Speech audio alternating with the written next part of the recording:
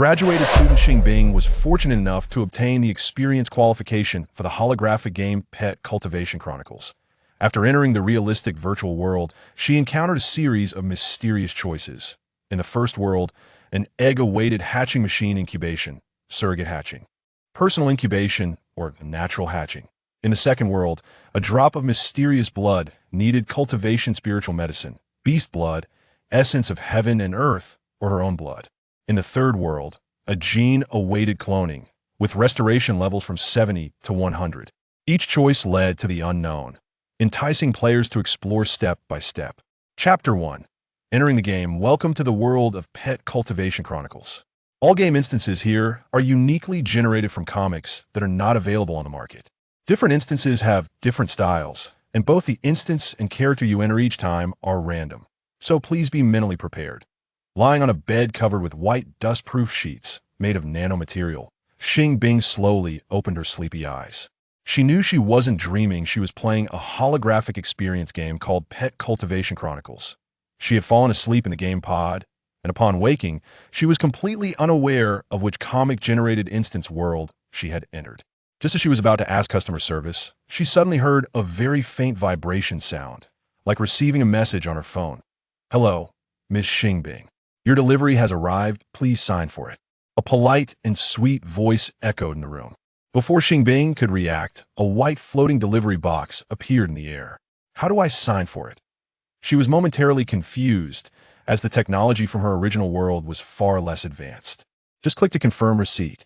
The voice sounded again. Xing Bing saw a rectangular translucent panel appear in front of the delivery box, with the words confirm receipt displayed, so she walked over and tapped it. "Thank you very much for your support. We look forward to serving you again with Lightning Express." After the voice disappeared, the delivery box slowly landed on the ground. Xing Bing crouched down to take a look. The surface of the delivery box was very smooth and pure white, clearly not made of cardboard.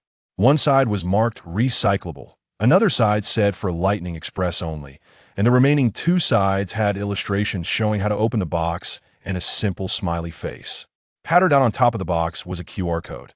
According to the side instructions, as long as she scanned the QR code with her phone and entered the correct user information, she could open the delivery box. So, Xing Bing picked up the phone that was on the bedside table. This phone was also different from the one she used before. Not only was it particularly lightweight and compact, but it was also colorless and transparent. She fumbled for a while before realizing that it could be unlocked directly with her fingerprint, and she could press anywhere on the screen as long as her finger touched the screen for more than 2 seconds. Phone number? After scanning the QR code, Xing Bing saw a prompt on her phone screen. "Please enter your phone number." How am I supposed to know? She was a bit speechless and was about to ask customer service, but the phone automatically suggested 2 commonly used phone numbers. "Awesome," Xing Bing silently exclaimed, then randomly selected one of the phone numbers. "A verification code has been sent to your phone. Please do not disclose the verification code to anyone in any form." The prompt on the screen stayed for 3 seconds before Xing Bing received a verification code text message. Without waiting for her to fill in manually, the system automatically entered the received verification code, and the delivery box opened automatically. Inside the box lay a large, colorful egg, and Xing Bing looked at it in confusion, tilting her head slightly. There was nothing else inside. She genuinely had no idea what kind of animal could lay an egg the size of 2 soccer balls, and colorful at that. It can't be a decoration, right? Just as she was thinking, customer service Xiao V came online. With a ding, a section of floating white text appeared before Xing Bing. "Congratulations! You have obtained a mysterious colored egg. Please choose an incubation method. Machine incubation B. Surrogate hatching C. Personal incubation D. Natural hatching. Note: different incubation methods will yield different types of pets. Please choose wisely." Chapter 2. Starry Pet Live, Show 1. What if I choose to incubate myself? How do I do that? Cautiously, Xing Bing did not make a choice right away. Please refer to the Egg Incubation Manual. After Xiao V's response, a text automatically floated in the air. Step 1. Place the egg on the bed. Step 2. Cover the egg with a blanket. Step 3. Hold the egg while sleeping. Step 4. Sleep for a full 8 hours. Step 5. Repeat the above steps for a month. Is it really that simple and crude? The corner of Xing Bing's eye twitched. Yes, it's that simple, but persistence is key. After all, sleeping while holding an egg is definitely uncomfortable. Xiao Vi replied playfully. Does surrogate hatching cost money? Xing Bing's eyes shifted slightly. What do you think? Xiao Vi politely countered. How long does natural hatching take? Xing Bing moved directly to the next question. Normally, about half a year. Xiao Vi estimated in response. What kind of egg is this, anyway? Xing Bing pointed at the colorful egg in the delivery box that I don't know. This is an egg blind box that your character bought online. Even the seller doesn't know what kind of egg it is, as these eggs are coated with non-toxic waterproof colored paint. You'll only know what hatches once you incubate it. Xiao Vi replied without hesitation. The seller doesn't know? Xing Bing crouched down and poked the eggshell. Yes.D. Oh, do they have any idea what kind of species it might be? Starry pets. Starry pets? Xing Bing felt a bit confused. The game world you are currently in is derived from a comic called Starry Pet Live Show. In this world, there are many peculiar creatures and rare beastmen. Those creatures and beastmen are all hatched from eggs. If you're lucky, you might buy the rarest beastman pet from the egg blind box. Starry Pet Live Show was a comic that was cut short before it hit the market because the author lost inspiration while drawing, and it's really hard for one person to keep drawing. So they eventually gave up. After learning this, the company of Pet Cultivation Chronicles bought the copyright at a low price and turned it into a virtual game world instance with millions of developmental directions that it's set in a starry background. Xing Bing almost understood, but still had questions. What does live show mean? Am I a streamer now? That's right, you are currently the protagonist Xing Bing of this comic, a recent graduate who, unsure of what job to pursue after graduation, decided to try being a streamer. You have already registered an account called I Am a Little Rookie on the Starry Live Show platform. After entering the game world, the name of the selected character will change with the player's nickname. Due to her laziness, Xing Bing used her real name as her nickname.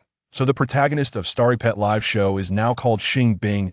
As a result, Xing Bing has no special skills and doesn't know what content to stream. After thinking it over, she ended up buying an egg blind box, also unsure of what she wanted to stream. Xiao Vi's final words were not very damaging to Xing Bing, but were extremely insulting to the original character. Don't you know the plot that follows? Xing Bing said, feeling very speechless that I don't know. As an ordinary customer service representative, I don't have the authority to view each game's instance direction. Besides, the current story direction is decided by you. What happens next? No one knows. Xiao Vi's tone was quite infuriating. Chapter 3. Interstellar Pet Livestream Show 2. Do I Still Have Money? Xing Bing gradually immersed herself in the role and began to gather more useful information. Yes, you have 12,050 star coins in your Interstellar account. Xiao answered honestly. How long can I use this money? If you only need to eat, sleep, and breathe every day, it should last about 3 months. Xiao Vi estimated based on the minimal consumption of a couch potato lifestyle. Can I run out of this money and in the game? Xing Bing smiled ambiguously. What do you think? Xiao Vi politely countered. As a player, can't I even decide when to end the game? Xing Bing suddenly began to doubt whether she had been tricked by the game company.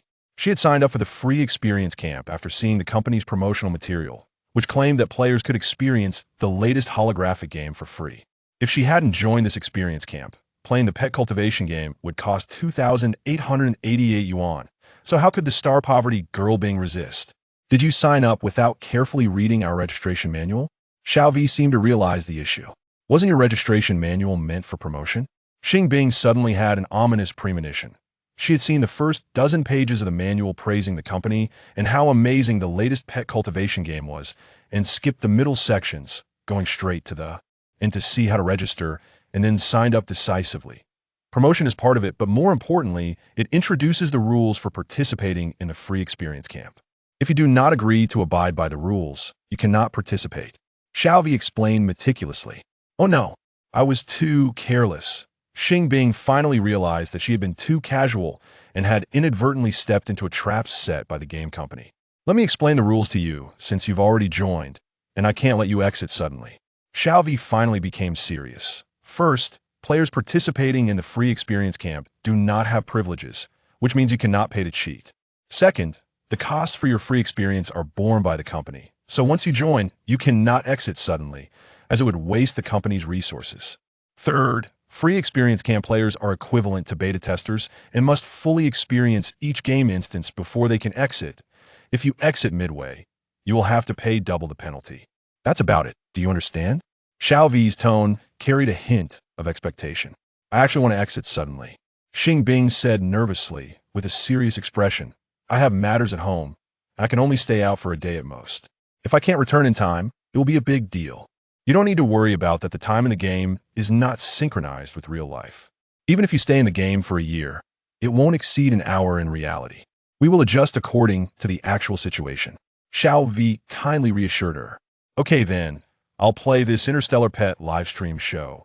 Xing Bing was revitalized and quickly carried the heavy egg to the bed. I've decided to hatch it myself, so I won't have to spend extra money, she said to herself with a smile. Do you need to consult about anything else? Xiao Vi was a bit eager to log off or switch to another player service. Of course, there are still things. Please wait a moment while I think of my questions, Xing Bing said with a mischievous smile. Chapter 4. Interstellar Cute Pet Live Show 3. 10 minutes later, Game World Time. Xing Bing finally asked the first question. Can you directly give me the original character's profile? Instead of asking bit by bit, it's better to look at the organized information directly. Sure.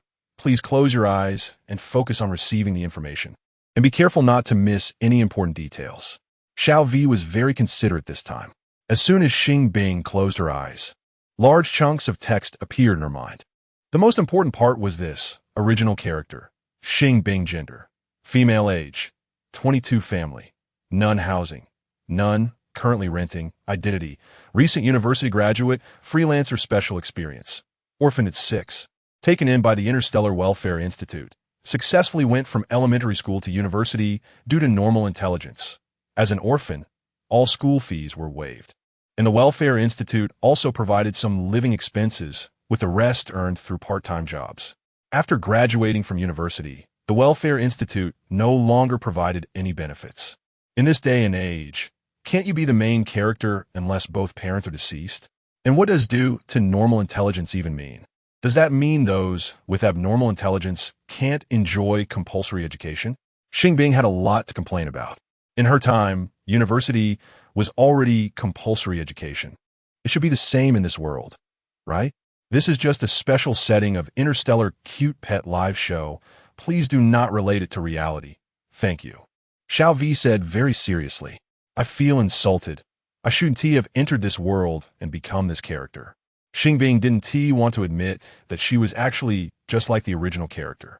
Although she had graduated from university smoothly, she had no idea what to do next and always felt like she was worthless. Is being ordinary a mistake?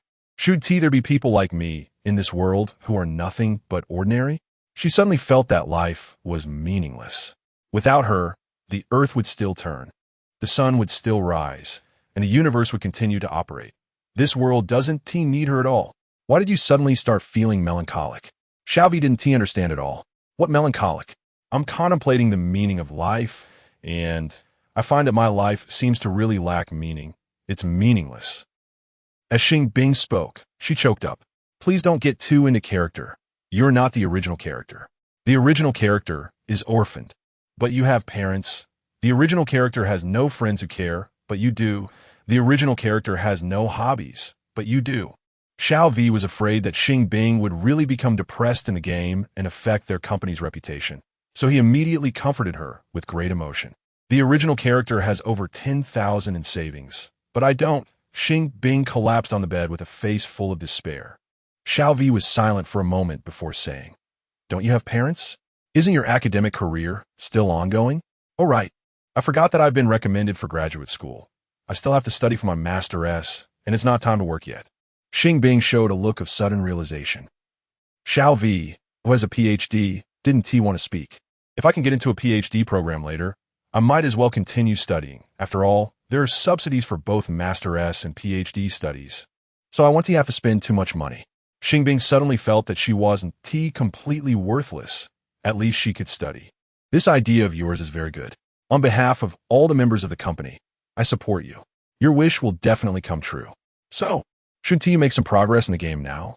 Xiao Vi hadn't forgotten that Xing Bing was there to experience the game, not just to chat with her. Chapter 5. Interstellar Pet Live Show 4. Are we starting the live stream now? Xing Bing seemed to still be unaware of what her task was. It's up to you. We are just an experience game, not a strategy game. There are no set tasks, You just need to enjoy the experience. Do whatever you want, as long as it doesn't violate the rules, little V said dutifully. Does that mean I can choose not to hatch this egg? Xing Bing sat up and glanced at the colorful egg lying nearby. Technically, of course you can, but you're the protagonist of the Interstellar Pet Live show. You already bought this egg. You can't just leave it alone, right? Little V felt it was a bit of a waste not to hatch it. Can I return it? Blind boxes do not support returns. Ugh, scammers. Xing Bing cursed angrily. Blind boxes generally cannot be returned, so you can't blame the seller for that. Little V always felt she was actually being scolded. Then let me talk about your game. It's clearly just an experience game. Why is it called Pet Raising Chronicles? Does it have anything to do with raising? She originally thought it was a real raising game. That's not contradictory, right? Whether to experience raising is up to the player to choose, and raising itself is also a kind of experience. After all, in real life, you can't raise a person or a highly intelligent being, can you? Little V didn't see any problem with that. What about my highly intelligent pet? Xing Bing was still interested in raising. Right next to you. Next to me? Xing Bing turned to look to the side, finding nothing there, then turned back to the colorful egg, her mouth twitching. You mean this egg? Yeah.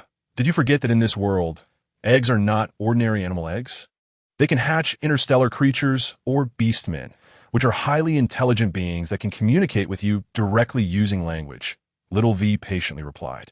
All right, then I guess I'll reluctantly hatch this egg. Xing Bing spread out the quilt she had neatly folded and covered the egg. It's still daytime, not suitable for sleeping.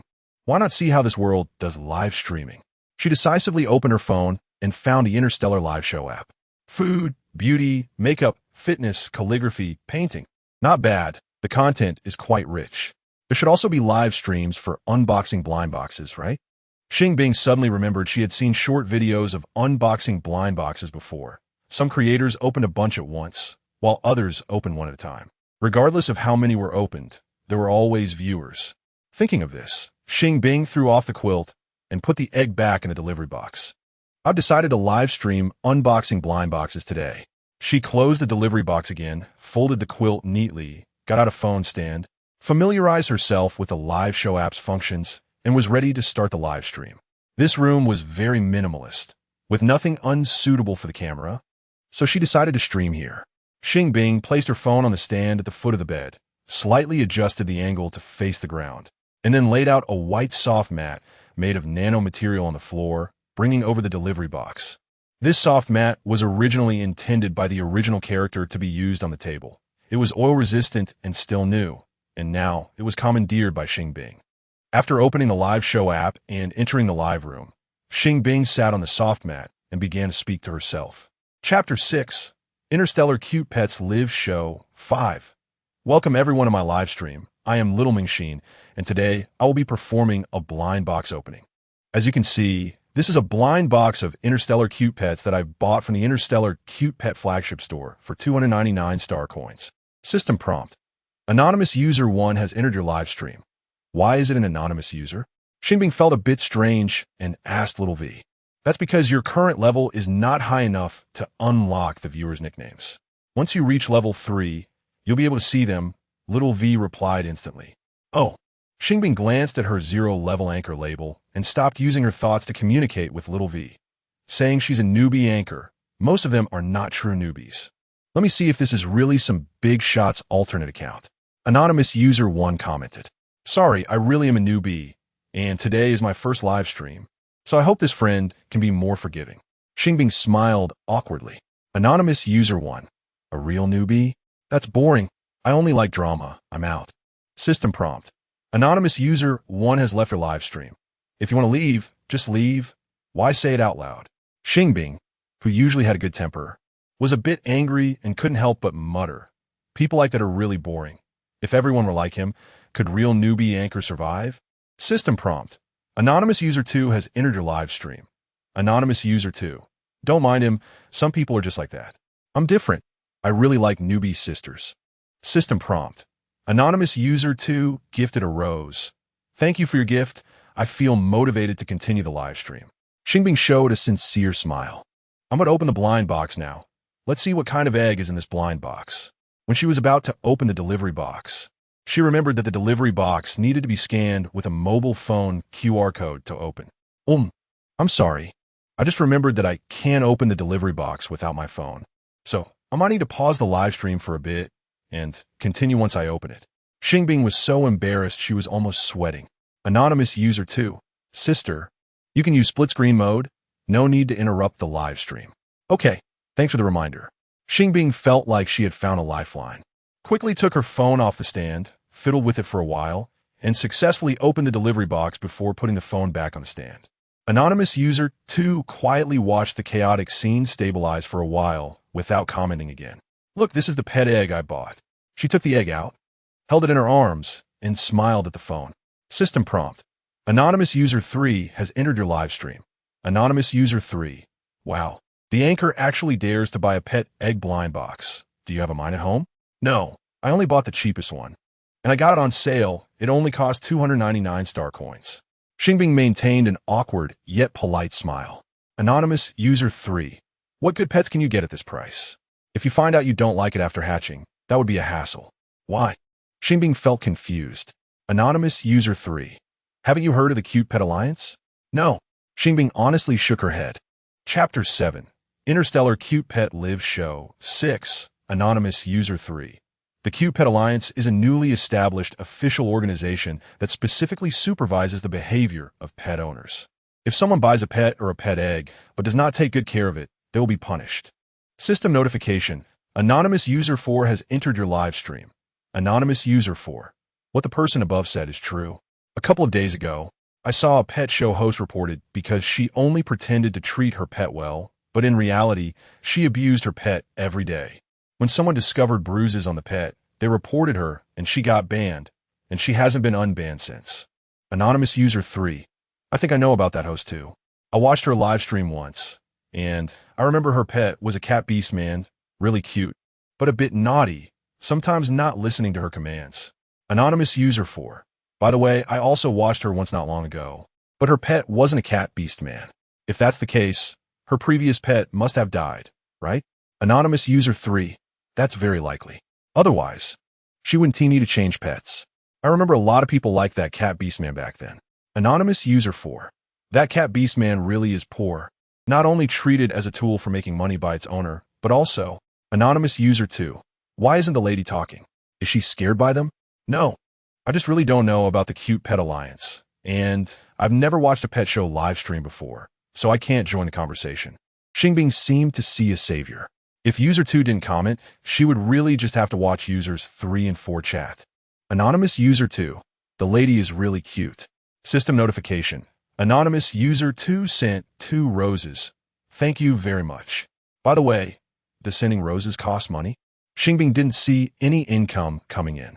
The rules of the live show app state that whether or not you're a contracted host, gifts and tips go directly into the corresponding account, but non-contracted hosts can only get 40, while contracted hosts can get 50.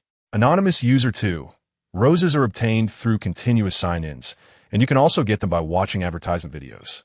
It's free, but for the lady, roses can also enhance experience points and levels. Oh, I see. Xing Bing nodded as if she suddenly understood, looking particularly adorable. Anonymous user 2. The lady is really so cute. I'll give the remaining roses to the lady too. System notification. Anonymous user 2 sent 10 roses. Thank you. Xing Bing was so excited that she almost wanted to bow to her phone. I really want to know what your nickname is, but unfortunately, I'm still level 0 and can't see it. Can you tell me directly? She asked curiously. Anonymous user 2. Little Prince. Little Prince? Xing Bing's eyes widened slightly. Anonymous user 2. Yes, my nickname is Little Prince. Okay, I remember it. Thank you, Little Prince. Love you. She made a big heart with both hands. Anonymous user 2. Thank you, lady. I will come back to watch your live stream next time. You can do it. Yes, I will work hard. Xing Bing instantly felt full of motivation and couldn't wait to do the next live stream. Chapter 8. Interstellar Cute Pets Live Show 7. Thank you all for watching my live stream. I'm Little Mingxin. Today's stream ends here. See you tomorrow. She smiled and waved at her phone. Anonymous user 2. Goodbye, sister. Anonymous user 3. Is that it? Anonymous user 4. Why is it over? Anonymous user 3. Don't you want to chat with me some more? Anonymous user 4. Yeah. Anonymous User 3. Let us add each other as friends and chat privately later. Anonymous User 4. Okay.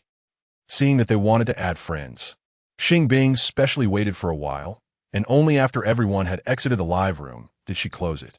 What should I stream tomorrow? Xing Bing lay on her bed with her phone, bored and scrolling through other people's live streams. However, she didn't click to watch, just glanced at the dynamic covers and titles, because she never watches such live streams, only large programs. For personal live streams, she could only say she had some understanding. Tang to Xing, Tony still hadn't put down the phone he had secretly taken out when a startled voice rang in his ears. My little prince, why did you send gifts to the streamer again? Have you forgotten that your interstellar bank card has been frozen by His Majesty? I sent free roses. I didn't spend any money. Tony bit his lip and said somewhat guiltily, that doesn't matter. His Majesty said that you should focus on your studies now and cannot be addicted to watching live streams. So please hand over your phone to me for safekeeping. Hua Jiawei said sternly.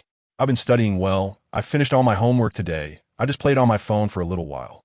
Tony quickly protected the phone, not letting him take it away. The monitoring report from my side shows that you just spent at least 2 hours on your phone, with more than half of that time watching live streams and the rest on novels and comics. The report also shows that today you sent 13 roses to a streamer called Little Ming, and this streamer has been locked by me. Her identity information will be available soon. Hua Jiawei had never seen his little prince send so many roses at once, especially to a new streamer he hadn't followed before, which made him more alert. Beep! The phone screen in Hua Jiawei's pocket lit up. Their essay result. Let me help you see what kind of person she is. He read while looking. Xing Bing, ordinary citizen. Both parents died when she was 6. Poor girl. Tony secretly sighed in his heart. Other than studying, she has only done some short-term part-time jobs and doesn't have a stable job. Still so pitiful. She registered an account on the Interstellar Live show 10 days ago, and so far, she has only streamed once, with the content being unboxing a pet egg blind box. She really didn't lie. Tony's amber-like light golden eyes brightened slightly. It seems like there's no problem. She is just an ordinary university graduate. How could that be? Hua Jiawei, not willing to give up, checked more detailed information. Got it. He pointed at the phone screen, angrily saying, Little Prince, look at the account balance of Little Ming, only 50 star coins. So poor and still wants to raise pets. Can she afford it? Chapter 9. Interstellar Cute Pet Live Show 8. In my opinion, she just wants to make money through live streaming and doesn't really want to raise pets. If I find out she hasn't properly hatched that pet egg or hasn't taken good care of it after hatching, I will definitely report her to the Cute Pet Alliance. Hua Jiawei was so excited that his voice even changed pitch like an angry little wife. Oh no, it seems I accidentally did something bad. I need to find a way to notify the newcomer sister. Tony didn't expect that Hua Jiawei, this old steward in his 50s, would be so strict, even checking his mobile phone usage data and my personal information as a little newcomer. The just-turned 10-year-old Tony suddenly felt very tired. Water Blue Star. It's getting late. Let's order takeout. Xing Bing saw that it was almost 6 o'clock, and since she was too lazy to cook, she simply opened the Eat It app and casually ordered takeout. A meal that was the cheapest surprisingly cost 28 star coins. The prices are too high. Xing Bing looked at the tomato and scrambled egg rice bowl she ordered, unable to come to terms with it for a long time. Such a meal would only cost 8 to 10 yuan in the real world, including delivery fees. Ding! Your takeout has been delivered. Please sign for it as soon as possible. As soon as Xing Bing exited the Eat It app, a voice resembling a mechanical sound, indistinguishable in gender, echoed in the room. But it was indeed fast. I thought it would take at least 10 more minutes to arrive. She looked over and saw a white takeout box floating in midair. This scene was almost identical to when her package arrived earlier, just a bit smaller. This time, Xing Bing skillfully signed for the takeout, opened the box, and began to enjoy her meal. Are you satisfied with this delivery service and the tomato and scrambled egg rice bowl? Before she finished eating, a question popped up on her phone screen. I'm not done yet. Let me finish eating first, Xing Bing replied habitually. Okay, enjoy your meal. The screen immediately displayed this response. Xing Bing was stunned. Could it be that the phones in this world are so smart that they can automatically recognize voice and input answers into the corresponding app without being opened? I'll have to try it after eating. She immediately sped up her eating pace. 5 minutes later, I am very satisfied with the delivery service. It was fast, the food was hot, and there was no spillage. As for the taste of the food, it was okay. Xing Bing spoke a few words directly to her unlocked phone. Thank you very much for your feedback. We welcome you next time. In less than a second, this reply popped up on the screen. This was clearly an automatic reply. It's fast, but not surprising. However, being able to recognize voice directly is really convenient. In the future, if I want to order takeout or buy something, I just need to use my mouth, right? After understanding this, Xing Bing couldn't help but chuckle. At 7 in the evening, Xing Bing was playing on her phone in bed. At 8, she was still playing on her phone in bed. At 9, she was still playing on her phone in bed. At 10, she finally put down her phone and revealed a satisfied smile. She finally understood the regulations of the Cute Pet Alliance and all the functions of the phone. She could sleep now. She lazily lay back on her bed, just about to turn over to sleep on her side, when she suddenly remembered she had an egg to hatch. She sat up again and hugged the egg to her chest. Chapter 10, Interstellar Pet Live Show 9. This egg is quite heavy. Should I hold it like this or like that? Xing Bing tried 2 different positions for holding the egg. One was lying flat with the egg on her belly, and the other was lying on her side with the egg in front of her, cradled in one hand. No, placing it on my belly would press down on it, and I might accidentally knock it off while sleeping. But lying on my side and holding the egg continuously isn't practical either. Can I really avoid changing positions or rolling over while I sleep? After trying, she suddenly realized that the method little V introduced for hatching eggs was a false proposition. Is this something a normal person can do? She is not like a hen that can sleep on the egg without feeling uncomfortable. The essence of hatching an egg should be maintaining the right temperature. As long as the temperature stays within an appropriate range, the egg can hatch by itself, provided there is nothing wrong with the egg itself. Xing Bing rarely used her brain, but she came to understand the true point of hatching. According to little V, this egg should be able to hatch 100. Even if I leave it alone, it can successfully hatch in about 6 months, although that would be slow. I should still find a way to speed up the hatching process. The normal human body temperature is between 36 and 37 degrees. The temperature that can be transferred to the egg should be slightly lower, which means this egg should be incubated at around 35 degrees. Got it. I can use a constant temperature electric blanket. Xing Bing had a flash of inspiration, recalling the constant temperature electric blanket that her original character bought last winter. The temperature control of the electric blanket here can be precise to the degree and is very durable.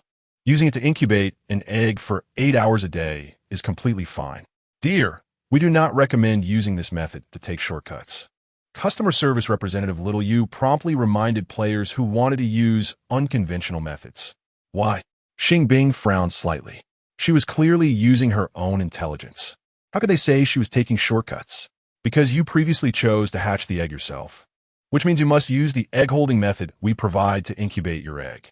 Otherwise, this egg will turn into a regular egg and will not hatch a highly intelligent interstellar pet. Little U said gently, if I had known, I would have chosen machine incubation. After all, using an electric blanket is also machine incubation, just costing a bit more in electricity. Xing Bing regretted choosing to hatch it herself because it was completely different from figuring out how to incubate it on her own. I'm sorry, but since this is your first time raising a pet, you haven't earned any cultivation points yet, so you cannot change your initial choice. Little U said with slight regret. Where cultivation points? Xing Bing realized she had another blind spot. They are equivalent to task points in other games, which would be used to exchange for items and upgrades. Little U explained in simple terms. Got it, thanks. Xing Bing felt this customer service was much gentler and more patient than Little V and couldn't help but want to chat with her a bit more. Little U, do you know Little V? Why are your nicknames so similar? She suspected that the customer service representatives of this company all used letters as nicknames. Of course, we know each other. We are colleagues. Although our work hours don't match and we rarely see each other, we still know each other. Little U answered very patiently. Did you choose your nicknames yourself? Xing Bing continued to ask. No, that is company policy. Since we have exactly 26 customer service representatives, our nicknames use the 26 letters. Little U answered candidly. I see. Only then did Xing Bing let Lil Yu off the hook. Chapter 11. Interstellar Cute Pets Live Show 10. Xing Bing shifted her attention back to how to incubate the egg. If she could secure it in front of her, it should be fine to hold it while sleeping. She pondered for a moment while holding the egg, then found a backpack from the original character's wardrobe. This was the backpack used by the original character during college, and it was still intact, so it hadn't been taken to the recycling station. This backpack was similar to the one Xing Bing used in real life, but it was made of a nanomaterial fabric that was waterproof, dustproof, and oil-resistant, making it hard to get dirty and easy to clean with just some water. She placed the egg inside the backpack, wore it in front of her, and then took a belt to loop through the bottom of the backpack's shoulder straps, tying it around her waist to secure the egg. This should be fine. Xing Bing confidently covered herself with a blanket and closed her eyes. Lights out. As soon as she finished speaking, the lights in the room automatically turned off. Tang to Xing. The night was deep, but Tony was still tossing and turning. His phone had ultimately been confiscated, and he didn't even have a chance to secretly message "I'm a newbie" on the Interstellar Live Show app. Tony really liked Xing Bing because not only was she cute, but her personality was also very genuine. During her live streams, she didn't use beauty filters or makeup, which made her feel very real to him. The newbie sister must really want to raise a pet.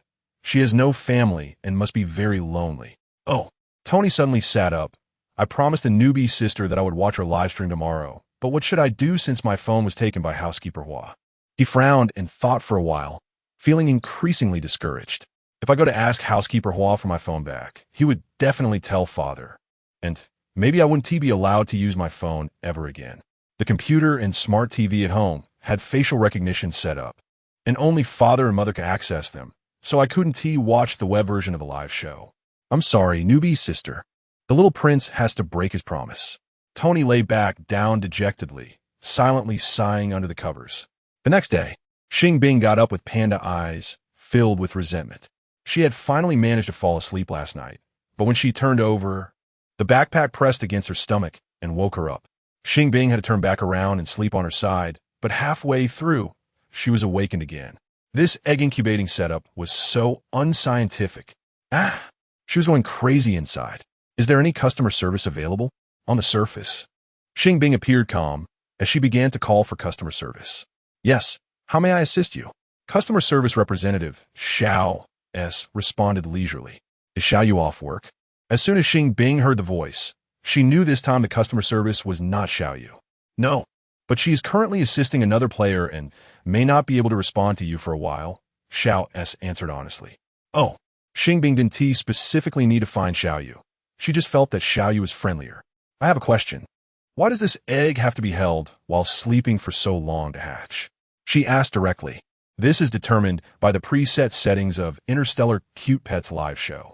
You can check the egg incubation instructions at the Interstellar Cute Pets flagship store.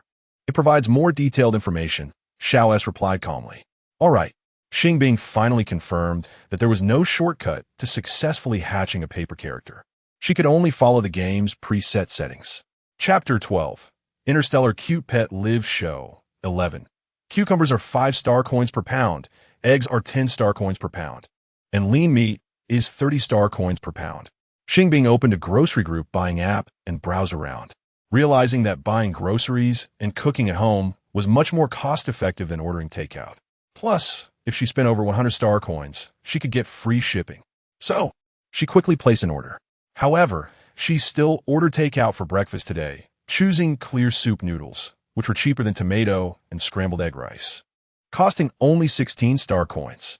The clear soup noodles were neither salty, nor bland, nor spicy, with just a few slices of vegetable leaves in the broth. The taste was average, but Xing Bing still gave it a 5-star review. After all, the merchants and delivery people had it tough too. A new day had begun. Should she go live today? After washing the recyclable takeout boxes and disposable chopsticks and placing them in the recycling bin outside, she began to think about the live stream. Yesterday, she had unboxed blind boxes. What should she stream today?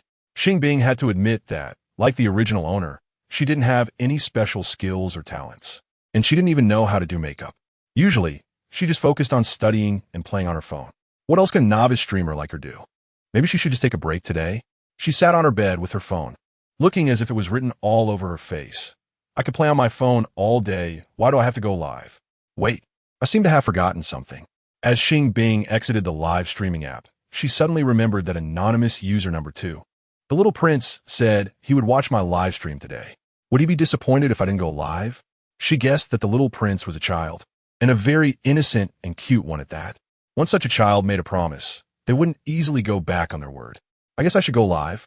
Anyway, there was no specific time agreed upon. Even if he didn't see it, it wouldn't mean I broke my promise. Xing Bing decisively tidied up her room and prepared to start the live stream.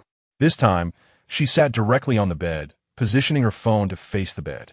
The original character's bed had only one pillow and one blanket, and everything from the pillowcase to the bedsheet was pure white, making it very suitable as a live stream background. When she opened the live streaming app, Xing Bing hadn't decided what content to stream until she saw the backpack on the bedside table, and then an idea struck her. I could do a series of live streams. Since I already let everyone know I have a pet egg yesterday, it would be perfect to continue streaming how to hatch the egg today. She decided to go for it, immediately took the egg out of her backpack, held it in her arms, cleared her throat, and began the live stream with a proper smile. Welcome everyone to my live stream room. Today's content is hatching an egg.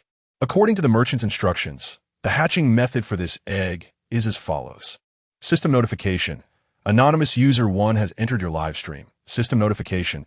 Anonymous user 2 has entered your live stream. Anonymous user 1. The host is starting to hatch an egg today. Anonymous user 2. I really didn't expect the host would also stream hatching an egg. I thought the host would wait until it hatched before continuing the live stream. Are you guys number 3 and number 4 from yesterday? Xing Bing felt that these two viewers seemed strangely familiar.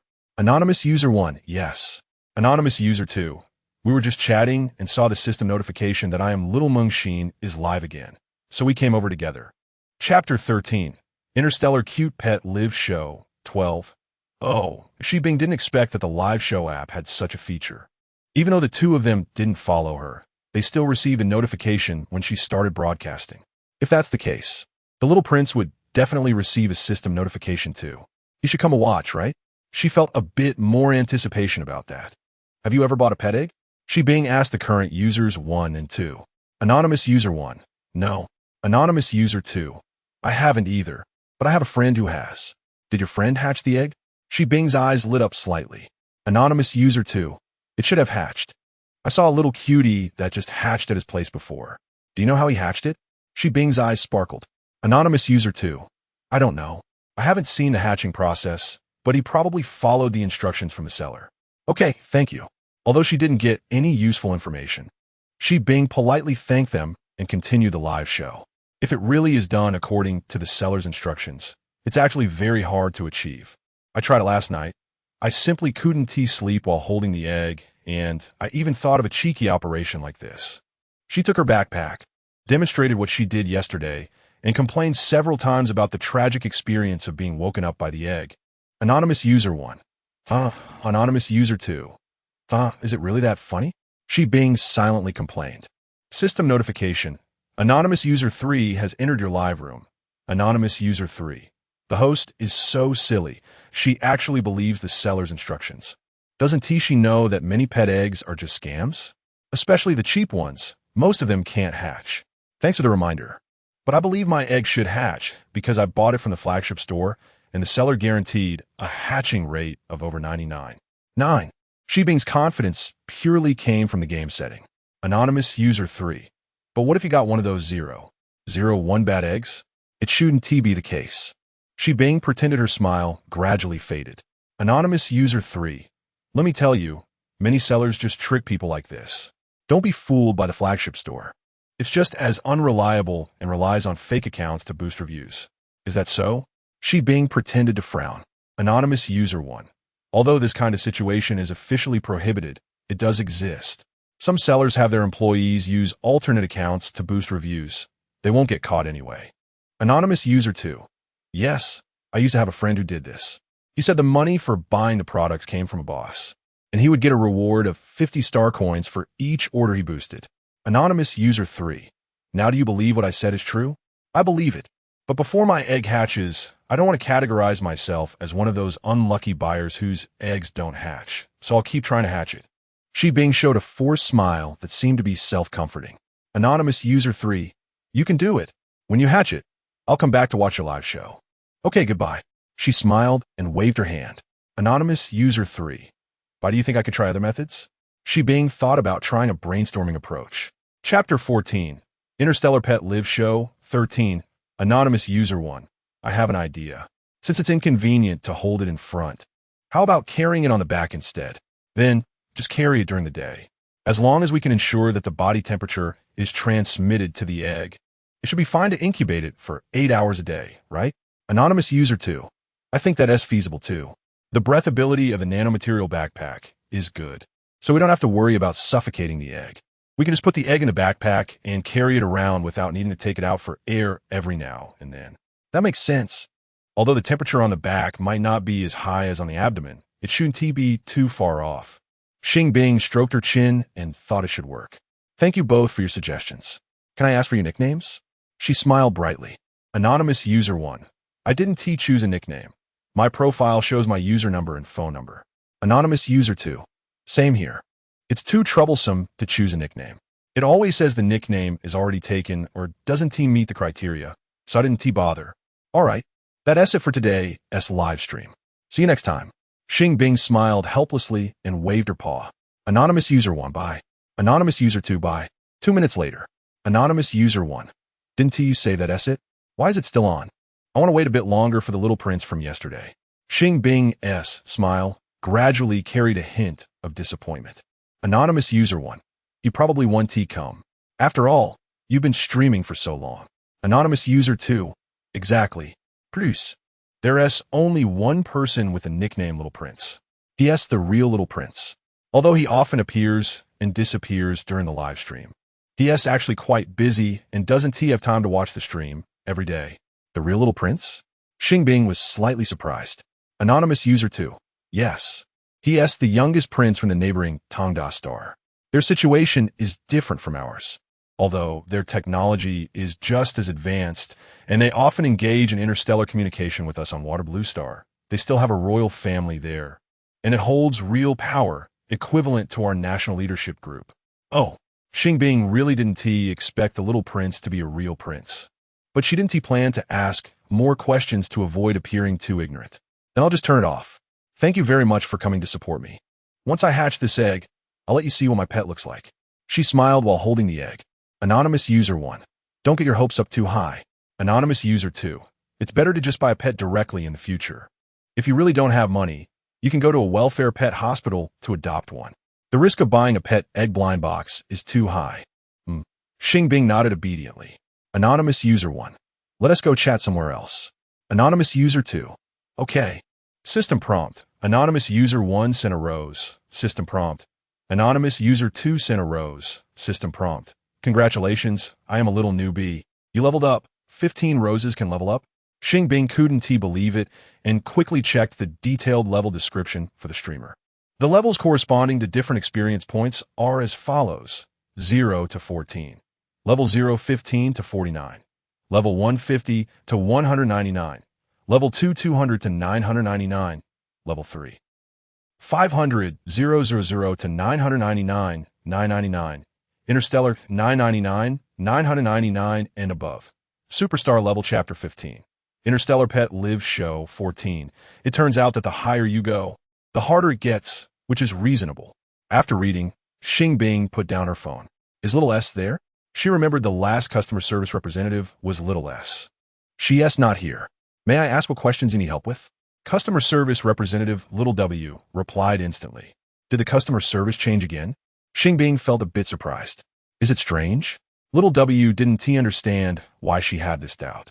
No, I just find it hard to understand your customer service shift system. Xing Bing thought little S would still be there. It's not like that. We randomly connect to players who need consultation. For example, when you just called customer service, the system automatically determines which customer service representative is available and then randomly assigns one to come online. Little W was worried that she wouldn't understand and even gave an example. Got it, thank you. Xing Bing remained as polite as ever. Do you have any other questions? Little W seemed eager not to fall behind, appearing both polite and enthusiastic. I just had someone help me think of a method. It's like this. Xing Bing summarized the method suggested by the two previous viewers. This shouldn't violate any rules, right? She said with slight anticipation. Please wait a moment. I'll check the details of the game rules.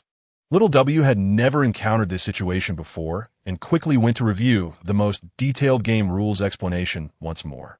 It should be fine because the essence of the personal hatching setting is to allow players to have intimate contact with the pet hatching props. And holding it is just one of the most intimate ways, so it should be feasible. Little W provided a rigorous answer. Can you remove the word should? As soon as Xing Bing heard the word should, she felt it was not very reliable. I'm afraid not, but it's okay. You can try boldly. If you succeed, then it proves it's truly feasible, right? Little W's tone carried a hint of encouragement. What if I fail? Won't there be any problems? Xing Bing was not easily fooled. This is just like you haven't started hatching the egg yet. You could just try hatching it again. Little W replied in a relaxed tone. If I can't hatch this egg for a long time, does that mean I can't finish this game?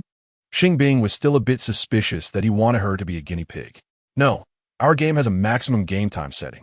Regardless of whether you successfully raise the pet or not, it will automatically exit after 4 hours. Little W answered without hesitation. Oh. Xing Bing then realized there was this rule. If that's the case, then there was indeed no need to worry. If you find my answers helpful, please give me a 5-star rating. Little W said with anticipation. 5-star rating? Xing Bing was slightly taken aback. Yes, I'm different from other customer service representatives. I'm still in my internship period and need to collect 500 5-star ratings to become permanent. As soon as Little W finished speaking, a semi-transparent interface appeared floating in front of Xing Bing with 5 unlit stars on it. Just one click on the last star would be a 5-star rating. All right, since Little W's service itself was fine, Xing Bing certainly wouldn't be stingy with her praise and directly lit up the last star. After the 5 stars lit up, the screen changed to 2 lines of text. Thank you very much for your support, and see you next time if fate allows. And Little W had already gone silent. Chapter 16. Interstellar Pet Live Show 15. Is this an automatic reply? Xing Bing suddenly regretted giving a 5-star review. It turned into an automatic reply right after she submitted it, which felt a bit unfair. Forget it, others have their struggles too, and they have to serve other players as well, so she decided to be understanding. As a laid-back girl, she wasn't really angry about such things, so she quickly calmed down. Xing Bing opened the live show app again, scrolled through the live records twice, found the Little Prince's homepage, but discovered that it was locked and she couldn't access it. She had originally wanted to see if she could send a private message to the Little Prince to arrange another live session showing him how to hatch a pet egg. But she never expected this outcome. Is it because my level is not high enough? Xing Bing thought it might be a level issue, so she carefully looked at the level permissions description in the live show app again. The permissions for a level 1 broadcaster are almost no different from those of a level 0 broadcaster, except that it adds a feature to block some bullet comments. Private messaging didn't seem to fall under level permissions. It should be a feature available to everyone. Since it wasn't a permissions issue, there was only one possibility. The Little Prince set the access and private messaging permissions himself. After reading this, Xing Bing figured it out. The Little Prince locked his homepage to prevent people from seeing his personal information and browsing history to avoid being disturbed. This meant that Xing Bing couldn't contact him. Forget it. Fate is something that can't be forced. I just need to continue live streaming and see if I can encounter the Little Prince again. And there's no need to go out of my way to contact him. She quickly came to terms with it, and her mood wasn't greatly affected. Dear, all the ingredients you purchased have been delivered to the self-pickup point in your community. Please pick them up as soon as possible. Seeing a message pop up on her phone, Xing Bing remembered that the groceries she bought from a group purchase would be delivered to the pickup point within 4 to 8 hours. And she needed to go out to get them. Since she rarely needed to go out, she found a pair of shoes suitable for going out, changed out of her slippers, and leisurely walked outside. Everything around her was completely different from the real world. The houses were not made of reinforced concrete, but a special recyclable material, all white on the outside, making all the houses look like a single white entity from a distance. As for the shapes, they were varied and adapted to the terrain, maximizing the use of space. The community where Xing Bing lived was small, with only one self-pickup point, and she quickly found it after a short walk. There was no one overseeing the pickup point. Just rows of white storage lockers, each with compartments of different sizes and a facial recognition system. As soon as Xing Bing approached, the locker containing her items automatically opened. No wonder there was no pickup code. She initially thought she needed to find the corresponding compartment by pickup code, and was puzzled why she hadn't received a pickup code yet. She never expected that the self-pickup point in this world was so advanced. Xing Bing had quite a few items and was worried about how to carry them back when she noticed a prompt on the storage locker indicating that there were small carts available for use at the end of the lockers. And as long as they were returned in time, there would be no rental fee. This is way too intelligent. Xing Bing was genuinely surprised this time. It was like being offered a pillow when you're sleepy. The data push in the real world isn't even this precise and timely. It felt almost as if someone was watching over it. Chapter 17. Starry Pet Live Show 16. It would be great if the real world were as convenient, but unfortunately, this is just a game. Xing Bing moved items one by one into the small cart she brought from the end, lost in thought as she walked back. When she reached downstairs, there was an elevator directly leading to various floors, and it was often empty. Xing Bing didn't wait long before she pushed the cart into the elevator closest to the original character's home. The original character lived on the 3rd floor and usually didn't take the elevator, and Xing Bing wasn't particularly fond of elevators either, but this time she had a cart, so it was inconvenient to take the stairs. Once inside the elevator, she realized it was different. There were no advertisements, just soothing light music playing, which felt exceptionally comfortable. For the first time, Xing Bing didn't feel nauseous. After putting the items in the kitchen, she returned the cart. Then, she started cooking. She could only make simple dishes, so she just stir-fried cucumber strips with eggs. It still tasted better when she made it herself. Xing Bing ate heartily. Even though she only added salt and oil to the dish, her own cooking was different. After finishing her meal, she began washing the dishes. Xing Bing noticed that the bowls here could be cleaned with just a quick rinse of cold water, requiring no dish soap or anything, which was not only convenient, but also environmentally friendly. She felt a bit curious to see if such materials really existed in reality and if she could start a business in the future. If she could create a type of eco-friendly, durable, and low-cost black technology faux porcelain bowl, it would definitely sell well. However, this was probably just a game setting, so she decided not to think about it too much. Xing Bing didn't forget she was just playing a game. After washing the dishes, she took a nap. When she woke up, she put the backpack containing the egg on her back and sat on the bed playing with her phone. Xing Bing called this playing while hatching eggs, since it didn't really matter whether or not they hatched. The next day, Xing Bing had a new live streaming idea. She set her phone up in the kitchen, and the content of the live stream was cooking while carrying a pet egg. System notification. Anonymous user 1 has entered your live stream. System notification. Anonymous user 2 has entered your live stream. Anonymous user 1. Hi, we're back. Anonymous user 2. Is today's content about making delicious food? Not really gourmet, just 2 home-cooked dishes, Xing Bing replied before she even started cooking. Anonymous user 2. What home-cooked dishes? Oil-braised eggplant and poached eggs. Xing Bing always considers the balance of meat and vegetables, so she cooked eggs again this time. Anonymous user 1. I love oil-braised eggplant, but I can't make it. Anonymous user 2. I like it too, but I can't make it well. I make the simplest oil-braised eggplant. You just need eggplant, garlic, oil, and salt. After saying this, Xing Bing started washing the eggplant. Anonymous user 1. Don't you need to add other seasonings? Anonymous user 2. If you only add oil and salt, won't the flavor be too bland? It shouldn't be. I used to make it this way without adding soy sauce or anything, and I think it's fine, just a more original taste. Of course, you can add other seasonings or chili according to your own taste. Anything can be added. After washing, Xing Bing glanced at the live stream and saw their comments. Smiling as she explained. Anonymous user 1. Oh. Anonymous user 2. Oh. Their responses were surprisingly unified. Chapter 18. Interstellar Cute Pet Live Show 17. System prompt. Anonymous user number 3 has entered your live stream. Anonymous user number 3. Why is the host carrying a backpack? Is she going to cook while carrying weight? Anonymous user number 1. She's incubating eggs. Anonymous user number 3. Incubating eggs? Anonymous user no. 1. She put the pet eggs in the backpack and is using her body heat to incubate them. Anonymous user number 3. Oh. Anonymous user no. 1. You should have read the title before coming in.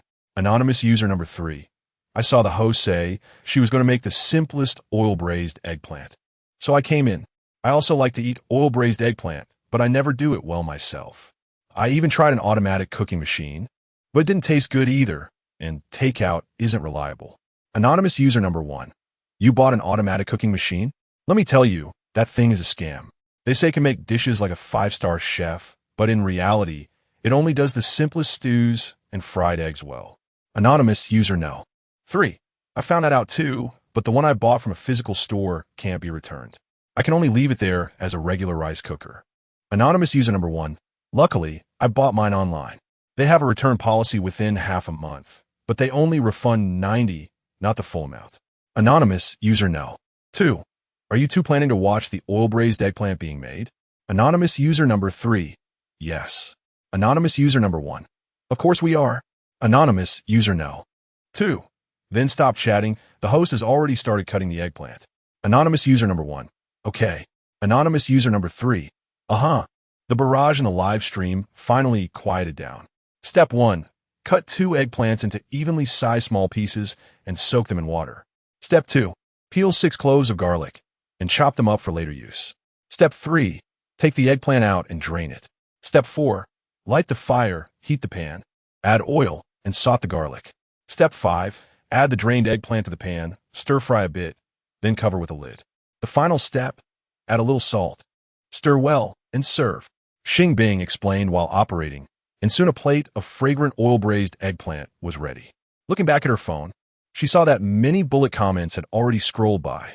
Fortunately, the live show app has a feature to browse previous bullet comments. So Xing Bing saw the following comments. Anonymous user number 3. Why do you need to soak the eggplant in water after cutting it? Anonymous user no. 2. It's to prevent discoloration and also to remove some bitterness. Anonymous user number 3. Why so much garlic? 6 cloves is almost half a head, right? Anonymous user no. 1. The host said it can depend on personal taste. If you don't like garlic, you can skip it. Anonymous user number 2. I don't think so. It definitely won't taste good without garlic. Anonymous user number 1. I agree. Anonymous user number 3. Okay, but I have another question. How do you control the amount of oil and salt? I always end up putting too much or too little. Anonymous user number 2. Go by feel. Anonymous user no. 1. By experience. Anonymous user number 3. Anonymous user number 2. If you really can't control it well, you can try buying a precise scale and follow the recipe that specifies how many grams to use. Anonymous user number 3. Let's skip that. Making a dish feels like doing an experiment too troublesome. Chapter 19. Interstellar Cute Pets Live Show. 18. Anonymous user 1. Then you should practice more, especially with salt. You can start by adding a little bit, taste it, and if you think it's too bland, add a bit more. Anonymous user 3. I've tried that. But every time I end up making it too salty because no matter how much I add later, I accidentally overdo it. Anonymous user 1. System notification. Anonymous user 4 has entered your live stream. Anonymous user 4. The oil-braised eggplant looks pretty good, but is it really tasty? I saw someone say that some food streamers make dishes that aren't actually good. They just look nice, so they don't open virtual tastings to avoid being exposed. What is a virtual tasting? When Star Ice saw this comment, she couldn't help but ask. Anonymous user 4. Doesn't the streamer know? No. This is my first time live streaming cooking, and I haven't seen this feature anywhere. Star Ice honestly shook her head. Anonymous user 4. Then you definitely haven't added the live stream category. Once you add the food category, there will be this feature at the bottom of the screen. Do I need to add the category from the beginning? Star Ice had some impression of this feature. She just thought not adding it wouldn't affect the live stream. So she didn't add it. Anonymous user 4, yeah. Can a level 1 streamer open virtual tastings? Star Ice was a bit eager to try. Anonymous user 4. It seems you can't. You need at least level 3 to open virtual tastings. Alright, thanks. After thanking, Star Ice went back to cook the fried egg. Anonymous user 3. I really want to try the oil-braised eggplant right in front of me. Anonymous user 1. Me too. Anonymous user 2. 1 anonymous user 4. Since you all want to taste it, why not give a streamer some gifts to help her level up to 3?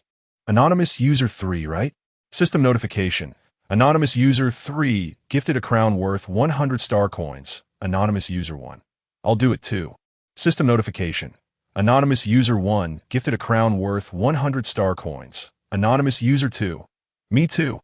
System notification. Anonymous user 2 gifted a crown worth 100 star coins. Anonymous user 4. Look at you all being stingy. The three of you together only gifted 3 crowns. Let me do it. System notification. Anonymous user 4 gifted 10 crowns worth 1,000 star coins. System notification. Congratulations, I'm a little newbie. You leveled up. System notification. Congratulations. I'm a little newbie. You leveled up. In less than 2 minutes, Star Ice leveled up twice. Why did I suddenly level up to level 3? When Star Ice returned after finishing the fried egg, she looked completely confused. I am the big boss, original anonymous user, for we just sent you gifts. Quickly close this stream and open a new one. I want to taste the oil-braised eggplant you just made. The little foodie is here. Original anonymous user 3me2, user 1570058 and user 1560088. Original anonymous user 1 and 2 us 2. All right, just a moment. Star Ice washed her hands, dried them, and then picked up her phone to operate. This time she changed the title to Tasting the Easiest Recipe for Oil-Braised Eggplant. Chapter 20. Interstellar Pet Live Show 19.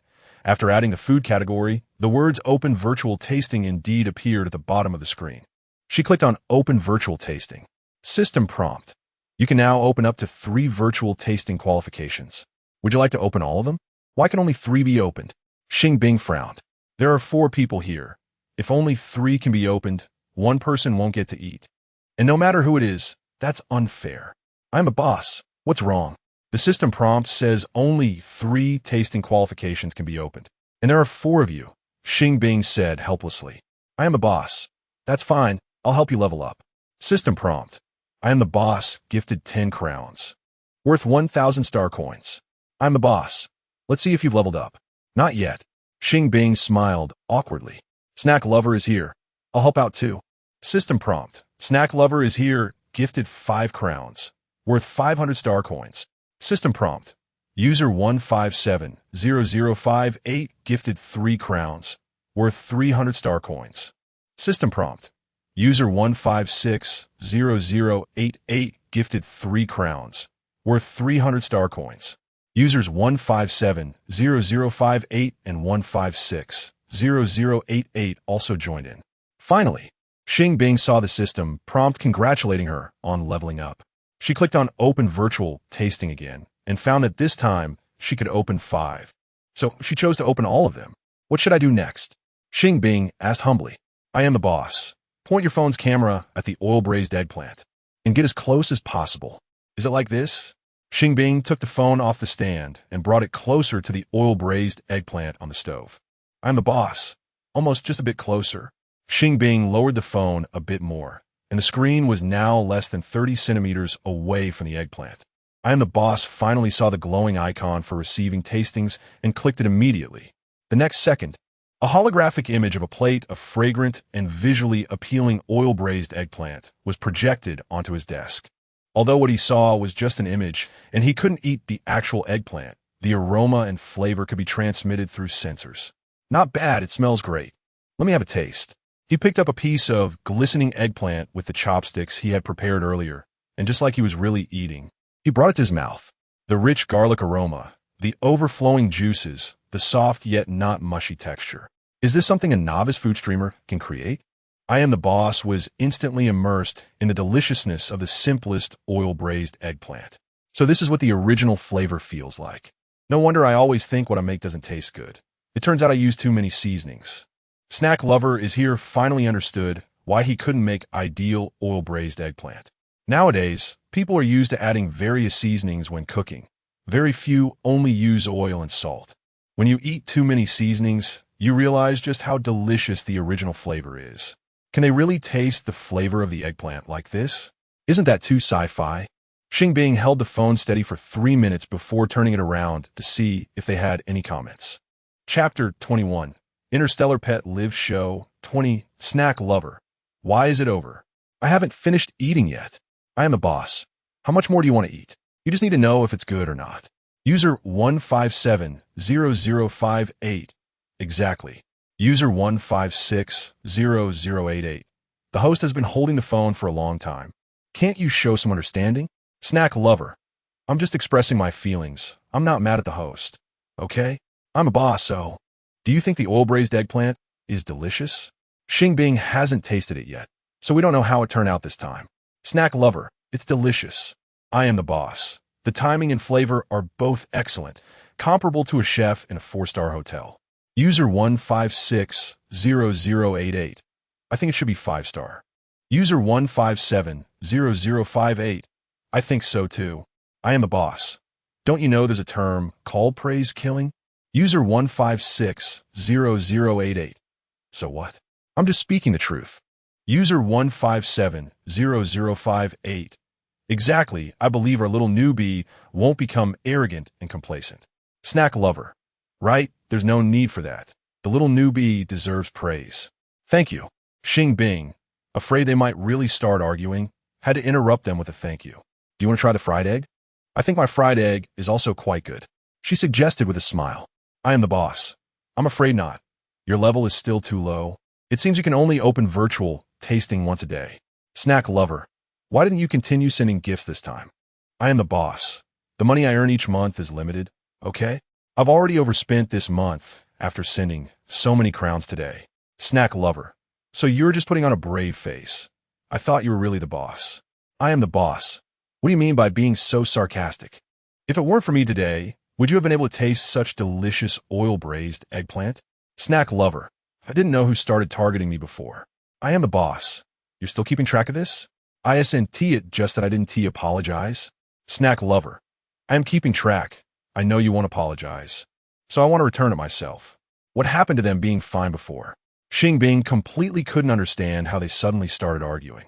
I'm the boss. Snack lover. Please calm down and listen to me. I had a sudden whim today to do a cooking live stream, and I didn't expect it to be so popular. Since everyone likes the dishes I make, I'll do a live stream every day from now on, making different dishes each time, where you can order dishes and you can come and taste them later. She said sincerely. Snack lover. Good idea. I'm a boss. Sound good. User 1570058. I want to order a dish. I want to eat braised pork tomorrow. User 1560088. I also want to order. I want to eat stewed pork with preserved vegetables. I am the boss. Are you two making it difficult for the host? Don't you realize the host is alone? How can one person eat so much meat in a day? Snack lover. Right, just because the little newbie said you can order dishes, do you really want to order? The casual home-cooked dishes are the little newbie's specialty. Okay? Chapter 22. Interstellar Pet Live Show 21. User 1560088. You two made up so quickly? User 1570058. TSK. Looking at how united you both are, I thought the ones arguing just now were someone else. I'm a boss. Little Foodie is here. Both of their inner thoughts. Why do I suddenly feel like I've been tricked? With the quietness in the bullet screen area, the oil-braised eggplant incident finally came to an end. Xing Bing exited the live stream and started eating. After finishing her meal, she realized that both of her shoulders were in severe pain. That egg was really too heavy, at least 10 pounds. Carrying it like this was not sustainable. After some thought, Xing Bing decided to only incubate the egg while sitting or lying down, letting it stay on the bed at other times. She had planned it well, but suddenly a message appeared in the air. Game prompt. Detected player Xing Bing has suspected violations of game rules. Would you like to file a complaint? Below were two options, yes and no. Xing Bing clicked yes. Please state your reason for the complaint. A mechanical voice, devoid of any emotion, came out. I don't think I violated any rules. I asked customer service Xiao W before, and he said it was fine for me to incubate the egg while carrying a backpack. Xing Bing casually replied. The complaint is valid, but it still needs to be verified. Please wait a moment. Over an hour later. What happened to the please wait a moment? Xing Bing waited for more than an hour without getting a result. Although it was just over an hour in the game world, it still felt like a long time.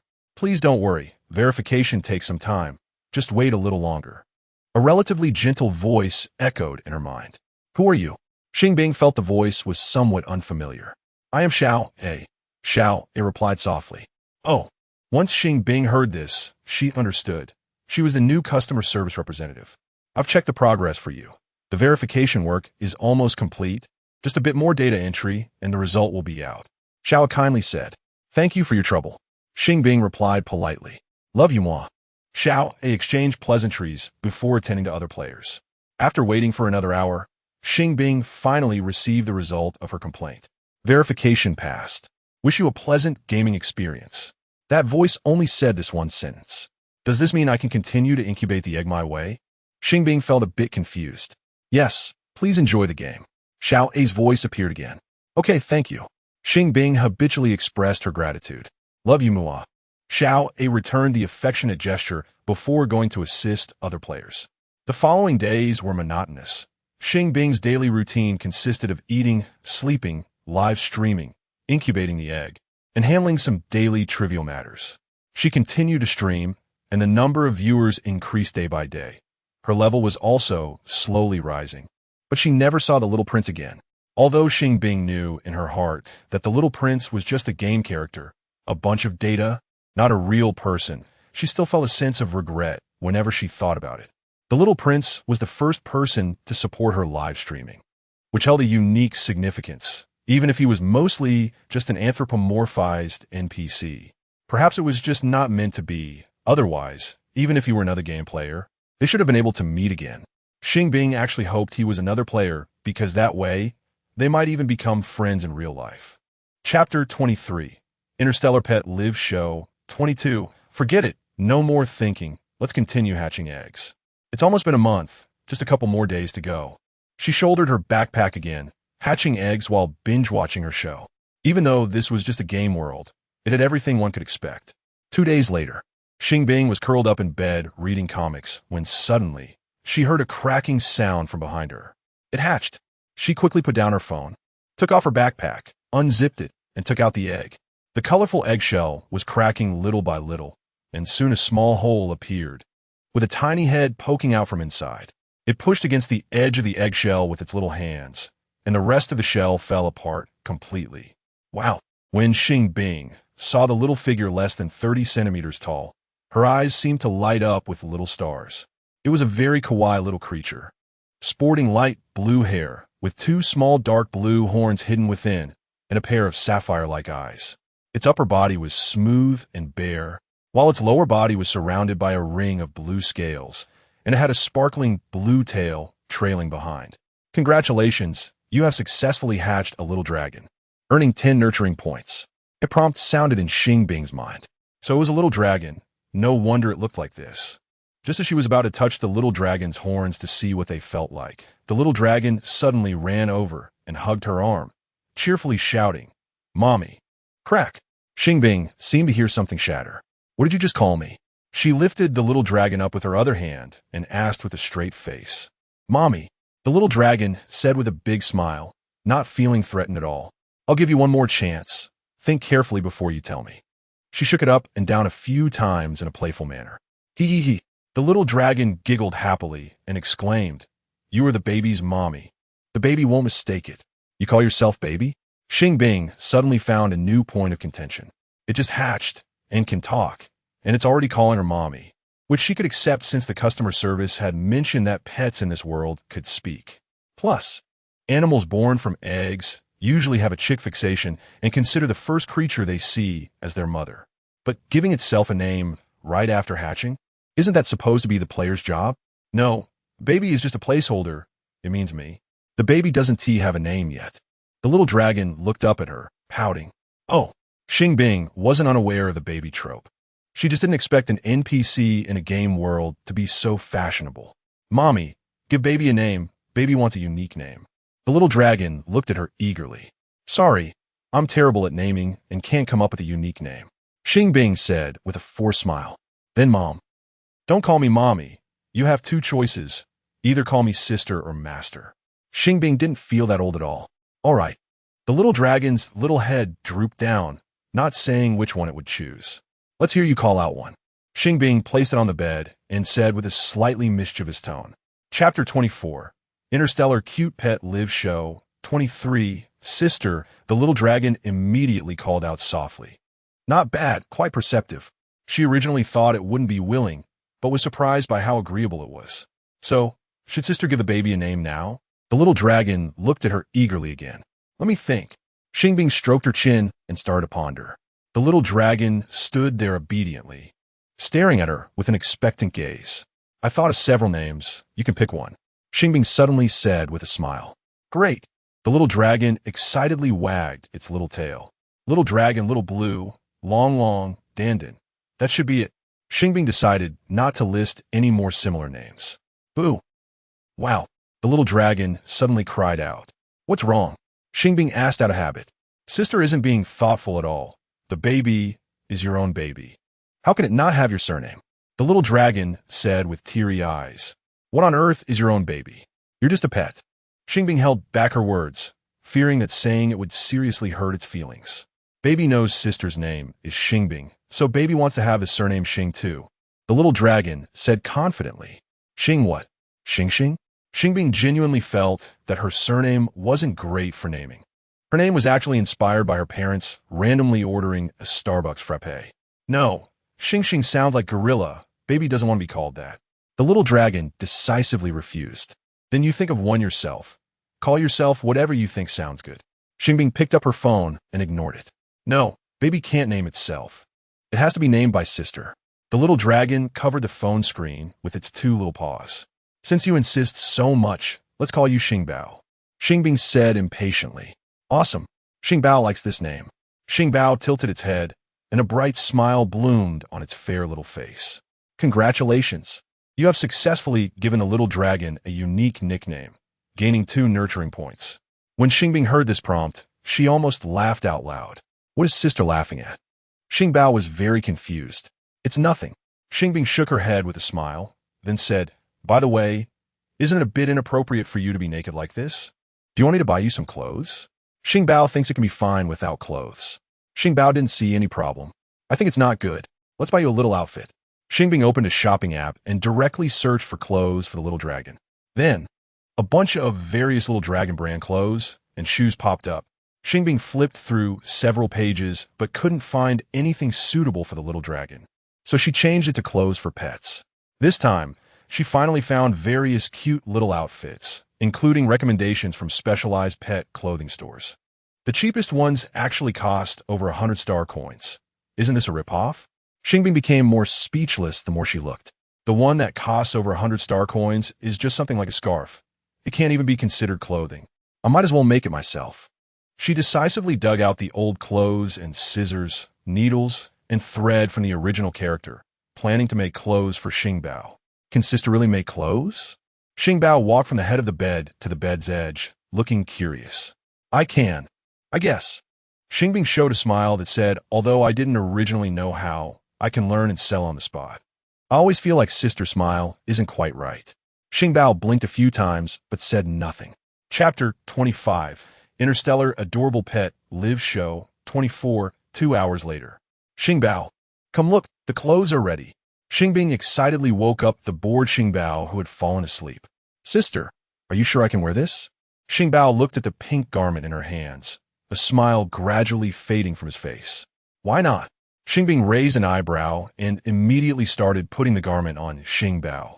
Boasting as she did so, look how convenient this is. Just pull it over your head and tie the side behind your back, and it's done. Xing Bao knew this was called a dun-dun, a traditional Chinese garment, and babies could wear it. But why did sister make it pink? Doesn't she know Xing Bao is a boy? As Xing Bao looked at the light pink dun-dun on him, his eyes began to moisten. What's wrong with pink? Don't you know there's a saying that real men should wear pink? Xing Bing said confidently. But Xing Bao is just a baby, not a real man. Xing Bao said with a look of grievance. Well, there's nothing I can do. The old clothes I found are all pink, so it doesn't matter if you don't like it. Xing Bing said, looking at the various pieces of clothing on the bed, her eyes wide as she spoke nonsense. So sister is colorblind? Xing Bao looked at her, with eyes full of sympathy. Xing Bing found herself unable to refute that. Then it's not sister's fault. Maybe in sister's eyes. Everything about Xing Bao is pink, which is why she made pink clothes for him. Xing Bao silently accepted the fact that Xing Bing was colorblind. Congratulations. You have achieved a new accomplishment. Dress the little dragon in exclusive clothing, nurturing points 5. After hearing the sudden notification sound, Xing Bing couldn't be bothered to argue with Xing Bao anymore. She tidied up the pieces of clothing, put away the scissors and needle and thread, and was about to continue reading her comic when she heard Xing Bao say, "Sister, Xing Bao is hungry. I want to eat." He looked at her eagerly. His small face wrinkled as if it were written all over that he was very hungry. "You still want to eat?" Xing Bing blurted out. How could Xing Bao possibly not want to eat? He was not a mechanical baby.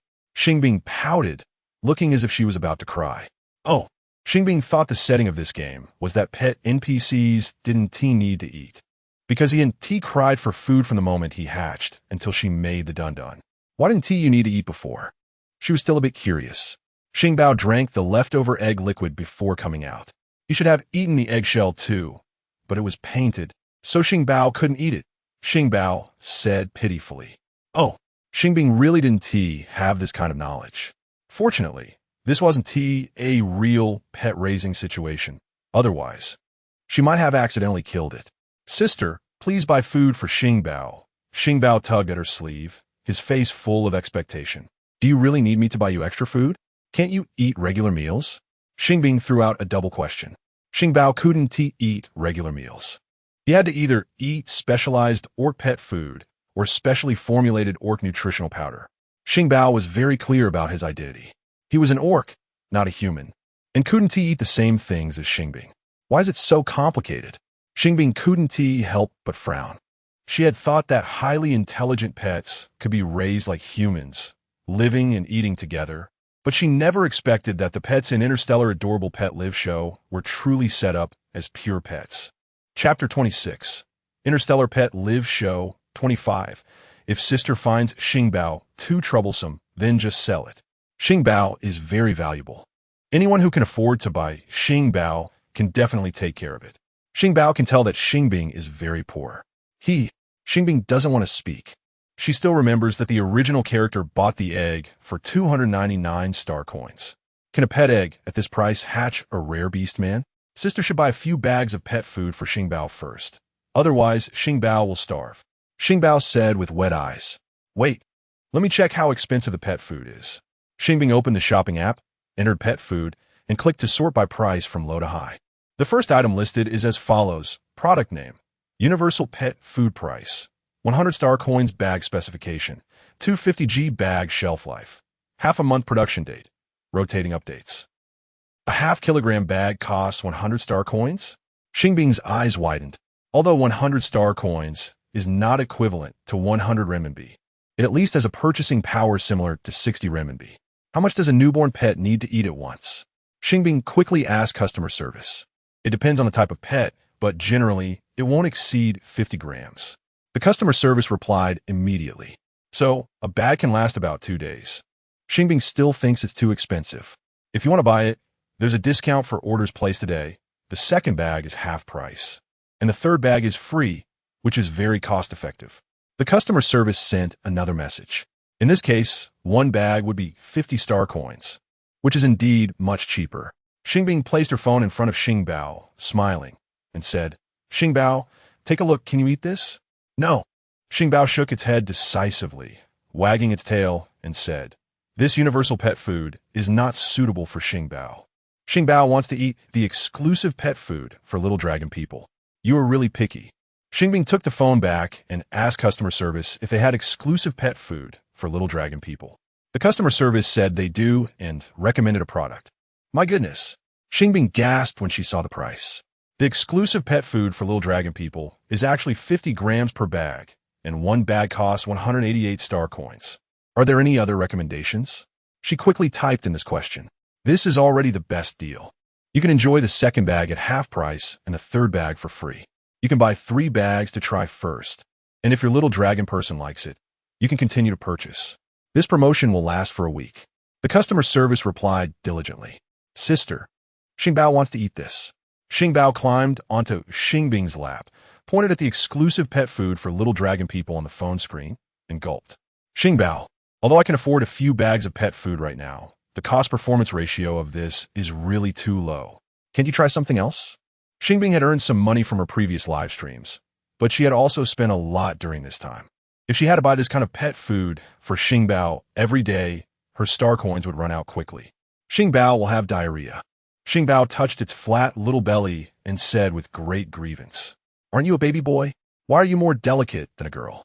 Xing Bing is increasingly dissatisfied with the nurturing settings of the pet-raising game. Because Xing Bao is still a baby, if Xing Bao grows up, it can eat meat. Xing Bao pointed with its little finger. Chapter 27, Starry Pet Live Show 26. Since I can eat meat when I grow up, why can't I eat meat when I'm young? Xing Bing always felt that this logic was problematic. Because Xing Bao struggled for a while and then said dejectedly, Xing Bao doesn't know.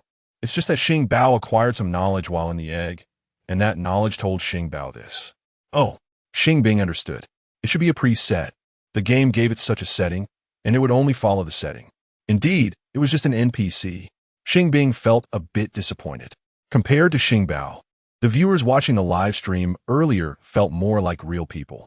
Xing Bing studied the formula for the exclusive pet food for little dragon people, but ultimately decided to give Xing Bao the chicken breast she bought the day before yesterday. She made Kung Pao chicken with the chicken breast and paired it with a plate of stir-fried greens. Then, Xing Bing let Xing Bao sit on a small stool stacked on a chair and let it hold the bowl and spoon to eat by itself. At the same time, she set up her phone, opened a live stream app, and started broadcasting. The egg she had before had hatched into a little dragon person. Xing Bing remembered that she had promised users 1570058 and 1560088 to show them the pet that hatched, so she specifically titled it like this.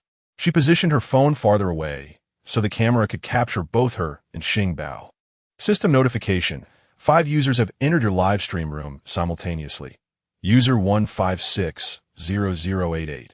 It really hatched? User 1570058. Wow, it really is a little dragon person. Little Foodie is here. No way. Didn't you say the egg cost only $299? How could it possibly be a rare little dragon person? I'm the big boss. Logically, a rare beast person shouldn't appear at that price point. There must be some mistake somewhere. Pet enthusiast? Oh my. I actually saw a little dragon person at a newbie streamer's place. Can this streamer really afford to raise it? So little dragon people are rare beast people? Xing Bing hadn't gone to eat yet and saw these discussions. Pet enthusiast. Yeah, and it's one of the rarest beast people. There are no more than 100 in the entire water blue star. Is there a difference between rare beast people and ordinary beast people? She knew that the beast people here did not refer to the offspring of beasts and humans, but to beast pets that could transform into human forms. But she still didn't know the difference between rare and ordinary beast people. Pet enthusiast. Rare beast people are born in human form, while ordinary beast people can only transform into human form after at least 1 year, and most rare beast people can speak right after birth, while ordinary beast people need to be taught gradually. I'm a ghost. Can your little dragon person talk? A new user chimed in. Yes, come on, Xing Bao. Say hello to everyone. Xing Bing waved to Xing Bao, who was devouring the chicken. Xing Bao quickly swallowed the chicken in its mouth, looked at the phone, and said generously, Hello everyone, my name is Xing Bao. I'm eating right now, so I won't say much. It had buried its head back into eating. Bit inkuzitst, so kinkt. I'm a ghost. Not bad, the voice is quite nice. Little Foodie is here. What is it eating? Chapter 28. Interstellar Cute Pets Live Show 27. Kung Pao Chicken. Xing Bing smiled and answered. Snack lover. Can a newborn little dragon eat Kung Pao chicken? Pet enthusiast. It seems they can't. They should eat special pet food or nutritional powder for little dragons. I am the boss. Indeed, they cannot. Little dragons have relatively weak stomachs and can't eat hard-to-digest or spicy foods. I am a ghost. Why doesn't the streamer buy pet food for Xing Bao? User 1570058. Probably because it's too expensive. Little Mingxin has always been poor. User 1560088. That's true. Although we have given some rewards. Little Mingxin doesn't have other sources of income and has to live too, so I am a ghost. But shouldn't be like this, right? What if Xing Bao gets sick? System notification. The number of viewers in your live stream has exceeded 100 anonymous. Exactly. How can you raise a little dragon without money? Isn't that just asking for it to die? New viewers joined the discussion. Xing Bing went to eat and didn't pay attention to the situation in the live stream. In less than 10 minutes, the number of viewers exceeded 2,000. Sister, Xing Bao has finished eating. Xing Bing felt full and put down her spoon. After eating, just play by yourself for a while. I haven't finished yet, Xing Bing said, taking another bite of rice. All right. Xing Bao actually had nothing to play with and could only watch her eat. Meanwhile, the comment section of the live stream exploded with comments. I'm a ghost. Oh my god. Xing Bao is so well-behaved. Pet enthusiast. Did you notice what Xing Bao called the streamer just now? Not master, but sister. Anonymous. What's strange about that? Some pets even call their owner's dad or mom. Snack lover. It looks like Xing Bao is eating so deliciously. Little Ming Xin's Kung Pao chicken must also be very tasty, right? User 1560088. I'm actually feeling hungry watching this, even though I just finished eating. User 1570058. I'm still eating, but I feel like my food is not tasty at all. I am the boss. If it weren't for the fact that Little Ming Xin's theme this time isn't food, I would suggest her to do a virtual tasting. Snack lover. One user 1560088. One user 1570058. One after a long string of ones flooded the screen, many more viewers enter the live stream. And the number of viewers exceeded 3,000. Sister, Xing Bao has a stomachache. Xing Bing had just finished eating when she noticed Xing Bao looking at her with teary eyes. No way. Is it really having a stomachache? She found it hard to believe. The main ingredient of the special little dragon pet food is chicken, and she didn't put much chili in. How could it have a stomachache? Xing Bao needs to go to the bathroom. Sister, quickly take Xing Bao to the toilet. Xing Bao was about to burst. Tears streaming down. Xing Bing was startled and quickly ran over to pick it up, rushing to the bathroom. The live stream's comments exploded once more. Anonymous. I told you not to give Xing Bao Kung Pao chicken, but you didn't believe me. Now look, it's got diarrhea and is about to get exhausted. Goo goo goo goo. Poor Xing Bao, getting such a master. Even if it doesn't starve to death, it will get sick. Chapter 29. Interstellar Cute Pet Live Show. 28. Cute Pet Alliance Supporter. I'm reporting her right away. This kind of streamer is trash. The only way to feel better is to have her banned. Little Foodie is here. Don't report her. The little newbie definitely doesn't want him a street star treasure. She probably just doesn't know that Star Treasure can't eat regular food. Can't we just tell her? Cute Pet Alliance Supporter. Do you believe that yourself? If she didn't know, would she be raising a little dragon? User 1560088. The little dragon wasn't chosen by the newbie. She just bought a pet egg blind box. User 1570058. Exactly. We all watched her live stream, so we know what is going on. You people who don't understand the fact have no right to complain. Anonymous, so what? Didn't she buy the blind box herself? She has to take responsibility for it. If she can't, she should send it to a welfare pet hospital. If she can't raise it but insists on raising it poorly, ISNT, that's just trying to harm Star Treasure? Goo. I agree with the person above. If you can't afford to raise it, don't. Rare beasts like Star Treasure are sought after. If she sends it to a welfare pet hospital or actively offers to transfer it, Star Treasure can immediately find new owner. Cute Pet Alliance Supporter, why talk about this? ISNT, it better to report her directly? As long as 3 people report her together, the system will automatically ban her account. Pet Lover. Although I don't really want to do this, Star Treasure really is too pitiful. I'll report her. I'm a ghost. Me too. This is all for Star Treasure to have a better life in the future. System notification. You have been reported by multiple users. The live stream has been forcibly closed, and your account has been banned. To appeal, please call the provided number. Tanda Star. Your Highness the Little Prince. Look, this little newbie is really not a good person. She will mistreat her pets. I have already reported her. Wajiawai opened his phone to show Tony the screenshots of the comments he had specifically saved. It can't be. I believe the newbie sister ISNT that kind of person. Tony shook his head firmly. The screenshots I saved aren't taken out of context. If you don't believe it, you can watch the video I recorded, Wajiawai said, having recorded the entire live stream and saved it in his phone S album. Let me see. Tony anxiously took the phone and quickly opened the video. This video is over half an hour long, very complete, with no signs of editing. The newbie sister definitely didn't do it on purpose. Didn't you see she was anxious to? Tony still insisted on his view.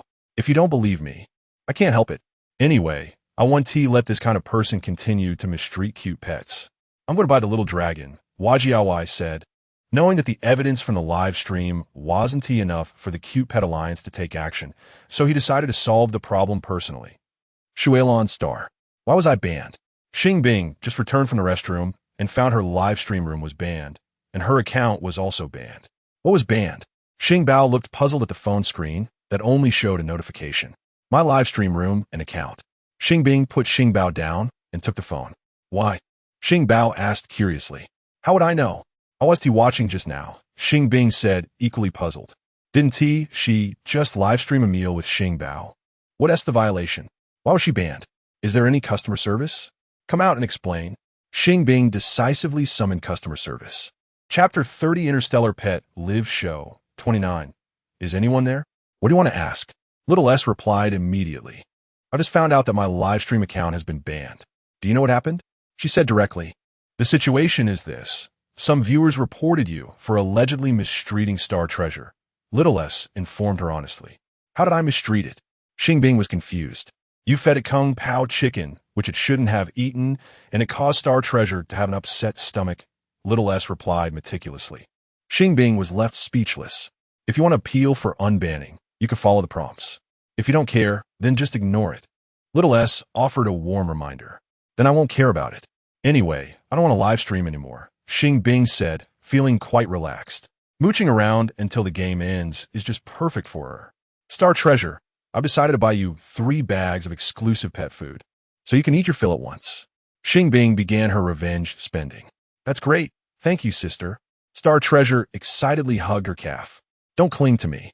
When the pet food arrives, you can take it yourself. I have other things to do. Xing Bing pulled it away and went back to her room with her phone. Sister really doesn't like Star Treasure, huh? Star Treasure wagged its tail dejectedly and sighed deeply. Hello. I am the regent of the Tandao Star, Hua Jiaowei. I would like to discuss something with you. Can we exchange contact information? Xing Bing had just opened the comic app when she received this message. Hua Jiaowei. What a strange name. Xing Bing couldn't help but comment. Since you can text me, it means you already have my phone number. What other contact information do you need? She replied using voice input. Let's add each other on WeChat for video convenience. Hua Jiaowei didn't want to keep messaging her. All right. Xing Bing accepted Hua Jiaowei's WeChat friend request and initiated a video call. A spirited short old man appeared on the phone screen, and Xing Bing almost burst out laughing when she saw him. She remembered his self-introduction as the regent and never expected him to look like this. I watched your live stream, and I believe you don't have the financial means to raise a little dragon. If you insist on keeping it, you might end up harming it. Therefore, I hope you can transfer the little dragon to me, and I will take care of it, Hua Jiaowei said as politely and tactfully as possible. Oh, Xing Bing understood. One of those who reported her for mistreating Star Treasure must be him. If you are unwilling, I will take legal action and have the Pet Alliance judge you. Hua Jiaowei couldn't hold back when he saw her attitude. Who says I'm unwilling? It's just that I haven't asked Star Treasure yet. What if it doesn't want to? Xing Bing felt this matter should still go through Star Treasure's consent, even if it was just an NPC. Sister, what do you want to ask Star Treasure? Star Treasure happened to walk in. An old grandpa said he wants to take care of you and asked if you would like to go to his house. Xing Bing lifted Star Treasure onto the bed to show it the screen with Hua Jiaowei. Hello, Star Treasure. I'm Grandpa Hua. I love cute little ones like you. Would you like to come to Grandpa Hua's house? Hua Jiaowei said with a beaming smile. Sister, are you going to sell Star Treasure? Star Treasure looked up at Xing Bing. Chapter 31. Interstellar Pet Live Show 30. How can this be called selling? This grandpa likes you and wants to take care of you. And since I can't afford to raise you, isn't it just right to let him have you? Xing Bing pretended to be indifferent. If it weren't for the fact that she really couldn't afford to raise it, how could she bear to give away the star pet she had worked so hard to hatch? But tears welled up in the star pet's eyes. It knew that it was she who had spent so much time and effort to hatch it.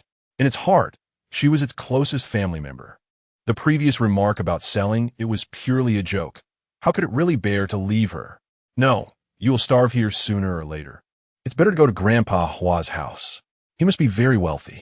Xing Bing said decisively. Yes, Star Pet, Grandpa Hua is indeed very rich. And there are several little cuties like you at Grandpa Hua's house. You can play together. How nice that would be. Hua Jiaowei coaxed gently.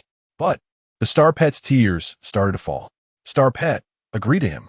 I really can't afford to raise you.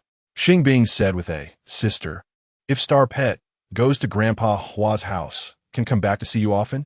The Star Pet hugged her arm, tears streaming down its face. You have to ask him that. Xing Bing pointed to Hua Jiawei. Is that okay? The Star Pet looked at him with teary eyes. I'm afraid not. Our Tanda star is quite far from your water blue star. It would take a day and night to bring you over, so you probably can't come back often. Hua Jiawei said honestly. But you can video call her often. Grandpa Hua will buy you a phone.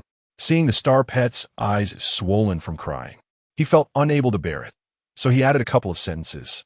I think this is quite good, Star Pet. You should go. Xing Bing pinched its little face. The Star Pet felt very sad but still smiled and agreed to her. Before long, the Star Pet was taken away by Hua Jiawei. Xing Bing hadn't planned to accept money, but unexpectedly, Hua Jiawei directly transferred her 100,000 star coins. However, since the money had already arrived in her account, there was nothing to refuse. Having an extra 100,000 star coins felt like becoming suddenly rich overnight, and Xing Bing was very happy. Regarding the matter of selling the Star Pet, she felt no guilt. After all, the Star Pet was just a pet in this world, and moreover, she was truly doing it for its own good. Assuming the Star Pet ate 3 meals a day, with each meal costing a bag of special pet food for little dragons, it would cost at least 282 star coins a day, totaling 8 for 160 star coins a month. This was more than all of Xing Bing's living expenses combined in a month. If she didn't send it away, she would soon be unable to afford to rent a house. Hua Jiawei had cut off her streaming career, and with her current qualifications and abilities, she couldn't find a good job. At most, she could only do some part-time work. So Xing Bing really didn't want to work hard to earn money. She truly couldn't earn much. She couldn't afford to raise the Star Pet, and could only let a wealthy person take care of it. Game tip. Since you have given the Star Pet to Hua Jiawei, the nurturing points gained this time will be reset to 0. Your game can continue, but it is limited to experience and cannot participate in nurturing anymore. Xing Bing was checking her account balance when she suddenly saw a semi-transparent panel appear in mid-air with the game prompt written on it. Xing Bing couldn't be bothered with it at all. After exiting the balance inquiry interface, she went back to reading a comic. Chapter 32, Interstellar Cute Pet Live Show 31. That night, Xing Bing decided to log out of the game. Detected that you were about to leave the game. Before you go, could you leave your valuable feedback? Oh, I can leave feedback. Xing Bing was slightly surprised, but her hands didn't hesitate. She clicked on 4 stars in the pop-up feedback interface and wrote the following comment. I think the food setting for the little dragon is too inhumane. Aren't dragons carnivorous? Why can't they eat meat directly? Shouldn't fresh meat be more suitable for them than processed pet food? Xing Bing truly felt that this setting was unreasonable. Even if high-intelligence pets' bodies are closer to humans, human digestive systems aren't that fragile, right? Even babies can eat cooked, minced meat. After she finished her inner complaints, she logged out of the game. At the same time, on Tanda Star, Xing Bao, did the newbie sister really mistreat you? Tony asked anxiously while holding Xing Bao. Xing Bao shook his head and smiled. Sister is actually very good to me. She could have chosen not to hatch me, but she did. I could have gone without clothes, but she insisted on making me some. Although she doesn't like me sticking to her, she has never hit or scolded me. Also, the food she makes is delicious, and I really like it, but unfortunately, my stomach is too fragile to eat it. As Xing Bao spoke, tears welled up in his eyes. Don't cry, Xing Bao. I know the newbie sister isn't that kind of person. When the old soldier wakes up later, I'll have him take you back, Tony said firmly. Thank you, brother Tony. Xing Bao sniffed and smiled through his tears. The next day, although the old soldier didn't want to take Xing Bao back, Xing Bao was very determined. And Tony issued a strict order that if the old soldier didn't go, he would go on a hunger strike. The old soldier had no choice but to take Xing Bao back to Water Blue Star. Sister, I'm back. When Xing Bao returned to Xing Bing's home, he found the door open and excitedly ran inside. The old soldier stood at the door and did not enter. Xing Bao first ran to the bedroom where Xing Bing was most likely to be, but seeing no one there, he ran to the kitchen. There was no one in the kitchen either, so he had to check the bathroom. The bathroom was empty as well, and Xing Bao suddenly had a bad feeling. He ran back to the living room, saw her phone on the table, and jumped up to poke the screen with his paw. Player Xing Bing has logged off. Please wait patiently for the next player. When the screen lit up, it displayed this message. How could this be? Tears streamed down Xing Bao's face. Xing Bao, what's wrong? The old soldier saw him crying and, disregarding etiquette, walked in and asked with concern. Sister left. Sister abandoned Xing Bao. He cried heart-wrenchingly. It's okay. Xing Bao, you still have Grandpa Flower and Brother Tony. We will take good care of you. The old soldier gently comforted while holding Xing Bao in his arms. To her, you are a real existence, but to you, she is just an NPC. The old soldier decided to bury the cruel truth deep in his heart forever. What Xing Bing didn't know was that the game instance in Cute Pet Raising already had parallel worlds, and these parallel worlds could connect with the game world.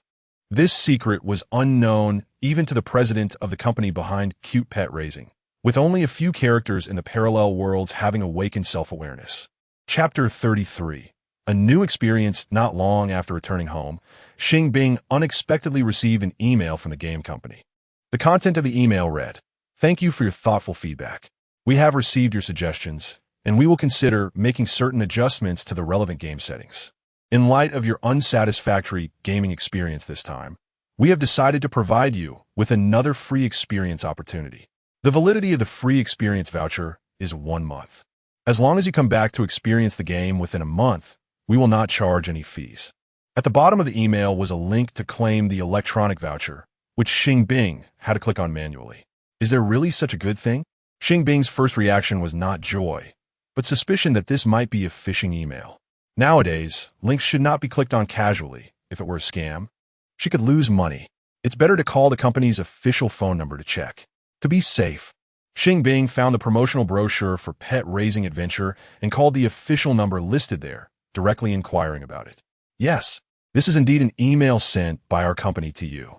After clarifying the situation, the customer service representative gave a positive response. Are you sure there will be no charges at all? Xing Bing was still a bit skeptical because she remembered a previous customer service representative mentioning that the free game experience would incur costs for the company. No, even if your experience time is relatively long or, unfortunately, you need to eat at our company, we will not make you spend your own money on meals. The customer service representative confidently assured her. All right then, I'll plan to come back tomorrow. Xing Bing felt she should have time the next day, so she tentatively decided to go. Okay, you're always welcome to visit us again, the customer service representative politely said before hanging up the phone. At the same time, Xing Bing clicked into her email again and claimed the electronic voucher. The next day, Xing Bing did not plan to eat at the game company, so she chose to go after having lunch. Although she did not make a specific reservation, the customer service representative had taken her mention of coming today as an advance reservation and had reserved an empty game pod for her. So Xing Bing quickly entered the game world. Is this an ancient world? Upon discovering that her game character was wearing an ancient long dress, Xing Bing felt a bit puzzled. Not quite. Customer service representative Xiao F logged in just in time and explained leisurely. You have entered a copy world derived from a comic called Picking Up a Villain as a Baby. This is a fantasy-themed comic. So to be precise, you have entered a fantasy world. Am I the protagonist again this time? Xing Bing remembered that she had become the original protagonist last time. No. Picking Up a Villain as a Baby mainly tells the story of the female protagonist who travels to a fantasy world, picks up the child version of the major villain, raises him as a baby, successfully corrects him, and ends up with him. Your character is the Demon Lord, the biggest villain boss aside from the original major villain. Xiao F also introduced the main content of Picking Up a Villain as a Baby. A female Demon Lord? Xing Bing looked down and noticed that this character had an exceptionally good figure, and she couldn't help but think of strange things. In her impression, there seemed to be very few female Demon Lords. A female Demon Lord wouldn't have many male pets, right? Chapter 34. Picking a Villain as a Child. 1. Yes. You are the descendant of a demon god with powerful magical abilities. To make the language more concise, little f directly placed Xing Bing into the role. So, will I eventually be eliminated by the male or female protagonist? Xing Bing followed along with the role. Yes. If the plot of Picking a Villain as a Child follows its original storyline, you will be killed by the male protagonist 100 years later. Little f answered methodically. 100 years? The corners of Xing Bing's eyes twitched violently. The storyline she was about to follow probably had nothing to do with the main plot of picking a villain as a child, right? How should she play this time? Although 100 years sounds like a long time, it's just 100 years in the game world. If you want to experience the main plot and interact with the male and female protagonists, I can help you adjust the timeline to 100 years later. Little F said very kindly. No, let's skip that for now. Let's take a look around first. Xing Bing didn't plan to seek death right at the beginning. It was better to stay in the current time. She turned around in place and found that this seemed to be a wasteland with large shard marks on the ground, as if it had just been burned by a great fire. The directions here seemed almost indistinguishable, and Xing Bing casually chose a direction and started walking forward. Not long after, the sun set.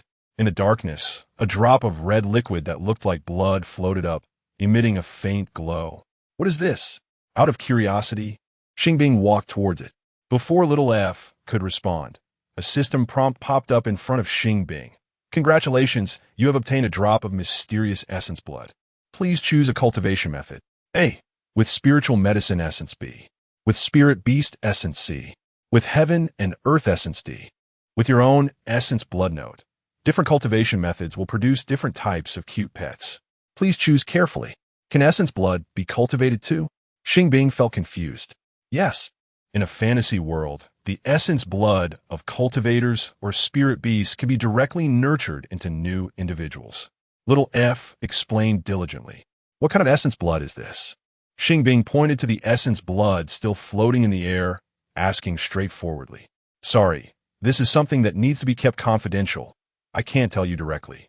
Little F replied apologetically. All right. Xing Bing finally grasped the game company's nature. If it had the word mysterious, it would never reveal in advance what kind of cute pet could be cultivated. Which option do you want to choose? Little F did not leave because she needed to know Xing Bing's choice. The fourth one, I guess, the others seemed too troublesome. Xing Bing knew without thinking that the other essences and blood types would definitely be hard to collect, and her own essence blood was not only convenient, but also cost-free. Okay, wait a minute, you haven't told me how to use the essence blood for cultivation. Seeing that little F seemed ready to leave, Xing Bing quickly stopped her. The ring you have is a space ring. It contains many items you can use. You can first take something out to collect this drop of mysterious essence blood. Then add your own blood and keep it close to you. Finally, just remember to add a little fresh blood to it every day and ensure it stays with you. Little F answered clearly. How do I take things out of the space ring? Xing Bing just realized that what she had on her hand was a space ring, and she didn't even know how to use it. Chapter 35. Picking a villain as a child. 2. Just look at the ring and think about the item you want to take out, and the corresponding item will automatically appear. Little F answered based on the settings of picking a villain as a child. Let me try. Xing Bing looked down at the ring and thought about wanting a bottle to hold essence blood. After a while, the space ring showed no response. What's going on? Xing Bing was a bit puzzled. What were you just thinking? Little F asked patiently. I was thinking about wanting a bottle to hold essence blood. Xing Bing replied bluntly. That's not enough. You should think of a specific name, not a vague description. Little F pointed out the key issue directly. All right, let me try again. Xing Bing looked at the ring on her right index finger again and thought of a bottle. This time, the ring still showed no response. This isn't right. Is there no bottle inside? Xing Bing suddenly felt like she had been deceived. There should be. Let me check for you. Little F quickly checked all the items in the space ring. There are quite a few bottles inside. You can try thinking of a glass bottle. Little F suggested without hesitation. Glass bottle. Xing Bing looked at the ring and silently thought of the phrase. In an instant, the ring emitted a brilliant light, and a palm-sized azure glass bottle flew out from the light and landed in her left hand. I think this is a bit troublesome. Can you add a function next time to directly view and take out items from storage tools like the space ring? Xing Bing sincerely found it troublesome and couldn't help but make a suggestion. Thank you for your feedback. We will consider it. Little F said and directly sent the suggestion to the design department. Xing Bing didn't say anything else, but opened the glass bottle and poured the essence blood floating in the air into it. Can you block pain? When she wanted to cut her finger to let blood, Xing Bing remembered that she was very afraid of pain. Yes, I will block it for you right away. Little F immediately performed the pain blocking operation. She chose 100 blocking, so Xing Bing wouldn't feel any pain at all. Xing Bing took out a sharp dagger from the space ring and carefully cut the tip of her left index finger, letting 2 drops of blood fall into the glass bottle. Soon after she finished dripping blood, the wound on her finger automatically healed. This setting is pretty good. Xing Bing was very satisfied with the setting that the Demon Lord's wounds could heal automatically. Thank you for your compliment. Little F promptly sent this feedback to the design department as well. Can I directly put the glass bottle into the space ring? Xing Bing was unsure if she could do this. No, if it's placed in the space ring and has no direct contact with you, it cannot be cultivated successfully. Little F explained logically. Then where should I put it? Xing Bing was speechless. Ancient clothes didn't have pockets like modern ones, and this glass bottle wasn't small. She couldn't just put it in her clothes. Did she have to hold it all the time?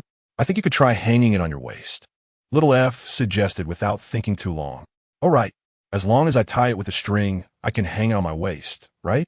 Xing Bing completely agreed with this idea, but the trouble was that she soon discovered there was no string in the space ring. Chapter 36. Picking up a villain as a child. 3. I'll help you look for alternatives. Little F immediately took the initiative to help find a substitute. Soon, she found a necklace made of red string with a pendant. After Xing Bing received the necklace, she took off the pendant and stored it in her space ring, then tied the red string around the neck of the glass bottle and hung it on her belt. Since I'm the Demon Lord, shouldn't I have many subordinates? Xing Bing asked while walking. Theoretically, yes, but the Demon Lord in picking up a villain as a child is quite unconventional. Her title is self-proclaimed, and she prefers to roam around causing destruction alone. So, in reality, she has no subordinates. Little F answered based on the actual situation of the game instance. Okay, Xing Bing initially thought she was the type of Demon Lord who had a large group of subordinates serving her, but she never expected it to be like this. However, it didn't matter. After all, this experience was free, and it was understandable if it wasn't ideal. Do you have any other questions? Before preparing to leave, Little F specifically asked. Yes, I have many questions to ask, Xing Bing said seriously. You can ask them one by one, and I'll answer them one by one. Little F said patiently. Does the Demon Lord need to eat? She can eat or not eat. Are there any villages or towns nearby? There are. If you need navigation, you can activate navigation mode. Oh, Xing Bing then realized there was a navigation mode. After asking Little F to help activate it, she continued. What is the common currency in this world? Coins, gold and silver, and spirit stones. The first 2 are the common currency for ordinary people, while the latter is for cultivators. If I want to live in a nearby town, is there anything I need to pay attention to? Xing Bing felt that the life of an ordinary person would suit her better. People in this world are very fearful of the Demon Lord. If you want to live with humans, you cannot let them know your true identity. My current appearance shouldn't be different from a human, right? Xing Bing thought that there was no difference between this body and a human's body. The difference is not big, just that the makeup is a bit heavy, which looks a little scary. Little F replied without hesitation. Xing Bing was left speechless. Sorry, I didn't mean you. I meant the appearance of this game character, Little F quickly explained. My makeup should be easily washable with water, right?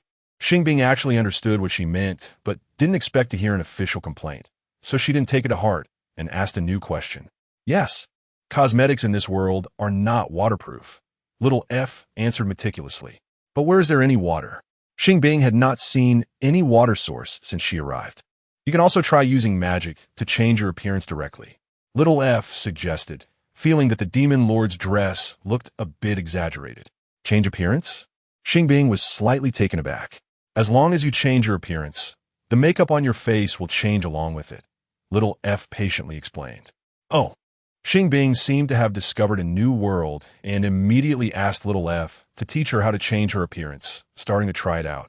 She attempted a few times, changing into several different styles of clothing, and eventually chose a set of a white top paired with a light blue skirt. Chapter 37. Picking a villain as a baby. 4. After changing her appearance, Xing Bing looked like a relatively pure young girl, completely different from her previous look. However, the glass bottle hanging at her waist still seemed a bit strange. After thinking for a moment, she decided to let Xiao F teach her how to use an invisibility spell to hide the bottle. Do you need anything else? Xiao F had a feeling that she might not get a break all afternoon. Not for now. Thank you. Xing Bing replied a bit awkwardly, expressing her gratitude. You're welcome. Providing the most considerate service to users is what we should do. After the polite exchange, Xiao F ended the connection with Xing Bing. Xing Bing began to follow the navigation, planning to check out the nearest town. The cursor on the navigation was visible even in the dark, and since Xing Bing didn't feel tired, she chose to travel through the night. She didn't want to use spells like teleportation to hurry, as she wasn't in a rush and didn't want to miss the scenery along the way.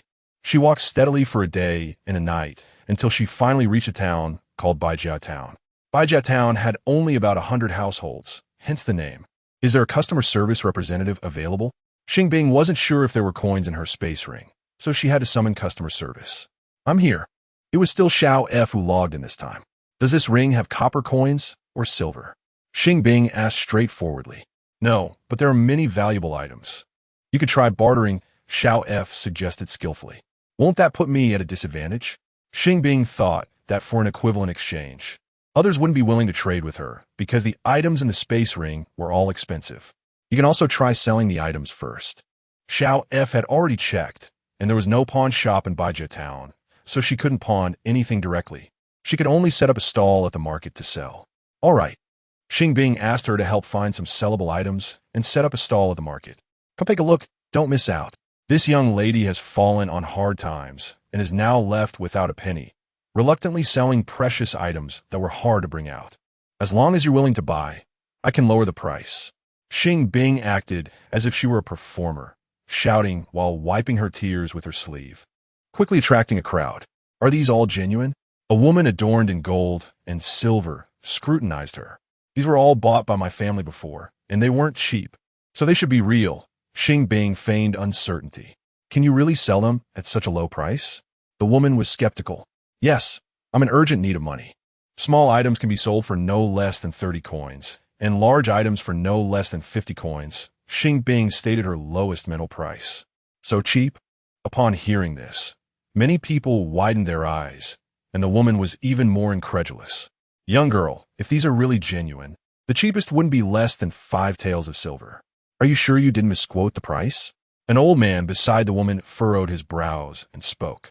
I know I'm going to lose a lot selling it this way, but I really need money. If I don't sell anything today, I'll go hungry, Xing Bing said, patting her stomach as if she were starving. Forget it. Seeing how pitiful you are, I'll casually buy one. The old man helplessly picked a jade pendant and handed her 100 coins. Chapter 38. Picking a villain as a child. 5. Thank you. Xing Bing revealed her brightest smile to express her gratitude to the old man. It's not easy for anyone in this world. The old man said something meaningful and then turned to leave. Actually, I feel that some things do look quite good, so I'll buy a couple as well.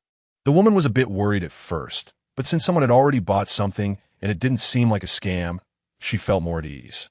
She picked a hairpin and a bracelet, giving Xing Bing 200 coins. Thank you. Xing Bing also expressed her thanks.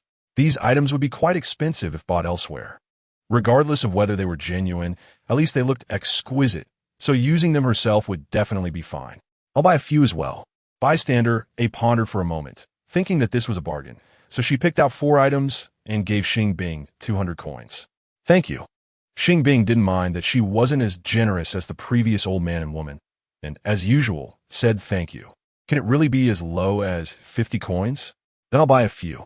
Bystander B saw that it could indeed be counted as 50 coins per item, so she picked 2 items and gave Xing Bing 100 coins. Xing Bing still said thank you as usual. The other onlookers saw that so many people had bought things, and there weren't many items left, so they felt they had to grab this bargain, regardless of whether they or their families needed anything. They directly rushed to take items. Soon, the dozens of items Xing Bing had displayed were sold out. She obtained several thousand copper coins, which would have been easiest to carry away in her space ring, but she couldn't use the space ring in front of ordinary people. So she had to wrap all the copper coins in a cloth laid on the ground and carry them on her back. It felt quite heavy. For the first time, Xing Bing experienced the weight of money. Can I exchange these copper coins for silver? She asked the customer service in her mind. Yes, there's a money exchange nearby, where you can exchange them for silver or silver notes. Xiao F answered immediately. Great. Following the instructions, Xing Bing found the money exchange. exchanged the copper coins for small silver pieces, and bought a money pouch to put the silver into. If I want to settle down here, how should I buy a house? After checking into an inn, Xing Bing thought of a new question. There are no houses for sale here. You can only build one yourself. Xiao F answered truthfully. How much would it cost to build one? Xing Bing was completely unfamiliar with this. It depends on what kind of house you want to build. If it's a very simple thatched house, it won't cost much. But if you want to build a more exquisite brick house, it will require a lot of money. Xiao F couldn't specify the exact price and could only respond like this. Hiring someone to help build it would also cost quite a bit, right? Xing Bing couldn't realistically build a house on her own. Hiring someone was a must. That also depends on the situation. Xiao F answered somewhat awkwardly. It seems I need to find a way to make more money first, sigh. Life is not easy, Xing Bing sighed. Do you need tips on making money? Xiao F dutifully asked. If you have any, please provide them. Xing Bing had never thought that customer service could provide such tips. Okay, please wait a moment. Xiao F quickly analyzed the situation in Baijia Town and combined it with Xing Bing's circumstances to propose a money-making strategy. Please check. After Xiao F finished speaking, Xing Bing found a piece of paper on the table in front of her. The paper read, Plan 1, work as a maid for a wealthy family. Plan 2, sell snacks or similar food. Plan 3, marry a rich person. Chapter 39, picking a villain as a baby. 6. Proposal 3 is too realistic. When Xing Bing saw Proposal 3, the corners of her eyes twitched slightly. If you could marry a rich person, then you'd have both a house and money, and wouldn't need to work hard to earn it yourself. Little F saw no problem with this. For a moment, Xing Bing couldn't find a way to refute it. However, rich people tend to value social status, and with the identity you've set for yourself, it's likely that no rich man would be willing to marry you. Little F answered her own question. Then why write it down? This time, Xing Bing was truly speechless. Although the possibility is slim, it's not entirely impossible, right? At least your looks aren't bad right now, are they? Little F said awkwardly. If we're just looking at looks, I estimate that rich men would only be willing to take me as a concubine. Xing Bing followed her train of thought and made a sarcastic remark. Probably so. Little F felt even more awkward, but couldn't refute it. Why don't you consider the other two proposals? Before Xing Bing could speak, Little F quickly changed the subject. Being a maid is too restrictive, and it could be very tiring. As for doing snacks, the cost isn't high, but I don't have the skills. Xing Bing certainly wouldn't know how to make snacks. Some snacks are actually quite easy to make, like candied hawthorns. As long as you know how to make syrup, the rest is easy. Little F immediately thought of candied hawthorns. I don't know how to make syrup. Xing Bing felt that what she said was almost nonsense. The method for making syrup isn't actually difficult. It's just that controlling the heat can be tricky, and you might need to try several times. Little F calmly said, Let's forget it. I don't want to waste food. Xing Bing decisively decided to carry the spirit of not wasting into the game world. You really take your attitude towards the game seriously. Little F felt a sudden sense of respect. Hee hee. Xing Bing didn't know how to respond and could only laugh awkwardly. Do you have any other questions? Little F didn't understand what her hee hee meant, so she had to resort to polite conversation. Not for now. I'll come back to you when I think of something. Xing Bing lay down on the bed, ready to rest. All right. Little F politely replied as usual. Although the Demon Lord's setting allows for not eating, drinking, or sleeping, my current identity is still an ordinary person. If I act completely out of the ordinary, it would be easy for others to become suspicious. Xing Bing began to ponder how she should settle down in Baijia Town. This place isn't particularly poor, but it isn't prosperous either. There are very few wealthy families, and most people are engaged in small businesses or farming. Got it. After thinking about farming, Xing Bing suddenly had a good idea. Although she had never farmed before, it shouldn't be difficult. At least growing ordinary vegetables shouldn't be hard. If she could farm like the peasants, she could be self-sufficient. I wonder if I can clear wasteland myself. I should ask customer service about it later. Xing Bing remembered that in ancient times, some dynasties prohibited commoners from clearing land on their own, and since settings similar to ancient fantasy novels often reference ancient backgrounds, it's possible that this place also prohibits unauthorized land clearing. I'll sleep first and ask tomorrow. Considering she hadn't slept yet, Xing Bing decided to wait until tomorrow to inquire. She closed her eyes, planning to enter a state of sleep, but she couldn't fall asleep for a long time. Chapter 40. Picking a villain as a baby. 7. Could it be that I really can't sleep? Xing Bing suddenly opened her eyes and called customer service, somewhat helplessly saying, "What should I do if I want to sleep?" The character's setting allows for not needing to sleep, so little F had not completely left and came back again. The implication of not needing to sleep is that you can sleep or not, right? Shouldn't it be that if you want to sleep, you can't? Xing Bing felt this might be a bug. This seems to be a problem. I will help you report it. Little F dutifully reported to the design department. So what now? Xing Bing didn't know what else to do at night in this game world besides sleeping. If you really can't find a way to pass the time, you can cultivate. Little F diligently offered her a suggestion. How to cultivate? Xing Bing's curiosity was instantly piqued. Sit cross-legged, place your hands on your knees, and close your eyes to meditate. Little F answered succinctly. Aren't there any mantras or anything like that? Xing Bing was slightly surprised. No, little F answered truthfully. I think it would be better to design a few simple and catchy mantras for a better experience. Xing Bing said without hesitation. Okay, I will report that to you right away. Little F sent another feedback message to the design department.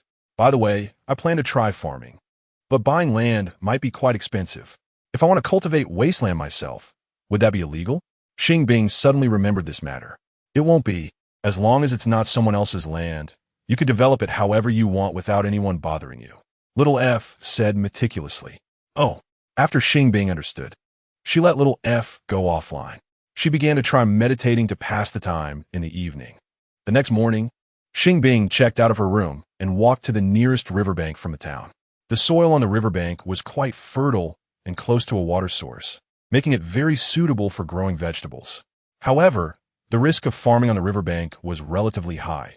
If there was heavy rain and the river swelled, the crops could be washed away, so very few people really farmed so close to the river. Xing Bing didn't care about this risk because she could use magic to place a barrier around her vegetable plot, so even if the river swelled, it wouldn't wash away her crops.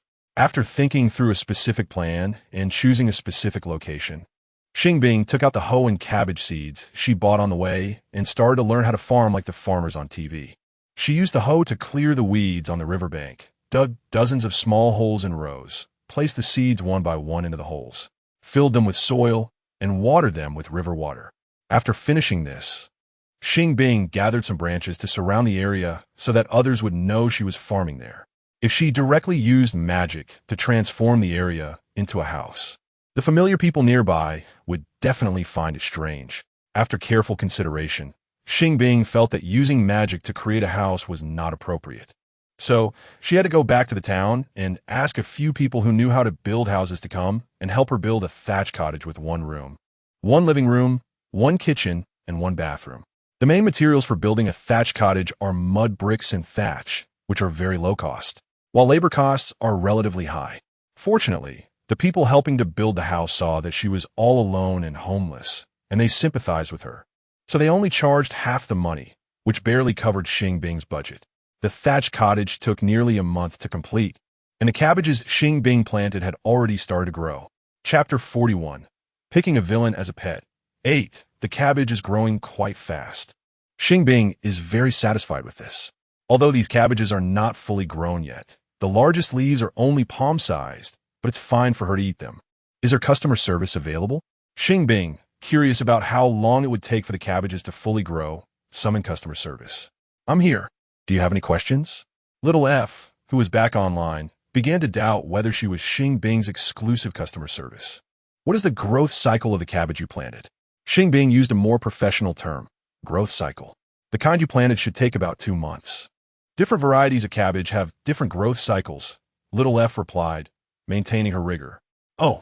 After understanding, Xing Bing looked down at the glass vial at her waist and, feeling a bit confused, said, "It seems like the drop of essence blood I cultivated hasn't changed much. Are you sure my method is correct? Don't worry. Cultivating essence blood is a relatively long process. As long as the blood you added is slowly decreasing, then there's no problem," Little F answered calmly. "If I add a little more blood each day, will it speed up the cultivation?"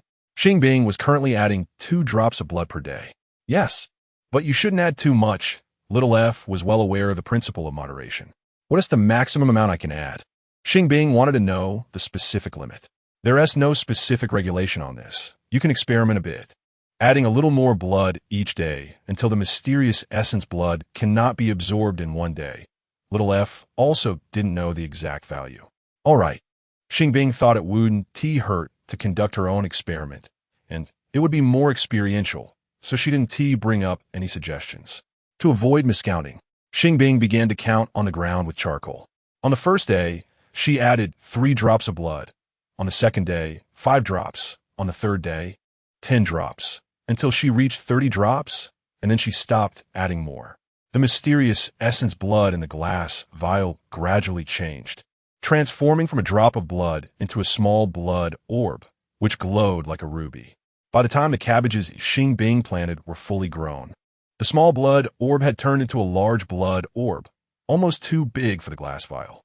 Xing Bing had to find a new container for it, placing it in a large jar with a lid, then using magic to shrink the jar and put it in her money pouch to hang on her body. When she encountered a market day, Xing Bing would sell the cabbages that looked good, while keeping the less appealing ones for herself.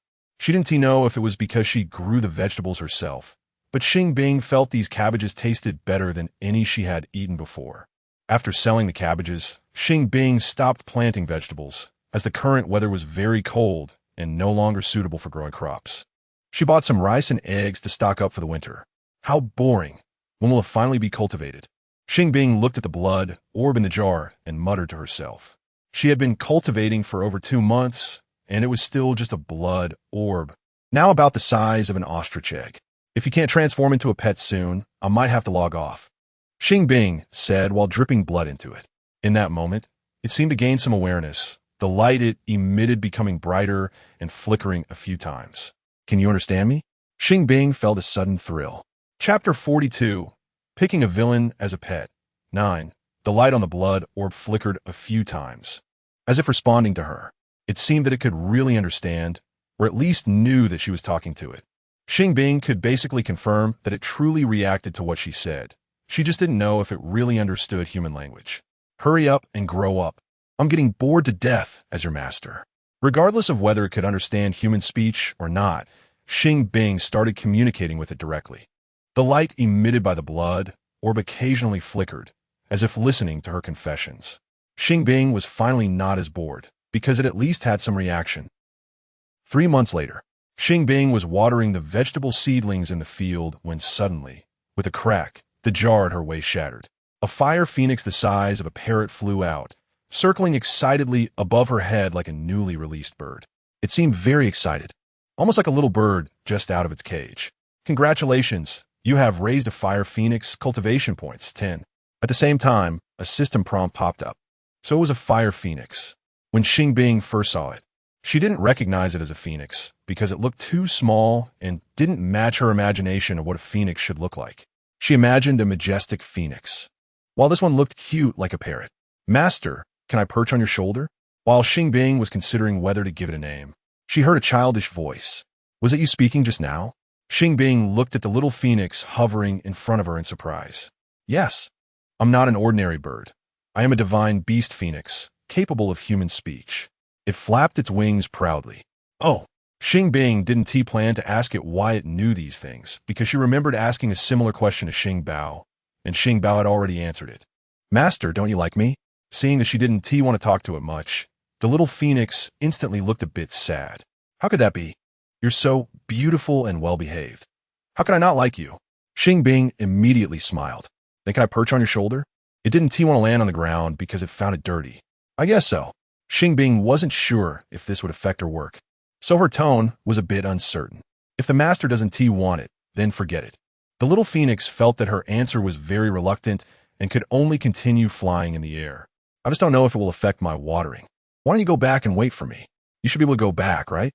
Xing Bing felt that it was a bit too sensible and didn't feel embarrassed to let it wait for her. I can, but I don't want to go back. Can I stay with you, master? It said eagerly. Of course, as long as you want to, you can stay wherever. Xing Bing smiled. Thank you, master. The little phoenix became excited again, flying several circles in the sky before landing on the nearest fence to Xing Bing. The fence was made of branches, cleaner than the muddy ground, so it could barely accept it. Xing Bing moved from one side to the other, and it followed her, maintaining a close distance. Xing Bing found it a bit funny, but was not unhappy at all because it was really well-behaved, simply following her around without disturbing her. I should give it a name. Xing Bing thought it was necessary to name it, and began to rack her brain for ideas. Chapter 43. Picking a villain as a pet. 10. Xing Bing really wanted to come up with a nice name, but she was terrible at naming things. After thinking for a long time without coming up with a satisfactory name, she finally settled on the nickname Little Fire. Thank you, Master, for the name. Little Fire didn't mind at all and felt quite happy instead. Congratulations! You have achieved a new milestone by giving your pet a unique nickname. Development points 5. When Xing Bing saw the pop-up system notification, she felt neither surprised nor pleased. After all, if she failed to raise it in the end, the development points would reset to 0, leaving her with nothing. Why design it this way? Wouldn't it be better to keep the original points? Xing Bing suddenly felt that this design was not good. If the development points didn't reset, she might want to play the next round of the game. Even if it was paid, she might want to continue playing to use up the points because if she didn't she would feel like she lost out. Thank you for your feedback. Your opinion has been submitted. Little F popped up, conveying her thoughts to the design department. Why did you come out on your own? Xing Bing was almost startled. Because the boss thinks most of your suggestions are very valuable and wants to see if you have any other suggestions. So I'm temporarily acting as your dedicated customer service, keeping an eye on you. Little F didn't expect her words to come true, but since the boss requested it, she had no choice. This doesn't feel right, does it? Xing Bing suddenly felt like she was being monitored. Please rest assured. We will absolutely not invade your privacy. We will only record suggestions related to the game. Little F said seriously. All right. Although Xing Bing still felt uneasy. At least Little F was a female customer service representative, and she wouldn't say anything inappropriate in the game. So, she felt it wasn't too much of a problem. What is Master thinking about? Little Fire noticed she hadn't spoken for a while, and couldn't help but ask. Nothing much. Xing Bing chuckled, and then changed the subject. Are you hungry? Do you need to eat? I'm not hungry for now. If I get hungry, I will tell my master. Little Fire stood on the dining table, looking at her obediently. Oh, Xing Bing felt relieved by Little Fire's compliance. She preferred the well-behaved one over the mischievous Xing Bao. Is Master going to cook? Seeing that Xing Bing was about to go to the kitchen, Little Fire flew up and followed her into the kitchen. Xing Bing nodded slightly. Does Master want me to help start the fire? I can breathe fire. Little Fire looked at the stove proudly. Sure, I'll put in some firewood first. Xing Bing quickly went behind the stove and placed a few branches into the fire pit. Little Fire flew in front of the fire pit, and with a whoosh, it breathed out a stream of flames, instantly igniting all the branches. Awesome. Xing Bing couldn't help but give a thumbs up. Thank you for the compliment, Master. Little Fire spoke modestly, but inside, it was overjoyed. It could do a lot more, and Master would definitely like it more and more. Can you eat rice and vegetables? Xing Bing asked curiously. Of course. As long as Master can eat it, Little Fire can eat it. Little Fire immediately expressed that it wasn't picky. Then let us eat together later. Xing Bing decided to cook a bit more food so Little Fire could eat with her. Okay, Little Fire replied happily. Half an hour later, Xing Bing finished cooking. Chapter 44. Picking up a villain as a baby. 11. Xing Bing didn't know how much rice Xiaohu could eat, and Xiaohu didn't know either. So Xing Bing only served it a small spoonful, letting Xiaohu gauge its own limits. It was Xiaohu's first time eating. While Xing Bing was eating in big mouthfuls, Xiaohu was pecking at the rice grain by grain, making it seem like it was eating very slowly. Will this be too slow? Will the master dislike me? Xiaohu was afraid of being disliked, and hurriedly increased its pecking speed. Aren't you eating vegetables? Xing Bing looked at it with some confusion. No, Xiaohu just wants to finish the rice quickly. Xiaohu answered honestly. No need to rush. You can take your time eating. If it's not enough, you can have more, Xing Bing said. There was still quite a bit of rice left in the pot from the meal Xing Bing cooked. Xiaohu finally felt relieved. However, eating vegetables was a bit inconvenient. Every time it pecked at the vegetable leaves, it ended up with a lot of oil on its beak, which it didn't like. So it simply stopped eating the vegetables. Xing Bing could tell it was having difficulty with the vegetables and didn't say anything. Master, do you want Xiaohu to help wash the dishes? After Xing Bing finished tidying up the bowls and chopsticks, Xiaohu followed her to the kitchen. You can wash dishes? Xing Bing was quite surprised. Although I can't do it right now, I can learn as long as I watch the master do it once. Xiao said confidently. Washing dishes isn't difficult, but you're still so small, and you don't have hands like us humans. How can you wash the dishes? Xing Bing still felt it wasn't necessary for Xiao to help wash the dishes. I can do it as long as I want to. I can also change into the form of a human child. After saying this, Xiao landed on the ground and instantly transformed into a cute toddler about 2 or 3 years old. That's a bit unfair. Xing Bing never expected it could become a child so much larger than its original size. I have many skills, as long as the master needs me. I can help the master, Xiao said with a bright smile. It's nice that you want to help, but you're still too small right now. Let's wait until you grow a bit more before you help me, Xing Bing said with a smile. The master is so good to me. Xiao beamed. What is this? Aren't you good to me as well? Xing Bing felt that their relationship should be mutual. If it was good to her, she would naturally be good to it. The master put in so much effort to give Xiao a new life. How can I not be good to the master? Xiao said somewhat bashfully. You really know how to talk. Xing Bing found it even more adorable and couldn't help but stroke its head. Congratulations. Your intimacy with Xiao has increased, gaining 1 nurturing point. The system notification surprised Xing Bing a bit. Can I earn nurturing points this way? She asked Xiao in her mind. Yes, as long as the intimacy between the player and the pet significantly increases, you can earn 1 to 3 points. Xiao answered leisurely. How is the intimacy measured? Xing Bing was curious. I don't know either. I just know the system will automatically judge it. Xiao replied honestly. Oh, Xing Bing guessed this might be a trade secret of the pet cultivation game company, so she didn't ask further. Master, Xiao is a bit sleepy. Can I sleep on the master's bed? Xiao looked up at Xing Bing cautiously. Chapter 45. Picking up a villain as a pet. 12.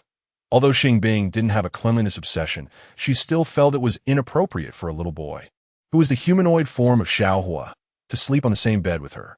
So, she made a small nest for it out of wood and cloth, allowing it to transform back into a phoenix and sleep in the nest. At first, Xiao felt a bit sad when it was rejected, but upon seeing that Xing Bing had made it a cozy little nest with her own hands, it quickly cheered up. Xiao was easily satisfied. As long as its owner didn't dislike it, it would be very happy. Xing Bing also found it easy to satisfy and liked this trait of its character. Taking care of it made her feel good, which was completely different from when she raised Xing Bao. Actually, it wasn't entirely Xiao's fault. It was the game company's poor character design. Looking back, Xing Bing didn't actually dislike Xing Bao. She just didn't like it as much. They would pay more attention in the future. Xiao immediately relayed this thought to the design department. Although I don't particularly like Xing Bao's character, there's no need to change it to be like Xiao's. After all, different people like different pets, and perhaps other players would like it. Xing Bing just hoped that Xing Bao would meet a player who truly liked it and could afford to take care of it. Of course, we will pay attention to the personalities of pets and won't make all of them have the same character. Xiao said very officially. Master, aren't you going to take a nap today? After napping for a while, Xiao noticed that Xing Bing wasn't taking her usual afternoon nap. I'll sleep later, Xing Bing replied absent-mindedly. It always felt like the master liked to daydream. Could it be that she had something on her mind? Xiao keenly noticed that Xing Bing often spaced out and wondered if she was thinking about something. Master, if you have anything on your mind, you can tell me. I can help you with your worries, Xiao said earnestly. It's nothing big. It's just that I haven't forgotten some things from the past, and occasionally remembering them feels a bit regretful. If Xing Bing hadn't been too poor and unable to make money at that time, she wouldn't have given up on Xing Bao. The past is already gone. We can't change it, but we still have a beautiful present and a bright future. Can you try not to dwell on the past, Master? Xiao didn't ask what had happened in the past, but tried to comfort her as much as possible. Actually, thank you for your comfort. I'll try not to think about it. Xing Bing wanted to say that it was actually something that happened yesterday, and wasn't long ago, so she remembered it clearly, but she changed her words. Xiao will always be by your side. No matter what happened before, Xiao won't mind. Xiao flew to her side and nuzzled her arm with its head. Thank you. Xing Bing knew it might have misunderstood something, but she couldn't explain, so she just thanked it. Congratulations, your intimacy with Xiao has increased, gaining 1 nurturing point. Seeing this system prompt, Xing Bing remained calm. She had realized that in playing nurturing games, the most important thing was the emotional experience. Whether or not she could achieve accomplishments or rewards wasn't as significant. I'm going to sleep now. Xiaohua, you should take another nap too.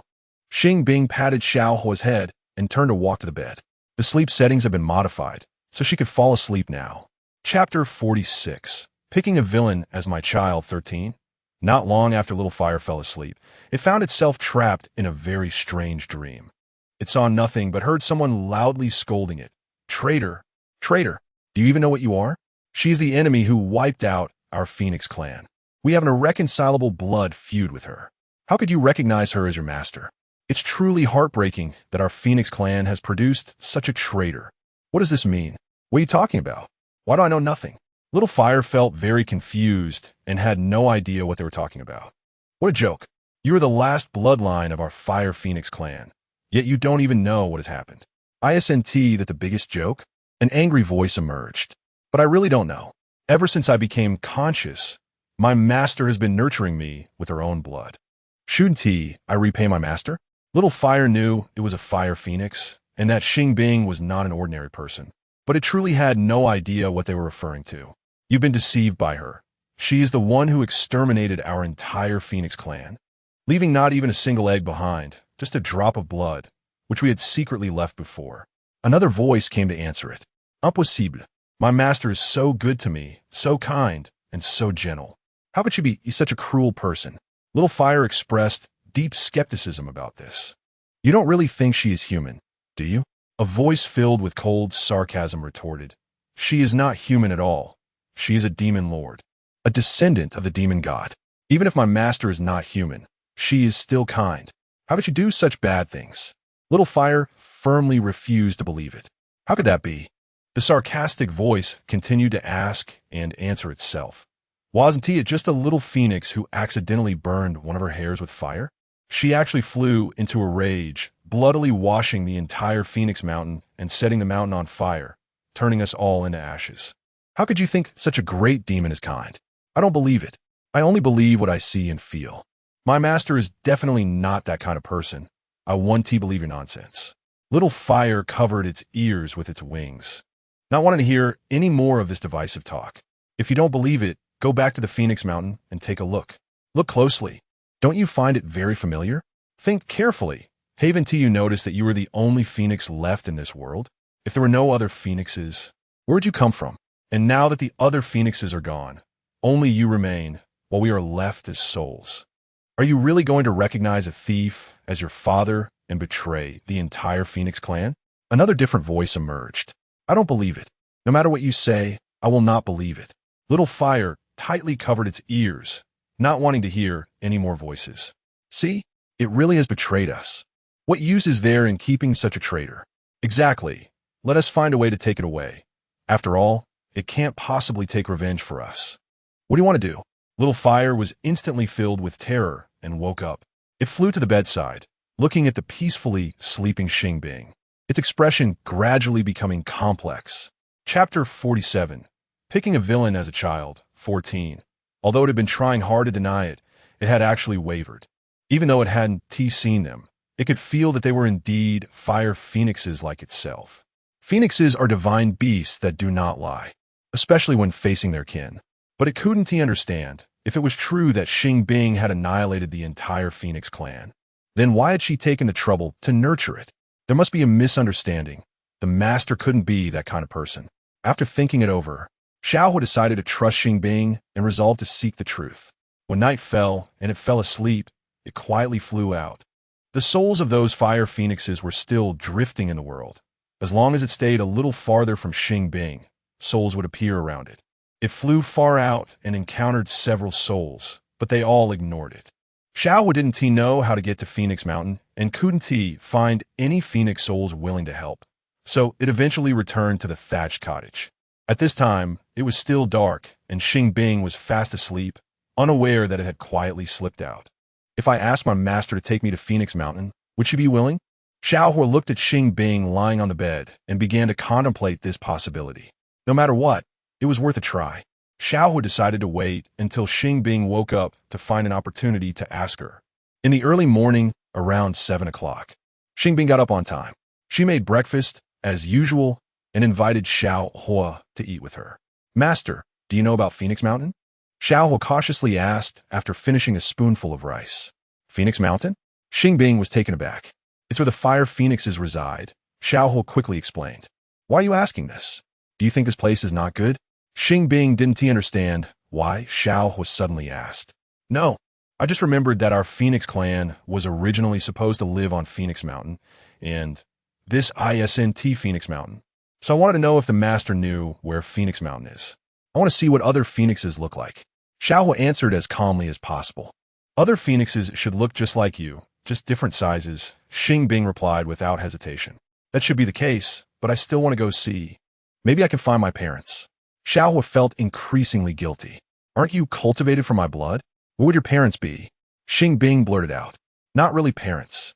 I just want to know which phoenix's blood was used to create me. Xiaohua said, its gaze evasive.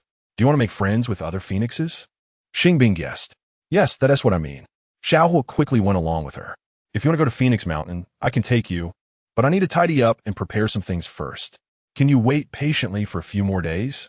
Xing Bing hadn't traveled far in a long time, so spending a few days out was not a bad idea. Of course, thank you, Master. Xiaohua said gratefully. The place I first saw won't be Phoenix Mountain, right? Xing Bing asked while washing the dishes. Yes, Xiaohua quickly replied. If that's the case, then wouldn't all the other phoenixes be gone? Xing Bing hadn't seen any other phoenixes there. Indeed, they're gone. Xiaohua is the last phoenix. Xiaohua answered truthfully. How did they disappear? Xing Bing frowned slightly. Before you came, they were exterminated by the original demon lord. For a moment, Xing Bing was left speechless. Chapter 48. Picking a villain as a pet. 15. If Xiaohua knew that the original demon lord was the one who destroyed the Phoenix clan, it would definitely misunderstand. After a moment of thought, Xing Bing asked in her heart, can I tell it that I am not the original demon lord? Although we haven't explicitly stated that players cannot disclose this kind of information, it's best not to, because if you tell it that you're not the original demon lord, you will have to explain who you really are. This could lead it to realize that you are not actually a part of the game world, but a person from reality, which would confuse it and could potentially cause the game instance to collapse. Xiaohua responded seriously. Is it really that serious? Xing Bing felt that she might be exaggerating. From the perspective of game characters, they are just as real as you are, and Xiaohua is no exception. If you directly tell them that they are not real beings, but just game characters, then their beliefs will collapse, meaning their cognitive programming will break down, leading to the destruction of the game world. Xiaohua provided an official and professional answer. If I don't tell Xiaohua the truth, will it hate me? Xing Bing had a bad feeling. I don't know about that. After all, I'm just an ordinary customer service representative. Xiaohua only understands the game rules and related regulations. Not everything. All right then. Xing Bing helplessly decided to let it go. If Xiaohua really turns against her, she could just log off. After all, she can't stay in the game world forever. Xing Bing comforted herself like this and began to pack the things she needed for her trip. She was still more accustomed to living like an ordinary person, so she needed to bring essential food and supplies.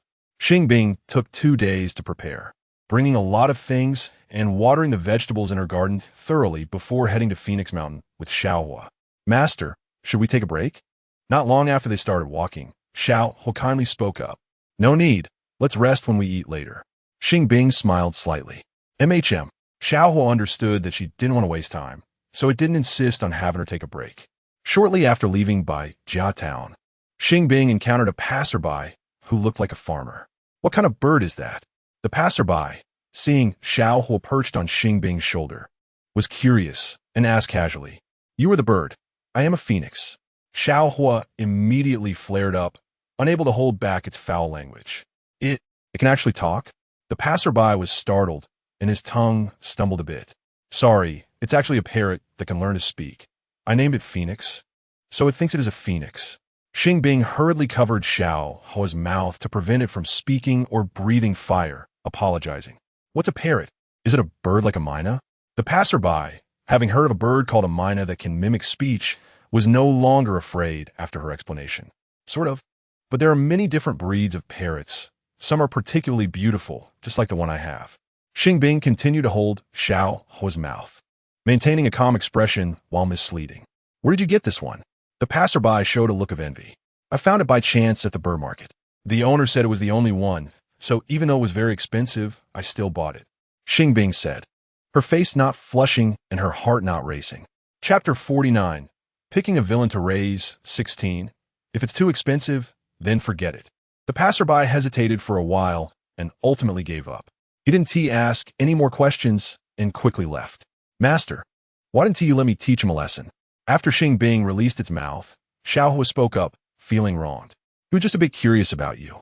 It's not like you meant any harm. Why did you have to get so angry? Xing Bing didn't understand why Xiao Hua was so upset. He called me a bird, but I'm clearly a phoenix divine beast. Why does he have to call me a bird? Xiao Hua said, half aggrieved and half angrily. Isn't a phoenix a type of bird? In Xing Bing's understanding, a phoenix was indeed a type of bird. So she didn't see any problem with the passerby's words. So in a master's eyes, does that mean Xiao Hua is just a talking bird? Xiao Hua felt greatly hurt in an instant.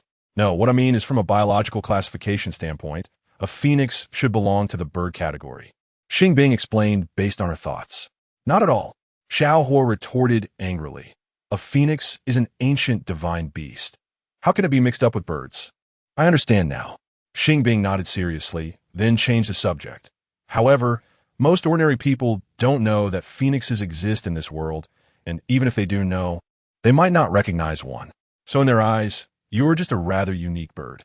For safety's sake, it's better if you don't reveal that you're a phoenix. After all, some ill-intentioned people might want to capture you and sell you for money. Xiao wasn't afraid. They could never catch me. Xiao was said with a proud look. Ordinary people indeed find it hard to catch you. But what if it's cultivators or demons? Xing Bing suddenly thought of this issue. As the last phoenix, if Xiao were to be exposed, it would probably be very dangerous. But I'm not afraid. Don't I have a master? My master will definitely protect me, right? Xiao didn't show any signs of fear and even tilted its head to rub against Xing Bing's face. I can indeed protect you now, but I can't protect you for a lifetime. You should still be careful. Xing Bing said earnestly. What does the master mean by that? Does the master already plan to abandon me? Xiao's heart sank, and it quickly pleaded. Master, please don't abandon me, okay? Xiao will always be very obedient. I'm not going to abandon you. But Xing Bing recalled what Xiao had said before and had to change her words. I can't explain it to you. Just know that I will never think of abandoning you. Xiao nodded heavily. It knew that Xing Bing wouldn't lie to it and felt much better, but still felt a lingering sense of unease. Never mind, I'll stop thinking about it for now and wait until we reach Phoenix Mountain to talk about it. Xiao tried hard to suppress the uneasy feeling and continued happily traveling to Phoenix Mountain with Xing Bing. Along the way, they encountered few people, but everyone who saw Xiao found it strange. Xing Bing had to tell the same made-up story to everyone while trying to keep Xiao from speaking in front of others. They walked intermittently for 5 days before finally reaching the edge of Phoenix Mountain. Phoenix Mountain wasn't a towering high mountain, but a dense forest, or rather, it used to be a dense forest, as it had now turned into a desolate land. Chapter 50. Picking a villain as my child, 17. Once, Phoenix Mountain was home to hundreds of phoenixes, with a barrier set by adult phoenixes using divine power at its edge. Even if someone accidentally intruded into Phoenix Mountain, they would not discover any traces of the phoenixes. But now, Phoenix Mountain has turned into a wasteland, devoid of anything except for the newly sprouted wild grass and trees. Why is this happening? Xiao found it hard to believe. Here, it sensed the lingering divine power of its kin, as well as the residual magical aura of Xing Bing. This indicated that Xing Bing had indeed been here and had used magic here. Phoenix Mountain is no more, and the other phoenixes should also be gone. Please accept my condolences. Xing Bing tried to say comforting words. Master, did you already know that Phoenix Mountain had turned into this? Xiao blurted out. I have been here before, and I found you here, Xing Bing answered honestly. Were there no other phoenixes left at that time? Xiao's heart sank a little. No, when I arrived, it was already a wasteland, and there were burn marks all over the ground. Not even a weed left. Xing Bing remembered the scene back then. So that is how it is. Xiao sighed with relief. Xing Bing might have just happened to encounter the extermination of the phoenixes, and she was not the real culprit. Master, can we stay here for a night? Xiao didn't want to return so soon. Of course, Xing Bing had brought a homemade tent, and it could be set up directly on the ground. Sleeping inside at night would be no problem. Nighttime, Xing Bing gradually fell asleep, and Xiao also drifted off. In the middle of the night, Xiao fell into a pitch-black dream. Do you still not believe us? A cold voice emerged. We were killed by her, and Phoenix Mountain was burned down by her. Do you really believe her lies? No way. The master has always treated me well, and is good to others too. How could she be so cruel only to you? Xiao instinctively retorted. Have you ever considered that what you see might just be her disguise? What she just thinks taking care of you is fun. Besides, the demon lord is notorious. She has done far worse things. If you don't believe it, you can ask around in other places to see if she is really what you think she is. Another voice responded. I won't go. The master said I'm the last phoenix and cannot be captured by others. Xiao said firmly. Ha ha. A mocking laughter erupted. You recognizing her as your master is no different from being captured by someone else. Don't you think she just treats you like a pet? That is not true. The master has never restricted my freedom. I willingly follow her. Xiao immediately defended. You're foolish. If you weren't obedient like a dog and voluntarily followed her, do you think she would give you this so-called freedom? The sarcastic voice rang out again. I'm not foolish. I'm just grateful. Xiao said, nearly furious. Grateful? Ha ha ha ha ha. The sarcastic voice laughed for a long time this time. What kind of gratitude is that? Is it for killing your entire clan? Stop talking. I don't want to hear it. I don't want to hear it. Xiao covered its head with its wings, shouting in despair. Chapter 51. Picking up a villain as a baby. 18. Xiao, what's wrong? Just as Xiao was about to completely break down, a familiar voice pulled it out of its nightmare. Xiao stopped trembling. I'm fine. I just had a nightmare. It downplayed as much as possible. What nightmare? Xing Bing asked, having heard Xiao shout several times about not wanting something, guessing that its nightmare must have been quite scary. It's not anything special. Just a dream about being stewed like an ordinary bird, Xiao casually lied. Oh, Xing Bing was skeptical, but before she could think of how to confirm it, Xiao took the initiative. Master, why are you still awake? It asked with concern. I was already asleep, but when I heard your voice, I woke up again. Xing Bing said frankly. Sorry, master. I disturbed your sleep. Xiao immediately felt guilty. That's okay. I can manage without sleep. You don't need to feel guilty, Xing Bing said, gently petting its little head. Really? Xiao's eyes sparkled. Of course, your master is not an ordinary person. Xing Bing smiled sweetly.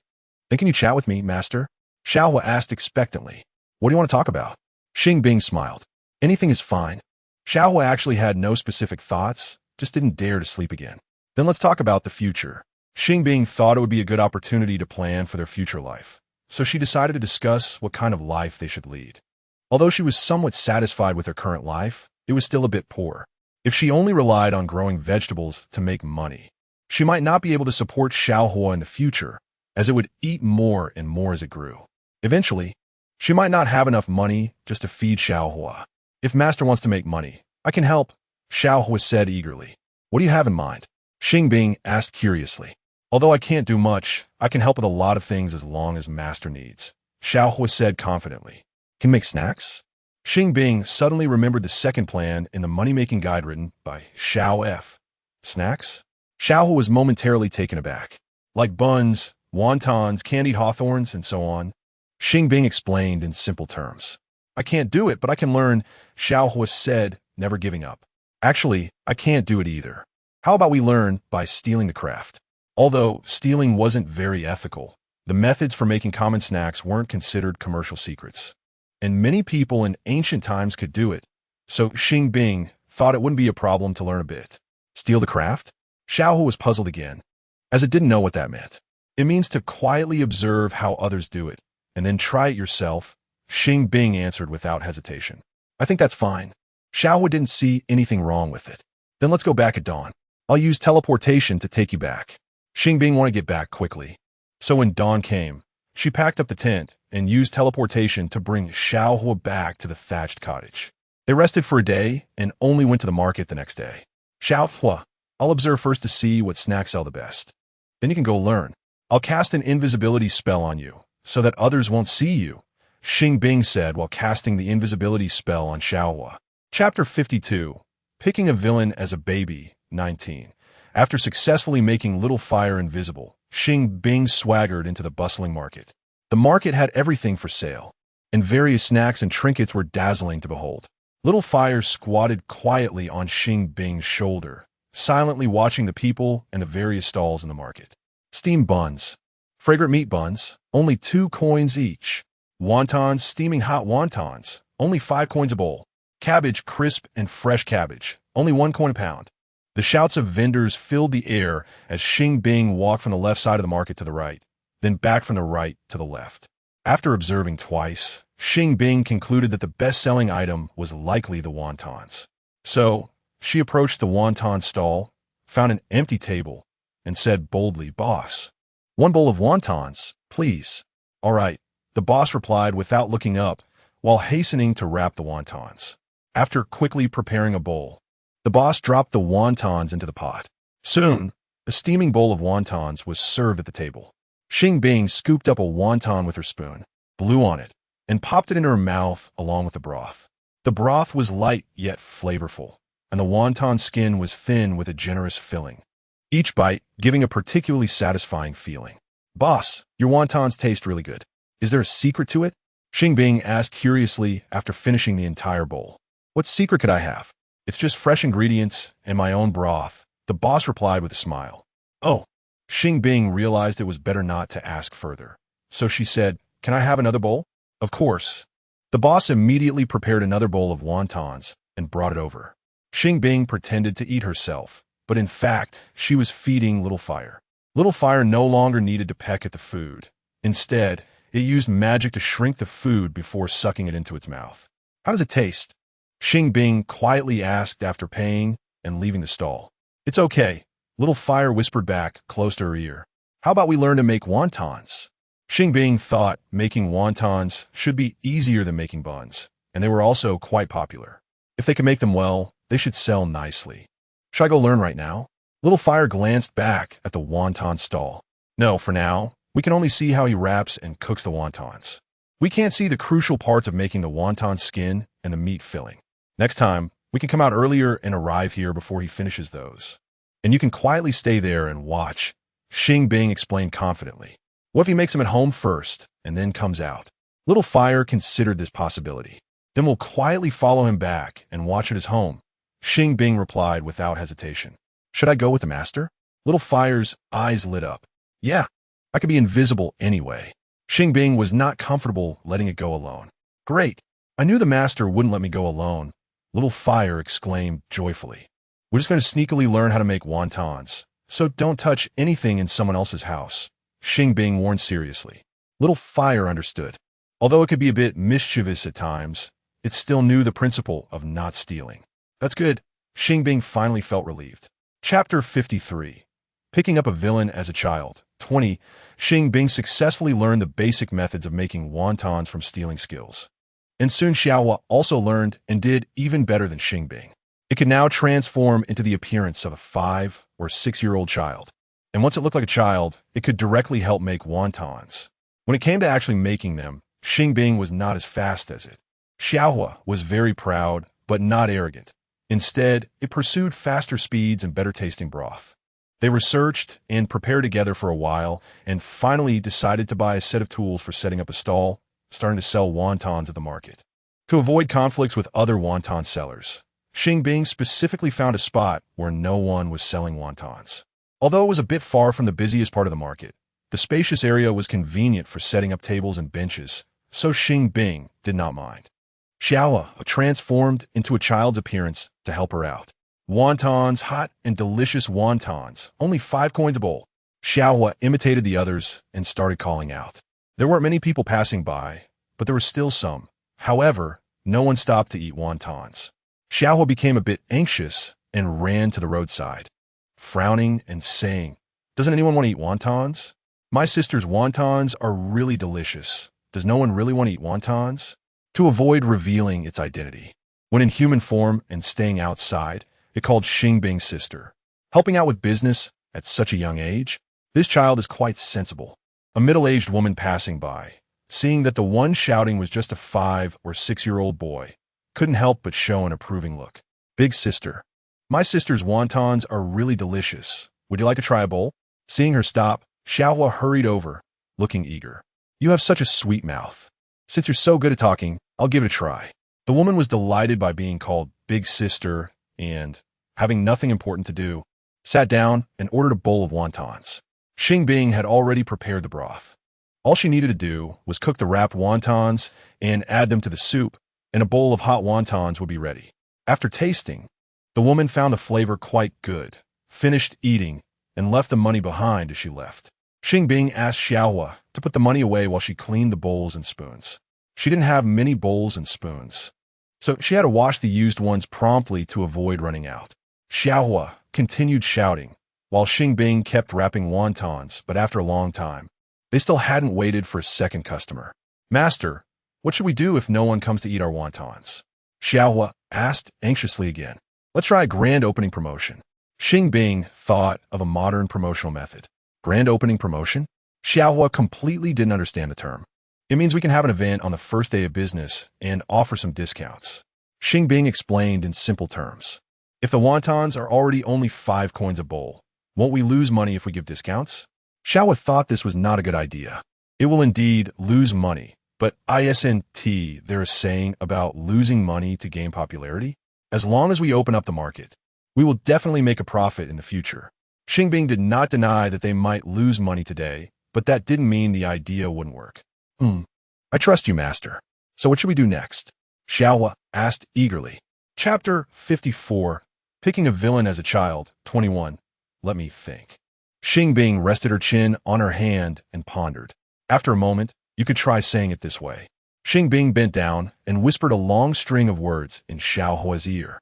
Xiaohua listened attentively, blinking as she did so. Did you remember? After finishing, Xing Bing smiled and asked, I'll try it right away. Xiaohua nodded like a chick pecking at rice and walked boldly to the roadside, wearing a radiant smile, shouting loudly, Uncles, aunties, brothers, and sisters, do you want to eat wontons? Today is the first day my sister and I are open for business. And if you come to eat today, you could get extra wontons. Is it still 5 for a bowl? A young man passing by was a bit tempted when he heard about the extra wontons. Yes, more for the same price. Xiaohua maintained her bright smile and stated firmly, How do I know it's really extra? The young man was somewhat skeptical that they might have originally served a small amount and then increased it to the usual amount, falsely claiming it was extra. If you finish a big bowl and still don't feel full, you could get 1 more bowl for free at most. Xiaohua replied according to what Xing Bing had taught her earlier. So that means I can get 2 bowls for 5, right? The young man's eyes brightened. Yes, we don't do discounts, but it's buy 1, get 1 free. If you can't finish it, you can bring a friend to eat with you. And anyway, you could get 1 extra bowl for free at most. Xiaohua particularly emphasized that there wouldn't be any discounts, to avoid giving the impression that it would be expensive when they returned to normal prices later. I'll emphasize again, this offer is only valid today. After finishing, Xiaohua stressed again that the offer was only valid today. Then I'll have 2 bowls, please. The young man happened to be a bit hungry. He had originally planned to buy something cheap and tasty, not intending to eat wontons, but if he could get 2 bowls for 5, then he would definitely be full. All right, Xing Bing responded cheerfully and quickly prepared 2 bowls of wontons. The amount in 1 bowl was based on the previous wonton seller, which was 15 wontons per bowl, so 2 bowls meant 30 wontons, costing about 6. If everyone asked for an extra bowl, she would definitely incur a loss. But there was no way around it. Since she had made the promise, Xing Bing had to follow through, even if it meant a real loss. The young man was very satisfied after eating, and before paying, he praised Xing Bing's cooking. If I want to eat wontons next time, I will come to you again. After placing down 5, the young man said a few polite words before getting up to leave. Will he really come again next time? Xiaohua expressed doubts about this. Hard to say. He might be serious, but he could also just be being polite. Xing Bing was very familiar with such polite remarks. Most people just say them out of courtesy, and the chances of them actually returning are quite small. Should we continue the buy 1, get 1 free? Xiaohua was a bit hesitant again. Let us continue. At least we need to sell the prepared dough and meat filling. Xing Bing didn't plan to keep it for herself, as she and Xiao Hua had already eaten a lot of wontons in the past few days and didn't want to continue eating them. MHM. Xiao Hua nodded obediently and ran back to the roadside to shout again. They sold until noon and even ate 2 bowls themselves, barely managing to sell out. Chapter 55. Picking up a villain as a child. 22. To avoid raising suspicions, Xing Bing was dragging the cart with the items she brought back. The cart not only carried 2 sets of tables and benches, but also equipment for cooking wontons. These items were quite heavy, and for an ordinary person, it would be difficult to drag them alone. Fortunately, Xing Bing was now a demon lord, not an ordinary person, even without using spells. Her strength was much greater than that of an ordinary person, so it wasn't hard for her to pull the cart. As Xing Bing pulled the cart down the road, passers-by cast surprised glances at her. Whose daughter has such strength? She might even be stronger than the men. If someone marries her, they'll definitely have a good life. A few women started discussing this first. A woman with such strength should be undesirable for marriage, right? If women can do all the heavy work, what do we men need to do? Exactly. How can such heavy work be left to women? The nearby men were immediately displeased upon hearing this. You all talk so nicely. Why don't you go help her? One of the women immediately retorted. Why should we help her? We don't even know her. Why should we help her? Another added. Even if we wanted to help, we'd only help our own wives, not someone else's. The men began to counter. That girl clearly looks unmarried. If she were married, how could she be out doing this? The woman shot back. How could she not be married? Didn't you see she has a child? A sharp-eyed man noticed the presence of Xiao Hua. Don't talk nonsense. That's her younger brother. The middle-aged woman next to the first woman couldn't help but correct him. How do you know it's her brother? The man replied, I heard her wonton stall when I passed by. He calls her sister. The middle-aged woman said honestly, just because he calls her sister doesn't mean she's really his sister. The man felt this reasoning was not very convincing and even suspected that Xing Bing had intentionally made Xiao Hua call her that, when in fact they were mother and son. She looks nearly 20, while that child is only 5 or 6. Shouldn't she be his mother instead? Another man had the same thought. Is it strange for a sister to be 15 years older than her brother? The first woman rebutted again. Isn't it strange? The man retorted confidently, before the first woman and the middle-aged woman could think of how to continue defending Xing Bing. Xiao had already spoken up first. How can you slander my master, sister, like this? These people had followed them all the way and kept arguing. Xiao really couldn't take it anymore. Xing Bing had heard their words, but chose to ignore them. Seeing Xiao stop, she also halted. Although I don't have a blood relationship with my sister, I was raised by her, and I've always regarded her as my real sister. Do you really need to slander our relationship like this? Xiao looked angrily at the man who had said so many bad things about them. So they're not biological siblings after all. The middle-aged woman finally realized that they only had this kind of relationship. I remember this girl. She came to our side half a year ago, and I even helped her build a house. At that time, she had no one else with her. So what this child said should be true. A rather simple-looking man stepped forward to help mediate. Chapter 56. Picking a villain as a child. 23. That doesn't seem right, does it? If they only knew each other for half a year, why would he say she raised him? Manby raised a question. What does a child know? Maybe he just said it casually to refute us. Someone standing next to him replied. That doesn't make sense. Manby finally felt he was in the wrong and stopped talking. The people who looked down on Xing Bing for being an unmarried mother also fell silent. Since the girl isn't married yet, should she find a partner? A woman in her 40s squeezed her way to the front of Xing Bing with a big smile. Xing Bing didn't expect someone to come up and ask her such a question, so she didn't know how to respond and remained silent. Seeing the awkward atmosphere, the woman quickly introduced herself. I'm the famous matchmaker Wang. If you're interested, I can help you find a partner. No, thank you. I don't want to get married for now. Xing Bing replied, trying to maintain a smile. Why don't you want to get married? By age, you're not that young anymore. Wang the matchmaker said, while sizing her up. I never thought about getting married. I plan to spend my life with my little brother. Xing Bing said with an awkward smile. That won't do. Wang the matchmaker suddenly frowned. Look at how beautiful and capable you are. It would be a waste not to get married. A girl as excellent as me would be a bargain for someone else if I got married. Xing Bing countered without hesitation. Well, that does seem to make sense. Wang the matchmaker was stumped for a moment, but still maintained her smile. So why should I get married? Xing Bing said with a straightforward expression. This time, Wang the matchmaker's smile genuinely faltered. Ha ha! Many people around couldn't help but laugh. Wang the matchmaker, feeling embarrassed, quickly left. Xing Bing ignored them and continued to pull her cart back.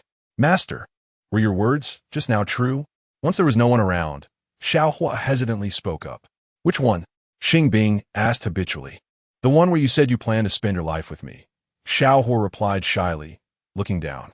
What I meant by that life is an ordinary person's life. When you grow up, I won't be by your side anymore, Xing Bing said, not wanting to lie to it, and had to reveal this harsh truth. She could only experience it for free for one day. Once that day was over, she would have to leave the game world and most likely wouldn't return. Why? Xiaohua's heart sank. Ordinary people can live to be around 100, while it can live for thousands of years, and so can the master. Why can't the master stay with it forever? I can't tell you the reason. If one day you find I'm no longer around, or if my temperament changes drastically, then it means I truly am gone, Xing Bing said with a somewhat complicated expression. Oh, Xiaohua didn't ask further, but its mind was filled with countless thoughts. What does this mean? What has the master been hiding from me? Why doesn't the master want to tell me? Am I not worthy of the master's trust? These questions weighed heavily on it, making it feel somewhat breathless. Don't you understand? She has just been lying to you all along.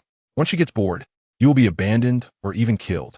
Just as Xiaohua was unsure how to cope with its gloomy mood, a familiar yet strange voice suddenly rang out. Chapter 57. Picking a Villain as My Child, 24. This voice appeared directly in its mind, as if another self was conversing with it. Impossible. The master wouldn't treat me like this. Xiaohua rebutted without hesitation. If she really valued you, how could she refuse to tell you anything? The voice in its mind seemed to be gently persuading it. The master must have her reasons. I believe in her. Xiaohua knew this was sowing discord. No matter what the other side said, it couldn't trust it. I must say, you're really foolish. If I were you, I would find a way to expose her true nature and avenge all our kin. The voice in its mind seemed to carry a hint of helplessness. I won't do that. I never will. It is the master who gave me life. I will never betray her. Xiaohua resolutely refused to be swayed. Are you really willing to go this far for our enemy? The master is my benefactor, not an enemy. Xiaohua could never repay kindness with malice. How ridiculous. Can't you think from another's perspective? The voice in its mind instantly turned mocking. What do you mean? Xiaohua didn't understand why it needed to consider another perspective.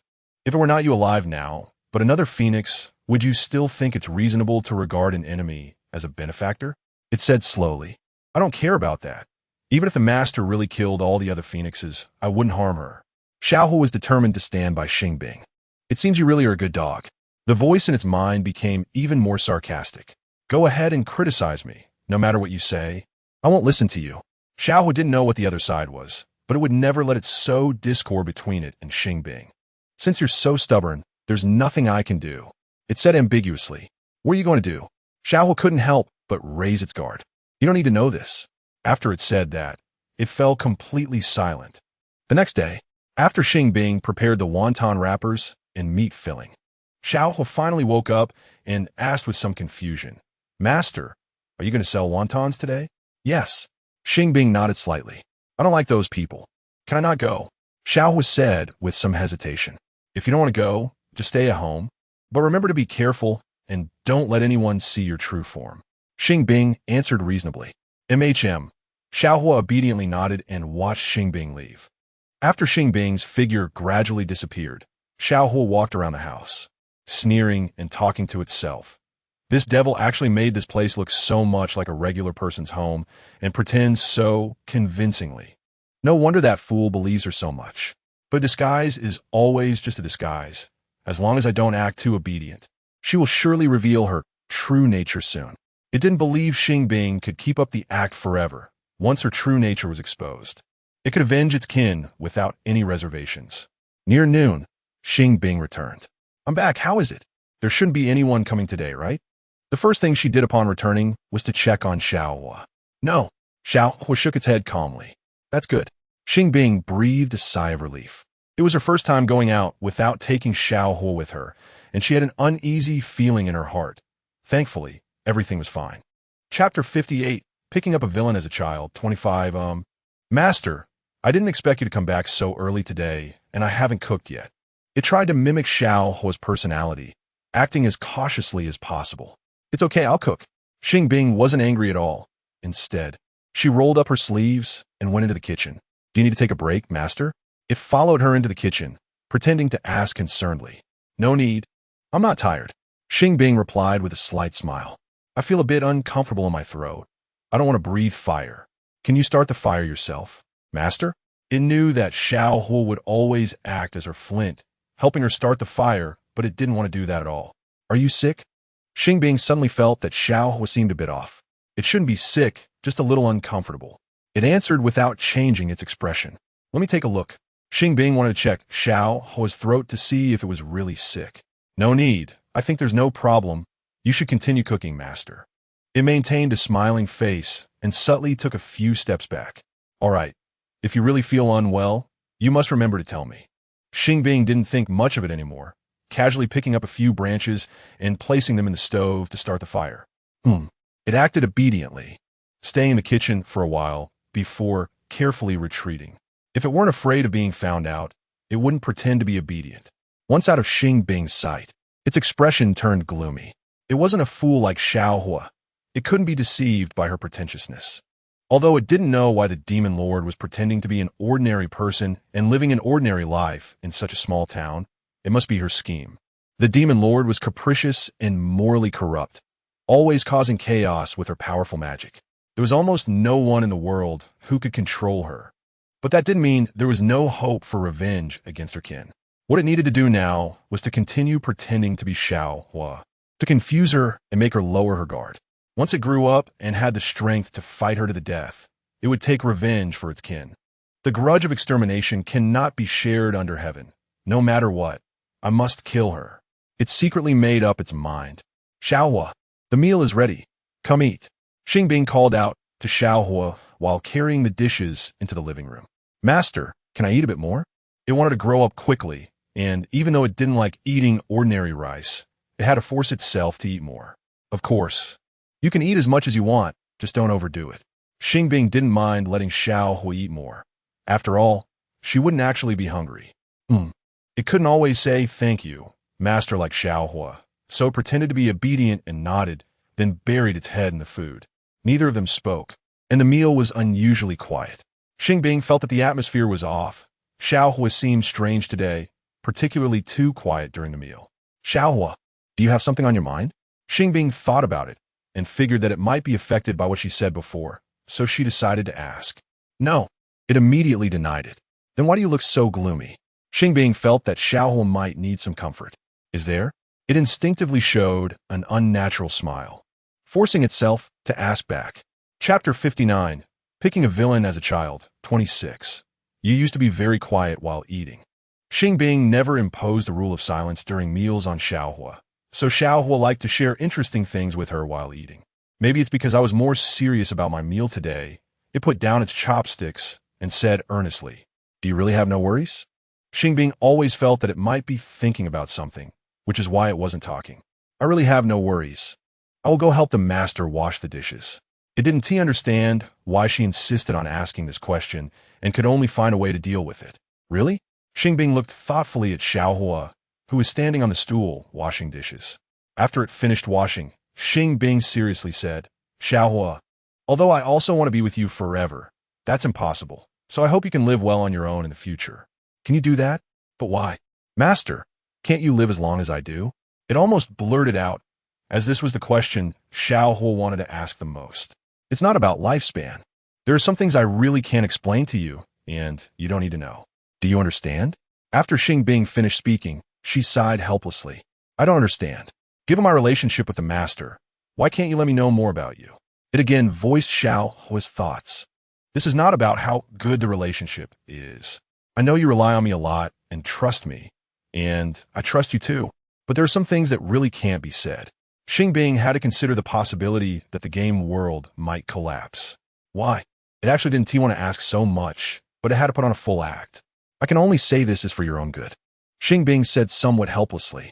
What a good reason for my own good. Isn't it just that she doesn't want me to know that she destroyed the Phoenix clan? It scoffed coldly in its heart, but said nothing on the surface. I still have to go sell wontons tomorrow. Do you want to come with me? Xing Bing felt the atmosphere was a bit heavy and had to change the subject.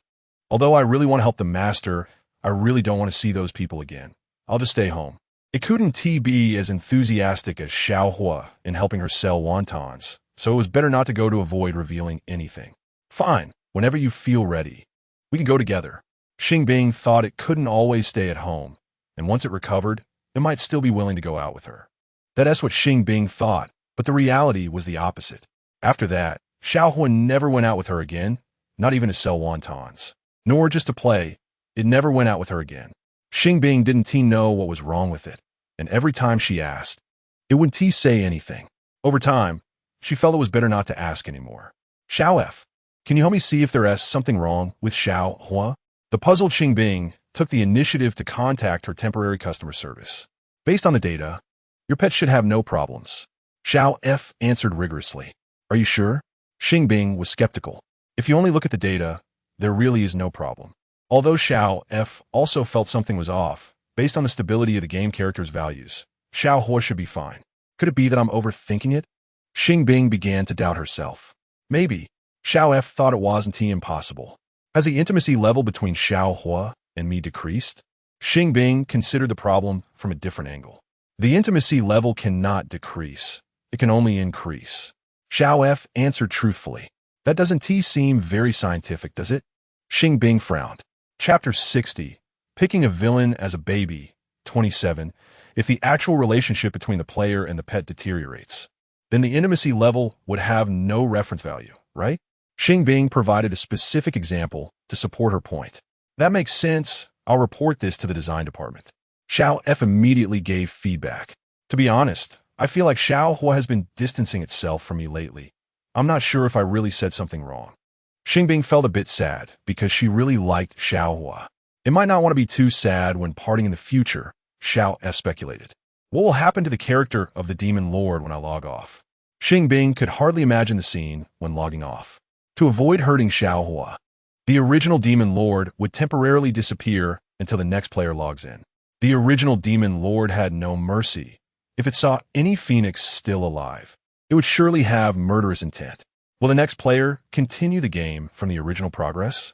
Xing Bing suddenly realized this question. Yes, but their pet may not necessarily be Xiao Hua.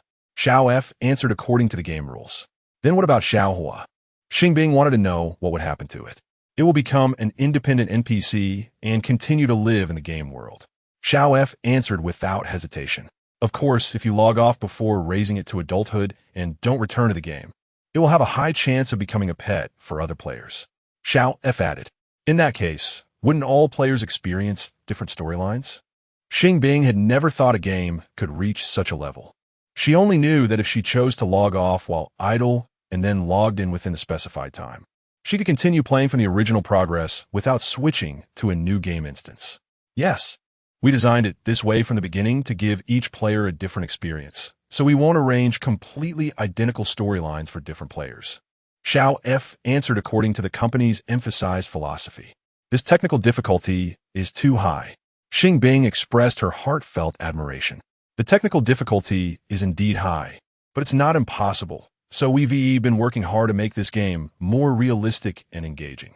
Xiao F said proudly. No wonder your prices are so high. Xing Bing finally understood why playing a pet raising game was so expensive. There's no way around it. There must be funding to support technological development. Xiao F replied confidently. Good luck. Xing Bing wouldn't spend money to play anyway, so she could only offer verbal encouragement. Thank you. Xiao F politely thanked her before returning to its invisible state.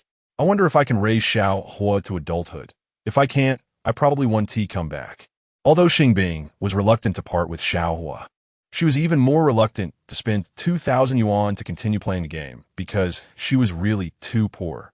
As a recent graduate, she neither had a job nor did any part-time work to make money. She was just on vacation at home, waiting to start graduate school. With her situation, where'd she get any money? If she were to ask her parents for money, they would likely give it to her. But if they knew it was for playing a game, they would definitely scold her for wasting money or say she was losing her ambition. They would certainly not agree to let her spend 2,000 yuan on a game. Finding a part-time job on short notice would probably be too late. Currently, part-time jobs pay a maximum of 20 yuan per hour, and one can work up to 8 hours a day, which means the maximum one can earn in a day is 160 yuan. To make 2,000 yuan would take 12.5 days, and logging off requires logging in within a week, or else it will turn into a permanent offline status. So even if Xing Bing could find a reliable part-time job, it would still be too late. Chapter 61. Picking up a villain as my child. 28. Forget it, I don't want to think about it too much. I'll deal with it later. Xing Bing didn't want to add more worries, so she temporarily set this issue aside. Every day after that, she continued to live a life similar to before, with the biggest difference being that Xiaohua seemed to be growing more distant from her. At the same time, Xiaohua was also slowly growing up. To make life feel more ceremonial, Xing Bing started celebrating its birthday. She thought Xiaohua would be happy, but in reality, it was the opposite. Xing Bing initially wanted to celebrate the day she turned Xiaohua into a phoenix as its birthday, but it refused and insisted on using the day she found it as its birthday. Every time its birthday came around, it would appear particularly silent and unhappy, as if it were commemorating someone else's death. Xing Bing knew it was mourning other phoenixes, so even though she realized it was unhappy, she didn't confront it and continued to celebrate the birthday. Gradually, Xiaohua grew to half a human's height, taking on the form of a 15 or 16-year-old boy, while Xing Bing's appearance remained unchanged. Xiaohua, I bought you new clothes. Do you want to try them on? Xing Bing had developed the habit of buying clothes for it. Whenever it grew taller and needed new clothes, she would buy new ones for it. Master, why did you buy me new clothes again? Can't I still wear the ones I had before? It pretended not to understand. Because you've grown taller, the old clothes are too short now, so it's necessary to get new ones. Rather than having it use magic to change clothes, Xing Bing preferred to buy clothes for it to wear. If you insist on making me wear them, I will put them on. It actually didn't like wearing human clothes. It's not that I insist you wear them. I just want to see how you look in them. Xing Bing knew it didn't like wearing bought clothes, but she just wanted to buy them and have it try them on. Sounds nice, but it just about wanted me to do things her way. It really hated being ordered around. If it weren't for the fact that it wasn't yet of age and its divine power hadn't reached its peak, it wouldn't listen to her commands at all. Of course, the clothes you bought are nice. I'll wear them now. As the saying goes, a great man can bend and stretch. It didn't want to fall out with Xing Bing, so it took the clothes and went into the room to change. Looks great. This style really suits you. This time, Xing Bing bought a black and white deep robe that looked more fitted and elegant, making Xiaohua appear like a refined young scholar coming out of school. This just a garment that looks like morning clothes? What is so great about it? It was filled with sarcasm, wishing it could burn the outfit immediately, but it had to force a smile and replied, I also think this outfit looks good. How about I just wear this from now on, so you won't have to buy me new clothes anymore? For a short time, you shouldn't need to buy more, but if you grow another couple of inches, this one will have to be replaced. Xing Bing gestured to indicate 2 inches with her hand, smiling. Really don't need to buy more. I already have so many clothes, there is hardly any space left. It really didn't want to be forced to wear human clothes, so it had to find an excuse to refuse. That is true. I originally wanted to keep those old clothes as mementos, but they do take up space, and you won't be wearing them again. And you hardly wore them a few times. Why don't we donate them to those homeless children? Xing Bing thought it would be a waste to just throw them away, and she often saw some little beggars in town wearing ragged clothes. If they were given to them, they certainly wouldn't mind. Master's decision is good. It replied with an innocent smile. Then it's settled.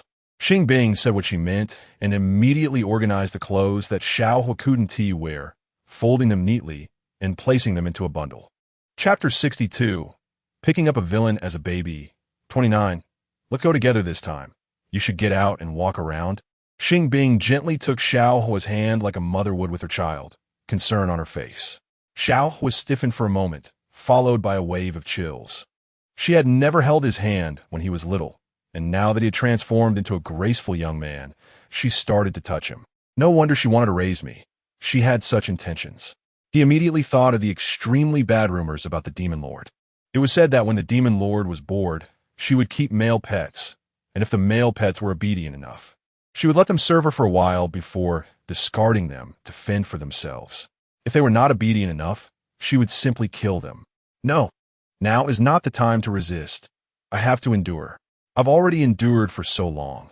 Can I not endure just this moment? He really wanted to pull his hand back, but held back, forcing a somewhat stiff smile. Okay, I will listen to my master. He pretended to comply. If we run into someone we know and they ask what our relationship is, just say we are friends. It had been less than 2 years since Xiao Hui first appeared in town, and he had grown 10 years older in his human form. So Xing Bing couldn't let anyone discover this. He nodded with a smile as best as he could. Let's go out now. We should have time to come back.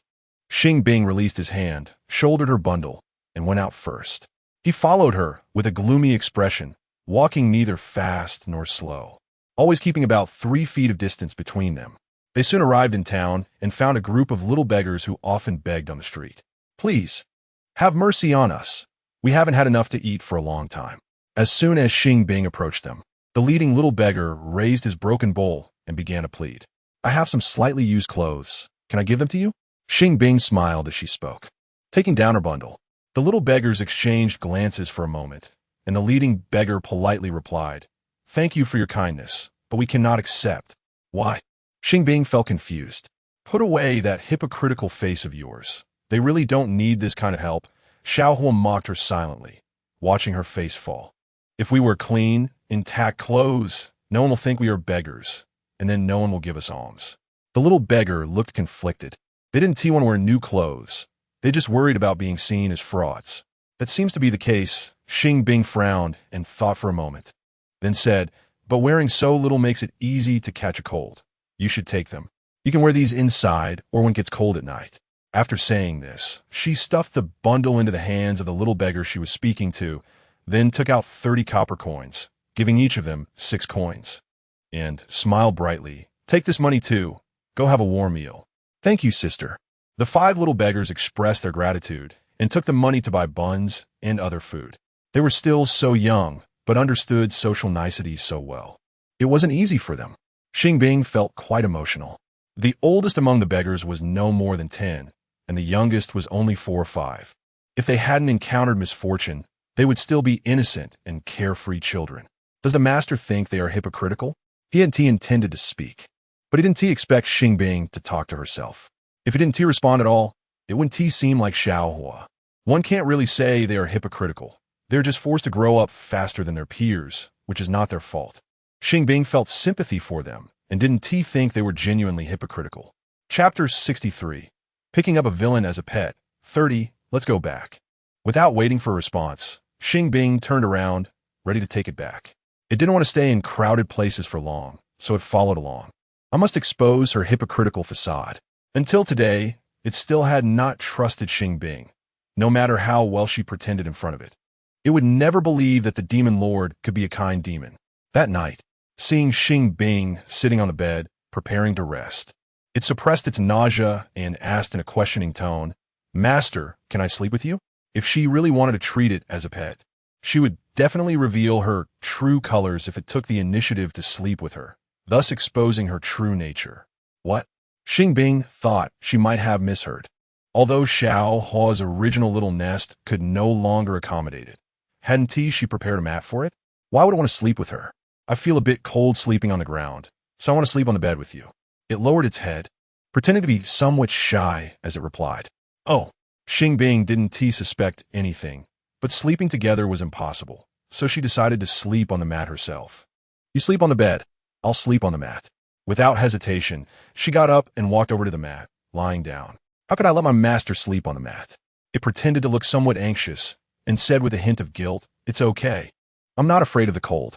Xing Bing smiled nonchalantly, covered herself with the quilt, and closed her eyes. Is it because I haven't fully grown up yet that she doesn't intend to touch me? It didn't expect her to be capable of this extent, but it still didn't believe that she had no dirty thoughts about it at all.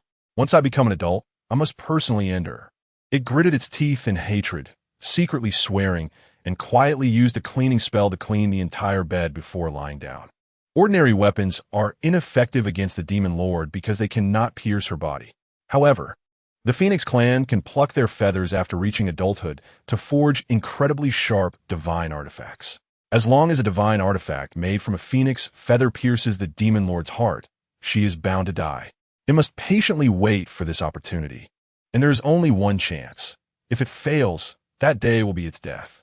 It was determined to take revenge for its kin, and before that day came, it had to endure humiliation and bear the burden, trying its best to appear harmless to prevent Xing Bing from raising her guard.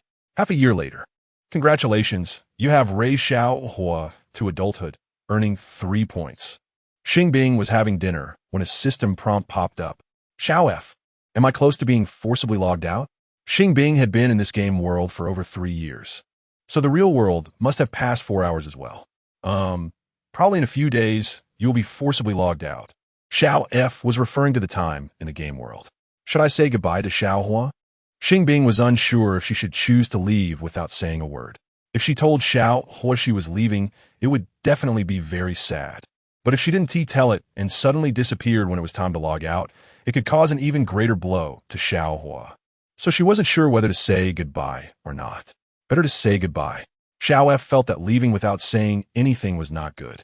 Then how should I say it? Should I just tell it, I'm preparing to leave this world? Xing Bing was a bit conflicted. If you really don't know what excuse to find, saying it like this is fine. Xiao F estimated that Xiao Hua would understand it in another way. So she thought it would be okay to say it like this. I'll think about it some more. Xing Bing was still somewhat conflicted. Although Xiao Hua was not as close to her as before, it had always been well-behaved and relied on her. And she really felt a bit reluctant to just leave it behind. Chapter 64. Picking a villain as a child. 31. It's done. Finally done.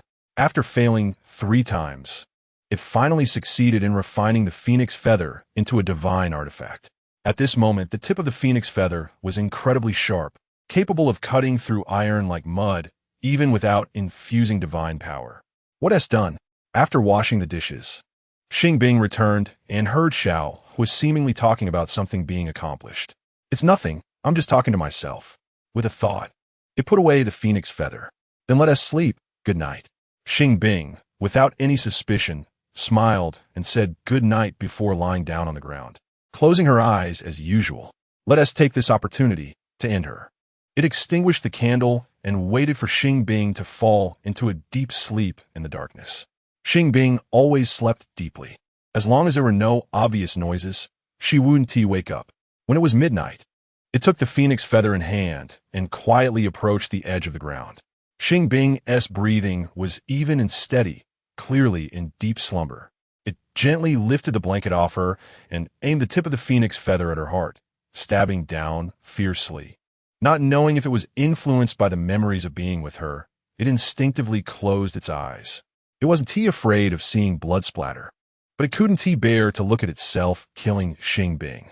Just when it thought Xing Bing was doomed, it suddenly opened its eyes wide. Xing Bing had woken up at some point and grasped the phoenix feather with her hand. Are you trying to kill me? Xing Bing couldn't believe what she was seeing. If it weren't for Xiao F's reminder, she might have really been stabbed. I don't want to kill you. You should die. You should die. It shouted frantically, its eyes bloodshot with fury. Why? For the first time, Xing Bing felt a suffocating and uncomfortable sensation in her heart. She had never imagined that the Xiao Hua she raised would want to kill her, let alone in this manner. What wrong did our Phoenix clan do? Why do you have the right to annihilate us? You even burned down Phoenix Mountain, where we relied on for survival. It stabbed down harder while crying out in anguish. I'm sorry, I shouldn't have hidden this from you. Xing Bing forced a smile and drove the phoenix feather towards her heart. She didn't feel pain or make any sound, but the warm blood that splattered onto its face left it stunned. But what I want to tell you is, I'm not the original demon lord. I don't belong to this world, and it's time for me to leave. Xing Bing smiled as she spoke, and her figure gradually disappeared. Her disappearance snapped it back to reality. In that moment, it felt no sense of satisfaction from revenge, only a crushing despair that dragged it into the abyss. Why did you only tell me the truth now? Why did you have to resolve the misunderstanding in such a cruel way? It couldn't understand why she had to go to such lengths, tears streaming down one by one, landing on the bloodied phoenix feather, slowly washing away the bloodstains. I'm sorry, Xiao Hua. I was wrong. I will return your body now. It placed the phoenix feather down, quickly cleaned up the bloodstains at the scene, and slowly closed its eyes. It was neither another personality of Xiao Hua nor her inner demon, but the vengeful spirit formed by all the fallen phoenix souls. It had initially wanted Xiao Hua to take revenge for them, but unexpectedly, Xiao Hua stood so firmly on Xing Bing's side. To avenge all the deceased phoenixes, it had to forcibly occupy Xiao Hua's body and use her to seek vengeance. It had never wavered in its desire for revenge, believing that Xing Bing was their enemy. However, fate played tricks. Xing Bing was not the original demon lord, but a very kind person. Having such a master as Xiao Hua was indeed a stroke of luck. But now, that luck had been completely destroyed by it. It had no reason to continue existing in this world. After returning the body to Xiao Hua, it completely disappeared. Chapter 65. The company's invitation after being passively logged out. Xing Bing did not exit the game directly, but instead entered the transition space. Detected that you were about to leave the game. Could you leave your valuable feedback? Upon seeing the familiar system prompt, Xing Bing wrote the following review. The storyline design that has a deep-seated grudge between the original game character and the pet is too glitch. I hope to avoid such settings in the future. At the same time, in a parallel world, after regaining consciousness, Xiao Hua was surprised to find that it had grown up. Where's the master? It gradually realized that Xing Bing seemed to be missing from home. Did the master go out to sell wontons? Xiao Hua searched around but could not find Xing Bing, so it ran to the town, only to find that Xing Bing was not there either. Have you seen her? It used magic to create a portrait of Xing Bing and asked everyone it encountered. No. All the passers-by gave the same answer. Where could the master have gone? Why didn't she tell me? And why didn't she take me with her? Xiao Hua had a bad feeling, but was unwilling to believe it. Xing Bing would never abandon it. Even if she were to leave, she would not do so without saying goodbye. So, it firmly believed that Xing Bing had not abandoned it. I must find the master. Xiao Hua took all of Xing Bing's savings and her portrait, setting off on a journey to find her. As long as it did not give up, it would surely find a master. Holding on to this belief, Xiao Hua steadfastly walked through one place after another. In the end, it searched the entire world but still could not find Xing Bing. Could it be that the master is really gone? Remembering what Xing Bing had once said to it, Xiao Hua could no longer deceive itself. If one day she disappeared or her personality changed drastically, then she was indeed gone. Xing Bing had said this before, and now she was missing and there was no trace of her anywhere. If she was not deliberately hiding from it, then she must be gone. Master, I miss you so much. Xiao Hua looked at the portrait, tears streaming down its face. Without Xing Bing, it did not know what the meaning of living was, but it would not seek death. Xing Bing had said that it was the last phoenix in the world. If it were gone, the Phoenix clan would truly cease to exist. It now represented not just itself, but the entire Phoenix clan, so it could not die. Since the master was able to nurture me with her blood, I should be able to nurture other phoenixes with my blood as well. Xiao Hua wiped the tears from its face, rolled up the portrait carefully, and put it away. It had to continue the bloodline of the phoenix to repay Xing Bing's nurturing grace. Earth. Shortly after returning home, Xing Bing received another email from the company of Pet Cultivation Chronicles. The email content was as follows. Thank you very much for the valuable suggestions you provided for Pet Cultivation Chronicles. These suggestions are very useful. To express our gratitude, we would like to invite you to become our internal test player. If you are willing, you can add our customer service representative, Xiao F, on WeChat for further discussion. Internal test player?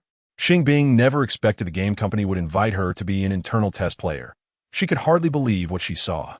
However, the content of this email should be genuine, as it came from the same source as the last email. It's still worth adding and asking. If Xing Bing remembered correctly, internal test players could experience the game for free, and there might even be compensation, so she decisively added Xiao F on WeChat. Can internal test players experience it for free? Xing Bing directly inquired via WeChat. Of course, and there's no limit on the number of times. As long as you conduct the internal testing according to the company's requirements, you can experience it for free continuously. Xiao F quickly provided a definitive answer. What are the requirements? Xing Bing continued to ask. Chapter 66, The Second Rise of Humanity in the Apocalypse. 1. Micro chat messages. Xiao F. You need to log in at least once a week, with a total online time of no less than 4 hours. If the company has new activities or special circumstances, internal test players should try their best to ensure they can come to the company for the experience. If you're unavailable, you need to request leave in advance. Otherwise, your internal testing qualification will be canceled. Xing Bing, is there any compensation? Xiao F, you could say there is, but you could also say there isn't. Xing Bing, what do you mean? Xiao F, although we won't pay you, we will reward a mysterious gift to internal test players who have a higher level of completion. Xing Bing, what kind of gift? Xiao F, I don't know that either. Xing Bing. After a moment of silence, Xing Bing sent a new message. Xing Bing, if I want to withdraw halfway, can I do that? Xiao F, yes, but you will not receive a reward. Xing Bing, how long do the predictive players need to participate? Xiao F, the specific time has not been fully determined yet, but it will be at least 2 months. Xing Bing, so, as long as I agree to become an internal test player, I can freely experience at your company for free during these 2 months? Xiao F, yes. Our company will cover all expenses. Xing Bing, all right then, I agree to be your internal test player.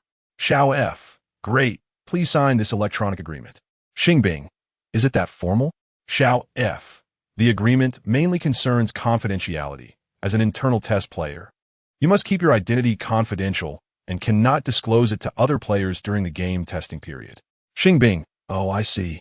Xiao F, if you are not at ease, you can take a careful look at the agreement's content first. Xing Bing, okay, let me check it out. Xing Bing downloaded the electronic agreement, read through it carefully, and confirmed that the content only required confidentiality before signing it online. Xiao F, this is a special internal test account prepared for you. As long as you log in with this account in the future, it will be free. Xing Bing, all right, thank you. After receiving the internal test account from Xiao F, Xing Bing habitually ended the conversation with a thank you. Unfortunately, being passively offline means permanently offline. Otherwise, I should still be able to see Xiao Hua. Thinking of Xiao Hua, Xing Bing still felt a bit regretful. The reason Xiao Hua wanted to kill her was probably that she found out the original demon lord exterminated the Phoenix clan and mistakenly thought she was the original demon lord, which led her to attack. If it weren't for this misunderstanding, they definitely wouldn't have ended up like that. Forget it, even without me. Xiao Hua should be able to live well on her own. Xing Bing could only comfort herself this way. Xiao Hua has grown up, and she has always lived in a relatively safe place, so she felt that she should be fine. The next morning, Xing Bing arrived at the game company and entered the new game world. Am I a doctor this time? After opening her eyes, the first thing she saw was the white coat she was wearing. Almost, but you're not an ordinary doctor. You can take a look at your name tag. Since Xiao F was already familiar, he no longer addressed Xing Bing as you. Xing Bing looked at her chest and found that the name tag read Cloning Expert. Xing Bing, can cloning be done freely in this world? She felt curious. In the real world, cloning technology is not allowed to be used casually, especially for cloning humans. That is absolutely prohibited. Not exactly. There are still restrictions. Generally, it can only be used to clone plants and animals, as well as certain human organs. Xiao F responded according to the setting of this game dungeon's derivative comic, The Second Rise of Humanity in the Apocalypse. Oh, Xing Bing indicated that she understood. Do you need me to tell you about the general background and setting? Xiao F diligently asked. Go ahead. Xing Bing listened attentively. Chapter 67. The Second Rise of Humanity in the Apocalypse 2. This derivative comic is called The Second Rise of Humanity in the Apocalypse. The background is set in a future world, primarily telling the story of a day in the early 22nd century when a zombie virus broke out on Blue Star, leading to a tragic apocalypse. Just as the zombies were about to dominate the world, surviving medical scientists developed a vaccine against the zombie virus under the protection of the male and female protagonists, resolving the apocalyptic crisis and ultimately leading to the resurgence of humanity. Little F narrated. It should still be before the zombie virus outbreak, right?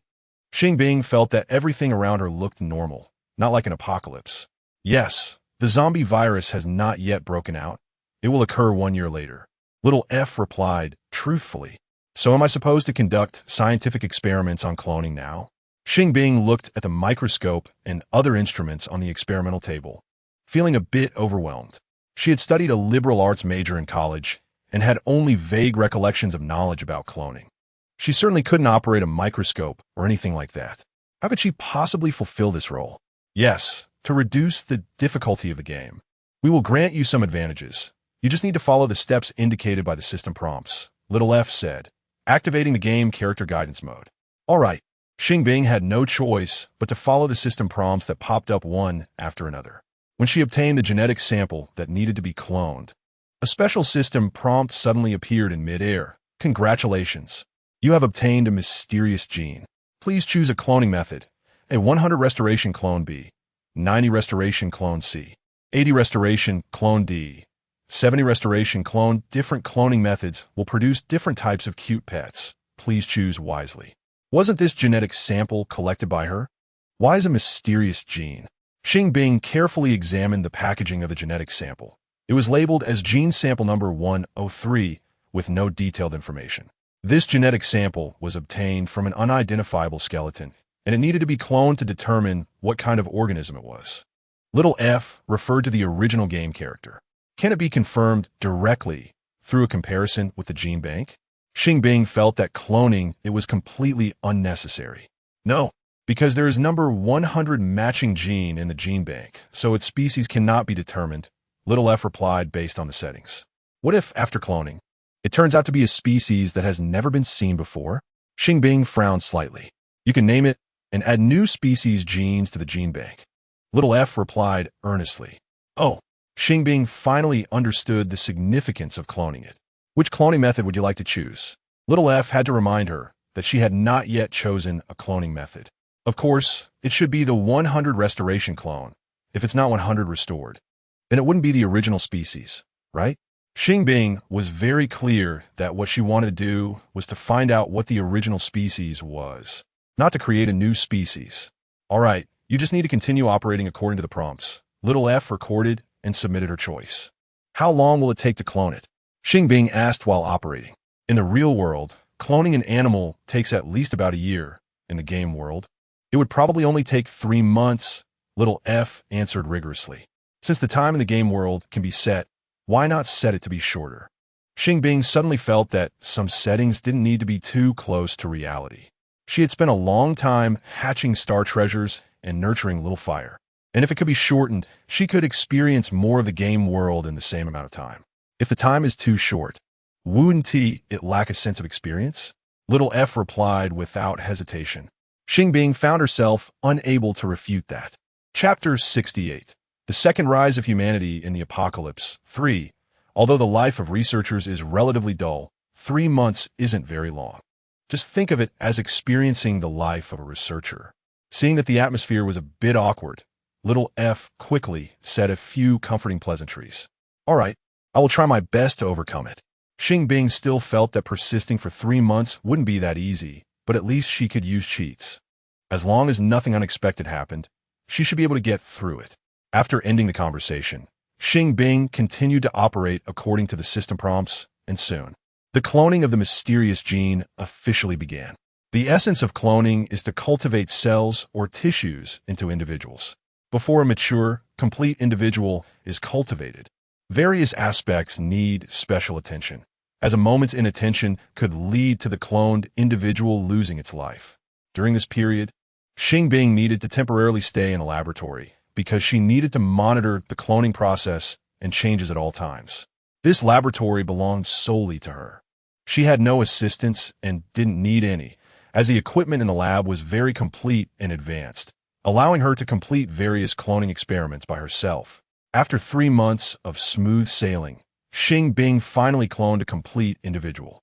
When it was first cloned, it was hairless, but it was clear that it had 2 beast ears resembling those of a fox on its head and 9 tails behind it, while its body was almost identical to a human's, resembling the beastmen Xing Bing had seen in the first game world. It was only the size of an adult's palm, looking very much like a puppy that had just been born. Congratulations! You have successfully cultivated your exclusive pet, earning 10 nurturing points. The system prompt appeared at the right moment. Why does it look like this? Xing Bing didn't pay attention to the system prompt, as she found it hard to believe the results she was seeing, because it was a mutated fox beastman. F didn't find it strange at all. As in the later settings of the second rise of humanity in the apocalypse, after Blue Star became an apocalypse, many mutated animals and plants gradually appeared, some of which transformed into half-human, half-beast forms. According to the setting, these newly emerged beings are mutated beastmen, and those resembling foxes are mutated fox beastmen, with others following suit. Isn't it still not the apocalypse yet? How are there already mutated beastmen? Xing Bing felt this was unreasonable. Currently, the zombie virus had not yet broken out on a large scale, but in reality, the zombie virus had already been born, and mutations in animals and plants had also occurred. To avoid causing panic, any mutated animals and plants discovered would be eliminated immediately. So most people were still unaware of the existence of mutated animals and plants and did not know that the zombie virus would soon break out completely. Little F explained seriously. So, are there actually zombies appearing? Xing Bing suddenly felt a bit scared. Although this was just a game world, all her feelings were very realistic. If she were really bitten by a zombie, she would probably also become a zombie. Yes, there have already been a few areas where zombies have appeared, but they were discovered in time and have been secretly dealt with. Little F replied truthfully. I'm still safe here for now, right? Xing Bing still felt a bit uneasy. Before the zombie virus breaks out completely, the area you are in is safe. Little F had already checked, and the area where Xing Bing was currently located was one of the safest areas in this game world. If I get bitten by a zombie, will I become a zombie? Xing Bing really wanted to know this. Chapter 69. The Second Rise of Humanity in the Apocalypse. 4. Theoretically, yes. But if you don't want to become a zombie, you can also use cultivation points to exchange for an item that grants immunity to the zombie virus. Xiao F said dialectically. How many points are needed? Xing Bing asked with curiosity. 50 points. Xiao F glanced at the price of the zombie virus immunity item and answered honestly. Is the points I earned last time still there? Xing Bing didn't even know if the points from her last session had been reset. They are still there, but you are currently using a beta account, which is not the same as your original account. If you need, I can help you merge the points from that account into this one. Xiao F said calmly. Okay. Xing Bing decisively chose to merge. How many points do I have in total? She and T checked her points last time, and was T sure how many she had earned in the end? Adding the 10 points you just received, you have a total of 30 points. Xiao F glanced at the total points and habitually provided an explanation. ISNT that not enough to exchange for anything? Xing Bing instantly realized how expensive 50 points were. Because the item that grants immunity to the zombie virus is a high-level item, it is relatively expensive. Xiao F replied leisurely. Items also have levels? Xing Bing learned that there was this kind of game setting. That's right. Items are divided into 3 levels. Ordinary, intermediate, and advanced. Among them, ordinary items are the cheapest, and the most expensive do not exceed 10 points. Intermediate items do not exceed 30 points. And advanced items start at 30 points. Xiao F immediately gave a detailed introduction. So, if I don't want to become a zombie, I either have to work hard to earn cultivation points or go offline before the zombie virus completely breaks out. Xing Bing thought that choosing to go offline early wasn't a bad option. That is how it is, but as a beta player, you have the obligation to see the game through to the end. So if you go offline midway, you can only choose to log off while idle, not permanently. Xiao F said somewhat awkwardly. You didn't mention this point before, did you? Xing Bing couldn't help but frown. You didn't ask before, did you? Xiao F blurted out. Xing Bing was left speechless. When did Xiao F become so cheeky? She didn't even know how to continue asking. This point was actually just decided by our boss because he found that several beta players had chosen to log off shortly after starting, resulting in unsatisfactory testing results. So this rule was added temporarily. Seeing that Xing Bing had been silent for a while, Xiao F quickly provided the official explanation. Don't you think this is a bit of a trap? Xing Bing suddenly felt like she had been tricked. There's no way around it. After all, we have to eat too. Xiao F replied helplessly. What does it mean to see the game through to the end? Xing Bing finally realized she was in a predicament and had to change her approach to learn more about the game rules. There are 2 situations. One is that you have reached the end of the story, and the other is that you die unexpectedly in the game. Xiao F answered in a serious tone. What if I never die in the game and remain far from the original story's conclusion? Xing Bing thought of this special situation. If such a situation really occurs, you can apply to go offline permanently. As long as your application is approved, you can enter a new game instance next time. Xiao F said meticulously. Is applying troublesome? Xing Bing frowned slightly. Not at all. You just need to let me know. Xiao F answered without hesitation. All right. If there are any new rules next time, be sure to inform me in a timely manner. Xing Bing reluctantly forgave Xiao F for this concealment. Okay. Xiao F readily agreed. Chapter 70. The Second Rise of Humanity in the Apocalypse. 5. Looking at the fox beast man sleeping in the sterile room. Xing Bing spoke almost in a whisper. Let me give you a name. Although you look quite ugly right now, once your fur grows out, you will definitely be a very beautiful fox beast man. I will call you Jiwei. Considering that it was a male fox beast man, Xing Bing ultimately decided against names like Xiaomei or Xiaoli. It has 9 tails, so the name Jiwei fits perfectly. Xing Bing was quite satisfied with the name she had chosen, and even more pleased when she saw the familiar prompt of gaining 5 nurturing points from the system. Jiwei still couldn't leave the sterile room. She had to wait until it opened its eyes, grew a certain amount of fluff and teeth, and could eat regular food before she could let out. Before that, Xing Bing would feed it liquid food like milk to ensure it received enough nutrition. Day by day, Jiwei grew in the sterile room, quickly becoming a fluffy fox beast man. It had fur on its ears, tails, and body, but none on its head, which instead had hair like a human. If it wore clothes, it would look like a little boy cosplaying as a fox spirit. Jiwei's fur was a deep purple, unlike any fox color Xing Bing had seen before, making it exceptionally unique. Can you talk? Based on her previous experiences, Xing Bing estimated that this pet would also be able to speak. Jiwei tilted its head, looking at her with a silly expression, as if it didn't understand what she was saying. Do you really not know how to talk? Or do you need me to teach you first before you can speak? Xing Bing was slightly surprised. Jiwei shook its head and then nodded. You can understand what I'm saying, right? Xing Bing seemed to grasp what it was trying to express. Jiwei nodded decisively. It could understand her words. It just didn't know how to speak yet. Then let me teach you something simple first. Your name is Jiwei. If I say Jiwei, then I am calling you. Do you understand? Xing Bing patiently explained. Jiwei looked up at her for 2 seconds and then nodded. My name is Xing Bing. I am your master. You can call me master or sister. Xing Bing continued to patiently teach it. Ah, Jiwei made a soft sound, as if responding to her. Isn't it supposed to be able to speak from the start? Xing Bing was stunned and quickly asked little F in secret.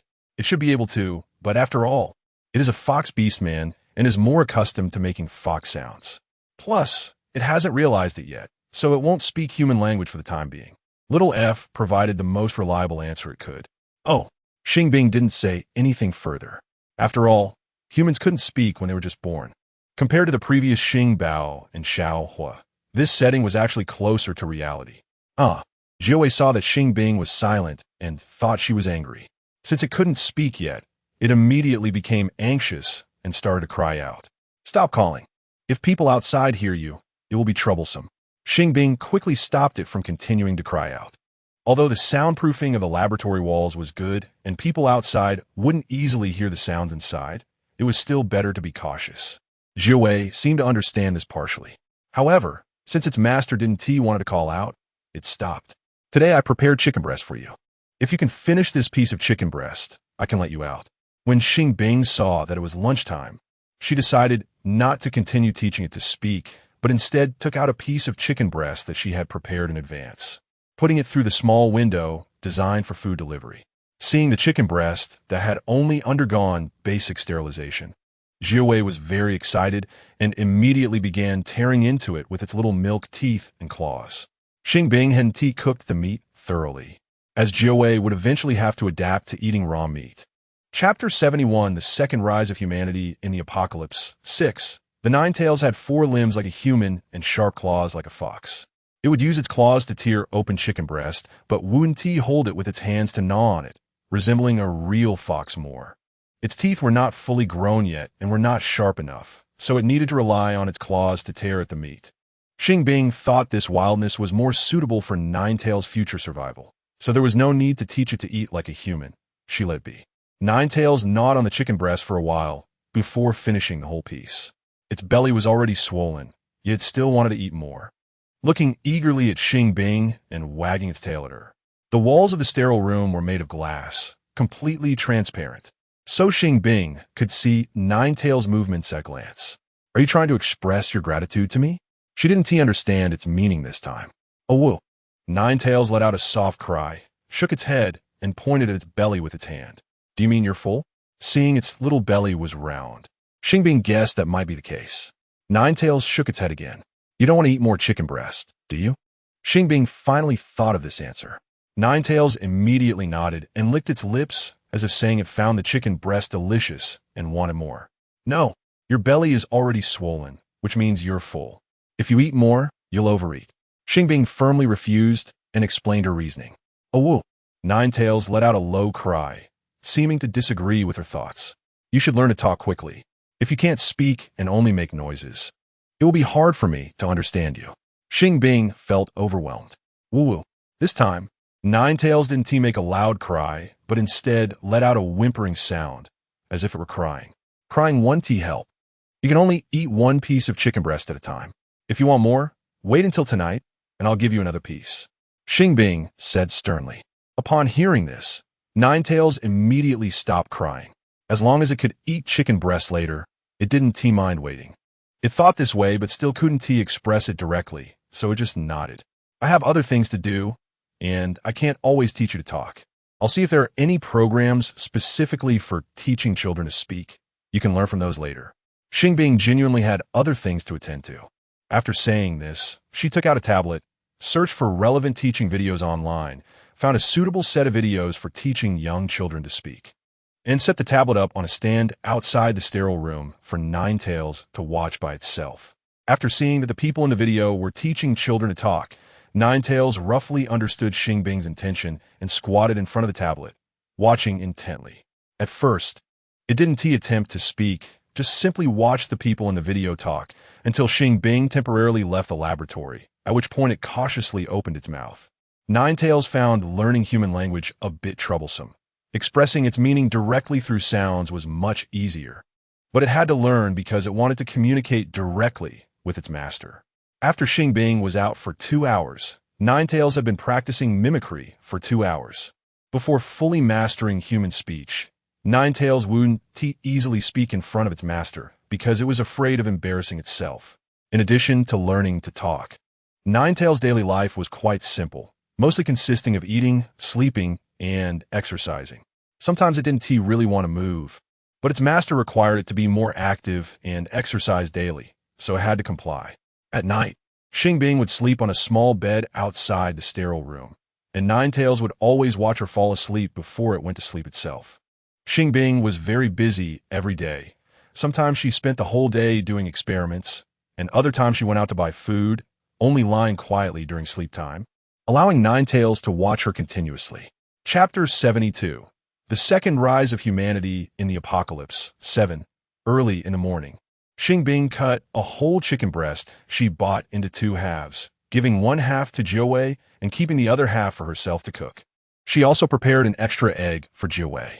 The price of good chicken breast is still not cheap, so to reduce feeding costs, Xing Bing chose to replace part of the chicken breast with eggs, which are much cheaper. As a fox beastman, Jiawei can eat a variety of foods. Similar to a fox, which is an omnivorous animal that can eat both meat and plant-based foods but prefers meat, animal organs, and eggs. Therefore, Xing Bing mostly feeds Jiawei meat. Jiawei is growing quickly, and its appetite has increased, gradually changing from 3 meals a day to 5. Xing Bing did not increase the amount of food given at each feeding, but instead increased the number of feedings, because eating smaller meals more frequently is better than eating a lot at once.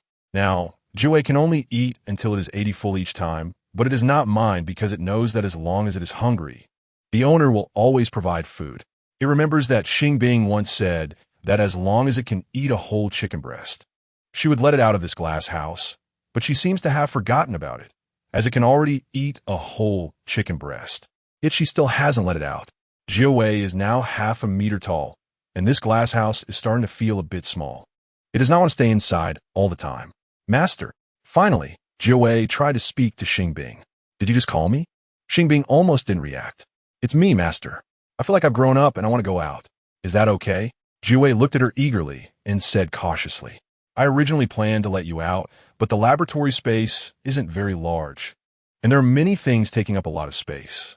I still have a few experiments to finish, and I need to complete them before I can tidy up some things. Can you wait until I finish cleaning up before I let you out?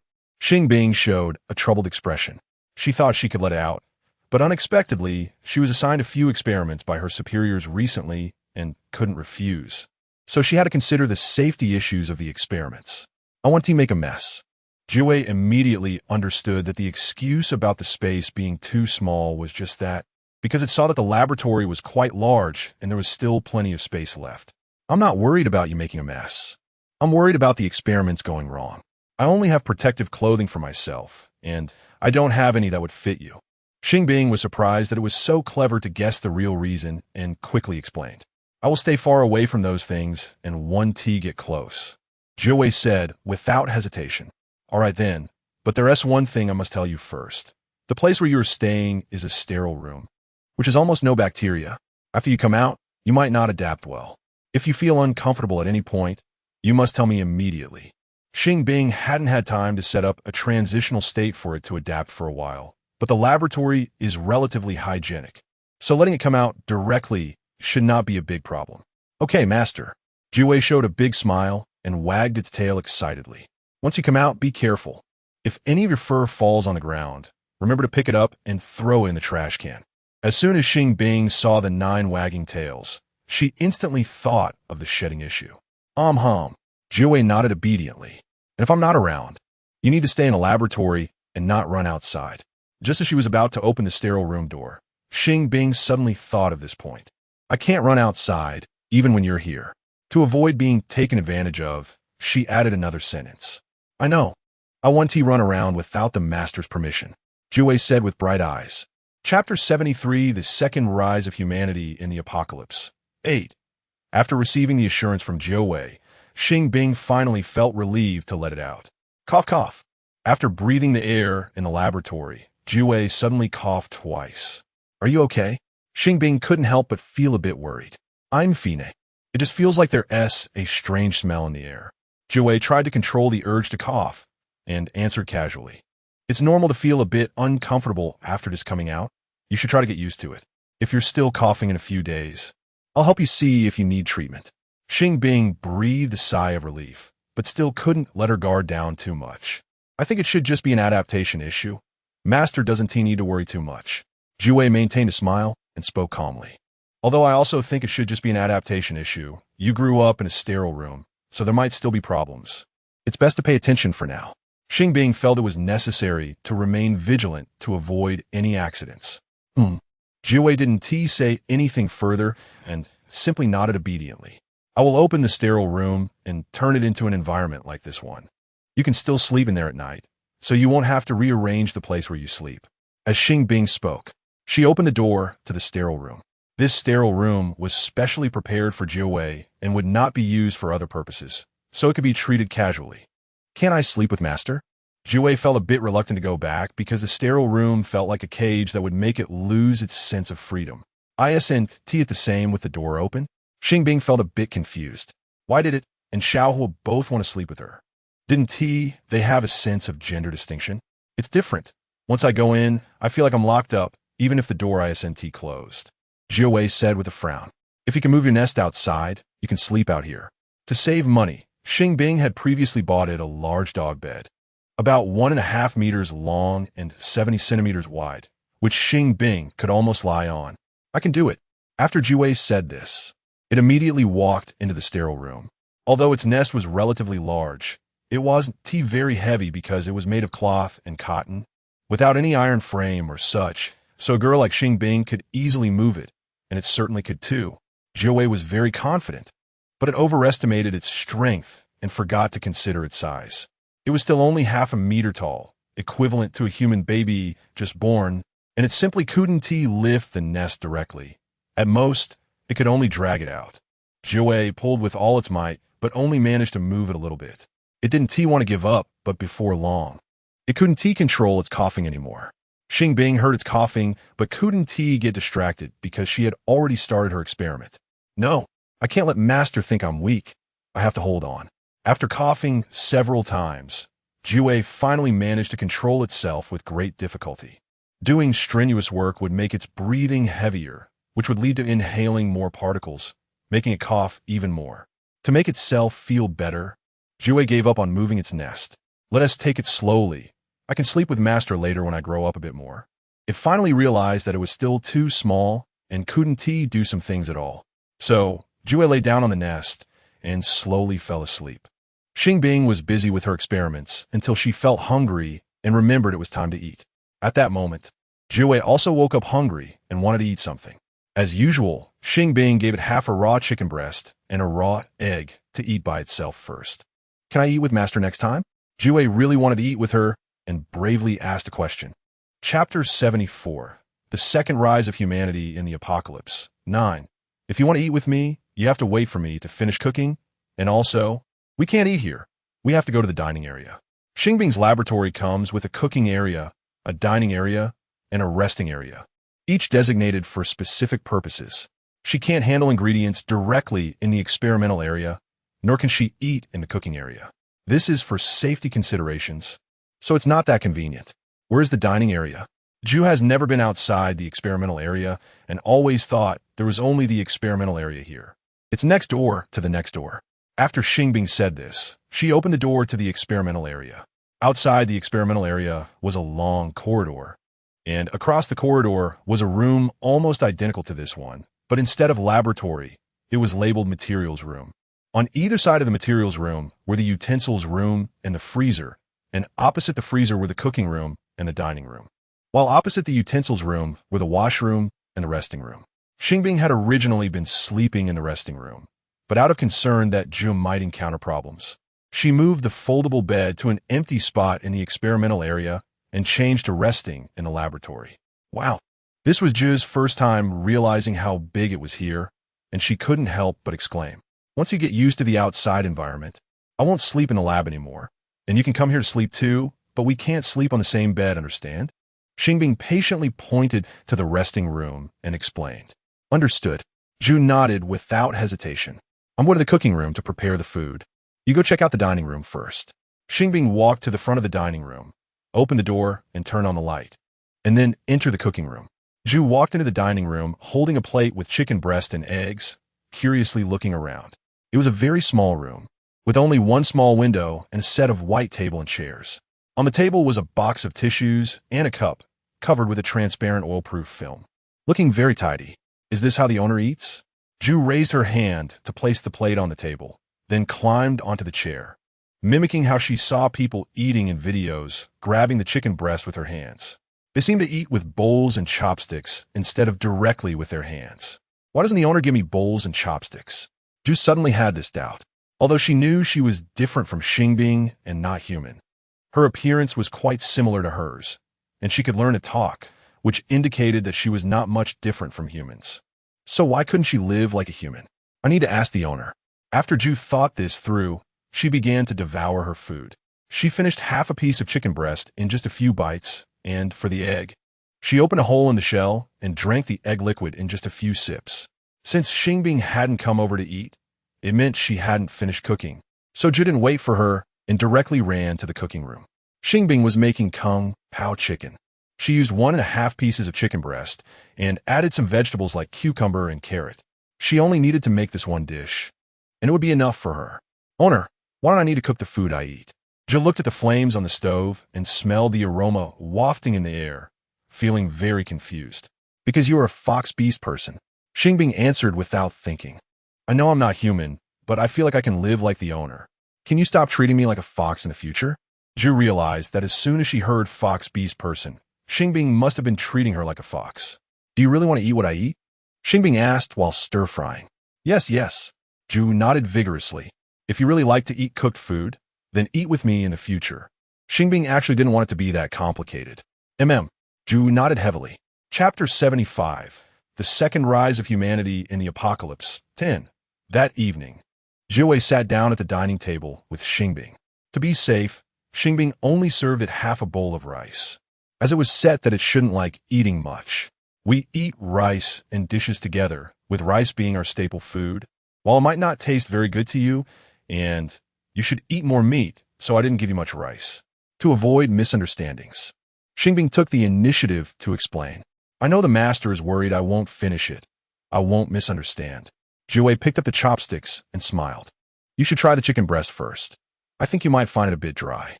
Xing Bing had made kung pao chicken again, as the chicken breast she bought last time wasn't finished yet.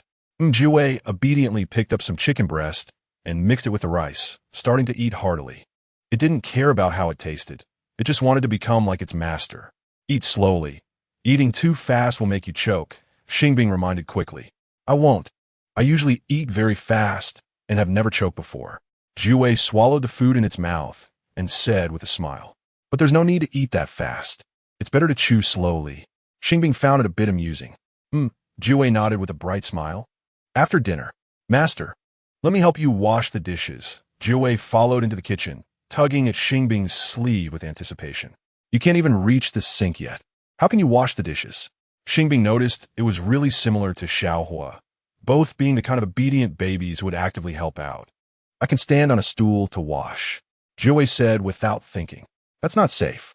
Xing Bing still felt this wasn't something it should be doing right now. I won't. I'm not much shorter than the chair. I can climb up, and I'm so agile I won't fall, Jiwei said proudly. Should I praise it? The corner of Xing Bing's eye twitched slightly. It wasn't a problem that Jiwei wanted to help her, but was it being a bit too confident in itself? She suddenly realized it seemed a bit narcissistic. Does the master not believe in my abilities? Seeing that Xing Bing hadn't spoken for a while, Jiwei's little face instantly dropped. No, I just think you're still small and should play more, rest more, instead of rushing to work, Xing Bing said with an awkward smile. Although I'm still not very tall, I'm actually not small anymore. I can help the master with tasks, Jiwei said, and without waiting for her to politely refuse again, it moved a plastic stool over. Its strength was small, but it could still move the plastic stool. All right, you can wash the dishes, but remember to be careful. Xing Bing had no choice but to compromise in the end. Letting Jiwei stand on the stool in front of the sink, she personally demonstrated how to use the faucet, dish sponge, and dishwashing liquid, etc. You can't use too much of this. Just a little bit is enough. Xing Bing used food-grade dishwashing liquid, which posed no harm to humans or animals, but it shouldn't be used excessively, as that would create a lot of foam and be difficult to wash. So she emphasized the amount of dishwashing liquid. Jiwei was learning seriously, trying to remember all the details. Xing Bing washed one bowl as a demonstration, and the rest were washed by Jiwei. Xing Bing was worried it would have an accident, and kept watching until Jiwei finished washing all the bowls and chopsticks and put them back in their original places before she finally felt relieved to return to the lab. Jiwei followed back to the lab, watching her do experiments from the farthest corner of the experimental table. The experiments Xing Bing was conducting were all related to cloning, which it couldn't understand, but it liked to ponder. So I was also just cloned? As it gradually realized that it was also cultivated using cloning technology, Jiwei's mood became somewhat complex. Chapter 76, The Second Rise of Humanity in the Apocalypse, 11. It recalled some content it had seen on a tablet, imagining a melodramatic scenario. Xing Bing had once raised a fox beastman, and their relationship had been very good, but for some reason, it had died. To soothe the pain in her heart, Xing Bing specially cloned a fox beastman that looked exactly like the original, and this fox beastman was it, meaning it was just a substitute. Am I really just a substitute? Jiwei felt very sad because it didn't want to be another fox beastman's replacement. It wanted to ask Xing Bing if this was true, to know why she cloned it, but it didn't dare to ask. It was afraid that its suspicions were true. Afraid that for Xing Bing, it was just a pure substitute, which would make it lose the courage to live. What's wrong? After an important experimental phase ended, Xing Bing noticed Jiwei's emotional distress. Master, why did you clone me? Jiwei finally asked this question. Can I say it's because I just wanted to know what kind of animal it was? Xing Bing suddenly felt a bit awkward. Strictly speaking, she was just playing a nurturing game, completing tasks based on prompts. In reality, she didn't really want to conduct a cloning experiment and hadn't thought she had cloned Jiwei, but if she said that, Jiwei would definitely be hurt. How could she tell the truth? Master, did you raise a fox beastman like me before? Seeing Xing Bing fall into silence, as if she didn't want to answer directly, it had to try to probe. No. Xing Bing shook her head decisively. Really not? Jiu Wei was skeptical. Really not. I've never raised any animals before, let alone mutant beastmen. Xing Bing was telling the truth, referring to the real world. Although she loved cute little animals, she had never raised any because it wasn't convenient to keep animals in the city, and she often wasn't home with her parents, so there was no time to care for them. Now, buying pets wasn't cheap, and pet food also cost a lot of money. So Xing Bing simply couldn't afford to raise one. Then why did you want to clone me and raise me? Jiu Wei's desire to clarify grew stronger. After some hesitation, Xing Bing gave a half-truth answer. Actually, at first, it was mainly out of curiosity, and this is my job. When I collect special genes from an unidentified species, I need to clone it to determine its species. So that's how it is? Jiu Wei didn't expect the truth to be like this. Although it was different from what it thought, it felt even more hurt. Because cloning you wasn't a task assigned to me, but a decision I made myself. So after cloning you, I need to be responsible for you. Xing Bing replied earnestly. Will you be responsible for me for a lifetime? Jiu Wei showed an unnatural smile, its expression complex. Unless something unexpected happens, I should keep raising you. Xing Bing added a caveat. After all, no one knew if something unexpected would happen after the zombie virus outbreak. What if I grow up and no longer need anyone to raise me? Will you still continue to raise me? Jiu Wei felt she was implying something, as if she couldn't guarantee that she would always be with it. It depends. If you want to be independent and leave me, I will let you go. Xing Bing had never thought about separating from it, but if it wanted to leave, she definitely wouldn't force it to stay. No way. I will never leave my master. Jiu Wei seemed to be stimulated, and its eyes turned red immediately. Chapter 77. The Second Rise of Humanity in the Apocalypse. 12. Looking at the stubborn appearance of the Nine Tails, Xing Bing couldn't help but think of Xiaohua. If possible, she actually hoped to raise Xiaohua until the end. But unfortunately, the reality was the opposite. This matter had always been a regret, and Xing Bing had no chance to make up for it. But she hoped not to repeat the same mistake. As long as you don't want to, I won't leave you. Xing Bing gently comforted the Nine Tails, and then quietly asked, Little F, what is the lifespan of fox beastmen? About half that of humans.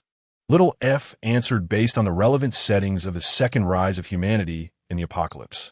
What is the age of my current character? Xing Bing wanted to confirm the specific age of the original character. 32 years old.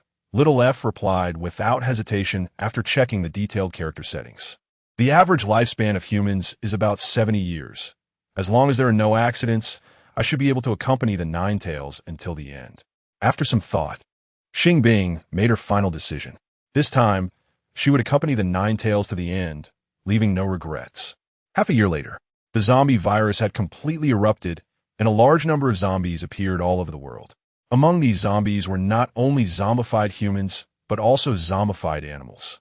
Whether human or animal, once they turned into zombies, they became extremely ferocious, attacking anyone or any normal animals without any rationality.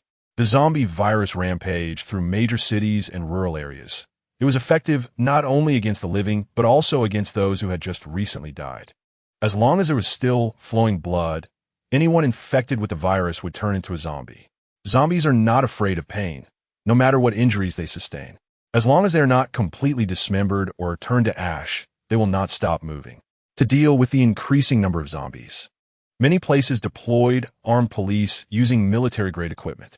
Although these weapons have strong lethality, most of them were ineffective, such as handguns and rifles, as bullets had almost no effect on zombies. Only by using bombs to blow them apart could zombies be completely eliminated. The stockpile of bombs was limited, and their production speed was slow, while the number of zombies was far greater than expected. Moreover, the power of large bombs, especially nuclear weapons, was too great to be used against zombies. Additionally, the widespread distribution of zombies and the fact that some were relatively intelligent and knew how to hide led to the inability to completely eliminate zombies in most areas. The zombie virus was uncontrollable, having already spread worldwide, making it impossible to use methods like quarantine to control it. However, the main transmission route of the zombie virus is through blood. As long as humans or animals are not injured, it is difficult to become infected.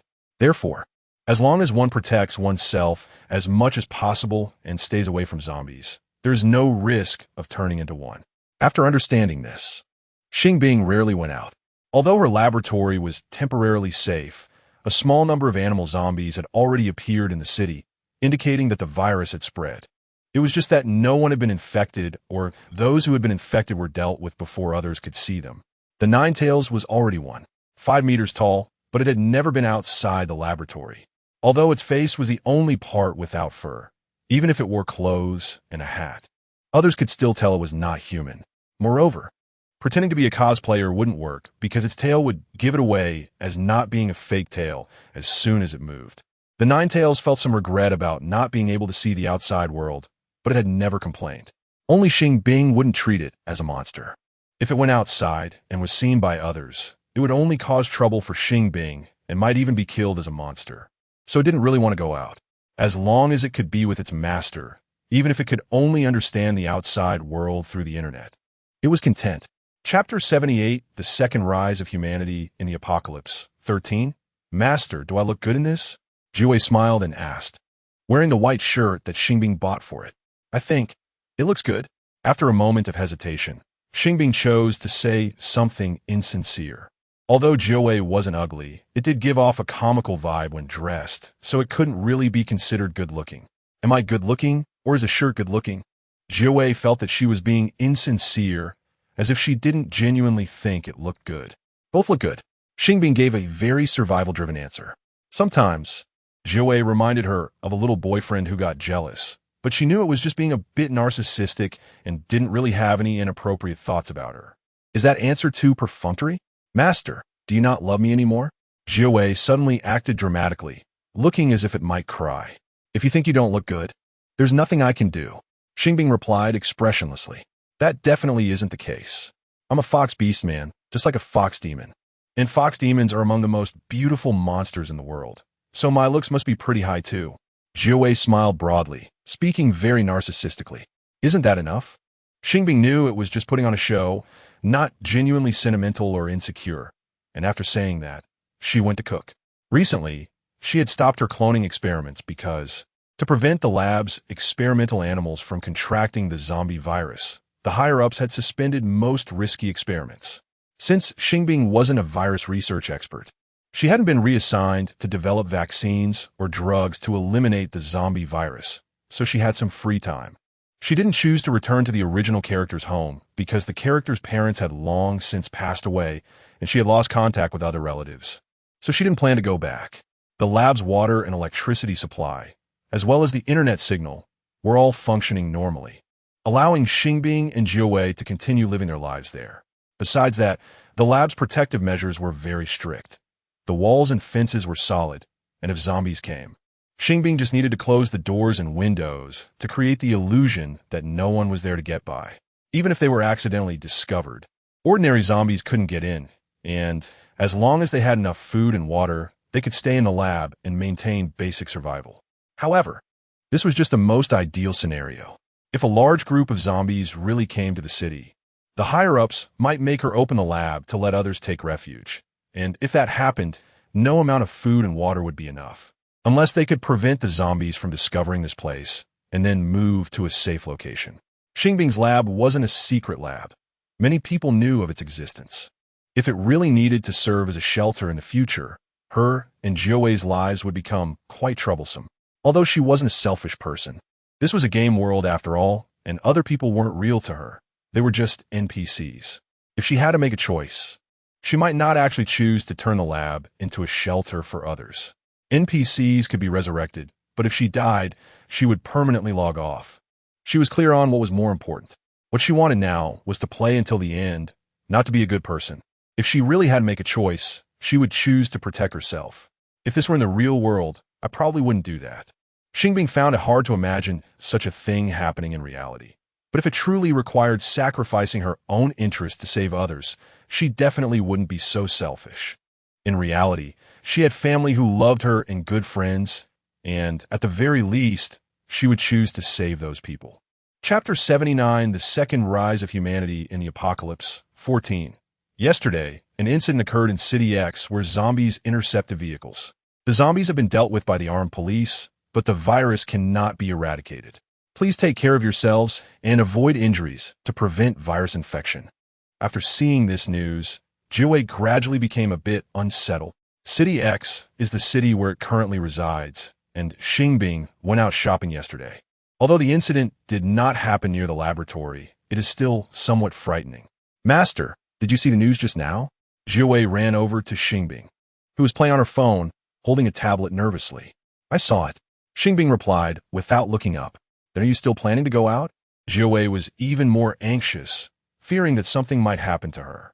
I haven't prepared enough food, water, and daily necessities yet. I need to go out later to buy some things. Xing Bing had already started preparing, but it was still insufficient. Can I go with you next time? I want to help you carry things. Jiwei didn't want to stay alone in the laboratory anymore, as it made it feel constantly on edge. Although I really want to take you with me. What if someone finds out you're not human? Xing Bing felt a bit troubled.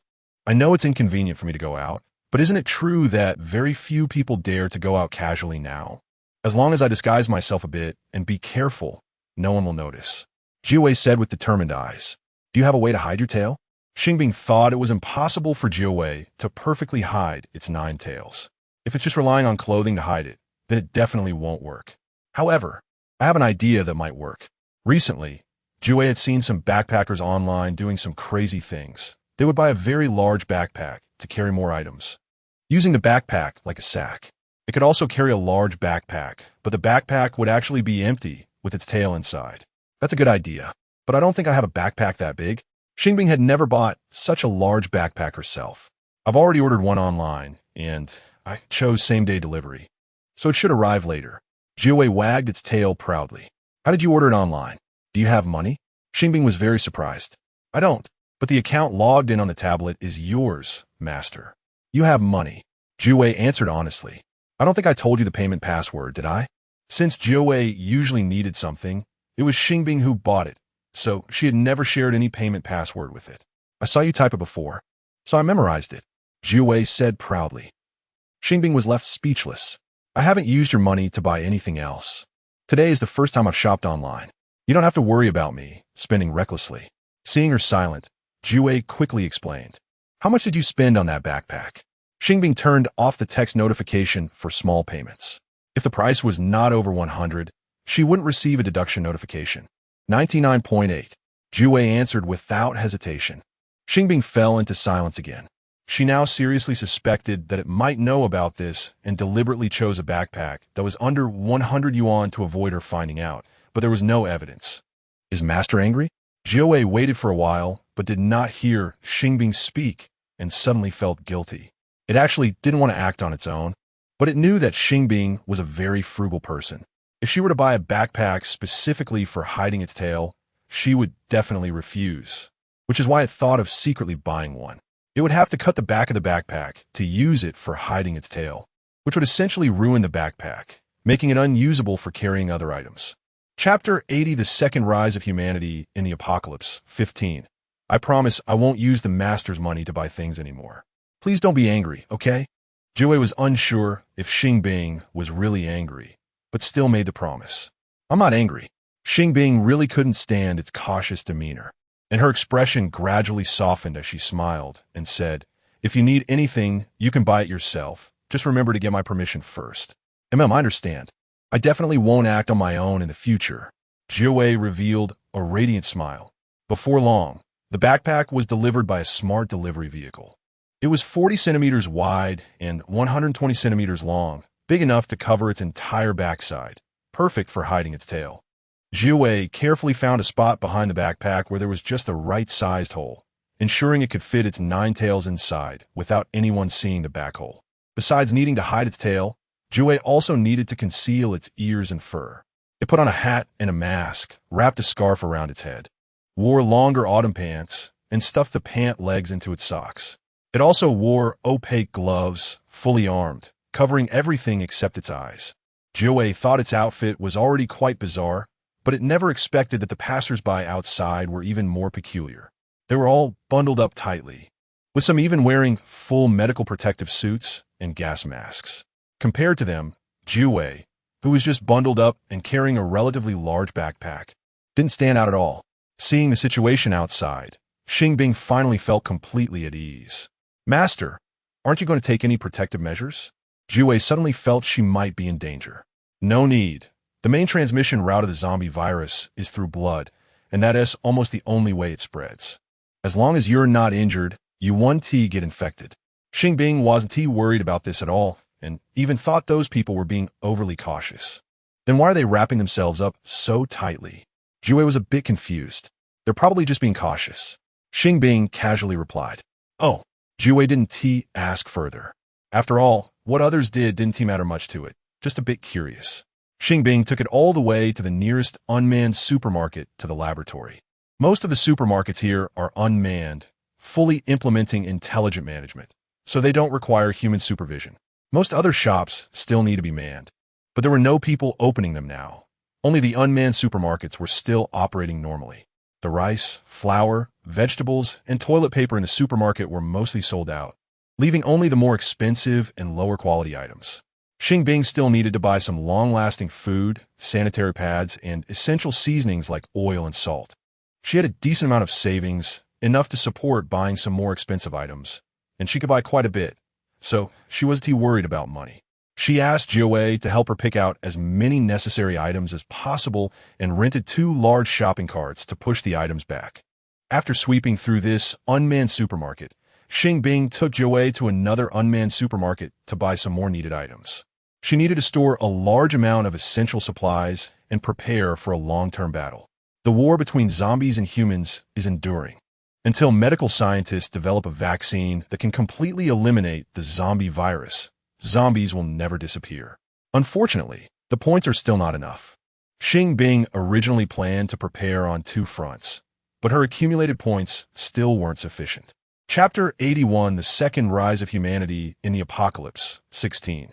After adding the cultivation points gained through increasing intimacy over the past 6 months, Xing Bing now has a total of 40 points, which is 10 points short of the 50 points needed. 10 points may not seem like much, but they are actually quite difficult to obtain, as aside from raising pets, naming them, and increasing intimacy with them, Xing Bing has not mastered other ways to earn cultivation points. Moreover, the intimacy route is no longer useful, as her intimacy with a 9-tailed fox has already reached its maximum value according to the data.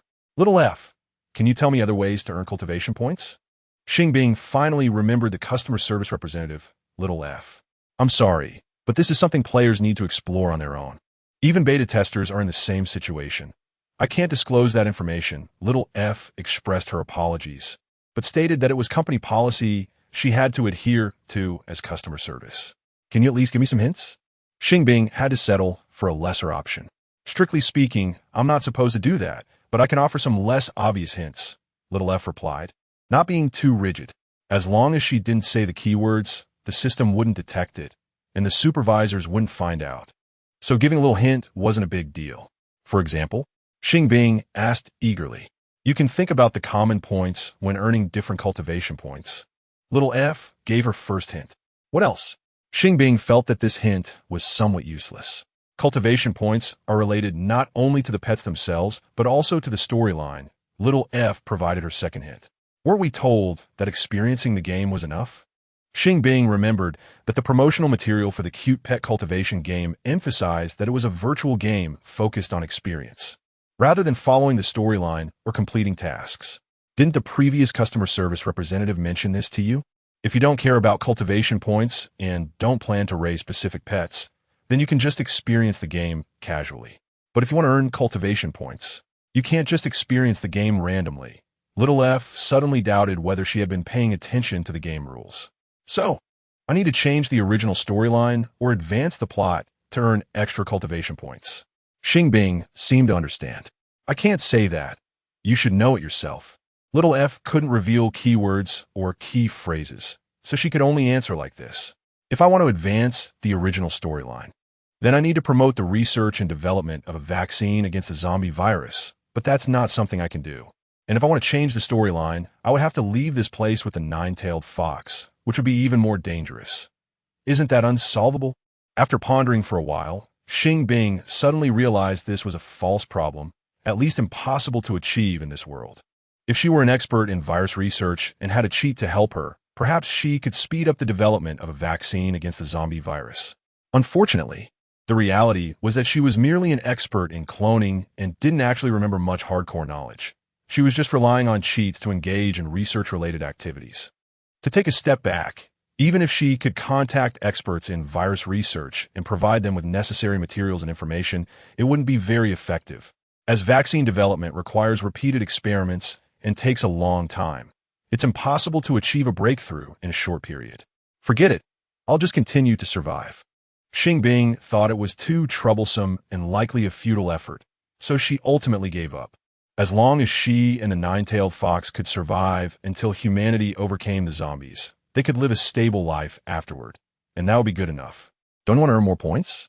After noticing that Xing Bing seemed to have lost her motivation, little F couldn't help but ask. Chapter 82. The Second Rise of Humanity in the Apocalypse, 17. Forget it. I think it's not very realistic. Xing Bing felt that it was more suitable for an ordinary person like her, who was neither skilled in the arts nor in martial arts, to just survive. All right. Xiao F respected her choice and became invisible after speaking. Master, do we need to buy anything else? After organizing the things they bought, Jiwei asked curiously. Not today. I want to take inventory and see what needs to be replenished. We'll buy more tomorrow. Xing Bing replied without hesitation. They had already bought a lot of things, and most of the available space was filled up, so Xing Bing couldn't buy too many duplicate items and needed to spend the remaining money wisely. The next day, Xing Bing took Jiwei to the nearest fresh market and bought some meat and fish to store in the freezer. As long as there's no power outage, fish and meat can be stored in the freezer for a long time, and storing more fish and meat can ensure that they won't lack protein in the future. To be safe, Xing Bing also went to an unmanned supermarket to buy protein-rich foods like canned meat and marinated eggs, and even bought some milk powder, fully preparing for protein food reserves. Master, should we buy some instant noodles? Jiwei thought that instant noodles were very convenient to eat, and if the gas runs out and the power goes out, they could still eat instant noodles directly. Let us get some, but don't get the expensive ones. My savings are running low. Xing Bing glanced at the instant noodles next to the canned goods and found that the most expensive instant noodles here actually cost more than 20 yuan per bucket. So she specifically reminded Jiwei. Understood. Jiwei nodded and then moved all the cheapest instant noodles into the shopping cart. It took 10 boxes of instant noodles, totaling 250 yuan. Is it really necessary to pick such cheap ones? The corner of Xing Bing's eye twitched slightly because her intuition told her that the cheapest instant noodles probably wouldn't taste good, especially when soaked in water. Master, is your eye uncomfortable? Jiwei noticed her eye twitching and quickly asked with concern. It's nothing, just get some other instant noodles. I prefer ones that are moderately priced. Xing Bing said with a slightly awkward smile. Oh, Jiwei believed her and immediately took a few boxes of instant noodles that cost around 40 yuan each and added them to the shopping cart. There are still plenty of instant noodles left in the supermarket, especially those priced over 10 yuan per pack or bucket and those below 2 yuan. Buying by the box was cheaper, so Jiwei took whole boxes. Xing Bing then took a look around the area selling eggs to see if there were any chicken, duck, or quail eggs. Although fresh eggs don't last long, as long as they are cooked and then quick frozen, they can be stored for at least a year. So Xing Bing thought it would be good to buy more eggs. In addition, she bought some vegetable seeds, planning to grow vegetables in the laboratory's yard. The green area in the yard was originally planted with flowers and grass for decoration and air purification. But Xing Bing thought it would be more practical to use it for growing vegetables, so she arranged for vegetable planting. Although the laboratory had a solar power system, the main power source was still the grid, and if zombies caused destruction and cut off the circuits, the solar power system wouldn't be able to support the electricity needs of the freezer. After teaching Jiwei how to grow vegetables, Xing Bing suddenly thought of this issue. She had stored a lot of vegetables in the freezer, and if the power supply was insufficient, the vegetables inside would go bad. It's better to buy a generator. After thinking it over, Xing Bing decided to buy a larger generator. Generators could be purchased online here, and online shopping hadn't collapsed yet, so she used her last bit of money to buy a medium-sized generator. The generator could be used in conjunction with the solar power system to ensure that the laboratory could achieve independent power supply. Chapter 83, The Second Rise of Humanity in the Apocalypse, 18. There is also the issue of water. If the tap water is cut off and the stored water runs out, it would be quite troublesome. After solving the electricity problem, Xing Bing thought of a new issue. Although there was a distillation device in the laboratory for purifying water, which could collect rainwater for use during rainy days, the efficiency of the distillation device in producing clean water was too low, requiring a long time to distill a certain amount of clean water, and it needed electricity. If the distillation device were used all day, it would consume a lot of electricity, while it was possible to simply boil rainwater for use. The air pollution here was too severe, making the rainwater particularly dirty. Without purification, it would be unfit for drinking, and it might even be considered dirty for washing clothes. Xing Bing thought about buying a few high-efficiency water purifiers as a backup, but she no longer had that much money and probably couldn't afford it. Why wasn't there a ready-made water purification device in the laboratory? Did she have to take out a loan to get one? Xing Bing suddenly felt very poor, unable to even buy a water purifier. Master, I have already planted the seeds. Is there anything else you need me to do? Just as she was struggling with whether to use a credit card or take out a loan to buy a water purifier, Jiwu ran in and interrupted her thoughts. You should take a break. I'll go cook. Xing Bing saw that it was almost dark and decided not to arrange anything else for it, instead preparing to make dinner. I'll help the master cook. Jiwu immediately rushed into the cooking room, opened a rice cooker, took out the inner pot, and began washing rice to cook. Then I'll cook the vegetables. Seeing that it had already started cooking rice, Xing Bing went to handle the ingredients. They were still eating 3 meals a day as usual, cooking enough rice and considering a balance of meat and vegetables, not yet feeling the sense of an apocalypse. The apocalypse seemed far away from them. But Xing Bing knew that the real apocalypse was about to arrive soon. 3 months later, X City fell. It gradually turned into a paradise for zombies. And most of the people who hadn't turned into zombies had moved away, leaving behind those who either couldn't move or were unable to leave. Because even if X City was completely overwhelmed, someone still needed to remain. Xing Bing was one of those who stayed. She wasn't required to stay, but she didn't want to leave because other places were not much better, and her laboratory was stocked with a large amount of supplies. As long as the laboratory wasn't breached by zombies, she and Jiwu could safely weather this crisis. Fortunately, she had bought a water purifier on installment. Otherwise, there might really be no clean water available in the future. After the tap water was cut off, Xing Bing was incredibly grateful that she had purchased a water purifier for over 2,000 yuan on installment. Although she couldn't afford the payments for the following months, it didn't matter. After all, no one would be rushing her for repayment during such times. Whenever it rained, Xing Bing would move everything that could be used to collect water into the yard with Jiwu, then bring the collected water back, process it with the water purifier, and store the clean water in plastic barrels originally meant for pure water. Regardless of whether the originally stored water had run out, clean water was never too much. So as long as the water purifier didn't break, Xing Bing would keep storing purified water. Some water for other uses did not need to be processed, such as water for the toilet. This portion of water would be stored separately to reduce wear on the water purifier. Some zombies had already discovered the existence of the laboratory, but fortunately, there was a high and sturdy wall surrounding the laboratory, making it difficult for zombies to enter. Moreover, under the uncertainty of whether there were living beings inside, ordinary zombies would generally not enter, so Xing Bing and Jiwu were relatively safe. Now, there were only the two of them in the laboratory with no one else. As long as they didn't make any loud noises, they would not easily be discovered.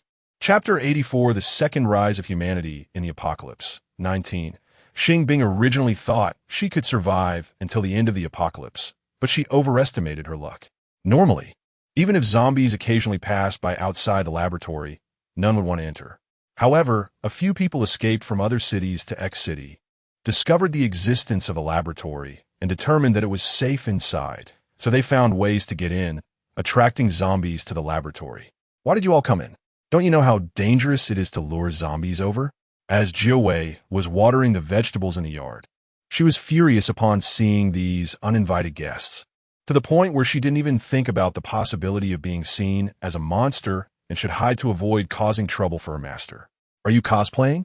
The first time Cheng Qingmei saw the Fox Beast Man, Zhu Shan, and how Yunlai didn't panic, as they were all young people who had seen many strange cosplayers. My God, those ears and tail are so realistic. Upon closer inspection, Zhu Shan noticed that Jiu Wei's ears and tail seemed to quiver slightly, and they looked just like real ones, prompting an exclamation from him. It's true, not just the ears and tail, even the fur on her body looks real. Qingmei, who was severely nearsighted but not wearing glasses, came closer to take a look and found the details on Jiu Wei's body very lifelike. Don't you think it looks like a person is playing the part? Hearing this, Hao Yunlai finally felt something was off. At first, he thought maybe someone was just deliberately dressed like this, but upon reflection, it was the apocalypse. Who would still be cosplaying? How could that be possible? Could there really be people who look like foxes? Zhu Shan said, reaching out to touch Jiu Wei's ear. Jiu Wei's ear was not only elastic but also warm, leaving Zhu Shan stunned. Have you touched enough? Jiu Wei bared her teeth and spoke fiercely. Zhu Shan, who was already timid, allowed a scream like a pig being slaughtered. Qingmei was also taken aback, but didn't scream.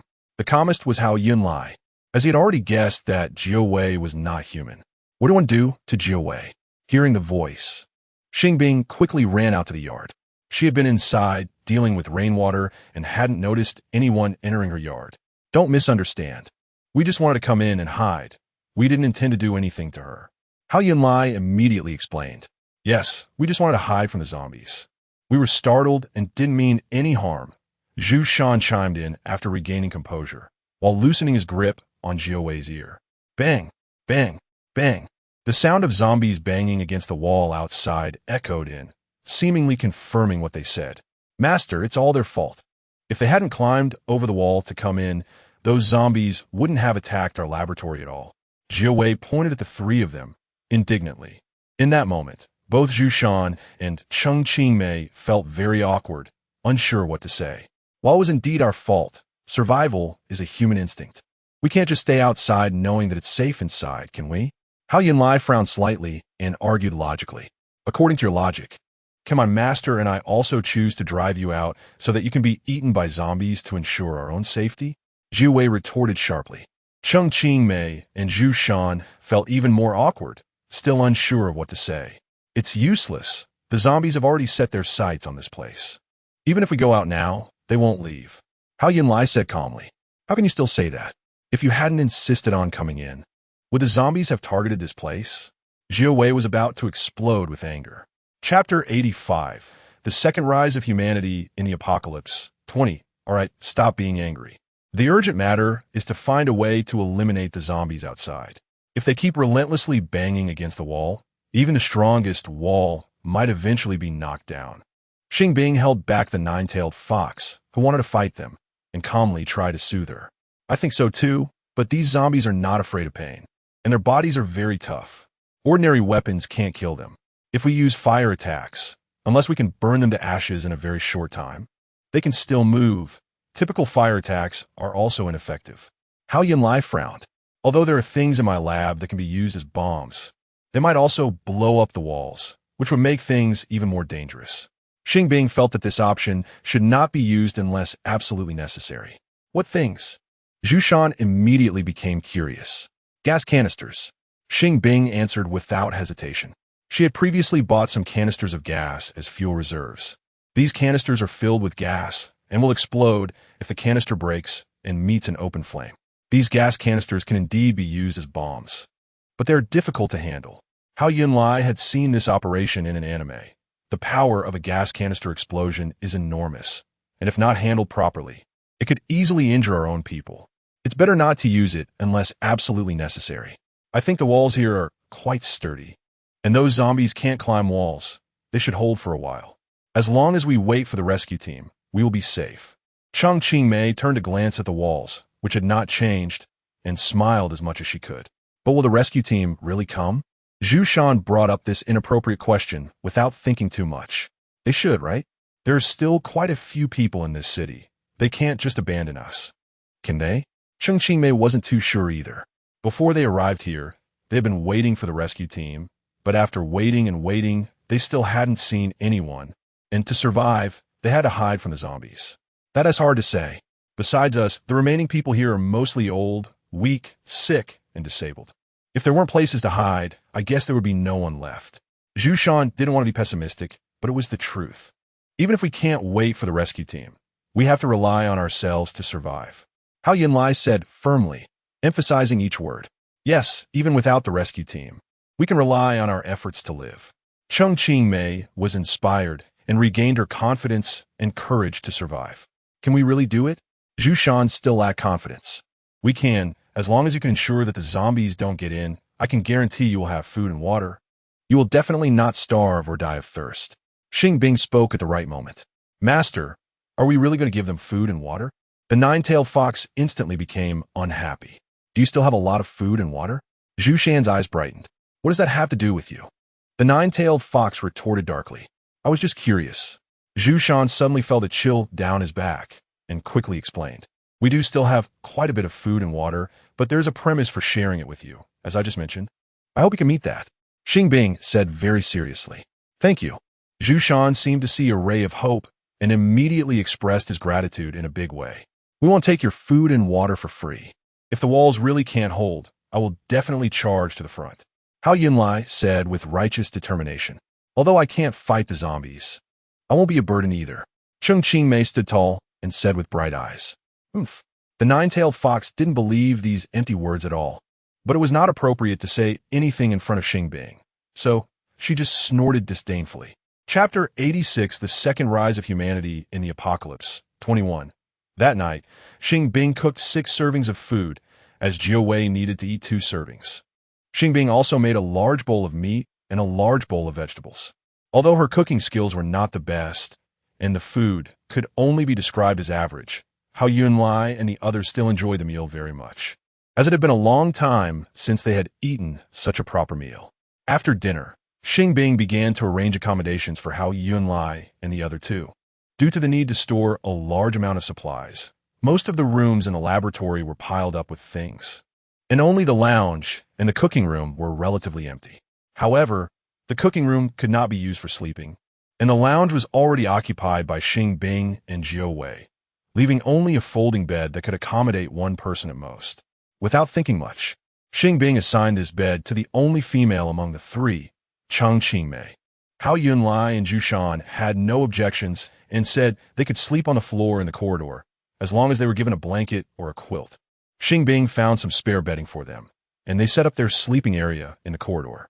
Although it would be a bit cramped for the 2 men to sleep together, the corridor was still relatively spacious and had lights. Sleeping at the end of the corridor felt like sleeping in a 3-square-meter small room, crowded but safe, which the 2 could accept. When it was time to rest, Hao Yunlai took the initiative to suggest keeping watch outside. The zombies from during the day had not left. Some were wandering outside, while others were persistently banging against the walls.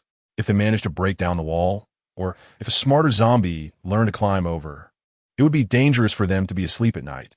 So, someone needed to keep watch. I'll help keep watch too, Zhu Shan.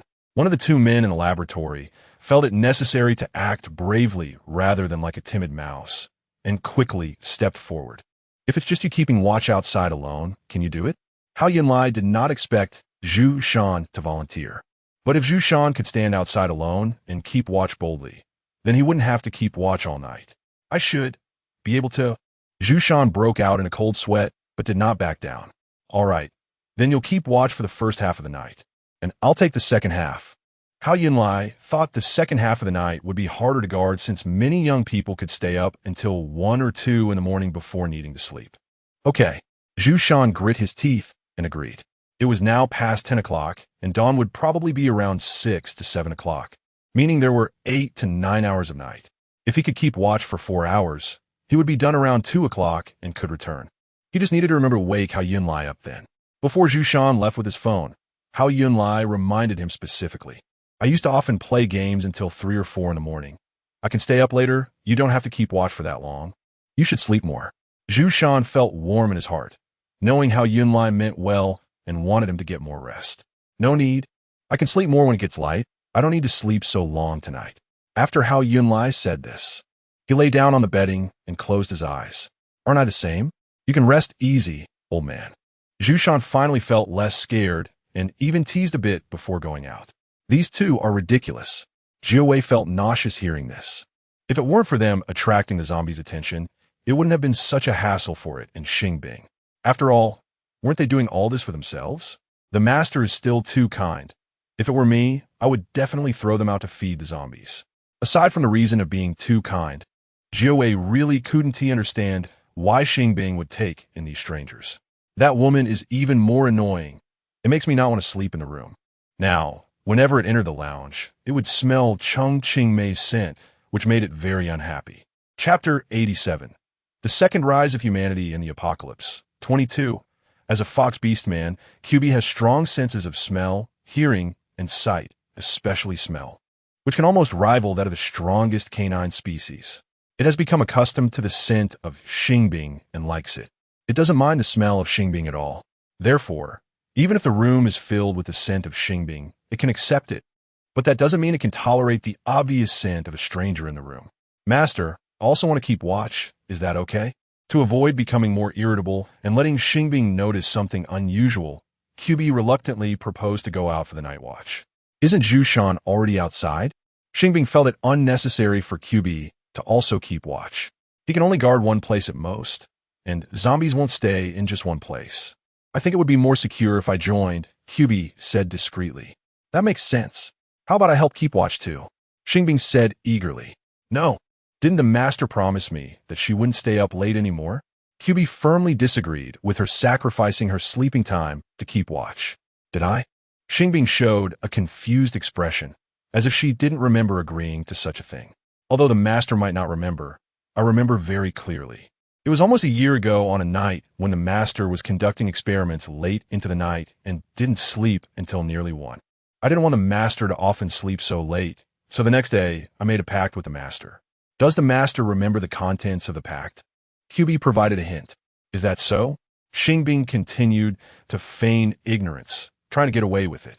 What I agreed with the master is that unless necessary, the master cannot sleep later than 10 p.m. Even if there is something urgent, it cannot be later than 11 p.m. unless there is a real emergency. Otherwise, staying up late is absolutely prohibited, QB stated word for word. Isn't this a kind of emergency? Xing Bing actually didn't want to stay up late. She just wasn't at ease sleeping in such a precarious situation. It's not urgent to that extent yet, and there are others who can keep watch. I can keep watch too. It's not absolutely necessary for the master to keep watch, so I think the master should still sleep on time. QB said with a frown, very seriously. Even though I also want to get a good night's sleep, what if I can't sleep just thinking about those zombies outside that could come in at any moment? Xing Bing had to speak the truth.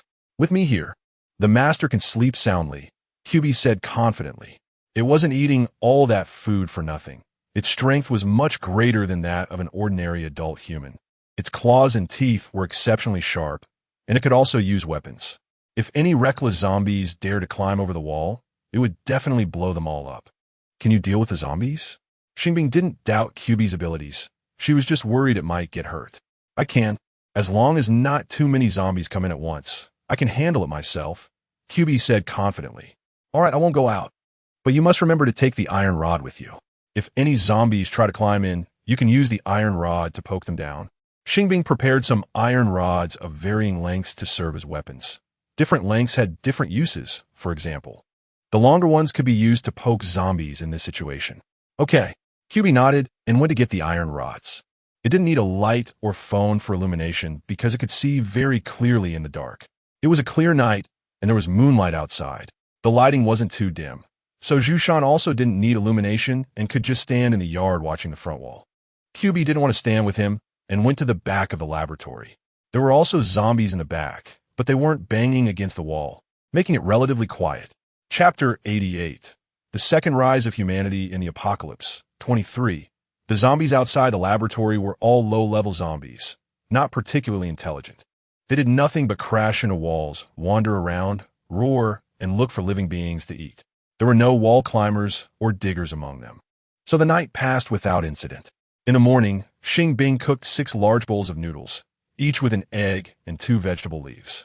When Chung Ching Mei and the other 2 saw such a homely egg noodle dish, they were almost moved to tears.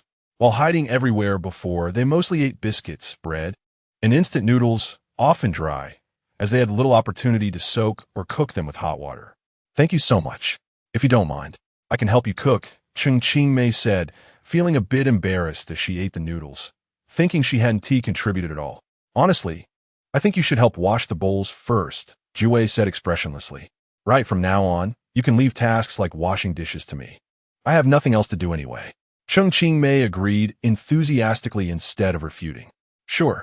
Xing Bing was happy to accept, as it meant she could take it easy. I can also help with chores like sweeping. I can manage those. Although Xing Mei wasn't great at cooking, she could handle regular household tasks. All right. Xing Bing was more than happy to have that help. After finishing the noodles, Xing Mei immediately cleaned up the bowls and took them to the cooking room. By the way, is there still internet here? Zhu Shan suddenly thought of this question when he wanted to charge his phone. His phone had run out of balance, and he needed to recharge it, but there was no data network.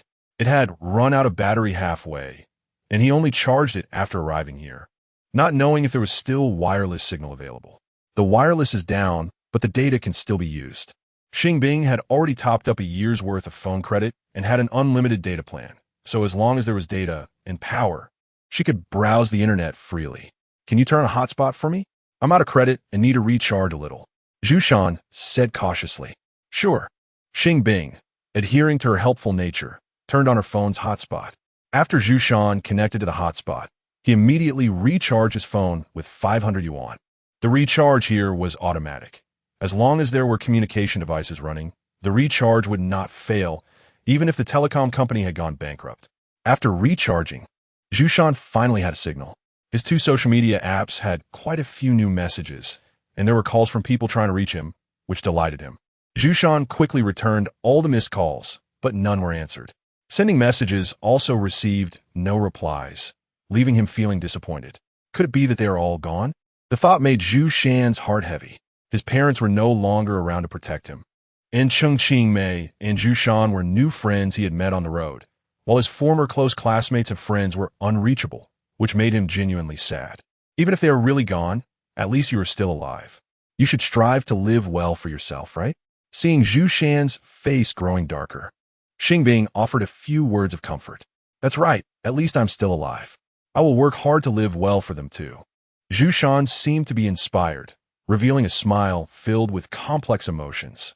Chapter 89, The Second Rise of Humanity in the Apocalypse, 24. As soon as Xing Bing left the dining room, Zhu Shan couldn't help but cry. A grown man crying like this was really embarrassing. Jiwei couldn't help but scoff at him. However, he didn't voice it out loud, just mentally mocked him and followed Xing Bing out. Xing Bing took a stroll around the yard, confirming that zombies couldn't get in for now, and then returned to the laboratory. She entered the equipment room and started processing the rainwater collected a couple of days ago.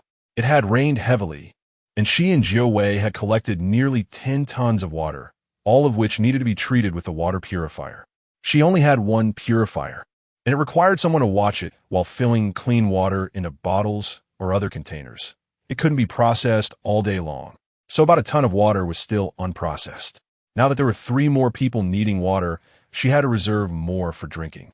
Xing Bing calculated and decided to allocate more water for drinking. At the same time, she also needed to reserve more for toilet use and other purposes to avoid the awkward situation of running out of water. This water would last at most about 10 days, and if it didn't rain after that, it would be troublesome. After estimating the total water consumption for 5 people based on her and Jiowei's habits, Xing Bing suddenly felt that life was very difficult. She was now basically relying on rainwater. If it decreased in the future and the zombies outside hadn't left, she might need to dig a well in the yard to ensure a water supply. It seemed that digging a well here was also not feasible, so she realized she needed to be even more frugal. Xing Bing thought it would be hard to find well water in this urban area, so she decided to implement water-saving measures. For example, water from washing rice and vegetables, which wasn't very dirty and had no chemical residues, could be saved for watering plants. Washing her face, feet, and clothes, and used for flushing the toilet. Showers would be changed to using a fixed amount of water in a bucket. Standing in the bathtub to wash or switching to sponge baths, and shower water would also be saved for flushing the toilet. Mopping and similar water usage would be eliminated. Only sweeping would be done to save unnecessary water. With these water-saving measures, Xing Bing estimated that the saved water could last at least 5 more days. Although the weather forecast indicated it would rain at the beginning of next month, it was uncertain whether it would be heavy or light. If it was too light, not much rainwater could be collected. After checking the weather forecast for the next 15 days, Xing Bing became even more determined to implement water-saving measures. She consolidated all the measures and called everyone to the dining room to explain them. I understand. I will definitely work hard to save water. Cheng Qingmei nodded like a good student promising her teacher. I think we can also try to shower less and change clothes less often. That way, we can save a lot of water, Zhu Shan suggested with a silly smile. That idea was good, but since the weather wasn't cold yet, if they went several days without showering, they would probably start to smell. Xing Bing felt it wasn't necessary to go to such extremes. Smelling bad was still better than dying of thirst. Reserving more water for drinking was always the right choice. Zhu Shan maintained his silly smile, shamelessly agreeing. I support this idea. We can shower every 3 days or so, and then we can wash my and Zhu Shan's clothes together. And you and Cheng Qingmei can wash together. This way, we can also save water. Hao Yin came in support of Zhu Shan's idea and suggested combining laundry. That might not be necessary. Xing Bing found it a bit hard to accept, although she didn't have a cleanliness obsession. She firmly believed that she shouldn't wash her clothes with others. This had almost become her principle. Even if the clothes weren't dirty or equally dirty. She found it hard to accept. Exactly. Why should the host be subjected to such grievances? Jiawei also felt it wasn't necessary and couldn't accept having other people's scents on Xing Bing's clothes. Chapter 90. The Second Rise of Humanity in the Apocalypse. 25. Then let's reduce the rinsing frequency. I think rinsing just once with a fully automatic washing machine is sufficient. Hao Yin used to rinse 2 to 3 times, but now he feels there's no need to be so particular. We can also lower the water level a bit, just enough to cover the clothes. Cheng Qingmei thought about the water level issue. She used to always use the standard wash, which means the highest water level, filling the washing machine to the brim each time. Now that she thinks about it, that was actually quite wasteful. Yes, after all, the fully automatic washing machine will drain the dirty water after each wash. So even if the water amount is less and we rinse only once, the clothes won't be dirty. Zhu Shan completely agreed with this idea. We can also shorten the washing and rinsing time, which can save electricity. Cheng Qingmei was greatly inspired and thought about saving electricity as well. If we use food-grade detergent, the water from washing clothes can also be used to water the plants, just not directly on the vegetable leaves. Ian also had a new idea. Right, we can directly place the washing machine's drainage pipe in front of the vegetable garden. So we won't need to collect the water used for washing clothes, and we won't need to water extra. Zhu Shan thought about this lazy idea. Sorry, the detergent I'm using is just ordinary, non-phosphate laundry liquid. Xing Bing didn't expect them to discuss so enthusiastically that she almost felt embarrassed to dampen their spirits. Then let's use it to flush the toilet. Zhu Shan smiled shyly. I'm going to cook. Do you want to help? Xing Bing checked the time on her phone and found it was nearly 12 o'clock. I'll help. Cheng Qingmei immediately stood up and followed Xing Bing to the cooking room. We don't need too many people to cook. Let's stay outside and keep watch. Hao Yin felt that they shouldn't let their guard down during the day. So he called Zhu Shan outside, and the two of them guarded the yard, keeping an eye on the situation outside. Jiawei initially wanted to help Xing Bing, but seeing that Cheng Qingmei had already gone, she lost the desire and simply went to the yard as well. What exactly are you? Why do you look so much like a fox? Jiawei originally didn't want to stand with the two of them, but was called by Zhu Shan. Zhu Shan had always been curious about what species Jiawei was, but felt embarrassed to ask in front of Xing Bing. It's none of your business. Jiawei replied irritably. I'm just curious. If you don't want to say, that's fine. Zhu Shan suddenly felt awkward. Actually, there's nothing I can't say. I'm a fox beast man, and I'm the kind that eats people. If you don't want to be eaten by me, it's best to get out of the lab early. Jiawei narrowed her eyes, speaking threateningly. So beastmen really exist? Zhu Shan could hardly believe it. Hao Yin was not too surprised, as he had already linked it to the mutated beastmen he had seen in anime. The point is, I eat people, okay? Jiawei's expression darkened instantly. I know you don't welcome us, but you don't need to make up such nonsense to deceive me, do you? If you really could eat people, how could your master still be living well? Zhu Shan was just a bit simple and timid, but not foolish. He could tell she was just threatening them. I don't eat my master because I know how to be grateful, and you are just strangers to me, and unpleasant strangers at that. Why shouldn't I eat you? Jiawei sneered. Even if you were starving and really would eat people, I wouldn't be afraid. After these 2 days of interaction, Zhu Shan was no longer afraid of Jiawei at all. Jiawei just seemed fierce and was cold towards them, but she actually wouldn't harm them. This could be seen from her interactions with Xing Bing. Chapter 91, The Second Rise of Humanity in the Apocalypse, 26. Humph.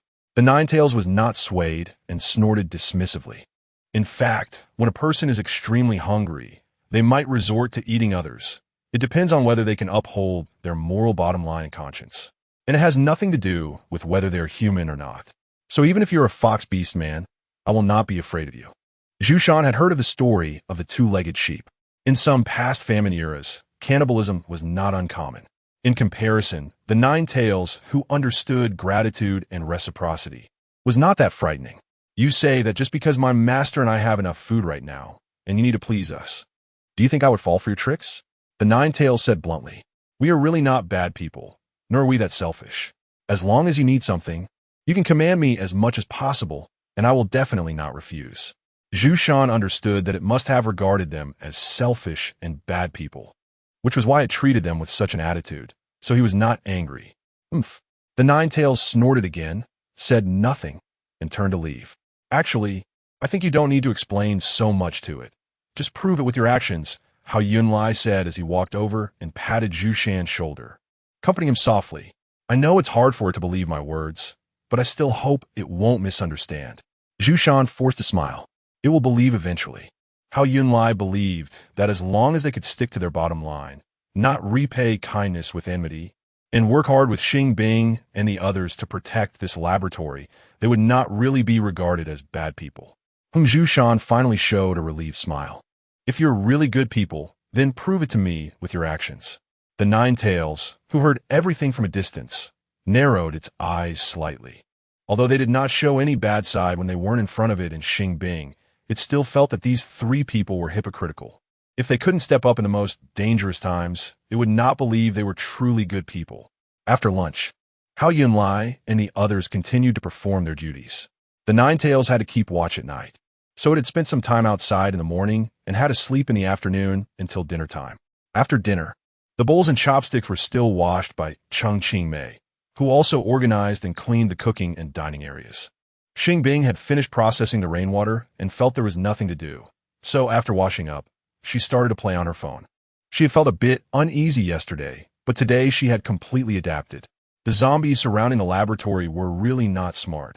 Aside from crashing into walls, they had no other way to enter the laboratory. Some had already tired themselves out from crashing into walls and had stopped. And now there were very few zombies still crashing into walls. The sound of crashing had decreased significantly and was no longer that frightening. Master, are there any new updates online? The Ninetales curiously leaned over to glance at the phone screen. Although many apps and websites had not updated their news, the national news website was still updating and some new information could still be seen. Xing Bing habitually opened the national news website, went to the homepage, and found that today's headline was about some regions having formed self-rescue teams. The main content stated that establishing self-rescue teams was effective and called for everyone to unite as much as possible to fight against the zombies together. Is there any news about rescue teams? The Ninetales remembered that Cheng Mei and the others had mentioned rescue teams. There was news yesterday saying that more than 20 rescue teams have been dispatched nationwide for search and rescue, urging us to patiently wait for rescue. Xing Bing replied leisurely. Are there any in our city? The Ninetales just wanted to know if there was a possibility of their rescue. Chapter 92, The Second Rise of Humanity in the Apocalypse, 27. The news didn't specify a location, and I don't know if they've actually come here. Xing Bing looked at it very seriously yesterday, and the news indeed didn't mention the specific search and rescue locations. If they don't even mention a specific place, do those so-called 20-plus rescue teams really exist? Jiawei couldn't help but doubt the authenticity of the news. Although there might not be that many in reality, there should at least be some, right? Xing Bing saw photos yesterday, and from those, the rescue teams should be real, just maybe not as many as the news claimed. What if we can't wait for the rescue team? Jiawei wasn't originally worried about this, but after adding those three people, it became somewhat concerned that food and water might not be enough. There will always be a way. Xing Bing reached out to pat its fluffy head, smiling to comfort it. If it weren't for them, our food and water could have lasted at least another month. Why did you take them in, Master? Jiawei initially didn't want to ask, but couldn't help but voice its thoughts. Don't you want me to take them in? Xing Bing then realized that its hostility towards them seemed stronger than she had imagined. I don't want it all. Just thinking about how they climbed over the wall and drew the attention of the zombies outside, and how they have to share our food and water, makes me want to bite them to death, Jiawei said through gritted teeth. Although they did bring us some trouble, objectively speaking, it can't be said that it's their fault. They might not have known there were people inside before coming in. They just wanted to find a safe place to hide and didn't intend to harm us. In this situation, how can I stand by and watch them die? After saying this earnestly, Xing Bing sighed lightly.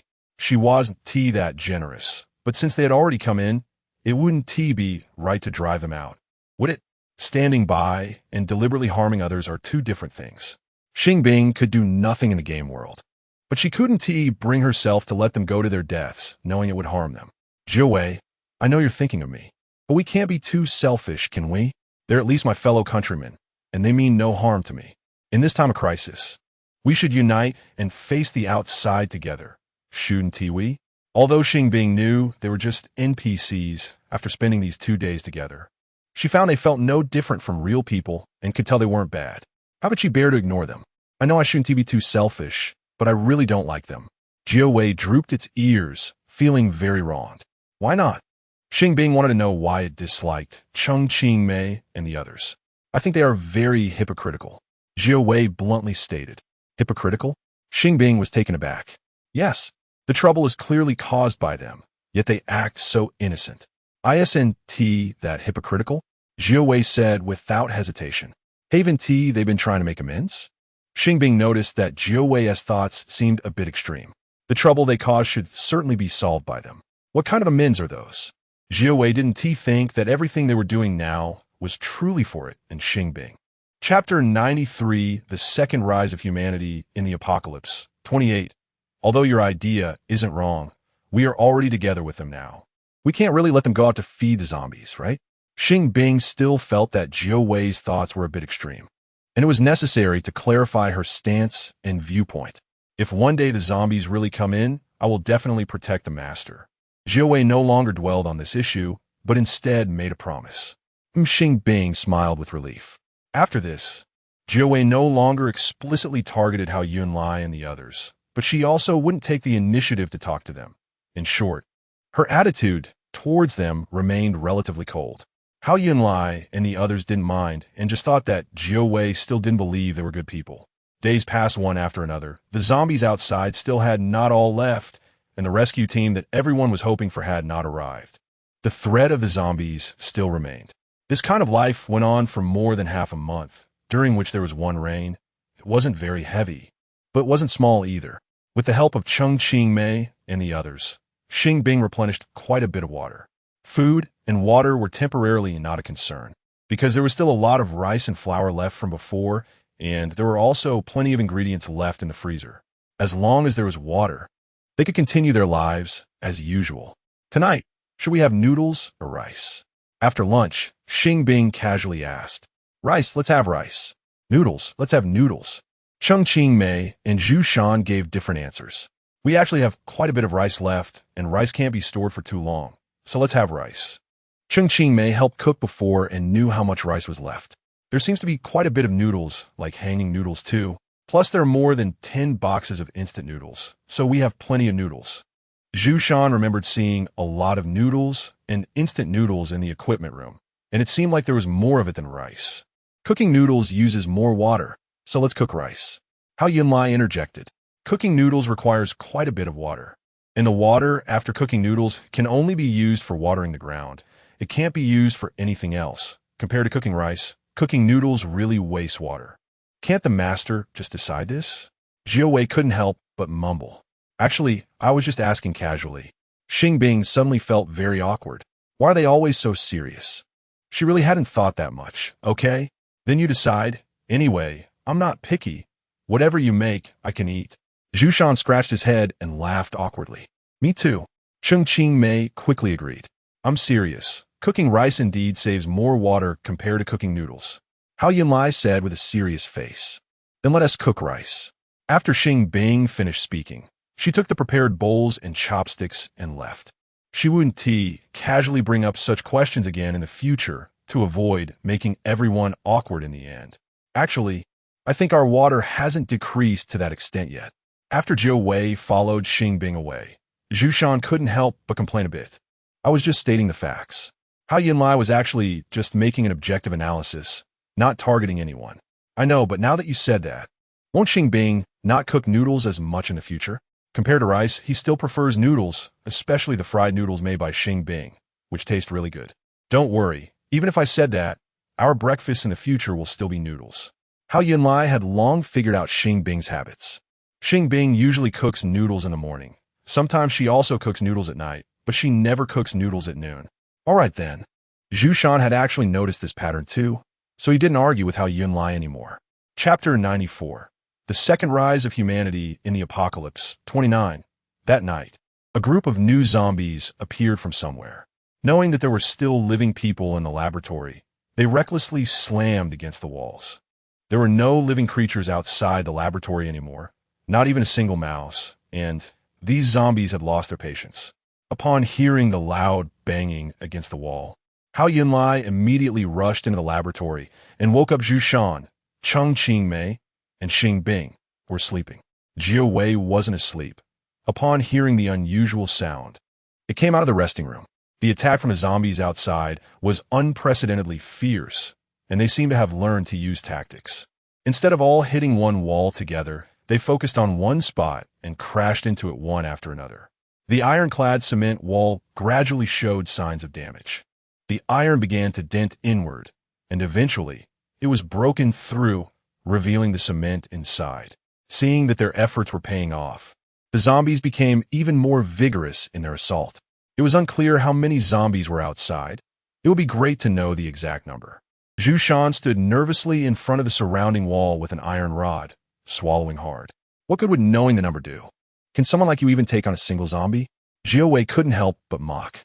Although I can't win, at least I can mentally prepare myself. Can't I? Zhu Shan replied stubbornly. I actually want to know how many zombies are out there too.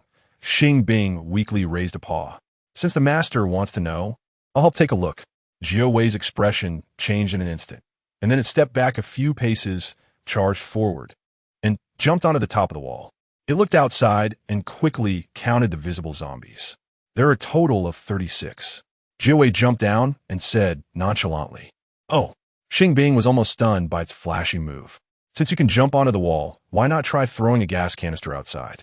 Zhu Shan didn't understand why Jiu Wei had only now shown such an ability. Do you think I haven't thought of that? Jiu Wei rolled its eyes. If those zombies weren't right next to the wall, but standing farther away, I would have thrown the gas canister outside long ago. If I wasn't afraid of accidentally blowing a hole in the wall and couldn't blow all the zombies to bits at once, how could I have just been hiding until now?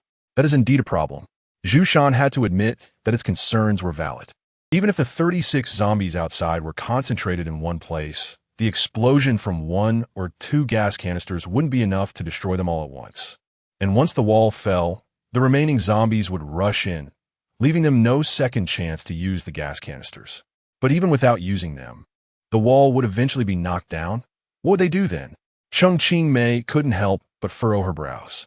I think we could try to blow up the zombies that are farther away first. Hao Yinlai proposed a well-thought-out suggestion. The explosion range of a cartridge gas canister shouldn't be very large. As long as we can throw it 10 meters away, it shouldn't affect the wall. He said methodically. There are no zombies 10 meters away. Jiu Wei directly poured cold water on him. What if we could lure the zombies to 10 meters away first? Hao Yinlai said calmly. Are you going to do that? Jiu Wei said expressionlessly. I'm afraid I can't do it. Hao Yinlai knew without thinking that he wasn't that capable, unless he was really going to seek death.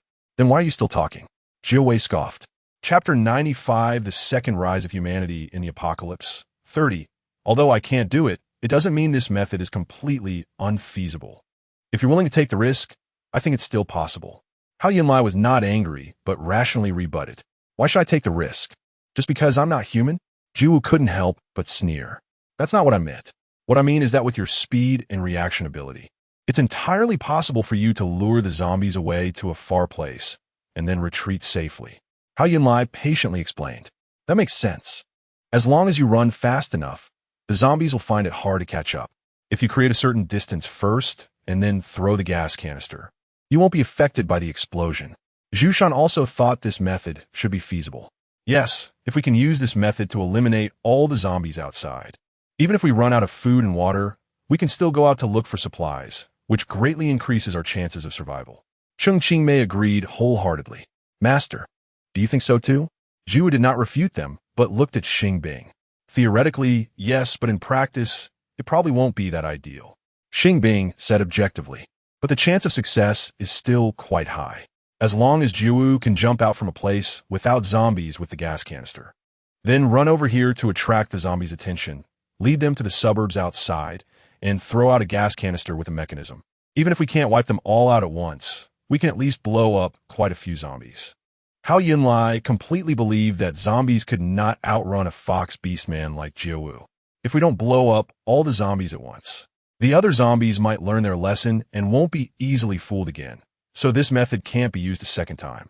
Xing Bing spoke up before Jiawu, who was about to retort. I don't think those zombies are that smart. Hao Yunlai had a different perspective this time. I think so too. Zhu Shan and Cheng Qingmei both agreed with Hao Yunlai's idea. If I have an accident and die outside, will you take responsibility for my death? Jiawu said with a dark expression. Sorry, we can't afford that responsibility. So if you really do this, you must remember to protect yourself and not die outside. Hao Yunlai said with a bitter smile. In the end, aren't you just wanting me to sacrifice myself to save you? Jiawu said angrily, but with a hint of sarcasm. If I had your speed and strength, I would definitely go myself instead of asking you for help. Hao Yunlai never thought about sacrificing someone to save himself. He just didn't want to make unnecessary sacrifices when he was incapable. Yes, if I were as strong as you, I would go too. Cheng Qingmei was the weakest among the three and needed the most protection, as she was just a frail woman. If she had powerful abilities, she would definitely choose to protect everyone in times of crisis. If I were a superhero, I would probably rush to the front in such situations. Zhu Shan had a dream of being a hero since childhood, but unfortunately, his life was the most ordinary. If it weren't for the apocalypse, he would probably still be in a classroom right now. The greater the ability, the greater the responsibility. This saying is not without reason. Hao Yunlai was deeply moved. Master, do you agree? Jiawu turned to look at Xing Bing, her expression complex. Although I can't agree, if capable people are unwilling to help the weak, then do the weak still have the right to live in this world? Xing Bing felt that this statement was a form of moral coercion in a sense. But the problem was she wasn't a strong person either. If those stronger than her chose to abandon her, would she be left with no choice but to die? Chapter 96, The Second Rise of Humanity in the Apocalypse, 31. I can sacrifice myself to save my master, but I will never sacrifice myself to save you irrelevant people. The Ninetails clenched its fists and said decisively, I really didn't mean that. It's just that your master is with us now. If you're unwilling to try, it is very likely that everyone will end up dead together. Would you rather see that kind of ending? Hao Yunlai patiently explained. If the wall really falls, I can take my master away. The Ninetails remained unmoved. How will you take her away? Are you going to keep holding or carrying her while fleeing? Hao Yunlai finally sensed its stubbornness. In fact, the best way right now is to hold the laboratory, because none of us knows what the situation outside is like, nor do we know where we can get food and water. Cheng Qingmei weakly interjected. Yes, we have so much food and water stored here, and there are no vehicles. How can we take these things outside? Zhu Shan also felt this was a problem. If we had a larger vehicle, we could take more supplies and ensure we wouldn't starve or die of thirst in the short term. But the reality is that there are no vehicles in the laboratory. If it's just relying on people, how much can we carry? If our original vehicle hadn't broken down, we could still use it, but unfortunately, Hao Yunlai recalled the truck he had driven before. Among the three of them, only he could drive, and it was he who drove the truck to bring them here. When they were not far from the laboratory, the truck completely broke down, and they had to abandon it.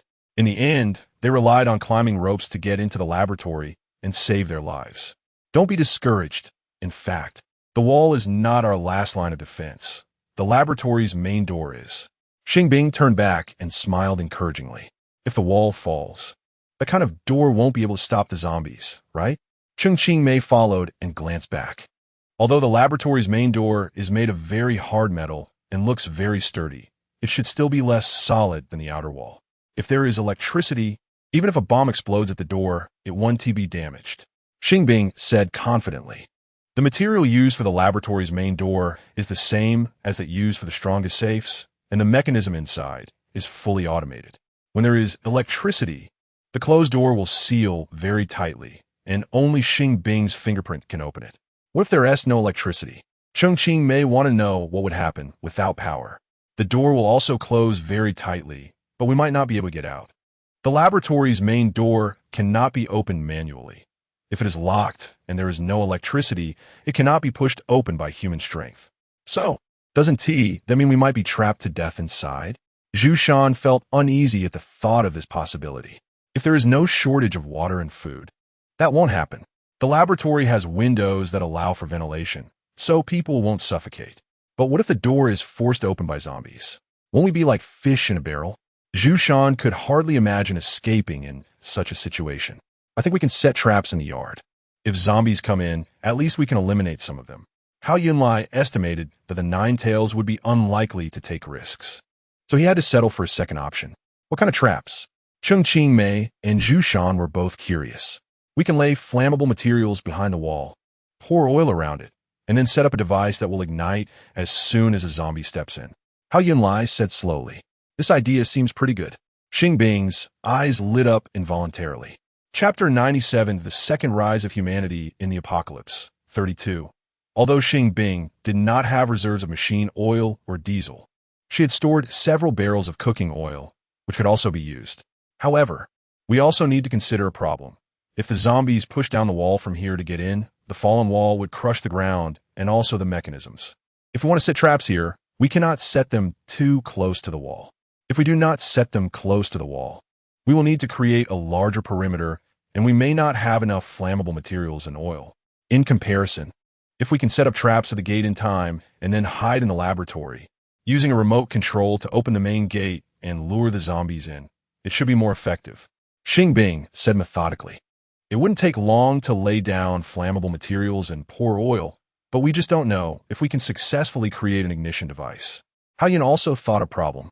Even if we can successfully ignite it, the fire won't spread very quickly. The zombies might have already come in before the fire reaches them.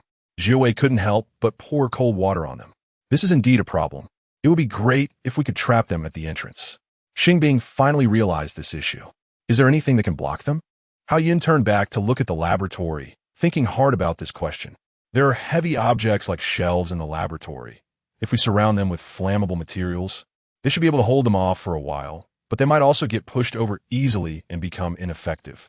Don't think about it. There's no such thing in the laboratory. Even if there were, you wouldn't be able to move them. Jiawei said mercilessly. Zombies are much stronger than humans. Anything that humans can move cannot possibly stop zombies. So what should we do?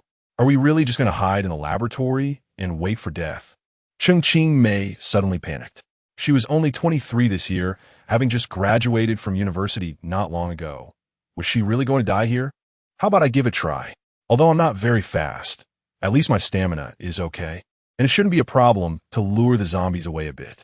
At that moment, Zhu Shan overcame his cowardice and weakness and bravely stepped forward. No, you are still young. Let an old man like me do such a dangerous thing. Hao Yun was nearly 40 this year. Compared to these 20-something young people, he truly was not young anymore. Let me do it. Don't you have your wife and daughter waiting for you outside? My parents have sacrificed. I'm already all alone. It doesn't matter if I die. Zhu Shan had recently tried to contact old friends, but couldn't reach any of them. They were probably long gone. Living alone didn't mean much to him, so he might as well sacrifice himself to save these new friends. No, let me go all this time. You have been protecting me, and now it's my turn to protect you. Chengqing Mei was already moved to tears, gradually overcoming her fear of death. Although, are you all done? Hao Yun wanted to say that he hoped his wife and daughter were still alive, but they might very well be gone. When he was interrupted angrily by Jiawei. Do you think this is a performance? If you keep dragging this out, the wall will collapse. It said with a forced smile. Jiawei, do you want to give it a try? Xing Bing seemed to understand its implied meaning. Although I also don't want to take risks, what they said is right. The master is here now. If I don't go, the master might also be in danger. Jiawei knew that setting up traps on the fly wouldn't work. And Xing Bing couldn't bear to leave these three loyal and righteous people behind. If it didn't make a decision soon, it would eventually die here too. Chapter 98, The Second Rise of Humanity in the Apocalypse, 33. Xing Bing took out 2 gas canisters and 2 candles, then used a knife to make a shallow mark on the canister. He stuck the candles onto the canisters with double-sided sponge tape. To ensure that the gas canister would explode after being thrown, an open flame was essential, and there had to be a gas leak to trigger the explosion. The mark Xing Bing made wasn't very deep. It didn't pierce the canister, but if it was smashed hard against the ground, the canister would crack. At that moment, as long as the candle attached to the canister was lit, the gas canister would explode instantly. You must pay attention to safety. If you can't maintain a safe distance, then don't throw it. After Xing Bing finished his instructions, he handed the prepared gas canister to Jiawei. I can do it. You don't need to worry, master. Jiawei smiled calmly, raising the corners of her lips before turning and walking out. Be careful. Hao Yunlai and the other 3 watched as Jiawei slowly walked away, speaking in unison.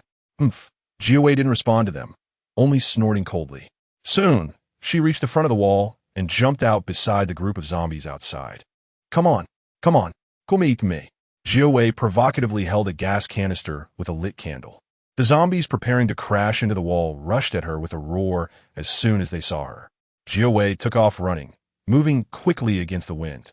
In this situation, the candle could easily be extinguished, so Jiawei had to pay attention to the candle's condition while running. The flame at the top of the candle was swaying in the wind but didn't go out. It just melted the wax faster, and soon droplets of wax fell onto Jiawei's hand. The dripping wax was scalding hot, and even through her fur, Jiawei could feel the heat. But she didn't let go and continued to run faster than the zombies, ensuring that the candle wouldn't extinguish. Over 30 zombies kept pursuing her, and even when she reached an area with few buildings, they were still less than 10 meters apart, which wasn't a safe distance. I need to hurry. Seeing that the candle had burned down halfway, Jiawei quickly increased her speed. The zombies noticed she was running faster and also quickened their pace. Jiawei couldn't speed up any further, as doing so would risk extinguishing the candle on a gas canister. In a critical moment, Jiawei found a suitable cover, jumped onto it, and forcefully threw the 2 gas canisters towards the group of zombies. With a loud boom, one of the gas canisters exploded, shattering the surrounding zombies. The other gas canister, which hadn't exploded initially, was impacted by the explosion and detonated shortly after. Jiawei had already hidden behind the cover. The shockwave from the explosion didn't harm her, but it didn't kill all the zombies either. The remaining few zombies were somewhat intimidated by the destructive explosion and stopped chasing, instead retreating back to the laboratory. Jiawei followed them back to the laboratory. The walls of the laboratory hadn't collapsed yet, so the zombies couldn't enter for the time being. Jiawei jumped into the laboratory from a spot that wasn't guarded by zombies. How did it go? Are you okay?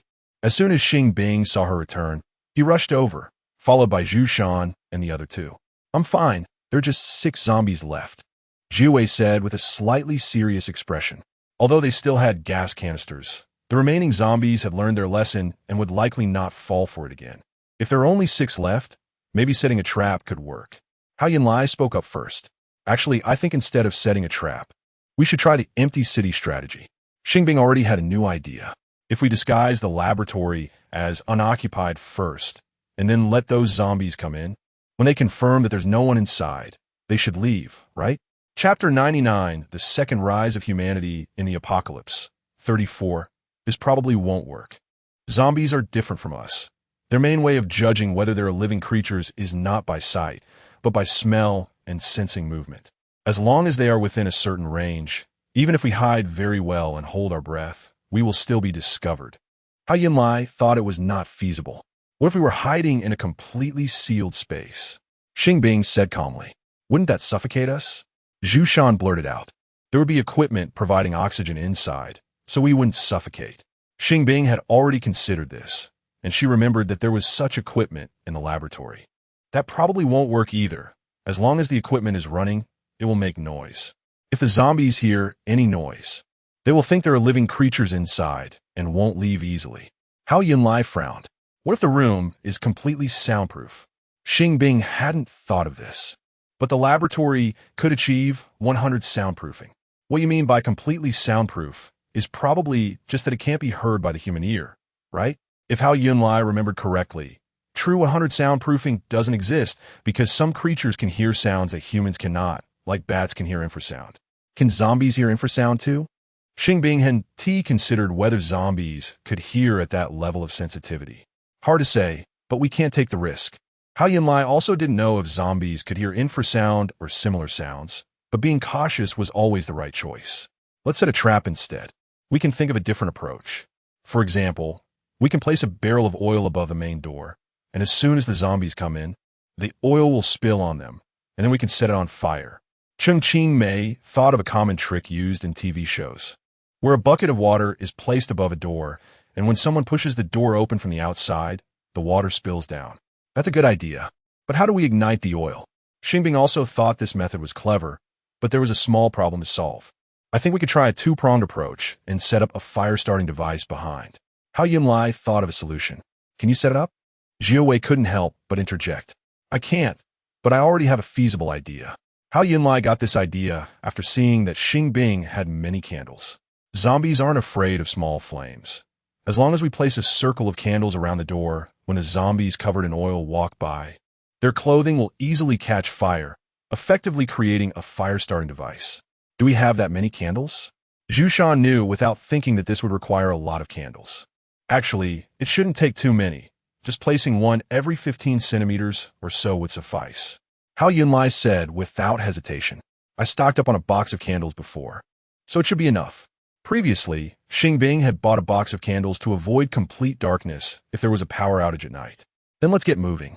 The group quickly started to act, some responsible for pouring cooking oil at the gate, while others set up candles behind the door. In less than 20 minutes, everything was ready, but there's still a problem. Xing Bing looked at the 2 barrels of oil placed at the door and suddenly thought of an issue. What problem? Zhu Shan asked curiously after hearing Xing Bing's muttering. There are more than just 1 or 2 zombies outside. When they come in, the oil will only spill on the first 2 zombies at most. What about the ones behind them? Xing Bing realized this was a significant flaw. Chapter 100. The Second Rise of Humanity in the Apocalypse, 35. I can stand on the wall and pour oil down, or I can throw lit candles at them. Jiao Wei looked at Xing Bing and said word by word. Why didn't you say that earlier? Just let you jump onto the wall, pour oil outside, and throw a few lit candles. We wouldn't need to set this up at all. Zhu Shan suddenly realized that they seemed to be doing unnecessary things, and couldn't help but feel a bit excited. No, this wall is 3 meters high, but only less than 30 centimeters thick. Even though Jiao Wei has strong jumping ability and strength, holding a large bucket of oil might cause them to lose balance after jumping up, resulting in an accidental fall. This won't work. After some thought, Xing Bing felt it was impractical. Right? I almost treated it like a superhero movie. Zhu Shan suddenly felt embarrassed. Jiao Wei's skills are indeed good, but after all, they are just a fox beast man, not a superhero who can ignore various natural laws. It's still too difficult to let them jump to the wall with a heavy object. What do you mean? Jiao Wei suddenly felt a sense of disdain. I just accidentally thought too idealistically and forgot this is the real world. I'm sorry. Zhu Shan sincerely apologized. Oof. Jiao Wei snorted heavily and ignored him. Is there a ladder in the lab? If we use a ladder to climb up, we shouldn't fall to the other side. Hao Yunlai thought of using a ladder. No. Xing Bing usually didn't need a ladder and never thought about buying one, so there was none in the lab. If the wall were only 2 meters high, it would be much easier. Hao Yunlai was also at a loss this time. If the wall weren't 3 meters high, he could consider letting Jiao Wei jump up first and then hand the cooking oil to them. But the wall was really too high. Even if they added a stool, it would still be quite a distance. No, I think we can still give it a try. We can move the tallest stool and place it in front of the wall, then you can hold the cooking oil up. Maybe Jiao Wei can reach it. Xing Bing calculated a bit. Hao Yunlai was the tallest among them, about 175 meters, plus the height of the stool. It should be at least around 2 meters. And with the length of the arms and the height of the cooking oil bucket, it would be nearly 3 meters high. Yes, let's not delay. Let's hurry up and try. Cheng Mei thought it made sense and quickly ran into the lab to bring out a long bench. Zhu Shan followed and brought out a bucket of cooking oil, while Xing Bing took some candles and a lighter. The zombies outside were still banging against the wall, and the wall was already on the verge of collapse. But the group did not change their minds at the last minute. Instead, they quickly proceeded according to the plan. Jiawei jumped onto the wall with the lit candle, steadied themselves, and then Hao Yunlai stood on the stool and took the oil, lifting it as high as possible. Jiawei placed the candle aside, crouched down, and stretched their hand down as much as possible. Soon, they successfully grabbed the cooking oil. Noticing the additional fox beastman on the wall, the zombies stopped banging against the wall and looked up at it. Roar, roar, roar. Upon smelling the scent of living beings, 6 zombies instantly became agitated and let out excited roars. Shut up, Jiawei scolded in disgust, and then poured the oil down. The 3 zombies closest to the wall were drenched, and before they could react, they saw candle after candle falling from above. The clothes soaked in oil ignited upon contact with fire, and the 3 zombies quickly became engulfed in flames, sending a burnt smell straight to Jiawei's head. The 3 zombies that were further away were stunned and dared not approach the burning zombies, temporarily securing the wall. Chapter 101. The Second Rise of Humanity, 36 Great. They finally dare not hit the wall anymore. Now we don't have to be afraid. After Jiawei jumped down from the wall and informed them about the zombies, Cheng Qingmei and Zhu Shan both showed a long-lost bright smile. Although the threat was temporarily lifted, there were still 3 zombies outside, and more might come later, so we still had to stay vigilant. Seeing everyone happy about keeping the wall intact, Hao Yunlai gave what seemed like an untimely reminder. Actually, it would be best if we could deal with the remaining 3 zombies as well. They are only intimidated right now, and once the 3 zombies burn out, they might not be afraid anymore. Xing Bing also felt this was an issue. Do we have to lure them into a trap? Zhu Shan hesitated. Not necessarily. Let's wait and see. Maybe after a while, they will forget what happened today and hit the wall again, so we can use the same method. Xing Bing said calmly. Do we have that much oil left? Cheng Qingmei was the one to speak this time. I had stockpiled 6 barrels of vegetable oil. We actually only used 1 barrel just now, and we only consumed 1 barrel for food before, so if we save a bit, we should still be able to take out 3 barrels for battle. Xing Bing calculated keeping 1 barrel for food. Actually, I feel that we don't even need to pour a whole barrel. Half a barrel should be enough. Cheng Qingmei frowned slightly. If poured well, it indeed wouldn't require too much. Hao Yunlai agreed with this idea. If we had organic oil or diesel, that would be great, but unfortunately, now most vehicles are electric. Zhu Shan felt a bit regretful. To be more environmentally friendly, today's trucks are all electric, and there are hardly any fuel-burning vehicles. Other tools that used to run on fuel have similarly become rare, and ordinary households have basically no access to fuel anymore. Are zombies afraid of electricity? Xing Bing thought about possibly using electricity against the zombies. The lab is currently powered by a solar energy system and a micronuclear power generator, so there is still plenty of electricity. Although zombies' bodies conduct electricity, they probably aren't afraid of it. Hao Yunlai had never tried using electricity against zombies, but theoretically, zombies are already dead and not biological, so they should not be afraid of electricity. Isn't the setting of zombies too strong? Xing Bing couldn't help but complain in her heart. Although zombies won't be killed by electricity, they will fall into a temporary shock. If we first use electricity to restrict the zombies' movements and then use other methods to crush their bodies, that should also work. Xiao F thought Xing Bing was asking her and quickly provided a detailed answer. I was just complaining. Xing Bing replied straightforwardly with her thoughts. Oh, Xiao F didn't expect she misunderstood and instantly fell silent. But thank you for telling me this. I'll see if I can use it. Xing Bing didn't expect Xiao F to be so diligent, and she sincerely thanked her this time. No need to be polite. Providing the most basic information to players is what I should do. Xiao F's tone was calm, but she was actually overjoyed inside. Bang, bang, bang. While several people were discussing, a sound of hitting the wall suddenly came from outside the door. The zombies that had been ignited before had already been burned to charcoal, and the fire was out. The remaining 3 zombies hit the wall again, but they changed their location and abandoned the hole they had previously made. Master, let me go again. Jiawei volunteered. Chapter 102, The Second Rise of Humanity, 37.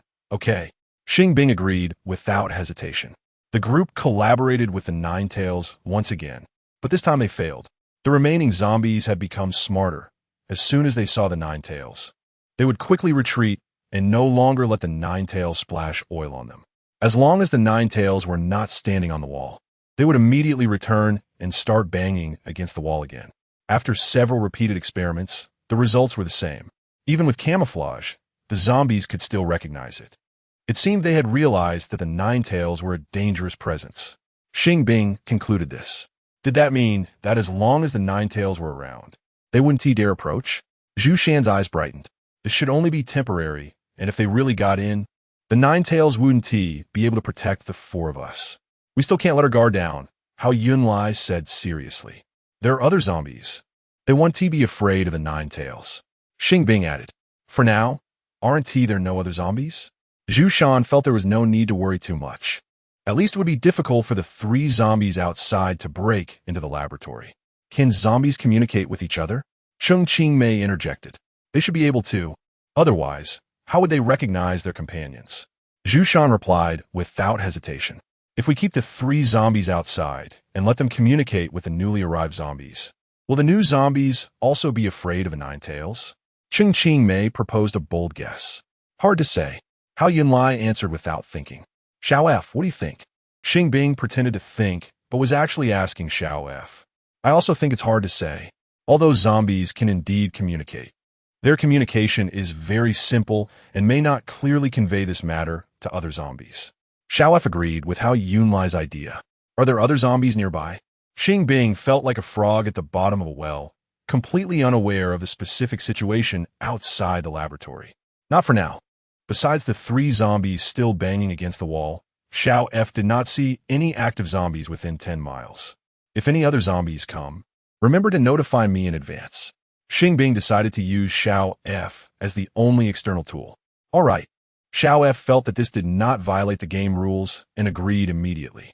Master, are you thinking of a way? Seeing that Xing Bing hadn't spoken for a while and had a serious expression, the nine tails couldn't help but ask. Xing Bing nodded slightly. So, have you thought of a solution? The nine tails immediately felt a sense of hope.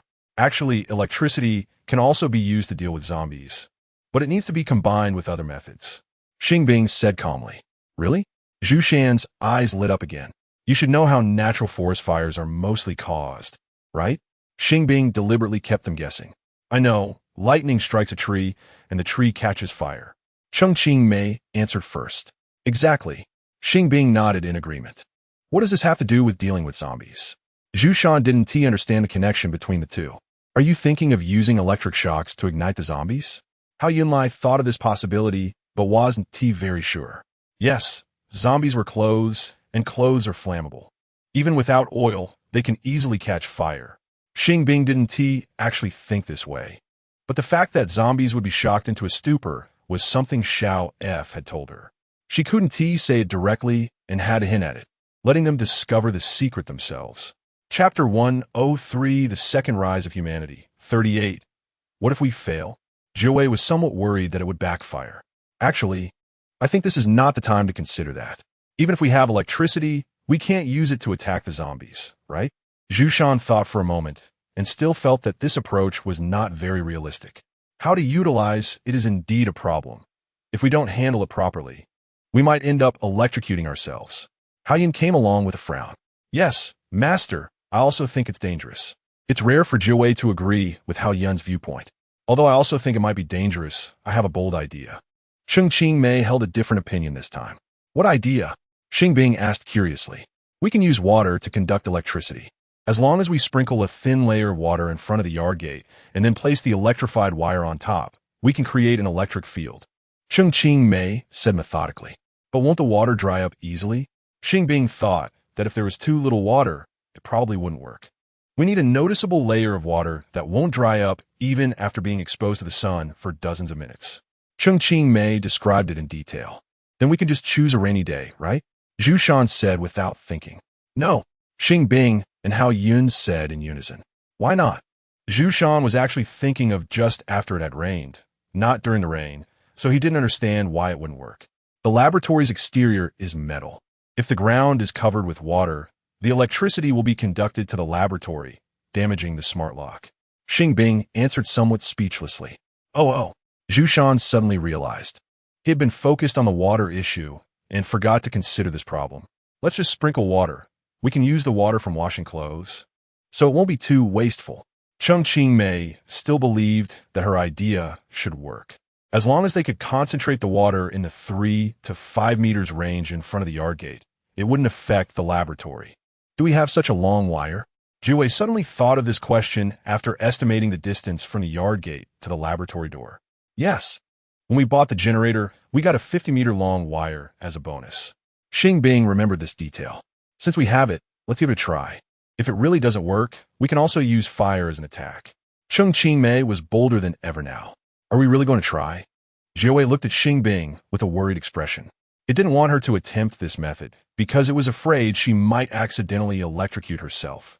If you're worried, you can leave the most critical step to me, Qingmei said confidently. It should actually be fine. We can first avoid powering it on. Wait until the wire is placed in the water, and then step back before powering it on. Xing Bing suddenly realized they might have some misunderstanding. Oh right. Qingmei suddenly felt enlightened. She wouldn't really think of directly taking the electrified wire over, would she? The corners of Xing Bing's eyes twitched slightly. But isn't that micronuclear generator supposed to be unable to be manually shut off once it's turned on? Jiwei did not forget this key point. The generator Xing Bing bought was a micronuclear generator that generated electricity through nuclear power. It contained a miniature nuclear reactor, and once turned on, it wouldn't stop until the reaction ended. This is part of the game setting. It could at least generate power for 6 months, and it couldn't be forcibly stopped before that time was up. Chapter 104. The Second Rise of Humanity, 39. I didn't mean that. Xing Bing shook her head in amusement and then said, You should know how to connect wires, right? Just connect one end of the wire to the plug, and then plug it into the socket to draw out the electricity. Qingmei and Zhu Shan both shook their heads. Only Hao Yun replied, I can do it. Then this task is up to you. Xing Bing finished speaking and took out the wire, plug, and tools for connecting, handing them to Hao Yun. In just a few moments, Hao Yun had connected the plug to the wire securely. Leave the watering to me, Qingmei said excitedly. Don't you think watering is too slow? Isn't it better to just pour? Jiwei said, picking up a large bucket of toilet water and striding towards the gate to pour it directly onto the ground. Isn't that a bit wasteful? Qingmei followed and found that the water flowed to the sides, leaving little in the middle of the road. To prevent water accumulation, these roads had a certain slope, so when there was too much water, it would flow to the sides. Compared to wasting this bit of water, I care less about wasting time. Jiwei turned her head away, feeling a bit guilty, and stubbornly argued. But that will have a bad effect. It should be watered evenly. Qingmei scooped a ladle of water and began to water the dry spots bit by bit. I'll help too. Before Jiwei could find an excuse, she saw Zhu Shan approaching with a small bucket and ladle as well. Zhu Shan imitated Qingmei, sprinkling water on the ground bit by bit. Since there are already 2 people, I probably don't need to help anymore. Jiwei muttered and turned to leave. Be careful of the candles we set up earlier. Don't get them wet. Qingmei was reminding Zhu Shan and didn't notice Jiwei's voice, nor did Zhu Shan. Jiwei ignored their reactions and headed straight back to the lab. Master, you don't actually want to use electricity to ignite the zombies' clothes, do you? Jiwei sensed something was off. Conducting electricity with water is completely different from the power of an electric shock. It couldn't possibly produce the effect of lightning striking a tree. How do you know? Xing Bing was slightly surprised. I just feel that using water to conduct electricity doesn't have that much power, Jiwei confessed. You guessed right. However, electricity is effective against zombies. As long as the electricity reaches them, they will temporarily lose their ability to move. Then we can pour oil on them and set them on fire. We will definitely be able to burn them. Xing Bing said in a low voice, unhurriedly. How does the master know this? Jiwei was a bit curious. A friend of mine told me secretly. I was afraid you wouldn't believe it, so I didn't say anything. Xing Bing concealed the identity of Xiao F. Actually, the master doesn't need to do this. No matter whether they believe it or not, I will definitely believe in the master. Jiwei said with bright eyes. I know. I'm just afraid they won't dare to believe it. Xing Bing smiled gently. They don't need to believe. Once the plan succeeds, the rest can be left to me. Jiwei patted her chest confidently. Okay, but remember to wait until I cut the power before you go. Xing Bing was worried that she would be too eager and get electrocuted. Jiawei nodded obediently. Can the master pat my head? It suddenly wanted to be pampered after a long time. Of course. Xing Bing didn't hesitate at all and smiled as she reached out to pat her head. It seems the master still feels the same way about me. Jiawei finally felt at ease.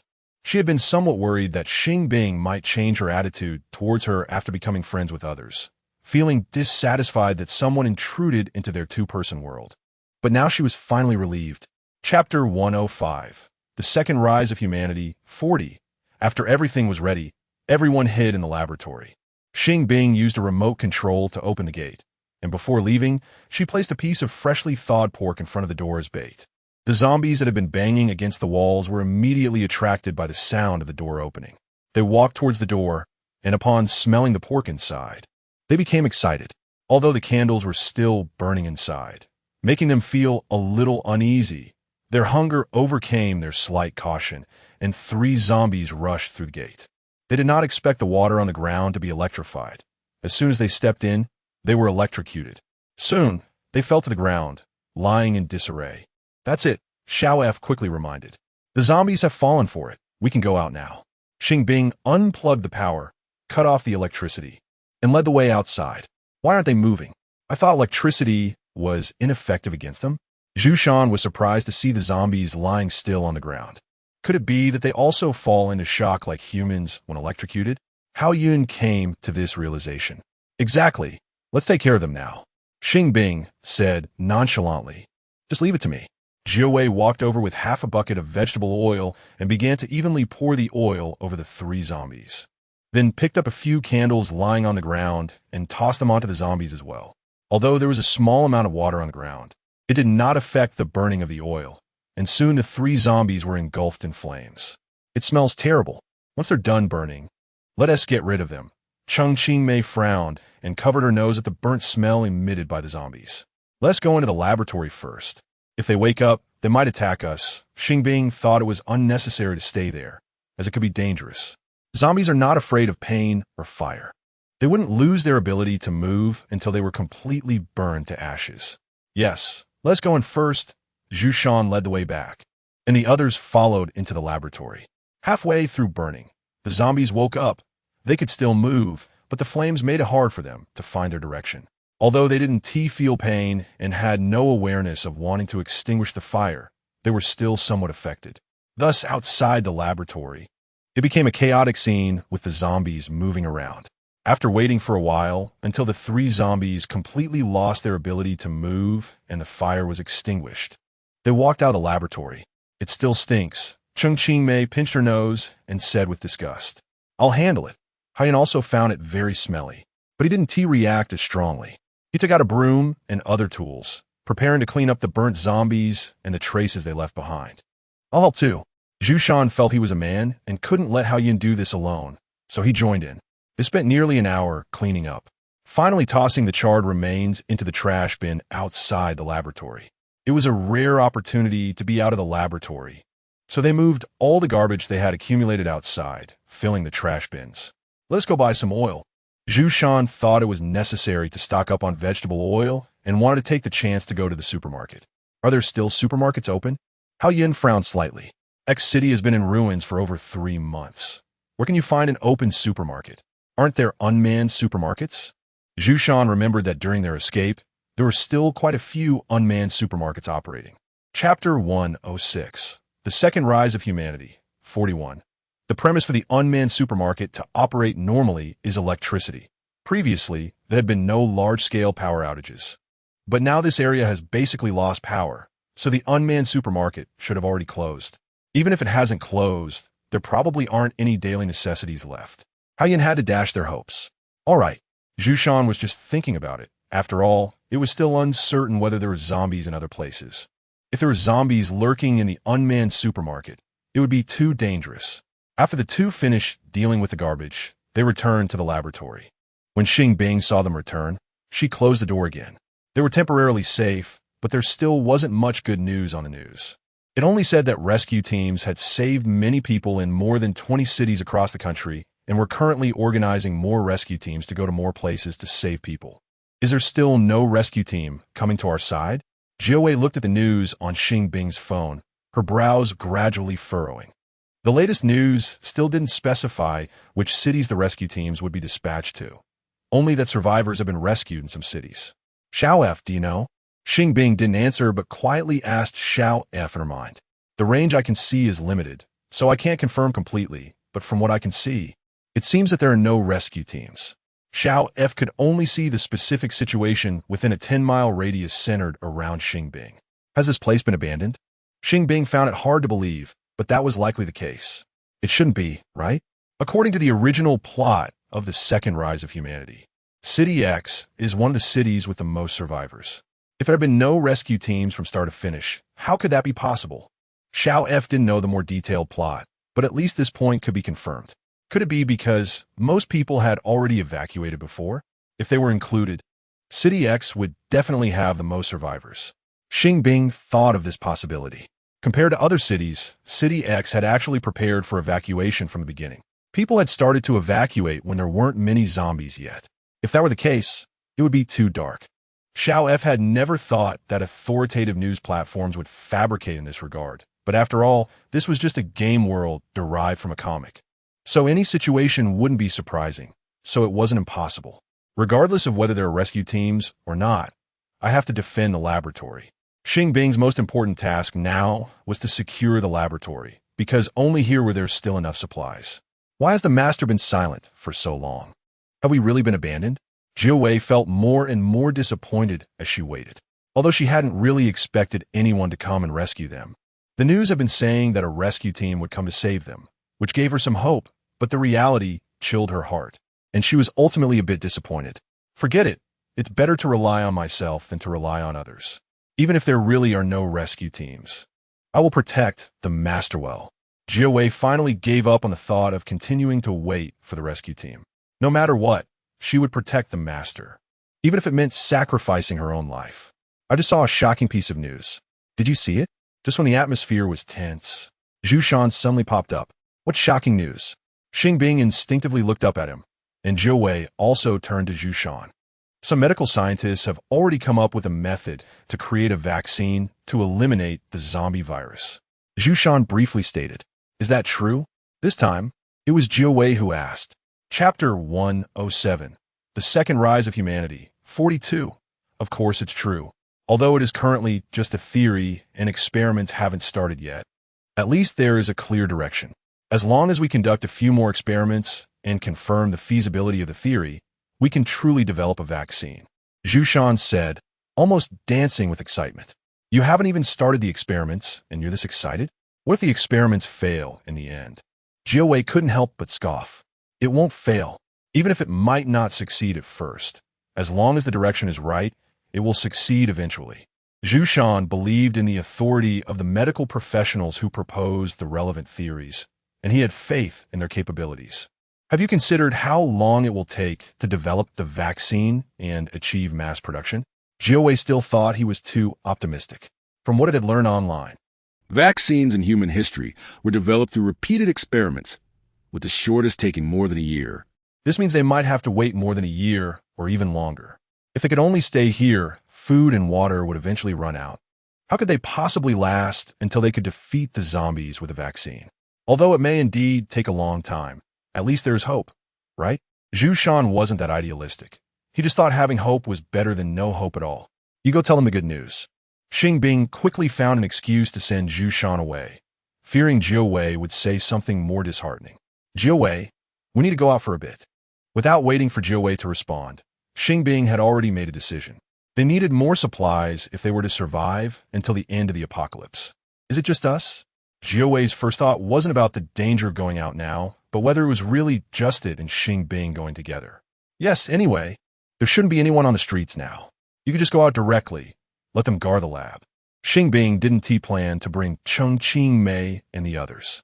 If they accidentally encountered a zombie hiding in the shadows, it would be much easier for just her and Jiu Wei to escape safely. Okay, Jiu Wei instantly beamed with joy. It hadn't spent time alone with Xing Bing for a long time. Even though going out might be dangerous, just being alone with Xing Bing made it very happy. Little F, can you help me check what nearby places still have supplies? Xing Bing decided not to waste time searching one place at a time, and promptly summoned little F. Actually, there are still food and supplies in many shops. It's just that they have all closed down and can't be bought. Little F said somewhat helplessly. Can we find a way to get in and take them directly? Xing Bing felt that in this situation, there was no need to stick to conventional thinking. Since those shops had already been abandoned, the things inside were naturally ownerless, and taking them wouldn't count as stealing. That doesn't seem right, does it? Little F felt that this seemed a bit unethical. If it were in normal times, that would definitely be wrong, but this is a special period, and surviving is the most important thing. After all, if they don't take the items, they will expire and spoil anyway. So why can't we take them to save our lives? In an absolutely special period, certain behaviors cannot be judged by normal moral standards. At least that's how Xing Bing saw it. If you don't mind, then of course you can.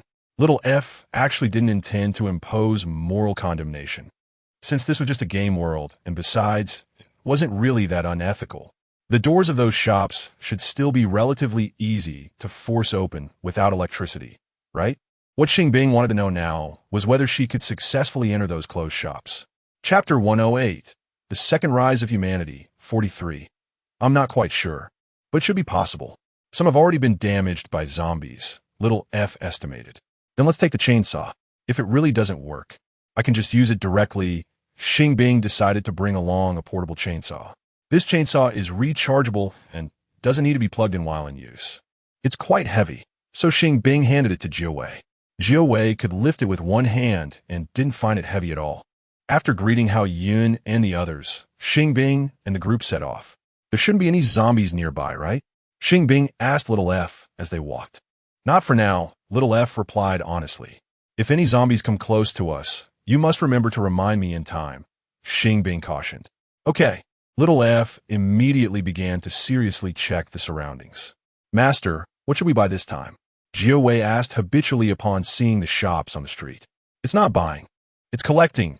Xing Bing felt that using the word buy was not appropriate and thought of the term collecting. What should we collect then? Jiawei asked in cooperation. First, let's see if there's any oil, and then check for rice and flour. Xing Bing answered without hesitation. Should we go into this one? Jiawei stopped in front of a grocery store. No need. Stores that specialize in grains and oils are mostly already empty. There's no need to check. Xing Bing couldn't expose little F's presence, so she said it this way. Oh, Jiawei believed it completely and felt a bit inferior. Master is just smarter than it, something it cannot compare to. The private supermarket ahead might still have some food. Let's go inside and take a look. After receiving little F's reminder, Xing Bing chose a private supermarket that was neither too big nor too small. Okay, Jiawei immediately carried the chainsaw to the supermarket entrance, ready to saw the door open. Wait, you don't need to saw this glass door. Just use this. Xing Bing took out a small, exquisite rescue hammer from her backpack and handed it to Jiawei. Oh, Jiawei quickly put down the chainsaw and took the rescue hammer. This spot should work well. Just place the pointed end on top, then hit the other end hard. Xing Bing carefully examined and found a slight dent on one side of the door lock. Choosing this point. Okay, Jiawei followed her instructions. Before it swung the hammer with force. Xing Bing stepped back a few steps and moved to the side to avoid being hit by flying glass. With a strong swing, Jiawei smashed the hammer down, and with a crack, the glass shattered. Following this method, it quickly smashed all the glass around the door lock, and the lock fell directly to the ground. Without the lock, the door opened with a push. Jiawei returned the rescue hammer to Xing Bing, picked up the chainsaw from the ground, and followed Xing Bing inside. Most of the shelves in the supermarket were empty, with only the shelves displaying non-essential items like drinks, appliances, and toys still relatively full. Master, there are still some oils here, but they're all in small bottles. Jiawei keenly spotted the vegetable oil placed at the back. Take them all, Xing Bing said while grabbing a shopping cart, instructing Jiawei to put all the vegetable oil inside. She didn't care whether they were expired or not. Either way, they would be useful. There are also a few bags of rice here. Jiawei was a bit surprised when it found rice, but upon closer inspection, it was not surprising, as this was the most expensive rare rice, with a small bag costing several hundred yuan. Take them all. Xing Bing didn't care what kind of rice it was. After all, it was free now. There are also a few packs of toilet paper up there. After seeing the toilet paper on the top shelf, Jiawei said this and directly took it down. Chapter 109, The Second Rise of Humanity, 44. Xing Bing brought over another shopping cart, and they quickly filled 2 shopping carts. In the end, they piled up a total of 4 shopping carts worth of items. Since they couldn't carry them all, Xing Bing called Hao Yun to inform him to come over with Zhu Shan to help push the items back. During this time, no zombies approached, and they safely returned to the laboratory.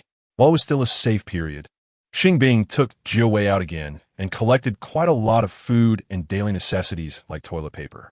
Are you planning to go out again? Zhu Shan felt they should gather more supplies and eagerly said that if they were going out again, he wanted to join. Not today. Xing Bing already felt an unprecedented fatigue. It was getting dark, and she didn't want to go out anymore. Before the transportation system in City X collapsed, she used to take the bus back, but now she could only rely on walking and pushing the shopping cart, which was really exhausting. Do you plan to go out tomorrow? Zhu Shan didn't give up on the idea of going out with them. Let's see how it goes. Xing Bing wasn't sure if tomorrow would be as safe as today, so she couldn't confirm. If you plan to go out tomorrow, you must remember to call me. Zhu Shan felt an endless energy at the thought of being able to get things without spending money. Okay, Xing Bing didn't refuse. I want to go too. Can I come along? Qing Mei said enviously. She hadn't been outside for a long time and was particularly eager to know what the outside world was like now. If it's confirmed to be safe, you can go too. Xing Bing emphasized the condition that Qing Mei could go with them. How we confirm that? Qing Mei suddenly felt a bit discouraged. If there are no zombies outside tomorrow, I'll go out with Jiu Wei first, and if there are no zombies along the way, then I'll let you guys go out, Xing Bing said slowly. All right. Qing Mei understood that she was thinking about their safety and didn't press Xing Bing further. Master, how do you determine whether there's zombies outside? Once the 3 of them left, Jiu Wei cautiously asked. It felt like Xing Bing actually knew whether there were zombies outside, but couldn't say the reason. If I say it's based on intuition, would you believe me? Xing Bing said somewhat awkwardly. I would definitely believe you. I wouldn't doubt anything you say. Jiu Wei answered without hesitation. Congratulations, you have achieved the unwavering belief achievement, gaining 5 points. Before Xing Bing could respond, a long-awaited yet familiar system notification popped up before her. As long as you believe me. Xing Bing couldn't help but show an incredibly sincere smile. Little f, if I add these 5 points, do I already have over 40 points? Xing Bing said excitedly. Yes, you currently have a total of 45 points. Little f looked at Xing Bing's total points and replied truthfully. If I could get another 5 points, I can exchange for items. Maybe then I can really turn the situation around. Xing Bing finally felt a lot more optimistic about the future. As long as she had items to immunize against the zombie virus, even if she got bitten by a zombie, it would just be like a regular injury. And as long as it could be healed, it wouldn't be a big problem. Little f also felt hopeful about this. By the way, am I close to the mandatory logout time? Xing Bing suddenly remembered this. She felt like she had been in this game world for a long time and didn't know how much time had passed in the real world. Not yet, but if you want to log off to rest, you can also choose to go offline. Little f answered without hesitation. Chapter 110. The Second Rise of Humanity, 45. Well, let's forget about it. If I log off before it's time, I'll have to find another time to come back later, and I don't want to run back and forth. Xing Bing hasn't fully experienced this game world yet, so if I quit now, I might end up constantly thinking about it when I go back. It's better to just experience it to the end.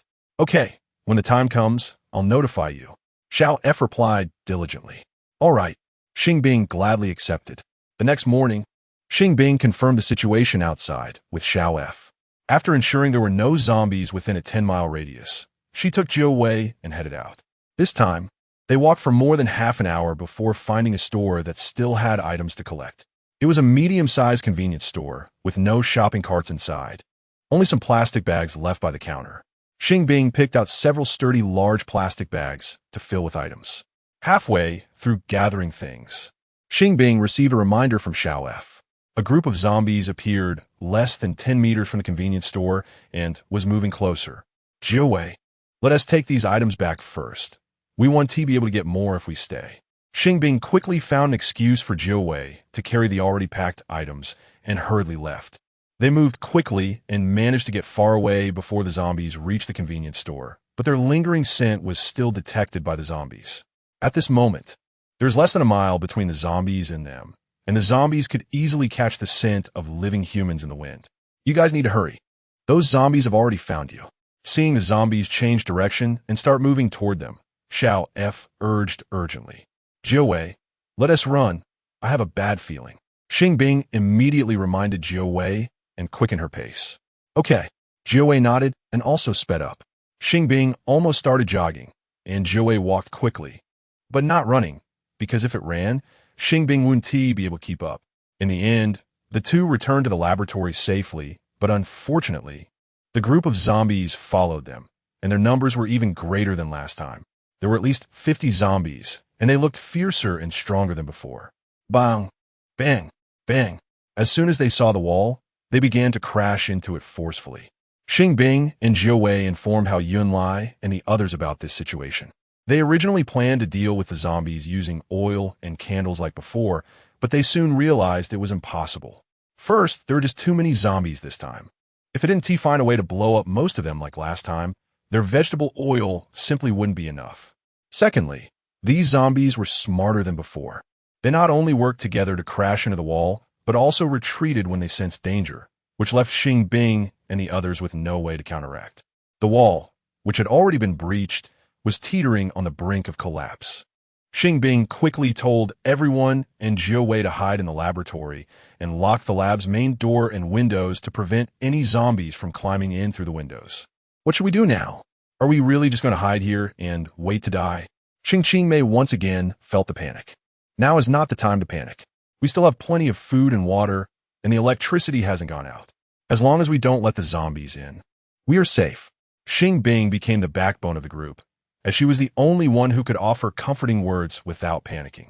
Yes, as long as we stay calm and don't go out, those zombies will leave eventually. Zhu Shan also wanted to avoid saying anything discouraging and offered some words of comfort. Will they really leave?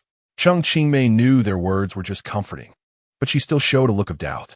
Chapter 111, The Second Rise of Humanity, 46. As long as there is power, even if hit by missiles, the laboratory will not be destroyed. Xing Bing is very confident about the solidity of the laboratory's door and walls. But what if the power goes out? Qingmei knows that the power grid has actually been cut off, and the laboratory hasn't lost power only because of the solar power system and generators. If the power is completely cut off, the lock on the laboratory door will lose its electrical support, making it easier to force open. But that doesn't mean it will be easily knocked down by zombies. As long as we don't go out, the safety factor is still relatively high. Xing Bing reasoned. Even so, the food and water we stockpile can only last for 1 to 2 months at most, right? Qingmei is still a bit worried. They're the only living people in the vicinity, and those zombies will definitely not let them off easily. 1 to 2 months is enough. As long as they can't get in, they will eventually lose patience and leave. Xing Bing said with certainty. That's right. Zombies also need to eat. They can't stay here for 1 or 2 months without consuming any living beings. As long as we can hold the laboratory door, we can definitely outlast them. Jiawei strongly supports Xing Bing's point of view. Although I'm not sure if zombies can starve to death, they do need to eat. If we can really last that long, maybe we can wait for them to leave. Hao Yunlai said objectively. I also think that as long as they can't get in, we are safe. Unless absolutely necessary, we just need to keep holding on. Upon hearing Hao Yunlai say the same, Zhu Shan felt much more at ease. Let's count all the food and daily necessities we have to see how long we can last. Xing Bing felt that instead of sitting here discussing, it would be better to do something practical, so she made this suggestion. All right, let's divide the work. Each person can be responsible for counting one type of item, which will be faster. Qingmei also felt that doing something would be more reassuring, and after suggesting it, she immediately got to work. Master, what should I be in charge of counting? Jiawei also wanted to help. You can weigh the rice, flour, noodles, and instant noodles. Xing Bing took out the electronic scale and handed it to her. Why do we need to weigh it? Jiawei was a bit confused. Weighing will be faster. Xing Bing wanted to know the total weight of the staple foods available, as this would help her quickly calculate how long these items could feed 5 people. With an appropriate amount of vegetables, an adult typically needs about 200 grams of rice or noodles per meal to feel full, which is about 600 grams per day. However, this is the wet weight. If it's dry, it would be about half that amount. If Jiawei eats 2 portions, she would consume about 2 pounds of staple food in a day. Xing Bing calculated while watching Jiawei weigh. Master, I'm done weighing. The total is 208 pounds. Jiawei quickly finished weighing all the rice, noodles, and flour. 208 divided by 2 is 104. Just looking at the staple food, we can last at least 3 months. Xing Bing finally felt less pressure. Although there is indeed still quite a bit of food, we don't eat too much each day, but our water is already running low. Jiawei has been paying attention to their water usage. The remaining water can last at most about 10 days. It should rain in a while. Xing Bing habitually took out her phone to check the weather forecast for the next 15 days. It will. But if those zombies haven't left by then, we won't be able to go out. Before Xing Bing could finish looking, Jiawei had already spoken up. She had previously checked the weather on her phone. It would rain for 3 consecutive days in a week, but if the zombies are still lurking outside by then, they definitely cannot go out to collect water. Chapter 112. The Second Rise of Humanity. 47. This is indeed a problem. Xing Bing seriously thought about countermeasures. Suddenly, she had a flash of inspiration and remembered that there was actually a skylight in the laboratory. Although she had never opened that skylight, she recalled that it not only let in light, but could also open the top glass layer to let rain in. Although this skylight was not large, it could still allow a zombie to pass through when fully opened. Would opening it pose a danger? Jiawei looked at the position of the skylight pointed out by Xing Bing and frowned slightly. The laboratory was at least 3 meters high. It should not be able to climb up, right? Xing Bing did not consider this issue, because she had never seen a zombie that could climb walls. It was hard to say. Although the current zombies still only crashed into walls, their intelligence was continuously improving, and over time, they might learn to do so. Jiawei felt that they should not underestimate their intelligence. Then let's be cautious. As long as we keep an eye on it, if we see a zombie coming up, we'll close the skylight. It should not be a big problem. The skylight does not need to be closed manually. It can be closed directly with a remote control.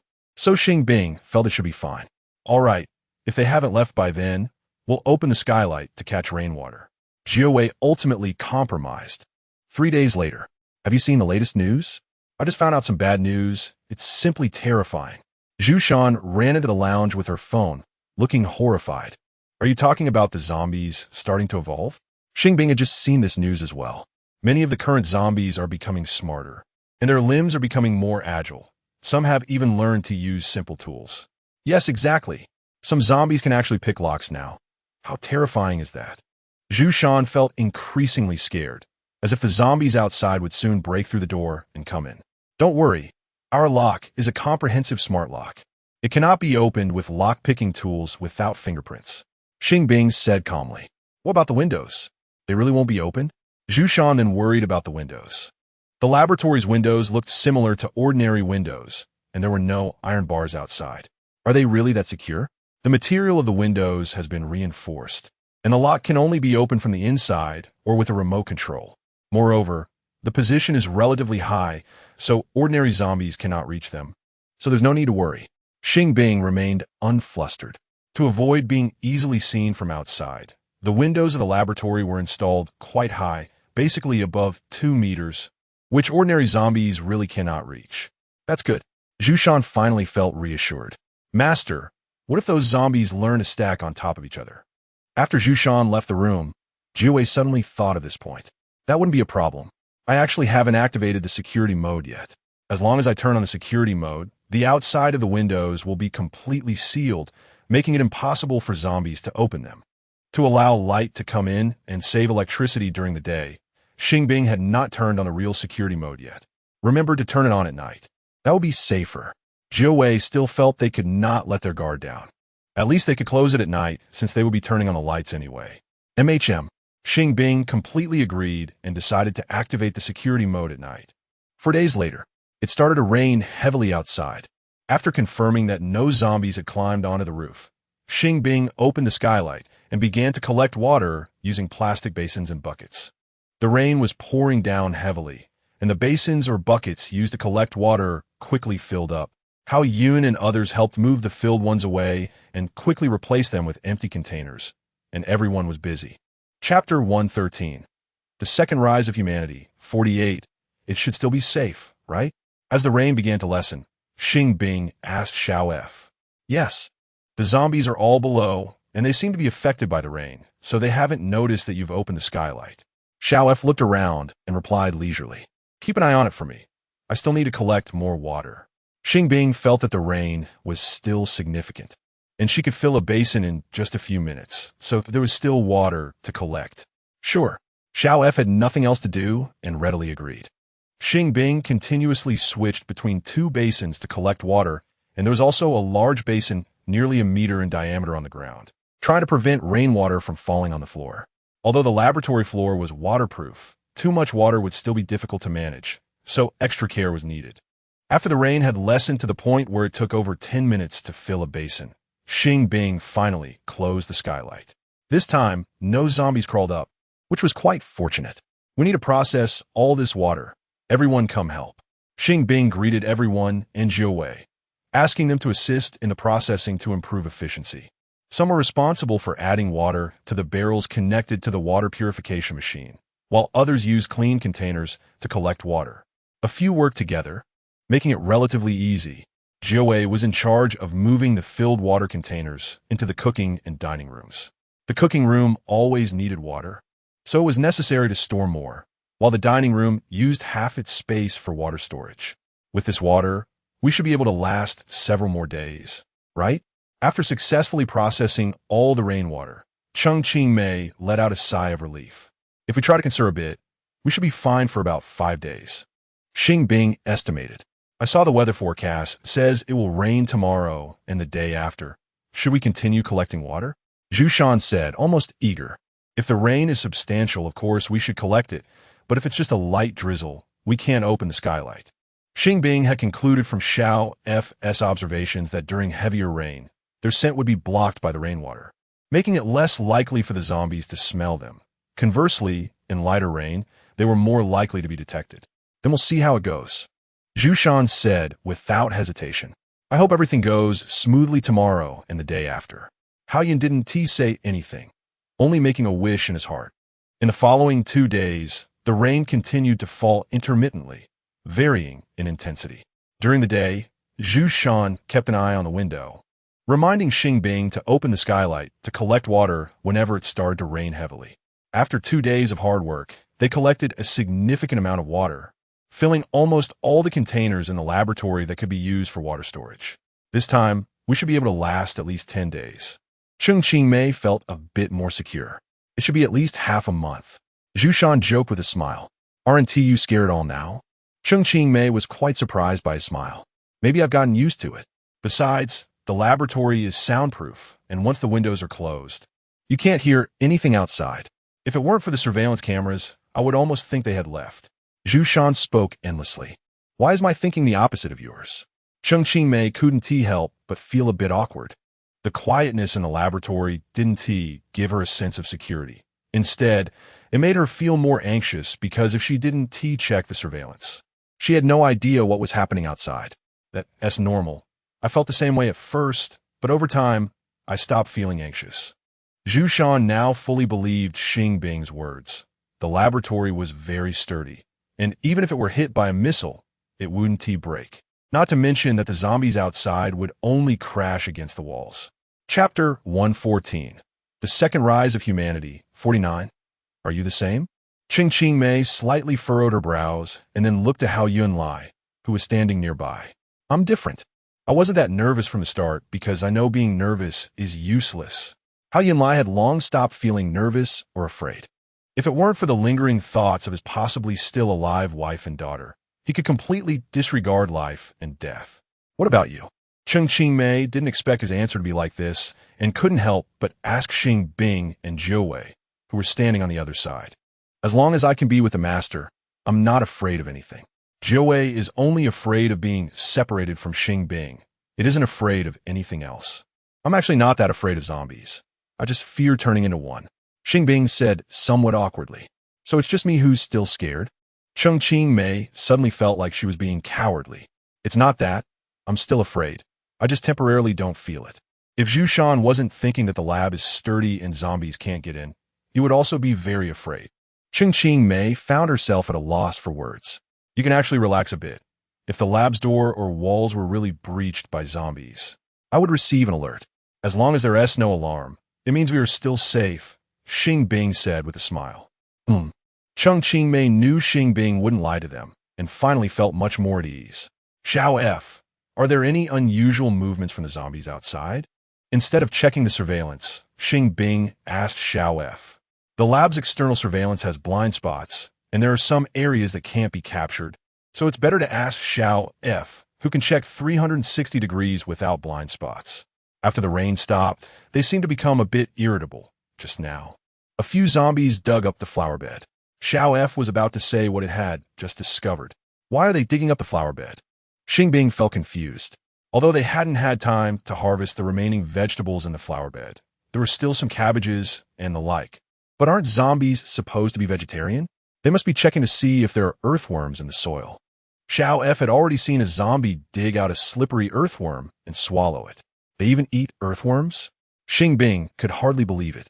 Although it's a bit odd, earthworms are still living creatures, and they are meat, after all. Xiao F felt a bit nauseous too. Even though she knew earthworms can indeed be eaten and can be used as medicinal materials. What about the other zombies? Xing Bing wanted to know if there were any more bizarre behaviors. Some ran outside to dig in the ground, while others went into the sewers to catch rats. Xiao F summarized. They must be starving, right? Xing Bing's eyes lit up. Theoretically, zombies shouldn't feel hunger. Xiao F felt that it couldn't be called hunger, as zombies are not alive and do not have a concept of being full or hungry. Then why do they still need to eat? Xing Bing suddenly found this point contradictory. How to put it, zombies are originally fictional. Certain characteristics are completely fabricated, and they are not scientific products at all. So how can they be that scientific? Xiao F thought for a moment, but still felt that it shouldn't be taken too seriously. All right, Xing Bing, who didn't have much research on zombies, could only accept this explanation. I need to switch shifts. Someone else will replace me soon. If you have any questions, just ask them. As soon as Xiao F saw the time, it immediately logged off. Aren't you my dedicated customer service? Xing Bing suddenly felt deceived. However, Xiao F had already stopped responding. Forget it. There is no danger right now anyway, so it's fine to switch. After a short while, Xing Bing reconciled with herself. Chapter 115. The Second Rise of Humanity. 50. Xing Bing never watched the surveillance footage of the zombies outside, as staring at those ghost-like creatures made her feel nauseous. Fortunately, the security in the lab was well done. Zhu Shan and the others would occasionally check the surveillance room at the end of the corridor when they had free time. Even if little F was not there, Xing Bing didn't have to worry about zombies suddenly breaking in. Are there any vegetables left in the freezer? She habitually asked before preparing dinner. None, just fish, meat, and eggs, Jiwei replied after glancing into the freezer and not seeing any vegetables. Previously, to be on the safe side, Xing Bing had put frozen vegetables like cauliflower and carrots into the freezer. Clearly, she had prepared too little. She hadn't expected the vegetables to be consumed so quickly. Had she known earlier, she would have stocked up on more than double the amount.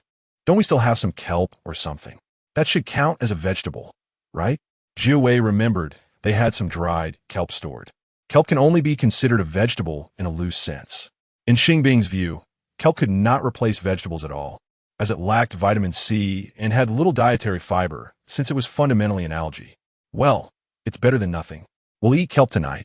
Xing Bing conceded before Jiwei could finish. Please help me cut the kelp into small pieces.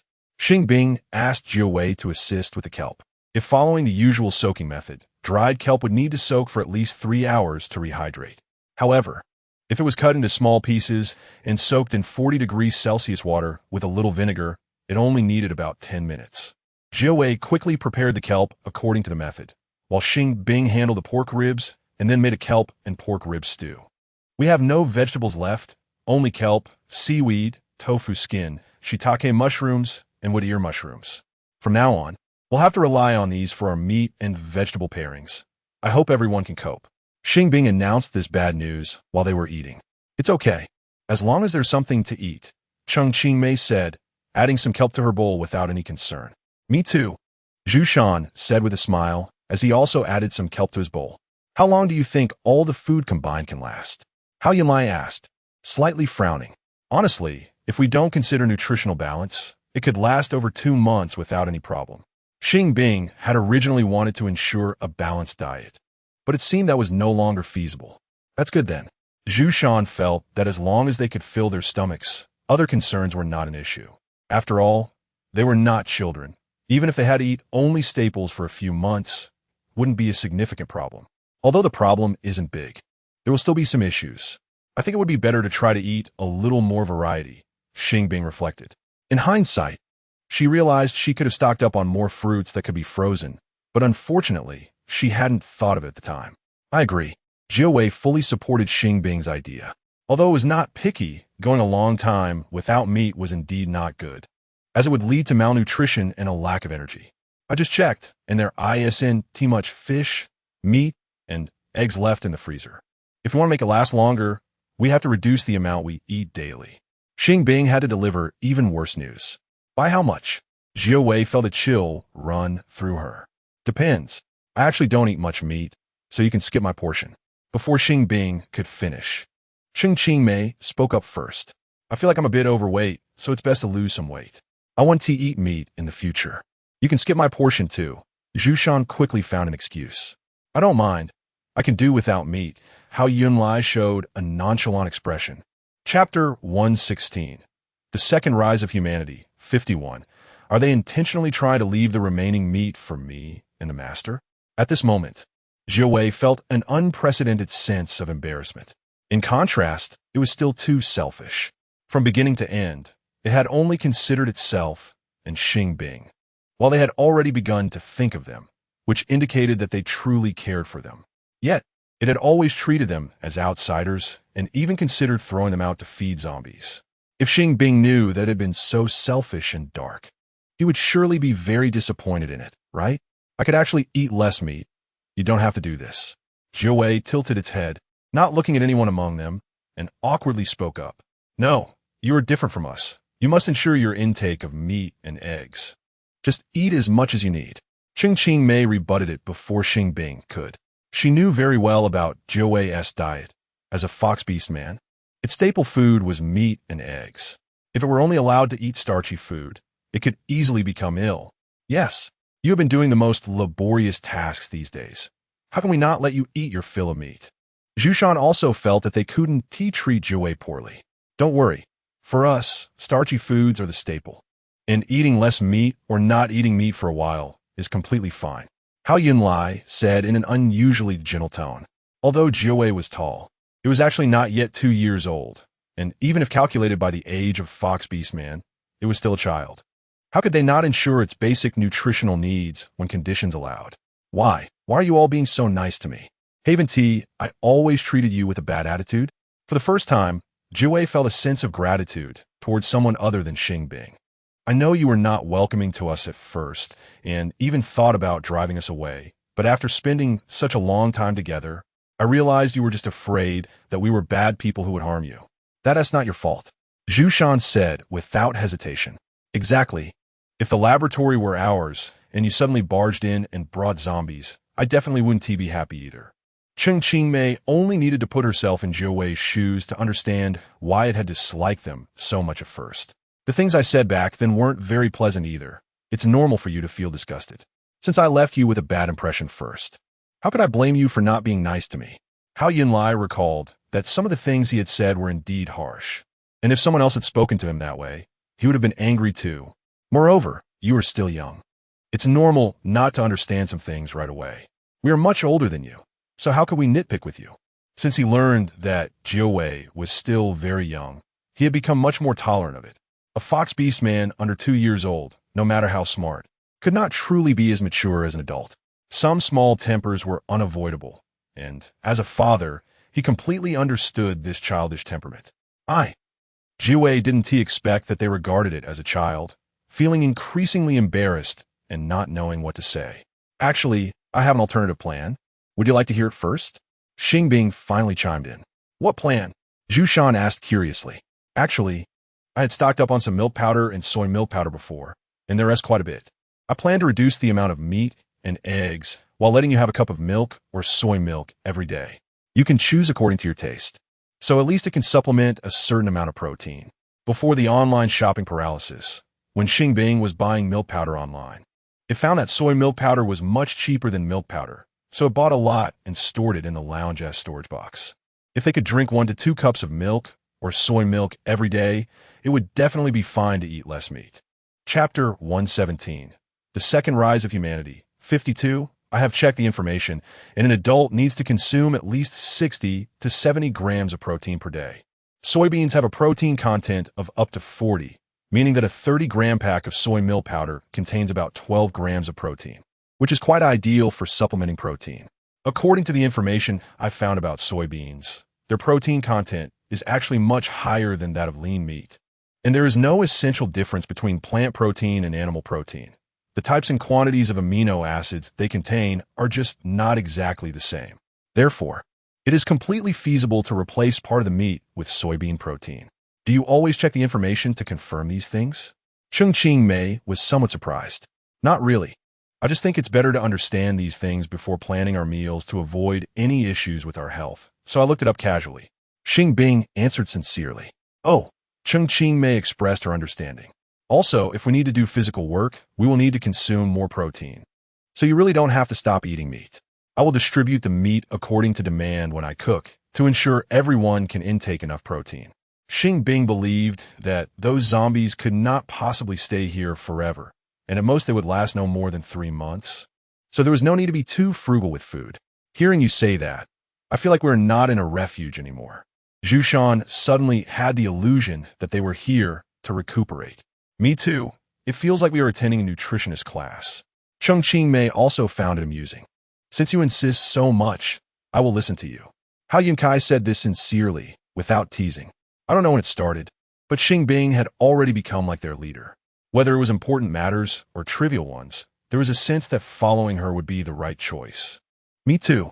Xing Bing knew that Xing Bing had been thinking about their health, and if she cooked enough meat and they didn't eat it, it would be unfair to her. Since we can still eat meat, I will definitely eat it. Zhu didn't really think she was overweight. Wanting to lose weight was just an excuse. Then it's settled. Starting tomorrow, you can come to the lounge to get soy milk powder or milk powder. After Xing Bing finished speaking, she focused on eating her meal, and the others quickly followed suit. If that day ever comes, let them accompany the master of my place.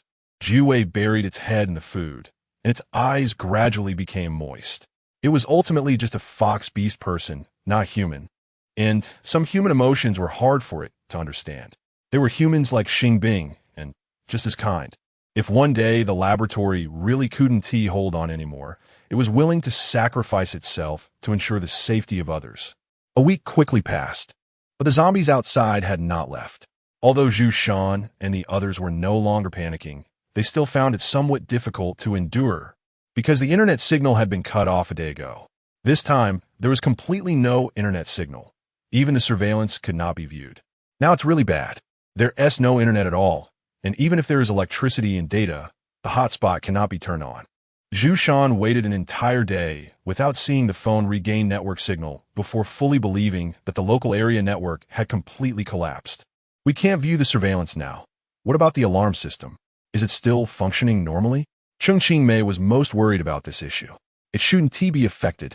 The alarm is connected to the sensors inside the laboratory walls and does not rely on the network.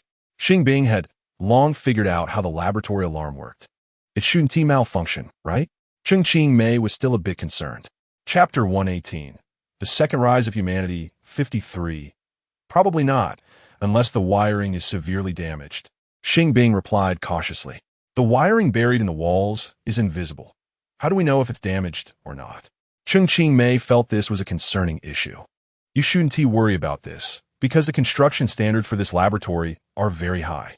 Under normal circumstances, its lifespan is at least 100 years, and it has only been in use for less than 20 years, so the hardware inside should be intact. Xing Bing had familiarized herself with the entire laboratory before they arrived and was quite clear about its structure and some critical designs. Is it really that reliable? Xing Bing didn't doubt her, but after all, she didn't build the laboratory. Who knows if it's really as those people say? Many buildings nowadays don't last 100 years. It's not that the technology can't achieve it, but if they were built that well, the builder's interests would be severely compromised. Laboratories are different from ordinary buildings. Even if some builders might create substandard projects, they wouldn't put that mindset into a national-level laboratory. Xing Bing hadn't figured out how to answer this question when Hao Yunlai answered for her. This laboratory is definitely not a purely private lab. Its scale is comparable to national-level laboratories, so I believe it should be classified as a national-level laboratory. I'm not very clear about this, but I think the quality of this laboratory is still trustworthy. Xing Bing Henti considered the notion of a national-level laboratory and could only smile awkwardly. Although the lack of internet was indeed troubling, she and T really thought about it much.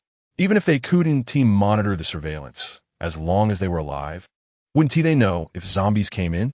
Zhu Shan didn't want to say anything that would make people more anxious at this time, so she just joked a bit. By then it might be too late, right?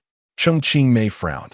Even if we knew in advance if we can't fight the zombies, the outcome would be the same, wouldn't it? I think at this point, we should keep a calm mindset. At worst, we'll die together. At least we've all tried, right? Zhu Shan seemed to transform into a motivational speaker, offering one piece of advice after another. If we really can't escape death, I hope to enjoy myself a bit before it happens. Hao Yunlai showed a slightly bitter smile. Why have you all suddenly become so pessimistic? Xing Bing couldn't help but speak up. I'm not being pessimistic. It's a different kind of optimism. I think I've come to terms with it. Rather than living in fear, it's better to live happily. After all, no one knows what the future holds, so it's better to enjoy life a little.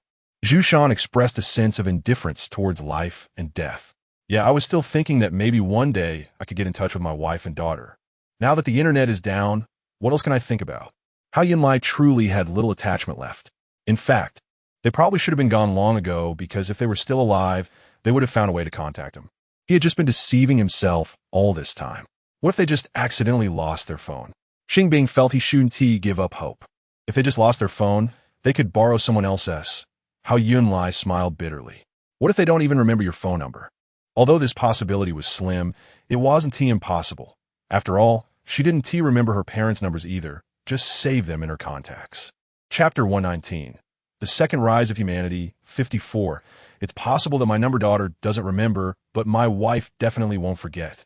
Hao Yunlai had considered this possibility, but it really seems unlikely. Anyway, we should think positively. Xing Bing didn't know how to continue comforting him, so she could only make some polite remarks. Yeah. What if they were actually rescued by the rescue team? Cheng Qingmei was still scared, but after hearing Hao Yunlai say this, she couldn't help wanting to comfort him. Exactly. If the rescue team took them away, they would definitely be placed in a very safe location, and those places would mostly block signals, so it would be normal not to be able to make phone calls. Zhu Shan also joined the group, comforting Hao Yunlai. Thank you for your comfort. I will try my best to survive. Hao Yunlai forced a smile as naturally as possible. That's right, we haven't reached the point of running out of resources yet, so there's no need to be overly pessimistic. Xing Bing also smiled. Compared to others, we are actually quite lucky. Even if we really don't wait for the rescue team, we will fight against the zombies to the end. Zhu Shan seemed to ignite with fighting spirit.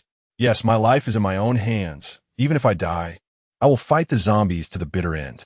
Cheng Qingmei was inspired and felt a surge of courage as if she was ready to face death. How about we start exercising?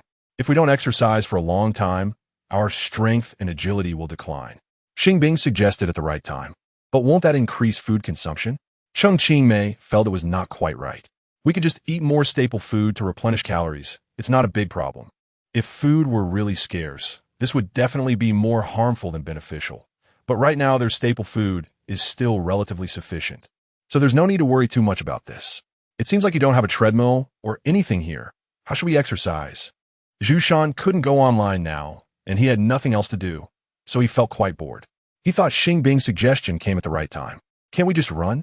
Although the lab space isn't particularly large, we can at least run laps in the hallway, right? Xing Bing didn't understand why running had to be done on a treadmill. That's true. Zhu Shan smiled a little awkwardly. Besides running, we can also do push-ups, sit-ups, and yoga. Cheng Qingmei thought of many exercises suitable for indoors. I think I can sleep a bit more. Jiawei said something that was out of place with them. Have you not been sleeping well lately? Xing Bing suddenly realized this issue. Yeah, maybe I'm a bit anxious. I've been having insomnia and vivid dreams lately. Jiawei replied half-truthfully. Ever since it hid in the lab, it could only sleep in the lounge with Xing Bing and Cheng Qingmei. Although it was getting familiar with Cheng Qingmei, the smell of her still made it a bit restless. Then you should take a nap. I'll call you if something comes up or it's time to eat. Xing Bing said without hesitation. Can my master come with me? Jiwei wanted her to accompany it. Otherwise, it might still have trouble sleeping. You want me to sleep with you? Xing Bing felt there was some ambiguity in its words. As long as my master stays in the room, it's fine. You could do whatever you want. Jiwei just had the habit of falling asleep while smelling her scent, with no bad intentions. All right, I can accompany you. But if it's mealtime, I still have to go cook.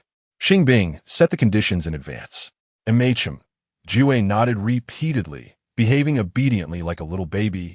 Chapter 120. The Second Rise of Humanity. 55. With Xing Bing's company, Jiwei finally fell asleep this time and did not have any nightmares, but instead had a beautiful dream. In the dream, humanity defeated the zombies and ended the apocalypse. Both it and Xing Bing survived and lived a life happier than before. Jiwei was laughing happily in the dream, to the point that it opened its mouth and drooled. Was it dreaming about something delicious?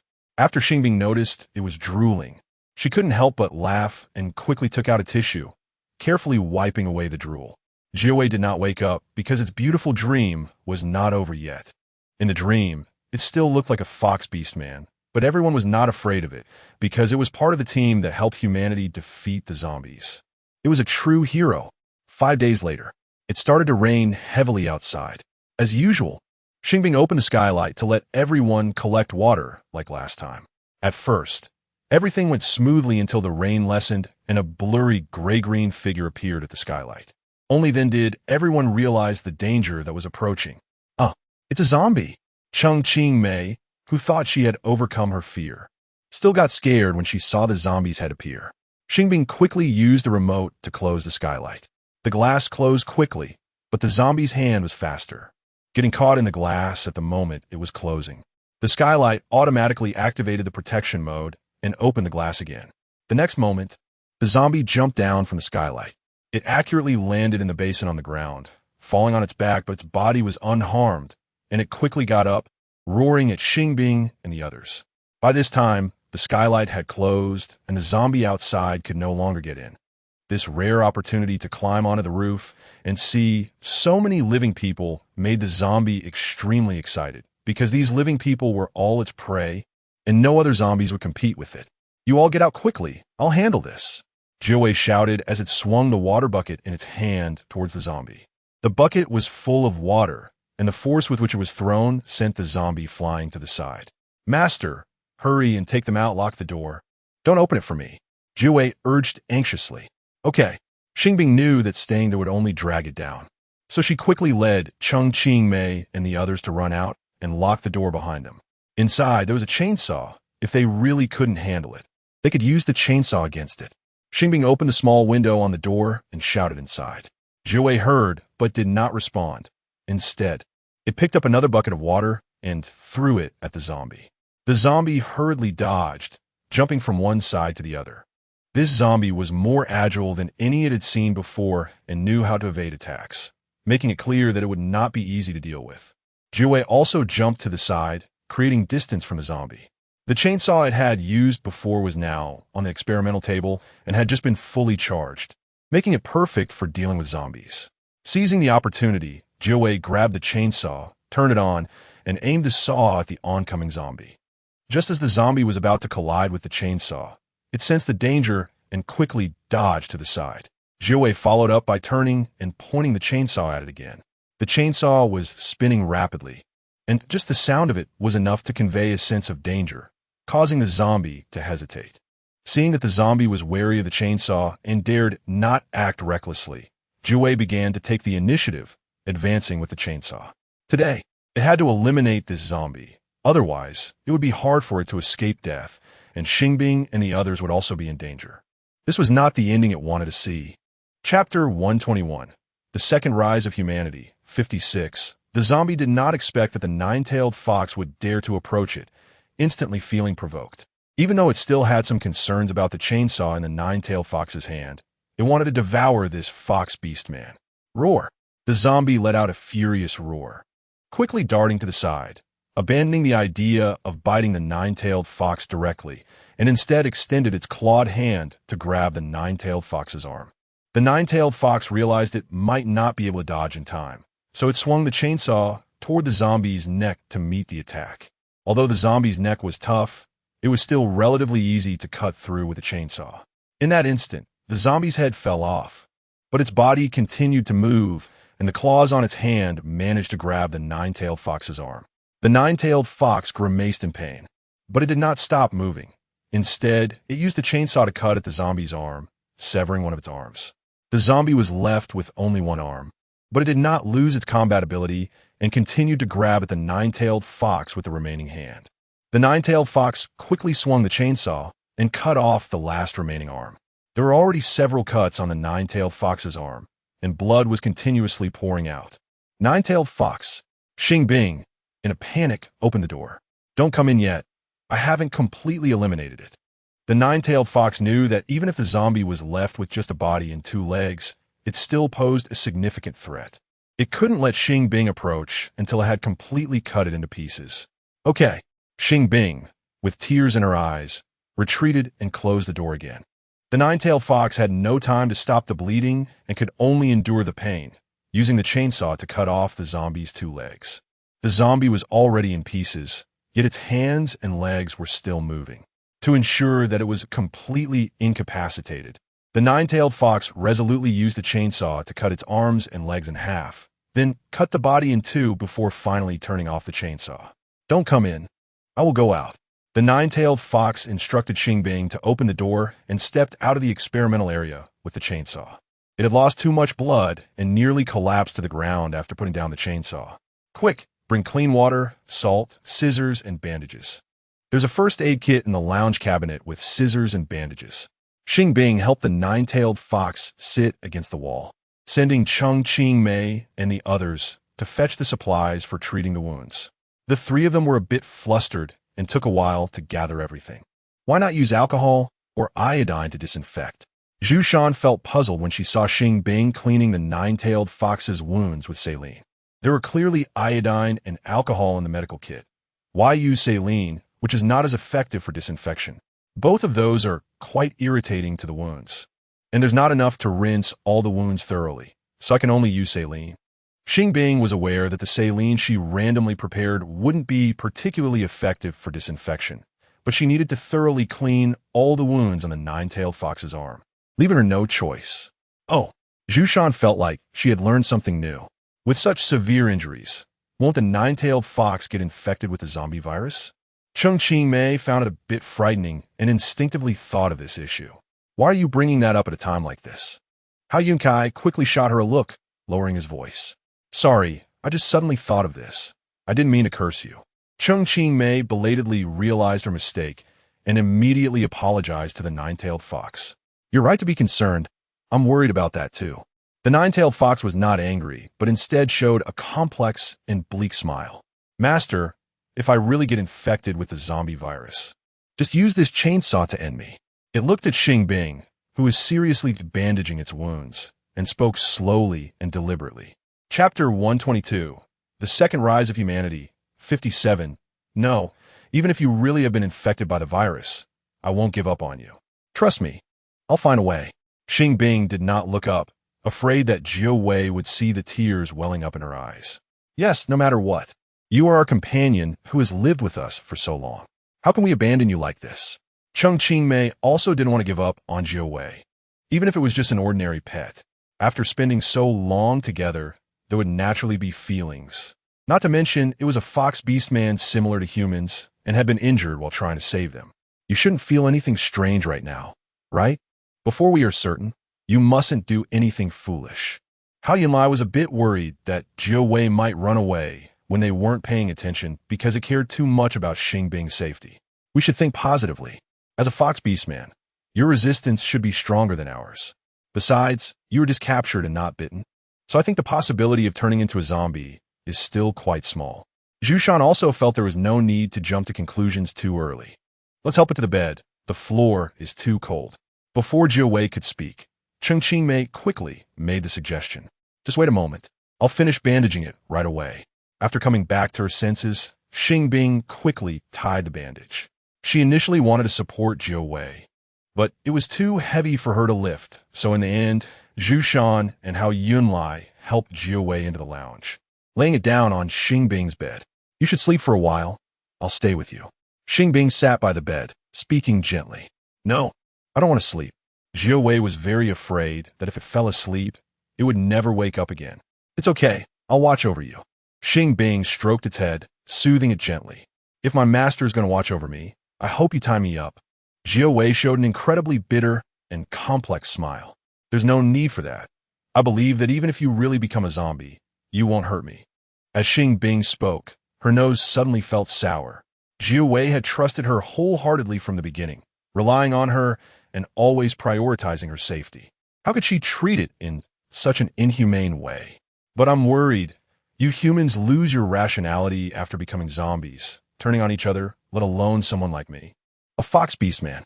Jiao Wei had never hated its own kind as much as it did now. It was stronger and faster than humans, and once it became a zombie, it would be even more formidable than the zombies that humans turned into. Not to mention Xing Bing. Even if Hao Yunlai and the other two teamed up with her, they might not be able to handle it. It won't happen. No matter what, I will not give up, even if I become the same kind of zombie as you. Xing Bing had experienced 2 regrets already and didn't want to leave such regrets again. This time, she would accompany Jiao Wei to the very end. Jiao Wei actually didn't want to agree, but it really couldn't hold on any longer and eventually fell asleep. Not long after, it started to have a fever. Xing Bing quickly brought cold water and used a cold towel to wipe its forehead to help reduce the fever. In a daze, Jiao Wei suddenly woke up. It realized it was having a fever, likely infected with the zombie virus, about to turn into a corpse. It wanted to struggle to get up and distance itself from Xing Bing, but couldn't move at all, almost unable to budge. Chapter 123. The Second Rise of Humanity. 58. Master, you should leave quickly. I might soon turn into a zombie. Jiao Wei gritted its teeth and shouted with all its might. You just have a fever. I'm helping you cool down. As long as your temperature goes down, you'll be fine. Xing Bing stubbornly took the hot towel off its forehead, soaked it in water, wrung it out, and placed it back on Jiao Wei's forehead. I'm glad the master is willing to stay with me. But the master is not just mine. There's no need to sacrifice yourself for me. After Jiao Wei said this, tears almost overflowed. It didn't want to leave Xing Bing, but it even less wanted to hurt her. It's okay. If you really turn into a zombie, I'll take you away from here and leave the laboratory to them. Xing Bing grasped its hand, as if to prove her determination. Master, Jiao Wei felt a mix of emotions and didn't know how to continue persuading her to give up on it. If Xing Bing really died because of it, even if it turned into a zombie, it wouldn't forgive itself. Don't say anything. What you need to do now is rest well and don't think about anything else. Xing Bing, fearing that Jiao Wei would say something negative, quickly adjusted the towel again. Jiao Wei's eyelids were still heavy, and with its mood slightly relaxed, it fell asleep again. Xing Bing repeatedly applied cold towels to it dozens of times until Jiao Wei's fever finally subsided. During this time, Cheng Mei and the others not only prepared lunch, but also specially made handmade pure meatballs for Jiao Wei, allowing it to eat the meat without much effort. While feeling touched, Jiao Wei's resolve to leave became even stronger. They were all so good to it. Even if it died, it couldn't hurt Xing Bing and the others. I told you it wouldn't be so easy to get infected. Look, aren't you fine now? After Jiao Wei finished the meatballs, Zhu Shan teased with a playful grin. I had a fever before. Jiao Wei replied straightforwardly. Well, you were injured so badly, and since there was no thorough disinfection, it's normal to have a fever. Zhu Shan quickly rebutted, somewhat caught off guard. I have fever-reducing medicine here. If you have a fever later, you could take it. Cheng Mei brought over her small backpack, found the leftover fever medicine, and handed it to Xing Bing. Thank you. Xing Bing sincerely expressed her gratitude as she accepted the fever-reducing medicine. We're all so familiar now. There's no need to be so polite. Cheng Mei felt a sudden sense of distance upon hearing her say thank you. Although Jiao Wei wasn't human, the principle of the fever-reducing medicine was to inhibit the synthesis of prostaglandins, which should also be effective for it. Hao Yunkai thought about the fact that Jiao Wei wasn't human, but the fever medicine should still work. It just might need to be taken in a larger dose. It should be fine. When it was sick before, I also gave it regular medicine. Whenever Jiao Wei caught a cold, Xing Bing would buy the safest cold medicine for humans, as she couldn't possibly take it to a veterinarian. Thank you all. Jiao Wei suddenly wanted to say thank you to them, so it said it directly. Didn't Ching Mei just say not to be so polite? We're friends now, and it's normal to help each other out. There's no need to always say thank you. Zhu Shan felt it was a bit strange to hear Jiu Wei say thank you for the first time. You should continue to rest. We still need to clean the dishes, so we'll head out first. Ching Mei suddenly felt awkward, and after saying that, she turned to leave. Hao Yunkai followed her out, and Zhu Shan also felt a bit awkward, so she left as well.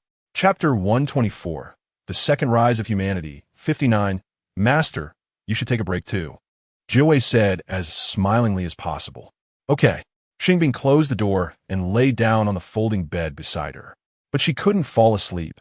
Instead, she was asking the newly launched customer service representative, Xiao Ke, can I buy items with money? Xing Bing wanted to know if she could directly recharge money into the game to buy items that would immunize her from the zombie virus.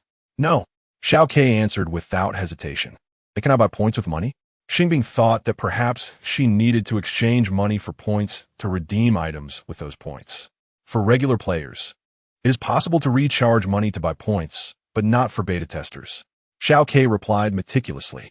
Is there an item that allows a person to retain their sanity after turning into a zombie? Xing Bing could only settle for a second option. No, because players can maintain their sanity themselves. Xiao Ke answered truthfully. Do I really have to give up on Jiu Wei? Xing Bing didn't expect there were so many restrictions for beta testers and was almost at a loss as to what to do.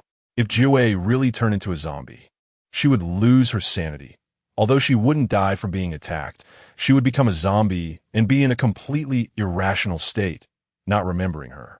How could they continue to accompany each other then? If you turn into a zombie, it's equivalent to an accidental death. As long as you want, you can end this game instance at any time. Xiao Ke reminded diligently. I know, but I don't want to. If Xing Bing could let go of Jiu Wei, her feelings wouldn't be so complicated. This consultation ends here. I wish you a pleasant gaming experience. After seeing other players summon customer service, Xiao Ke immediately switched to the other side. Sigh. Xing Bing sighed heavily in her heart. She hadn't been able to sleep, and neither had Jiu Wei, who had been secretly watching her. It had already made up its mind. When they were all asleep at night and it regained some strength, it would sneak away. In the middle of the night, Jiu Wei cautiously got up, found the remote control that Xing Bing had placed by her pillow, opened the door, and tiptoed outside. Zombie marks had already appeared on its arms, a sign that its body was slowly being eroded by the zombie virus. If it didn't leave soon, it would truly be too late. Jiu Wei. Just as Jiu Wei was about to step out the door, Xing Bing's voice suddenly rang out from behind. It paused for a moment, and the lights in the room turned on. Did I not say I would never give up on you no matter what? Why are you trying to leave secretly? Xing Bing ran over, snatching the remote control from its hand in frustration. I know Master can't bear to part with me, and I can't bear to part with Master either, but I can't bear to let Master get hurt. Jiu Wei pulled back the fur around the wound, revealing the gray-green patterns on its skin, and said with a bitter smile, Master, look, these are zombie marks. I'm really about to turn into a zombie. If you were me, would you give up on me? Who might just turn into a zombie? Xing Bing's tears finally broke free, and in an instant, her face was streaming with tears. I wouldn't, Jiu Wei answered without hesitation. Then why do you want me to give up on you? Xing Bing's eyes were red, and her voice was hoarse. Jiu Wei had never seen her cry like this before. The words it wanted to say felt stuck in its throat, and it couldn't get them out. Chapter 125, The Second Rise of Humanity, 60. If you have to go, I'll go with you. Xing Bing didn't want to drag Ching Mei and the others into danger, even though she knew they were just NPCs. They felt so much like real people, each with their own personalities, and they behaved just like real humans in every aspect of life. If she didn't remember that she was just playing a virtual game, she might have thought she had traveled through time. All right, let us go together. Jiu Wei held back the tears welling up in her eyes and forced herself to say the insincere words.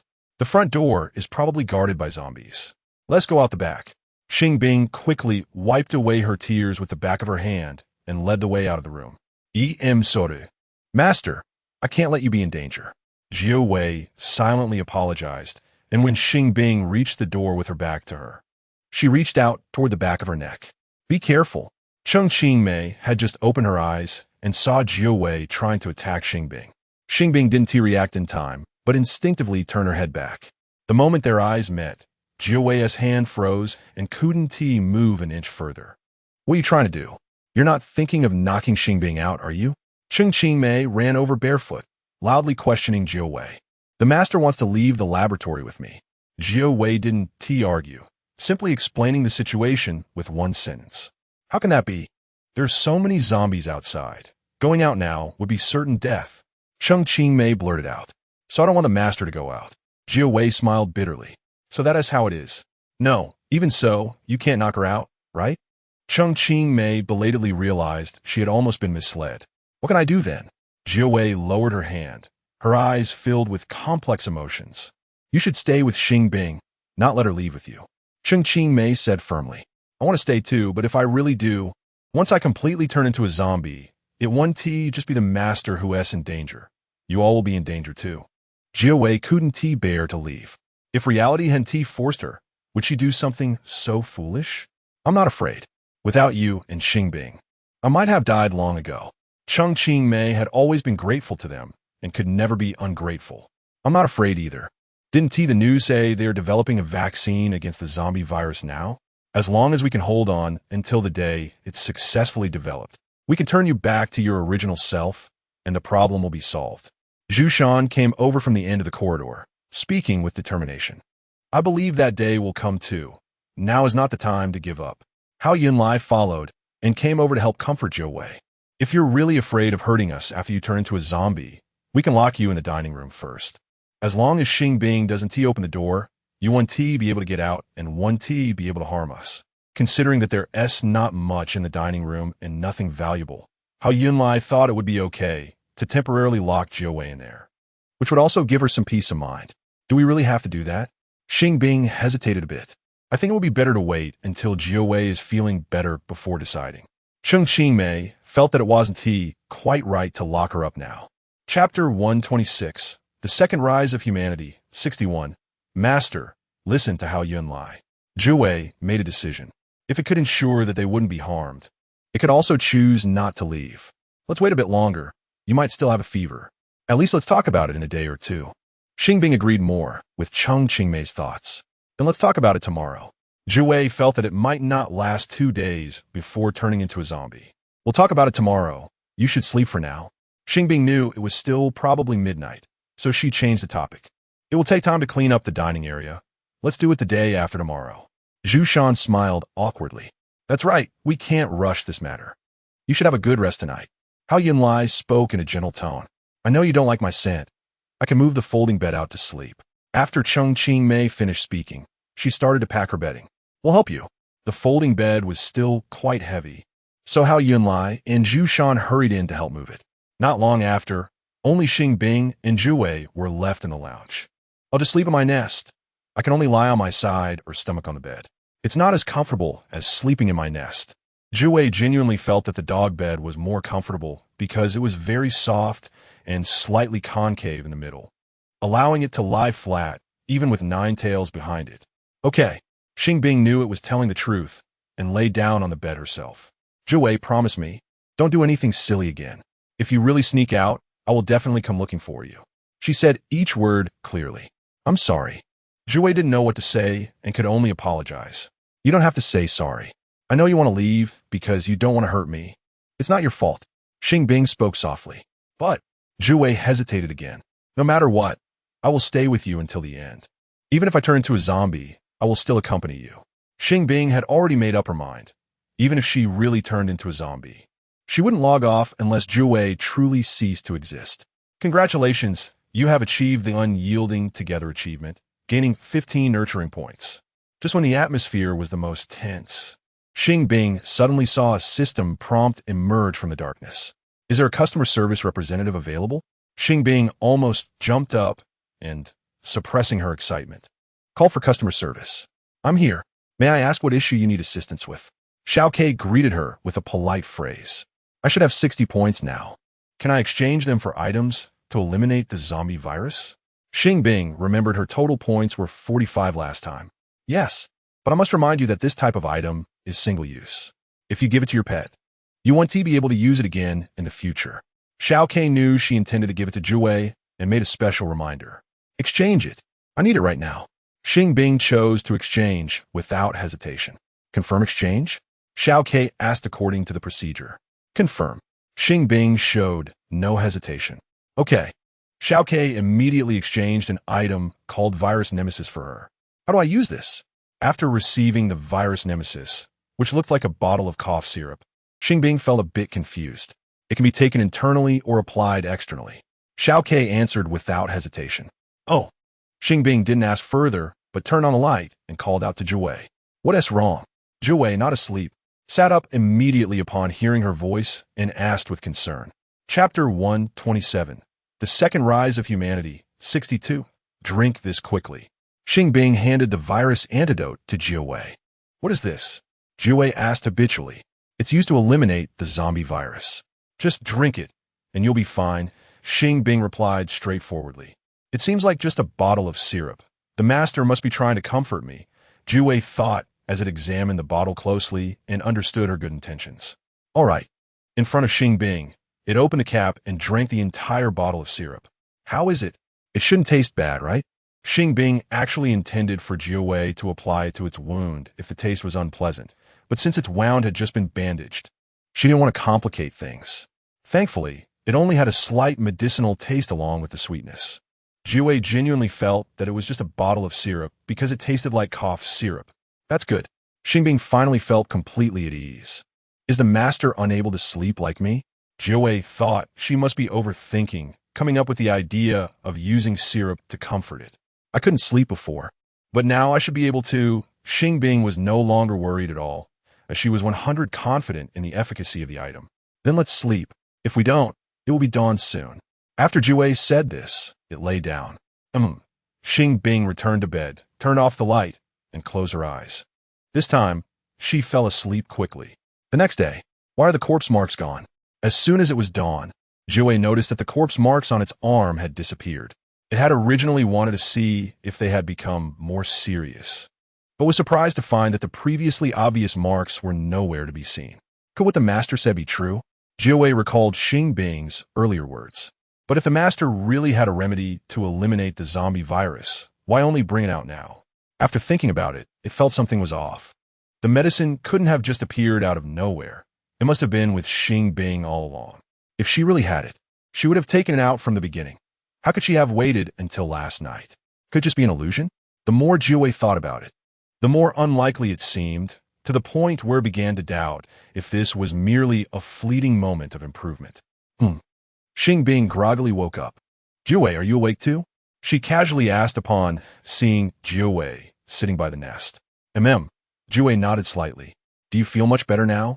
Xing Bing asked with anticipation. I don't know, it's just. Jiwei was unsure whether to tell her that the corpse marks had disappeared. Let me see.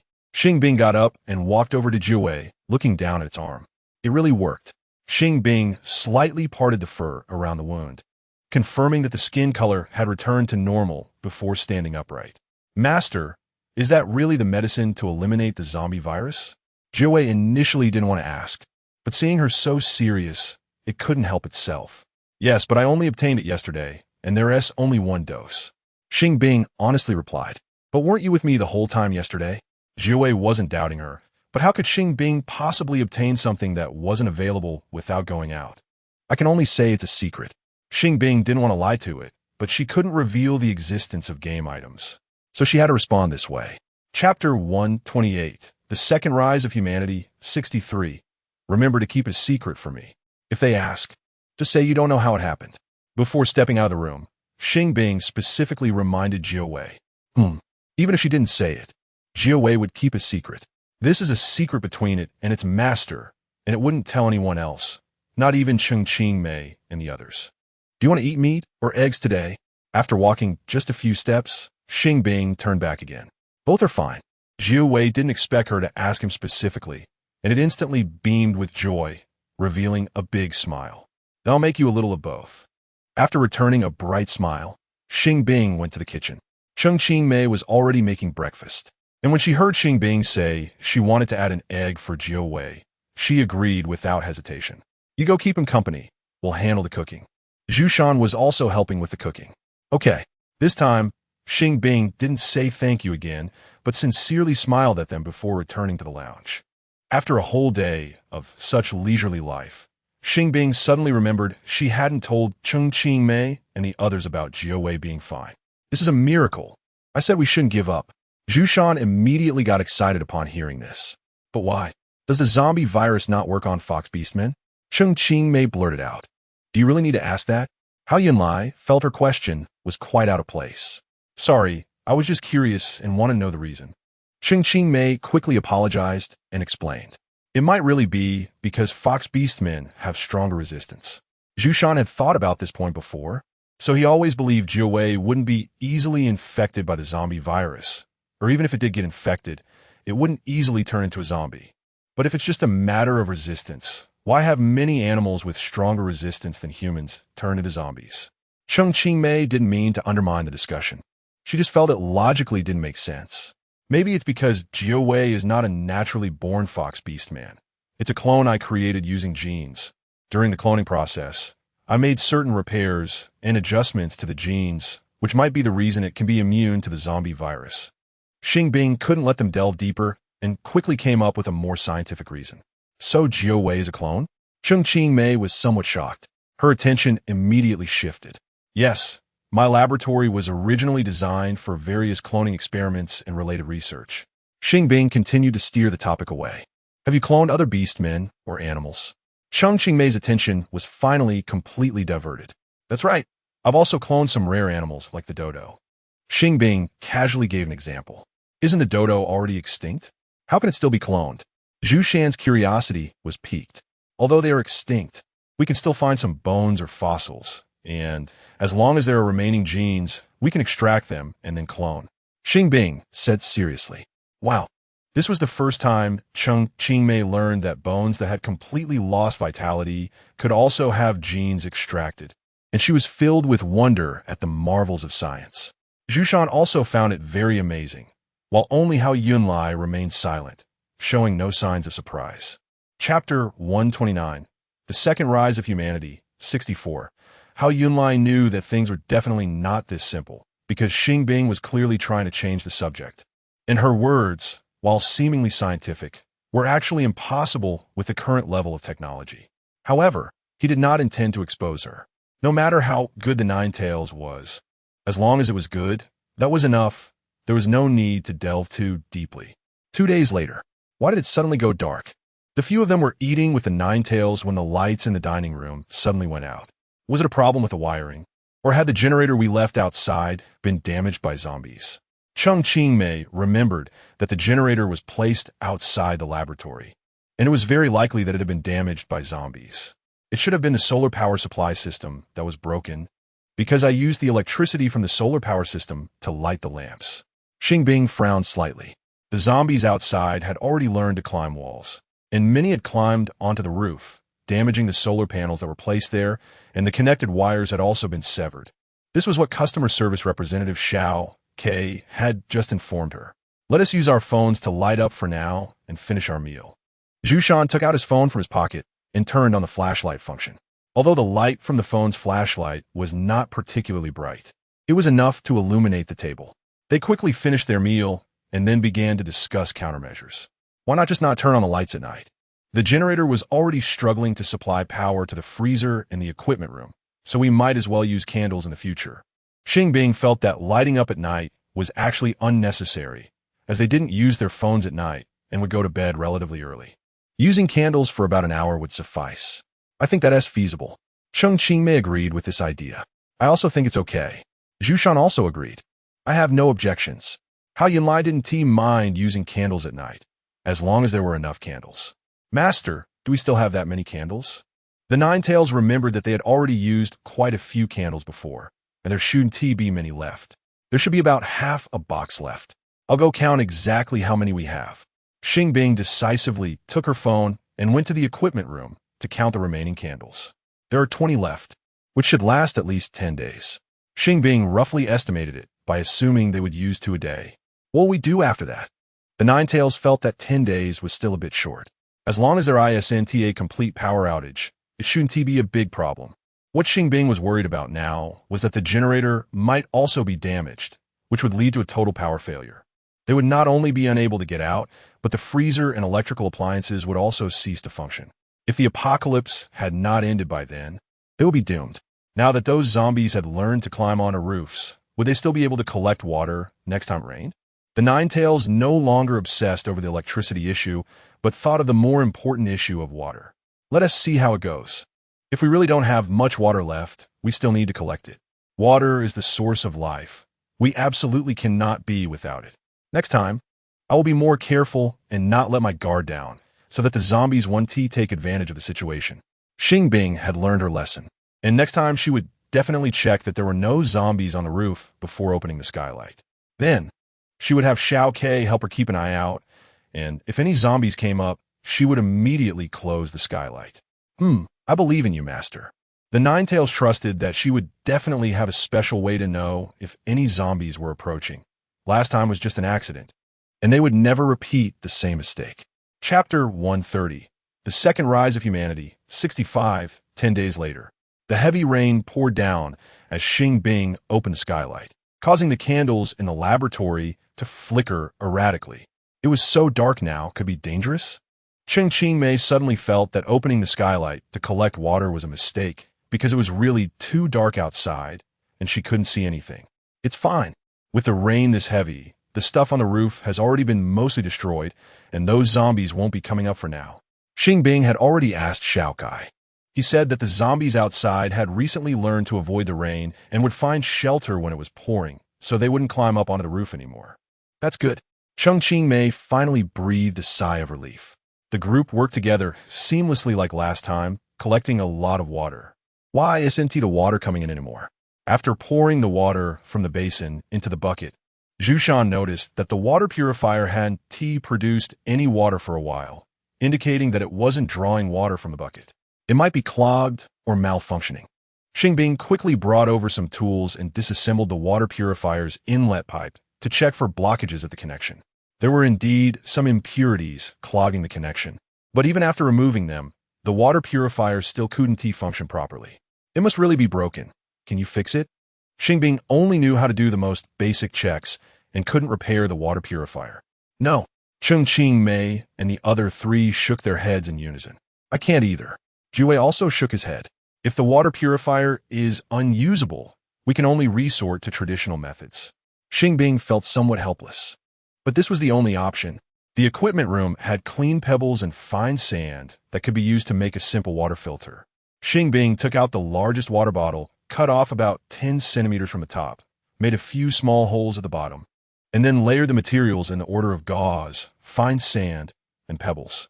This simple water filter could indeed remove impurities from the rainwater, but it couldn't eliminate harmful substances. Is the water produced really drinkable? Qing Mei remembered learning in elementary science how to make such a simple water filter and its principles. This is just the first step. Next, we need to boil the water. If it's to be consumed, the rainwater has to be disinfected at high temperatures. Xing Bing didn't forget the history of how people used to boil tap water before the water purifier was invented. It would be even better if we had quicklime. We could add some for disinfection. Hao Yunlai also recalled the old methods. Quicklime releases a lot of heat when it encounters water and turns the water strongly alkaline, which can kill most viruses and precipitate some impurities invisible to the naked eye, achieving two goals at once. There seems to be some in the equipment room. Xing Bing suddenly remembered that they had used quicklime for disinfection in the laboratory before, and there should still be some left. I'll go take a look. She immediately went to the equipment room and searched everywhere. Finally, Xing Bing found a bag of quicklime that had never been opened. Do I just add it directly to the water? Xing Bing was eager to try. Yes, but be careful. When adding quicklime to the water, it might splash. Hao Yunlai had seen this method in a documentary and remembered some details. Master, let me do it. Jue was not reassured about Xing Bing handling it. Your arm isn't fully healed yet. I'll do it. Zhushan proactively took the quicklime from Xing Bing's hands. Chapter 131, The Second Rise of Humanity, 66. Why is it so heavy? Zhushan didn't expect that this seemingly small bag of quicklime would be so heavy that he almost couldn't hold it. Let's find something to scoop it with. Qing Mei thought it would be inconvenient to directly pour into the water like this, and it might end up pouring out too much at once, causing waste. All right. Zhu Shan carefully placed the lime powder in a dry area, waiting for Xing Bing to bring something over. It's better to use a ladle or something to avoid getting on her hands. Hao Yunkai saw that Xing Bing wanted to get a measuring cup and immediately stopped her. If quicklime accidentally gets on your hands and then comes into contact with water, it could burn your skin. Xing Bing immediately turned around and found 2 new stainless steel ladles from another cabinet. With the ladles, anyone could add quicklime to the water. The few of them and Jiawei quickly added quicklime to all the rainwater that had been simply filtered. Once the reaction between the quicklime and water was complete and the water was clarified, they poured out the clean water on top and boiled it in electric kettles. One pot at a time. The water might still have a bit of taste, so everyone just has to bear with it. After Xing Bing tried the first pot of boiled water, he felt that the taste of the water was somewhat indescribable. It's fine, as long as drinking it won't cause poisoning or diarrhea. After Zhu Shan said this, he also took a sip of the cooled boiled water. As soon as the water entered his mouth, he frowned. The taste of the water wasn't very strong. But since he was used to drinking completely tasteless purified water or slightly sweet mineral water, it still felt like a strange taste hitting the top of his head. Is it our processing method that's the problem, or is the rainwater really that dirty now? After Xing Bing took a sip, she also found the taste a bit hard to accept. The processing method should be fine. It's just that some impurities with taste may not have been removed. And the water treated with quicklime would also have a bit of taste. Hao Yunkai thought the main issue was that there were too many chemical components in the rainwater, making it impossible to completely remove the impurities. You can continue drinking the leftover water from before. Jiawei knew that this water must have a taste without even drinking it, because she could smell it. I'll take another look at the water purifier's manual to see if I can find the cause of the malfunction. Xing Bing actually also found it hard to accept drinking water with a noticeable off taste. It would be better to fix the water purifier. I want to see too. Xing Bing wondered if she could help. It's best not to disassemble the critical components. Once you take them apart, they're usually impossible to put back together. Hao Yunkai gave advice based on his experience of disassembling small appliances in the past. Xing Bing nodded slightly. She quickly found the manual and read through it with Xing Bing from start to finish. It should be the water pump inside that is broken, Xing Bing estimated. The water purifier can automatically draw water because it has a component similar to a water pump. As long as this component is intact and there are no blockages at the inlet and outlet, the water should be able to be drawn up. Then there's no way around it. I only have a spare filter cartridge, not this component. Xing Bing couldn't help but sigh. Can we use the filter cartridge separately? Xing Bing suddenly thought of this idea. That might not work. If we take it out to use directly, there would be almost no pressure between the inlet and outlet, making it very difficult for the water to seep through. Xing Bing felt it was not very feasible. Chapter 132, The Second Rise of Humanity, 67. Everyone should overcome this. We will definitely encounter more difficulties in the future. If we can't even overcome this small challenge, what will we do later? Hao Yunlai thought to himself that it would just be a waste of effort and there was really no need to try. Although he was reluctant to say it. It was indeed the case. If the zombies don't leave after a while, we won't have much food left. Xing Bing has been keeping an eye on the remaining food storage every day, and now the most we have left is staple food. The rest has dwindled significantly. It's fine. Let's take it step by step. At least we have tried our best. Zhu Shan has completely transformed into a motivational guru, resolutely refusing to say anything negative. Master, how about we try sprouting some beans ourselves? Jiawei suddenly remembered that they had bought some beans before and hadn't eaten them yet. Weren't the beans we bought soybeans? Xing Bing also recalled that they had bought beans, but isn't mung bean usually used for sprouting? Soybeans can also be used. They just produce thicker sprouts that aren't as tasty. Jiawei remembered seeing pictures of soybean sprouts online, along with related comments. Although they might not be particularly tasty, at least they are vegetables. I think I ate them before when I was in school. Soybean sprouts are indeed edible, and they taste okay as long as they are cooked. There won't be any fishy smell. Xing Bing recalled having eaten soybean sprouts in the school cafeteria. Then let's give it a try. It's been a long time since we've had vegetables. Zhu Shan said eagerly. Sprouting soybean sprouts also requires a lot of water. Won't that waste water? Hao Yunlai opposed this idea this time. Why not just eat the soybeans directly? Soak them for a while. and then we can stir-fry or stew them. Xing Bing remembered that she had eaten stir-fried soybeans before. Won't that be fishy? Qingmei always thought soybeans had a slightly fishy taste. No, as long as we stir-fry them with meat. Cooking them well will make them taste good. Xing Bing thought carefully and recalled that her mother had stir-fried soybeans with meat before. Soaked soybeans absorb the flavor of the meat, and the taste is still quite good. Then let's try it tomorrow. Qingmei was eager to give it a go. Okay, Xing Bing readily agreed.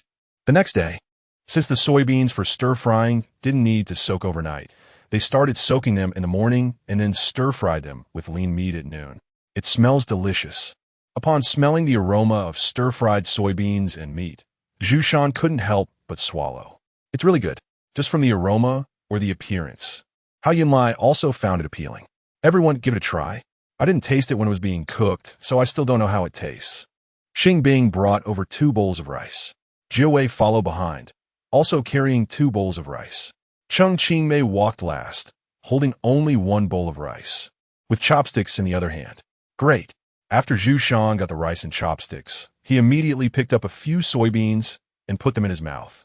The texture of the soybeans was neither hard nor soft, and they had a certain chewiness, absorbing the flavors of the broth and meat. Both the texture and taste were quite satisfying. Indeed, it's good. It can be said to be a feast for the senses.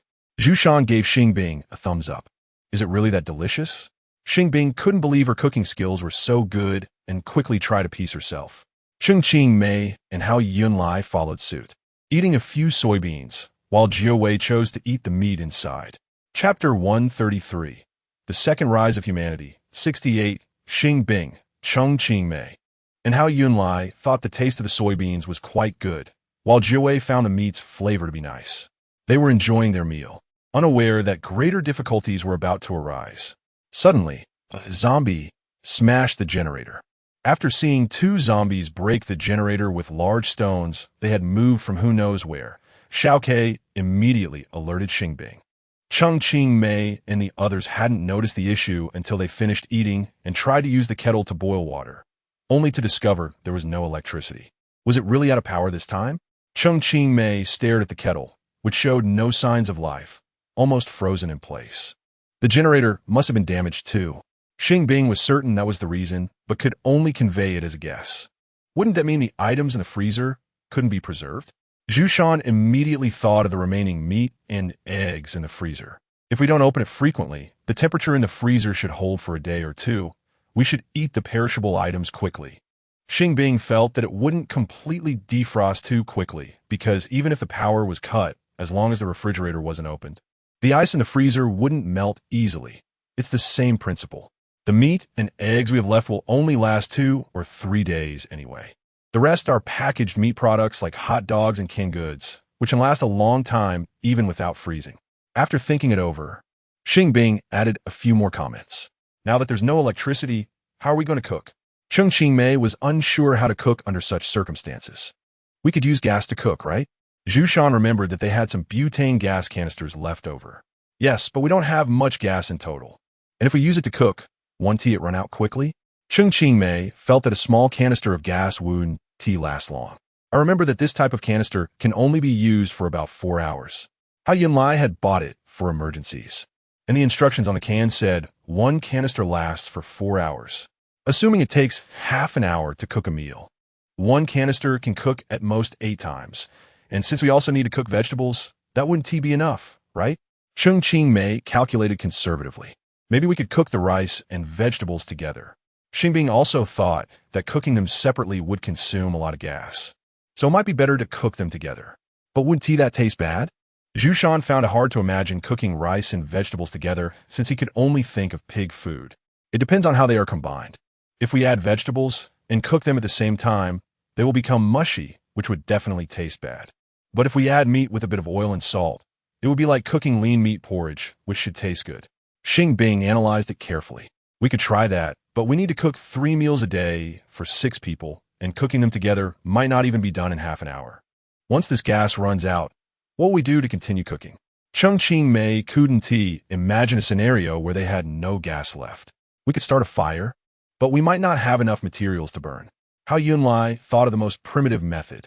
Although we have garbage like plastic bags that we didn't throw away that could be burned, plastic burns with a very strong smell, and we might not be able to stand it. Xing Bing also thought that was a problem. Chapter 134. The Second Rise of Humanity, 69.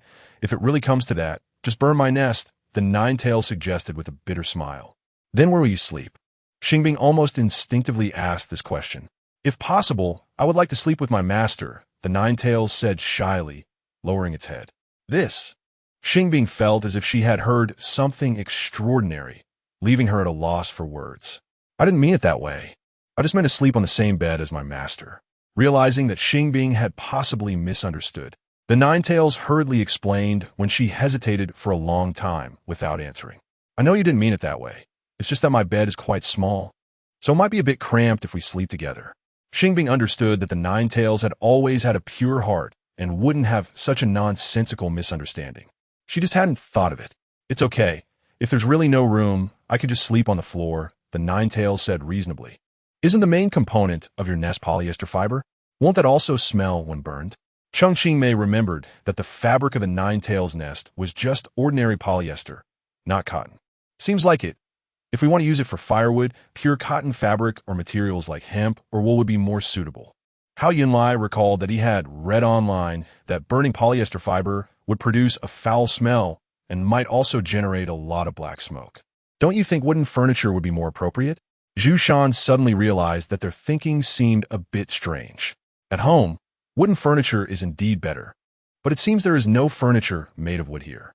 Hao Yunlai had already observed that all the furniture here was either metal or plastic, with no wooden ones at all. Let's say the things that we can eat without cooking for last, like canned food and instant noodles. Xing Bing changed her approach. That's a good idea, if it really comes to that. At least we won't starve, Zhu Shan agreed. Indeed, let's do that for now. Qing had no other thoughts this time. Don't lose hope. Maybe the zombies outside will leave after a few days. Xing Bing felt it wasn't the time to give up hope. Hopefully, Qing smiled faintly. Although she had long thought about facing death fearlessly, it would be too painful if they reached a point where there was nothing to eat and no water to drink before dying. Now, the laboratory was completely out of power, and the doors and windows could no longer be opened. Even if it rained, they couldn't open the skylight to collect water. Once their water was completely used up, even if there was still food, it would be a dead end. Starting today, let's not wash our hair or take showers.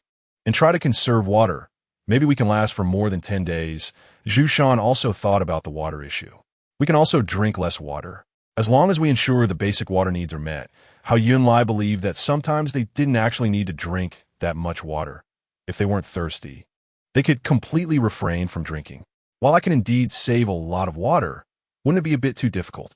Xing Bing's eyes twitched slightly. It's true that we can skip washing our hair and taking showers, but cutting down on water seems unnecessary. Qing also felt that their water supply hadn't dwindled to that extent yet. Chapter 135. The Second Rise of Humanity, 70. I also think there's no need to drink less water. Isn't it true that each person can only drink a few cups a day at most? Zhu Shan agreed more with Xing Bing and Qingmei's thoughts. That's true. Hao Yunlai was just thinking about saving if possible, but since they all felt it was unnecessary, then let it be. Everyone must maintain a good mindset. We've come this far over so many days, we can't break down just because there's no electricity. Xing Bing tried to boost their spirits. Exactly. If it really gets unbearable, we can find a way to let the zombies break down the door and fight them. Zhu Shan said confidently, standing tall. Although it sounds a bit crazy, it is indeed a way. Xing Bing argued dialectically. Then let us make a pact. If after 10 days we still haven't seen the rescue team and can't escape our current predicament, then we'll fight to the death. Zhu Shan extended a hand, decisively. All right. Xing Bing was the first to agree, placing her hand on Zhu Shan's hand. Since the leader has decided, I'll join in too. Jiao Wei was no longer afraid of becoming a zombie. No matter what Xing Bing wanted to do, it would support her unconditionally. So, it also extended a hand and placed it on Xing Bing's hand. Although I think this is very dangerous, living in despair is indeed unpleasant, I also agree. Hao Yunlai revealed a relieved smile and placed his hand on Jiao Wei's hand.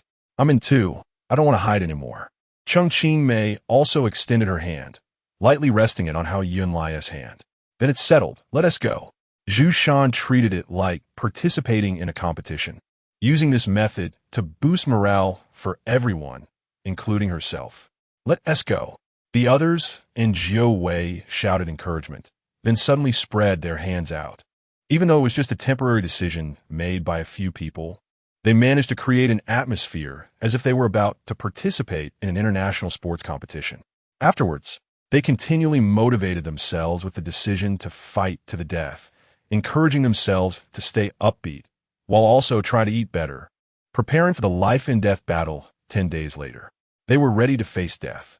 However, plans were still subject to change. Less than 5 days later, consecutive explosions were heard outside the laboratory. The sound was like someone bombing the laboratory with planes.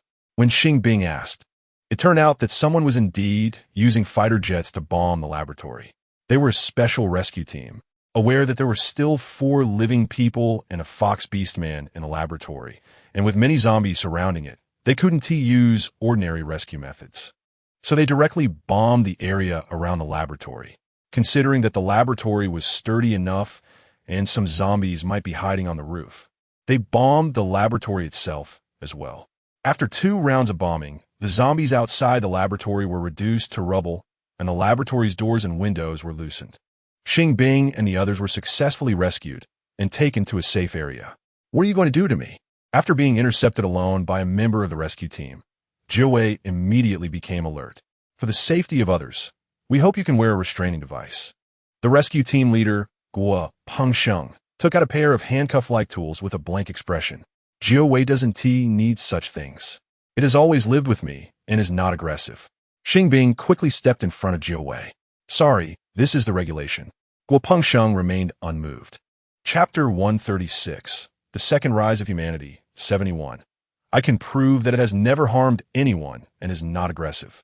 Cheng Qingmei returned to vouch for Jiu Wei. We can also prove that we have lived with it for a long time, and it is actually the same as us. It does not possess the beastly nature typical of ordinary beastmen. Zhu Shan and Hao Yunlai also returned. Even so, we still need to put a limiter on it because it's a rule. As long as it is a mutated beastman, it must wear one, regardless of its character. Guo Pengsheng emphasized again that this is a regulation. Master, since the rule is that all beastmen must wear limiters to enter, then let me wear one. Jiu Wei, not wanting them to continue clashing with the rescue team over it, had no choice but to compromise. All right, but if you feel uncomfortable after wearing it, remember to tell me. Xing Bing reluctantly agreed. Guo Pengsheng fastened the limiter onto Jiu Wei's wrist, and Jiu Wei instantly felt its arm become particularly heavy. Even lifting it was a struggle. It also needed to wear one on its feet. Guo Pengsheng produced a pair of limiters and fastened them onto Jiu Wei's ankles. When Jiu Wei wasn't moving, it didn't feel anything on its feet, but as soon as it walked, it felt the heavy weight. Each step was exceptionally heavy. Just walking into the safety room took a lot of effort. Are you all right? Xing Bing asked with some concern. I'm fine, just a bit heavy. Jiu Wei forced a relatively natural smile. The limiter was indeed just heavy. As long as it got used to it, it wouldn't feel particularly heavy anymore. You should try to move less when you have nothing to do. I'll go get you something to eat. Xing Bing planned to bring food back to the room for Jiu Wei. The rooms here are quite small, usually accommodating only 2 people. Xing Bing and Jiu Wei were together, while Hao Yunlai and Zhu Shan shared a room, and Cheng Qingmei stayed with an unfamiliar girl. No need, I can use this opportunity to exercise more. Jiu Wei didn't want to trouble her or separate from her. All right then. Xing Bing had no choice but to go with Jiu Wei to the cafeteria for a meal. Cheng Qingmei and the others were also eating in the cafeteria and sat together with Xing Bing and Jiu Wei. The meals in the cafeteria are served in fixed portions. Each person gets 1 meal per serving, with enough rice and a mix of meat and vegetables, overall quite decent. Besides Jiu Wei, there are 3 different mutated beastmen here. 1 cat beastman, 1 wolf beastman, and 1 leopard beastman. They also wore limiters on their hands and feet, but were dining alone without anyone else around. Upon noticing the difference between Jiu Wei and the other beastmen, some diners began to whisper, that fox beastman actually has someone sitting with it for a meal. It must be different from the other beastmen. I think I heard it call the woman sitting next to it master. It should be domesticated. Can beastmen even be domesticated? It should be possible. Can't human children be raised too? That's true. If I had known beastmen could be raised, I would want one as well. You might want to reconsider. If you don't raise one from a young age, it definitely won't become familiar. Indeed, it's not easy. As they chatted, they dropped the topic, realizing that raising a beastman carries risks and not everyone can afford it. Chapter 137. The Second Rise of Humanity. 72. Jiawei heard their discussions, but didn't take them to heart. They wanted to raise a beastman perhaps because they found it novel or fun, but Xing Bing definitely didn't raise it for such superficial reasons. It understood Xing Bing well. In its heart, Xing Bing was family, and that was beyond doubt. I'm not sure if we can get more. I feel like one portion isn't enough for you. Xing Bing suddenly thought of this question after seeing Jiawei quickly finish all the food. According to the rules, it shouldn't be possible. But we could share some dishes with Jiawei. After all, we had plenty of food. Hao Yunlai hadn't touched the braised pork on his plate much, and after speaking, he picked up a few pieces to give to Jiawei. I agree, and I don't like fatty meat. If there are things like pork belly, I can give mine to Jiawei, Cheng Qingmei said, giving all her braised pork to Jiawei. Actually, I don't like fatty meat either, but most of my braised pork has already been picked at. I'll give you some next time, I added. Zhu Shan felt a bit awkward because he had already gnawed off the lean meat from his braised pork. Thank you all, but there's no need to do this. We brought some food with us earlier, right? I can eat that, Jiawei replied. To avoid wasting food, they had brought along leftover ham sausages and canned goods, which Xing Bing and the others wouldn't eat, but Jiawei could finish them all. But those have additives. Eating too much isn't healthy, Cheng Qingmei emphasized, furrowing her brows. I really didn't lie this time. I genuinely don't like fatty meat. If there's fatty meat next time, I will definitely give it to you. I feel the same way. I can eat a little, but too much makes me feel sick, Zhu Shan said, not making excuses this time. I also don't like fatty meat. If there's really nothing else to eat, I won't eat much either, Hao Yunlai followed up, expressing his stance. Although being picky isn't a good habit, I also don't like fatty meat. Xing Bing, because she disliked fatty meat, had stored mostly lean meat, ribs, and chicken breast instead of pork belly. If that's the case, I don't mind helping you eat the fatty meat. Jiawei gradually revealed a relieved smile. That's just the way it is. You all know that we girls generally don't like fatty meat, Cheng Qingmei teased. Then I'll give you my pork belly too. Xing Bing initially wanted to gnaw on the lean meat, but if it was to be given to Jiawei, it was better to give it directly. Jiawei accepted gladly. Noticing their interaction, someone at the nearby table couldn't help but sigh. Their relationship is so good. It's like their family. I guess this is where true feelings are revealed in times of hardship. The person sitting across from him thought their relationship was quite good as well. Although they didn't know when this crisis would pass, as long as they could wait until that time, the world would surely become a better place. Another person seemed to speak without direction, but it was heartfelt. I heard that a trial version of a vaccine that can immunize against the zombie virus has been developed. As long as they conduct a few more experiments and make some improvements, they can create a true zombie virus vaccine. The person sitting next to her shared this good news. The crisis will definitely pass. This was the heartfelt sentiment of everyone present. Chapter 138, The Second Rise of Humanity. 73. After that, Xing Bing and the others stayed at the safe base. The outer perimeter of the safe base had the strongest walls for defense, and inside the weapons warehouse were stored a large number of bombs. Once a zombie approached, the rescue team would use bombs to deal with them, and almost no zombies could threaten the safety of the safe base. If they encountered particularly troublesome high-level zombies, the rescue team would deploy fighter jets and tanks.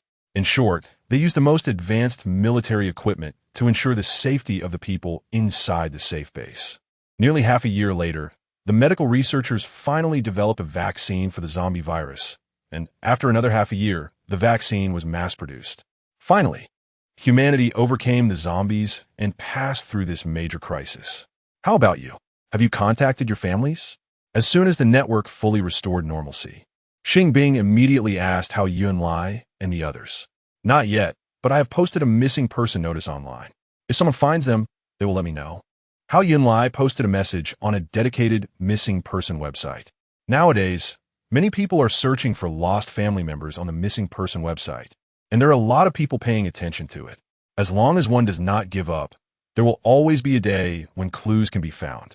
I just posted 2, and I attached their recent photos, so I should be able to find some clues. Zhu Shan did not hope that they were all still alive, only wishing to obtain some relevant information. I didn't dare to post. I'm afraid the news I get will be that they are no longer here. Xing Mei had been hesitating and had not sent out the prepared photos and information. Just send it. At least it can serve as a memory, Xing Bing comforted. Xing Mei smiled with a complex expression and finally sent it out. Now, the remaining humans on Blue Star were less than half of what they originally were. Many had turned into zombies, and in the end, they were eliminated in various ways, becoming fragments or ashes. If their families had really turned into zombies, it would be impossible to find them. Master, what should we do in the future? Jiawei was different from them. It had already begun to envision the future. That depends on the situation. If the country still needs me to continue being a cloning expert, I guess I'll have to return to the lab. Xing Bing suddenly felt a sense of helplessness. What about you? Have you thought about what you want to do in the future? Xing Bing turned to look at Zhu Shan and the others. I was in high school before and I haven't finished yet, so I definitely have to continue. Zhu Shan knew, without thinking, that he would certainly continue his studies. He just didn't know if he could return to campus. If his parents, grandparents, and grandparents were no longer around, then there would be no one to support his education. If there really is no one to support your education, the country should allow you to go to school for free. Hao Yunlai had previously come across a news article about how to solve the schooling issues of minors who had lost their economic sources, which mentioned that the country would provide assistance to these children, giving enough subsidies until they completed their studies. That's good. Zhu Shan breathed a sigh of relief. He was still under 18, and even if he wanted to work, it would not be possible. I have already graduated from university. I originally planned to find a job, and of course, I still need to find a job in the future. Xing Mei had not thought she would survive until the end of the apocalypse. But since she was still alive now, she had to continue living well. What about you? Xing Bing curiously looked at Hao Yunlai, who had not yet spoken. Chapter 139. Back to reality, I want to see if I can find them first. If I still don't have any information about them in 2 months, I will look for a job while keeping an eye on any information about them. Hao Yun is not in a hurry to find a job for now, as he still has over 100,000 in savings. So are you planning to stay here or go back to your original city? Xing Bing is also curious about this question, as it concerns whether they can often get together in the future. It depends on the situation. If I find them and they are not far from here, I will bring them over and settle them here. Hao Yun estimates that the place where they originally lived must have been destroyed, and this area is relatively well protected. If possible, it would be better to live here. If my parents were still alive, I would see where they plan to live. Zhu Shan feels this is not something he can decide unless all the adults in the family are really gone. Me too. Xing Mei is not married yet and also plans to live with her parents. I actually can't decide for now. I have to wait for the notice. Xing Bing feels a bit helpless. Sometimes, she thinks it would be better to be an ordinary person. If she were just an ordinary worker, she could decide where to go and what to do. It's okay. Wherever the master goes, I will go. Jiawei quickly comforts Xing Bing, whose expression is not so good. Xing Bing shows a relieved smile. Not long after, Xing Bing received a notice. Due to the recent crisis, the number of professionals in many fields has sharply decreased, and the country urgently needs skilled personnel. So all surviving professionals aged 60 or older must return to their original positions. Sure enough, I couldn't escape this. Xing Bing is not surprised by this outcome at all. The original laboratory was quickly repaired, and Xing Bing returned to the lab with Jiawei. Jiawei has a special identity. It couldn't stay in the lab all the time. However, since it was cloned and raised by Xing Bing, and is considered Xing Bing's experimental result, professionals in the field believe that Jiawei is Xing Bing's personal property and should be handled by her. So in the end, Jiawei stayed. When it was time to log off, Xing Bing chose to log off. She logged off a total of 3 times before finally accompanying Jiawei to the end. After burying Jiawei, Xing Bing permanently left the game instance world of the second rise of humanity in the apocalypse. Before leaving this time, she didn't complain or make suggestions because she really wasn't in the mood, and she had already made enough suggestions before. Why does the game have to be so realistic? This is the first time Xing Bing feels that making the game too realistic isn't good, because the NPCs in the game world are so real that they are hard to forget. I might need to take a break. Xing Bing quickly opened the short video app on her phone and found some funny videos to watch. The pain from Jiu Wei's departure could be described as heart-wrenching. Even though she knows she was just playing a game, it is still hard to move on. Xing Bing spent 3 days and a daze and couldn't recover. It wasn't until Xiao F sent her a message asking if she would continue to experience cute pet raising at the company next week that she pulled her thoughts back to reality. If you really can't get over it, then forget it. After learning that Xing Bing was still feeling heavy-hearted, Xiao F also decided not to insist that she come. After all, Xing Bing could quit at any time.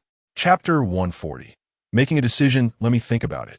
Xing Bing was momentarily unsure of how to choose. She had never thought that playing a game could draw her in so deeply, nor that it would have such a significant impact on her. If she had known it would be like this, she might not have agreed to be a beta player for the pet cultivation game from the beginning. Okay. After Xiao F replied, she no longer disturbed Xing Bing. In the past few days, Xing Bing's parents had been at work and hadn't paid much attention to her. She was basically home alone every day. At home, she either cooked, did chores, or played on her phone. Xing Bing always felt stuck and didn't know if talking to someone would help. She wondered if her parents had played the game. If they hadn't, they probably wouldn't understand if she told them. After thinking it over, she decided to give up. The pet cultivation game had just been developed not long ago, and currently, the only place to experience it was at the game company near her home. There was no online version yet, and there were no chain stores. Probably many people outside this city weren't even aware of the game's existence. Her closest friend was a college classmate who lived in a different city, and her other good friends had started working, so it wouldn't be appropriate to disturb them. Speaking of which, it seemed that Fu Ping had also taken on a part-time job, so perhaps she was the only one with so much free time. Xing Bing suddenly recalled that her good friend Fu Ping, although not working full-time, had found a part-time job and would be quite busy throughout the summer, which was why they hadn't been chatting much lately. I'll just post online to vent a little. Not wanting to disturb Fu Ping, Xing Bing found a forum online where she could express her troubles anonymously and posted a message. After posting, she felt somewhat relieved. Not caring whether anyone replied, she exited the website. Actually, it's not a big deal. At least I accompanied Jiu Wei to the end, without any regrets. Xing Bing comforted herself and replied to Xiao F's message. In the micro-chat message, Xing Bing, I made up my mind. Unless something unexpected happens, I will go.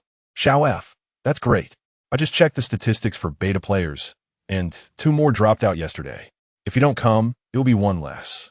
Xing Bing, why did they all drop out? Xiao F, they didn't give a reason. Maybe some felt bad after playing. Xing Bing, oh.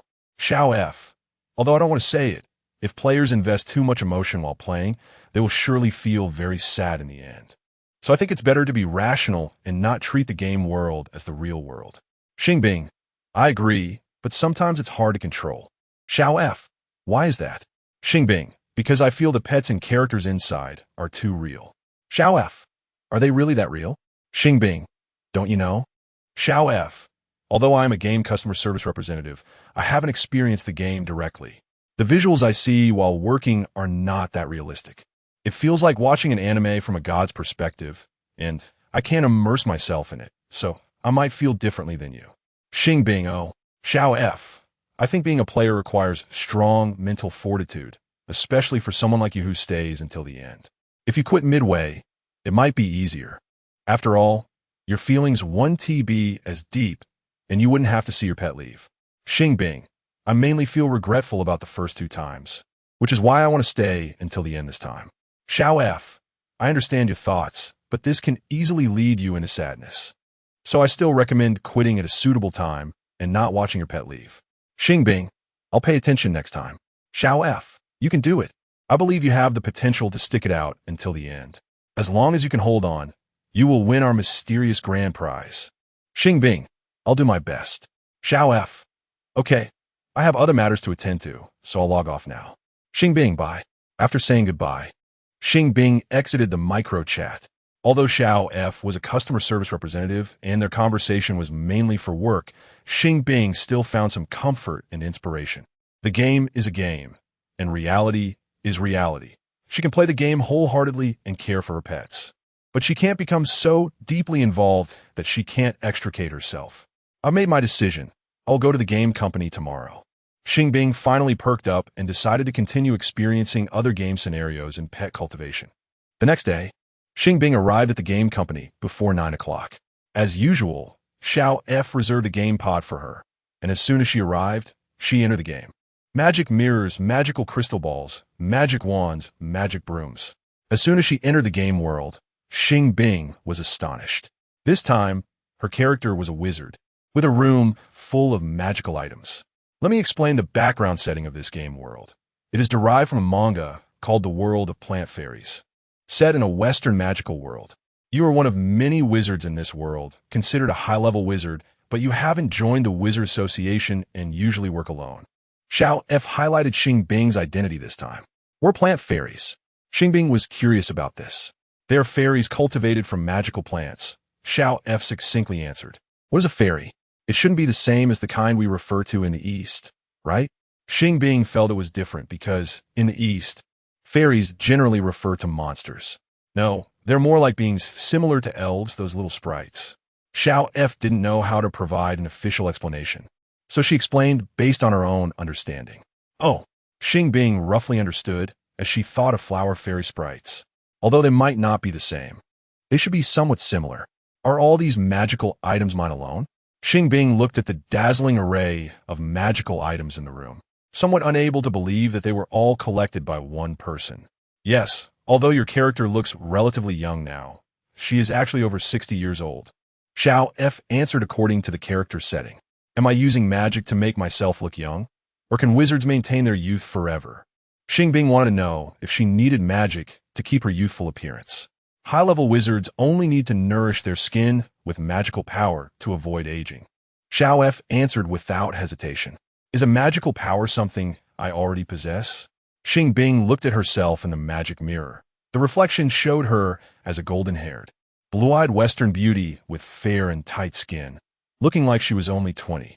Yes, as long as you don't excessively deplete your magical power.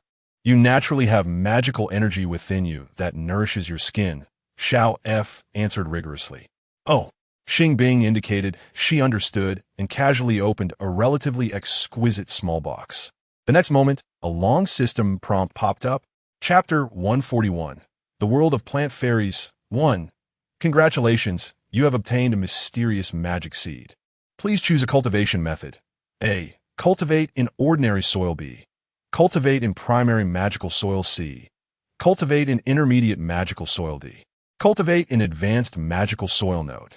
Different cultivation methods will yield different types of cute pets, so please choose carefully. Is this the magic seed that can cultivate plant fairies? Xing Bing glanced at the system prompt, then took out the seed from the box and observed it carefully. Its appearance resembled an almond, but it was darker in color, black in fact. Yes, but what kind of plant fairy can be cultivated will have to wait until it grows. Xiao F also didn't know what kind of plant fairy seed Xing Bing was holding. Can plant fairies be kept as pets? Xing Bing suddenly felt her worldview being expanded. Of course, pets can be customized. For humans, any creature that can be kept as a pet can be considered a pet.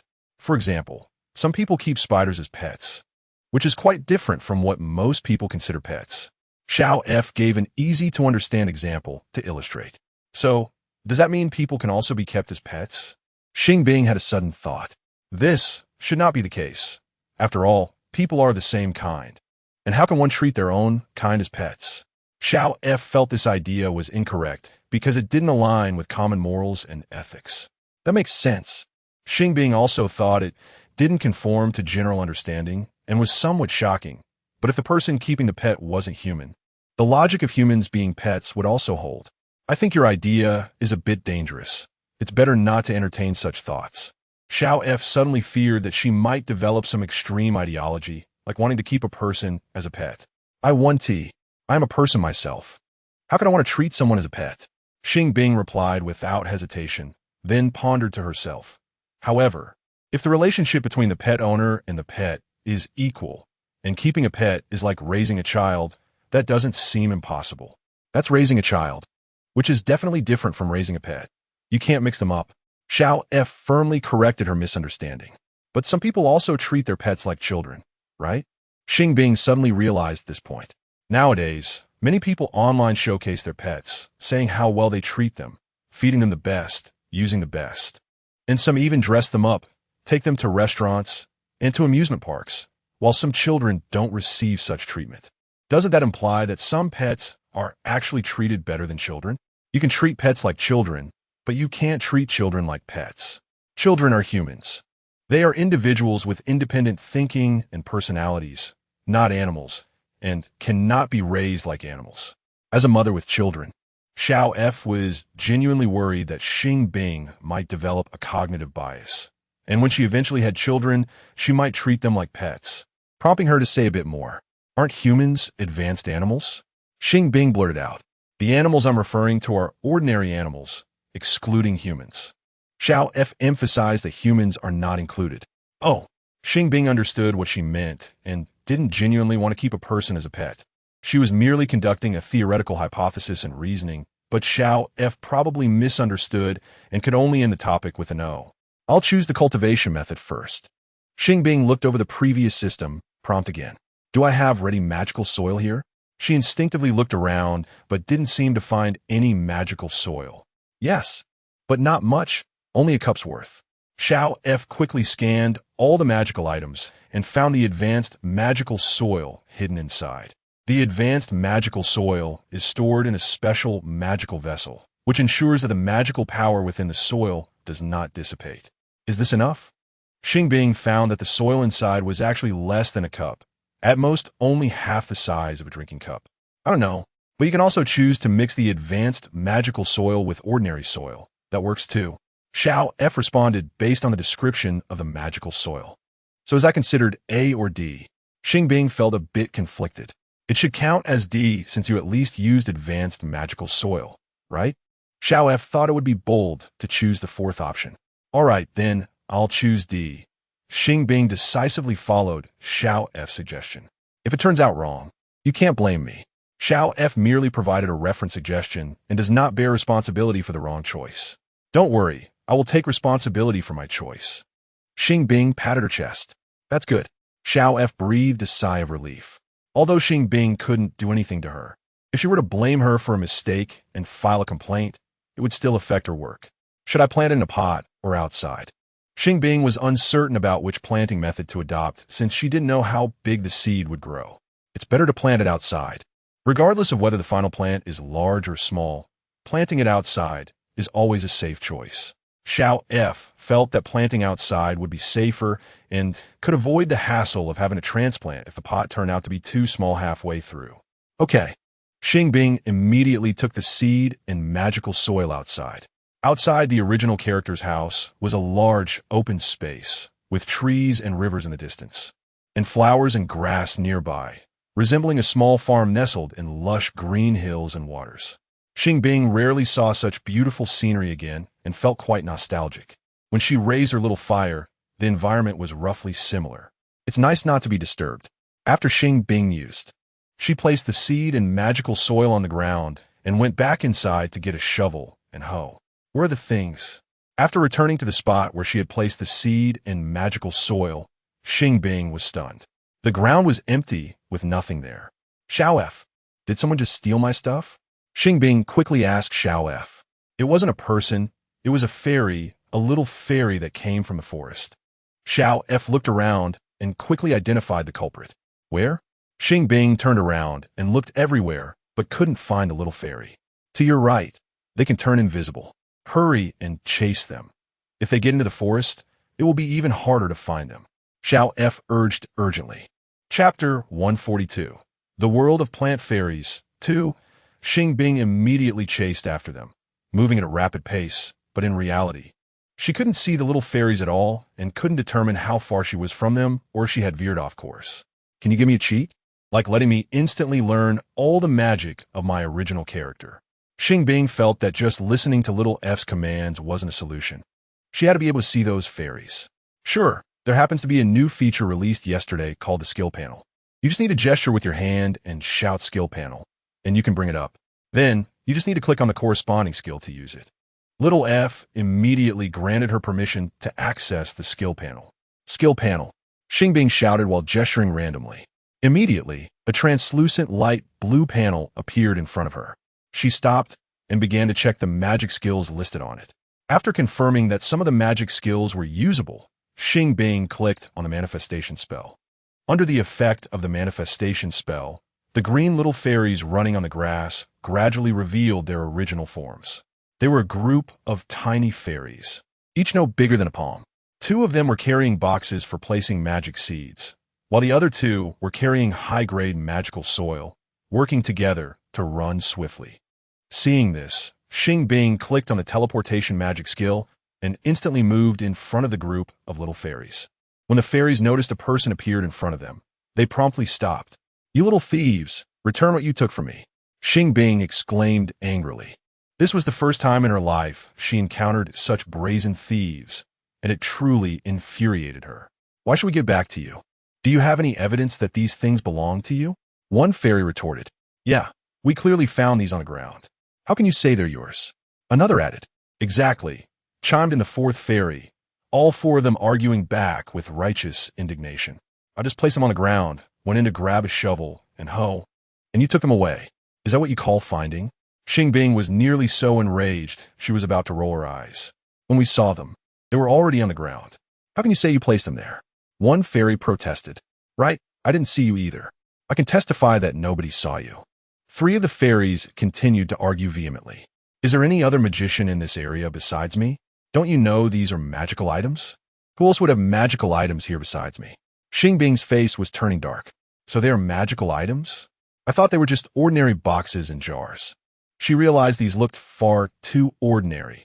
She hadn't recognized them as magical items at all. "You don't look like a magician either. How we know you're not lying to us?" Three of the fairies chimed in. "Didn't you notice that I've already dispelled your invisibility? And I just teleported here. Didn't you notice?" If it weren't for the fact that the fairies didn't seem particularly malicious, Xing Bing would have wanted to take action immediately. "No wonder you can see us. I just realized that. I was so focused on running that I didn't even notice how you got in front of us." One fairy admitted, "Even so, you still can't prove that these two items are yours, right?" This time, only one fairy insisted on not believing Xing Bing. "Are you trying to force me to take action?" Xing Bing revealed a cold smile that was almost sinister. "Don't be so violent. We just want to confirm. If you can prove these things are yours, of course, we'll return them to you." The fairies instantly surrendered, quickly placing the items on the ground before darting away. If I had known, I wouldn't have bothered reasoning with them. It was such a waste of time. Xing Bing hadn't expected that fairies would also be bullies. She regretted not acting decisively from the beginning. These fairies live in the nearby forest. They should know better. They were clearly trying to steal your things on purpose. Little F thought that the fairies had been pretending to be oblivious. "I think so too. I've never seen such shamelessness."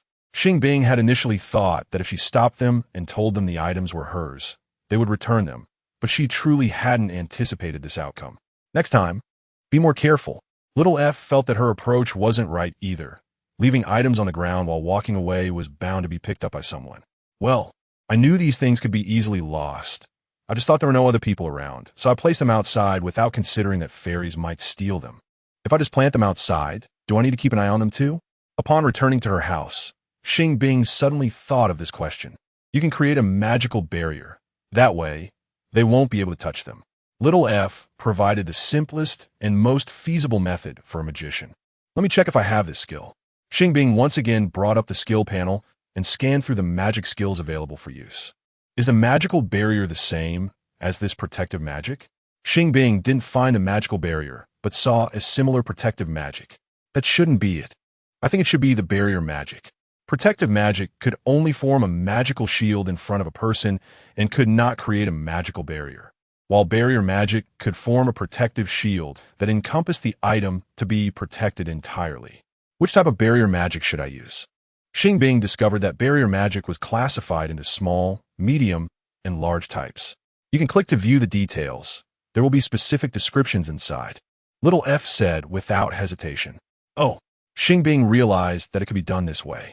After clicking on the details, she found that the main differences between the different types of barrier magic were the scale of coverage and the strength of the barrier itself.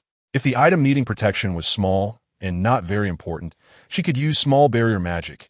Otherwise, medium or large barrier magic should be used. For safety's sake, I'll use medium. Xing Bing felt that there was no need to use large, and small might not be very reliable, so she ultimately chose to use medium barrier magic. She loosened the soil on the surface with a hoe, removed the grass, dug a hole of moderate size with a shovel, poured in the high-grade magical soil, mixed it uniformly with an appropriate amount of ordinary soil, and finally buried the seeds in the mixed soil, thoroughly watering it. That should be enough, right? Xing Bing wasn't entirely sure if planting magical seeds was the same as planting ordinary seeds. It should be fine. Just follow the general planting method for flower seeds. Little F didn't see any issues. That's good. Xing Bing breathed a sigh of relief. After confirming that the barrier magic had taken effect and formed a protective barrier with a diameter of about 3 meters and a height of about 2 meters around her, she returned to her house. This magical barrier would automatically identify the entering subjects, allowing only the caster to enter freely. With the protection of the barrier, Xing Bing no longer had to worry about thieves digging up her magical seeds and magical soil. Afterward, Xing Bing would periodically go to water the seeds and talk to them. You need to grow quickly. My barrier magic has a time limit, and using it will consume mana. If you don't grow up soon, it will be hard for me to protect you in the future. Xing Bing couldn't keep an eye on it all the time, so she hoped it would grow quickly and turn into a plant spirit, thus alleviating her worries about it being stolen or damaged. Why hasn't it sprouted yet? Is it because I didn't put enough high-grade magical soil? After waiting for 10 days without seeing the magical seed sprout, Xing Bing couldn't help but feel a bit anxious. It's possible, but even if there really isn't high-grade magical soil, using regular soil should still allow it to grow. It might just take a little longer to sprout. Xiao F was also somewhat uncertain and replied ambiguously. Besides magical soil, is there anything else that can be used to plant magical seeds? Xing Bing let her mind wander, wondering if there were any magical fertilizers or magical nutrients available. There seems to be magical nutrients. Let me take a look. Xiao F switched her perspective to inside the house and quickly scanned for any magical items that might be magical nutrients. Found it. That black plastic bag, which looks like a small trash bag, contains the magical nutrients. Xiao F found the magical nutrients in a thick black plastic bag. I see it. Xing Bing located it based on the description and brought it outside. Is there a specific amount required for this? She was unsure how much to use. It should be fine as long as you don't use too much at once. Xiao F estimated in response. Can it be used multiple times? Xing Bing asked as she opened the bag. Of course. Just like fertilizing a vegetable garden, you can apply fertilizer periodically, right? Xiao F explained logically. Then I'll divide it into 10 uses. Xing Bing weighed the bag in her hand, estimating that the nutrients inside weighed about a pound, so she could use about 1 or 2 ounces each time. How long do you think I should wait between uses? She asked Xiao F while scattering the nutrients on the ground. At least every 3 to 5 days, considering this is a game world. Xiao F didn't suggest a longer duration. Then I'll wait 5 days. In Xing Bing's impression, farmers don't fertilize their vegetable gardens too frequently, so it's best to space it out a bit. All right, Xiao F agreed. After taking the remaining nutrients back into the house, Xing Bing began to think about what to eat today. High-level magicians in this world also need to eat, and they generally have 3 meals a day. So Xing Bing had to find a way to secure food for herself each day. There were no villages or towns nearby, so she could only obtain food through hunting, gathering wild fruits, or foraging for wild vegetables. Chapter 143. The World of Plant Fairies 3. While searching for food, Xing Bing developed some alternative uses for certain magical skills. For example, she didn't use capture magic for hunting. Instead, she used immobilization magic. As long as she could freeze the small animals she saw, she could then teleport over to collect them. This method was much more efficient than using capture magic, which couldn't automatically aim and often missed. She also used wind magic to pick fruits from higher trees. As long as she controlled the wind speed properly, the fruits that fell would all be ripe, eliminating the need for her to choose. When gathering wild vegetables, Xing Bing didn't use magical skills. Instead, she asked little F to identify which ones were edible and which were weeds, as she knew very few wild vegetables. And the ones that could be eaten here were completely different from what she had known before. Every day, Xing Bing would catch small animals like wild rabbits to cook, pairing them with a bit of wild vegetables or fruits, and then find some root vegetables to ensure a barely balanced diet. When would this life come to an end?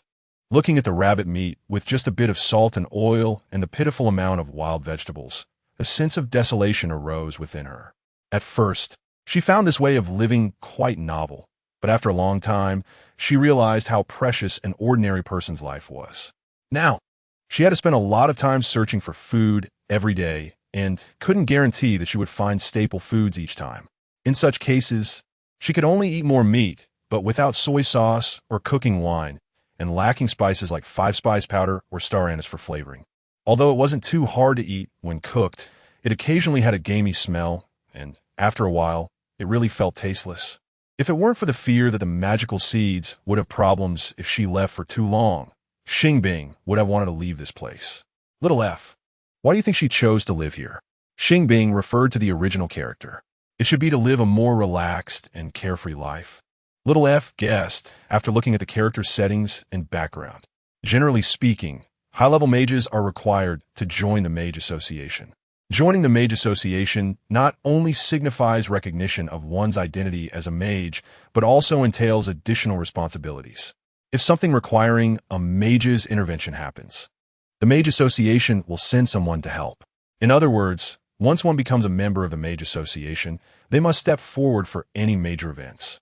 And there might often be matters to deal with, making it impossible to live a leisurely life. Little F dutifully provided a detailed explanation. Can't I stay somewhere closer to the town without joining? Xing Bing felt this explanation was somewhat unconvincing. Maybe it's to stay away from the mundane world. Little F thought of this point, as living here felt like seclusion. As a high-level mage, would deliberately not joining the Mage Association be criticized?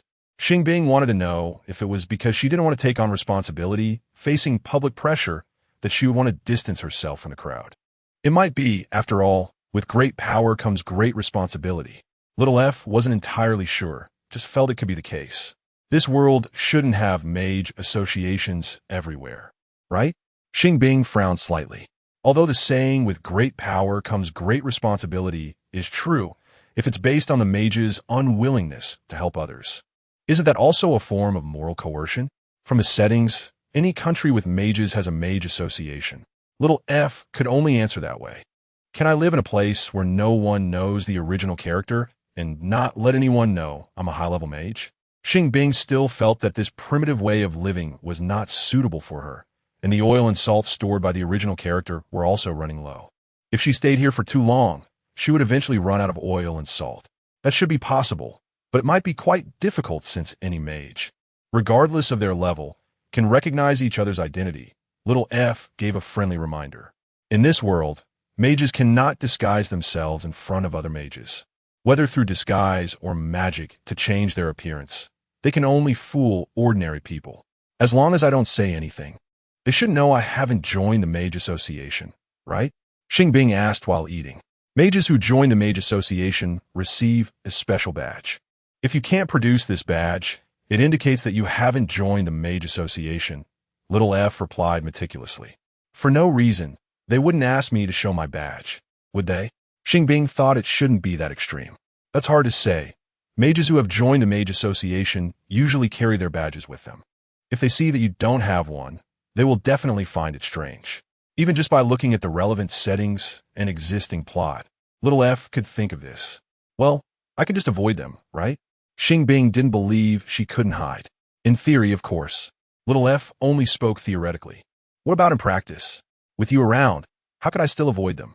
Xing Bing felt that there was something unsaid in her words. Although I'll be online all morning to help you keep an eye out, other mages will also disguise themselves. What if I don't recognize them either? Little F's online time was from 7 a.m. to 12 p.m. and from 1 p.m. to 4 p.m.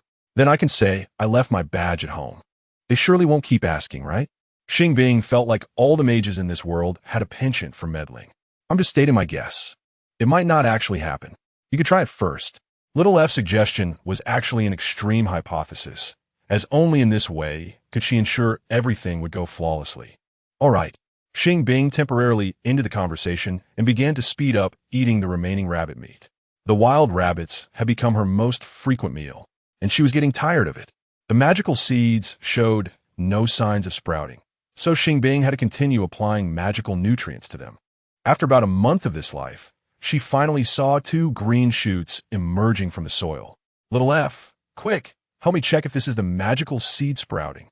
Xing Bing hurriedly called little f to confirm, as she was worried that these 2 leaves might just be some newly sprouted weeds, leading her to rejoice in vain. Let me take a look. Little f opened the global perspective, allowing the situation in the soil to present itself directly before her. Chapter 144. The World of Plant Fairies 4. Yes, the magical seed has sprouted. Xiao F took a closer look, and indeed, the tender shoots were connected to the already cracked magical seed. It should grow a bit faster after sprouting, right?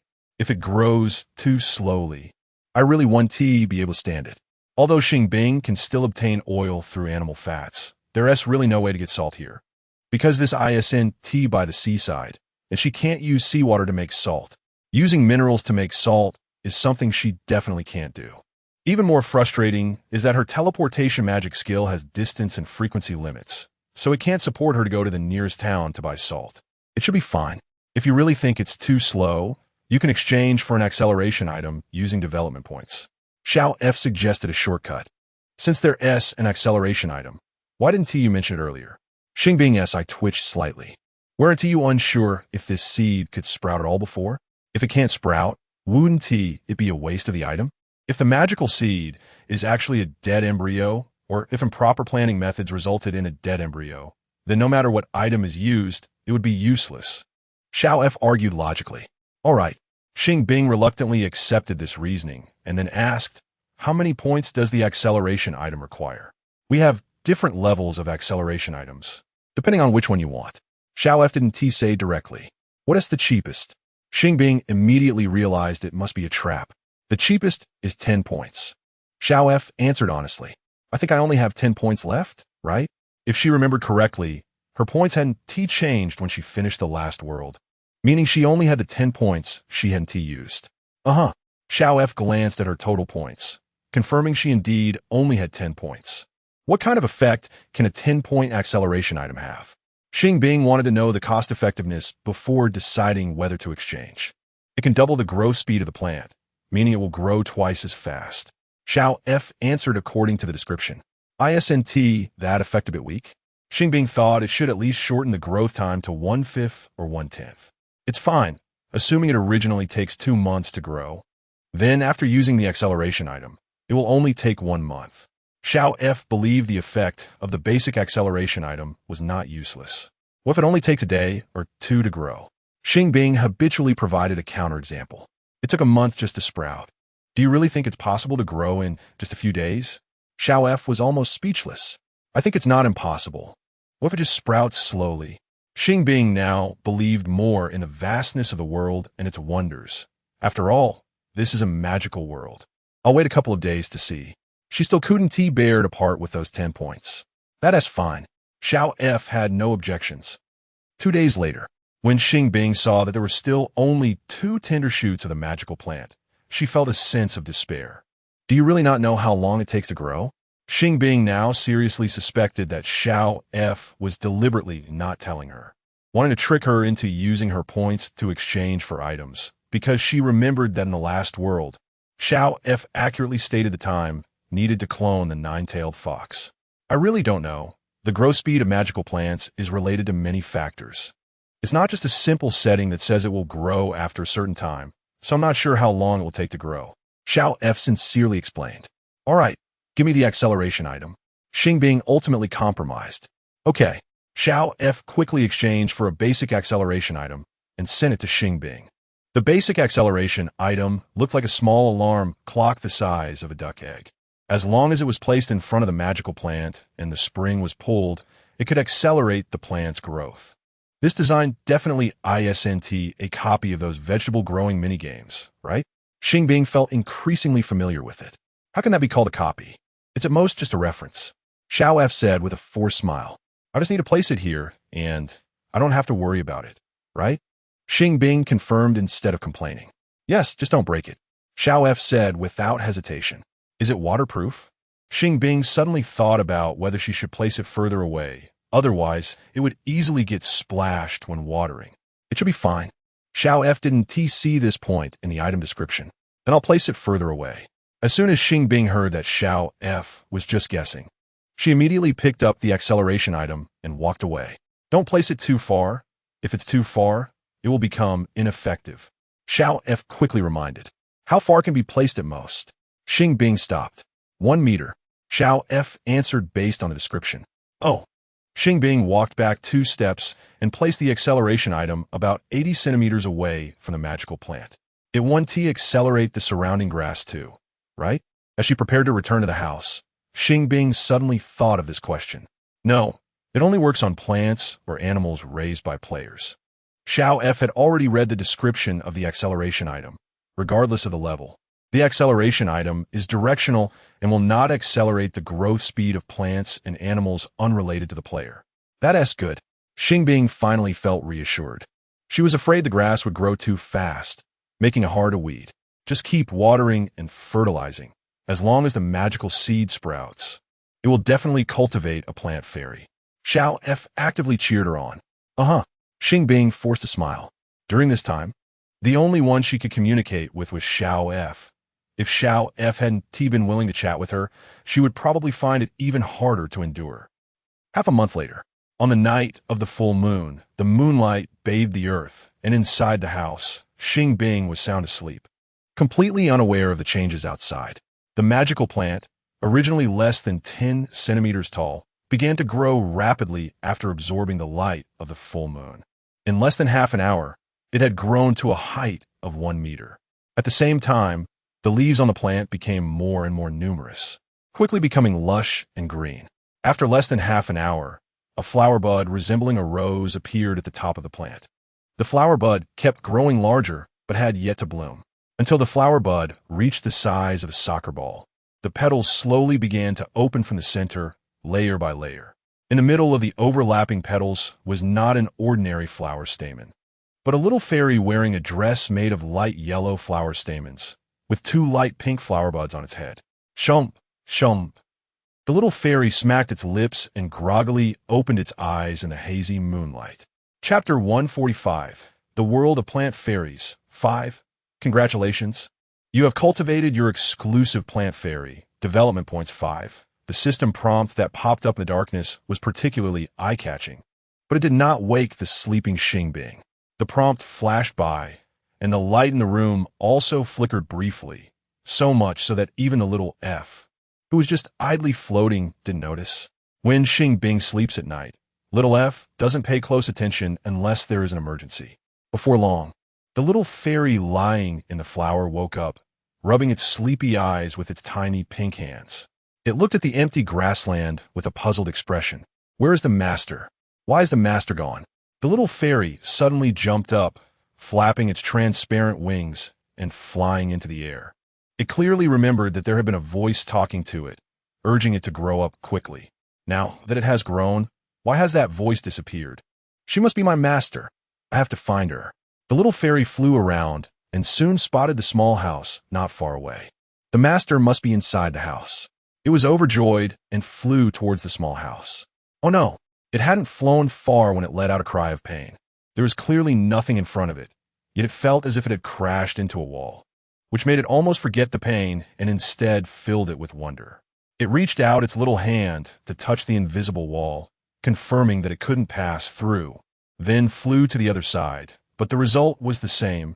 No matter which direction it flew, it would eventually hit the top. It seemed it could only wait for the master to come out. The little fairy ultimately gave up searching for Xing Bing and flew back to the flower it had been in. This flower was like a cradle, allowing it to sleep soundly inside.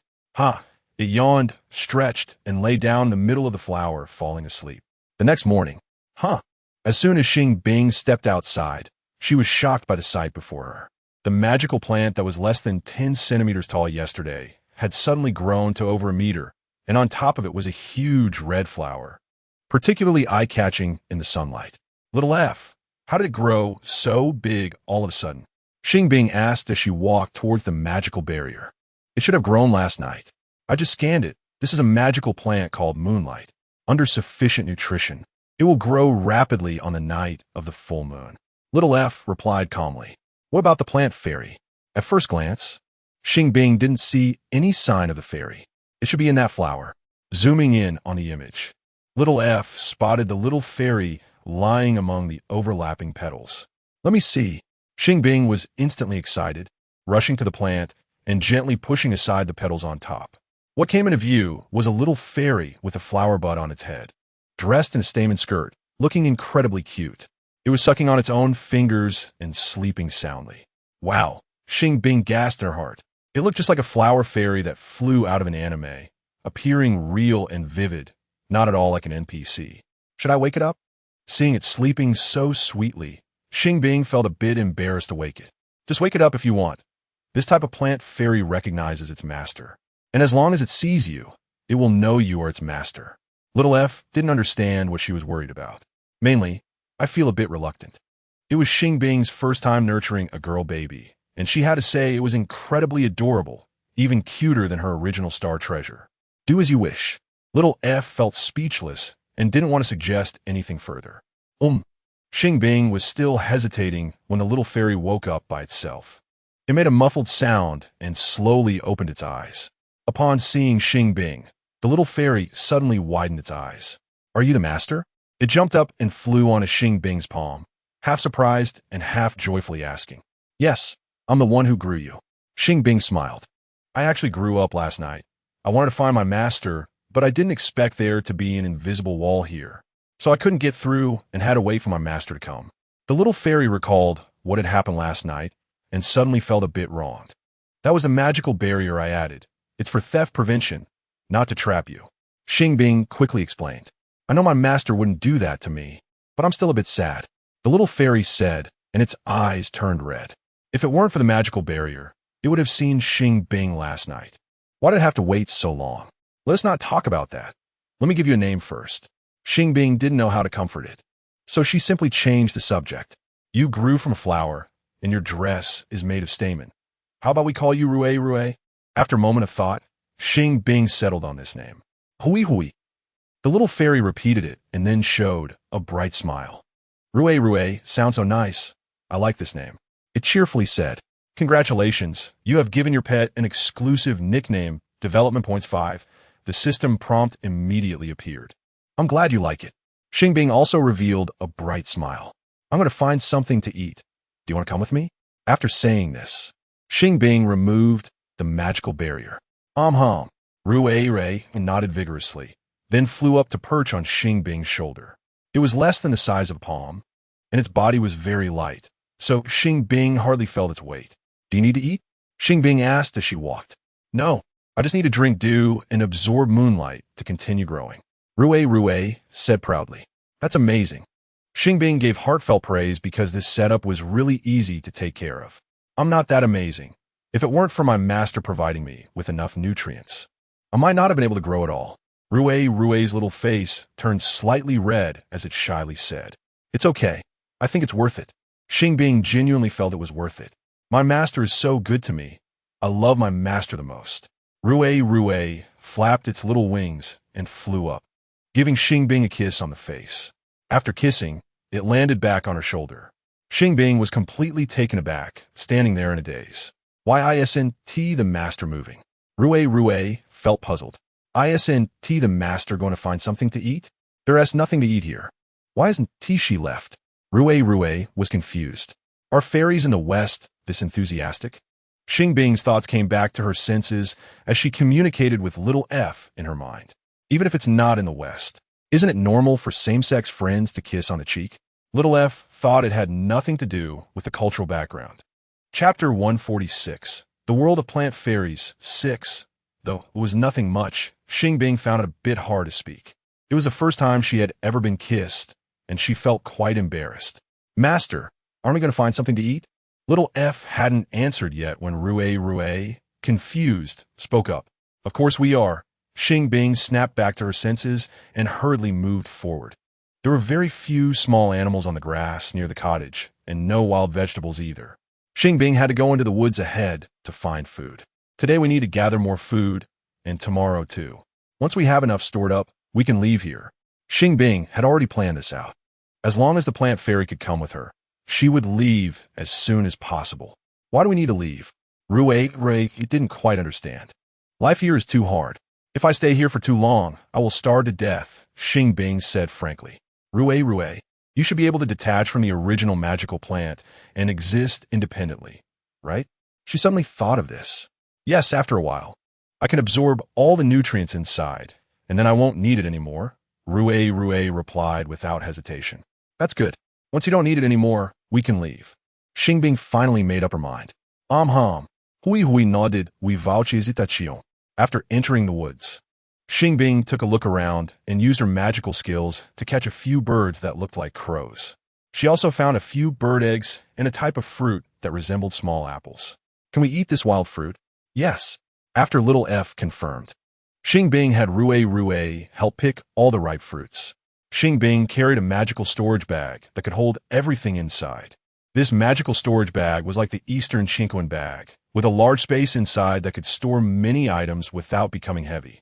After bringing the gathered food back, Xing Bing began to methodically process the birds inside.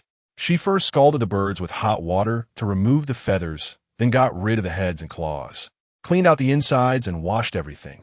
Finally, she added clean water and a type of herb she found earlier that could remove the fishy smell, and started to stew them with magical fire skills. She stewed a total of 3 birds, which amounted to about 6 ounces of meat, with a bit more wild fruit. She could barely fill her stomach. The meat from the birds is so little. After seeing that the 3 stewed birds barely filled the bowl, Rue showed a look of disdain. Now do you understand why I said life is hard? Xing Bing smiled bitterly. Weren't there about 10 bird eggs we found earlier? Why didn't we cook them all together? Rue remembered they had picked up quite a few bird eggs. Bird eggs are more durable for storage. I plan to save them for the journey. Xing Bing didn't want to eat them now. She still needed to consider the food supply for the road. Oh, Rue suddenly understood and patted her little chest, saying, tomorrow I will help Master find some more bird eggs. Thank you. Xing Bing couldn't help but smile. That's nothing. Master doesn't need to be so polite with me. If Master wants to eat anything else, you can tell me, and I can help you find it. Rue said boldly. Xing Bing returned a sincere smile and then slowly began to gnaw on the bird bones. The birds were only slightly larger than swallows, and there was hardly any meat, mostly bones, so she could only nibble at them slowly. Master, I still need to sleep outside tonight. Can you set up a magical barrier that allows me to go out freely, but prevents others from entering? Rue asked eagerly after she finished eating. Though it wasn't particularly timid, it still felt a bit scared when others could approach it freely. Of course. Xing Bing didn't hesitate. After cleaning up the table, she went outside to prepare the magical barrier. How do I set it so that Rue can come and go freely? After pulling up the skill panel, she thought of this question. You can first click to enter the details page. Then click the settings icon in the upper right corner and see if you can set it up there, little F suggested. Is this it? Following the steps, Xing Bing found the familiar settings icon and pointed at it. That's right, little F confirmed. Only the caster can enter freely. Only the caster can enter freely. Only specified individuals can enter freely. It should be the third one. Xing Bing thought it should be the third option and clicked on it. Once inside, it prompted her to select specific whitelist individuals. The available choices were Xing Bing, Rue, the forest spirit, and a passerby. If I don't check myself, I also not be able to enter freely? Xing Bing discovered this bug. Yes, so remember to check it. Otherwise, you can only revoke it. Little F didn't see it as a bug, just something that required attention. All right. Xing Bing immediately checked herself and Rue, then click confirm. The barrier magic took effect instantly, forming a huge magical shield that enveloped her, Rue, and the entire magical plant inside. Hui. Try to see if you can fly out. Xing Bing gently said as she brought Rue to the edge of the barrier. Okay. Rue immediately flew up and then flew forward. This time it flew slowly because it was afraid of hitting the barrier like before.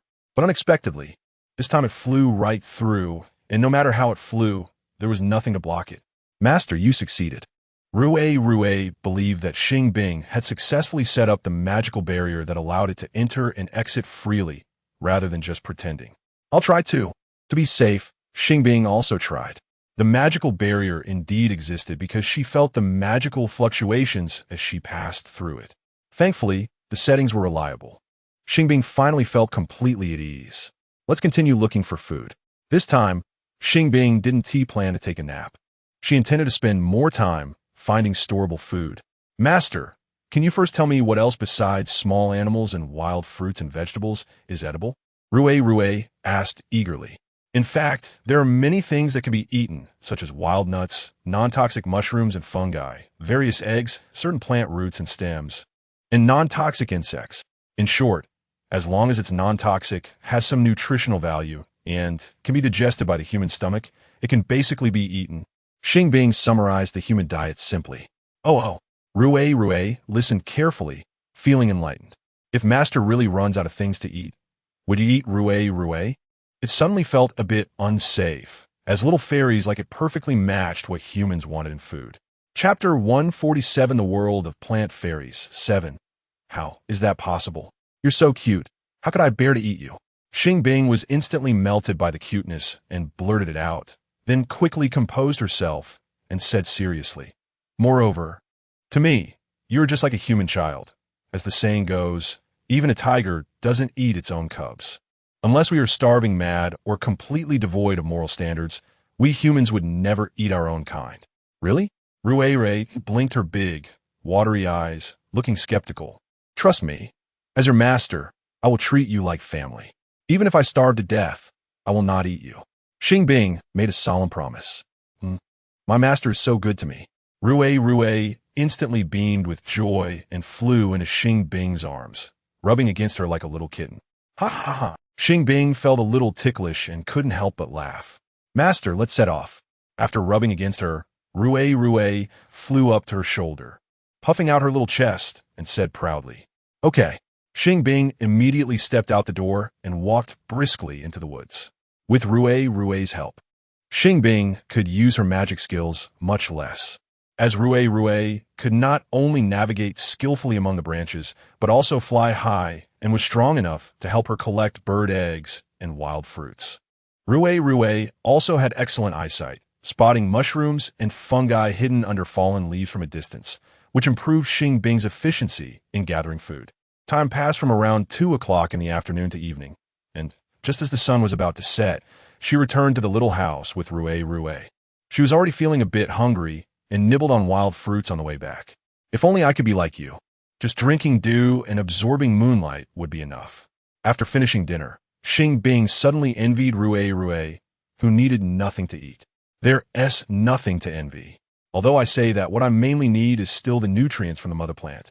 If the mother plant doesn't absorb enough nutrients, it wouldn't be able to nurture me, and after I'm born, I still need to absorb all the remaining nutrients from the mother plant.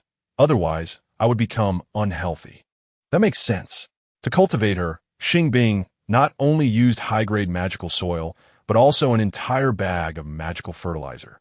If it weren't for the original character already having these, the cost would be considerable. I'm going to sleep now, goodbye, master. Seeing that it was already dark outside, Rue flew out on her own. As long as she sleeps in a flower, she can automatically absorb the remaining nutrients from the mother plant. And once she has absorbed them all, both the mother plant and the flower will completely wither. 10 days later, Rue finished absorbing the remaining nutrients, and Xing Bing prepared enough food for about 2 days, packing the necessary living supplies and all the magical tools into her magical storage bag before they set off. Little F, this is the closest place to the town, right? After walking a distance, Xing Bing confirmed again. Yes, but there are quite a few magicians over there, and most of them are forced to join the magic association, so you may need to be careful. Little F had a good understanding of the situation there. It was called Aurora Town, not too big, but close to a big city, relatively prosperous, thus gathering many magicians and housing a relatively large magic association. Is there really no way for other magicians not to see that I am a magician? Thinking about how magicians could recognize each other, Xing Bing felt a headache. You can exchange items, but your current points are not enough. Little F had to pour cold water on her. Xing Bing currently only had 10 points, which could only be used to exchange for the cheapest items. She couldn't get the high-level items that could conceal her identity as a magician. Can't you set the prices of the items a bit lower? Xing Bing couldn't help but complain. This is indeed a point that players often criticize. But if the prices are set too low, players can easily exchange for items, and they won't work hard to earn points, which is more harmful than beneficial for us. So we will still set the prices of items relatively high. Little F explained calmly and logically. If I remember correctly, it seems that non-beta players can directly buy points, right? Xing Bing remembered this point. In fact, the game company probably wanted players to spend more money, right? Don't say that. Although we do want to make money, our main goal is still to serve the players and improve their gaming experience. If we were purely in it for profit, why wouldn't we set the prices even higher? That way, players wouldn't be able to earn enough points just by completing tasks. Wouldn't that be better? Little F spoke confidently, as if genuinely thinking of the players. Xing Bing knew that the main goal was still to get players to spend more money and didn't want to say anything further. We really want to make the game better. Otherwise, why would we specifically find so many beta players for testing? Letting you experience it for free costs our company money. Little F didn't want Xing Bing to think they were just trying to empty players' wallets and explain it all. No need to explain anymore. I know you didn't set the prices too high because if they were too high, very few players would be willing to spend money. Xing Bing saw through it. No matter how Little F explained, she wouldn't believe it. Little F didn't expect her to have thought of this and finally had nothing to say. Master, are we going to crowded place? Rue, who had been quietly staying on Xing Bing's shoulder for nearly an hour, couldn't help but ask. Xing Bing nodded slightly. Should I hide? Will others think I'm strange? Rue knew that her appearance was very different from humans and that ordinary people might not have seen fairies. So she was a bit concerned about this issue. No need. When we get to a crowded place, I will cast an invisibility spell on you, and then others won't be able to see you. Xing Bing said without hesitation. Great, thank you, Master. Rue actually didn't want to hide because she had no idea where to hide.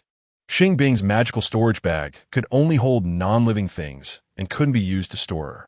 However, the place I plan to go this time is called Aurora Town, where there will be many magicians. If there are high-level magicians, they might notice you.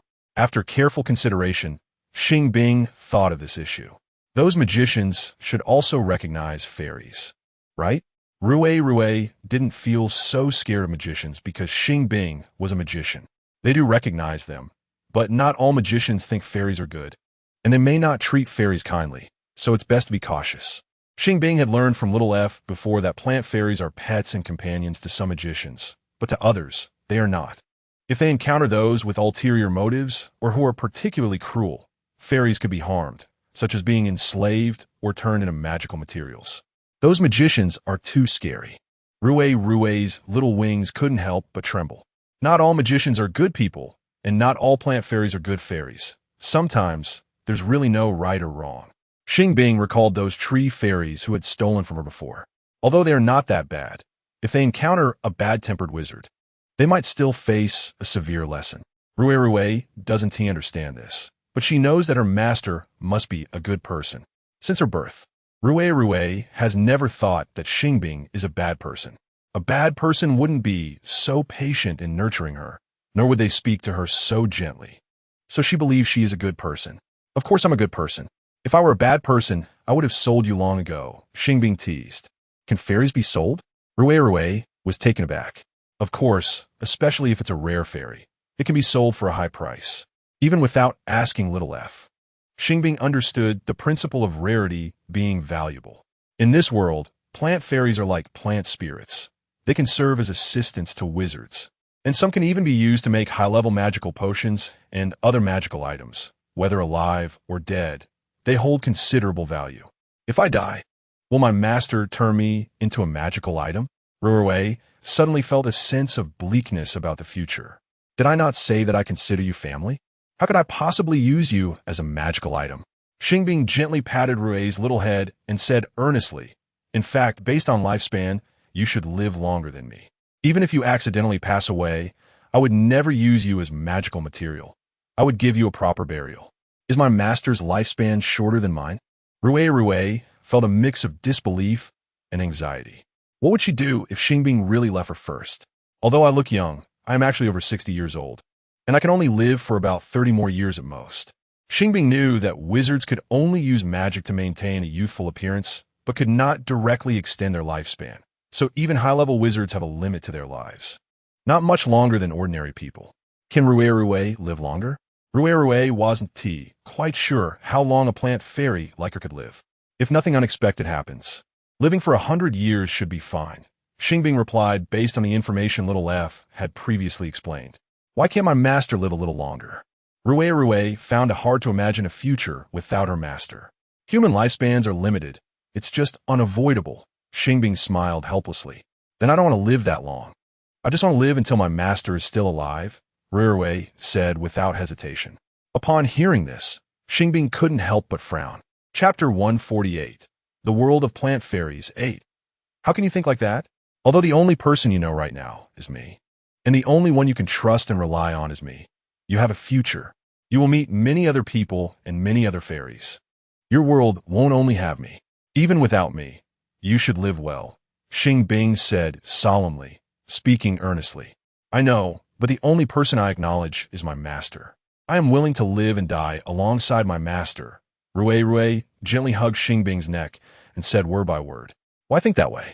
Even though you're not human, you're still an independent individual. Suppose I were your mother. Would the daughter be unable to live strongly just because the mother is gone? Xing Bing still did not understand why Rue had such a negative and pessimistic mindset. I was nurtured by my master, and my life is given by my master. If my master is no longer here, what meaning does my life have? Rue said, tears streaming down her face and falling onto Xing Bing's shoulder. Xing Bing felt her shoulder get a bit cold, but did not do anything to Rue. Instead, she spoke firmly. No one can become the meaning of your life. The only one who can give your life meaning is yourself. Rue did not understand, just looking at her with a vague comprehension. Wami is not to make you selfish, but to value your own life more. You are something I worked hard to nurture, just like a mother who carries her child for 10 months. Do you think I would want you to give up your life just because I am not around? Xing Bing patiently explained. Every life has its own meaning in living. No one truly lives entirely for others. You should also find your own meaning. Seeing that Rue was still just staring blankly at her, Xing Bing gently patted her head, guiding her softly. But Huisni fled, wanted to say something, but hesitating. Trust me, once you meet others who treat you well like I do, you won't feel like you can't live without me. Xing Bing said with a gentle smile, speaking softly. Rue forced a smile to avoid making her worry further. No matter how many people and fairies she would meet in the future, Xing Bing would always hold the heaviest weight in her heart, and that would never change.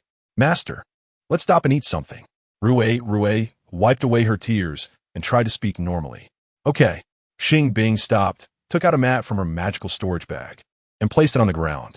She sat on the mat, took out some wild fruits and 3 bird eggs, and began to nibble on the wild fruits while using magic to heat the bird eggs. The bird eggs cooked almost instantly, allowing Xing Bing to finish the wild fruits first and eat the bird eggs once they cooled down. She had the most wild fruits stored, and they were also the least durable, so she had to eat them first. At the same time, she needed to eat at least a few bird eggs, otherwise, her protein intake would be severely insufficient. If she found small animals to eat on the way, she would also use magic to catch them for additional meals. Thus, Xing Bing traveled day and night with Rue until they reached Aurora Town. Upon arriving in the bustling town, Xing Bing finally felt she was no longer like a primitive person. Let's go exchange some money first. Xing Bing had already cast an invisibility spell on Rue, so there was no need to worry about being seen by others. Rue nodded obediently, remaining still on Xing Bing's shoulder. Does anyone want some wild game?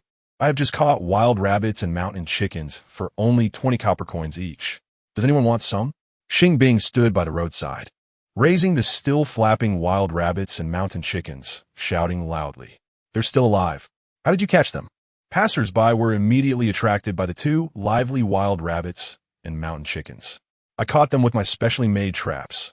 It's not convenient to explain, but if you want them, I can sell them to you at a lower price, Xing Bing said with a sly merchant smile. Can you make it cheaper than 20 copper coins each? A passerby widened their eyes, looking eager. If you buy both together, I can sell them to you for 30 copper coins. Xing Bing replied promptly while adding necessary conditions. 30 copper coins for 2. That's really not expensive. All right, I'll buy them. The passerby hesitated only for a moment before taking out 30 copper coins and buying the wild rabbits and mountain chickens. Copper coins are one of the common currencies in this world, along with silver coins and gold coins. with the exchange rate being 1 gold coin equal to 100 silver coins equal to 10,000 copper coins. Master, selling such good wild rabbits and mountain chickens for such a small amount seems like a loss, Rue said, noticing that even the small bread here costs 1 copper coin. I just want to sell them quickly. Losing a bit is okay. Xing Bing actually felt it was a bit of loss, but if she didn't sell them quickly, she would have no money left and would easily attract attention. So it was better to sell them quickly. Do you want to try this fruit? Xing Bing casually wandered around and discovered a fruit that looked like cherries but was slightly larger and darker in color, and it seemed quite nice. So she asked Rue, "It looks quite delicious, but never mind, I think it's a bit expensive." Rue replied in the smallest voice. "Are you looking to buy cherries?" The fruit stall owner quickly asked as soon as he saw Xing Bing stop in front of him. "Is there actually cherries in this world?" Xing Bing had originally thought of this fruit, but assumed it wouldn't exist in this world, which is why she thought it was just similar to cherries. Cherries are a type of fruit that has been improved abroad, hence they are larger. Little F timely provided some knowledge. Oh, Xing Bing then realized that cherries and these fruits were actually the same. To her, cherries were already quite expensive, and she rarely splurged on them. As for cherries that cost several times more than cherries, she had never bought them, not even looking at them more than once. These cherries are homegrown, and each one is picked only when fully ripe.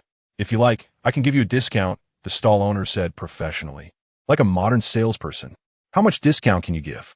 Xing Bing glanced at the sign that said 20 copper coins per pound and replied casually. "The lowest price is usually about 15 copper coins per pound, but if you can buy 2 pounds, I can offer you 14 copper coins per pound," the stall owner said with a broad smile. "I don't need that much. It's just me." Xing Bing's expression instantly darkened a bit.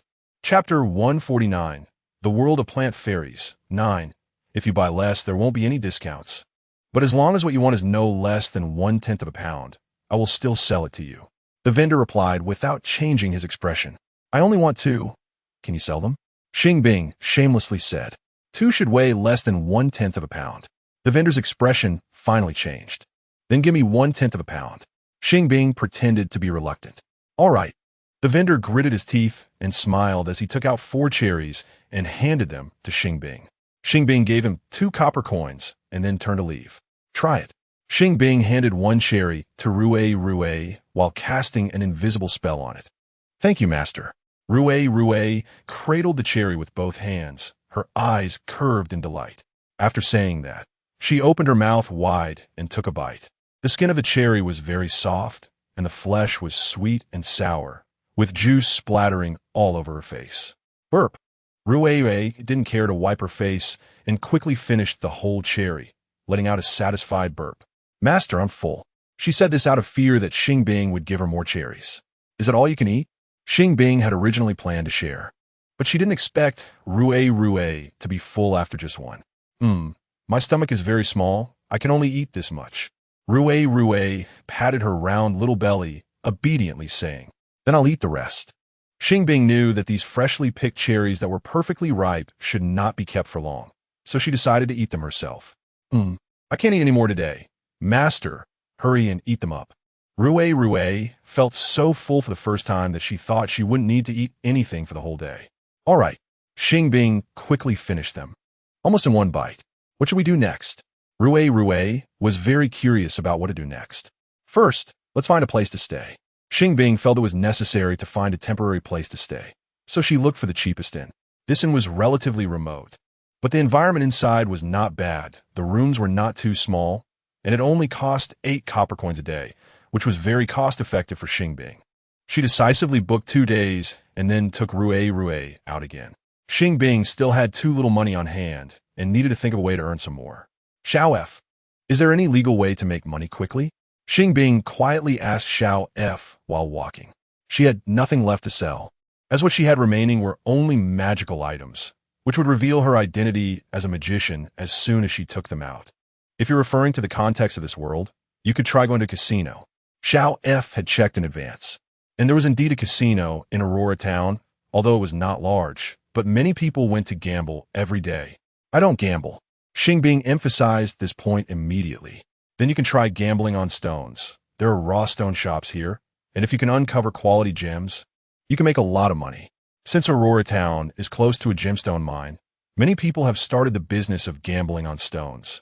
Those who want to gamble can buy raw stones for a small amount of money, and if there are no gems inside, they won't lose too much money. But if there are, it's a big profit. Do I have enough money to buy a raw stone now? Xing Bing only had 12 copper coins left. You should be able to buy the cheapest one. Xiao F estimated. Without using any magical skills, how can I know if there are gems inside?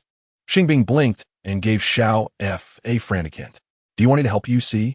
Xiao F understood. You should be able to see it, right?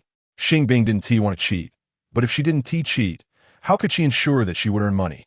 She couldn't use magic here, as it would be easily discovered by other magicians. The only hack she could use was Xiao F. If you open the global mode, you should be able to see it. Xiao F hadn't tried it yet, so she could only answer this way. You can try first. If it doesn't work, I'll think of other ways. Xing Bing thought it was worth a try. Okay, I'll give it a try. Xiao F actually didn't want to indulge her so much, but the current situation was that the number of internal testers was decreasing, and if Xing Bing also quit, she wouldn't have the chance to slack off with her anymore. Thank you very much, Xing Bing said politely. No need to be polite. Xiao F knew she was just being courteous, but still replied according to her customer service professionalism. The ones over there are all stone gambling shops. You can compare prices at 3 different places. Xiao F pointed out a clear direction and guided Xing Bing into the busiest stone gambling shop. This stone gambling shop only sold raw stones and did not sell finished gems, but would buy the gems that were uncovered. If someone uncovered a higher quality gem, they could have the boss appraise it, and if the price was reasonable, they could sell it to the boss. Welcome. As soon as Xing Bing stepped into the shop, the boss greeted her warmly. I want to see the cheapest raw stones. Do you have any? Xing Bing spoke very skillfully, as if she were a regular customer at stone gambling shops. Of course, we have them. This way, please. The boss didn't change his attitude because she wanted the cheapest raw stones. Instead, he enthusiastically led her to the shelf where the cheapest raw stones were placed. Xiao F, hurry and help me take a look. Xing Bing pretended to observe carefully while asking Xiao F to check. After Xiao F opened the global mode, the internal conditions of the raw stones were clearly displayed in front of her. I see it. The largest one in the top row has a ruby inside. The one on the far left in the second row has an amethyst, and the second to last one on the right in the last row has a sapphire. Xiao F listed them in the order she saw them. Okay, Xing Bing replied in her heart, then pretended to casually pick up the largest one on top and turned to ask, Boss, how much is this one? Although this piece has poor quality, it's quite large. It should be worth this amount. The boss held up 2 fingers. 2 copper coins? Xing Bing blurted out. It's 20 copper coins. The boss's smile finally faltered a bit. What use is just being big? With this quality, even 10 copper coins wouldn't find a buyer. Xing Bing unhesitatingly put it back, dismissively saying, Then let us make it 10 copper coins. Since we're fated, I'm willing to sell it to you for 10 copper coins. As soon as the boss heard this, he immediately forced a smile again. The quality of this raw stone was indeed poor. It had been unsold for a long time, and it was rare to have a sucker today. So how could he easily let it go? At most 5, no more. Xing Bing cut the price in half directly. This. The boss couldn't help but hesitate. Although selling it for 5 copper coins wouldn't be a loss if it really was just a piece of worthless stone. What if it turned out to have gems? Chapter 150. The World of Plant Fairies. 10. If it can't be sold, then forget it. I'll go check other shops. After saying this, Xing Bing turned to leave. No need to check other shops. Mine is the cheapest. The boss quickly stopped her, making a gesture of concession, and helplessly said, How about this? As long as you're willing to open the stone directly here and pay me 2 copper coins as a processing fee, I'll sell it to you for 5 copper coins. All right, but I want to watch it being opened. You guys open stones publicly, right? Xing Bing pretended to agree reluctantly and set a condition. Of course, we always cut the rough stones in front of the buyers and never do anything shady. The boss assured her confidently. Then let us cut it. Xing Bing placed 7 copper coins on the counter and picked up the large stone on top. Fine. The boss took the copper coins and led Xing Bing to the stone cutting machine. Behind the machine, there were people waiting. It was operated by people using manual labor to cut the rough stones. To avoid losses, the person responsible for cutting the rough stones wouldn't cut directly from the middle, but would grind away the outer parts little by little. This process was relatively lengthy and gradually attracted a number of onlookers. Although this rough stone was quite large, it looked no different from ordinary rocks. Was it really necessary to be so cautious in cutting it? One spectator, who had been waiting for a long time without seeing any gems cut out, couldn't help but voice his doubts. I also felt that this might just be a piece of pure waste stone with nothing inside. A man standing beside him deeply agreed. Not necessarily. What if there really is a gem in the middle? A young woman on the other side offered a contrary opinion. But it doesn't need to be so cautious. It's such a waste of time. A person holding a smaller piece of rough stone, also ready to cut it open, had become a bit impatient. Let us wait a bit longer. After all, it's still early today. The person who came with him didn't buy a rough stone and wasn't in a hurry, so he advised him. Look, I think I see a ruby. The young woman, with sharp eyes, discovered that a red section had faintly appeared as the stone was reduced to 1/3 of its original size. Is it really a ruby? It wouldn't just be a hint of red, would it? Others immediately focused intently on the area where the rough stone was being cut. The cutter became more careful, his movements much lighter. Slowly, the ruby inside was finally polished out. My goodness, it's such a large ruby. After seeing a ruby the size of a duck egg, the young woman exclaimed in surprise. Incredible! This ruby seems to be of good quality. A knowledgeable gem enthusiast among the spectators excitedly noted that this ruby not only had a bright color, but also appeared quite transparent. Even if it wasn't top-notch, it was of above-average quality. Let us estimate a price. Xing Bing said calmly. Let me see. The boss quickly took the ruby in hand and examined it closely against the light. The gem had almost no impurities, was entirely transparent, had a color close to true red, and had no mixed colors. Its quality was remarkably high. I'm willing to offer 100 silver coins. Would the young lady be willing to sell it to me? Before the boss could give a price, a gem merchant named Raphael, who was among the onlookers, spoke up. Little F, is 100 silver coins a reasonable price? Xing Bing had no concept of the prices of gems here and had to ask Little F. For unprocessed rubies, that price should be considered quite moderate. Little F estimated, referring to the prices of rubies at a nearby gem shop. I'm willing to offer 120. The boss immediately furrowed his brow heavily. He had been confident about securing a lower price, but with Raphael stirring things up, the price had at least doubled. I'll offer 150. Raphael followed up with a higher bid. 200. The boss gritted his teeth and gave his highest mental estimate. I'll add 5 more. Raphael was determined to acquire this ruby. You're tough. The boss knew that if he raised his bid again, the other party would certainly do the same. Even if he could buy it, he would end up spending much more than expected, and if he couldn't sell it for a higher price, he would incur losses. So he had no choice but to concede. Are you sure you want to buy it for 205 silver coins? Xing Bing took the ruby and looked at Raphael, asking seriously. Raphael, always keep my word. I want back out on the price I've offered. Raphael unhesitatingly took out 205 silver coins from his bag and handed them to Xing Bing. Do you buy other gems as well? As soon as Xing Bing saw the shiny silver coins, her eyes gleamed. Sure, as long as it's a gem, whether it's a ruby, sapphire, or emerald, I'll buy it, Raphael said generously. Then wait a moment. I'll go find another rough stone to look at. Xing Bing put away the silver coins, handed the ruby to him, and then walked back to the previous shelf. This one contains a sapphire, right? Xing Bing secretly asked Little F while touching the second to last rough stone on the last row on the right. Yes. Little F confirmed it was this one. Boss, how much is this one? Xing Bing picked it up and turned to look at the boss. This one is not worth less than a silver coin.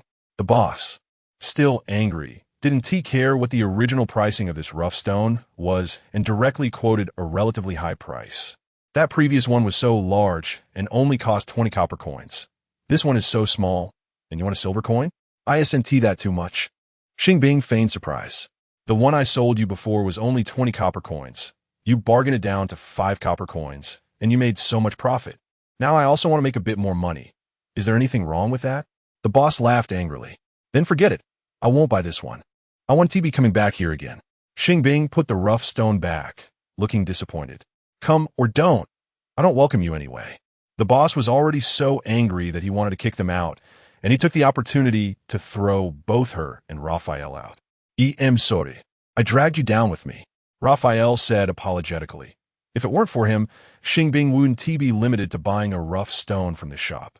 It's okay. It's not your fault. Xing Bing felt that the highest bidder should win, and it was the boss who was too stingy, not his problem. Let us go to other rough stone shops and try our luck. Without waiting for his reply, Xing Bing pulled Raphael into another gambling stone shop. This gambling stone shop was relatively small, with not many people inside, making it seem quite deserted. This time, I don't want to directly open the stone. Would you be willing to gamble with me? Since Xing Bing had little F as her helper, she was sure to win every time, but this could easily raise suspicions. So she planned to take the rough stones to Raphael for processing. If you're willing to sell me the rough stones you pick at a low price, then I'd definitely be willing to gamble. Raphael added a necessary condition. My idea is to take it to your place to cut. If a gem of good quality comes out, I'll sell it to you at a moderate price. Xing Bing explained calmly. That works too. I have machines for cutting rough stones at my place as well. Raphael agreed happily. Once inside, Xing Bing had little F help her identify which rough stones contained gems and which were of better quality. And in the end, she spent 100 silver coins to buy 20 rough stones. Raphael's gem shop was nearby, and the two quickly arrived at the store. There are 2 employees in the store.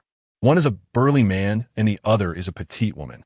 The man mainly does the physical labor, while the woman is primarily responsible for sales. The two work together quite harmoniously, and even if Raphael is not in the store, the business will not be affected. Raphael took the star ice to the backyard and called the man over, asking him to use the machine to cut the rough stones brought by the star ice. It took him almost 2 hours to finish cutting half, and Raphael was already shocked. All 10 of the cut rough stones contained gems, and they were all fairly large with good quality, almost matching the amount of high-grade gems he used to acquire in a month. How about that?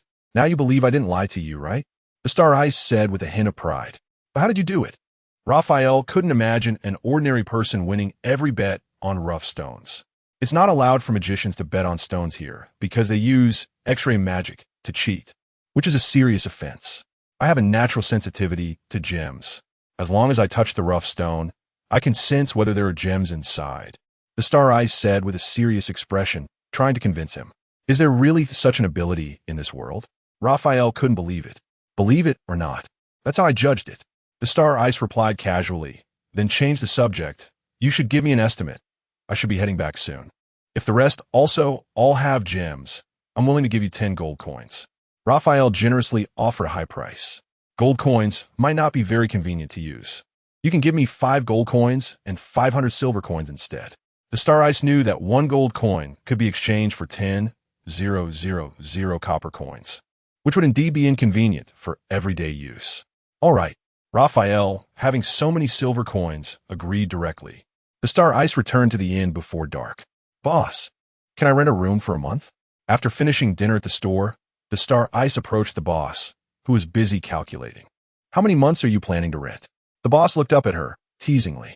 If it can be cheaper for a monthly rental, I'm willing to rent for half a year. The star ice wasn't sure how long she would stay, so she planned to rent for a while instead of buying a house. It's 8 copper coins a day here, which totals 240 copper coins for a month. If you really plan to rent for half a year, I can charge you only 200 copper coins a month, but you need to pay it all at once. The boss did the math directly. Deal. The star ice readily took out 12 silver coins and placed them on the counter. Are you really planning to rent for that long? Seeing the shiny silver coins, the boss's eyes widened, and he changed how he addressed her. That's my current plan. After saying this, the star ice turned and went to the room in the back. This is probably what they mean by foolish people with plenty of money, the boss silently concluded. Chapter 151, The World of Plant Fairies, 11. Master, are we really going to live here for half a year? After Xing Bing locked the door, Rui, who had been trying hard to stay quiet, finally felt free to speak. Not necessarily. I just think the environment here is quite nice. If possible, I would like to live here a bit longer. Xing Bing's ideal living situation was to settle down and work peacefully. As long as she could live comfortably and earn enough money for her needs, that would be enough. Are you planning to make money by gambling on stones in the future too? Rui thought that this way of earning money was quick and easy, and it felt pretty good. Not anymore. The money I've earned can last quite a while. Before I run out of it, I probably won't look for more ways to earn. This time, Xing Bing had really made a name for herself. Almost everyone around had heard about her winning a large, high-quality ruby at that gambling stone shop. If she went to buy raw stones again, those shop owners would probably offer her high prices, and she wouldn't earn much from it. It would be better to wash her hands of it and do something else to earn money or take a break from earning. Let's sleep first. I'll take you out to play tomorrow. Xing Bing planned to enjoy a few days before making other arrangements. Hum. Rui, he nodded obediently, flying down from her shoulder to the windowsill. Though it wasn't a full moon tonight, the moonlight was still bright, allowing her to absorb it while sleeping. Be careful not to fall down. Seeing Rui sleeping on the windowsill, Xing Bing quickly reminded her. I won't. Even if I fall, it doesn't matter. I'm light, so I won't get hurt if I fall to the ground. Rui opened her eyes and smiled at her. Just be careful. To be safe, I'll add a protective barrier for you. Xing Bing cast a small barrier spell around Rui. She set it to a mode where Rui couldn't enter or exit freely. So even if she accidentally rolled to the edge of the barrier while sleeping, she wouldn't fall. Thank you, Master. Good night. Rui beamed with a big smile and then closed her eyes. Good night. Xing Bing replied and walked over to the bed. There was only a thin mat on the bed, and the blanket was also very thin. Xing Bing simply spread the blanket over the mat since it wasn't cold and she didn't need to cover herself. I'll buy a new blanket tomorrow. Xing Bing thought to herself as she planned for tomorrow's outing and gradually fell into a sleep state. In the middle of the night, Rui was suddenly awakened. Someone was climbing in through the window, and if it weren't for the barrier, they would probably have stepped on her. Is it a thief? This thought popped into Rui's mind, and she wanted to call Xing Bing to wake up, but in the end, she stayed silent because she remembered not to expose herself. Get up. A thief has come in. Xiao F, who had been slacking off, suddenly noticed a stranger in Xing Bing's room and quickly alerted her. Xing Bing woke up with a start, quickly opening her skill panel and selecting a binding spell to immobilize all moving creatures within a certain range. Just as the man, whose face was covered with cloth, reached the bedside, he was completely immobilized. It was dark in the room, and the man could hardly see anything, especially near the bed. What's going on? Why can't I move? After realizing that he had lost control of his body and couldn't move at all, the man fell into panic. Who are you? Why did you break into my room? Xing Bing lit the oil lamp on the table and coldly questioned him. Seeing that Xing Bing was clearly not asleep, the man's panic increased. I won't say. Henry forced himself to stay calm and answered in a cold tone. You're not the employee from that gambling stone shop, are you? Xing Bing felt he looked somewhat familiar, so she walked over and pulled the cloth off his face. Henry instinctively tried to cover his face with his hands, but he couldn't move. Aren't you the one responsible for cutting the raw stones? Xing Bing recognized him at a glance. He was the one who had cut the large raw stone for her at that bigger gambling stone shop. No, you have the wrong person. Henry denied it vehemently. Although my memory isn't very good, I was always watching you when you were cutting the raw stones. Even if I don't remember the boss's face, I wouldn't forget yours. Out of respect for his age, Xing Bing still referred to him as you. Since you recognized me, just report it to the authorities. Henry's expression changed, and his demeanor darkened, filled with sadness. Can you tell me what you intend to do? Although Xing Bing guessed he was there to steal money or things, he didn't look like a bad person, so she asked one more question. I came to steal money. I know you're in a lot today and that you're staying here tonight. You can report it. A 1T runaway. Henry answered stubbornly. But why do you want to steal my money? Can't you live off your earnings from working there? Xing Bing felt that he might have a good reason. There's nothing to say. A thief should be punished. I will atone for my sins in prison. Henry refused to explain his reasons.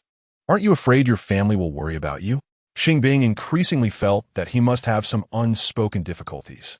I have no family. I'm all alone. Henry's mouth curled into a self-deprecating smile. Then why must you steal money?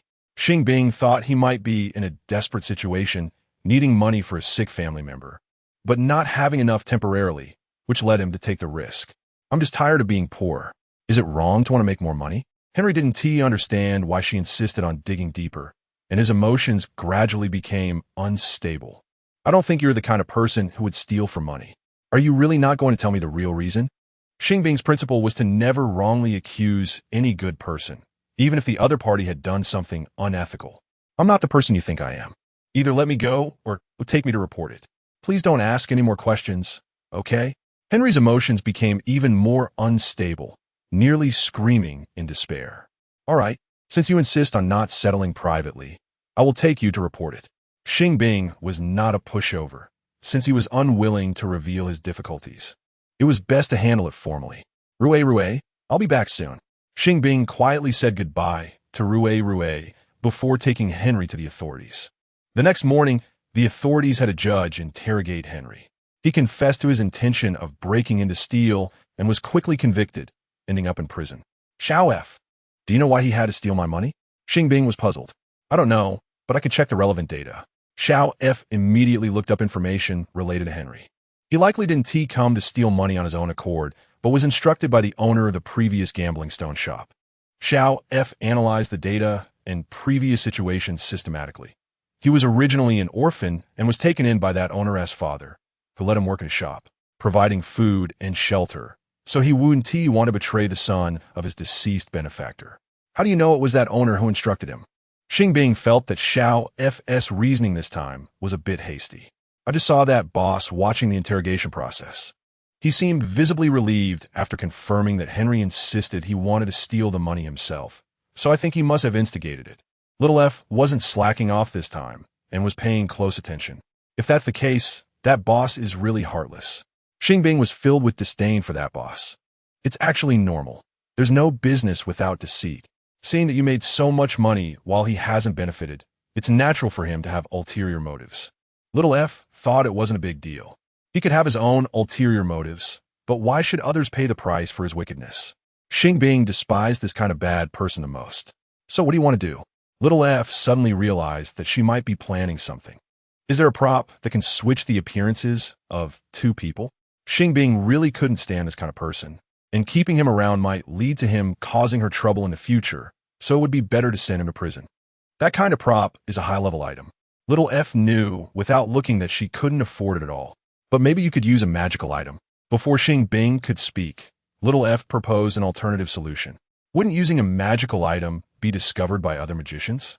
Xing Bing had considered using magic or magical items, but was worried about being found out. As long as it's not used in front of other magicians, it's not easy to be discovered. Little F replied without hesitation. Then, if a magical item is used and a magician sees it, would they notice? Xing Bing aimed for caution. If it's a high-level magical item, even other high-level magicians would find it hard to notice after the item is used. Little F particularly emphasized that it must be a high-level magical item. Are there any high-level magical items among these props? Xing Bing took out her magical storage bag and pulled out the magical items one by one. There are some, but it seems like none of them meet your requirements. Little F answered somewhat awkwardly. The original character, as a high-level magician, had collected quite a few high-level magical items, but none of them were the kind of magical item Xing Bing wanted. It doesn't necessarily have to be the specific kind I mentioned.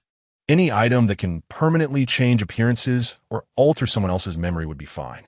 What Xing Bing wanted was to see that boss thrown into prison or to have Henry exonerated. If she couldn't directly swap their appearances, then she could also try to change the memories of some key figures like the judges, Henry's, and that boss's, to have the judge re-examine the case. Chapter 152, The World of Plant Fairies, 12. I think it doesn't need to be so complicated. Just make that boss drink the truth potion and then take him to report to the authorities, right? Xiao F didn't expect Xing Bing to think so complicatedly and had to express her thoughts. All right, Xing Bing suddenly understood. As the victim, she had the right to request the judge to reopen the trial. As long as she could make that boss tell the truth, Henry could be released without any charges, so it didn't need to be so troublesome. After figuring it out, Xing Bing found the truth potion, used teleportation magic to send herself to the boss's house, captured him, and forced him to drink the potion. The high-level truth potion was effective for 3 years, during which time he would not be able to tell any lies. Xing Bing directly took him to the government office and made him confess his crimes to the judge. After learning that Henry was coerced by him to take the blame, the judge reopened the public trial the next day, making it known to everyone that Henry was actually innocent and publicly released him. The one who truly owes you is his father, not him. You don't need to feel guilty towards such a heartless person. Xing Bing stopped Henry, who still wanted to help that boss, and said sternly, "But you want to repay him, yet he forces you to steal things, and when things go wrong, he makes you take the blame. Do you really think a person like this is worth your continued gratitude?" Xing Bing interrupted Henry's words, speaking earnestly. "Perhaps his father took you in out of kindness, but he is clearly just using you. For such a person, there is really no need to repay malice with kindness." Seeing that Henry still looked conflicted, Xing Bing persuaded him again sincerely. "Repaying kindness with kindness. How can you repay kindness? I think it's time for you to let go." She gently patted Henry's shoulder, speaking like an elder. "I understand now. Thank you." Henry finally showed a relieved smile. Xing Bing smiled back slightly. After that, Henry bid farewell to her and returned home. "Master, how do you know so much?" Rui, who had been quietly sitting on Xing Bing's shoulder, suddenly felt that she was very knowledgeable. "Those are things I read in books before, nothing special." Xing Bing chose to be humble this time. After all, classic phrases like repaying kindness with kindness are definitely not her original thoughts. Did Master read many books before? Rui then realized that it seemed she didn't know much about her past. "Of course, I spent over 10 years just reading books. Even if I didn't read much extracurricular material, I still have a lot of textbooks." Xing Bing said without hesitation. "Extracurricular books? Textbooks?" Rui immediately looked confused. "What kind of books are those? It seems like I've never heard of them before." "Textbooks are the materials used in class, and extracurricular books are books other than these." Xing Bing patiently explained. "What does class mean?" Rui asked, half understanding. "Classes. I can't really explain it to you. Just know that class is a process of learning knowledge." Xing Bing almost forgot that they were in a Western magical world, and the background was an alternate setting close to ancient Western times. People here might not need to go to school like modern Eastern people, and naturally, there was no concept of class. The more she explained, the more she might expose her identity as a player. "Can I attend class too?" Rui asked with a mix of curiosity and expectation. "As long as you want, you can anytime," Xing Bing said without hesitation, then added, "I can be your teacher. You can ask me anything you want to know, and teaching you is like giving you a class." "MHM." Rui nodded vigorously. "Xiao F. Is there any fun place here?" Due to the incident with Henry, Xing Bing hadn't started her original plan for fun yet, and it was time to relax a bit. Aurora Town is probably only this big, and besides shopping, participating in some festival activities, and enjoying local specialty foods, there aren't really any other entertainment activities. Xiao F answered leisurely. "What kind of specialty foods are there?" Xing Bing was quite interested in food. Anything you haven't eaten should count as local specialty food. Xiao F didn't want to list them one by one, so she answered like this. "Fine, then I'll try everything." Xing Bing was now quite wealthy and could afford to try various foods. So whenever she had time, she would take Rui to the streets to look for specialty foods, making sure to let Rui try anything she hadn't eaten before. Xing Bing spent a full 10 days, even changing her regular meals to local specialties, to eat everything she hadn't tried before. The most unique special food she had eaten was a dessert called Ice and Fire, which essentially was freshly made ice cream, but instead of sweet, it was spicy. The person selling this ice cream was a junior magician who discovered Xing Bing's identity as a magician. But since he was just a junior magician and Xing Bing was a senior magician, he was somewhat cautious and didn't dare to ask too much. So he didn't know that Xing Bing hadn't joined the Magician Association. Xing Bing didn't expect that a magician would sell things at a stall. Fortunately, the other party was not a busybody. Otherwise, she might get into trouble. She still needed to be careful. After raising her vigilance, Xing Bing stopped casually taking Rui out or eating. The remaining money was enough for her to spend for a long time. As long as she didn't expose the fact that she was clearly a senior magician but hadn't joined the Magic Association, she could continue to stay here. "Master, are you going to look for a job?" Seeing that Xing Bing got up early today and changed into coarse clothes, Rui couldn't help but ask. "MHM, although I still have quite a bit of money left, it will eventually run out. It's better to find a job," Xing Bing said seriously. The main reason was that she was too bored. She had already done everything fun in Aurora Town, tried all the local specialty foods, and there were no phones, computers, or Wi-Fi here. She couldn't just stay in the inn and chat with Rui every day, right? So where does Master plan to look for a job? Rue was very curious. Let us just take a look for now. Xing Bing wasn't sure if there were any places to work here. Xiao F. Do shops here publicly recruit if they need employees? Xing Bing took Rue, who was in invisibility mode, for a walk around the street, but didn't find any shops posting recruitment notices. Probably not. You might need to ask yourself. Xiao F also didn't see any shops with recruitment posters. By the way, you could go ask that gem merchant from before. Maybe you'll have a need or know someone who does. Xiao F suddenly remembered this. That's a good idea. Xing Bing also thought this was a solution. So she immediately went to Raphael's gem shop. Why are you here? Raphael was very surprised to see Xing Bing. I'm looking for a job and wanted to ask if you need any employees here. Xing Bing got straight to the point. If it were someone else, I would definitely say no, but for you, that is different. Raphael joked with a smile. Are you joking or being serious? Xing Bing wasn't sure if he was joking. How can I joke with you? I'm definitely serious. Raphael adjusted his expression and said seriously, so what do you need me to do? Xing Bing wanted to know what kind of work he wanted her to do.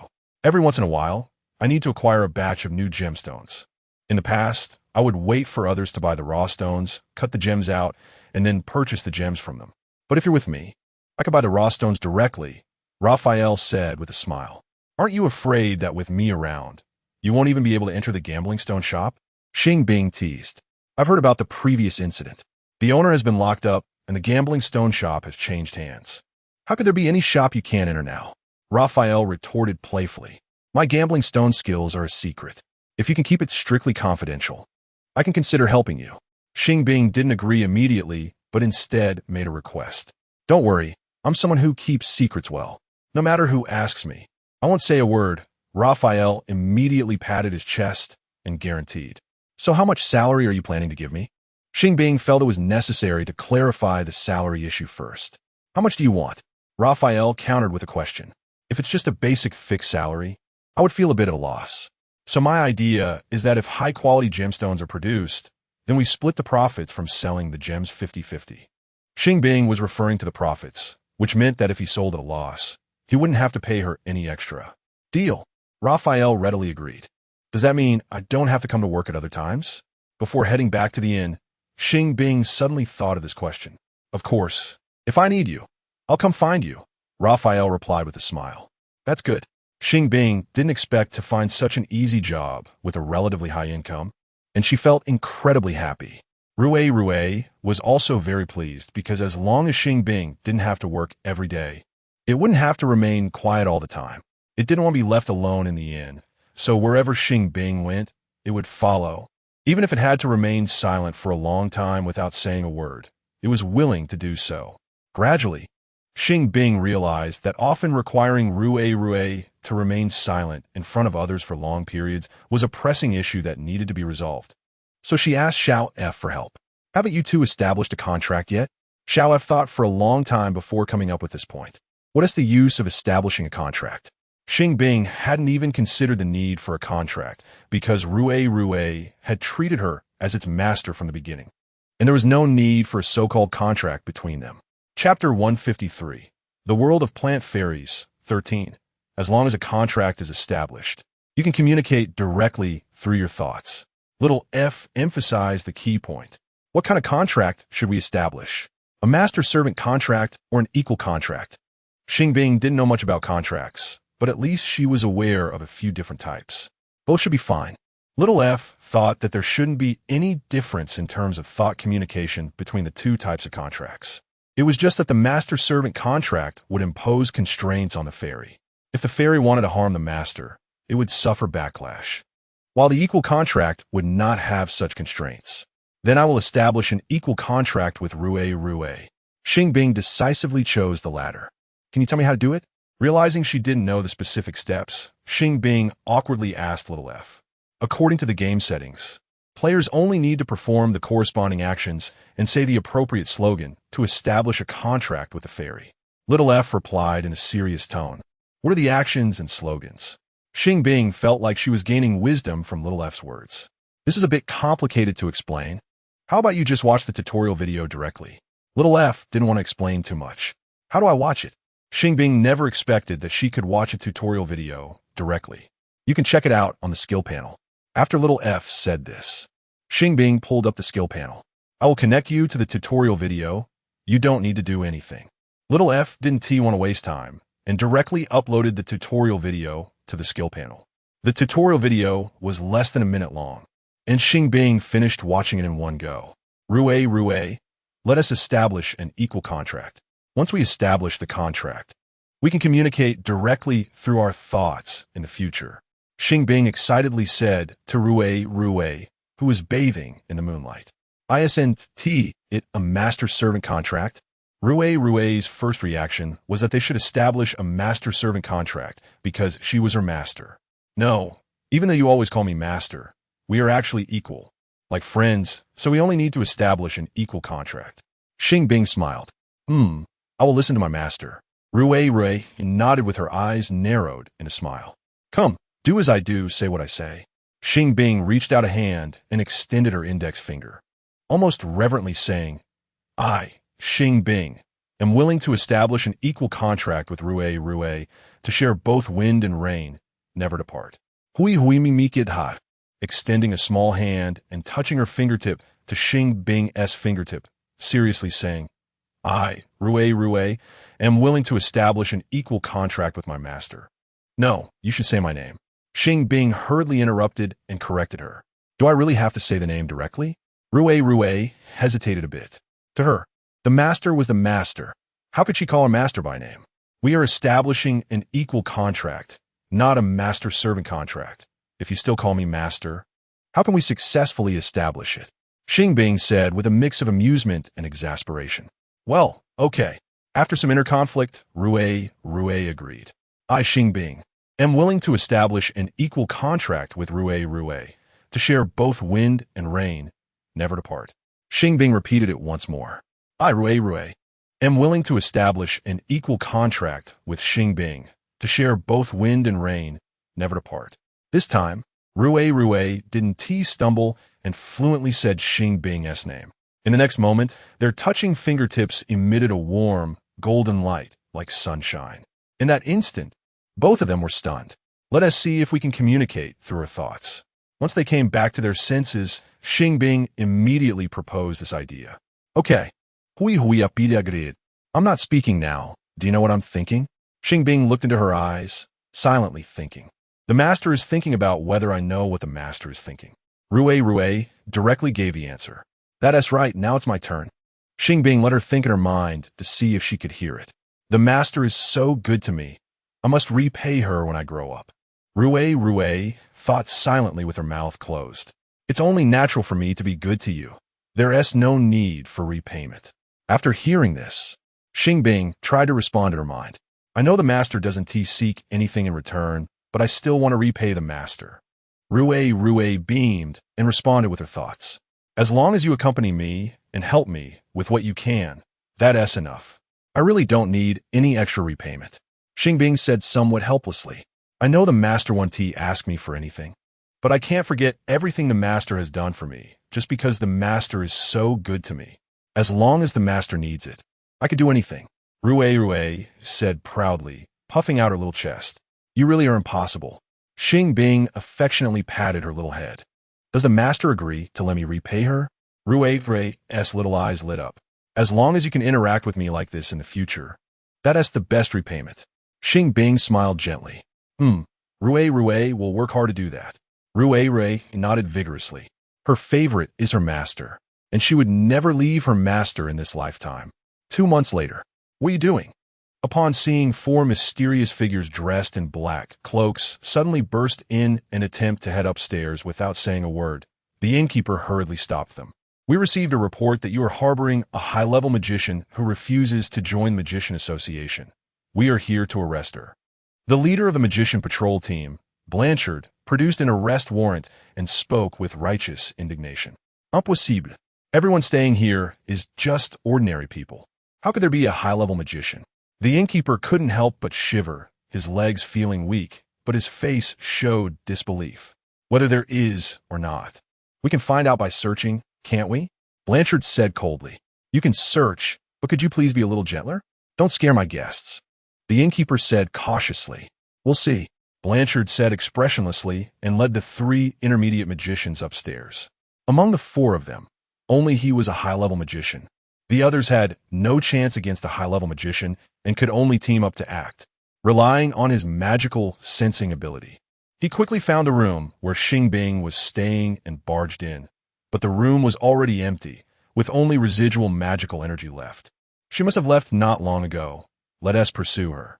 Blanchard used the residual magical energy to cast a tracking spell and led them in pursuit. After Xing Bing teleported to one location, she deliberately left behind magical energy and then teleported to another location, similarly leaving behind magical energy.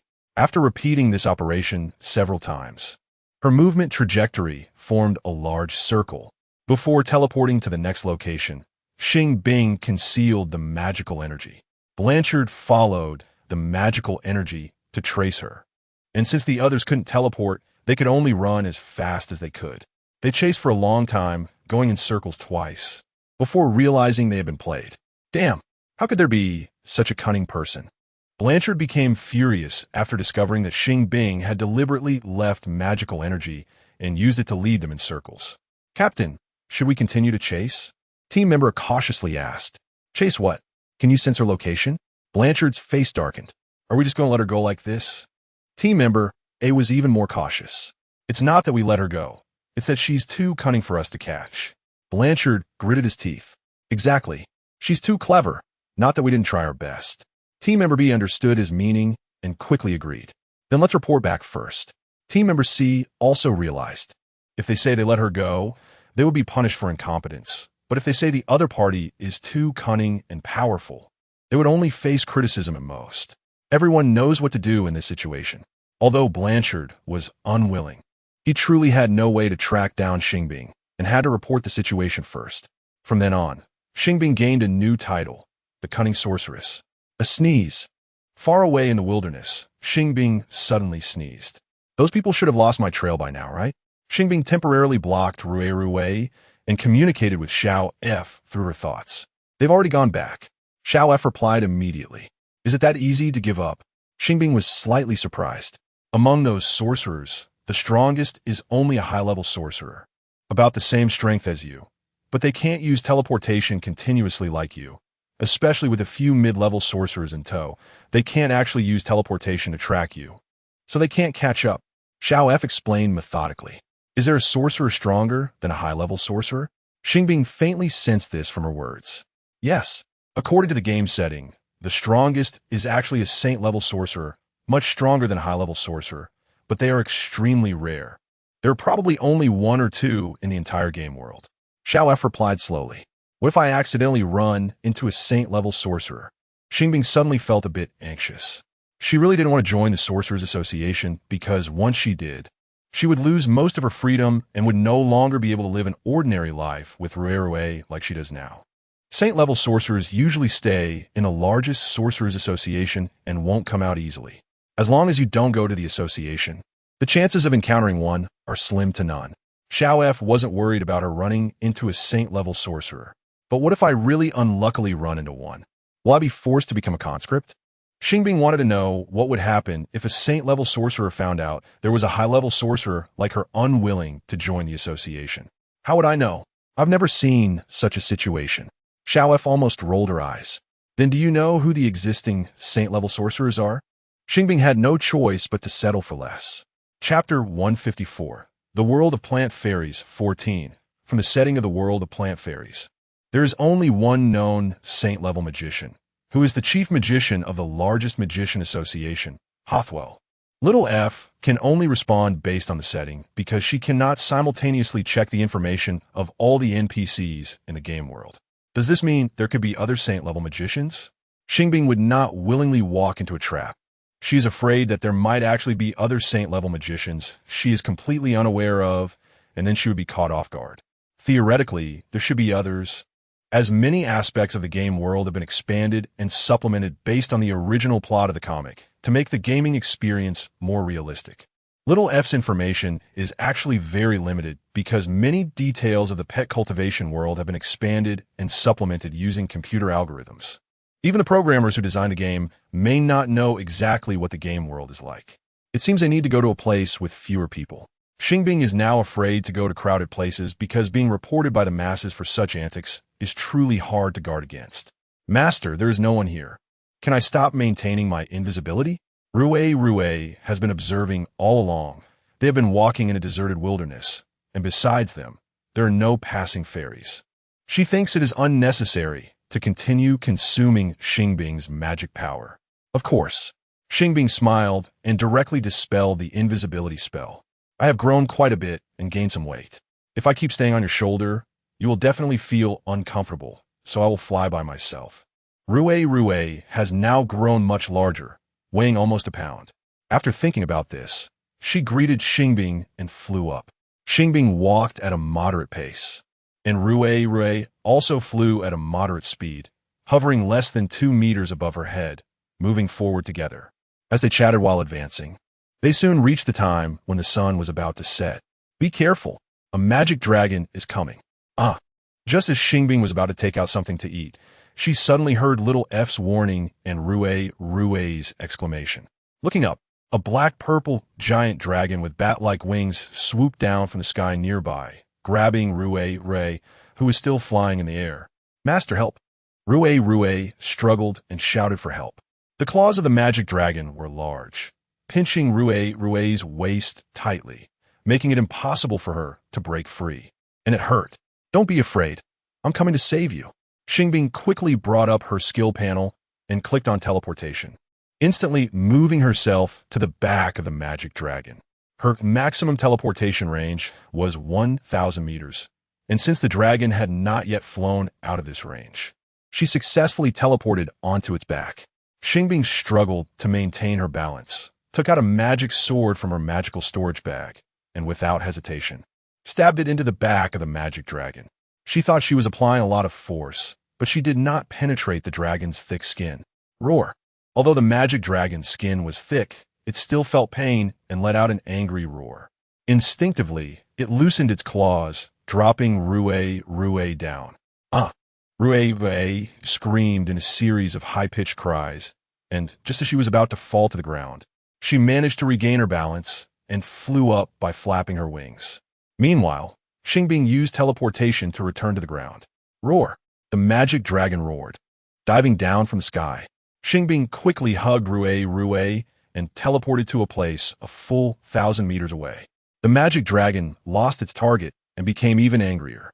It swiftly flew up high, using its superior vision to search for Xing Bing and Rue. It had finally caught an exquisite-looking fairy, only to have it snatched away by a human. If it could tolerate this, it wouldn't be the infamous magic dragon. According to the setting, this type of magic dragon is very petty and holds grudges. You just angered it, and it would definitely pursue you relentlessly until it either caught you or you were dead. Little F never expected that a magic dragon would suddenly appear. Wanted to eat? Rue. If Xing Bing couldn't solve this problem, they might very well be chased down indefinitely. Do we have to kill it? Xing Bing held hui chigao. Her brows furrowed. It would be best to kill it. Otherwise, it could be you who ends up dead. Little F had already scanned it, and the combat power of this magic dragon was very strong. If Xing Bing couldn't kill it and it found a good opportunity to attack, she could very likely be killed in one hit. With the magic skills and magical items I can use now, is there hope to kill it? Xing Bing asked, immediately teleporting to another location. The magic dragon's flying speed was fast, and its vision and sense of smell were top-notch. She had to change locations before it discovered her, or it would be easy to suffer a sudden attack. There is definitely hope. It just depends on how you use your abilities. Defeating a high-level magic dragon is quite difficult for a high-level magician, but it's not impossible. As long as you can use some powerful magical items and protect yourself to avoid injury while engaging in a war of attrition, victory is still possible. We must eliminate that magic dragon. Are you willing to fight alongside me? After hearing little F's words, Xing Bing looked at Rue in her arms. I'm willing, but what can I do? Rue still felt very weak. Not to mention fighting a magic dragon. Even against ordinary small animals, she might not be able to win. You can use your flying ability and agility to throw magic bombs at it. Xing Bing placed her on her shoulder and then took out a small bag of magic bombs that looked like gasapon toys from her magical storage bag. I will attract its attention below. You fly up with these in advance. I will cast an invisibility spell on you, and when it comes down, you can throw the bombs at it. Xing Bing gave detailed instructions. Okay. Rue nodded, took the bombs, and flew into the air. Xing Bing cast the invisibility spell on her and the bombs, making it impossible for the magic dragon to see them. Little F, is this magic sword broken? It doesn't seem sharp at all. Xing Bing raised the magic sword she had used earlier and asked Little F in her mind. It should have been a long time since it was used. The magic power inside is almost exhausted and needs to be recharged to become incredibly sharp. Little F estimated in response. How do I recharge the magic power? Xing Bing had never tried to recharge a magical item before. You just need to hold it and guide the magic power from your body into it, Little F said without hesitation. Is that so? Xing Bing tightened her grip on the sword's hilt and mentally guided the magic power within her to flow into her palm. That should be right. You'll know if it works when you see the effect, Little F said, as she couldn't tell directly. All right. Xing Bing took a deep breath and swung the sword down at a stone on the ground. With a crack, the stone split in two upon hitting the blade. Not bad. It should be fine now. Xing Bing finally felt a bit relieved. Roar. Upon finding Xing Bing, who was wielding the magic sword in the wilderness, the magic dragon let out a deafening roar. It dove down towards Xing Bing without hesitation, aiming its sharp claws at her. Rue seized the opportunity and threw the magic bombs down. As a spellcaster, Xing Bing could see Rue and the bomb. The moment she saw the bomb falling towards the dragon's wing, she instantly teleported to the side. Boom! As soon as the bomb hit the dragon's wing, it exploded with a tremendous sound. Roar! The dragon's wing was painfully blasted, and purple blood oozed out, causing it to let out a roar that was half in pain and half in anger. It forcibly turned in the air, looking upward to find Rue, who had already flown far away. Roar! The dragon, sensing Rue's presence but unable to see her, became frantic and roared again and again. Seizing the opportunity, Xing Bing teleported to its back and with all her strength plunged her magical sword into its spine. The dragon, in agony, nearly plummeted from the sky but quickly stabilized itself. In its rage from the pain on its back, it flipped violently, trying to throw Xing Bing off. Xing Bing initially intended to pull out the sword and teleport away, but it wouldn't budge. As the dragon turned, she gripped the hilt tightly to avoid falling, but it was a close call. Hanging in midair, the dragon's blood dripped onto her hands and head. The hilt of the sword became slippery from the blood. Xing Bing struggled to hold on. Unable to bring up her skill panel or use any magic skills, she could only cling to the hilt to prevent herself from falling. The dragon couldn't fly backward for long. It only did so for a short while before flipping back over. Xing Bing landed heavily on its back, nearly losing her grip on the sword. She desperately wanted to teleport away, but the dragon kept tossing her in the air, trying to shake her off. If she let go, she would be thrown out. There was no time in the air for her to bring up the skill panel and select teleportation. She would crash down hard, likely resulting in death or severe injury. Master, Rue, seeing that Xing Bing was still trapped, became anxious. Don't come over. It's too dangerous. Upon realizing Rue was trying to fly over to help her, Xing Bing hurriedly stopped her. Roar! Hearing their voices, the dragon became even more agitated and flipped its body again. Try to throw both Xing Bing and the sword off its back. The sword began to loosen, and Xing Bing's grip was slipping. If it weren't for the dragon's inability to fly backward for too long before needing to turn, she probably would have fallen by now. The dragon was flying very high, at least 100 meters off the ground. Falling from that height would certainly be fatal. There was no choice now. She decided to take a risk. Xing Bing resolved to channel her magic fiercely into the sword. Chapter 155. The World of Plant Fairies 15. The more magic power infused without exceeding the limit. The sharper the blade of the magical sword can become. With the same amount of force used, the sharper the blade, the greater the power of the sword. Xing Bing was determined to fight to the death, to plunge the entire sword into the body of the demon dragon, piercing its heart. As long as the demon dragon was dead, Rue would be safe. Even if it meant she would have to log out permanently, she would ensure Rue's life.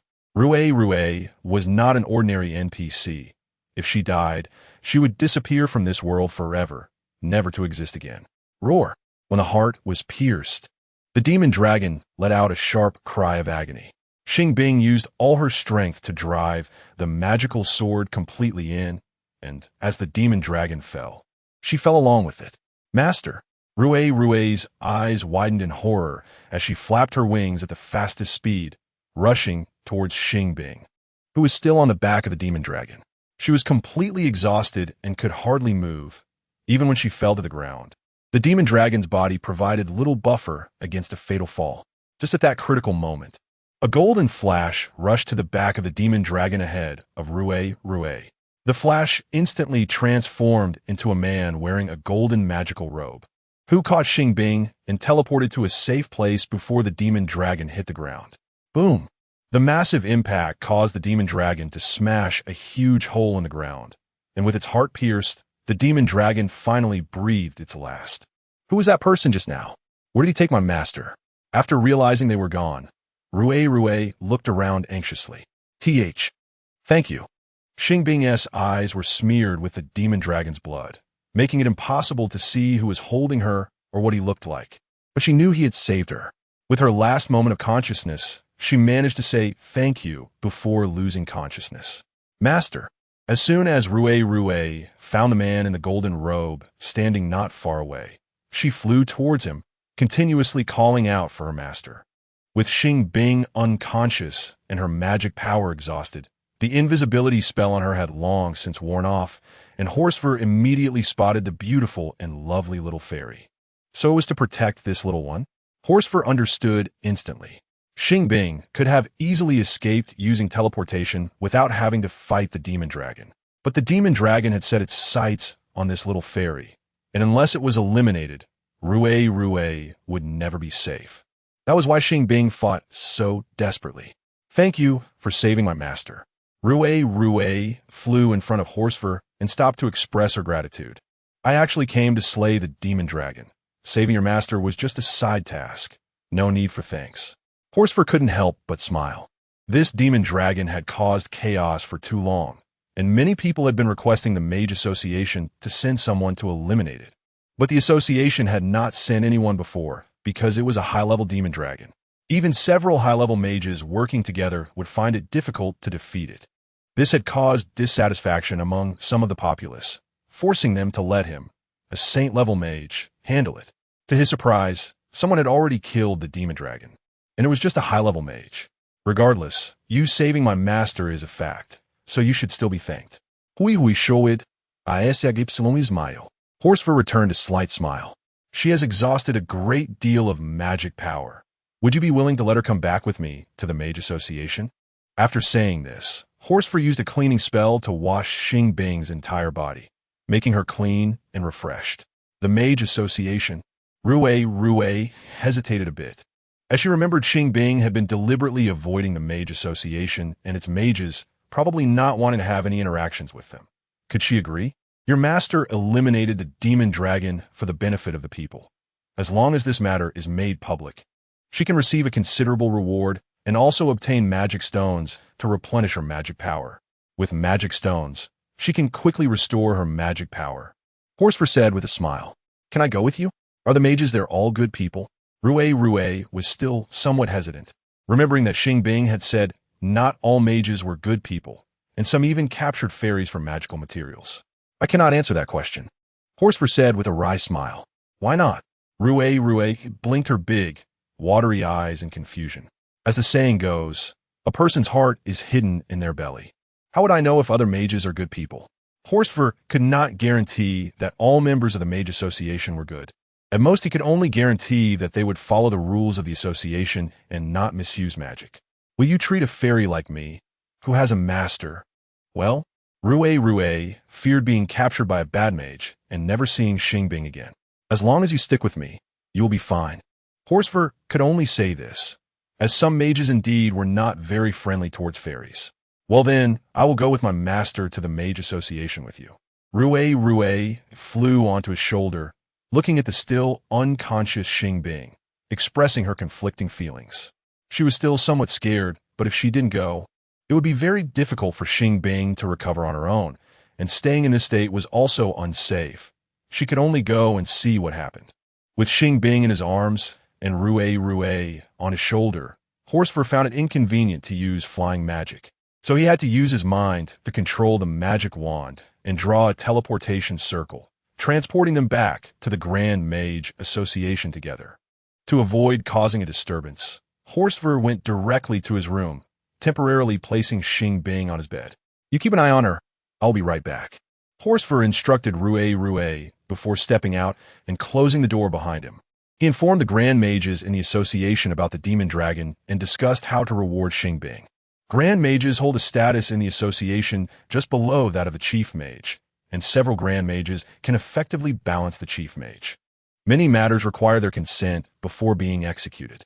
She seems not to have joined any mage association. Should we still reward her? Grand Mage A raised an objection. "I have already checked the list of all high-level mages, and she indeed has not joined the Mage Association." Grand Mage B confirmed the absence of any high-level mage named Xing Bing based on the name provided by Horsfur.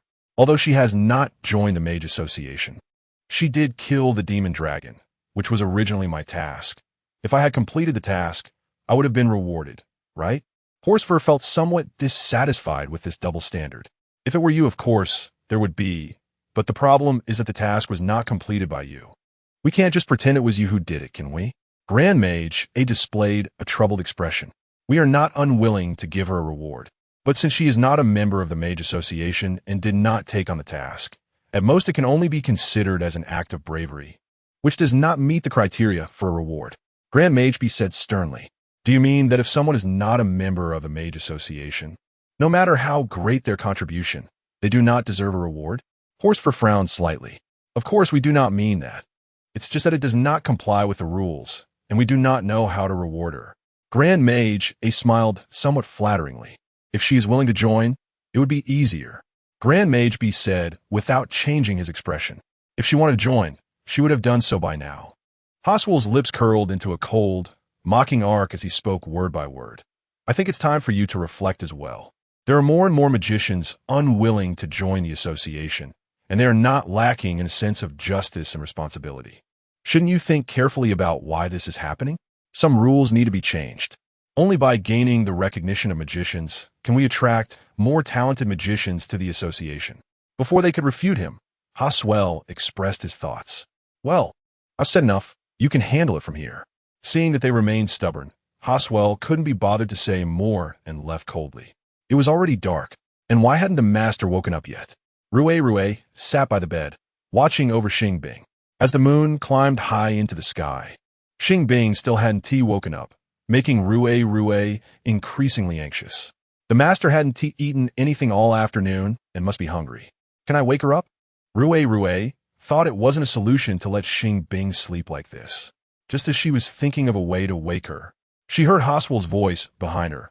She needs to replenish a certain amount of magical power to wake up.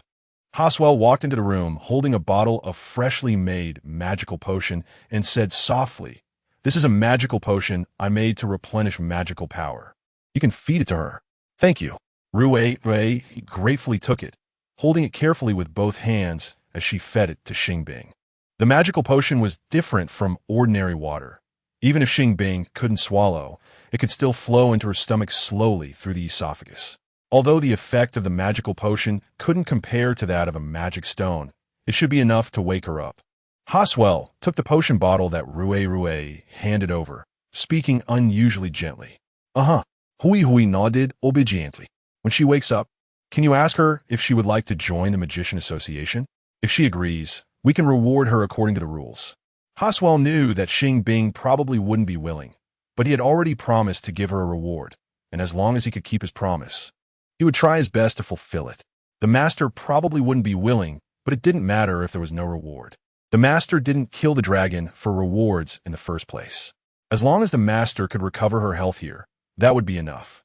Rue knew that Xing Bing didn't want to join the Magician Association, so there was no need to ask. "I know your master is a person who is indifferent to fame and fortune, but she did help me this time. Even if she can't receive the association's reward, I still hope to give her some compensation. Let me see if I still have any magic stones left." Hoswell hadn't used magic stones for a long time and didn't even know if he had any left in his warehouse. Chapter 156.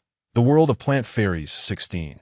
Hoswell searched for a long time in the warehouse, almost turning it upside down, before finally finding 2 magic stones that he had casually thrown at the bottom of a box 10 years ago. At that time, he was already a saint-level magician and didn't usually need magic stones, so he gradually forgot about them. The magic inside them hadn't dwindled too much and was still usable. After sensing the magic content and confirming that there was still a fair amount of magic left, he took them back to his room. At this moment, Xing Bing had already woken up and was sitting on the edge of the bed, munching on the bread she had brought. "Is that all you're eating?" Seeing Xing Bing devouring the dry bread, Hoswell couldn't help but smile wryly. "I didn't want to, but I ran out of water." Xing Bing swallowed the dry bread with some reluctance and explained. She had left in a hurry this time and didn't bring much water and had already finished it on the way. "Would you like a glass of milk?" After he spoke, a glass of fresh milk appeared in his hand. "Sure, thank you." Xing Bing accepted it without any modesty and took a big sip. She knew that he was the one who saved her, as Rui had already described his appearance, saying he was a handsome young man in a golden robe, making him easy to recognize. The master is so unreserved. Rui was almost stunned. "If it's not enough, you can have another glass." Hoswell didn't mind at all and considerately conjured up another glass of milk. "Thank you." After finishing the milk in her hand, Xing Bing took the one from him. The cup Hoswell used wasn't large. Combined, the 2 cups only amounted to a little over 200 milliliters, which she could easily finish. "This is a magic stone. It can be used to replenish magic." After Xing Bing finished drinking and Hoswell finished eating, he took out the magic stones. "Is this for me too?" Now that she was full and had enough to drink, Xing Bing finally began to be modest and didn't take them directly. "That dragon was supposed to be slain by me, but you killed it first, which is a favor to me, so it's only right to give you some reward." Hoswell said with a faint smile. "Then I want to be polite." Xing Bing smiled and took the magic stones, storing them in her magic storage bag. "You really don't need to be polite. This is what you deserve." Hoswell truly didn't think she should be modest. "I heard from Rui that this is your room, and it might not be appropriate for me to stay here, so I'll find another place to live." Xing Bing felt a bit embarrassed about staying in a room belonging to a man she wasn't very familiar with. "Although this is the room I use to rest, I actually rarely stay here, and I've never slept on this bed, so you can feel free to temporarily stay here." Hoswell understood her concerns and explained. "If I stay here, where will you go when you need a rest?" Xing Bing still felt it was inappropriate.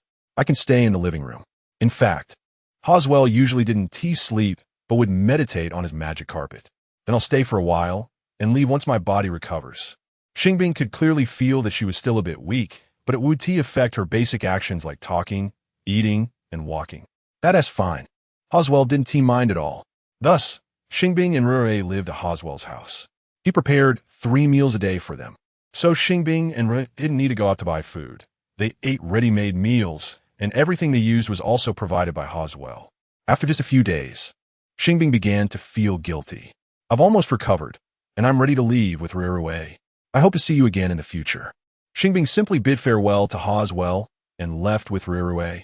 "So we really are fated to meet, but not to be together?" Hoswell watched Xing Bing leave, his gaze gradually becoming obscure. He knew her actual age was more than 20, and his own age was also more than 20. But the age gap was still a bit large, as Xing Bing had said her actual age was over 60, while he was only in his 30s. If it weren't for the significant gap, he would definitely have told her that he had feelings for her. Before meeting Xing Bing, he had never seen anyone willing to risk everything for fairies, nor had he encountered a high-level magician who truly didn't care about fame and fortune. She was really different. It was a pity that they were ultimately fated to be apart. After Xing Bing left with Rui, she no longer encountered troubles like before because Hoswell had added her to the white list, as long as she didn't do anything illegal.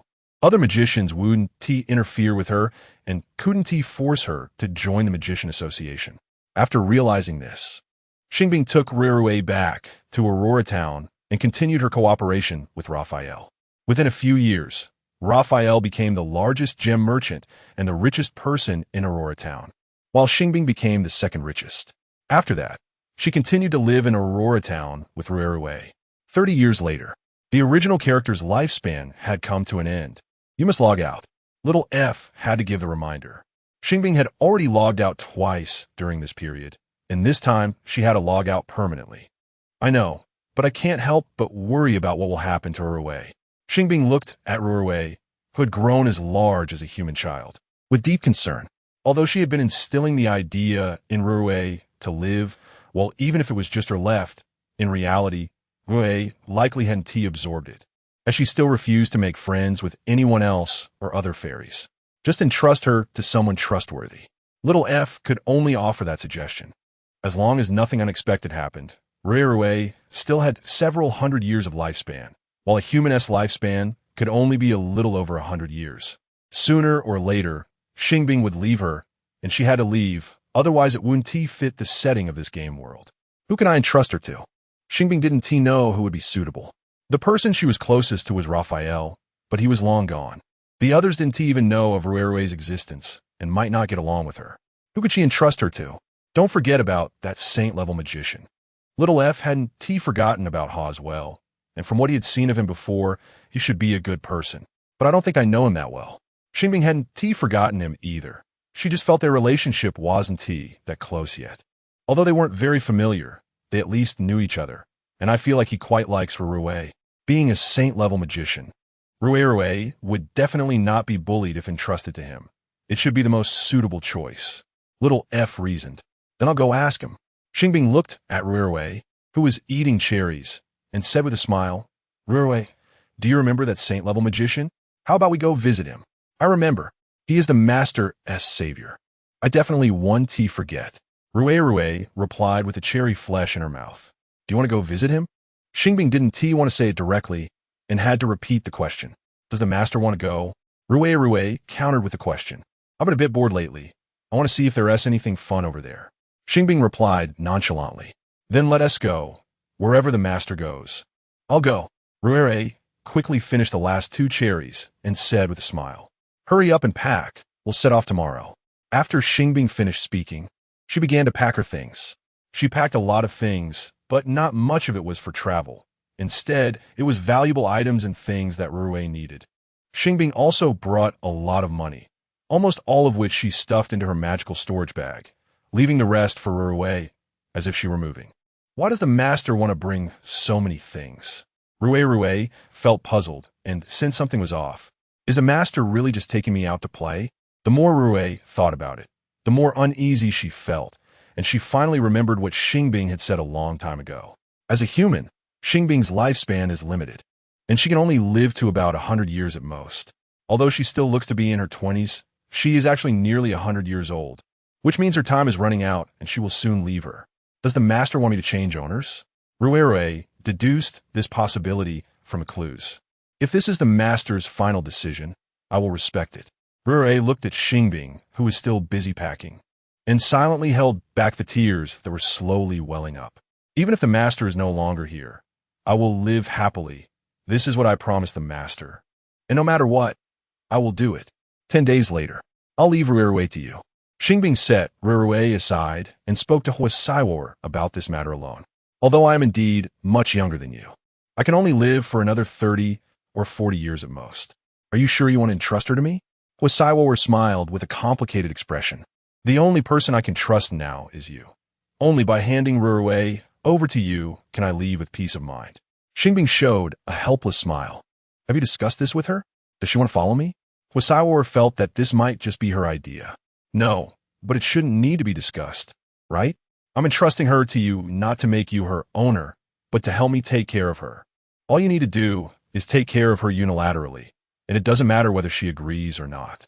Xing Bing did not disrespect Ruwei's wishes, but in such matters, it really isn't necessary to get Ruwei's consent. What if she doesn't want to take care of her? Huasaiwa could not rule out this somewhat extreme situation. Then you just need to ensure her safety, and I will reward you. Xing Bing directly handed her magical storage bag to him and calmly said, This contains almost all my belongings. I give it to you, and I hope you can take good care of Ruwei in the future.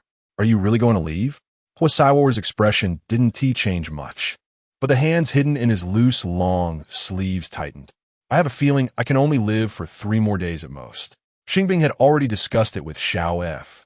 In 3 days, she would go offline. Chapter 157. A brand new game mode in the end, Haswell agreed. And it was then that Xing Bing informed Rue that she would be taking care of it in her absence. Although Rue had already guessed, she still felt very sad when she realized that Xing Bing was really leaving. After Xing Bing's death, Rue guarded her ice coffin for a whole year. As a saint-level magician, Haswell rarely needed to go out, so he stayed with her for the entire year. Although her body had been specially treated to prevent decay. A year had passed, and it was time to lay her to rest. Haswell calmly expressed the words he had prepared in his heart for a long time. Xing Bing had regarded Rue almost as a daughter. If she let it stay there forever, unable to recover, it was certainly not what Xing Bing would want to see. I want to talk to my master again. Rue knew that she had left a year ago, but she still wanted to deceive herself, convincing herself that her master was still alive, just asleep and unable to hear her words. I'll go make preparations. You can stay for another day. After saying this, Haswell turned and left. Rue began to talk to Xing Bing, speaking continuously until she became too tired and fell asleep, finally quieting down. After noticing that Rue had fallen asleep, Haswell quietly cast a sleep spell, making her sleep more soundly. Taking advantage of the moment she was still asleep, he took away the ice coffin and buried Xing Bing. After Rue woke up, she learned that Xing Bing had already been buried by Haswell. She was very sad, but did not throw a tantrum. She simply followed Haswell to pay her respects. She must still be watching over you from above. You need to live well from now on. That way, you won't disappoint her expectations of you. Haswell tried hard to maintain a smile, doing his best to comfort Rue. Thank you. I will try to cheer up. Rue knew he was just comforting her, but what he said was not wrong. Before Xing Bing died, she had reminded her to live happily, even if she couldn't truly feel happy inside. She would pretend to be happy so that Haswell, who also cared for her, wouldn't worry. Let's go back. I will take care of you from now on. Haswell gently patted Rue's head, tenderly like a loving father comforting his daughter. Rue forced out a smile. She returned to Haswell's home with him. Although Haswell could never replace Xing Bing's place in her heart, at least he was as kind and upright as Xing Bing, and was also very gentle with her. Whether as a friend or something else, she would get along well with him and accompany him until the end. At the same time, in the real world, I wonder how Rue and Haswell are getting along. It would be great if I could see the continuation of the game world. Xing Bing thought about this after returning home. Why not make a suggestion? It might be adopted. With that thought, Xing Bing sent a message to Xiao F. Okay, I will provide feedback. Xiao F replied. Do you have any other suggestions? Not long after, Xiao F sent another message to Xing Bing. Not for now. As soon as Xing Bing saw the message, she replied. Message, Xiao F. We recently launched a brand new fully immersive gameplay experience. Would you like to give it a try? Xing Bing, I just got back. Xiao F. Not today. I just wanted to ask if you might be interested. If you are, I can reserve a spot for you. Xing Bing, tomorrow or the day after. Xiao F. The day after tomorrow or the day after that is fine too. Xing Bing, I'll think about it. Xiao F. Sure, just let me know within a week. Xing Bing, okay. After replying with okay, Xing Bing stopped the conversation. She needed to take a good break. It would probably be at least 2 days before she would go again. However, less than a day later, Xing Bing took the initiative to message Xiao F. Message, Xing Bing. What exactly is that new gameplay you mentioned last time? Xiao F. It's a fully immersive experience. Once players choose this mode, they will temporarily forget that they are just playing a game when they enter the game world, mistakenly believing that they have crossed into a comic world, thus gaining the most authentic gaming experience. Xing Bing. Doesn't that require altering the player's memory? How could that be possible? Xiao F. I don't know about that. I just know that this is how they describe the mode they developed. Xing Bing. So when I exit the game world, will I regain my original memory? Xiao F. Of course, and I will still be here, just with a different description, making you think I'm a system from the comics. Xing Bing. Is the game process the same? Xiao F. No. This new mode does not set up multiple instances. It will concentrate players into one instance, allowing them to collect pet fragments. Once a certain number of pet fragments are gathered, they can exchange them for a rare pet. Xing Bing. How do I collect the fragments? Xiao F. You can choose to conquer other players or important NPCs. As long as you successfully conquer one. You can get a pet fragment, but during the tasks, I won't say it's a pet fragment. I'll call it a task fragment. Xing Bing, if I ultimately fail, will I automatically exit the game? Xiao F. Pretty much. Anyway, whether successful or not, when the time is up, you will be forced offline. Xing Bing, are there still spots available tomorrow? Xiao F. If you're sure you'll come, I can reserve a spot for you now. Xing Bing, okay, I'll go tomorrow. Xiao F. All right. Xiao F. By the way, this time the game world is derived from a complete free comic. You can take a look first. Xing Bing, sure. Not long after Xing Bing replied, Xiao F sent her a link to a comic called The White Moonlight of President Hua Has Run Away Again. Xing Bing opened it and found it to be a very old comic, but it was indeed completely free, so she read it from beginning to end. After finishing, she had only one thought. It was too cliché, almost like the old melodramatic story she had read before. Am I really going to enter such a cliché game world? Xing Bing suddenly felt a bit regretful. Forget it. The most important thing in life is to keep one's word. Xiao F has probably already reserved my spot, so I should go. After some hesitation, Xing Bing decided to fulfill her commitment. The next afternoon, she arrived at the gaming company and, as usual, entered the game pod. The difference this time was that there was an additional hypnosis process before entering the game world. While being hypnotized, Xing Bing heard a soothing voice saying, "You crossed over while staying up late reading comics. Your soul has entered the comic world and become the malicious supporting character with the same name. Finding the system, Xiao F. Only by completing tasks can you earn the opportunity to return to the real world." This voice kept repeating, and, as Xing Bing listened, she fell asleep. "Host, wake up, it's time to do your tasks." After being awakened by Xiao F's voice, Xing Bing opened her eyes wide in disbelief. As a staunch materialist, she did not believe that crossing over was possible. However, everything before her proved that she had not only crossed over but also bound to a system called Xiao F.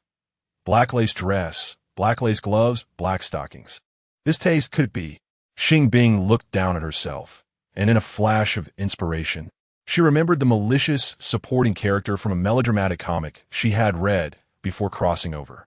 She remembers that the comic is called The White Moonlight of President Hua Has Run Away Again, where the male lead is Hua Ting, a typical domineering CEO, and the female lead is Su Xin, a typical weak yet strong system f. The second male lead is Jian Lin, a typical gentle and considerate good man.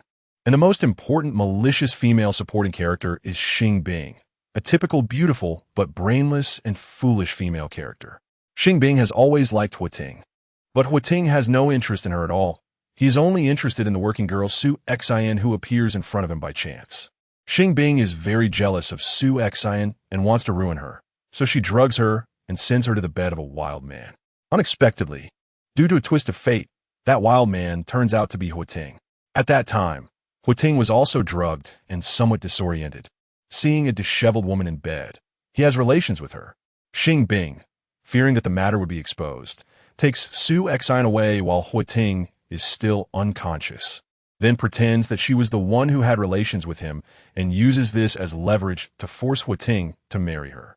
Hua Ting dislikes Xing Bing, but he has to consider the reputation of the Hua group and the then equally powerful Xing group, so he ends up marrying Xing Bing. Shortly after Su Xin is taken away by Xing Bing, she finds out she is pregnant.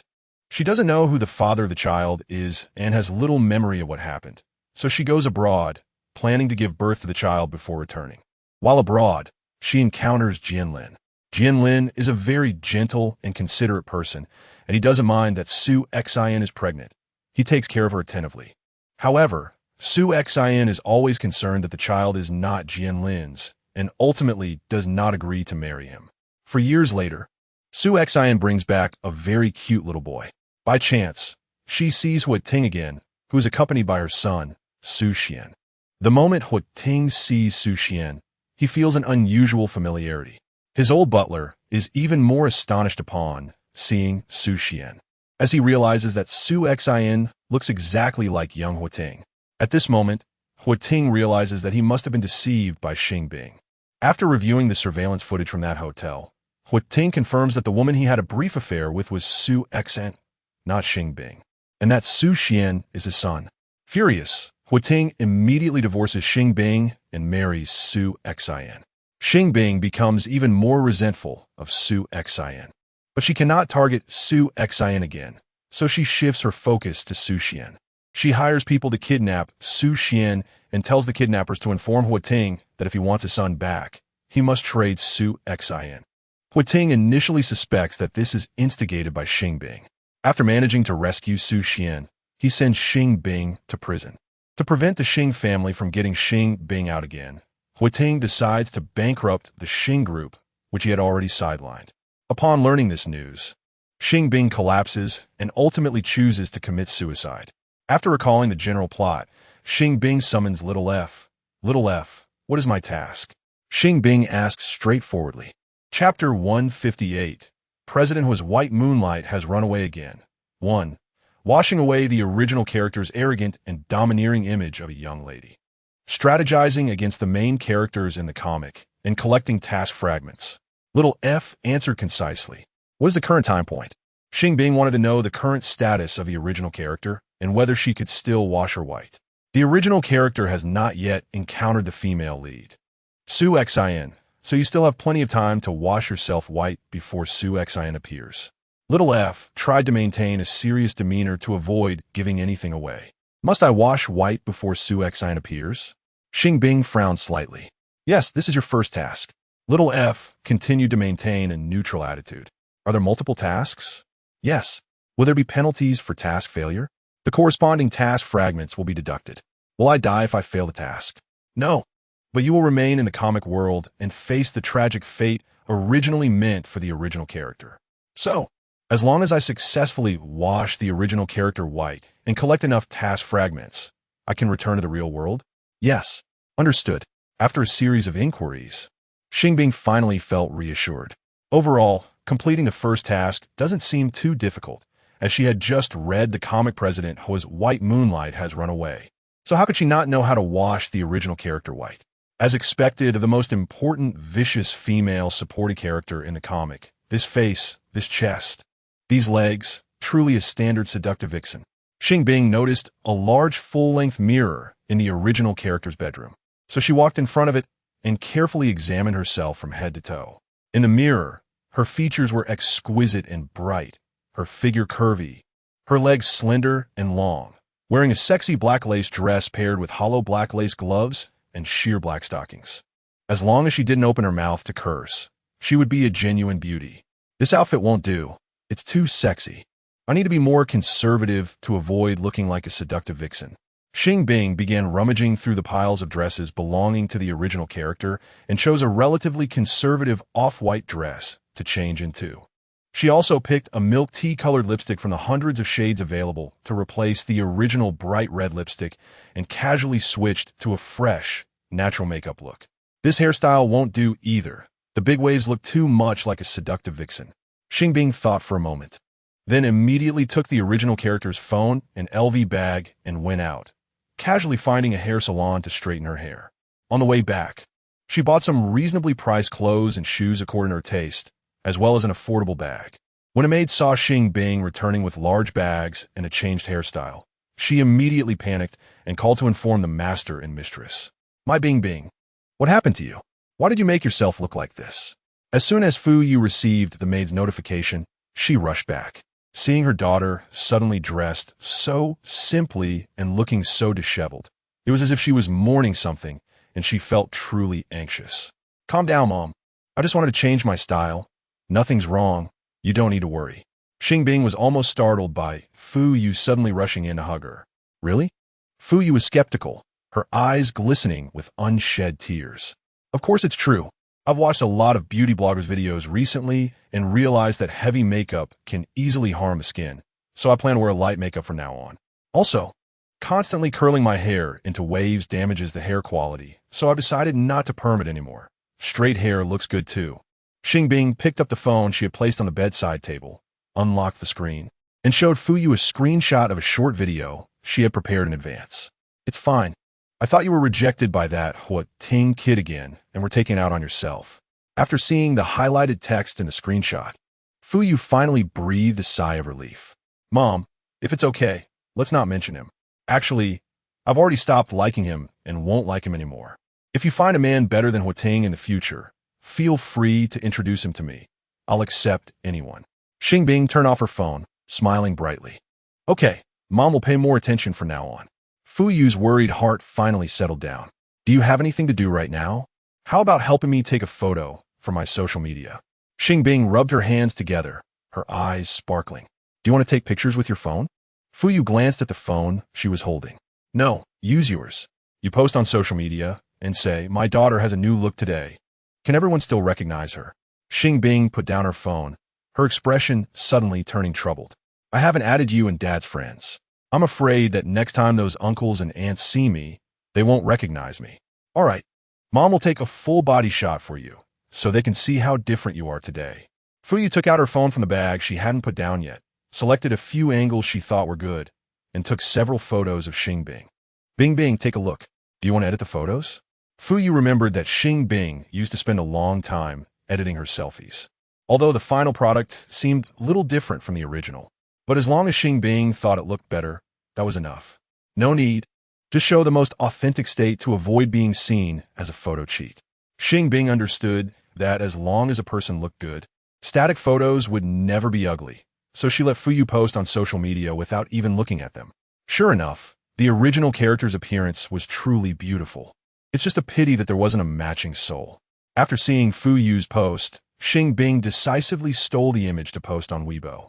The original character had mostly posted selfies before, rarely having someone else take her photos, and each time she had to arrange them into a grid of 9, adding very narcissistic captions.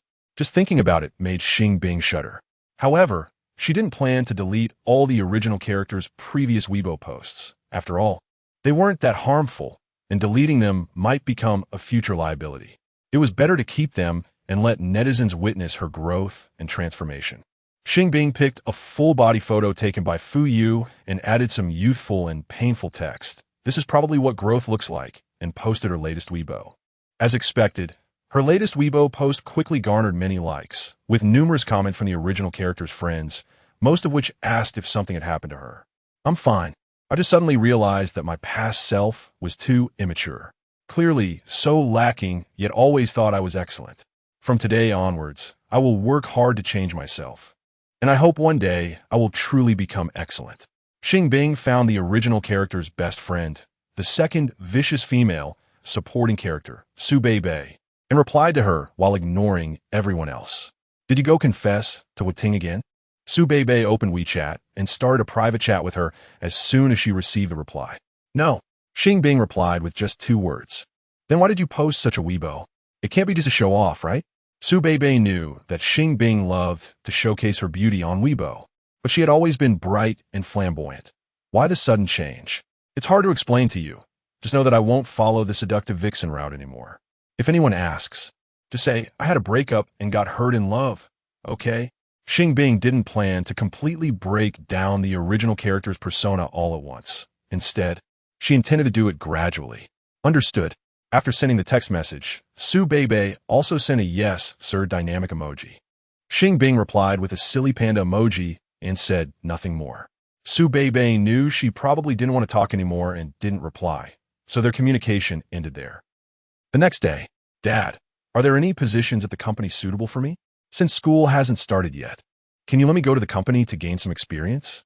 Xing Changhua had just finished breakfast and hadn't left yet when he was stopped by Xing Bing. To be honest, no. Xing Changhua smiled helplessly and shook his head. Really none? Xing Bing felt a little disappointed. Currently, there really isn't. If you're bored at home, you can go out and play with your friends. It's enough for the company to have your dad managing it. You don't need to worry about it. Xing Changhua's eyes held a hint of doting. I know I'm not yet at the stage of managing the company, and I still have a lot to learn. I just want to experience the life of an ordinary employee during the holiday and accumulate some work experience. I want to be a burden to you. Xing Bing pouted slightly, imitating the state of the original character when she was acting cute. You're only in your 2nd year of college. There's no rush. You can come to the company to experience it after you graduate. Xing Changhua, who always doted on his only precious daughter, couldn't bear to let her suffer in the company so early. All right. Xing Bing pretended to be reluctant as she sent Xing Changhua out the door. Xing Changhua had to go to the company from Monday to Friday, diligently managing the company. Fu Yu, on the other hand, held a leisure position at the company. She could go if she wanted to, and not go if she didn't, as no one could manage her. Mom, aren't you going to the company today? After sending Xing Changwu off, Xing Bing remembered that Fu Yu seemed to still be sleeping in for her beauty rest. Breakfast was prepared by the servants, and by the time Fu Yu got up, both she and Xing Changwu had already finished eating. I was thinking of going for a spa this morning, but I'll skip it and go in the afternoon instead.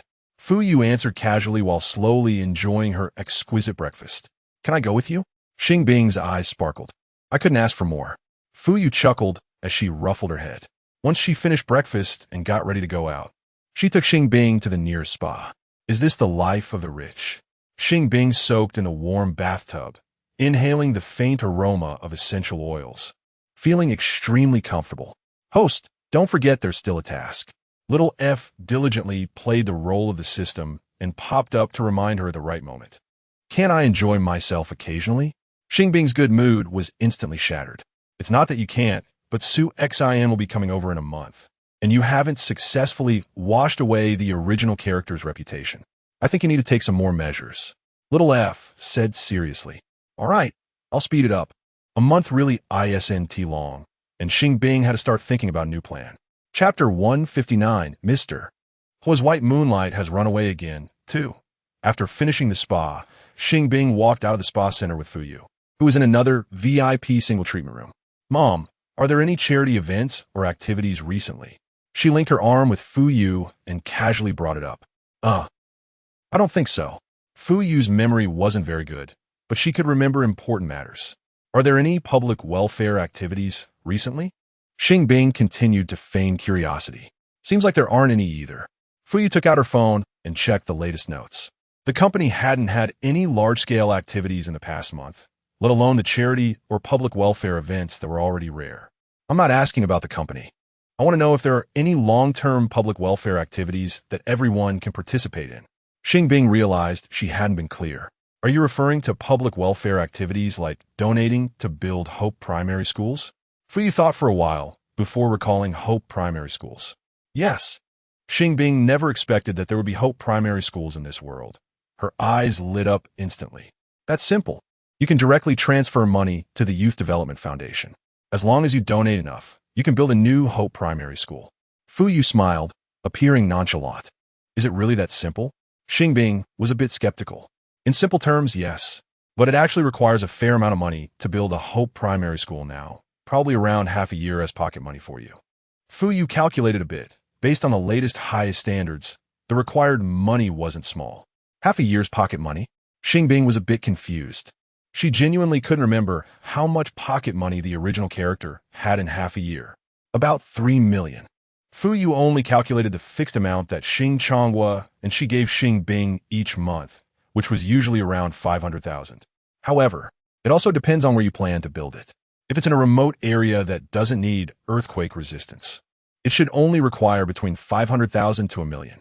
Fu Group had donated and built 5 Hope Primary Schools when it was listed, and Fu Yu remembered that. Bing Bing, if you really want to donate to build a Hope Primary School, besides how much you need to donate, you also need to consider a very important issue. Since compulsory education has been popularized, the places that need additional primary schools are becoming fewer, and many previous Hope Primary Schools are no longer in use. A lot are in a state of neglect. If you want to donate to build one, you must first understand the situation and see if that place really needs a Hope Primary School. If it doesn't, donating will be pointless. It would be better to directly donate to children in impoverished areas to support their education. Fu Yu didn't know why her precious daughter suddenly thought of doing public welfare, but some things had to be clarified with her. The most important thing about doing public welfare is to help those who truly need help, not to treat it as a game. I know what to do now. Xing Bing smiled knowingly. With Fu Yu's help, Xing Bing chose a mountainous area closest to S City and personally went to inspect it. There, many students eager to attend school came from poor families. Without help, they could only finish junior high school at most and would find it hard to attend high school, let alone college. After communicating with the village chief in the mountain village, Xing Bing visited 10 households and chose 8 for long-term support. She would use more than half of the original character's pocket money to support the children of these 8 families in attending high school and college. The funds wouldn't be given all at once. She would first ensure that the children had access to high school and college before transferring the corresponding tuition and living expenses to them. Xing Bing's charitable act quickly made it to the local news, with TV, newspapers, Weibo, and various news websites competing to report and lavish praise on her kindness. Xing Bing, I think I saw you on the news. You should take a look. It can't be someone with the same name and looks, right? Su Beibei immediately forwarded the news video to Xing Bing, accompanied by a text message filled with disbelief. You didn't see wrong. That's me. Xing Bing, who was lying in bed playing with her phone, was almost laughing out loud.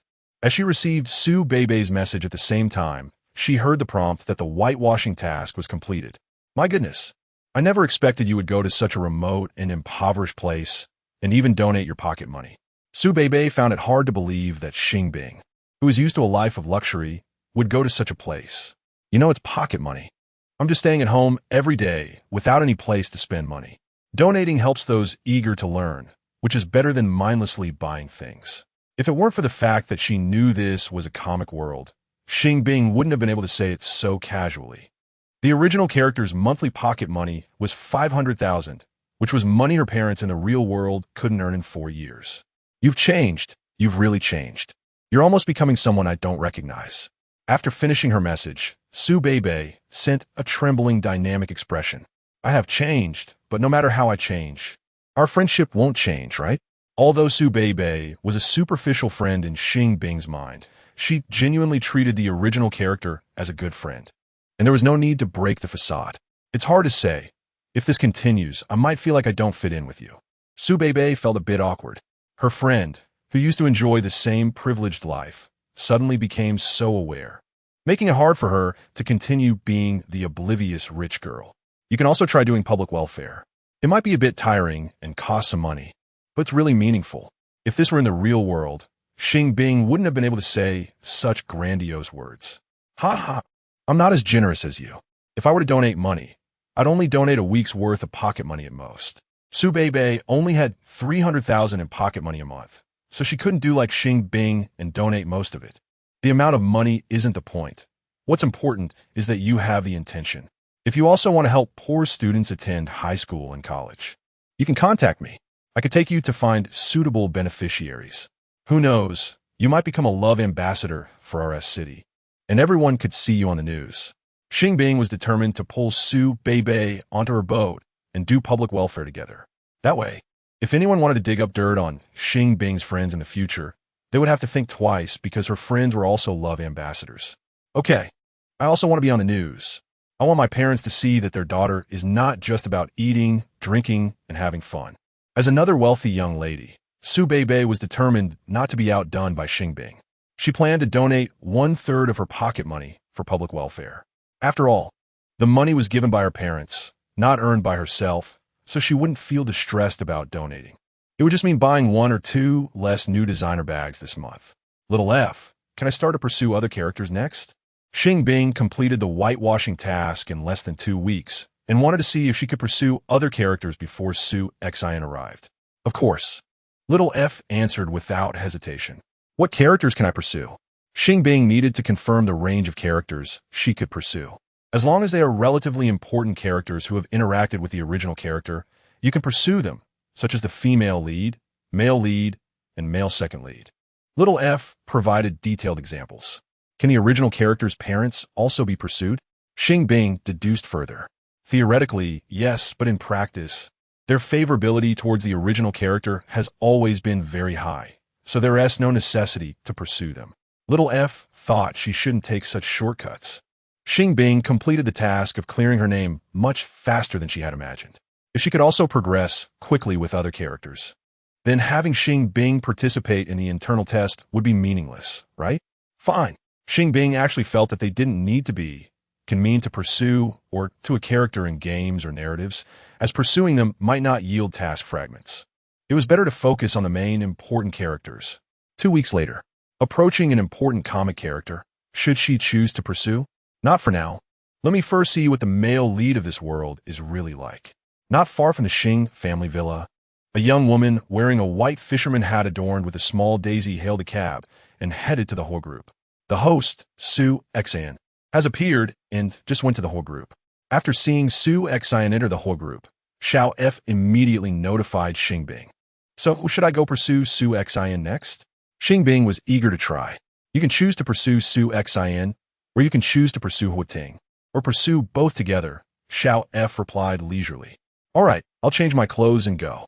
Xing Bing opened her wardrobe, took out a simple white dress she had bought, changed into it, let down her tied-up hair, and deliberately didn't put on makeup, heading to the whole group in the image of a pure girl. 10 minutes later, at the whole group, was that Xing Bing who just walked by? He Ting, who was at the front desk, happened to see Xing Bing walk past. It looks like her. Although she seems a bit different from before, I saw her in the news previously, and she was dressed like this too. I even saved a picture. Look, Zhang Dongli, who was at the front desk, saw that there weren't many people around and immediately took out her phone to show He Ting the screenshot she had saved in her album. It really is her. I saw that news headline before, but didn't pay much attention, thinking it was just a case of the same name. He Ting had some impression of the news headline on the screenshot. I didn't notice at first. I only want to look after someone in the group, shared a screenshot, Zhang Dongli casually remarked. Which group did you see it in? How come I didn't know? He Ting had joined several company groups and a few small groups created by employees, but hadn't seen that screenshot. It's this private chat group. They added me in, probably forgot to add you, huh? To prove she wasn't lying. Zhang Dongli specifically found that small group to show He Ting the chat records at that time, but suddenly realized that He Ting wasn't in it.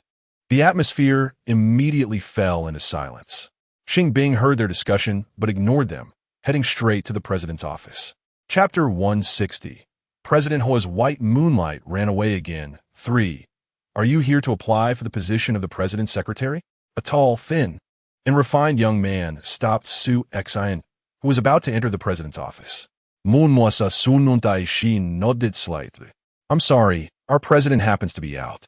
President Hua said that his secretary must be decided by him personally through an interview, so you might as well come back another time, Chai Yuan said apologetically. Is he really not here? Su Xian was skeptical, but didn't peek into the office. He was here this morning. But then President Hua said he had something to attend to and left for half a day, Chai Yuan said with a troubled expression. In that case, I'll come back tomorrow.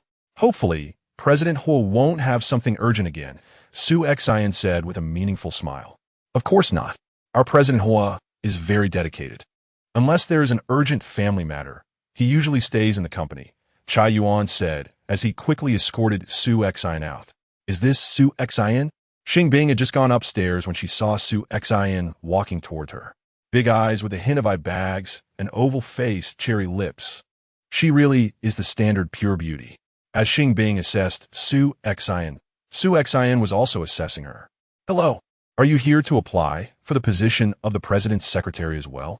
Xing Bing found a reasonable excuse for her appearance. Hello, I'm Su Xian. I was indeed here to apply, but the assistant said President Hua is not in, so I decided not to apply anymore, Su Xian said with a faint smile. President Hua is not here? Xing Bing seemed to be asking Su Xian, but was actually asking little f. He is actually here. I saw him before Su Xian went upstairs. He was in the office, and then he went to the bathroom and hasn't come out since, little f replied truthfully. Did I fall into a pit? While complaining, Xing Bing still had to muster her spirits to deal with Su Xian. The assistant said President Hua had urgent family matters. So he is not in this morning. Su Xian conveyed the message accurately. Oh, Xing Bing felt a bit awkward and didn't know what to say next. Aren't you going to introduce yourself to me? Su kinarchit hereyebros, semingli curios. I am Sore, I forgot. My name is Xing Bing, and I am Hua Ting's childhood friend. The original character could barely be considered as having grown up with Hua Ting, just 3 years younger than him. And Xing Bing thought this designation was quite fitting. So your childhood friend. No wonder you call President Hua by his first name. Su Xian smiled slightly. Her smile flawless. Actually, you could directly call him by his name since you are not an employee of Hua's group yet. Xing Bing smiled back. That's true. In the end, the president is just a position that represents power in the company. He is essentially an ordinary person. Su Xian smile deepened. Exactly. I don't think of the president as being nobler than ordinary people. It's just that he is wealthier. Xing Bing genuinely felt that Su Xian's views aligned perfectly with hers, and they gradually began to enjoy their conversation. They should have left, right? Huating had been playing on his phone in the independent bathroom of the office for a long time, not daring to go out. The system little K had told him to pursue either Su Xin or Xing Bing, but he didn't want to pursue either. One is the female lead, and the other is the biggest, malicious female supporting character. If I pursue them, I must follow a romantic storyline, and I don't want that. Huating had his principles. Even if this was just a comic world, he wouldn't toy with others' feelings. Is your home nearby? I'm new here and haven't found a place to live yet. Do you have any good recommendations? Su Xin walked shoulder to shoulder with Xing Bing out of Hua's group. If it's temporary accommodation, I think the Dazhong Hotel is good. It's affordable and the conditions are okay. Xing Bing quickly had little F gather relevant information. As for renting, I'm not too sure, but my house has quite a few vacant rooms. If you don't mind, you could come to my house and live with me, Xing Bing suggested. Renting information is much more complicated than a hotel, and little F couldn't analyze it in time, so Xing Bing could only adapt. Your house is a big villa. How could I mind? Su Xin smiled as she changed the subject, but living with you would definitely affect your daily life with your uncle and aunt. I think it's better if I rent a room myself. That's true, although they probably wouldn't mind. It's really not ideal. Xing Bing laughed awkwardly and quickly added, but you can come to my house to hang out. My parents want to be home for lunch today, and there's a maid helping to cook. The food she makes is really delicious, and I can invite you to lunch. I was still wondering where to eat. So meeting you is indeed my luck. Su Xin tilted her head slightly, her bright eyes seemingly filled with little stars.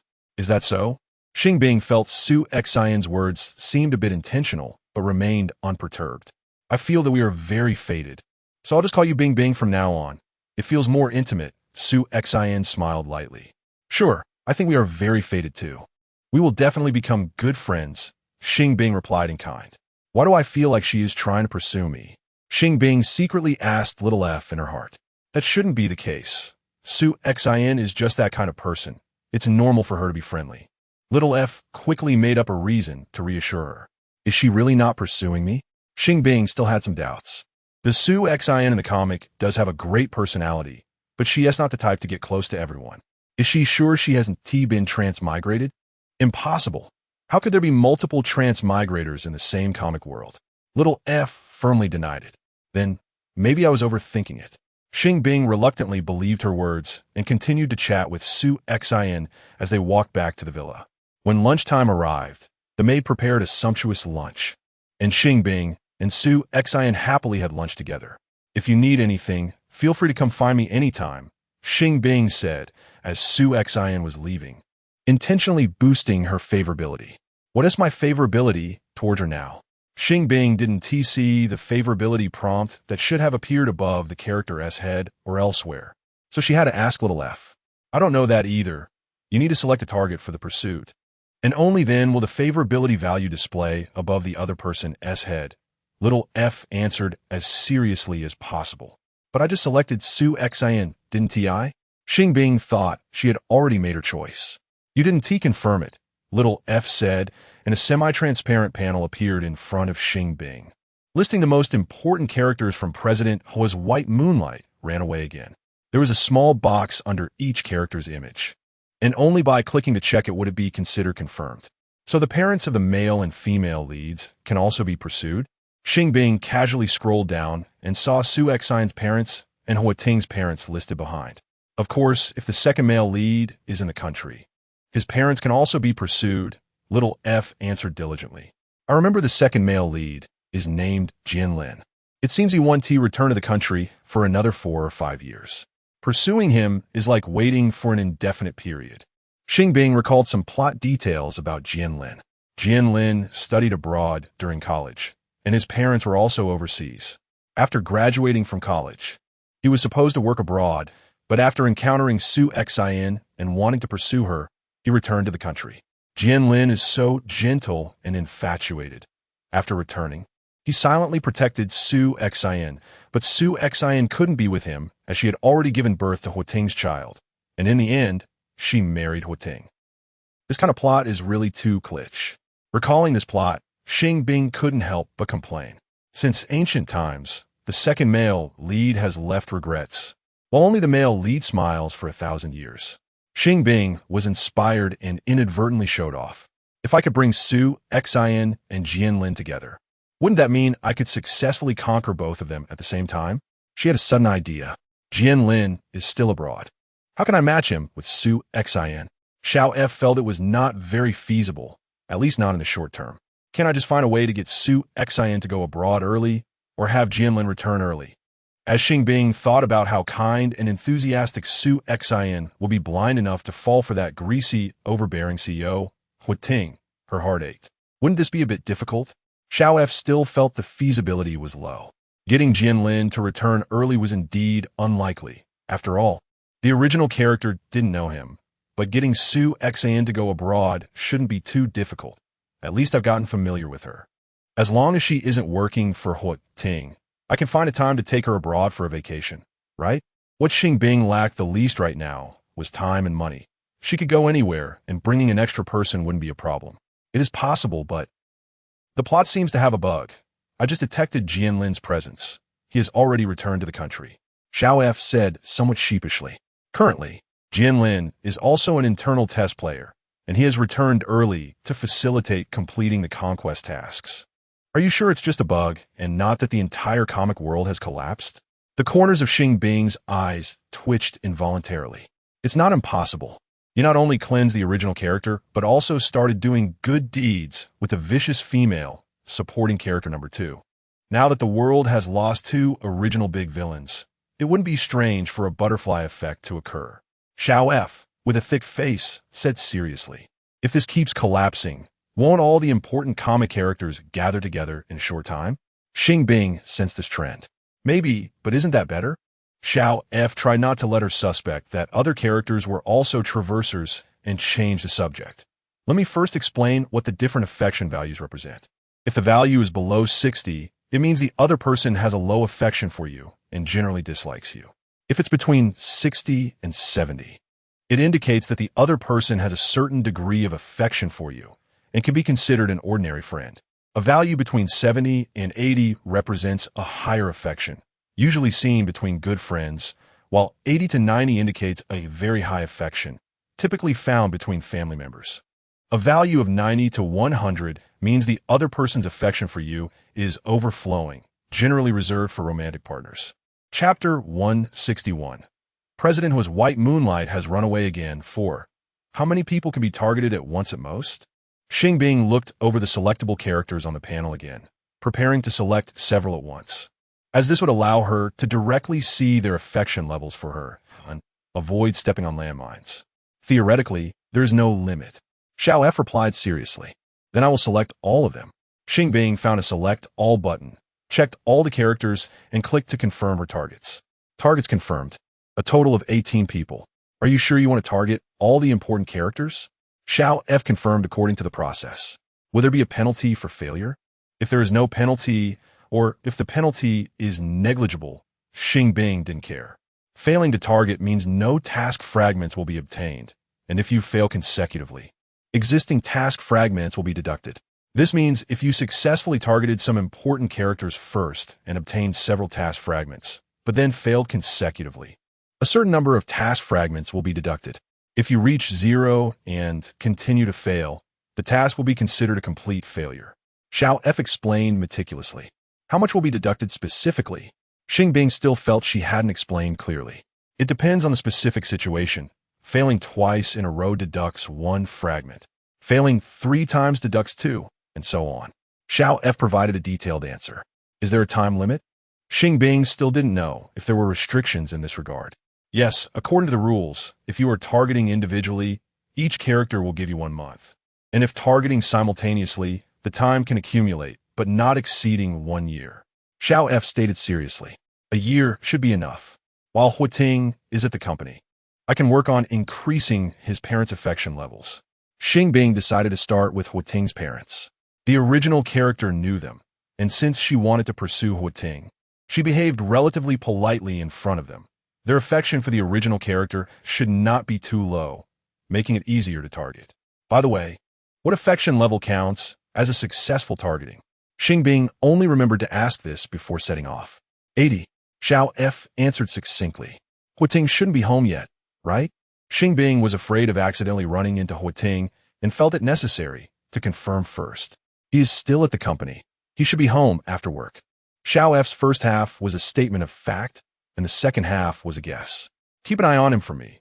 If he comes back early, let me know in time so I can leave. Xing Bing didn't want to face him yet. Okay. Xiao F agreed promptly. After receiving Xiao F's assurance, Xing Bing set off. On the way, when passing a fruit store, Xing Bing purposely bought some fruit to take to visit Hui Ting's parents. Hui Ting's father, Hui Yan, is a man in his 40s who looks quite stern, with an affection level of only 65 for the original character. Hui Ting's mother, Ouyang Jingling, is a few years younger than Hui Yan, looking very young, as if she were not yet 30. She's quite warm-hearted, with an affection level of 75 for the original character. Why is Bing Bing here today? As soon as Ouyang Jingling saw Xing Bing visiting them, she greeted her with a smile. I went to see Hui Ting today, but found him very busy and didn't want to disturb him. So I thought I would come by to visit you and Uncle. Xing Bing answered generously, bringing the fruit into the living room. You could have just come to play. Why bring fruit? Ouyang Jingling was a bit surprised to see Xing Bing bringing fruit for a visit. Although Xing Bing was polite to them, she usually did not understand social etiquette. Why was she being so courteous today? I just happened to pass a fruit store and thought the fruit looked fresh, so I bought some. Xing Bing wouldn't say it was specifically bought for them, as that would make it more awkward to accept. You're too polite. Let me wash some grapes for you, they're fresh. Ouyang Jingling picked out a bunch of grapes from the various fruits and went to the kitchen to wash them. Hua Yin sat on the sofa watching the news, seemingly uninterested in engaging with her. Uncle, are you watching current affairs news? Xing Bing sat on the other side of the sofa and spoke up actively. Don't you know if you watch? Hua Yin didn't look at her, his expression almost blank. I rarely watch the news, so I'm not sure what news is on at this time. I only know that news broadcast airs at 7 in the evening. Xing Bing chuckled awkwardly. You watch news broadcast? Hua Yin slightly turned his head, glancing at her with a neutral expression. I used to watch it, but not much anymore. Xing Bing answered calmly. Why don't you watch it anymore? Hua Yin casually followed up. I used to watch because there were no other good shows at that time. Now I can watch whatever I want, and news isn't interesting, so why should I keep watching? Xing Bing spoke honestly this time. How many young people still like watching the news? Unless it's gossip, that's a different story. You young people really care less about national affairs. Hua Yin slightly frowned, and his affection level for Xing Bing dropped to 63. Really? It could drop like that? Xing Bing never expected that speaking the truth would also lower affection levels, feeling a bit stunned. You're clearly going against him. How can it not drop? Xiao F couldn't help but comment. But I'm just being honest, right? Besides, someone like him would surely see through my lies if I tried to deceive him. Xing Bing knew that catering to someone's preferences could make it easier to increase affection levels. But after all, he was a former president of the whole group. Could he not tell whether she was being truthful or not? Although lying is not good, you don't have to be so blunt about it. Xiao F was really a loss for Xing Bing's straightforwardness. Then how should I say it? If I said I still watch news broadcasts, he would probably ask me what news I've seen recently, and I haven't watched any. Wouldn't that just expose me? Xing Bing argued back. Can't you change the topic? Why stick to this?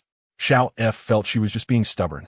He asked watching the news, so of course, I should talk about the news. Wouldn't it be awkward to talk about something else? Xing Bing didn't think there was anything wrong with her chatting strategy. The grapes are ready. Before Xiao F could think of a counterargument, Ouyang Jingling came over with the washed grapes. She picked each grape off the bunch, washed them clean, and placed them on a plate for easy eating. Husband, eat some grapes. Ouyang Jingling delicately peeled a grape and held it up to Hui Yan's mouth. Okay. Hua Yin smiled gently at her before eating the grape. What the hell? Is this really the same person? Hui Yan's sudden tenderness nearly blinded Xing Bing's eyes. She really shouldn't have come to witness this display of affection. He is definitely gentle with his wife, unlike you, a single dog. Xiao F directly switched to mockery mode. Should I leave?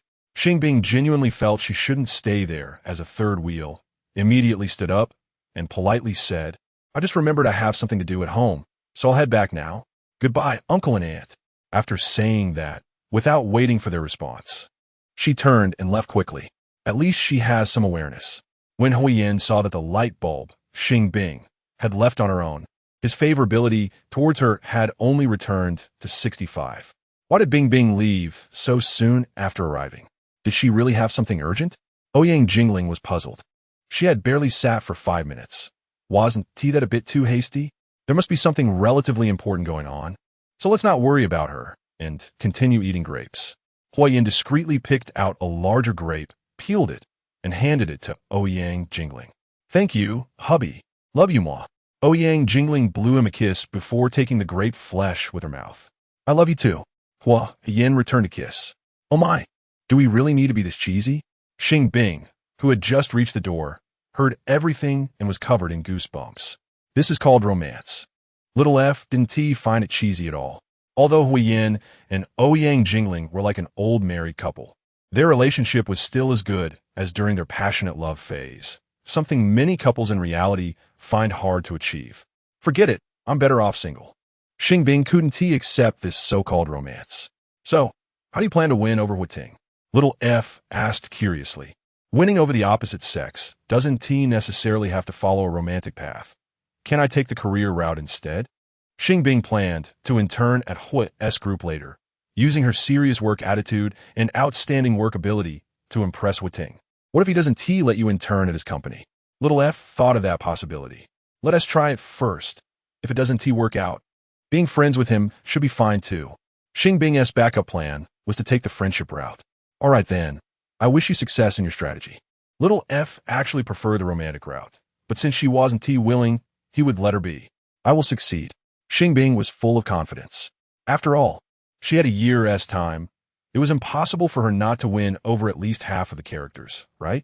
This rule clearly had loopholes to exploit. As long as she didn't fail consecutively, even if she had a lot of failures, she wouldn't lose shards.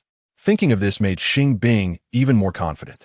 Although some characters were not as easy to win over as she imagined, as long as she was patient enough and took it one step at a time, she would eventually succeed.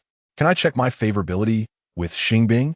After finding a rental close to Xing Bing's home, Su Xin asked the system Little C. You have not confirmed your strategy with her yet, so you cannot check for now. Little C replied in a formal tone. I now confirm my strategy with her. Compared to Huiting, who was deliberately avoiding her, Su Xin felt that Xing Bing, who didn't look like the arrogant young lady described in the comics, was easier to win over. As long as she could become good friends with Xing Bing and raise her favorability to 80, she could successfully win her over. Chapter 162. President Hui's white moonlight ran away again. 5. Are you sure you want to choose to pursue Xing Bing? Xiao Si followed the procedure for confirmation. Confirmed. Su Xin answered without hesitation. Confirmation complete. Checking Xing Bing's affection for you. Xiao Si quickly checked and calmly said, her affection for you is 78. It seems today's affection points weren't wasted. She still falls for this kind of thing. Su Xin didn't think Xing Bing's initial affection for her would be that high. It was likely because she took the initiative to befriend her today, resulting in nearly 80 affection points.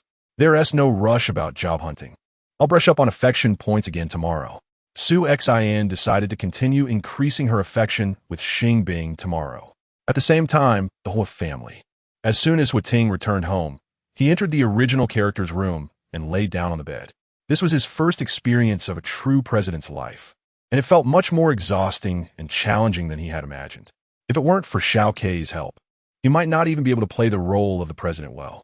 Besides Xing Bing and Su Xin, are there any other characters I can pursue? Huiting temporarily didn't want to pursue these two main female characters. You can also choose to pursue their parents, as well as the second male lead, Jian Lin, and his parents.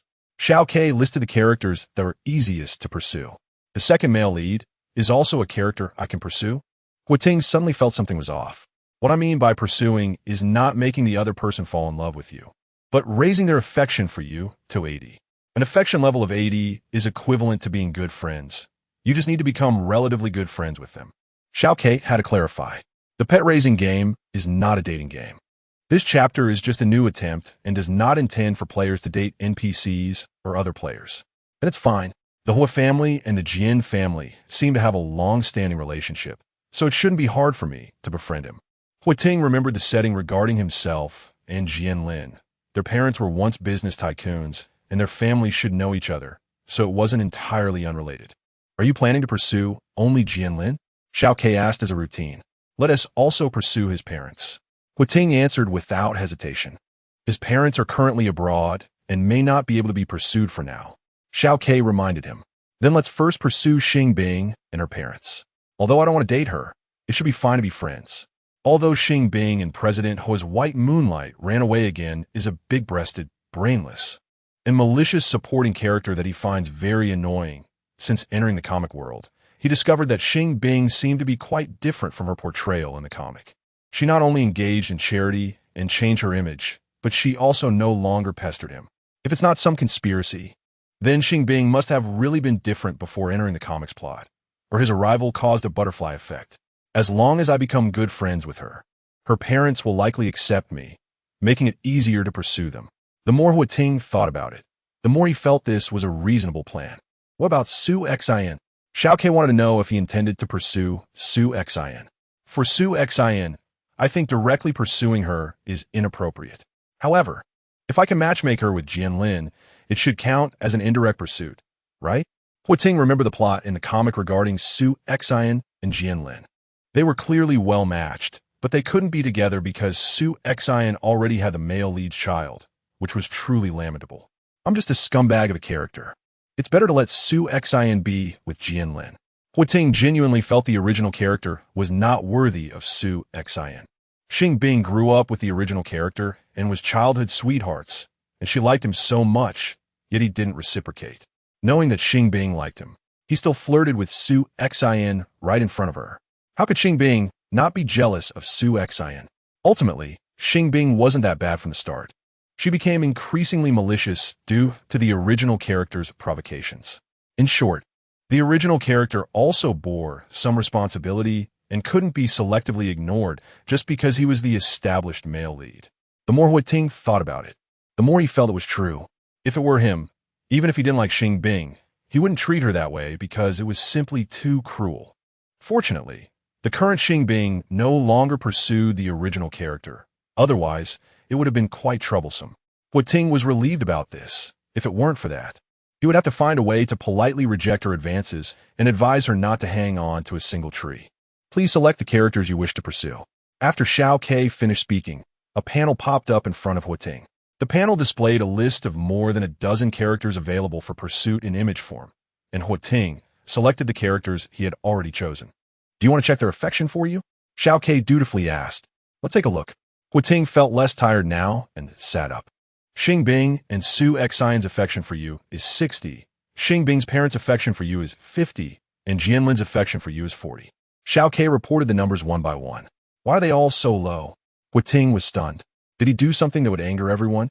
Why is the highest affection just barely passing? The original character once rejected Xing Bing's confession, which hurt her feelings, and her parents were very displeased about it. You deliberately avoided Su Xin today, lowering her affection for you. Jianlin doesn't know you, but knows the original character. The original character used to bully him when they were kids, so he hates the original character. Xiao Ke answered seriously. It's all the original character's fault. Huating disliked the original Huating even more. If he weren't so annoying, others wouldn't have such low affection for him. Don't you realize you have some responsibility too? Xiao Ke initially didn't want to comment, but couldn't help it. I avoided her for her own good, not for myself. Huating said without blushing or skipping a heartbeat. Xiao Ke was left speechless. Shouldn't Jianlin be abroad right now? Why is he back? Huating decisively changed the subject. His grandfather is ill, so Jianlin took a leave of absence to visit him. Xiao Ke replied, based on the current situation. As expected of his second male lead, he is quite filial. Huating didn't ask further and instead got up to leave the room, preparing to eat. Huating's affection for you, too. Jianlin was at his grandfather's bedside when he suddenly saw an affection prompt pop up in midair. I haven't done anything yet. How did his affection for me increase? Jianlin was a bit surprised. I don't know. Maybe it's because they heard you were back. System Xiao H answered uncertainly. That's even stranger. The original character and Huating should have a poor relationship. Shouldn't the affection points decrease? Jianlin still didn't know what Huating's initial affection for him was. Do you want to check Huating's affection for you? Xiao H asked diligently. Jianlin nodded slightly. He currently has an affection level of 72 for you. Xiao H reported according to the query results. He had an initial affection level of 70. Jian Lin found it a bit unbelievable. From the detected values, it indeed appeared that way. Xiao H could only respond thus. If that's the case, he should be relatively easy to pursue. I should find a time to meet him. Jian Lin decided to pursue Hua Ting first. The next day, I plan to look for a job today. Do you have any good recommendations? Early in the morning, Su Xin sent a message to Xing Bing, using the topic of job hunting to disguise her true purpose. What kind of job are you looking for? As soon as Xing Bing saw the message from Su Xin, she immediately replied, any job suitable for girls will do. Su Xin replied instantly, I think I saw a dessert shop near my house looking for employees. Maybe you can give it a try. Xing Bing felt that working at a dessert shop would suit her well. Which dessert shop is it? Su Xin hadn't noticed which dessert shop was hiring. If you're not sure where it is, I can take you there. You can come to my house to find me. Xing Bing just wanted to boost her favorability, so she thought it would be better to take her there in person. Okay, I'll come find you right away. Su Xin was thinking the same, so she grabbed her phone and set off. The rental place she lived in was not far from Xing Bing's house. It took about 20 minutes to walk there, and she went straight to Xing Bing's house. I walked here and took a little extra time. You weren't waiting too long, were you? Seeing Xing Bing waiting for her at the door, Su Xin felt a bit embarrassed. It's fine. I used this time to tidy up and prepared some snacks. You can come in and rest for a bit. Xing Bing smiled and generously invited her in. Su Xin didn't pretend to be polite. Instead, she smiled back and walked in confidently.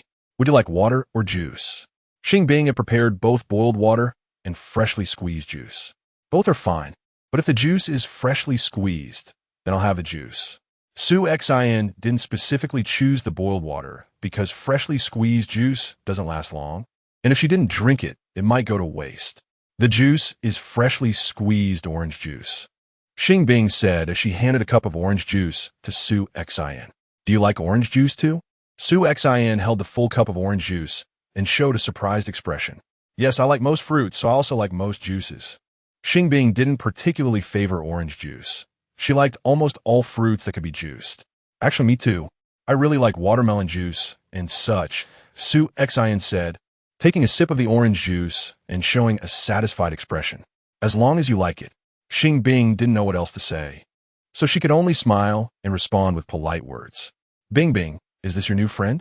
As soon as Fu Yu came home, she saw Su Xin sitting on the sofa drinking orange juice.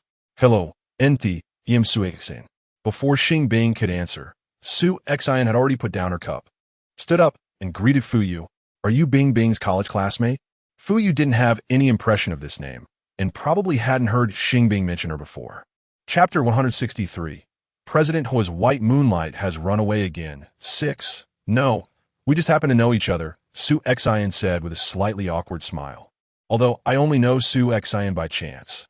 I feel we have a good fate, and we get along well. So we are now good friends, Xing Bing quickly intervened.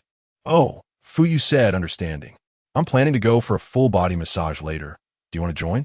Fu Yu casually invited Su Xin. Maybe not. Su Xin still needs to look for a job. I plan to accompany her to check it out. Xing Bing decided to stick to the original plan. Then I'll go by myself. Be careful on the road, Fu Yu reminded before turning and leaving the hall. Let's finish our juice and then go.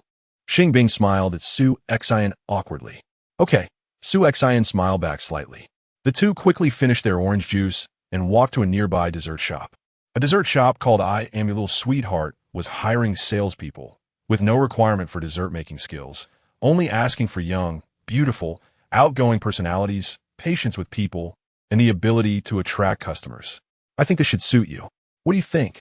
Xing Bing felt that the job description was tailor-made for Su Xin after reading the recruitment poster. I don't think it's suitable for me. I'm not very good at sales. Su Xin felt a bit embarrassed. She wasn't as outgoing as she imagined. Her extra enthusiasm towards Xing Bing was because she wanted to win her over. If it were someone else, she probably wouldn't even want to talk. Then let's look for something else. Xing Bing didn't push further and took her to other shops.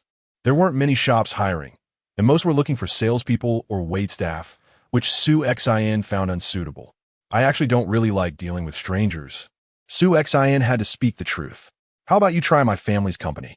Xing Bing thought of the original character's family business. Is it Xing Corporation? Su Xin pretended to be uncertain. That's right. My dad is the president of Xing Corporation. If I recommend you to him, he will definitely hire you. Xing Bing said confidently. If your company has a job vacancy, I'd be willing to give it a try, Su Xin replied with a smile in her eyes. I'll ask my dad. Xing Bing guessed that Xing Changhua must have gotten off work by now and directly called him. Dad, are there any vacancies at the company right now? Xing Bing asked straightforwardly. No. Xing Changhua thought it was his precious daughter wanting to intern again and directly denied it. Is there anything else, Bing Bing? Seeing Xing Bing fall silent, Xing Changhua asked proactively. No, sorry to bother you, goodbye. Xing Bing said with a straight face before hanging up. If not, then forget it. I can look for other jobs. Su Xin actually wasn't very keen on joining Xing Corporation because she still needed to win over Hua Ting. It would be more convenient to work at Hua Corporation. Do you have any other ideas? Xing Bing, whose face felt very painful, tried to keep smiling. I originally planned to apply for the position of the president's secretary at Hua Corporation, but I feel like Hua Ting's character isn't very good, so I decided not to apply for that position.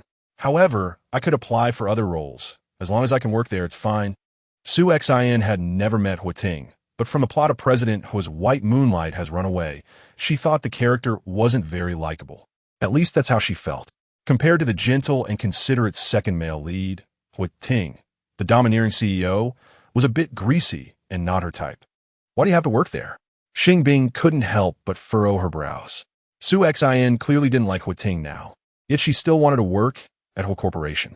Is this the power of the plot? It's not that I have to work there. It's just that if there are no better options, I think it would be better there.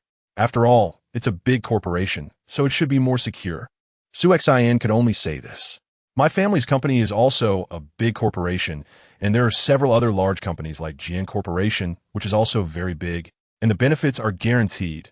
Xing Bing specifically pointed out Jian Corporation, planning to persuade Su Xin to go to Jianlin's place. Jianlin is not the eldest son. Jian Corporation is currently managed by his brother. He originally studied for his master's degree abroad, but has now returned and is expected to stay at the company for a while. If Su Xin could work at Jian Corporation, their chances of meeting would greatly increase. Jian Corporation should belong to Jianlin's family. If she works there, it would be easier to win Jianlin over, but Jianlin doesn't get along with Hua Ting. If she wins him over first, it would be difficult to win Hua Ting. Su Xin also knew that Jianlin had returned and felt a bit conflicted. Let's go check out Jian Corporation. It's not far from here. We can have a meal first, and then go take a look. Xing Bing decided to eat first since it was already past noon. Okay, Su Xin didn't refuse. After all, just going to take a look doesn't mean she has to look for a job there. They casually found a nice-looking restaurant and sat at an empty table. Order whatever you want. It's on me. Xing Bing handed the menu to Su Xin grandly. That's too much.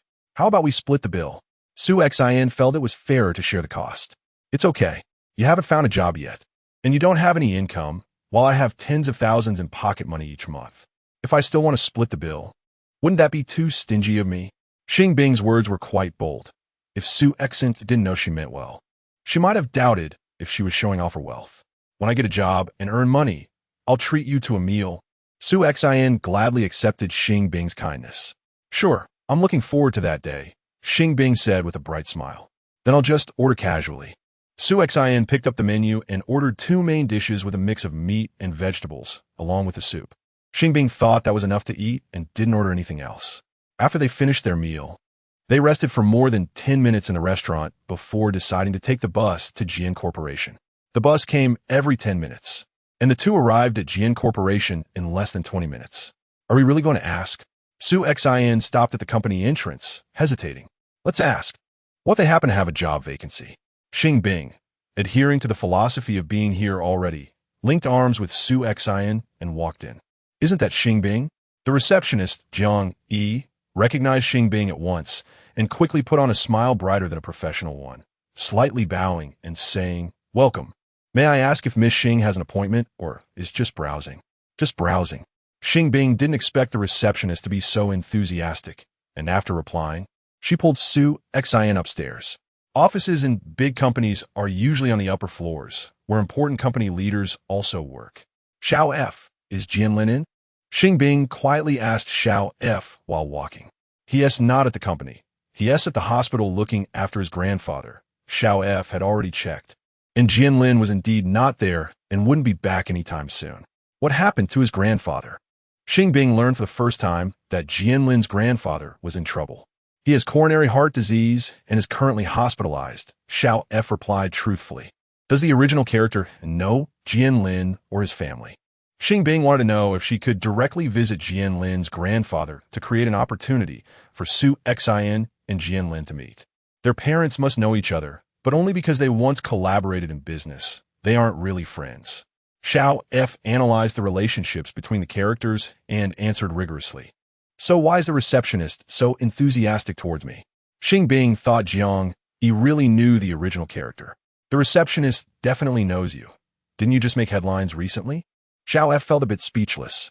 Well, that doesn't mean she needs to be so enthusiastic. Xing Bing didn't forget about this point. She just thought Jiang, he was being overly enthusiastic. In this world, the strength of the Xing group is comparable to that of the He group. These two groups can hold up half the sky. How could that receptionist dare to offend you as an employee of the Jian group? Xiao F was even more speechless. Fine. Xing Bing reluctantly accepted this explanation and stopped dwelling on the issue. What is Jianlin's brother called? Does he know the original character? Xing Bing began to consider whether to directly take Su Xin to find Jianlin's brother. Jian Yao probably doesn't know him. He is over 10 years older than you and should have no intersection with the original character, Xiao F guessed. If that's the case, it wouldn't be appropriate for me to look for him directly. After reaching the second floor, Xing Bing changed her mind and just took Su Xin for a walk around the corridor before bringing her back downstairs. I actually don't know the leaders of this company either. Let's just ask that receptionist we saw earlier. Xing Bing glanced in Jiang Yi's direction and said in a low voice, Okay. Su Xin didn't complain about being taken around for so long, but smiled and followed her back to the front desk. Miss Xing, is there something you need to inquire about? As soon as Jiang Yi saw Xing Bing and Su Xin approaching her, she immediately became diligent and asked, I want to know if your company is hiring recently. Xing Bing said directly, Are you looking to work at our company? Jiang Yi didn't understand why she would ask such a question, but still maintained her smile. It's not me. It's a friend of mine who is looking for a job. Just asking casually. Xing Bing didn't look at Su Xin as if she was talking about another friend. We aren't hiring at the moment. Although Jiang Yi wasn't from the HR department, she was quite well informed and knew that the Jian group currently had no job vacancies. Really none? Xing Bing slightly frowned. Currently, there truly aren't any, but if your friend isn't in a hurry, I can keep an eye out to see if there will be any openings later. Jiang Yi said with a smile. That works. Let me add you on WeChat. Xing Bing took out her phone and added Jiang Yi on WeChat. Chapter 164, Mr. Was White Moonlight has run away again, 7. You shouldn't be in a hurry to find a job, right? After leaving the company, Xing Bing finally asked Su Xin this question. Not in a hurry for now, but I heard that He's group is hiring recently. So I'll go try my luck there first. Su Xin didn't want to miss the opportunity to join He's group. Anyway, once she successfully captured Huating, she could resign and wouldn't have to stay in He's group forever. All right, but you need to stay away from Huating, okay? His personality is terrible. He's not an easy person to get along with. Xing Bing directly warned Su Xin about Huating to prevent her from being foolishly infatuated with such a greasy and overbearing CEO, whom Su Xin reluctantly nodded. Huating still needed to be pursued, but it couldn't be through a romantic route. Su Xin already had a plan. She wouldn't fall in love with Huating like the original character did. Although Huating was the type of CEO who could easily get lost in love and do things that normal people wouldn't, you should still be normal before falling in love. As long as she performed excellently at her job, she could find a way to let him know, and surely his favorability towards her would increase. Achoo! Huating, who was sitting in the office reviewing documents, suddenly sneezed. Is he catching a cold? Why would he sneeze? Huating found the sneeze a bit baffling. Xing Bing's favorability toward you -2, while Huating was puzzled. A favorability prompt popped up in front of him. What's going on? I haven't even interacted with Xing Bing yet. How did her favorability toward me decrease? Huating couldn't believe what he was seeing. Little K, aren't you going to explain this? He wanted to know what was going on. Sorry, I don't know everything. Little K didn't want to explain. What good are you then? Huating couldn't help but complain. If I were useless, would you need me to help you handle documents? Little K's response was laced with subtle sarcasm. What can I do? I'm just not cut out to be a CEO. If you don't help me, I'll just end up ruining my character. Huating shamelessly replied. You've actually already ruined your character. The original Huating wouldn't really handle these things himself. He usually delegated them to others, primarily enjoying the rights of being a CEO. Little Case said calmly. Why didn't you say so earlier? Huating was instantly filled with frustration. He had been busy handling company matters for days and didn't have time to complete his pursuit tasks.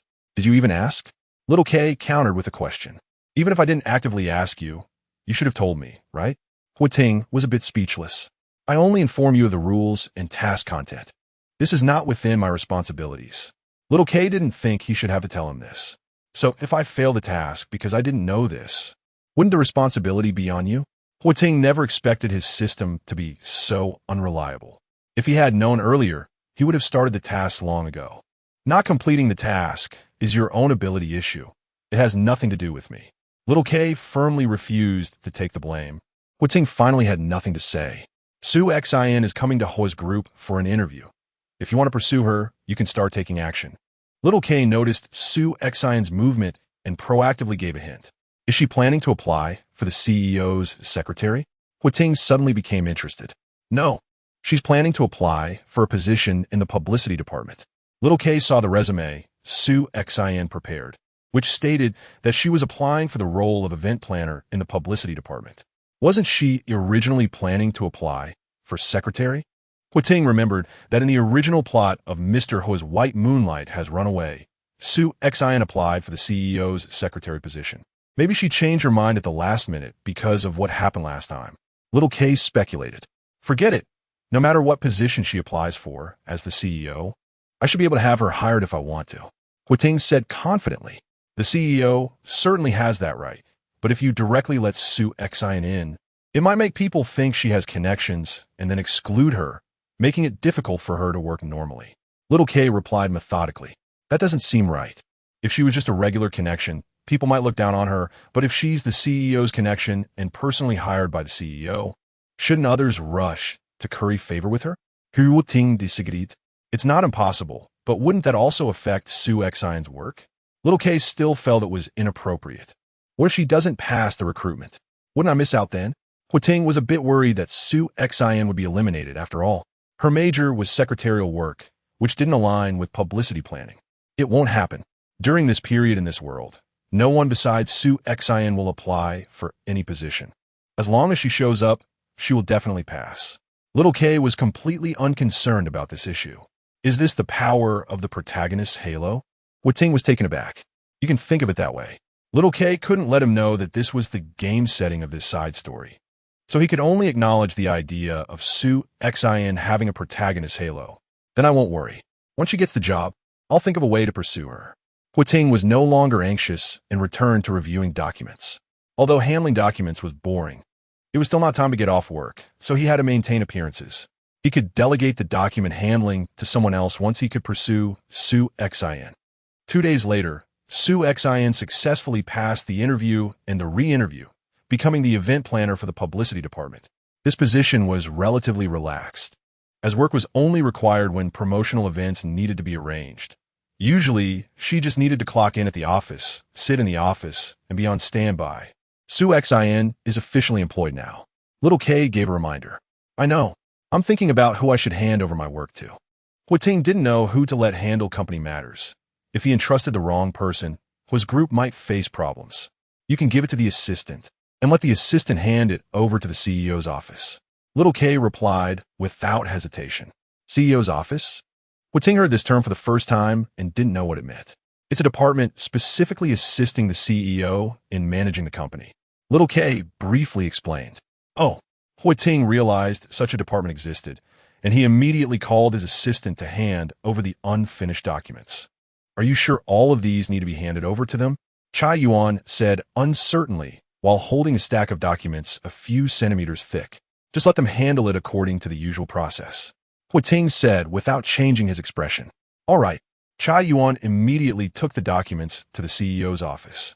To facilitate a connection between Xing and Jianlin, I first need to ensure they both become friends with me, making it easier for them to meet. Huating thought about it and decided to find a way to befriend both Xing and Jianlin first. Jianlin originally knew the original character, but wasn't friends with him and even disliked the original character. Changing his opinion of Huiting would definitely be more difficult. It would be better to first secure Su Xin. With this in mind, Huiting left the office, intending to check on Su Xin. The publicity department had a dedicated office with over 10 people responsible for various aspects of the company's image, products, and promotional planning and operations. Su Xin was responsible for writing event planning copy, and as long as she could write creative and appealing copy, she didn't need to worry about other processes. The walls of the office are transparent, and Huiting can directly stand outside to see what is happening inside. She's Su Xin, right? Huiting immediately recognized Su Xin among more than 10 people, because only Su Xin had a favorability prompt above her head that looked like a health bar from a game. Su Xin's current favorability towards him is still 60, which can only be described as not disliking him. That's right. Are you going to pursue her now? Xiaoke no longer wants to refer to this silly person as you. It's not very appropriate right now. Let us wait until after work. Huiting doesn't want to disturb her work and plans to create a chance encounter after work. Huiting's favorability towards you. 2. Su Xin looked up and saw the favorability prompt. Did he come over? Su Xin was seriously looking at the rules and regulations of Hua's group on the computer and didn't notice what was happening outside the glass wall. Yes. Xiaoxi answered immediately. What is my initial favorability towards him? Su Xin hadn't directly seen Huiting yet and was unclear about his initial favorability toward her. 75. Xiaoxi knew without checking because she just saw it. Does he have such a high initial favorability towards me? Su Xin felt a bit strange. Huiting should not know the original character at this point. How could the initial favorability be so high? The data does indeed show this. Xiaoxi replied nonchalantly. Can you check Jianlin's initial favorability towards me? Su Xin has already confirmed her pursuit of Jianlin, but hasn't started acting yet. Sure. His initial favorability towards you is 76. Xiaoxi quickly provided the answer. How is it higher than Huiting's? Did they know each other before?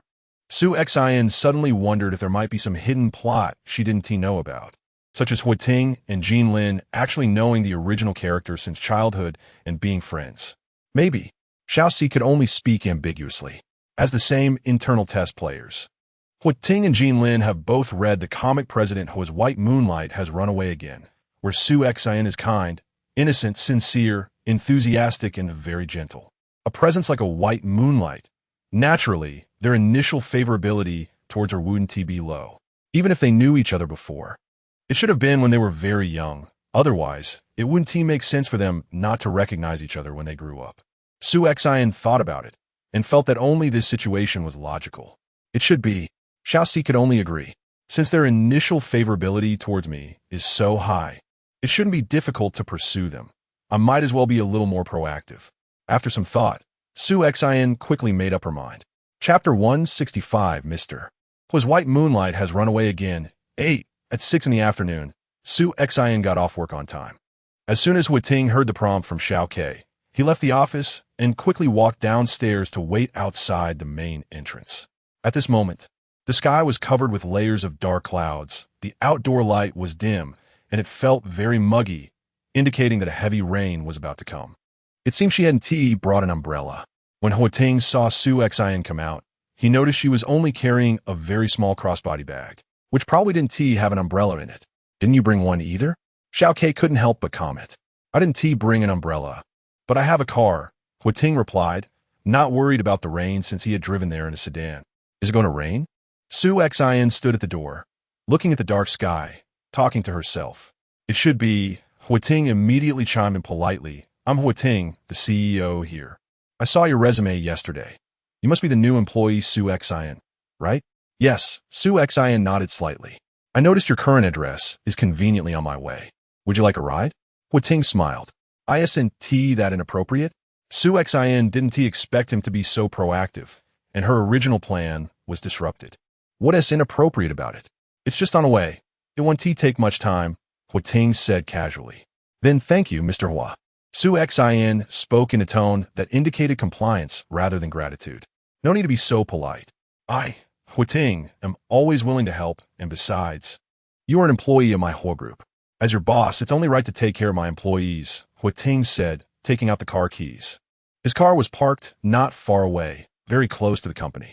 Xin walked with him to the car and sat in the back seat of the sedan. I'm going to drive now. Please remember to fasten your seatbelt, Ting kindly reminded her. Okay, Xin, who didn't usually wear a seatbelt, fastened it nonetheless. Ting checked the rearview mirror and confirmed she had buckled up before driving out at a steady pace. I saw that you filled in your major as secretarial studies on your resume. Why didn't you apply for a secretary position? He asked without hesitation and then quickly added, although I already have an assistant, I still need a secretary. I originally wanted to apply for the secretary position, but I thought I might not be competent enough, so I changed to something else, Xin replied somewhat ambiguously. Being a secretary should be easier than event planning, especially as my secretary, since I not only have an assistant, but also the president's office. The tasks a secretary usually needs to do are quite few. If you're willing, I can arrange a transfer for you to become a secretary, Ting said matter-of-factly. Thank you for your appreciation, Mr. Hua. I would be glad to serve you, but I just started, and if I change positions right away, it might affect my work in the publicity department. Let us consider it after some time. Xin tried to be as tactful as possible. Your concerns are valid. Then let us talk about it after a while. Ting replied leisurely. Thank you, Mr. Hua. Xin expressed her gratitude politely. Soon, it started to pour heavily outside. Ting dropped her off at the building where she rented a place, making sure she wouldn't get soaked before heading home. How strange, for no reason at all. How could the CEO be so enthusiastic towards an employee? Xin thought it was odd after returning to her rented place. Maybe it's because you're now the heroine. Heroines always have a protagonist halo, making it easy to attract the hero's attention. Xiaoxi quickly fabricated a reason. Can a protagonist halo be that powerful? Xin was skeptical. Of course, this is a world of cliché CEO dramas, and the heroine's halo is the strongest. Xiaoxi said seriously. If the protagonist halo is really that strong, then I can just win effortlessly, right? Xin felt that Ting seemed to be actively pursuing her, without her needing to do anything. Theoretically, yes, Xiaoxi replied nonchalantly. I need to verify this. I should find an opportunity to meet Jianlin. Xin decided that she couldn't jump to conclusions and planned to check with Jianlin. Jianlin was still in the hospital, so she could visit him on the weekend to see if she could run into him.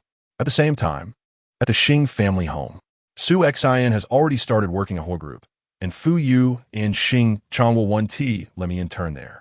What should I do to continue pursuing Xin? Xing Bing felt troubled. She had already told Fu Yu and the others about wanting to intern a whole group, but they all disagreed because they didn't want her to have too much contact with Ting. Why not pursue other characters first? Xiao F suggested directly. Other characters are hard to pursue too. I just visited Ting's house, and his mom was somewhat easy to get along with. But his dad is not easy to deal with at all. As long as his dad is around, I can't possibly pursue his mom. Xing Bing never wanted to be a third wheel or eat dog food again. Xin's parents were not in S-City. Jianlin's parents were abroad. And Xin's younger sister was also not in S-City. The original characters had no intersection with Jianlin's brother, making it difficult to pursue any of them. Xing Bing remembered that Xin had a younger sister in the countryside, whom she could have pursued, but unfortunately, there was no intersection for the time being. Then just pursue Jianlin. He is still in the hospital. You could go to the hospital and accidentally run into him. Xiao F actively came up with a plan. I'm not sick. Why would I go to the hospital? Xing Bing felt she had no reason to go. Who said you have to be sick to go to the hospital? Can't you find another excuse? Like going for a checkup or something? Xiao F suddenly realized that sometimes her brain seemed to lack creativity. Why would I need to go for a checkup out of the blue? Xing Bing had thought of using such an excuse, but the problem was that once she went to the hospital, Fu Yu and the others would definitely ask her why she was going. And even if it was just for a checkup, they would still ask why she needed to do that. How would she respond? You could just say it was required by the school. Xiao F quickly found her an excuse. All right, I'll try to see if I can fool them. Xing Bing sent a message to Fu Yu, who was still out shopping, saying that the school had suddenly arranged a task requiring all students to have a checkup before returning to school. Do you need your mom to accompany you? Fu Yu replied after seeing the message, without any suspicion. No, I can go by myself. Xing Bing was surprised that Fu Yu is so easy to fool, and she breathed a sigh of relief. Are you going today or tomorrow? Fu Yu wanted to know which day her precious daughter planned to go. It's getting late today. I'll go tomorrow. Xing Bing checked the time. It was already past 6, and the doctors at the hospital would probably be off work. Are you going in the morning or afternoon? Which hospital are you going to? If I'm free, I'd like to accompany you. Fu Yu still wanted to go with her if possible. In the morning, to the nearest big hospital. Xing Bing was going to the hospital where Jianlin was.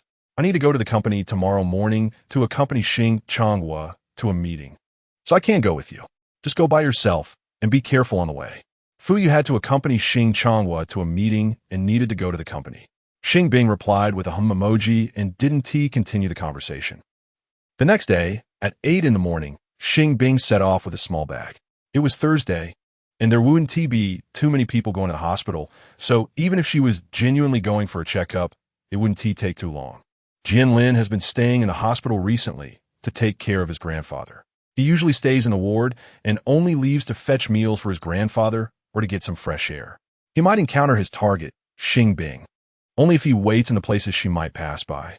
When Xing Bing enters the hospital, should he actively pursue her? Jianlin is chatting with his grandfather when he suddenly hears a prompt from Xiao H. How did she come to the hospital? Jianlin pretends to be listening attentively to his grandfather while asking Xiao H in his mind. It seems she is here for a physical examination. Xiao H sees Xing Bing heading to the examination department. What is her current favorability towards me? Jianlin originally didn't care about the initial favorability of the target towards him, but after learning that Huiting's initial favorability was extraordinarily high, he started to pay attention. 78. Xiao H answers without hesitation. She shouldn't know me, so how could her initial favorability be this high? Jianlin furrows his brows. According to the original plot of Hua's White Moonlight has run away again, while Xing Bing's parents have some connections with the original character's parents. Xing Bing herself does not know the original character. The reason the original character knows Huiting is that they are the same age and attended the same elementary school. It might be a bug in the comic world. Xiao H cannot explain it otherwise. Xing Bing is clearly also an internal test player and seems to like Jianlin's character, so it's strange that her favorability isn't high. What about Su Xin's favorability towards me? Jianlin doubts that such a bug could exist and wants to know if Su Xin's initial favorability is also high. 76. Xiao H still answers without hesitation. Indeed, something is off. The three of them originally had one who was at odds with the original character, and the other two didn't know the original character, yet their initial favorability towards him is so high. Could they also be traversers? In a flash, Jianlin suddenly thinks of this possibility. If they are also traversers and know the original plot of Hua's White Moonlight has run away again, and they all like the original character's design, it wouldn't be surprising for their initial favorability to be high. How could that be? If they're also traversers, wouldn't this comic world be full of them? Xiao H hurriedly denies it. Although this possibility is slim, it still exists. Jianlin has read novels and comics about multiple people traversing to the same world, so it's not strange for several individuals to end up in the same world. Grandpa, I want to go out for a bit, and we'll come back to chat with you later. Jianlin smiles at the white-haired old man sitting on the hospital bed, and after speaking, he gets up and leaves the ward. Chapter 166. President Hua's White Moonlight has run away again. 9. It turns out that a physical examination requires fasting. I forgot about that, so I might as well not do it. Xing Bing remembered that a physical examination requires fasting only after asking the doctor, and since she had eaten breakfast, she gave up on it. Jianlin came out. As soon as Xiao F saw Jianlin leave the ward, he immediately reminded Xing Bing. Where is he now? Xing Bing's eyes lit up instantly. Just came down from the 3rd floor and reached the stairway on the 2nd floor. Xiao F answered, as if providing a live broadcast. Am I not on the 2nd floor right now? Realizing that she was indeed on the 2nd floor, Xing Bing quickly glanced toward the stairway. A young man wearing a light blue shirt, looking clean and handsome with a touch of elegance, turned from the stairway and walked toward her. Is he coming this way? Xing Bing felt that he seemed to be walking straight toward her, but there were other people in front of her, so it might just be an illusion. Maybe. Do you want to go greet him? Xiao F also felt that Jianlin seemed to be coming toward Xing Bing. It can't be that coincidental. I should just go down. Xing Bing thought it was too deliberate to walk over, so she turned and went down the other stairway. He followed me. Xiao F noticed that Jianlin also came down this way and was slowly approaching Xing Bing. No way. Xing Bing couldn't believe it, but still turned back to take a look. Jianlin was less than 10 meters behind her and was quickening his pace, as if he were chasing her. He wouldn't really know the original character, would he? Xing Bing stopped in the open space outside the hospital, planning to confirm. Hello, I'm Jianlin. Are you Xing Bing? As soon as Jianlin caught up with her, he smiled and spoke. Yes, do you know me? Xing Bing asked suspiciously. Not exactly knowing you. I've just seen news about you online, so I recognized you. Jianlin replied nonchalantly. So I'm already that famous? Xing Bing suddenly felt like she had become a household name. It's not surprising for someone as beautiful and kind-hearted as you to be remembered, Jianlin said with a light smile. His words felt refreshing. Really? Xing Bing was a bit shy from the compliment. I heard that you once pursued Huating, the president of the whole group, but were rejected. Is that true? Jianlin changed the subject. It's true, but I don't like him anymore. So doesn't he matter? Xing Bing didn't understand why he asked this, but answered him calmly. In that case, would you be interested in dating someone else? Jianlin said with implication. What? Xing Bing was really confused this time. Shouldn't Jianlin have a more reserved personality? How could he say something like that? I think I'm somewhat of a good man. Would you like to date me? Jianlin said straightforwardly. I'm sorry. I'm still in college and need to focus on my studies, so I don't plan a date for now. Xing Bing never expected that the second male lead would pursue her, the originally malicious female supporting character. She almost didn't know what to say. Although I'm not a president like Huating, my family owns several companies, so I'm somewhat of a rich second generation. I can give you what he can give you. So why would you actively pursue him, but not accept my pursuit? Jianlin pretended to be hurt. Are you really Jianlin? Xing Bing blurted out. I want to ask you the same question. Are you really Xing Bing? Jianlin revealed a meaningful smile. What do you mean? Xing Bing was a bit slow to react. Strategy, Jianlin said casually. Strategy? Xing Bing finally reacted. So you're also. She didn't dare to say the word transmigrator out loud for fear of breaking the rules. That's right, I am too. Jianlin responded with a faint smile. Since you are too, why should we strategize against each other? Xing Bing suddenly felt like she had been tricked. It's over, they found out. Should we stop the game? Xiao F and Xiao H were a bit panicked. It's fine, as long as they don't know they are actually in a game world and continue to think they have transmigrated, it will be fine. Xiao K saw the situation over here and noticed Xiao F and Xiao H's discussion in the group chat, quickly calming them down. Maybe it's just for fun. Jianlin had thought about this issue from the beginning, since it was the system that made them transmigrate, not some accidental factor. Then there must be someone manipulating the so-called system, and the tasks were issued by the person behind the scenes. The real intention behind these tasks is not the system itself. Would anyone be that bored?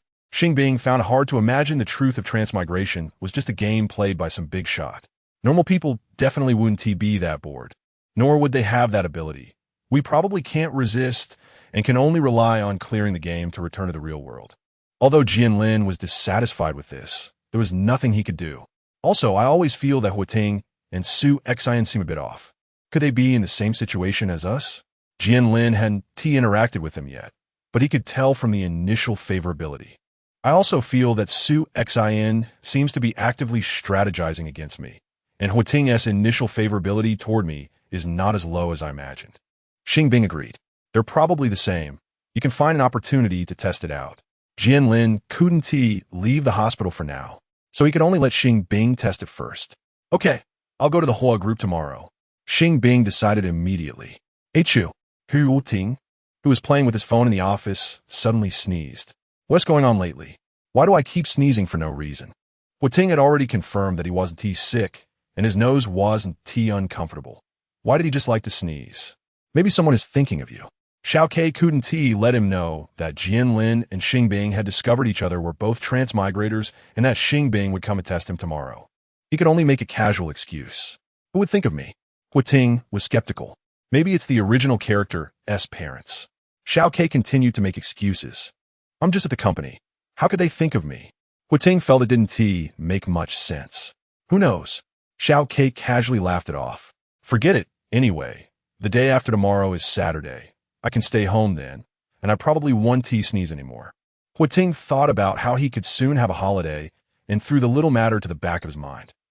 Bing Bing, how did the examination go? Is your health okay? As soon as Xing Bing returned home, Fuyu asked her with concern. I forgot that I needed to fast for the physical examination. I didn't do it today, so I'll just go another time. After all, there is still half a month before school starts, so it's not urgent. Xing Bing replied without changing her expression. How about I accompany you tomorrow? I'm free tomorrow. Fuyu could completely make time to accompany her since she didn't need to go to the company tomorrow. I have other plans tomorrow. Xing Bing showed a difficult expression. What plans? Fuyu couldn't help but feel curious. I made an appointment with Su-Xin. I'll visit her at her company tomorrow. Xing Bing had already found an excuse. Where does she work? Fuyu didn't know that Su-Xin already had a job. She works at the whole group.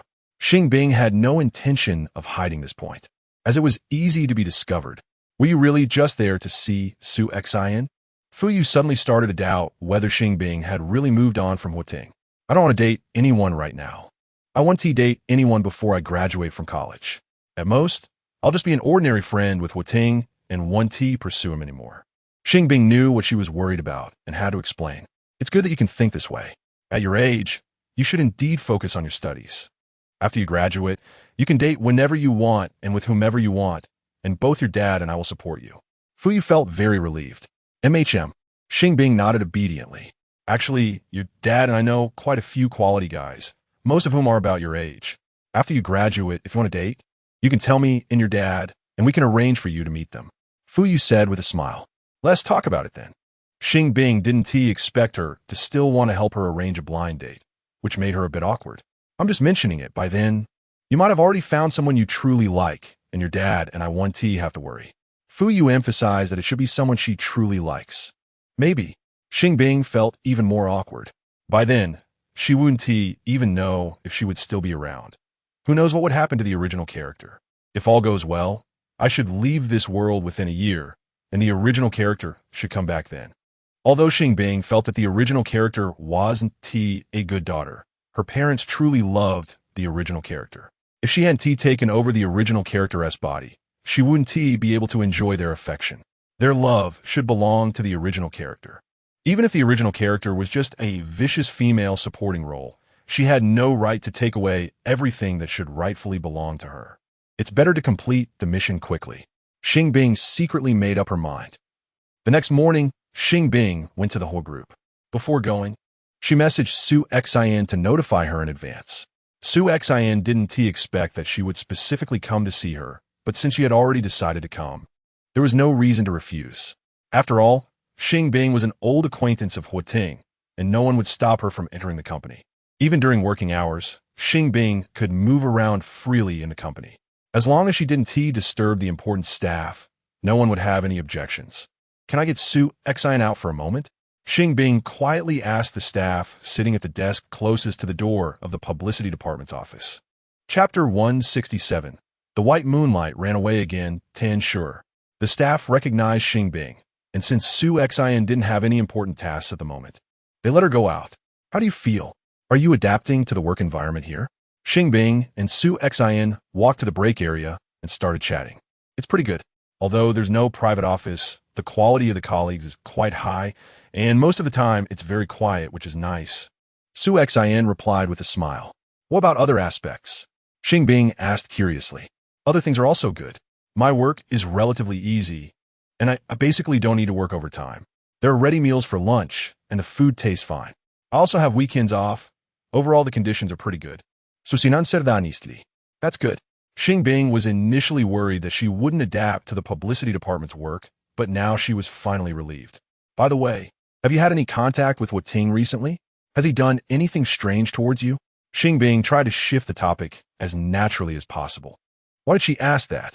Su-Xin couldn't help but feel suspicious, but didn't show it. Instead, she answered calmly. The day before yesterday, I didn't bring an umbrella, and when I got off work, it was very dark, like it was going to rain heavily. I happened to run into him, and he said his home was on the way to mine, so he gave me a ride. That's not right. His home and yours are not in the same direction. It should not be on the way. Xing Bing frowned slightly. Not on the way. Su Exan didn't pay much attention to that detail. She just knew his home was indeed not far from a rental place. There's just a section that is on the way. Did he take you directly back to your rental? Xing Bing wanted to know if he was genuinely just on the way or if it was intentional. Yes. Su Exan didn't deny it. Did he show any particular initiative towards you or treat you especially well? Xing Bing narrowed her eyes slightly. How did you know? Su Exan showed a surprised expression. Jianlin's speculation should be correct. Huiting should also be a time traveler and is currently pursuing Su Exan. Xing Bing finally came to a conclusion. But is Su Exan a time traveler too? She still wasn't completely sure about this. Why isn't she replying to me? Could there be a misunderstanding? Su Exan felt a bit anxious when she noticed Xing Bing hadn't spoken for a while. Xing Bing had previously pursued Huiting. Could she think that Huiting was now pursuing her? Do you have any special feelings for Huiting? Xing Bing suddenly asked. None. Su Exan decisively denied it. So you don't dislike him? Xing Bing continued to probe.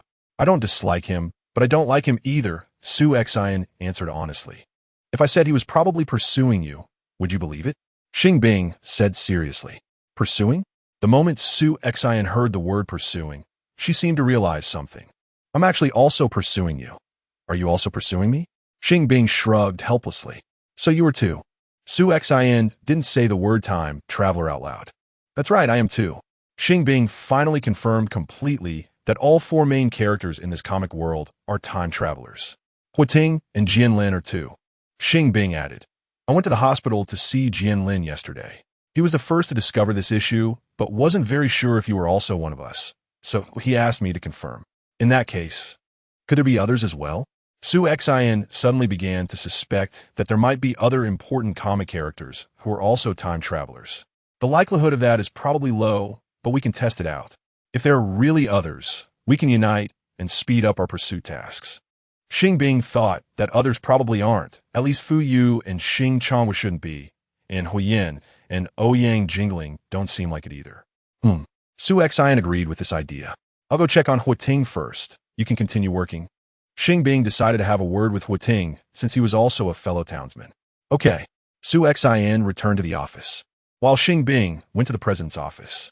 Huiting was originally playing a game, but as soon as he heard Xiao Ke remind him that Xing Bing had arrived, he immediately put his phone away, sat up straight, and pretended to be serious. Why are you here? He pretended to casually glance at Xing Bing, who appeared at the door and frowned as he asked. Of course, I came to find you because I have something important to say. After entering, Xing Bing turned around and locked the door. Why are you locking the door? Huiting was startled. Stop pretending. I know you're not the original Huiting, and I'm not the original Xing Bing either. We're both from another world. We both have systems, and we have to pursue others. Am I wrong? Xing Bing walked to the desk and got straight to the point. No wonder I felt you weren't like the Xing Bing in the comic. It turns out you really aren't. Huiting suddenly understood. Not only am I not, but Su Exan and Jianlin are also not. They're like us, brought in by the system. Xing Bing laid her cards on the table. No wonder your initial favorability towards me was so low. Now it makes sense. Huiting finally understood why they all disliked him. It was because they didn't like the setting of the original character. Now we decided to unite and help each other. Are you willing to join us? Xing Bing said seriously. Of course, I want to join. If I don't, I'll just be fighting alone, right? Huiting said without hesitation. Xing Bing's favorability towards you. 15. As soon as he finished speaking, a favorability prompt popped up in front of Huiting. This really works. Your favorability towards me suddenly became 75. Huiting was pleasantly surprised. Your favorability towards me hasn't changed. Xing Bing felt it was quite unfair. That is probably because my initial favorability towards you is already quite high. Huiting didn't see any problem with that. That could be, how about this weekend you, me, and Su Exan go to the hospital together? We can use Jianlin's friend identity to see if we can increase his grandfather's favorability. Xing Bing already had a new pursuit plan. That sounds good. As long as we establish a friendship between us, it will be much easier to pursue other related characters. Huiting greatly appreciated it. It will be much easier, but now Fu Yu and Xing Changwu both have biases against you, so it might be difficult for you to pursue them. Xing Bing had to pour cold water on him. Then let us just not pursue them for now. Anyway, we don't have to successfully pursue all important characters. Ting wasn't worried at all, because Xiao Ke had said that as long as they could successfully pursue half of the important characters, it would be enough. So who are you planning to pursue first? Xing Bing wanted to know what his original plan was like. Chapter 168. The White Moonlight Ran Away Again, 11. I originally wanted to pursue Su Xian and Jianlin first, to match them up, but since they are not the original characters, there is no need for that. As long as I can raise their favorability towards me to 80, that's enough. Ting said, without hesitation. Your original idea is actually the same as mine. Xing Bing was slightly surprised. Xing Bing's favorability towards you. 2. As soon as she finished speaking, Ting saw the favorability prompt. Your favorability towards me has increased again. Now it's only 3 points away from reaching 80. Ting said, almost beaming with joy. Your favorability towards me hasn't changed. Xing Bing's mood worsened. That might be because my reactions are a bit slow. Ting scratched his head awkwardly. Xing Bing was left speechless. If you don't have anything else to do today, I can take you to pursue Yin and Ouyang Jingling. As an apology, Ting decided to make up for it. I don't want to pursue Yin for now. If Ouyang Jingling wants to go out shopping sometime, and Huyin ISN going with her, just let me know. Xing Bing still wanted to pursue Ouyang Jingling alone. Okay, I'll go back and find out for you.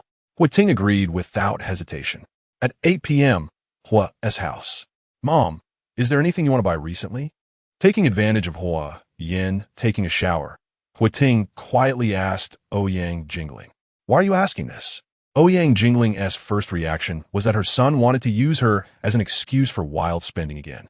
Just asking to see if you need anything. Ting smiled awkwardly. I don't need anything, and don't buy random things for me. Although our family is wealthy, buying useless things is a waste of money. It's better to save it. Ouyang Jingling said seriously. I didn't mean that. I wanted to ask if you're interested in going out to shop. Recently, it seems a new clothing store has opened, and there's also a cosmetic store. If you're interested, you can go take a look. Ting temporarily made up a reason.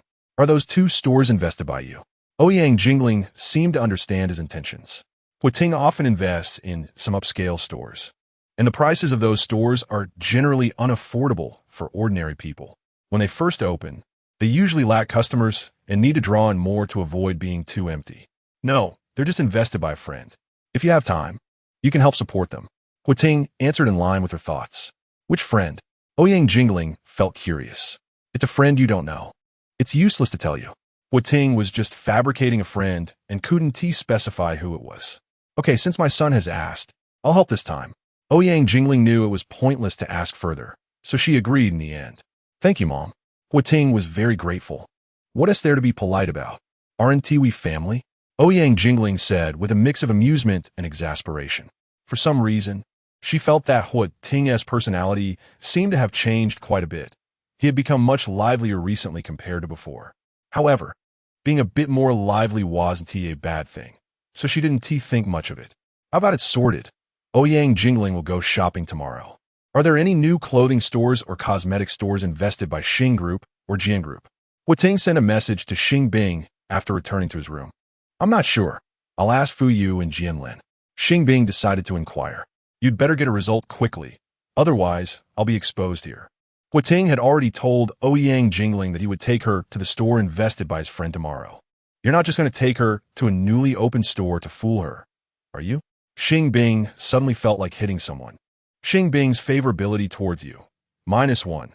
When Ting received the reply, he saw the favorability prompt. Your favorability towards me has decreased. Ting felt wronged and sent a crying emoji after the text. Can it not decrease? Xing Bing was almost speechless. If she had known Ting was a useless teammate, she might as well not collaborate with him. But I'm helping you. Ting felt even more wronged. I didn't ask you to make things worse. Xing Bing replied mercilessly. How can that be considered making things worse? Ting didn't feel he did anything wrong at all. I just asked you to check. I didn't ask you to bring Ouyang Jingling out. And I definitely didn't ask you to lie. Besides, even if you lied, didn't you think about whether you could cover up the lie? If the lie can't hold, wouldn't it backfire?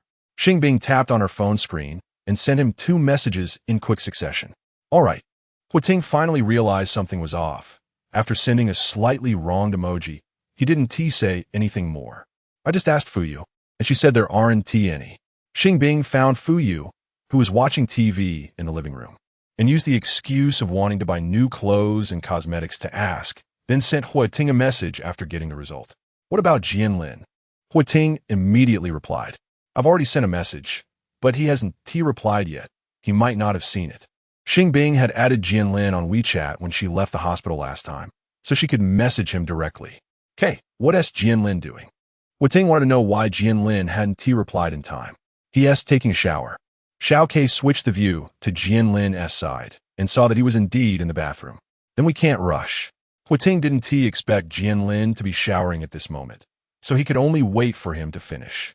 However, he might not even know about this. He might have to ask his brother. If his brother asks, what excuse should he use? Huating suddenly realized this problem. The excuse he found this time really wasn't good. No wonder Xing Bing got angry earlier. Kay, can you help me look for any new clothing or cosmetic stores nearby? Huating decided to seek help from Xiao Ke. Sorry, that is not within my responsibilities. Xiao Ke decisively refused. Aren't you my system? Shouldn't a system assist its host? Why don't you want to help with this? Huating frowned. I'm not that kind of system. I want to help you with everything. Xiao Ke wasn't a real system, so he naturally said this with confidence. So stingy. This was the first time Huating felt Xiao Ke was stingy and unhelpful, but he couldn't do anything about it. Is this me being stingy? Something should be relied on yourselves, not on us. If you don't believe it, go ask others. Do their systems help them with everything? Xiao Ke was really angry this time and couldn't help but retort. Chapter 169. The white moonlight ran away again. 12. Just ask. I don't believe their system is like that. Just wait to be slapped in the face. Huating was also unconvinced. He initially wanted to send a group message to Xing Bing, Jianlin, and Su Xin, but found that he hadn't added Jianlin's WeChat yet. So he had to ask Xing Bing to send him Jianlin's WeChat ID first. Group messaging wasn't very convenient, so he decided to create a group chat instead. Huating created a group chat with only the 4 of them and named it Strategist Alliance. I have a question. When you need help from your system, does it always say, this is not within my responsibilities? Huating edited a message and sent it out, notifying all members. Not really, but I generally don't ask her for much. I usually just inquire about task-related content. I don't know if she can provide help in other areas. Su Xin was the first to respond. Me too, I'm not sure. Jianlin responded second. Mine doesn't seem to be like that. Sometimes when I have no ideas, she even proactively helps me come up with suggestions, which I find quite considerate. Xing Bing had a completely different feeling. Why is your system like this? Are our systems fake? Huating couldn't believe it. Maybe it's a difference in personality settings. Xing Bing guessed. Since her system is so good, why don't you just ask her directly? Like whether there are any new clothing stores nearby. Huating didn't understand why she didn't just ask Xiao F directly. I asked already. And Xiao F said she doesn't know because she can't determine if it's newly opened. Xing Bing had actually asked Xiao F first. Then Fu Yu and Jianlin, but hadn't mentioned it to Huating before. Why is your system so human-like? I'm starting to wonder if she is a real person. Huating suddenly felt that Xing Bing's system seemed truly extraordinary. Actually, I also feel that Xiao F is very much like a real person. She didn't seem so at first, but later she became more lively. It felt like she was just pretending at the beginning. Xing Bing felt the same way. Hearing you say that, I feel like my system isn't that rigid either. Especially when she gets angry. She even bets with me. Huating almost forgot that Xiao Ke sometimes also seemed very human. But he was more rigid and not as considerate as Xiao F. So he hadn't suspected that Xiao Ke might also be a real person. Should we stop them from continuing to chat? The more Xiao F looked, the more anxious she became.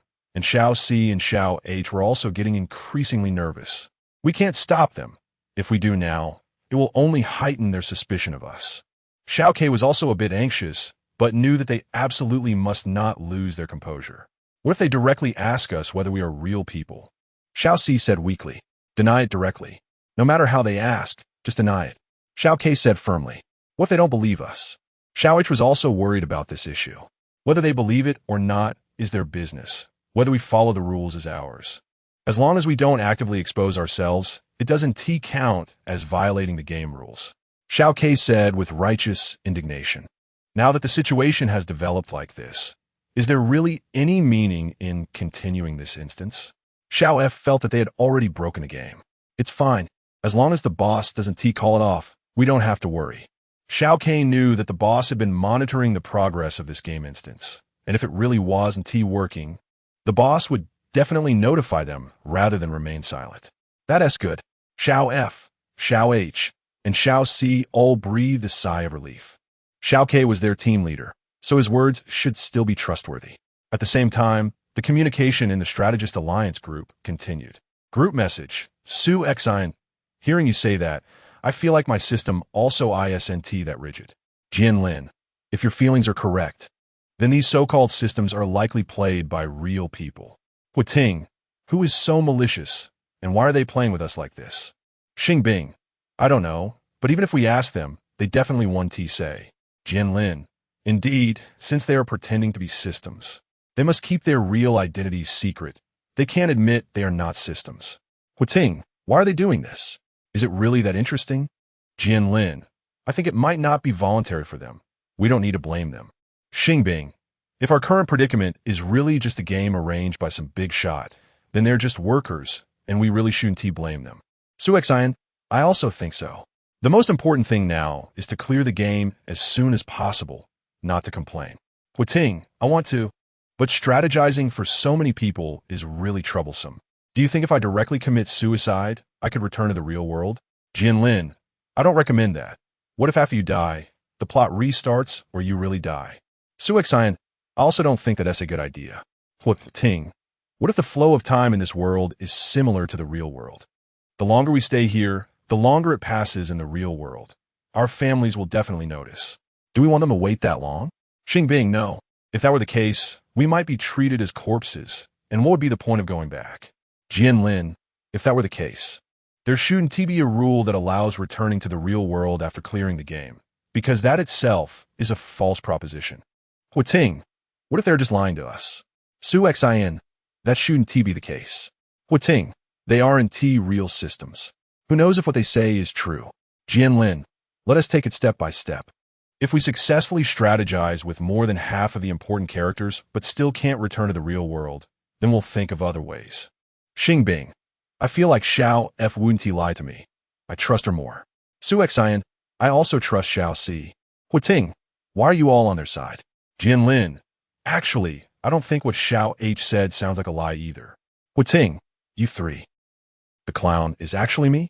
Xing Bing, let us establish a united front. Anyway, we should first come together to work on strategizing with other important characters, collecting task fragments, and as for whether we can return to the real world in the end, we'll know when the time comes. Su Xian, agree. Jian Lin, I agree too. Hu Ting, all right, I'll be a bit more patient. Xing Bing, then let us stop chatting here for now.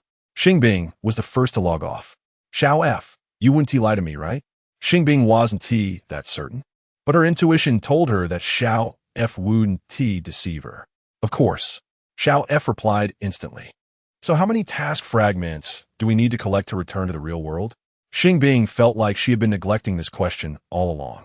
At least 5 pieces. Xiao F answered according to the game rules. 1 piece per person, right? Xing Bing needed to confirm this. Yes. Xiao F responded like a friend with an easy MM. Then I can relax. Xing Bing felt that strategizing with 5 people should be relatively easy, especially since 3 allies were already included. On Saturday morning, Xing Bing, Su Xian, and Hu Ting arrived at the hospital as planned, visiting the original character's grandfather, Jian Dan, in the name of Jian Lin's friend, and crazily increasing their favorability. One of them was peeling an apple for him, another was chatting with him, and one was standing nearby, listening attentively, working together in perfect harmony. Jian Dan hadn't seen such loving young people in a long time, and her fondness for them had basically soared above 70. Grandpa Jian, we'll come to see you again next time. As it was getting close to lunchtime, Xing Bing and the other 2 said goodbye to Jian Dan. In the afternoon, Hu Ting went out with Ouyang jingling, allowing Xing Bing and Su Xian to have an accidental encounter with her. Xing Bing and Su Xian had already found a newly opened high-end clothing store, which was having a grand opening sale with all clothes at a 15% discount. Although Ouyang jingling didn't care about the small savings, the 15% discount was still quite attractive. She immediately set her sights on several styles and tried on each one. Huiting was responsible for paying with the card, while Xing Bing and Su Xin took turns complimenting Ouyang Jingling, praising her taste and saying that the styles she chose were beautiful and particularly suited to her, and so on. Ouyang Jingling knew that Xing Bing's compliments were usually quite sweet at such times, so she wasn't too impressed. However, since it was Su Xin's first day meeting her, and Su Xin's appearance and temperament were somewhat similar to hers, hearing Su Xin praise her felt like another version of herself complimenting her, which was even more enjoyable. Thus, her fondness for Su Xin soared to 78. Why is my fondness still at 75? Xing Bing felt a bit depressed when she heard Su Xin quietly tell her that Ouyang Jingling's fondness for her had increased to 78. It should be because your initial fondness was already quite high, Su Xin could only explain. This sentence sounded so familiar. Xing Bing felt as if she had heard the exact same words not long ago. I remember now, Huiting said the same thing to me before. My fondness for him increased a lot, but his fondness for me just wouldn't budge. It almost drove me crazy. The more Xing Bing thought about it, the more depressed she became. It might still be an issue with the initial fondness. We can visit Grandpa Jin again next time and see if the fondness can increase. Su Xin wasn't very sure either and needed to confirm. Okay, Xing Bing could only agree. Let us go out to play together tomorrow. Maybe it will help improve our mutual fondness. Su Xin suggested. Where to play? Xing Bing didn't oppose the idea. We can ask in the group chat to see where everyone wants to go. After Su Xin said this, she took out her phone and sent a message in the group chat. Chapter 170. President who was white moonlight ran away again. 12. Everyone in the group quickly shared their opinions. Huiting wanted to go to the amusement park. Jianlin had no particular thoughts. Xing Bing also wanted to go to the amusement park, and Su Xin originally thought they could go watch the latest movie together. However, since Huiting and Xing Bing both wanted to go to the amusement park, she was in the minority, so in the end, they went to the amusement park. There were many attractions at the amusement park, and even if they played there all day, they might not experience all the rides. But they didn't plan to stay the whole day. They only chose 2 or 3 projects that they were more interested in, and then the 4 of them experienced them together, except for the more thrilling ones that Xing Bing and Su Xin couldn't handle. They all enjoyed the rest together. They only played for one morning and didn't have lunch at the amusement park. Instead, they found a highly rated restaurant outside and had a hearty lunch together. In the afternoon, they didn't go back but went to watch the latest animated movie together. Su Xin was very happy that they were willing to accompany her to the movies, which increased her fondness for all 3 of them. Huiting had a great time at the amusement park, and his fondness for the other 3 also increased. Jianlin had arranged for a temporary caregiver for Jian Dan to be able to come out, but she wasn't particularly at ease while playing outside, so her feelings towards the others didn't change. Xing Bing had a wonderful time at the amusement park and was thoroughly engaged in the movie, increasing her fondness for the others by 1 to 2 points. Xing Bing's fondness for you increased by 2. Her current fondness for you is 80. Congratulations! You have successfully captured Xing Bing and received a task fragment. As soon as Su Xin returned to her rented place, she saw the progress notification pop up. As expected, Xing Bing was the easiest to capture. Su Xin wasn't surprised at all. Should I tell her this good news? Su Xin felt a bit conflicted because she was worried that Xing Bing might become more depressed. Forget it. Maybe I shouldn't say anything. After much deliberation, Su Xin ultimately decided not to tell Xing Bing. Huiting's fondness for you increased by 2. His current fondness for you is 80. Congratulations! You have successfully captured Huiting and received a task fragment. Almost at the same time, Jianlin also saw the progress notification. Other people's fondness for me hasn't maxed out yet. Jianlin remembered that Xing Bing and Su Xin had a high initial fondness for him, and she thought she could successfully capture all 3 at once. Their fondness for you only increased by 1 point. Please don't be too greedy. Little H knew from his thoughts that he hadn't particularly paid attention to the fondness increase notifications in between. How can I be considered greedy? After all, their initial fondness for me was already quite high. Jianlin didn't think she was greedy. It was just that the results didn't meet her expectations. Keep it up. Little H didn't want to say much to avoid being questioned about this and that. Not knowing how the others were doing, she decided to ask. Jianlin didn't chat with little h anymore, but sent a message in the group. Group message. Jianlin, did you successfully obtain any task fragments? Huiting, yes. I got one. It's from Xing Bing. Xian, I also got one. Jianlin, what about you? Xing Bing, no. Jianlin, I actually got one too. Are you really sure you didn't? Xing Bing, I really didn't. Your fondness for me hasn't maxed out at 80. Huiting, why are you so unlucky? Xing Bing, how would I know? Jianlin, don't worry. Even if our fondness for you hasn't maxed out at 80, it should be very close. We just need to increase it a little more. Xian, right, no need to rush. We can go out and play together next time. And maybe we'll be maxed out then.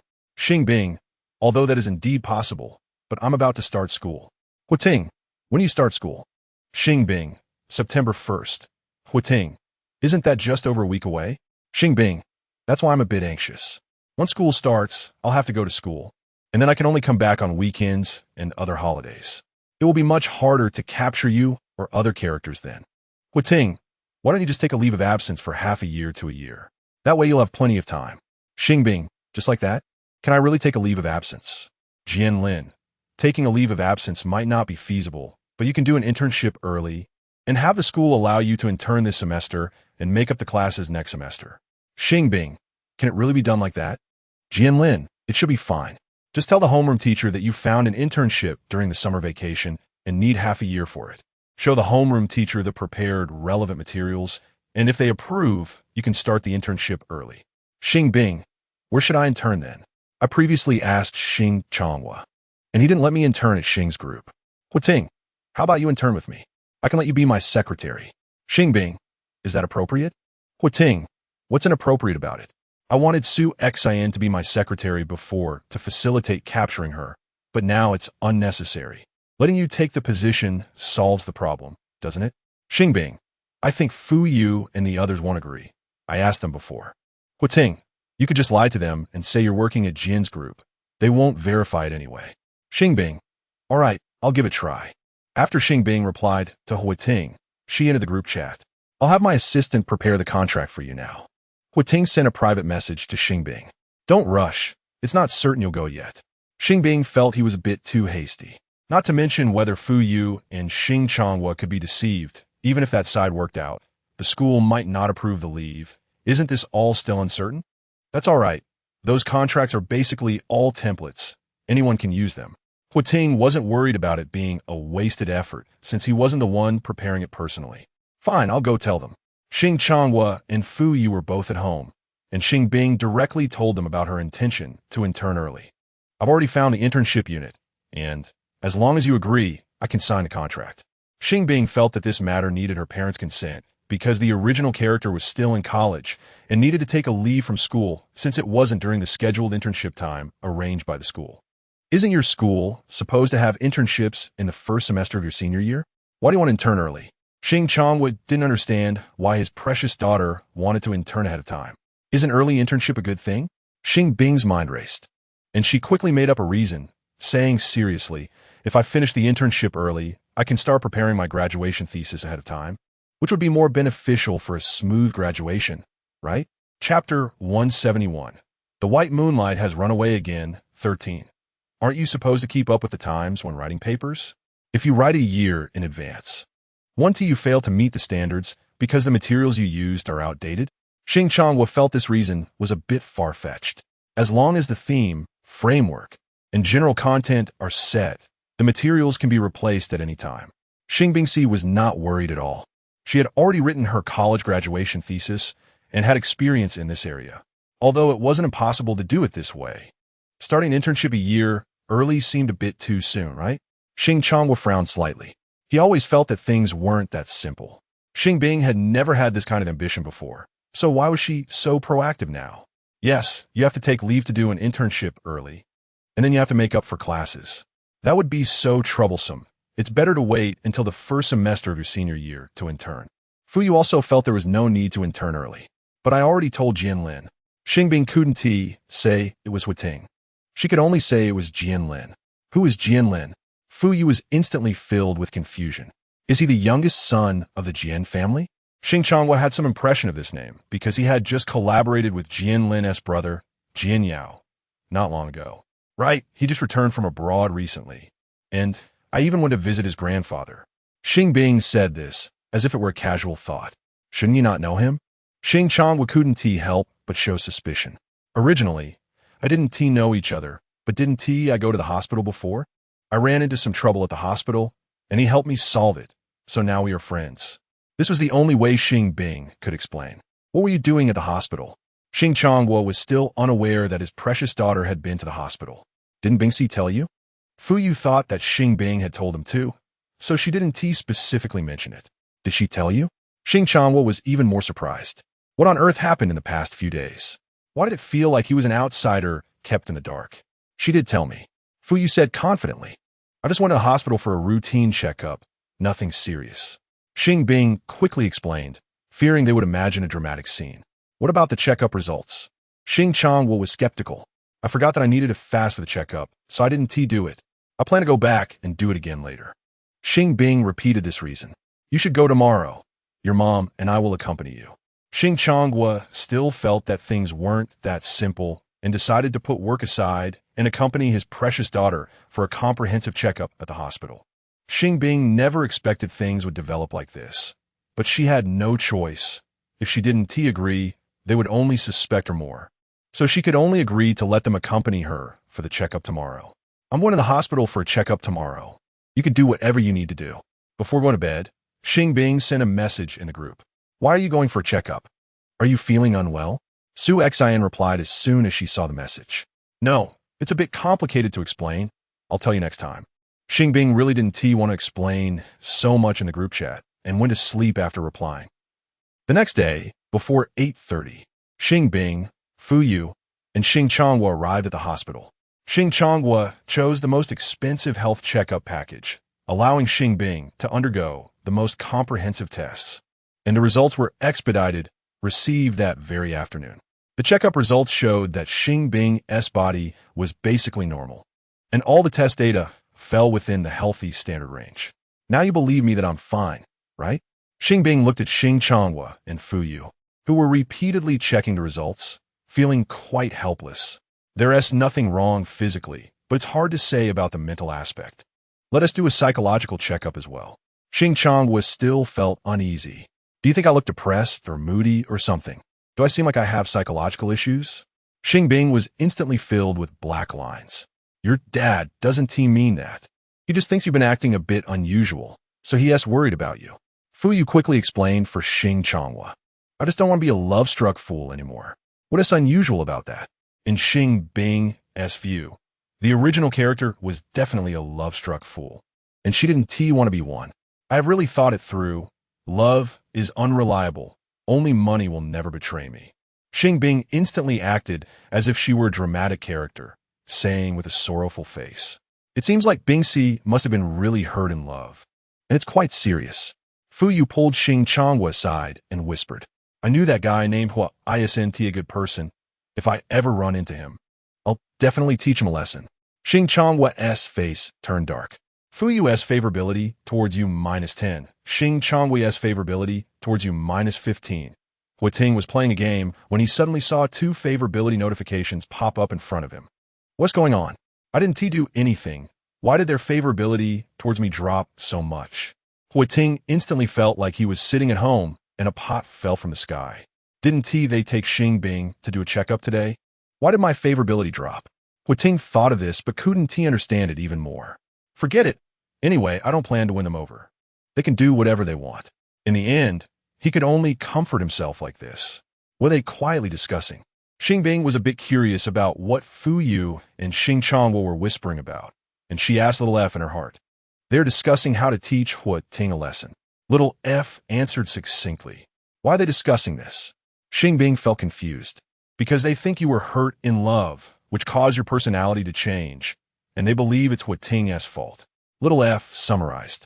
Although the original Hua Ting did hurt the original character, the current Hua Ting is not the same as the original Hua Ting. Isnt this a bit unfriendly to him?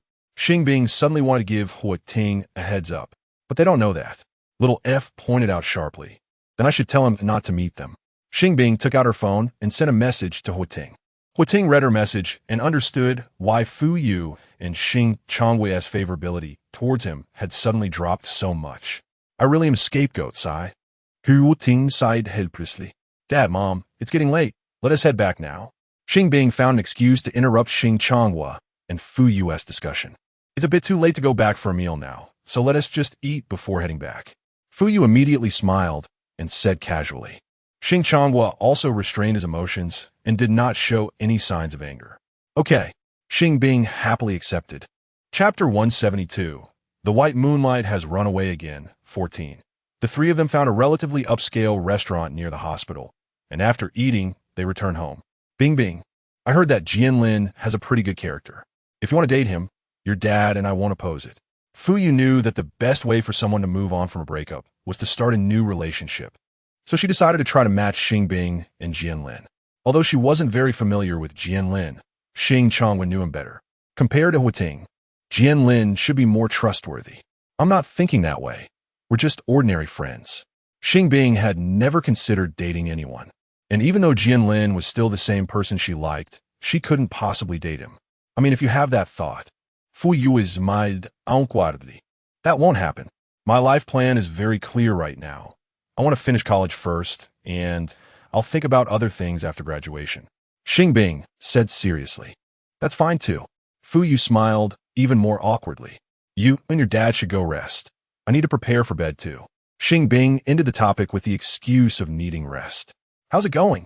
Did your parents agree? Ting sent a message to Xing Bing before going to sleep. Should be considered an agreement, but I'm not sure if the school will approve. Xing Bing was more worried that the school might not approve of such a thing. Regardless of whether they agree or not, if you want to take a leave, you definitely need to provide proof. I can sign the contract with you first and set the first working day for the middle of next month. If the school doesn't agree by then, we can terminate the contract. Ting had already planned everything for her. Okay, I'll go to your company tomorrow. Xing Bing had no intention of thanking him, as she still hadn't seen her favorability with him rise to 80, and she felt it was very unfair that she had already been successfully courted by him. The next day, Ting went to the company as usual and played on his phone in the office. The contract was already taken care of by his assistant. He just needed to sign and stamp it. Why aren't you here yet? I've been waiting for you for a while. After playing on his phone for half an hour without seeing Xing Bing, Ting started to feel impatient. I took the bus, and there was a traffic jam. I should be there soon. Xing Bing quickly typed a reply while on the bus, which was moving at a speed that felt like walking. Why didn't you take a taxi? Are you still trying to save money? Ting was somewhat speechless. A taxi would get stuck in traffic too. Xing Bing shot back without thinking. Not necessarily. Buses have fixed routes, while taxis can change routes on the fly. If you had taken a taxi, you might have arrived earlier. Ting argued back. And it's not even 9 o'clock yet. Why are you in such a hurry? Xing Bing didn't understand why he was rushing her. I got here before 8 and have been waiting for you. How can I not be anxious? Ting suddenly felt a bit wronged. He was so punctual and considerate of her. Why was she blaming him? You got here before 8 because you have to work, right? Xing Bing was almost speechless. They had only agreed to meet that morning without a specific time. As long as she arrived in the morning, that was enough. That wasn't my choice. If my name hadn't happened to be the same as this character's name, I wouldn't have become the CEO. If I hadn't become the CEO, I wouldn't need to work. Ting felt even more wronged. What were you originally doing? Xing Bing suddenly became curious. I'm still a freshman. Ting answered honestly. Oh. Xing Bing finally understood why he seemed a bit immature. He was only a freshman. And you? Ting hadn't asked her what she originally did and was also curious. I've already graduated from college. Xing Bing was preparing for graduate school and didn't need to work. So you're actually a few years older than me? Ting realized that her actual age was at least 3 years older than his. Just a few years older. Remember to call me senior from now on? Thank you. Xing Bing added a smiley face at the end of her message. Even if you're a few years older, it's not necessary. Besides, in this world, my character is older than yours. If I call you senior, won't others think I'm crazy? Ting clearly didn't like it. You can call me that privately. Xing Bing countered. I don't want to. We might not even be from the same school. Why should I call you senior? Ting only referred to senior female students from the same school as seniors. Then call me Sister Xing Bing. Xing Bing, not wanting to reveal her school, shamelessly made this request. That's even worse. It sounds so awkward. Huiting was even less pleased. You should understand basic manners. If I were only a year older than you, it would be fine to call me by my name, but the fact is, I'm at least 3 years older. If you still call me by my name, it would be quite impolite. Xing Bing decisively used the issue of manners to pressure him. What's the big deal about being 3 years older? 4 unrelated females. Even if they were 30 years older, I wouldn't call them sister. Huiting angrily typed back. Someone who's 30 years older than you should be called Annie. Xing Bing replied calmly. Huiting was actually left speechless. After a while, he stubbornly retorted, "Why don't you say you should call me Grandma? You're still in your freshman year, which means you're probably only 19. If someone were 30 years older than you, they'd be 49. Do you think a 49-year-old woman without a blood relationship would want to be called Grandma?" Xing Bing shot back while still on the bus. "If I call you by your name, wouldn't that make you seem younger? So why do you think I'm being rude?" Huiting realized she highlighted the reasoning that women dislike being called names that make them seem older. Can that be generalized? Xing Bing felt speechless again. "I don't care. In this world, no one knows your actual age is older than mine, so I can call you whatever I want." Huiting replied smugly. "Fine, Huiting younger brother." Xing Bing deliberately added a loving title. How can she do this? Does she have to let everyone know she is older than me to be satisfied? Huiting exploded when he saw the words Huiting younger brother. Chapter 173. The white moonlight ran away again, 15. Huiting's favorability towards you -2. Xing Bing waited for a minute but did not receive a reply from Huiting. Instead, she received a favorability prompt. It turned out that his favorability towards her could change. She had thought it would never change at all. Xing Bing felt no sadness at all. Instead, she found it a bit ironic. When she treated him well, his favorability did not increase at all. But as soon as she treated him poorly, it would drop. How could she strategize against such a person? She might as well give up on him. After all, she only needed to successfully strategize against 5 people. Xing Bing did not think for long before making this decision. Here she was, being so proactive and positive in helping him. Yet he did not understand gratitude at all. The more Huiting thought about it, the more he felt he was losing out. Although it was indeed a bit unfair that his favorability towards Xing Bing did not increase. He was already trying his best to compensate. So why did she not appreciate it?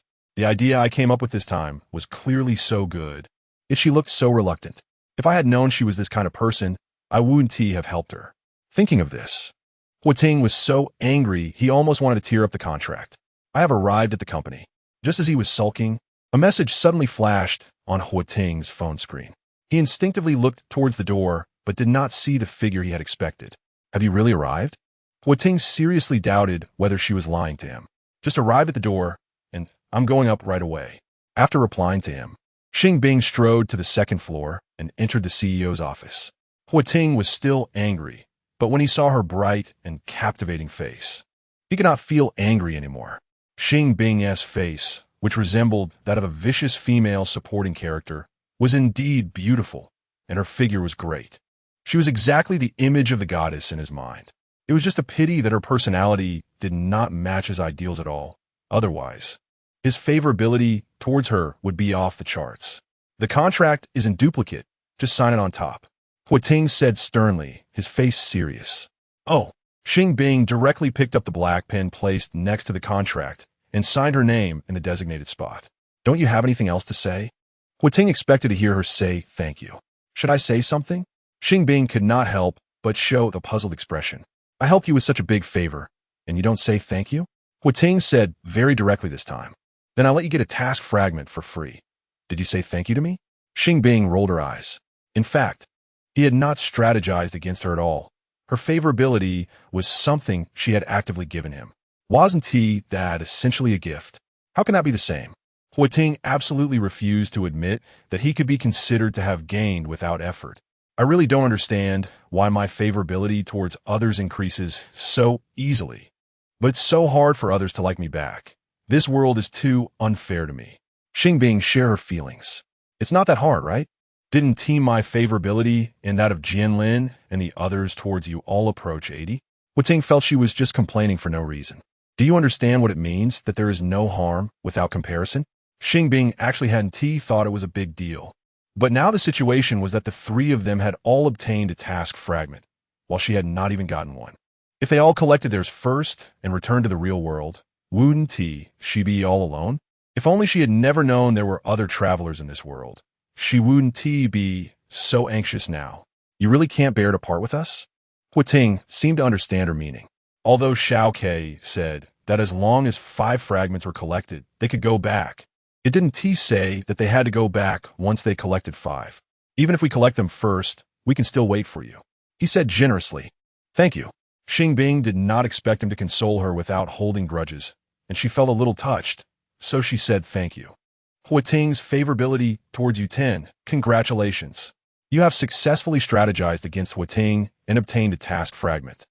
Before Huating could speak, Xing Bing saw the system prompt pop up. This surprise came too suddenly. Xing Bing was stunned. What's wrong? Huating noticed she was in a daze and swallowed the words he originally wanted to say. It's nothing. I just saw the system prompt saying I obtained a fragment. Xing Bing downplayed it. Whose? It can't be mine, right? Huating suddenly realized that it might be because his favorability towards her had skyrocketed just now. If I say it's yours, how would you react? Xing Bing did not know whether he wanted a positive or negative answer. Then it's mine, right? Huating felt he had guessed correctly. Yes. Xing Bing nodded slightly. That's great. It's finally fair now. I don't owe you anything anymore. Huating was instantly overjoyed. Isn't your reaction a bit off? Xing Bing had not expected his reaction to be like this. She felt his line of thought was very peculiar. Is my reaction too exaggerated? Huating did not understand her meaning and was a bit confused. It's not exaggerated. It's just, forget it as long as you're happy. Xing Bing had been submerged in the feeling that this world was very unfair to her, which led her to inadvertently vent her frustration on Huating and be less nice to him. But in fact, he hadn't done anything wrong. It was her who was being overly negative. What do you mean by as long as you're happy? Aren't you happy? Huating's smile vanished as soon as he heard such a perfunctory remark. Of course, I'm happy too. But it seems like I'm not as happy as you are. Xing Bing was indeed happy, but not to the point of being overjoyed.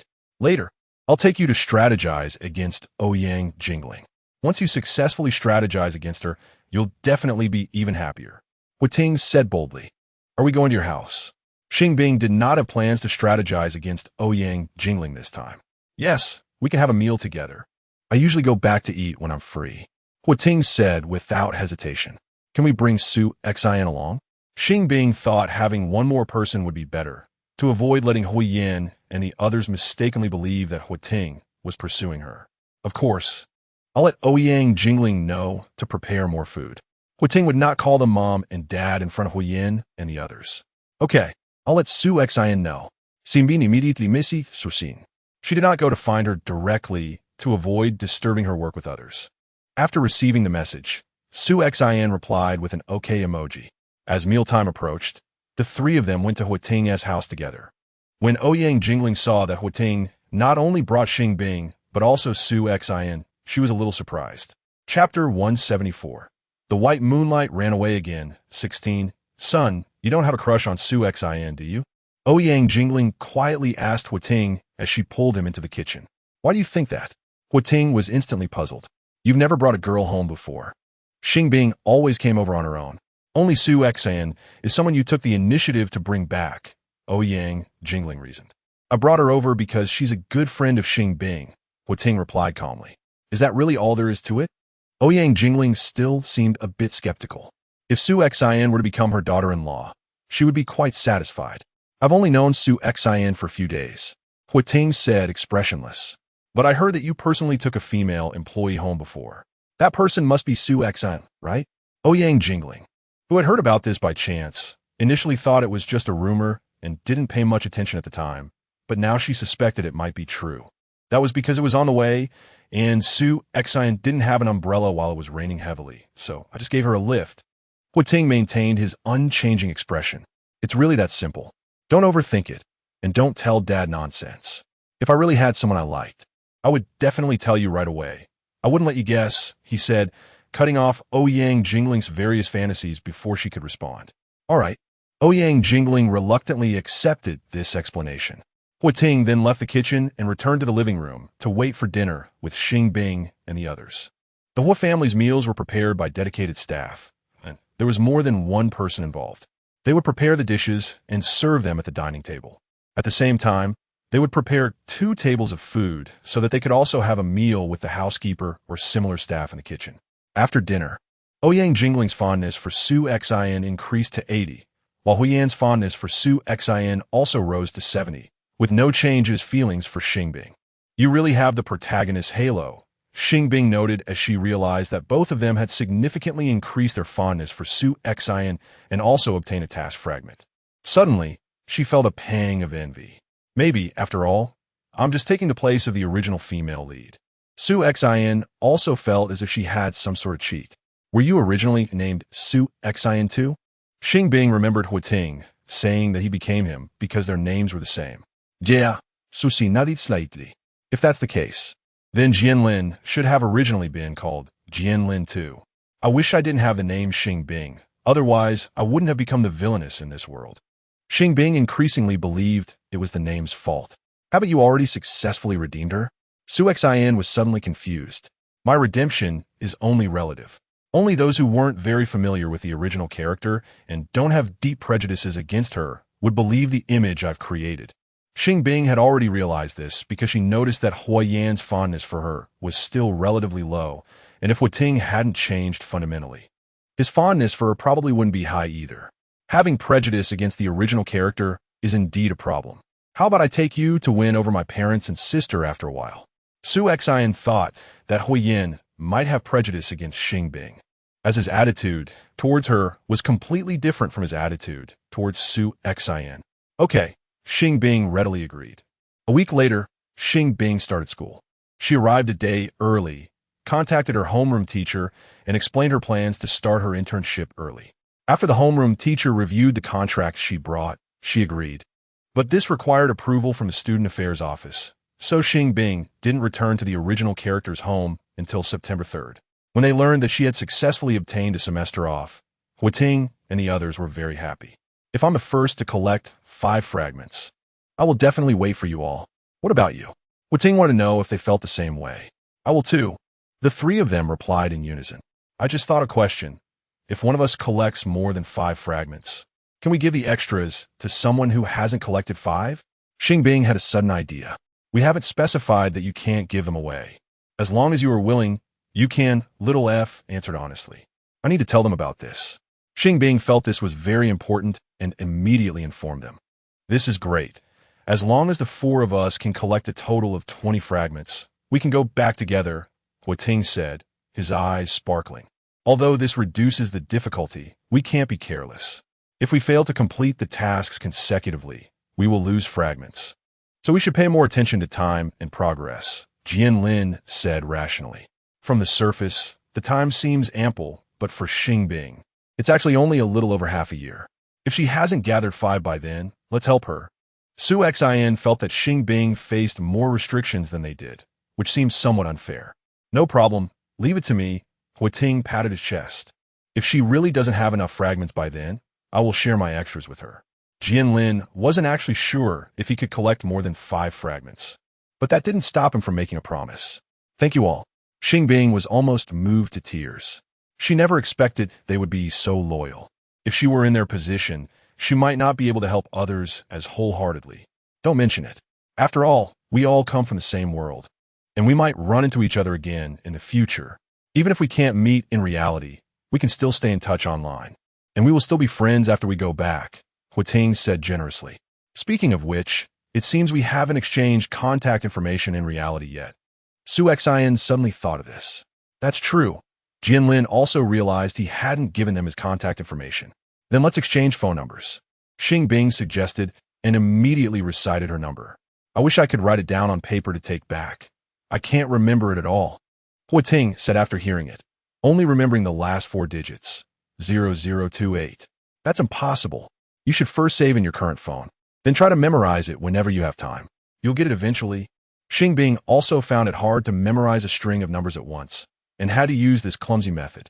All right, Huiting knew this whimsical idea was impossible, so he could only save their numbers in his contacts. Jianlin and Su Xin also wrote down the phone numbers of the other 3. If they could return to reality, they would be lifelong good friends. Chapter 175, The white moonlight ran away again, 17. A month later, Xing Bing successfully captured Su Xian. 2 months later, Xing Bing successfully captured Jianlin. 3 months later, Xing Bing successfully captured Ouyang Jingling and Jianlin's grandfather. 6 months later, Xing Bing successfully captured Su Xian's parents and younger sister.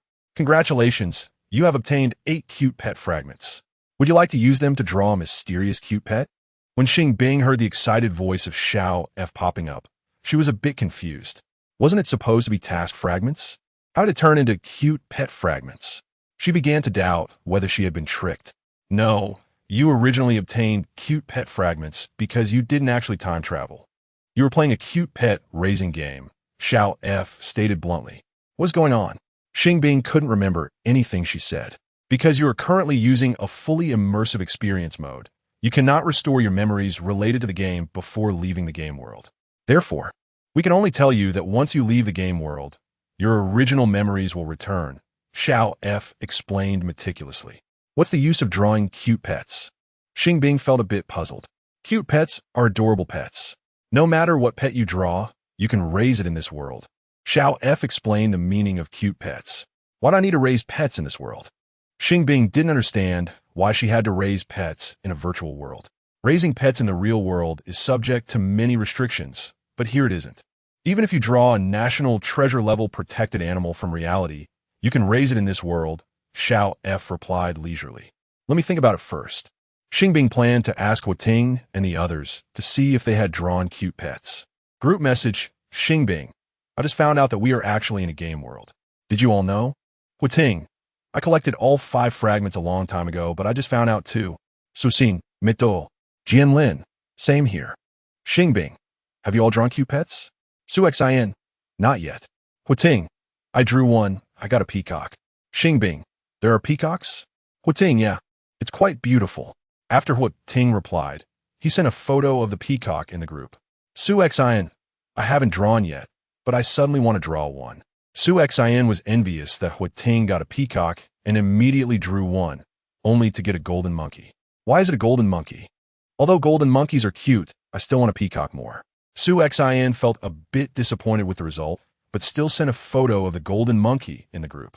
Jianlin, I'll try drawing too. Seeing that they all drew their own pets, Jianlin also drew one, resulting in a golden leopard the size of a house cat. Jianlin, I got a golden leopard. He also shared in the group like Ting and attached a photo. Xing Bing, I'll try too. Xing Bing finally couldn't hold back and had Xiao F draw using the fragments. Wow, when she saw the round little panda that appeared in front of her, Xing Bing couldn't help but exclaim. She actually drew a real national treasure. Was her luck too good? Su Xian, what did you draw? Xing Bing, you might not believe it, but I got a panda. Su Xian, is it really a panda? Ting, take a photo to show us. Jianlin, it should be a panda cub. Xing Bing, little panda. Ting, whoa, it's really a panda. Suxin, Shaku. Jianlin, is it really legal to raise pandas in this world? Xing Bing, Xiao F said it isn't. Ting, that's great. I used to dream of touching a real panda. I'll come find you later to let me touch your panda. Su Xian, I want to touch it too. Jianlin, are you all going to Xing Bing's place? Ting, is that not allowed? Jianlin, shouldn't you consider properly settling your own pets first? Ting, can't we just take them there directly? Su Xian, that doesn't seem right. If we take them out, it would definitely cause a commotion. Jianlin, let's settle them first. Although this is just a game world, the pet NPCs are very realistic. They also need to eat, and they can age and get sick. You should treat them like real pets. Ting, all right, I'll check how to raise a peacock first. Su Xian, the golden monkey probably likes to eat peaches and other fruits. I'll ask Xiao Si. Xing Bing, I need to give my little panda a name. For some reason, Xing Bing inexplicably felt that naming was the most important thing. It looks round, so let us call it Yuan Yuan. Xing Bing muttered to herself. Congratulations. You have given your cute pet an exclusive nickname. Raising points 5. As soon as she finished speaking, a prompt popped up in midair. So there are point rewards too? Xing Bing seemed to have discovered a new continent and quickly sent this discovery to the group. After knowing that naming pets could earn raising points, they also named their pets. Ting named the peacock Xiao Ke, Su Xian named the golden monkey Tiao Tiao, and Jian Lin named the golden leopard Zhao Kai. Their names were all very down-to-earth, just like Xing Bing's. Pandas don't only eat bamboo, right? Xing Bing looked at Yuan, who was eagerly staring at her, feeling a bit troubled. In her impression, pandas like to eat bamboo the most. But this was a big city where fresh bamboo to eat was nowhere to be found. Of course not. Pandas are omnivorous animals. Besides bamboo, they also eat fruits like apples, vegetables like carrots, grains, milk, and meat. Xiao F seemed to be an automatic encyclopedia, directly providing a detailed answer. Not being picky eaters is great. Xing Bing instantly smiled widely. She immediately went to the kitchen to get a clean carrot. To avoid Yuan getting diarrhea from eating carrots with water, she even wiped it with food-grade absorbent paper before feeding it. Yuan held the carrot of moderate size with both front paws and started nibbling at it bit by bit. So cute. The more Xing Bing looked, the cuter she found it. Bing, can I borrow your? As soon as Fu Yu opened the door, she saw Yuan sitting on the ground, nibbling on a carrot, instantly freezing in place. What is this? This can't be a panda, right? Yuan's black ears, limbs, and black eye circles were so typical that after Fu Yu reacted, she realized Yuan was a little panda. Don't tell her it's a real panda. It can be called a panda dog. Xiao F quickly reminded. Why? Didn't you say it's legal to raise pandas in this world? Xing Bing frowned slightly. It is legal, but the number of pandas in this world is also very small, and they definitely wouldn't appear in S City. Xiao F was not afraid of breaking the law, but of being exposed. Chapter 176. Returning to the real world together, this is not a real panda. Just a panda dog that I bought at the pet store yesterday. Xing Bing quickly walked up to Fu Yu, blocking Yuan with her body, saying without a hint of embarrassment, "Can panda dogs eat carrots?" Fu Yu felt her eyes were not deceiving her. That is not a raw carrot, it's cooked. Xing Bing continued to lie with her eyes wide open. Don't lie to Mom. Mom isn't at the age of being forgetful or senile yet. This is clearly a panda. How can you trick Mom into saying it's a panda dog? Fu Yu pulled Xing Bing aside and pointed at Yuan. This. Xing Bing didn't know how to continue the lie. Pandas are so precious and rare. Where did you get it? Can you help Mom buy one too? Fu Yu turned around and closed the door, her eyes sparkling. Xing Bing never expected her mom would be like this, and for a moment, she was speechless. I've only seen pandas on TV and online before. This is the first time I've seen a real one, and it's so cute. Fu Yu looked at the chubby and soft Yuan, feeling her heart melt. If you like it, you can raise it with me. When I start school, you can take care of it. That way, it won't interfere with school. Xing Bing hadn't figured out how to arrange for Yuan while she was in school, but now she didn't have to worry. Okay, Fu Yu agreed without hesitation. After that, Xing Bing really handed Yuan over to Fu Yu to take care of. Yuan was a bit reluctant to part with Xing Bing, but it knew that Xing Bing was only going to school and would be back during the holidays. Fu Yu treated it well, and when Xing Bing wasn't around, it was doing quite well. After just one semester, Yuan had grown quite a bit. Under normal circumstances, pandas can live for 20 to 30 years, and Yuan was still under a year old. If Xing Bing wanted to raise it until the end, she would need to stay in this world for a long time. Although it was impossible to leave Yuan with Fu Yu if I log off. This character revert back to the original one? How could she possibly treat my Yuan well? Xing Bing felt a bit conflicted. You don't need to worry about that. We can adjust the settings of the original character to replicate your personality and some memories, making her like Yuan just as much as you do. Xiao F said without hesitation. There's such an operation? Xing Bing was quite surprised. This is a new feature we developed to solve these kinds of problems. Xiao F said proudly. If it can really be done, then there's no need to worry. Xing Bing's feelings for Yuan weren't deep enough to make her truly reluctant to leave the game world. As long as she could ensure Yuan would be treated well in the future, she could leave with peace of mind. What do you plan to leave? Xing Bing asked in the group chat with Ting and the others. I haven't thought about it yet. Xiao K is too picky and hard to raise. And I don't know who I can entrust it to. Ting didn't know about the replication feature. Tiao is particularly clingy to me. I can't hand it over to anyone else. Su Xin was also in a dilemma. Zhao Kai only needs meat to eat, but after all, it's a leopard. Others might not dare to raise it. Jian Lin hadn't even dare to let outsiders know about Zhao Kai's existence. Actually, there's no need to hand them over to someone else. Xiao F said that when we leave the game world, they will replicate our memories and personalities for the original characters, allowing them to continue taking care of Yuan and the others in our place. Xing Bing then remembered she and T shared this good news with them. Why didn't you say it earlier? I've been wanting to go back. Ting really didn't want to stay any longer because Ouyang Jingling kept urging him to find a partner. I want to go back too. I don't even know how much time has passed in the real world, and I'm afraid of delaying things. Su Xian felt it was better to go back and check the situation in the real world first to feel more at ease. Me too. Jianlin also didn't want to waste more time here. Then let us set a time to log off together. Xing Bing decisively suggested. Good. The three of them gave the same answer. In the end, they agreed to log off on the evening of the 7th day of the new year after spending the new year in this world. Welcome back to the real world. After Xing Bing in the game pod regained her consciousness, she heard a somewhat annoying system prompt. She sat there for a while before exiting the game pod. This time, she finally remembered everything. She was one of the beta testers of the cute pet raising game, and she had been hypnotized before entering the game, which made her mistakenly believe she had crossed into a comic world. Luckily, she still remembered their phone numbers and hurriedly added them on WeChat to try. As Xing Bing walked outside, she operated her phone. Their WeChat was real name registered and bound to their phone numbers. As long as she entered the phone number to search, she could find them. When she reached the door, Xing Bing ran into a girl who was also using WeChat to add friends. She was quite pretty. Her appearance was not outstanding, and they weren't familiar with each other, but Xing Bing felt a strange sense of familiarity. Are you Su Xian? Xing Bing blurted out. You're Xing Bing? Su Xian looked up at her and recognized her. Xing Bing looked completely different from the character in the game, but she could still recognize her. That's right. Xing Bing nodded and slapped her thigh, saying, I should have thought of it earlier. This company doesn't have any chain stores. Since we were playing the game at the same time and logged off at the same time, we were bound to run into each other. Yeah, maybe they haven't left yet. We can look for them. Su Xian had just added Ting and Jianlin on WeChat and quickly sent them a message, asking if they were still there. I just came out of the bathroom. Not long after, Su Xian received Ting's reply. I've already gone out the main door. Jianlin also replied after seeing the message. Should we meet up? Su Xian sent the same message to both of them. Let us just have a meal together.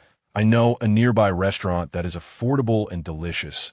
We can go have clay pot rice together. Ting replied while walking outside. Ting said he wants to have a meal together. Su Xian told Xing Bing, while also taking a screenshot to send to Jianlin. Then let us go together. The timing is just right. Jianlin, who was still outside, replied with just this. Do you want to go? Su Xian asked Xing Bing. Let us go. Xing Bing replied, and then sent a message to her parents. Before the two of them had even walked out, they saw Ting. Ting was a boy with a darker complexion, but a cute appearance. He initially didn't recognize Su Xian and Xing Bing. He only noticed them when he saw them looking at their phones while walking and took a closer look. Jianlin had been waiting outside for them, and when he saw two girls and one boy coming out together, he basically confirmed their identities. They were all surprised to see Jianlin because his appearance was quite similar to his character in the game, just with less refined features and not as fair skin. Chapter 177. Is it worth it? Why do you look just like Jianlin from a game?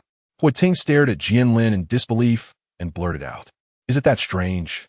Jianlin smiled lightly, keeping his composure. Isn't it? This is the first time I've encountered such a coincidence. Ting found it hard to believe. To be honest, I think it's quite a coincidence too.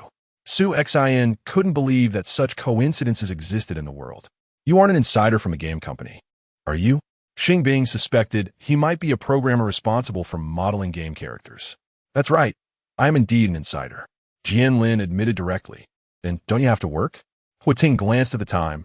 It was just past 5 o'clock, not yet time to get off work. My job today is to experience the latest game instance. Once I'm done, I can leave. Jianlin said seriously. Is it really such an easy and casual job? Ting couldn't believe it even more. Are you a formal employee of this company? Su Xian asked tentatively. Your job isn't just for internal testing, is it? Xing Bing voiced her guess. Pretty much. I just do it to make a living. Jianlin smiled lightly. Forget it. If you don't want to clarify, don't mislead us. Let's go eat first. Ting felt that Jianlin was just being vague and lost interest in asking further. The restaurant was not far from there, and they walked over while chatting. You really don't look like someone who just does it to get by. That shirt you're wearing must cost at least several hundred, maybe even over 1,000. Su Xin could tell that the shirt Jianlin wore was of high quality, priced at least around 1,000. This was given to me by someone else. I don't know the price. Jianlin said nonchalantly. Is a shirt really that expensive? Xing Bing felt a bit enlightened. She had bought a shirt online when she graduated college, and the more expensive ones she found were around 100, while she had bought hers for less than 30, including shipping. It depends on the brand and the craftsmanship. Big brands tend to be more expensive. Su Xin argued. No matter how big the brand is, it's just a shirt. No matter how high the cost, it can't be more than a few dozen bucks, right? Is it really worth that much? Xing Bing genuinely felt that shirts shouldn't be that expensive, even with brand premiums. Around 1,000 for a shirt was too much. After all, the material of a shirt is just fabric, and no matter the material, at its core, it's just an ordinary piece of clothing. What's the big deal? Some luxury brand bags look like cheap woven bags, yet they can sell for thousands. ISNT, the so-called big brand, just meant to harvest money from the unsuspecting? Ting said dismissively. Although he also thought it was expensive, he would never buy such things, not wanting to pay that kind of intelligence tax. Well, you have a point. Most things from big brands do offer more assurance in terms of quality and after-sales service. Most of the time, big brands do things better. If we're talking about buying phones or other electronics or cars, I would definitely consider after-sales service and such, but if it's just a shirt, as long as the quality is acceptable, the style is good, and it's comfortable to wear, ISNT that enough? Ting knew that some things indeed need various guarantees, and those guarantees are mostly provided by big brands, but other things really don't need it. I also think that some things are inherently worth that price, but for clothes, especially ordinary fabric clothes, no matter how you argue, they aren't worth that price. Xing Bing completely agreed with Ting's viewpoint. So, do you think spending 2,000 yuan to experience a pet nurturing game is worth it? Jianlin seized the opportunity to throw out this question. I think it depends on the person. After all, the value of such a virtual game experience is hard to measure. Su Xin felt it was situation-specific. Although spending 2,000 yuan to play a game seems a lot at first glance, if someone really loves this game and has the money, they definitely wouldn't think it's not worth it, just like some people are willing to spend a lot of money on in-game purchases to level up. I also think that if I don't have an income and don't have much money, I would feel that spending this money is not worth it. But if I were wealthy, I might not think so. Xing Bing expressed her agreement. I'm about the same. If I hadn't gotten a free trial opportunity, I probably wouldn't have thought about playing this game. Ting was originally not interested in this type of game. He just thought he could take advantage of the free experience and had nothing else to do during the holiday, so he came to try it out. What do you think is an appropriate price for a trial experience? Jianlin timely posed this question. Isn't that obvious? The cheaper, the better. Ting answered without hesitation. While it is indeed better to be cheaper, if it's too cheap, the quality of service might not be guaranteed. So as long as the price is relatively moderate, that's fine. Su Xin didn't fully agree with his idea. I think this pricing is unreasonable.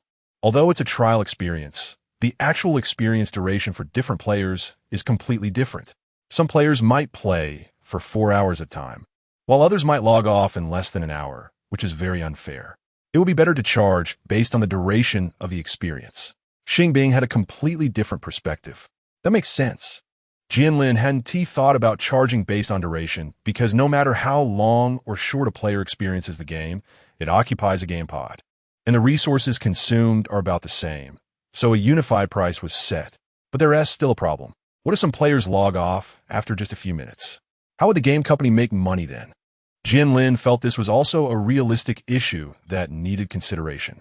What I mean by charging based on duration charging for the actual time spent, but allowing players to choose or set their desired playtime before the experience, pay the corresponding fee, and then enter the game world. When the time is up, they would receive a reminder, and if they want to continue playing, they can choose to renew the fee. Xing Bing understood that it was unrealistic for the game company not to make money, and it was also unlikely for players to experience before paying. So her specific proposal was like this. In that case, the feasibility is still quite high. I just don't know what would be a suitable price for an hour. Su Xin immediately got into her professional mindset, wanting to calculate the specific price. Chapter 178 Goodbye, Xingbao. 1. You don't need to worry about this. If the charging rules really change by then, I'll treat you to a meal. Jianlin had already gotten the answer he wanted and ended the topic. They ordered their favorite clay pot rice at the restaurant, chatted and laughed while eating, and then went home separately. Do you have any suggestions for this immersive experience? As soon as Xing Bing returned home, she saw a message from Xiao F on WeChat. She's really dedicated. Xing Bing never expected Xiao F would follow up with a tracking visit, but she still replied. WeChat message. Xing Bing, I think the biggest flaw of this experience mode is having multiple players play together, and they are arranged as related characters, which makes them gather together. Xiao F, why? Xing Bing, don't you realize that this easily exposes the script you originally arranged for the time travel? Xiao F, although that's true, isn't it more interesting this way? Xing Bing, I think interesting experiences are based on multiple players being able to get along well. If the situation is the opposite, it could easily evolve into players forming factions and competing against each other, where no one wants anyone else to get the fragments first, which would be boring. Xiao F, it shouldn't be that way, right?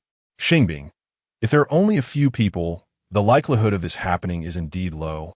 But if there are too many players and not enough characters to collect 5 fragments each, it could very well turn into that. Xiao F, that's true. I'll give feedback to the design department. Xing Bing, okay. Xiao F, do you want to choose the regular experience mode next time or continue with the immersive experience? Xing Bing, the regular one. Xiao F, so are you planning to come tomorrow? Xing Bing, the day after tomorrow. I think going too often isn't good since I'm just getting it for free. Xiao F, morning or afternoon the day after tomorrow. Xing Bing, afternoon. Xiao F, okay. I'll note that down. Xing Bing, I have a question. How much is your monthly salary? Xiao F, why do you want to know that? Xing Bing, I feel like you are quite dedicated, and I want to know if your salary is proportional to your efforts. Xiao F, that's hard to say. I can only tell you that our salary is base salary plus attendance bonus plus performance bonus plus commission, and the maximum can reach around 20,000 a month. Xing Bing, what's the minimum? Xiao F, as long as there are no absences, it's around 5,000. Xing Bing, that's not bad. Xiao F, actually, chatting with you now counts as overtime, and our company is quite fair. We get paid for overtime. Xing Bing, if your company is still around when I graduate from my master's, I might consider working as customer service for you. Xiao F, isn't it only 2 or 3 years for your master's? How could our company not be around? Xing Bing, game companies like yours tend to burn money, and if the performance is not good now, who knows if it can last until then? Xiao F, although we are currently in a loss state. It's normal for game development to incur losses in the early stages. As long as we can keep going and attract more players, we will eventually turn a profit. Xing Bing, how are you so confident in your company? Xiao F, let me tell you a secret, but don't tell anyone else. Our company is actually just a subsidiary backed by the largest internet company, and the money being burned is from that company. As long as that company doesn't go under, our company won't go under either. Xing Bing, oh, Xiao F, after you graduate, come look for a job with us. You don't have to be customer service.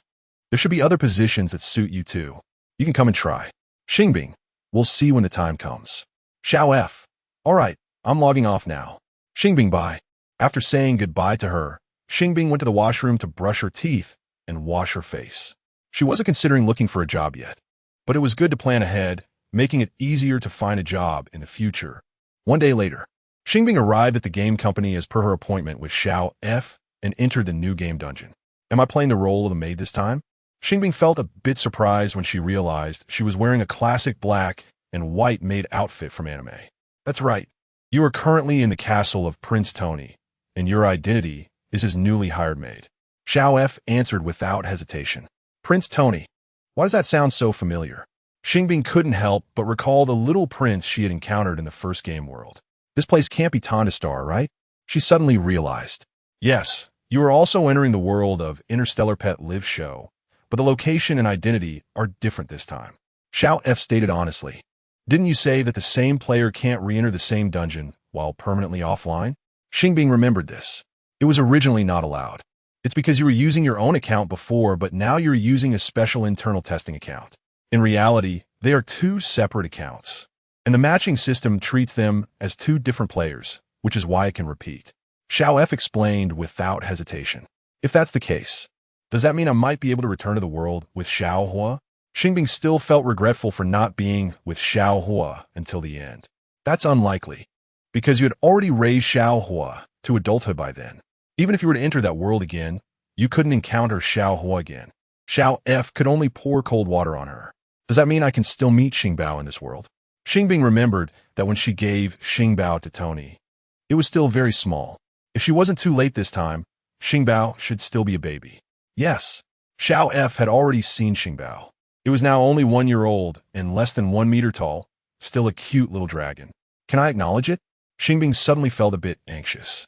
Although she gave Xing Bao to Tony for its own good, if she hadn't been unable to earn a lot of money to support it, why would she have to give it away? Xing Bao is actually very cute, and if it weren't for some of the game's settings being too frustrating, it wouldn't have seemed like such a spoiled child. After all, it was because she had certain biases against it back then that she wasn't particularly gentle and patient. If she could do it all over again, she would definitely not hold any biases against it. I think it might not work. Your current appearance and identity are completely different from before. If you directly tell it that you are the original Xing Bing, it probably won't believe you. Xiao F didn't talk about game rules, as they currently didn't have any regulations in that regard. Chapter 179. Goodbye. Xing Bao, too. Where's Xing Bao?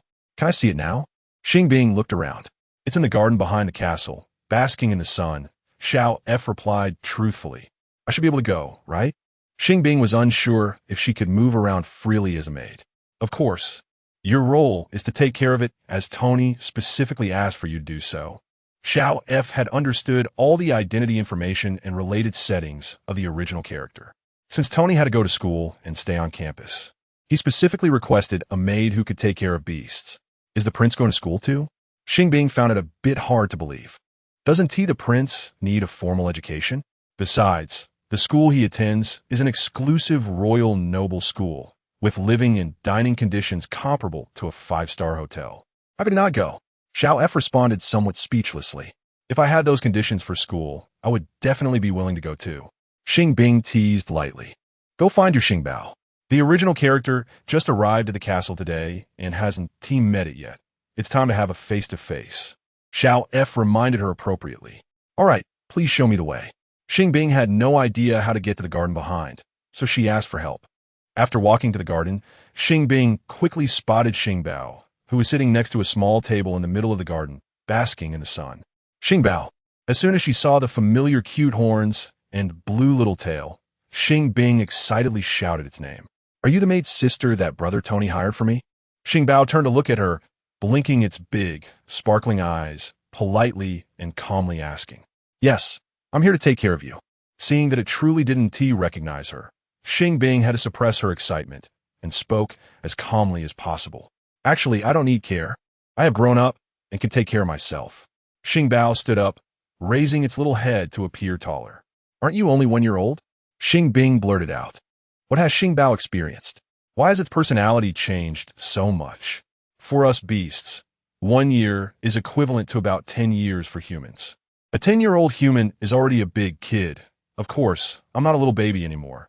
Xing Bao answered very maturely. 10-year-olds still need adults to take care of them. You're not trying to chase me away, are you?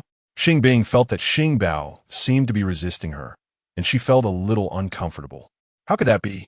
No matter what, sister is here at brother Tony's request, and even if I don't need care, you can stay, right? Xing Bao said without revealing its feelings. Oh, Xing Bing didn't expect she had misunderstood, and she instantly felt embarrassed. I was just having afternoon tea. Would you like to join me? Xing Bao glanced at the milk tea and exquisite snacks on the table, seemingly inviting her warmly. You can eat things other than exclusive pet food now? Xing Bing blurted out.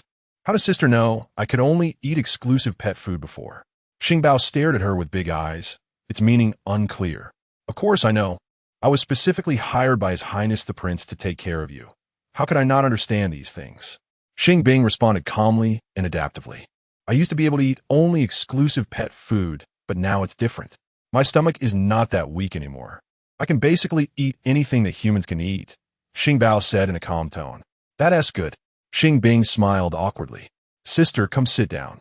I'm just a pet raised by brother Tony, with no noble status. You don't have to be so reserved. Xing Bao walked over took Xing Bing's hand and actively brought her to the table. Thank you. Xing Bing felt quite embarrassed but still sat down and ate a piece of snack. There's still milk tea in the pot.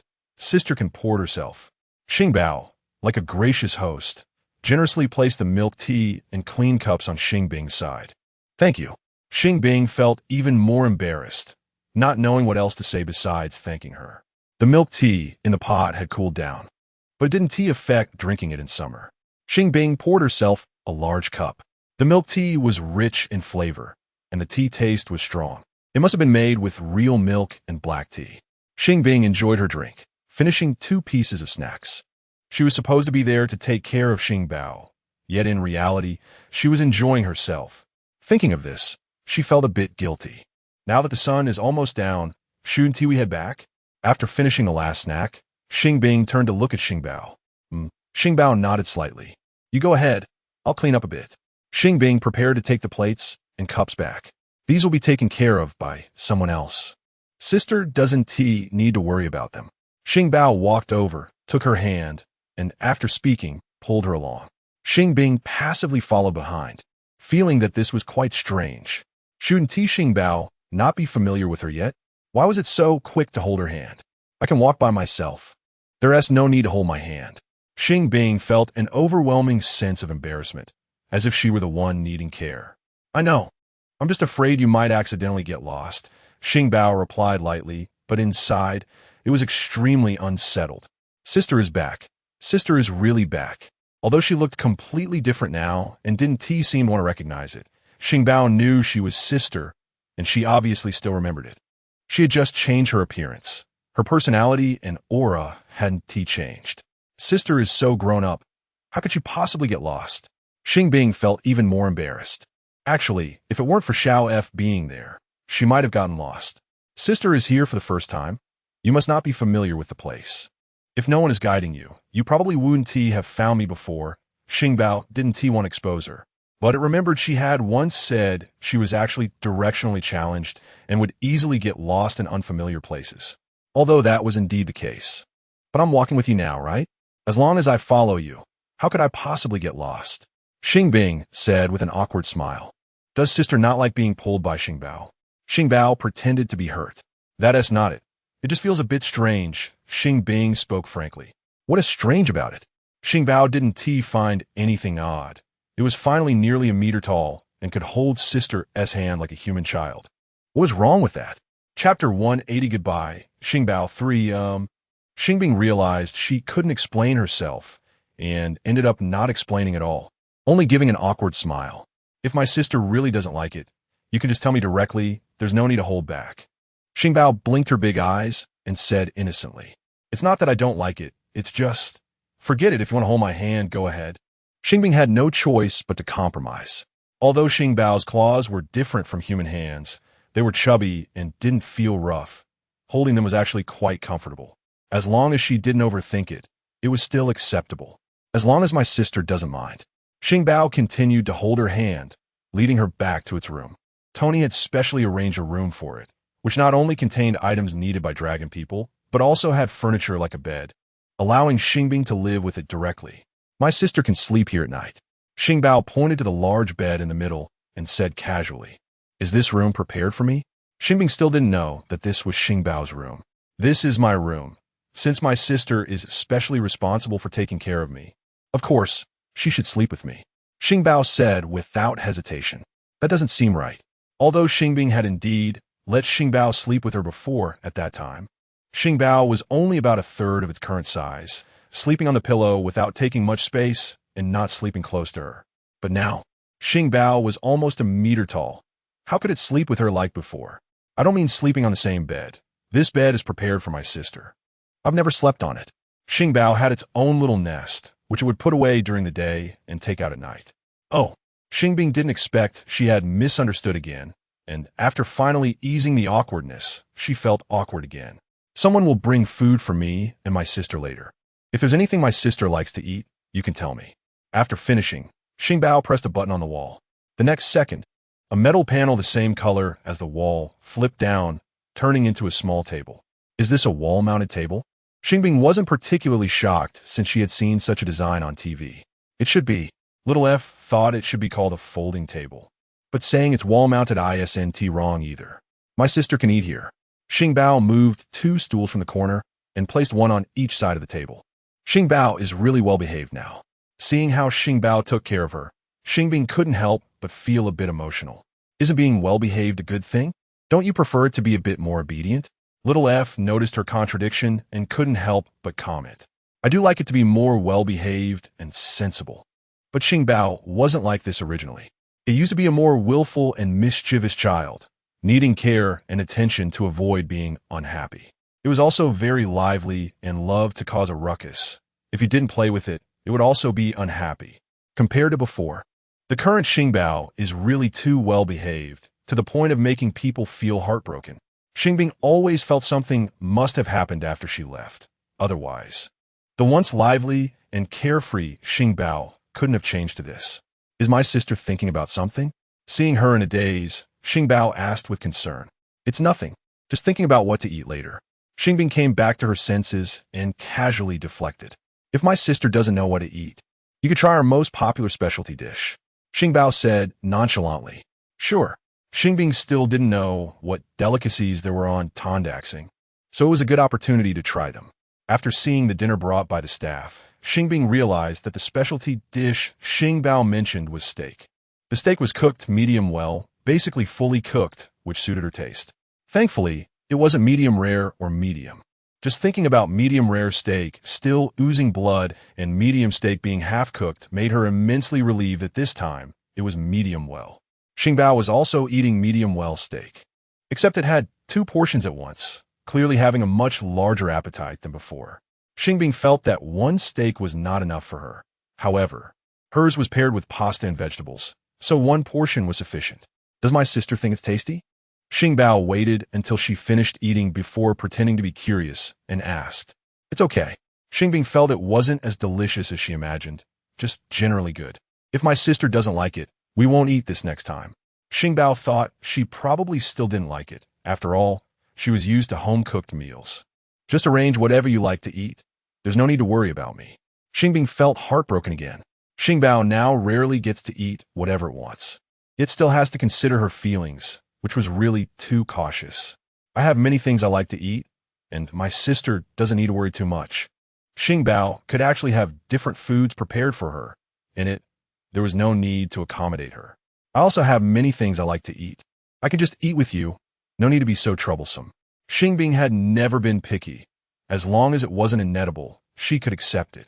Since my sister doesn't mind, then let's eat together every day from now on. Xing Bao said with a smile. Okay. Xing Bing agreed without hesitation. My room has a private bathroom, but I haven't prepared toiletries for my sister yet. Wait a moment. I'll go have someone bring them for you. Xing Bao suddenly remembered this and hurriedly ran out. It hadn't thought about preparing these things because it hadn't considered that the new maid would be Xing Bing.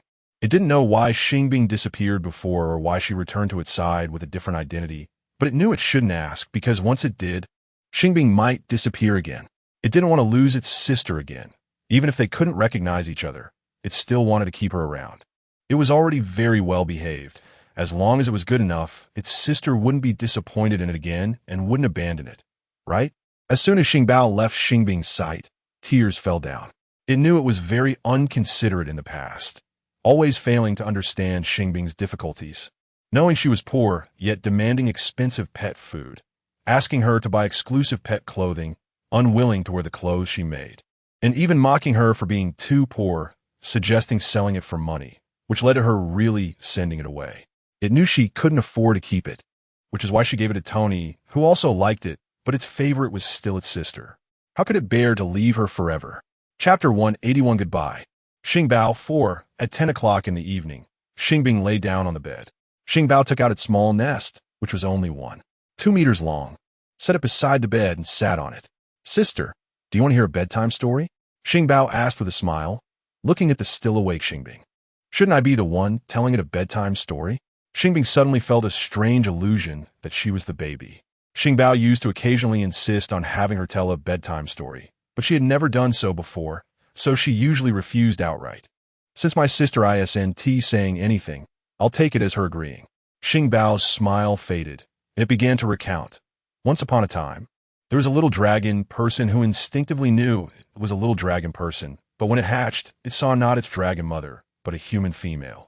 It knew she couldn't be its mother, but since she had hatched it, it still called her mother, which made her very unhappy, and she punished it. It didn't know what it had done wrong. It only knew she allowed it to call her sister a master. So it chose to call her sister because it felt she was more like its family than a so-called master. Although the sister didn't like it, she never abused it and would do her best to treat it well. It knew that, under financial constraints, the sister had already treated it well, but it still felt it wasn't good enough and would throw tantrums, wanting her to treat it like a wealthy person. In the end, she really did give it to a wealthy person.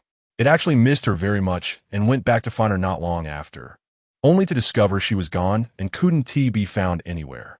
It was very sad and began to reflect on whether it had done something wrong that made the sister really not want it anymore. It reflected for a long time, regretting its previous willfulness and immaturity. If it had been a little more obedient and sensible, not throwing tantrums and not causing trouble for the sister, she surely wouldn't have abandoned it. After saying this, Xing Bao's eyes became wet, but it didn't let the tears fall. Instead, it quietly wiped them away with its paw. So it had come back to find me? Xing Bing didn't expect Xing Bao would return to look for her. She had permanently gone offline at that time, and there was no function to retain the original character's personality and memories. So once she went offline, the original character disappeared, and Xing Bao could not have found her. In fact, my sister also made mistakes. She knew you were a boy and didn't like pink, yet she made clothes for you out of pink fabric, not respecting your preferences and wishes. She knew you should eat specialized pet food, but was reluctant to spend money to buy it. Clearly, she couldn't bear to send you away, yet in the end, she still used the excuse of it as for your own good to send you away.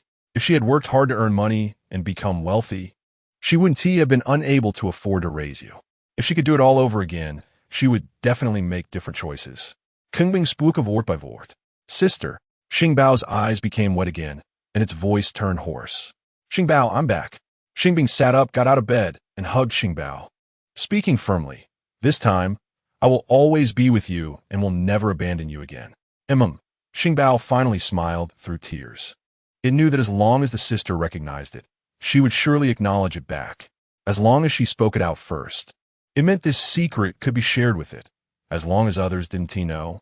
After that, Xing Bing stayed in the castle with Xing Bao. When Tony and Wajiawai returned, she still stayed in the castle. Both Tony and Wajiawai spoiled Xing Bao.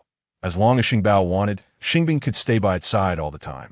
Under Xing Bing's companionship, Xing Bao slowly grew up, eventually becoming a super dragon person who could fully transform into human form.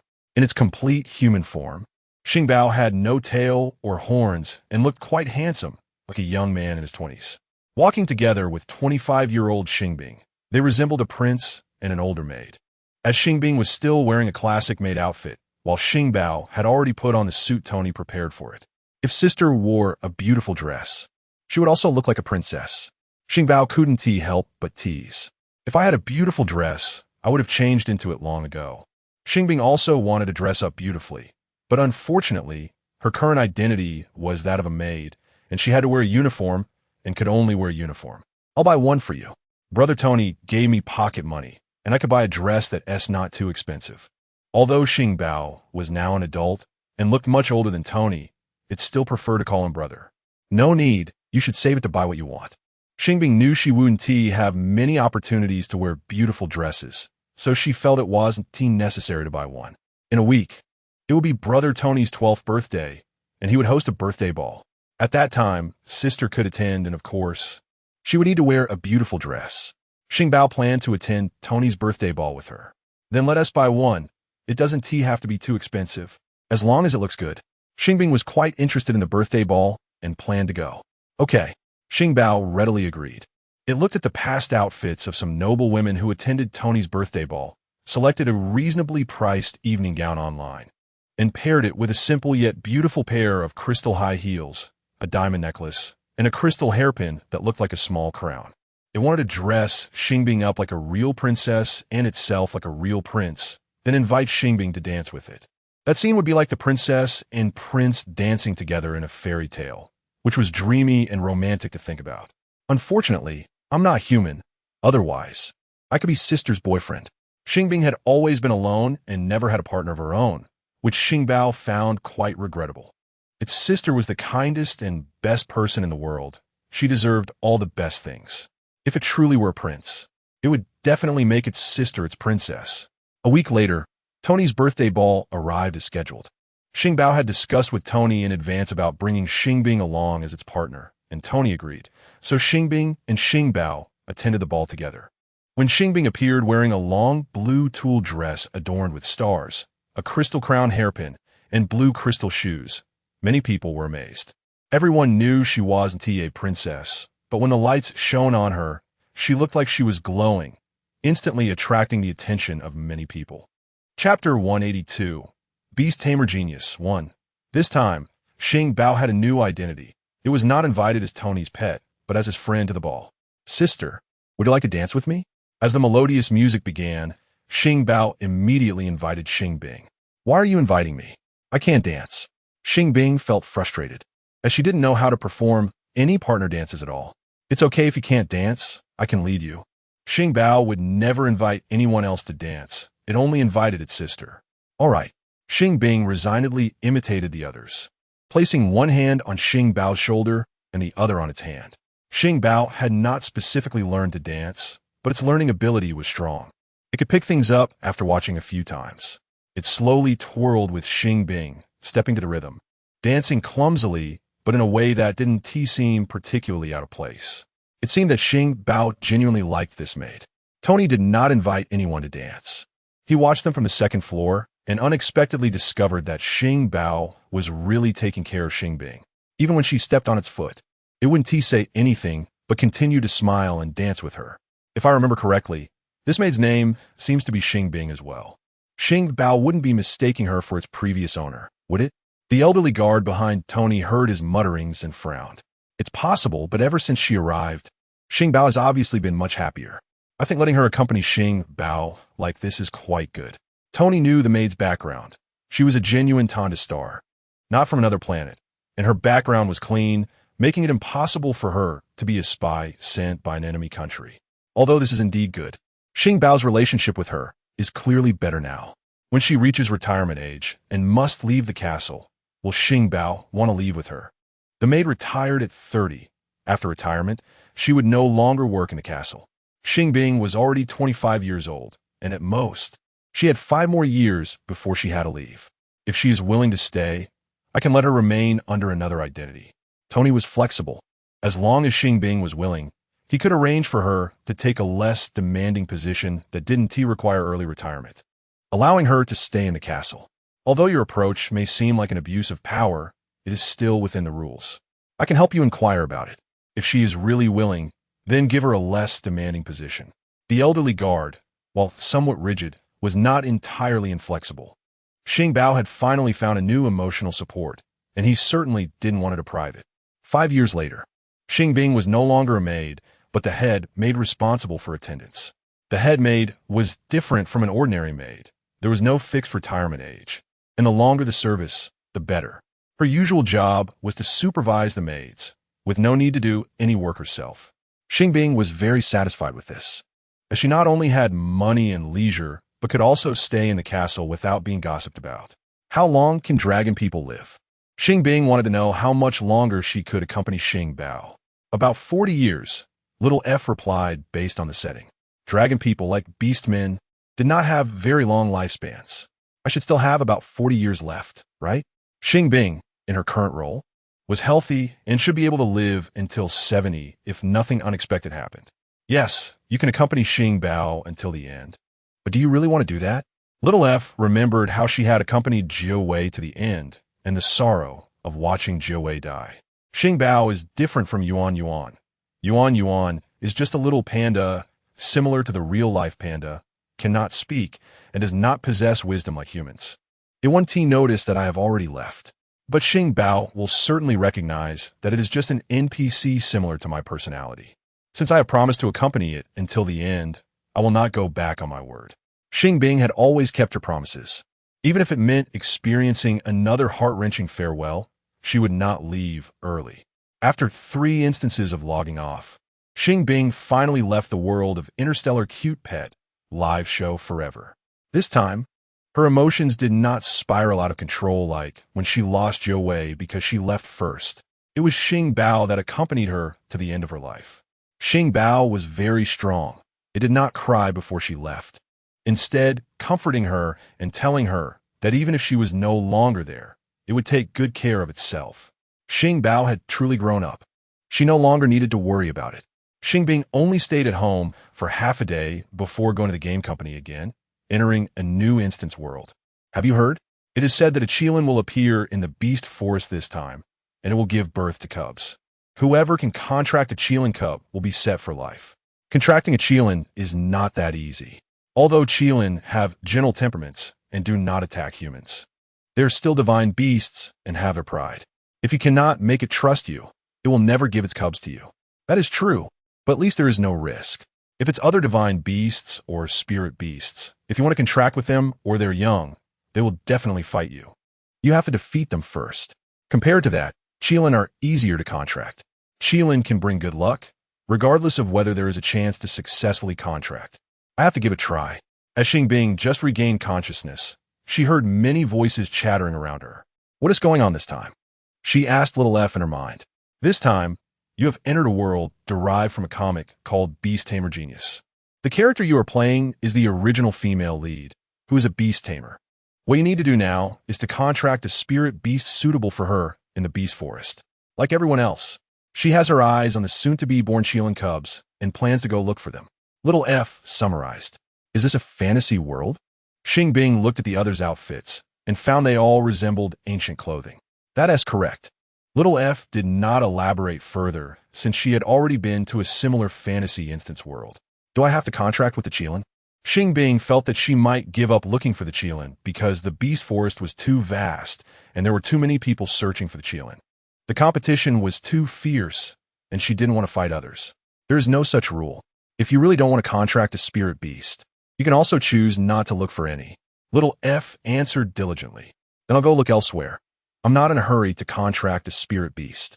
Xing Bing thought that as a beast tamer, having a contracted beast was still necessary, but it didn't have to be a Qilin. Chapter 183. The Beast Tamer Prodigy. 2. Xing Bing squeezed out of the main group and walked in the opposite direction. This was the edge of the 10,000 Beast Forest, and the rumored Qilin was said to appear in the core area. She didn't intend to join the crowd, but planned to look for suitable spirit beasts in less populated areas. Xing Bing wandered aimlessly at the edge, checking here and there, as if she were lost. Stop wandering. This is the very edge. There are no spirit beasts here, only ordinary animals. You need to go to the middle area, Xiao F said. I've already checked. There are no animals here that could be considered spirit beasts, just some completely ordinary animals. I'm just taking a casual look to familiarize myself with the environment, Xing Bing replied nonchalantly. Instead of familiarizing yourself with the environment, I think you should familiarize yourself with how to use the spatial ring and the original character's spells. Xiao F couldn't help but retort. Although Xing Bing could directly use the skill panel to cast spells, it could still be troublesome if she wasn't familiar with it. So it was necessary to get accustomed in advance. Is the spatial ring you mentioned this one?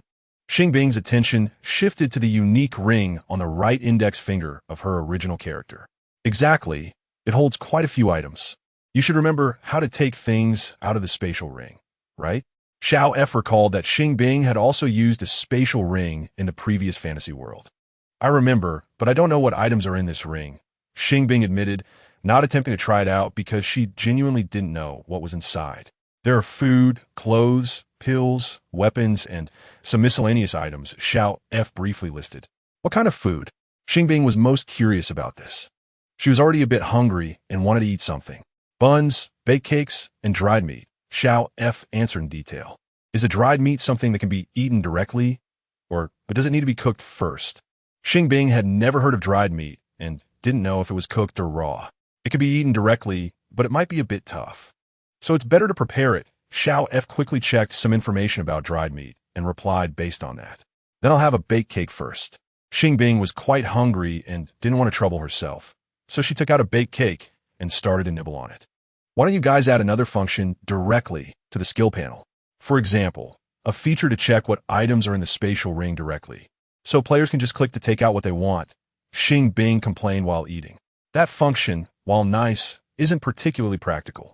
It's only usable in fantasy-type game dungeons with spatial rings, so they haven't specifically developed such a feature yet. This issue has actually been reported by players before, but the design department hasn't made any adjustments, and there's nothing Xiao F can do. That kind of feature shouldn't be hard to implement, right? Since you can see the items in the spatial ring from the back end, the system must also be able to scan them.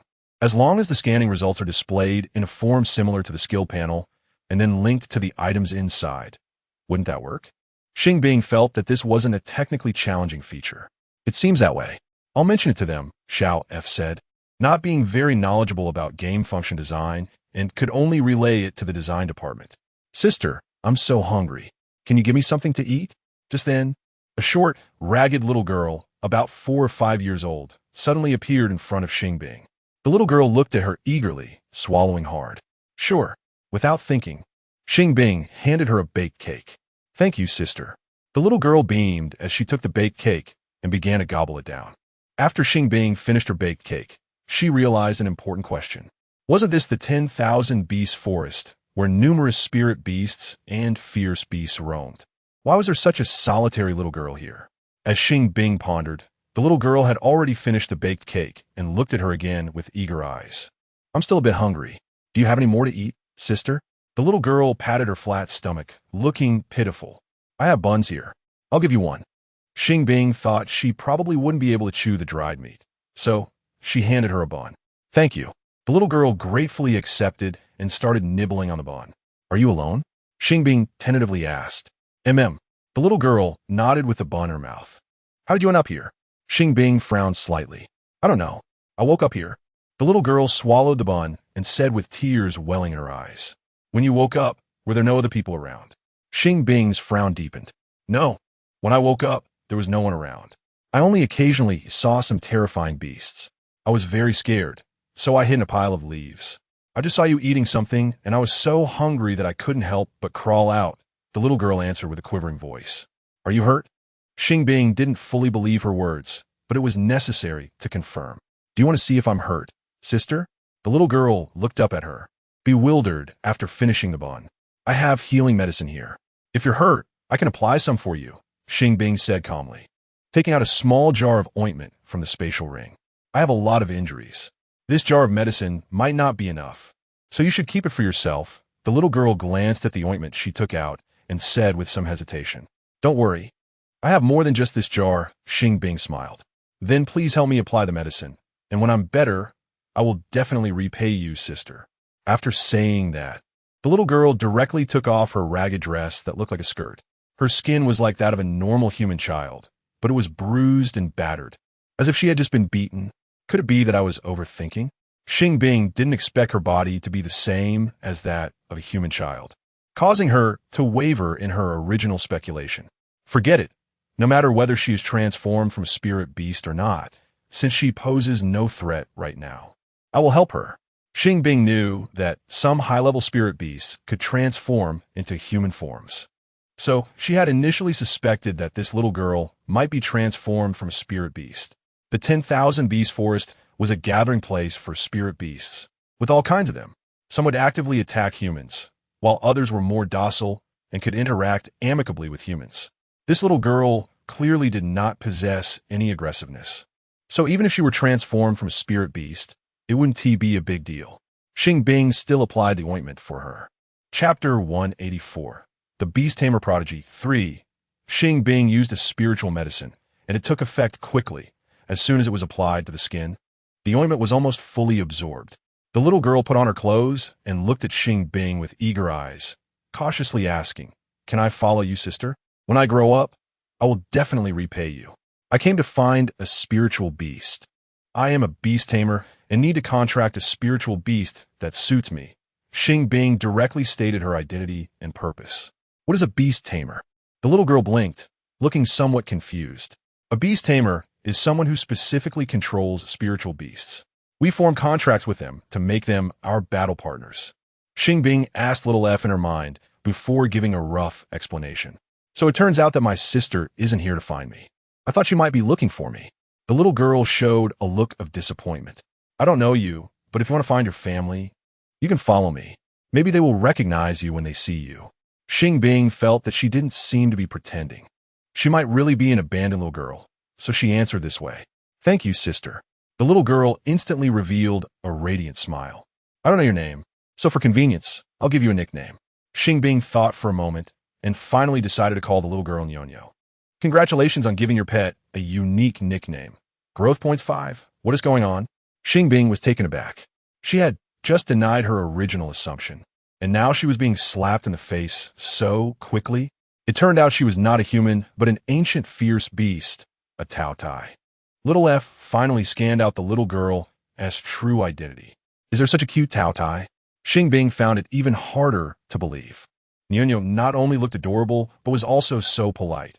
Could she really be a transformed fierce beast? According to the original setting of the Beast Tamer Prodigy, Nyonyo was a Tao Tai cub that had been sealed deep in the forest of beasts shortly after being born. She was originally unable to come out, but many people were searching for the Qilin this time, which disrupted the original array, causing the seal to fail, and that is how Nyonyo managed to escape. Little F unlocked the plot related to Nyonyo. She might not even know that she is actually a Tao Tai capable of swallowing everything. She's just instinctively avoiding people and beasts that could pose a threat to her. Little F also felt that Nyonyo didn't seem like a fierce beast. Probably because of this. Isn't this a bit too ridiculous? Xing Bing never expected that a Tao Tai would actively come to her as a pet.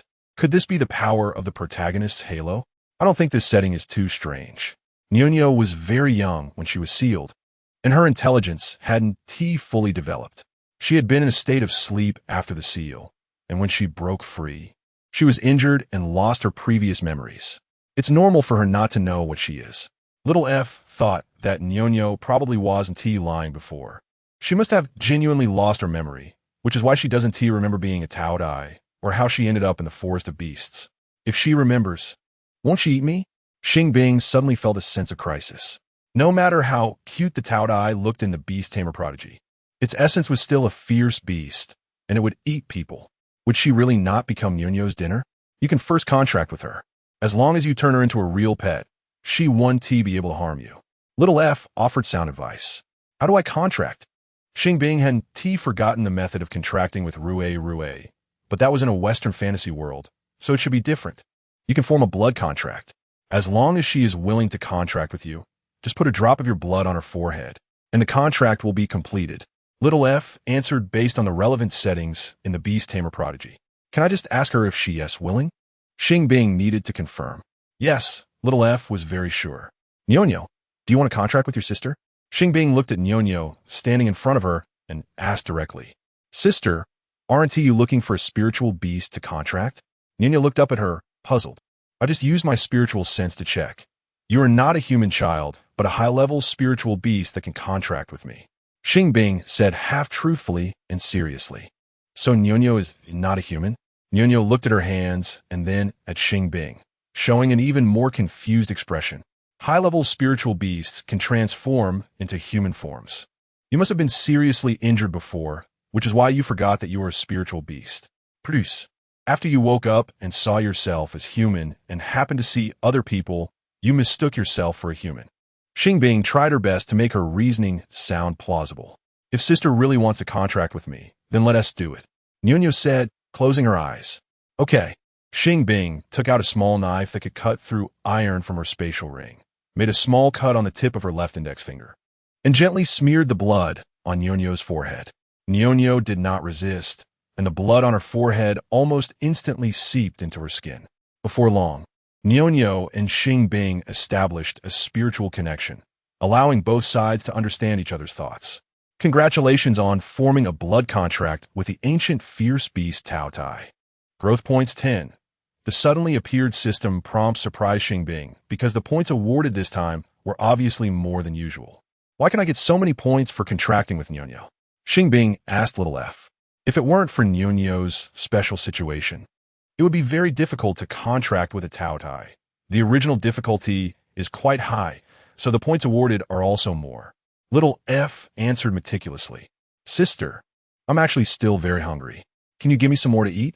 Before Xing Bing could reply to little F, she saw Nyonya tugging at her sleeve, swallowing her saliva while asking her, I still have a few steam buns and some dried meat here. You can eat these first. Xing Bing took out a steam bun and a piece of dried meat and handed them to her. Since Nyonya was a Tao Tai, her teeth should be quite strong, so there was no need to worry about her not being able to chew the tough dried meat. The dried meat is so fragrant and delicious. Thank you, sister. Nyonya took a big bite of the dried meat and swallowed it before smiling at Xing Bing. Nyonya has such a big appetite. She has hard to raise. Xing Bing began to worry. The Tao Yi's appetite could be said to be insatiable. As long as she wanted to eat, she could keep eating and would never feel full. I'm sorry. Nyonya will try to eat less. When Nyonya heard Xing Bing's thoughts, she stopped chewing the dried meat and showed a shy expression. I didn't mean to blame you. It's just that the food I brought is not much, and we need to find something to eat. Xing Bing couldn't be harsh with such a cute little girl, speaking softly. By the way, let me change your clothes first. The ones you have on are too tattered. After saying that, Xing Bing took out a light pink skirt from her spatial ring. This skirt was originally bought for her character and was an adult size. Xing Bing first used a shrinking spell to make the skirt smaller before changing it for Nyonya. The new skirt is so beautiful. Thank you, sister. Nyonya happily twirled around, smiling brightly. You're welcome. Since you've decided to follow me and contracted with me, you'll be my family from now on. I will treat you like a sister. Due to the fact that Nyonya has always called her sister, Xing Bing wouldn't really treat it as just a beast pet. Well, I also like my sister, and I will treat her like family. Nyonya stepped forward and hugged Xing Bing's thigh, lowering its head and swallowing hard. Sister smells so good, even better than dried meat. It really wants to eat her. What should it do? No. Sister is the first person to treat me well. Even if I starve to death, I can't eat sister. Nyonya suddenly came to its senses and tried hard to suppress the impulse to eat Xing Bing. I really am quite dangerous. After hearing Nyonya's inner thoughts, Xing Bing's heart raced. It's okay. Even if it really eats you, you'll just leave the game world. There's nothing to be afraid of. Little F quickly comforted. If Nyonya really wants to eat me, remember to help me block the pain. Xing Bing couldn't possibly abandon Nyonya now and could only prepare for the worst. No problem. Blocking pain is just a small task for little F. Of course, it wouldn't refuse. This is the last bun and dried meat. Once you finish eating, we'll go find more food. Xing Bing took out the remaining food and let Nyonya eat to its heart's content. Nyonya did not refuse. Whether it was the bun or the dried meat, it finished them in just a few bites. There are many things in the forest that can be eaten. Sister will take you to find them. Xing Bing held Nyonya's little hand and asked little F to help her search for nearby birds, beasts, and wild fruits, hunting and foraging as they walked. Nyonya is still a young beast and doesn't have as big an appetite as an adult glutton, but it's not small either. It can eat at least 10 times the amount an adult can eat in a day, and it eats anything nutritious regardless of whether it's meat or vegetables. Some things are toxic to humans, and eating too much can lead to poisoning, but Nyonya won't be poisoned, even if it eats highly toxic plants and animals. After discovering this, Xing Bing finally felt a lot more relaxed. The diet of gluttons is much broader than that of humans. If they really can't find anything edible for humans, Nyonya can still eat other things without needing much preparation. However, even so, Xing Bing wouldn't let Nyonya eat raw meat directly because she wanted to get used to cooked meat so that in the future, it wouldn't be unable to resist wanting to eat people when it smells blood. To ensure there is enough food for Nyonya, it's better to stay here. After staying in the beast forest for 2 days, Xing Bing no longer wanted to return to the place where her original character lived. The original character was a disciple of the beast-taming sect, and the food there had to be exchanged for spirit stones. If she took Nyonya back to the beast-taming sect, she wouldn't be able to feed it at all. Chapter 185. Beast Tamer Prodigy 4. After making up her mind, Xing Bing found a relatively spacious and dry cave in the 10,000 beast forest, tidied it up a bit, and laid down some grass mats and bedding on the flat ground to serve as a temporary residence for her and Nyonya. Let's stay here for now, and we can move to a better place when we find one, Xing Bing said softly as she stroked Nyonya's little head. I think this place is quite good. Let's just stay here forever, Nyonya replied, understanding that Xing Bing didn't want to return to the beast tamer sect and that other places weren't suitable for them to live in. so it was better to stay here. Although this cave was decent, it didn't block the wind, and she was unsure if it would leak when it rained. If they encountered windy or rainy weather, living here might not be ideal. Xing Bing frowned slightly. If only I didn't have to spend so much time looking for food. Then I could take time to build a house with trees and wouldn't have to worry about rain. Before Niao could speak, Xing Bing habitually sighed. Niao can find food by herself. Starting tomorrow, I'll begin building a house. Niao, being sensible, agreed. Are your injuries all healed? Xing Bing was not very reassured about letting Niao find food alone. After all, it might not be fully healed. Not yet, but it's much better now. I don't feel pain anymore, Niao replied with a smile. Although you are a powerful high-level spirit beast, you are still small. If you accidentally encounter a wild beast as powerful as you might still get hurt. Until you grow up, it's better for me to accompany you while looking for food. Xing Bing knew that ordinary wild beasts couldn't really harm Niao, but if it encountered a fully grown high-level spirit beast, even if Niao wouldn't be eaten, it could still get seriously injured. So it was better not to let Niao act alone. Niao understood that she was worried about it, and simply nodded obediently. A month later, Xing Bing was cooking wild boar meat in a large iron pot when suddenly she heard a strange man's voice. Little junior sister, why haven't you come back yet? Haven't you found a suitable spirit beast? She instinctively looked in the direction of the voice, but saw no one. Who was that voice just now? Why didn't I see anyone? Xing Bing couldn't help but feel puzzled. Just now, someone used the 1,000-mile sound transmission. The person is still at the Beast Tamer sect, just transmitting their voiceover, Xiao F explained in time. If you found a suitable spirit beast, hurry back. Your master is getting anxious. Not long after, that voice came again. Should I reply to him? Xing Bing felt a bit awkward since she hadn't responded to him all this time. Just reply if you want. You can use the 1,000-mile sound transmission skill directly. Xiao F said without hesitation. Do I need to select the transmission target first before speaking? Xing Bing opened the skill panel, clicked on 1,000-mile sound transmission, and found it expanded with many transmission targets. Yes, that person just now is the original character's senior brother, Su Ziyue, Xiao F said leisurely. Xing Bing checked Su Ziyue's name, clicked confirm, and said calmly, I don't want to go back for now. Please help me tell my master that I'll return later. When exactly is later? I can wait, but the master can't wait any longer. Su Ziyue immediately replied upon hearing the little junior sister's voice. What's wrong with my master? Xing Bing suddenly had an ominous premonition. Nothing much. It's just that the sect leader is urging him to submit his tasks. He.S. just waiting for you to return. So then let us just hold off. I can't return for a while. Xing Bing never expected it was just that, and almost thought the original character's master was on the verge of death.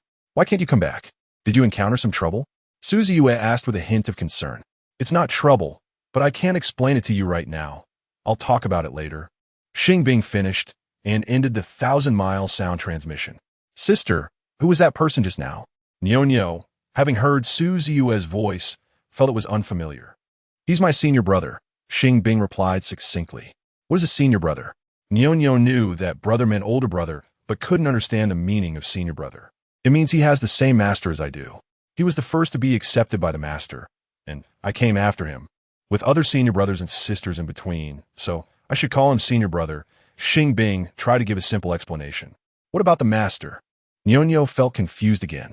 The master is. You can understand it as the person who teaches you skills, Xing Bing explained as best as she could. Is your master very powerful? Niao felt like it understood somewhat. Probably more powerful than me. Xing Bing wasn't too sure since she felt the original character's master seemed unreliable. If your master comes, will you go back with him? Niao said with some hesitation. He probably won't come over. Xing Bing hadn't thought about that question. What if he really comes? Or if your senior brother comes? Niao thought it wasn't impossible. Then we'll see at that time. If I have to go back, I will definitely take you with me. She would never abandon it. Will they dislike Niao? Niao suddenly felt a bit scared. They probably won't. Xing Bing could only be sure that they wouldn't dislike it as long as they didn't know Niao was a Tao Tai. Are they all beast tamers like you? Niao was actually very afraid of beast tamers, but not of Xing Bing. Even though they are beast tamers, they won't randomly harm spirit beasts. Especially those with a master, Xing Bing said with certainty this time. Beast tamers only capture and tame wild spirit beasts. As long as a spirit beast recognizes a master, it's no longer a wild beast and poses no threat to humans. Once it becomes a pet, it will be treated well by the beast tamer.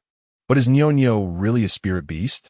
Nyonyo sometimes couldn't hear Xing Bing's inner thoughts, but its occasional thoughts had already revealed a bit, that it wasn't a true high-level spirit beast, but an ancient, fierce beast. A spirit beast refers to a beast with spirit. No matter how the world defines you, in my heart, you will never be a ferocious beast. After more than 10 days of getting along, Xing Bing had fully felt Nyonyo's kindness and restraint. Although gluttony is the nature of a Taotai, it's hard to change. But as long as Nyonyo doesn't eat people, I won't think it's that fierce. Nyonyo will try to restrain itself. Nyonyo also felt Xing Bing's sincerity and care for it. She was genuinely different from others, and it couldn't let her down. 2 months later, little junior sister, if you don't come back soon, the master will be so anxious he might die. While Xing Bing was chatting with Nyonyo, she suddenly heard Su Ziyue's voice. Can I ignore him? Xing Bing didn't want to respond to him. For the past 2 months, Su Ziyue had been pestering her with the 1,000-mile sound transmission to hurry back, and she was almost fed up. Do as you wish. Xiao F didn't want to suggest that. Let my master wait a bit longer. I'll return in some time. After thinking for a moment, Xing Bing finally decided to reply to him. How long is a while? You don't plan to stay outside for years, do you? Su Ziyue was really anxious this time. Can I not go back at all? Xing Bing didn't want to go back at all. If you really do this, the master can only expel you from the sect. Su Ziyue had to say something threatening. Then expel me. I happen to not want to go back. Xing Bing preferred to stay alone with Nyonyo and didn't like being restricted by the sect. How can you do this? The master has treated you so well. How can you disregard the master-disciple relationship? Su Ziyue couldn't believe that his little junior sister would say something like that. Didn't I say it before? My situation is special now. It's inconvenient to go back. If the master really can't manage, he can find another disciple to replace me. Why can't you understand the need for flexibility? Xing Bing had mentioned this idea a month ago. It's not about the task. The master has already assigned it. The current issue is that the sect is about to hold the Beast Master competition, and according to the rules, you must participate this time. If you don't come back, you will miss it. Su Ziyue was really anxious and angry. The little junior sister was the most outstanding among their group of siblings, having learned the master's true teachings at just 15. Unless something unexpected happened, the master's legacy would be passed on to her. How could she drop the ball at such a critical moment? Why must I participate? What happens if I don't? Xing Bing wanted to know if there would be any punishment for not participating. You signed up and paid a deposit. If you don't participate, the deposit won't be refunded. Su Ziyue avoided the main point. Is that all? Xing Bing felt it was irrelevant. Although the deposit wasn't much, it was still 3 spirit stones. Besides, my senior brothers and sisters and I have all placed private bets that you would make it into the top 10. If you give up, we won't be able to get our bets back. Su Ziyue had bet a total of 30 spirit stones. If he couldn't get them back, he would have to go hungry next month. It really is unreliable. Xing Bing finally confirmed that the original characters, the master and the senior brother, were all unreliable and only knew how to let her down. What do you mean, unreliable? Su Ziyue felt her words were a bit disjointed and didn't catch on. It's nothing. If there's nothing else, I still don't plan to go back, bye. Xing Bing decisively cut off the long-distance communication. Why is it like this again? What is the little junior sister doing outside? Why is she unwilling to come back? Su Ziyue was puzzled. Forget it. I should tell the master. The little junior sister respects the master the most. And if the master urges her personally, she should come back, right? After thinking it over, Su Ziyue finally went to find Master Qingsong. Chapter 186. Beast Taming Little Genius 5. You should personally go to the beast forest and bring her back. After hearing Su Ziyue's report, Master Qingsong decisively decided to send Su Ziyue to find Xing Bing. According to the tracking technique's positioning, Xing Bing had not left the beast forest during this time and generally stayed in the outskirts, making her easy to find. Su Ziyue received the order, packed a few things casually, and set off. His spirit beast was a shadow leopard, which ran extremely fast. The beast forest was not particularly far from the beast taming sect, and he arrived in less than 3 days while riding the shadow leopard. Junior sister, are you in the cave? Following the aroma of stewed meat, Su Ziyue found the cave where Xing Bing was located. He did not enter directly because the shadow leopard was inexplicably baring its teeth, as if sensing some kind of threat. Why is he here? Xing Bing felt shocked. Is it my elder brother coming? Nyo recognized Su Ziyue's voice. It should be. Xing Bing also thought that the voice sounded like Su Ziyue's. But why isn't he coming in? Nyo didn't understand why Su Ziyue, having arrived outside the cave, wouldn't enter. The entrance of the cave was completely unobstructed, and he could walk right in. I don't know, let me take a look. Xing Bing stood up and walked to the entrance to take a glance outside. A man wearing a deep blue long robe, tall and with an ordinary face, was standing at the entrance looking in, accompanied by a giant black leopard. Junior's sister. Before Xing Bing could confirm, Su Ziyue greeted her with a broad smile. Why did you come here, senior brother? Xing Bing asked awkwardly. I'm here to take you back. Master said to bring you back. Su Ziyu ziplit gasu. I don't want to go back. Xing Bing directly refused. I came all this way to find you. How can you not go back? Su Ziyu Zawen. I didn't ask you to come find me. Xing Bing argued back. It was Master who asked me to find you. Since Master has spoken, why are you still so stubborn? Su Ziyue increasingly felt that his junior sister was being unreasonable. I'm not being stubborn. I really can't go back right now, do you understand? Xing Bing insisted. What special situation could it be? Don't you have a contracted spirit beast yet? Su Ziyue leaned his head to peek behind her, but did not see any spirit beast following her. There's one, but it's a bit special, and I think it's not suitable to bring it back now. Xing Bing instinctively turned back to glance at the cave. Nyo was still standing in front of the large iron pot, helping her stir the meat, not paying much attention to them. Is it injured or something? Su Ziyue's expression relaxed a bit, but he was still puzzled. It was indeed injured before, but it's almost healed now, though it has no combat ability because it's still a young beast. Xing Bing wasn't sure if Nyo had combat ability because it had forgotten how to transform back into its Chow form and had always remained in human form, which currently looked like a 4 or 5-year-old girl, clearly giving the impression of having no combat capability. How could she take Nyo back to participate in the beast taming competition? Is it still a very young cub? Su Ziyue frowned slightly. Sort of anyway. It looks like a 4 or 5-year-old. Xing Bing could only respond like this. What? A young beast can actually transform into a human form? Is it a rare heavenly tier spirit beast? Su Ziyue was stunned. Spirit beasts are generally divided into 4 levels: low tier, mid tier, high tier, and heavenly tier. Even high tier spirit beasts can only transform into human form after reaching adulthood. Only heavenly tier spirit beasts, which are the legendary divine beasts, can transform into human form in their juvenile stage. You could think of it that way. Xing Bing smiled awkwardly.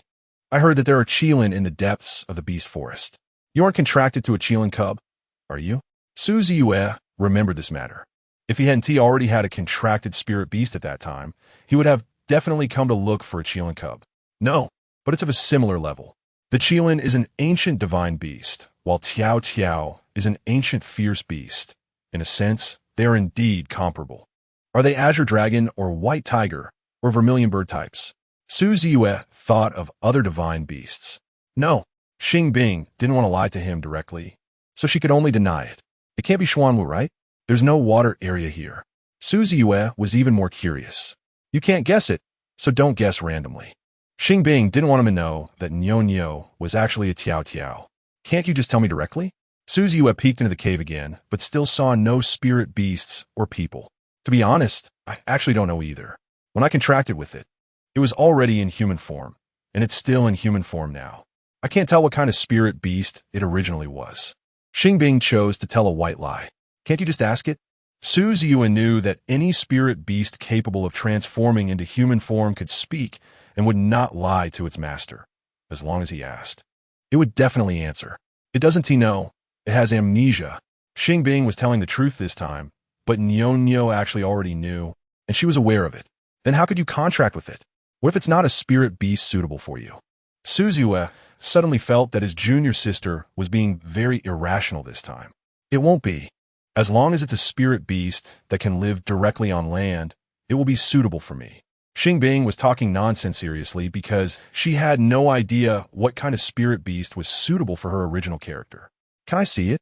Su Ziyue had yet to see Nyo and was starting to doubt whether what his junior sister said was true. It's inside. You can come in directly, but it's best not to bring your spirit beast in. Nyo is a bit timid and will be scared.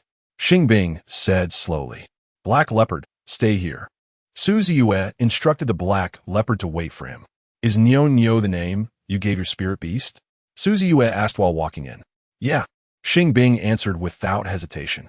Why did you give it such a human-like name? Suzy Yue actually wanted to complain that he thought the name was a bit tacky. Is that not okay?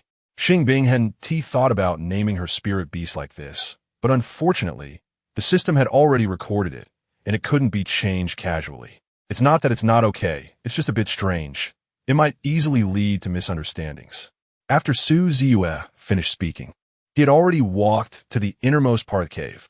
Nyo was still stirring the stewed meat in the large iron pot with a spatula, and only turned around to look when she heard their footsteps. This is Nyo. Xing Bing immediately introduced Nyo. My goodness, how can there be such a cute spirit beast? Suzy Yue was instantly charmed by Nyo, who had big watery eyes and was wearing a pink little dress. Hello, uncle.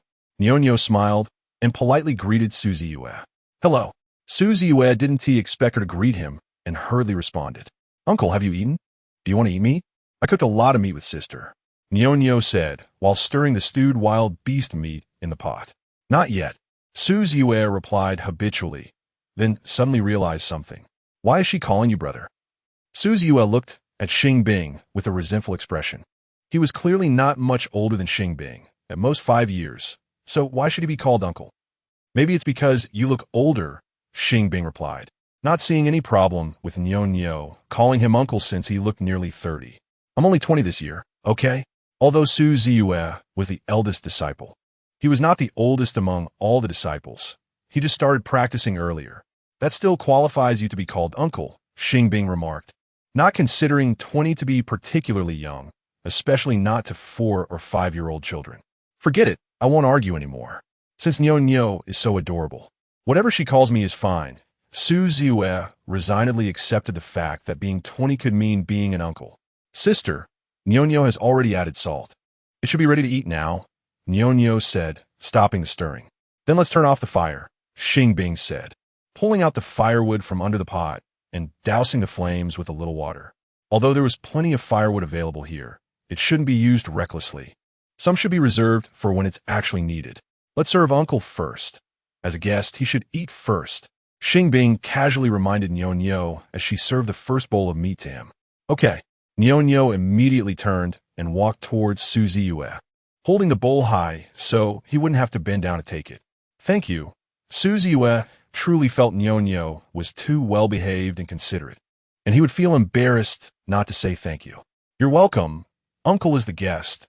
This is only right, Nyo said with a bright smile. I can't handle how cute you are. Suzy Yue was almost overwhelmed by her cuteness. If he weren't holding a bowl, he would have wanted to give Nyo a hug or a kiss. If one bowl isn't enough, you can serve yourself. Xing Bing told Suzy Yue before serving himself a bowl of meat and also one for Nyo. Both Suzy Yue and Xing Bing were cautious about the hot food and ate slowly, while Nyo, not afraid of the heat, finished her food in no time. However, she didn't immediately serve herself a second bowl. Instead, she waited until both Xing Bing and Suzy Yue were full before eating the remaining meat and drinking the leftover soup. Does Nyo have such a big appetite? Suzy Yue stared in astonishment. Actually, this is one of the main reasons I don't want to go back. If I return, it will be hard to find enough food for Nyo and the sect, Xing Bing said helplessly. This is indeed a problem. If you don't gather food yourself, the food in the sect needs to be exchanged for spirit stones, and it's not cheap. If you raise her in the sect, you'd probably go bankrupt. Suzy Yue also felt this was a significant issue. Chapter 187, Beast Tamer Prodigy, 6. Yeah, that's why I can't take Nyo back unless I can collect enough food. I can only bring it back after participating in the beast taming competition and then come back. Xing Bing agreed. Although it's not impossible. Do you really plan to frequently keep Nyo outside in the future? Suzy Yue still felt it was inappropriate, because besides some regular activities in the sect, there are sometimes tasks for disciples that the junior sister also needs to participate in. She can't always stay out of it. If it really doesn't work, I might have to leave the beast-taming sect, Xing Bing said helplessly. There is no need to go that far, at worst. You can leave Nyonyo here and go back to the sect yourself. FULL-IMMERSION. I can't abandon Nyonyo. I've already formed a blood pact with it. It will be my only contracted beast, and I can't leave it here alone. Xing Bing said sternly. A blood pact can also be dissolved. Although Nyonyo is very cute, you have to consider the reality, right? You're the disciple the master values the most. Are you really going to betray the sect for Nyonyo? Suziue liked Nyonyo a lot, but he wasn't blinded by its cuteness. I know the master has favored me, and I shouldn't do this, but Nyonyo is also very important to me. If I really can have both, I would choose Nyonyo. After all, the master still has you all, but Nyonyo only has me. Xing Bing had to utter such green tea quotes. The master has us, but we are not as good as you. The master has always thought that you are the best among us and have the most potential. Are you really going to give up inheriting the master's mantle for Nyonyo? Suziue's expression grew more serious. Xing Songjinren is one of the elders of the beast-taming sect. If Xing Bing can inherit Xing Songjinren's mantle in the future, she would become the new elder, and he could become the elder's senior brother, benefiting from it, which he had been thinking about for a long time. If you just want to benefit from me, why not just become the elder yourself? Xing Bing's eyes twitched slightly. Suziue might be a bit simple-minded. Since she could become the elder herself, why did she want him to do it? If we only consider seniority as the eldest senior brother, I am indeed the most likely to inherit the master's mantle. But the problem is that my aptitude is mediocre. I not only can't compare to you, but also to other junior brothers. How could the elder position possibly go to me? Suziue didn't lack such thoughts. He just had self-awareness. Then why can't you let the other senior brothers become the elder? Xing Bing still didn't understand why he insisted on her inheriting the elder position. That's definitely different. They don't have a relationship as good as yours and mine. If they become the elder, they might even take revenge on me. I don't want that. Suziue had previously relied on being the eldest senior brother to teach many junior brothers a lesson. But only the junior sister was treated well from the beginning because Xing Bing was the only junior sister and very precious. Although I was teaching them on behalf of the master, I didn't really want to hit them, but it's inevitable that they would hold a grudge. I think it's better not to let them become the elder. Suziue was very clear-headed. Although his relationship with those junior brothers seemed fine now, it was based on their similar statuses. Once they became the elder and their status far surpassed his, it would be a different story. I thought you were a simpleton.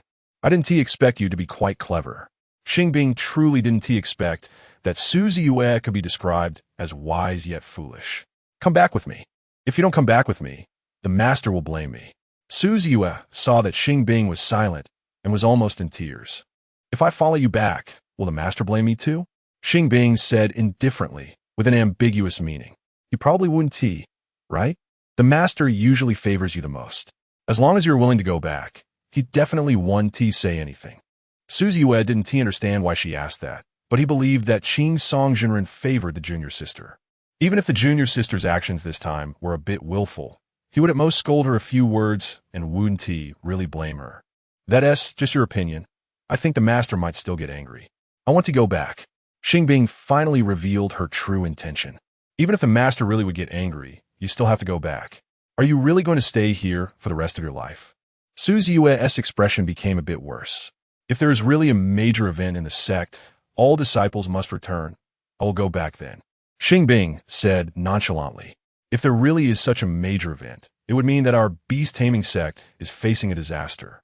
At that time, the other disciples wouldn't even be able to escape. How could you still come back?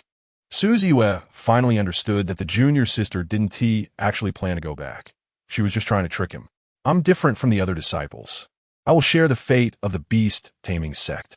Xing Bing said solemnly. Do you think I believe that? Such words, not to mention him. Even Xing Songjinren wouldn't say. Whether you believe it or not is your business. Whether I can do it is my business. Xing Bing shamelessly said. I don't think you can. Even a master, when the beast-taming sect faces disaster, will definitely pack his bags and leave. Suziue didn't think Xing Bing's feelings for the beast-taming sect were any deeper. If you don't believe me, there's nothing I can do. I can only prove it with my actions. What Xing Bing meant by proving with actions was that she absolutely wouldn't go back when nothing major was happening. You can't do that. If you really don't go back, what is the difference from leaving the beast-taming sect? Suziue was really anxious. Sister, You should go back with your uncle. I can wait for you here. Seeing Suzy was almost in tears, Nyonyo finally couldn't help but speak up. Exactly. Look how sensible Nyonyo is, more so than you. When Suzy heard this, it was as if he had grasped a lifeline, instantly treating Nyonyo as a savior. The sister is going back to participate in the beast taming competition, and only I can't participate. If I want to go, I must bring you along. Xing Bing couldn't help but frown. Then the sister should take Nyonyo back. Nyonyo can eat well before going. Nyonyo showed a well-behaved smile. That is a good idea. Whatever Nyonyo wants to eat, you can tell uncle, and he will help you find it. Suzy said with a smile while looking at Nyonyo. I want to eat big wild boar, big rabbit, and big tiger. Nyonyo answered without hesitation. Okay, uncle will go help you catch them. Suzy immediately left the cave without hesitation, riding on the Black Panther to find these animals nearby. Did Nyonyo say that on purpose? Xing Bing suddenly realized that Nyonyo seemed to be helping her because these animals had already been mostly eaten by them. There were none nearby at all. If it really said that on purpose, then Nyonyo's intelligence should be above that of an average human child. It might even be smarter than me. Xing Bing belatedly discovered that Nyonyo was actually quite scheming, and it had started plotting as soon as it met her. However, it was only to protect itself, and it didn't mean that Nyonyo was malicious. Is Nyonyo really just a young beast? Why does it feel like my intelligence is almost insufficient? Xing Bing felt embarrassed in comparison. Although she was a bit suspicious from the beginning that Nyonyo was not human, in the end she was still deceived by her. If the one she encountered was not the harmless Nyonyo, but a truly malicious beast, she would have probably been eaten long ago. Although Nyonyo is indeed a young beast, her age is actually much greater than yours, at least 200 years. Xiao F did not obtain information about Nyonyo's age, only knowing that she had been sealed for 200 years, so she must be at least 200 years old. Is it true that a Taotai must be over 1,000 years old to be considered an adult? Xing Bing was not particularly surprised, as she already knew that ferocious beasts like Taotai could live for a long time, just not how long exactly. Approximately. Xiao F didn't calculate it in detail, anyway. Taotai 200 years only equate to 4 or 5 years in human terms, probably around 1,000 years to be considered adult. Is it inappropriate for me to raise her then? Xing Bing knew that this was a fantasy world, and a beast master like her should live for more than 100 years, but it was unlikely to live for 1,000 years. You've already raised her. What is the point of asking this now? Xiao F almost rolled her eyes. Although Xing Bing could choose to abandon her or give Nyonyo to someone else, the problem was that she had already formed a blood contract with her. If she wanted to give her up, she would have to dissolve the blood contract first, which is quite troublesome. Without finding a ferocious beast or spirit beast of a similar level to Nyonyo, it was almost impossible to dissolve the blood contract. Because in this world, such a blood contract can only be transferred, and forcibly dissolving it would result in backlash. I'm mainly worried that when I die, she will be very sad. Unless something unexpected happens, she will definitely be the first to die, and at that time Nyonyo will still be underage. Can Nyonyo accept her departure? Why are you starting to think about such issues? Xiao F felt that she was thinking a bit too early. The more experiences one has, the more wisdom one gains. If Xing Bing had already gone through several game instances, she probably wouldn't be thinking so much now. Didn't you encounter a similar situation before? You could also find someone worthy of trust before you die, and entrust Nyonyo to them like last time. Xiao F felt she could completely replicate her previous approach. I think that might not work. The fact that Nyonyo is a Taotai will eventually be exposed. Who beside me would dare to raise her? Xing Bing knew without thinking that people in this world definitely have serious prejudices against ferocious beasts. And even if Nyonyo is very cute and has never eaten a human, they still wouldn't believe that she is truly a good beast.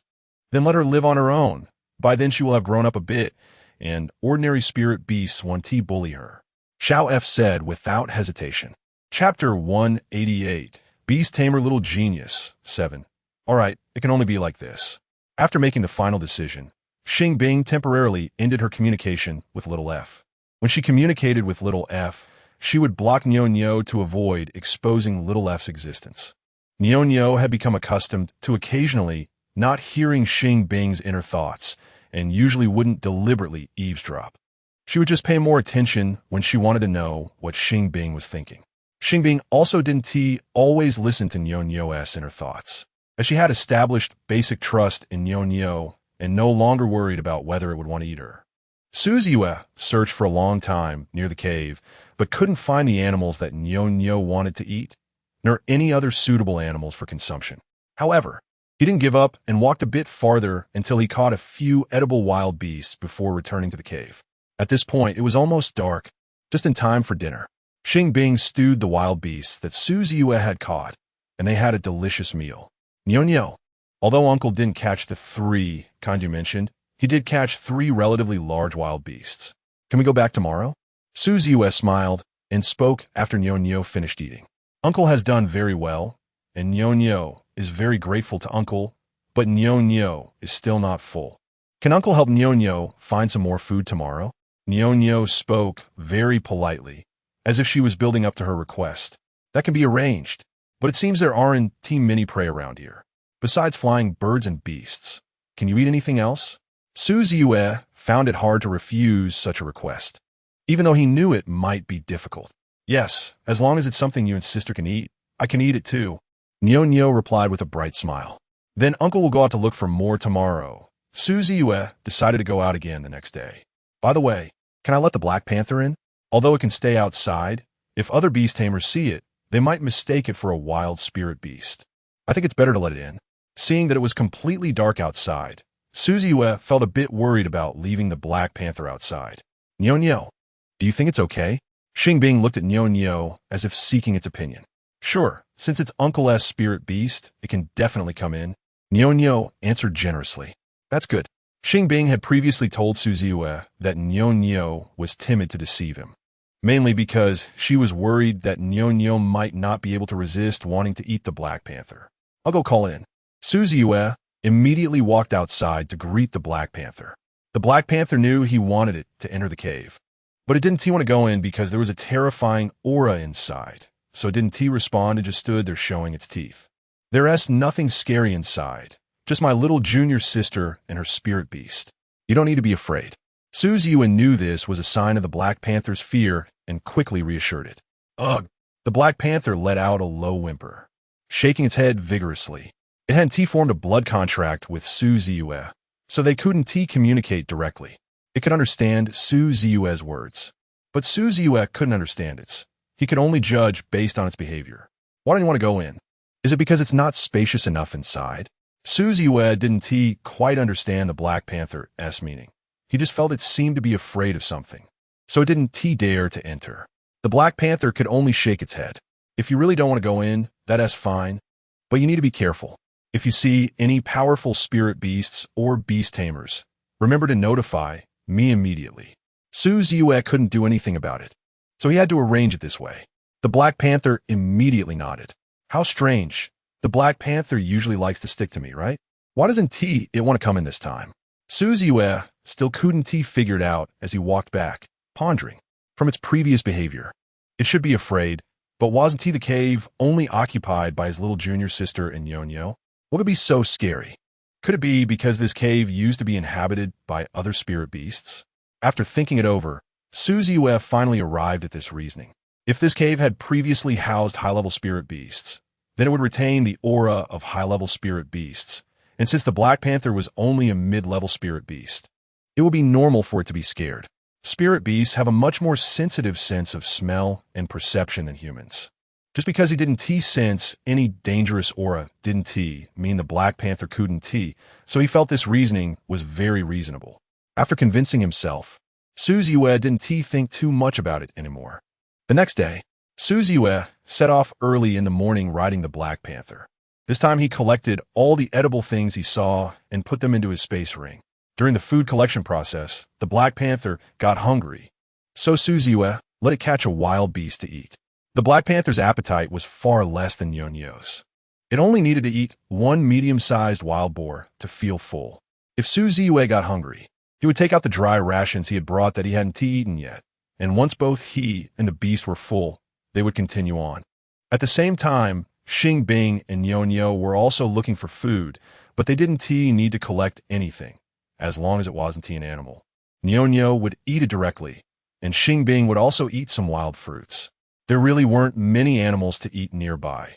Even birds were rarely seen, as they could sense the fierce beast aura on Nyo, and didn't dare to approach this forest carelessly. Sister, after we participate in the beast tamer competition, can we really come back? Nyo spoke nervously as they walked. As long as you want to, we can, Xing Bing answered without hesitation. What if they don't allow sister to come back? Nyo was still a bit worried. I don't care whether they allow it or not. I will only respect your wishes. Xing Bing didn't want to concern herself too much, since she wasn't really familiar with them. Thank you, sister. Nyo felt her favoritism and couldn't help but smile brightly. I found quite a bit of food this time. What about you? Not long after, Suzie ran into Xing Bing and the others. I don't know. It has already been eaten by Nyo. Xing Bing smiled awkwardly but politely. Did Nyo eat enough?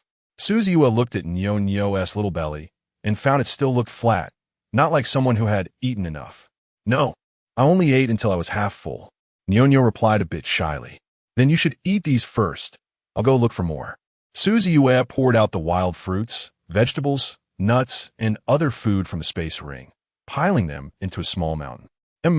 Thank you, uncle. Nyo flashed him a well-behaved smile. Suzie was instantly filled with fighting spirit and set off again on the Black Panther. In fact, Nyo was not full. Xing Bing suddenly felt a bit sympathetic towards Suzie because whether or not Nyo was full actually depended on her words.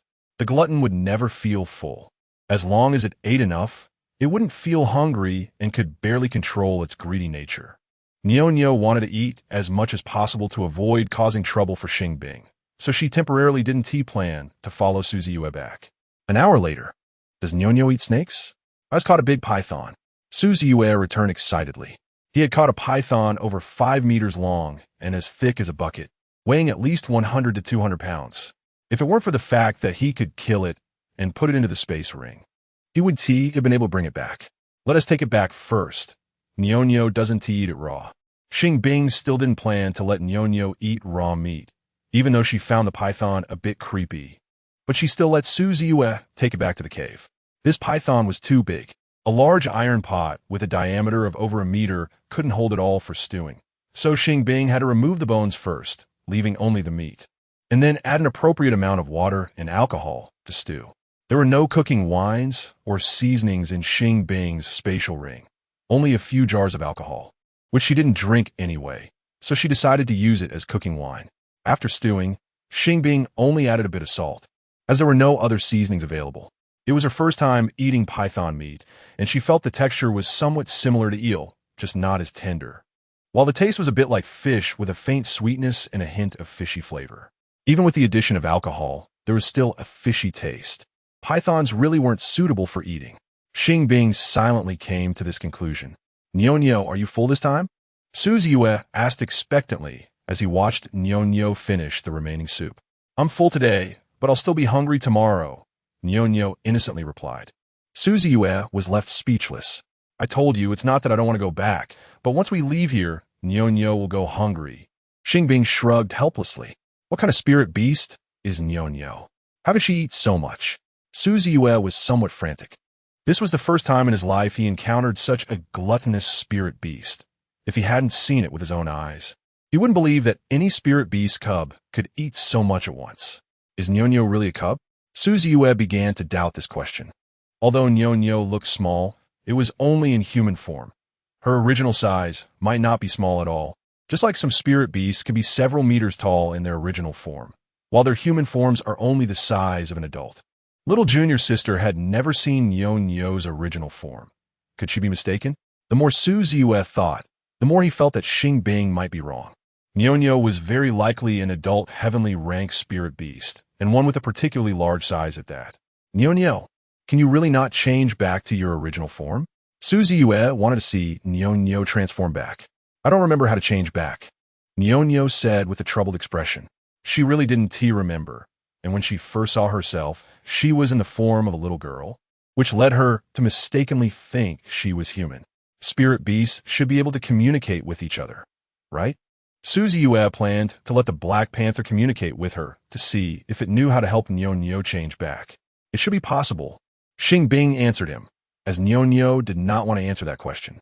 Chapter 189, Beastmaster Prodigy 8. However, I don't think it's necessary. Nyo is just a young beast, and I'm quite sure of that. Before Su Ziyue could continue expressing his thoughts, Xing Bing had already changed the topic. Haven't you never even seen its original form? How can you be so sure? Su Ziyue was skeptical. Nyo just doesn't know what kind of spirit beast it is. But as for its approximate size, it is quite clear about that. Xing Bing would never let Nyo communicate with the Black Panther, because she was afraid the Black Panther would be scared to death. What kind of spirit beast has an appetite as big as Nyo's? Are you really not joking with me? Su Ziyue felt this reason was insufficient. After all, Nyo had forgotten how to transform back into its original form. So how could it possibly remember its size? Just because you don't know doesn't mean I'm lying. Xing Bing said calmly. Fine, I'll take your word for it. Su Ziyue could not argue with her and had a compromise. But what should we do about Nyo? Even if we can spend more time and store more food, the space in the spatial ring is limited, and it takes at least about 3 days to return. We might not be able to store enough food for Nyo. Can't you let it stay here for now? Su Ziyue really didn't want to take Nyo back because it might starve on the way. They didn't have time to gather enough food while walking, as there wasn't that much food along the way, and they couldn't stay on the road for too long. Otherwise, they wouldn't make it back in time. No, I'm not at ease. Xing Bing decisively refused. I know you're worried, but the problem is you have to go back. If you don't go back, I estimate that Master will personally come looking for you after some time. Su Ziyue was really feeling overwhelmed. If he couldn't bring Xing Bing back, he would be in trouble on both sides.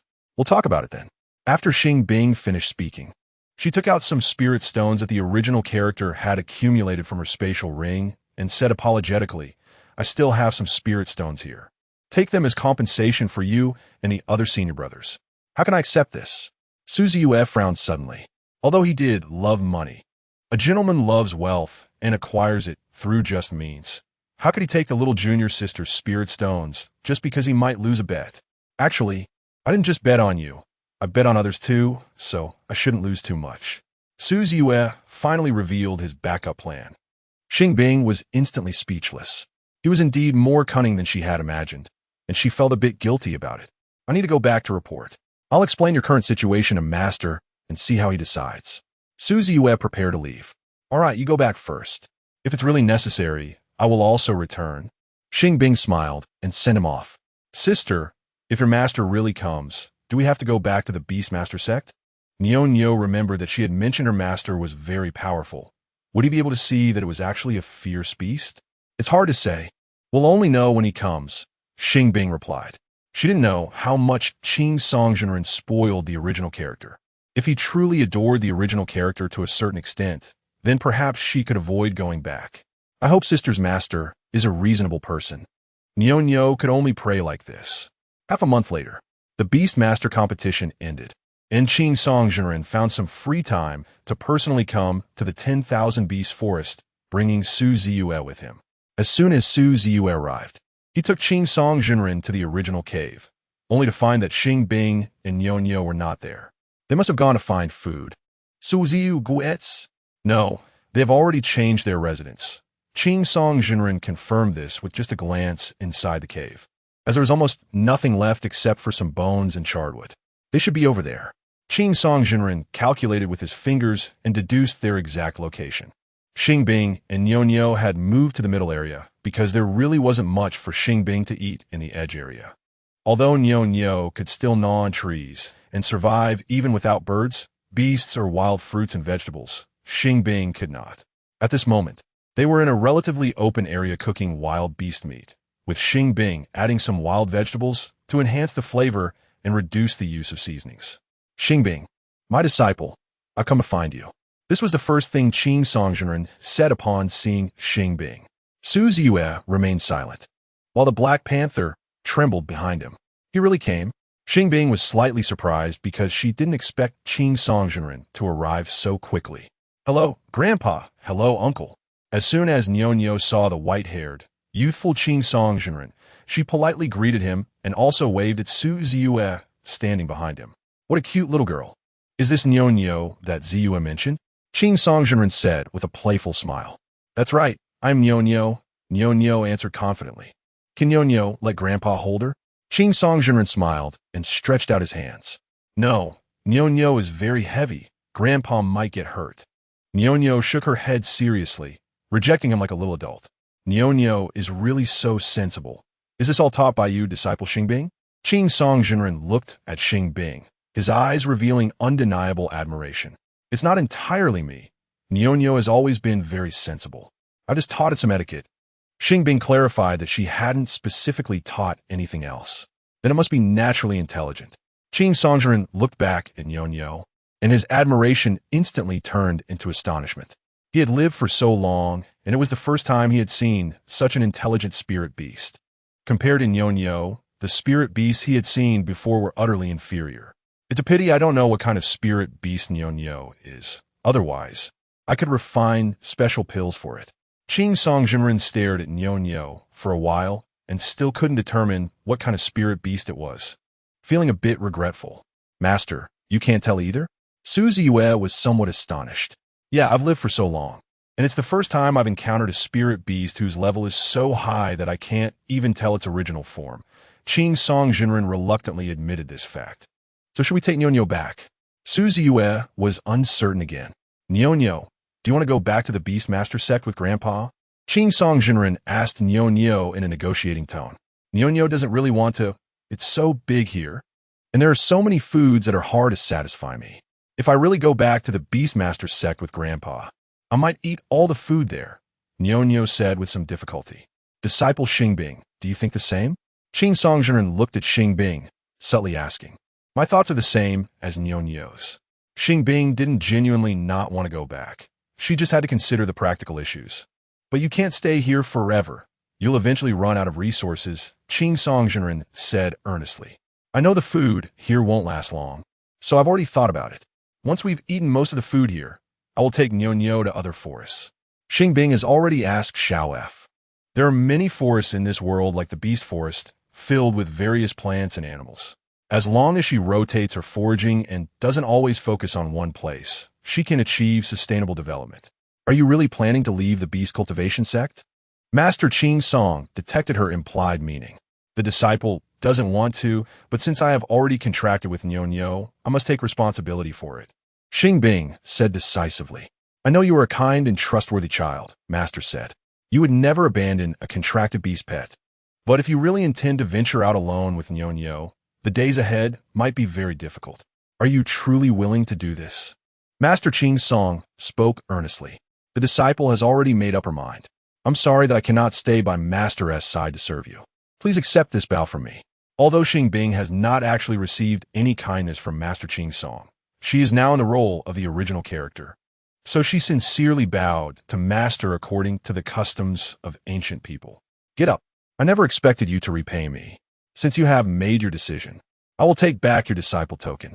From now on, you are no longer a disciple of the beast cultivation sect and have no further connection with it. Master Qing Song knew that holding on forcefully would not keep her, so it was better to let her go.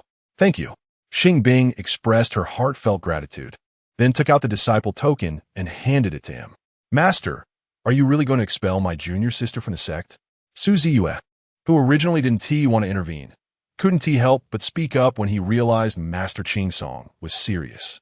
It's obvious she is the one who chose to leave the sect. How can it be called expulsion?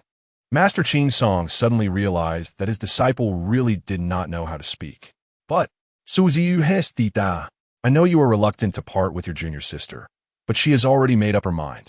How can I persuade her? Master Qing Song actually didn't want to part with Xing Bing either, but a forced situation would not yield sweet results. From now on, let us go our separate ways. Junior sister, are you really going to leave? Suzy Yue wanted to persuade her again. I'm just not going back to the beast cultivation sect. I'm not leaving this world. If you want to see me in the future, you can find a way to contact me, and I will still meet you, Xing Bing said with a wry smile. I know it's possible, but I don't even know where you will go, so it might be difficult to meet again. Suzy Yue still had some feelings for his junior sister. He didn't just want her to inherit the position of the great elder and benefit from her. I want to go too far from the beast cultivation sect. You can first use a tracking technique to determine my approximate location, and then use the 1,000-mile sound transmission to contact me. In this world, The premise of using the 1,000-mile sound transmission is to know the approximate location of the other party. You must not get the direction wrong. Chapter 190, Beast Tamer Prodigy 9. All right, until we meet again. In the end, Su Ziyue reluctantly bid farewell to Xing Bing and returned to the Beast Tamer sect with Master Qingsong. Sister, if my appetite keeps growing and I can never feel full, would you still be willing to take care of me? Not long after Su Ziyue and Master Qingsong left, Nianyo hesitantly spoke up. As long as I am alive, I will never abandon you, Xing Bing replied with unwavering determination. But Nianyo hesitated. It was still somewhat afraid that it would uncontrollably want to eat Xing Bing, even though it had formed a blood contract with Xing Bing, which would cause a backlash if it tried to harm her. If it swallowed Xing Bing whole, the blood contract would not activate in time, and she would still be devoured by its uncontrolled self. It's okay if that day really comes. Sister will leave this world in advance and won't really be eaten by you. Xing Bing had already thought this through. If one day Nianyo truly lost control and had no rationality left, she would log off early to avoid the pain of being eaten. What do you mean by leaving this world? Nianyo was unsure if what she meant was the same as dying. It doesn't mean dying. It means leaving this world and going to another world where I can continue living. Xing Bing answered patiently. If sister can really do that, then I can rest assured. Nianyo finally showed a relieved smile. In this world, the only one it cared about was Xing Bing. As long as she was well, it didn't matter what happened to others.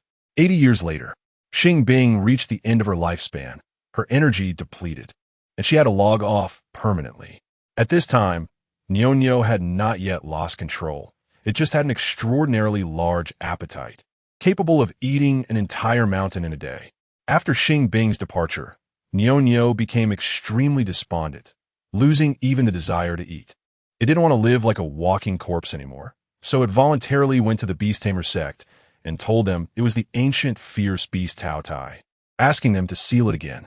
Nianyo had recalled everything from the past. It originally did not belong to the human realm, but the celestial realm. At that time, it wasn't alone, but had its mother with it. They had lived in the celestial realm, searching for food together every day, without any worries, living quite happily. Until one day, they entered the territory of the celestial clan, breaking their peace, and were chased away. They fled to the human realm. Its mother thought they could escape by coming to the human realm, but unexpectedly, some celestial clan members pursued them relentlessly. To protect Nianyo, its mother sacrificed herself, and it barely made it to the 10,000 beasts forest, blending in with the spirit beasts, but was still discovered.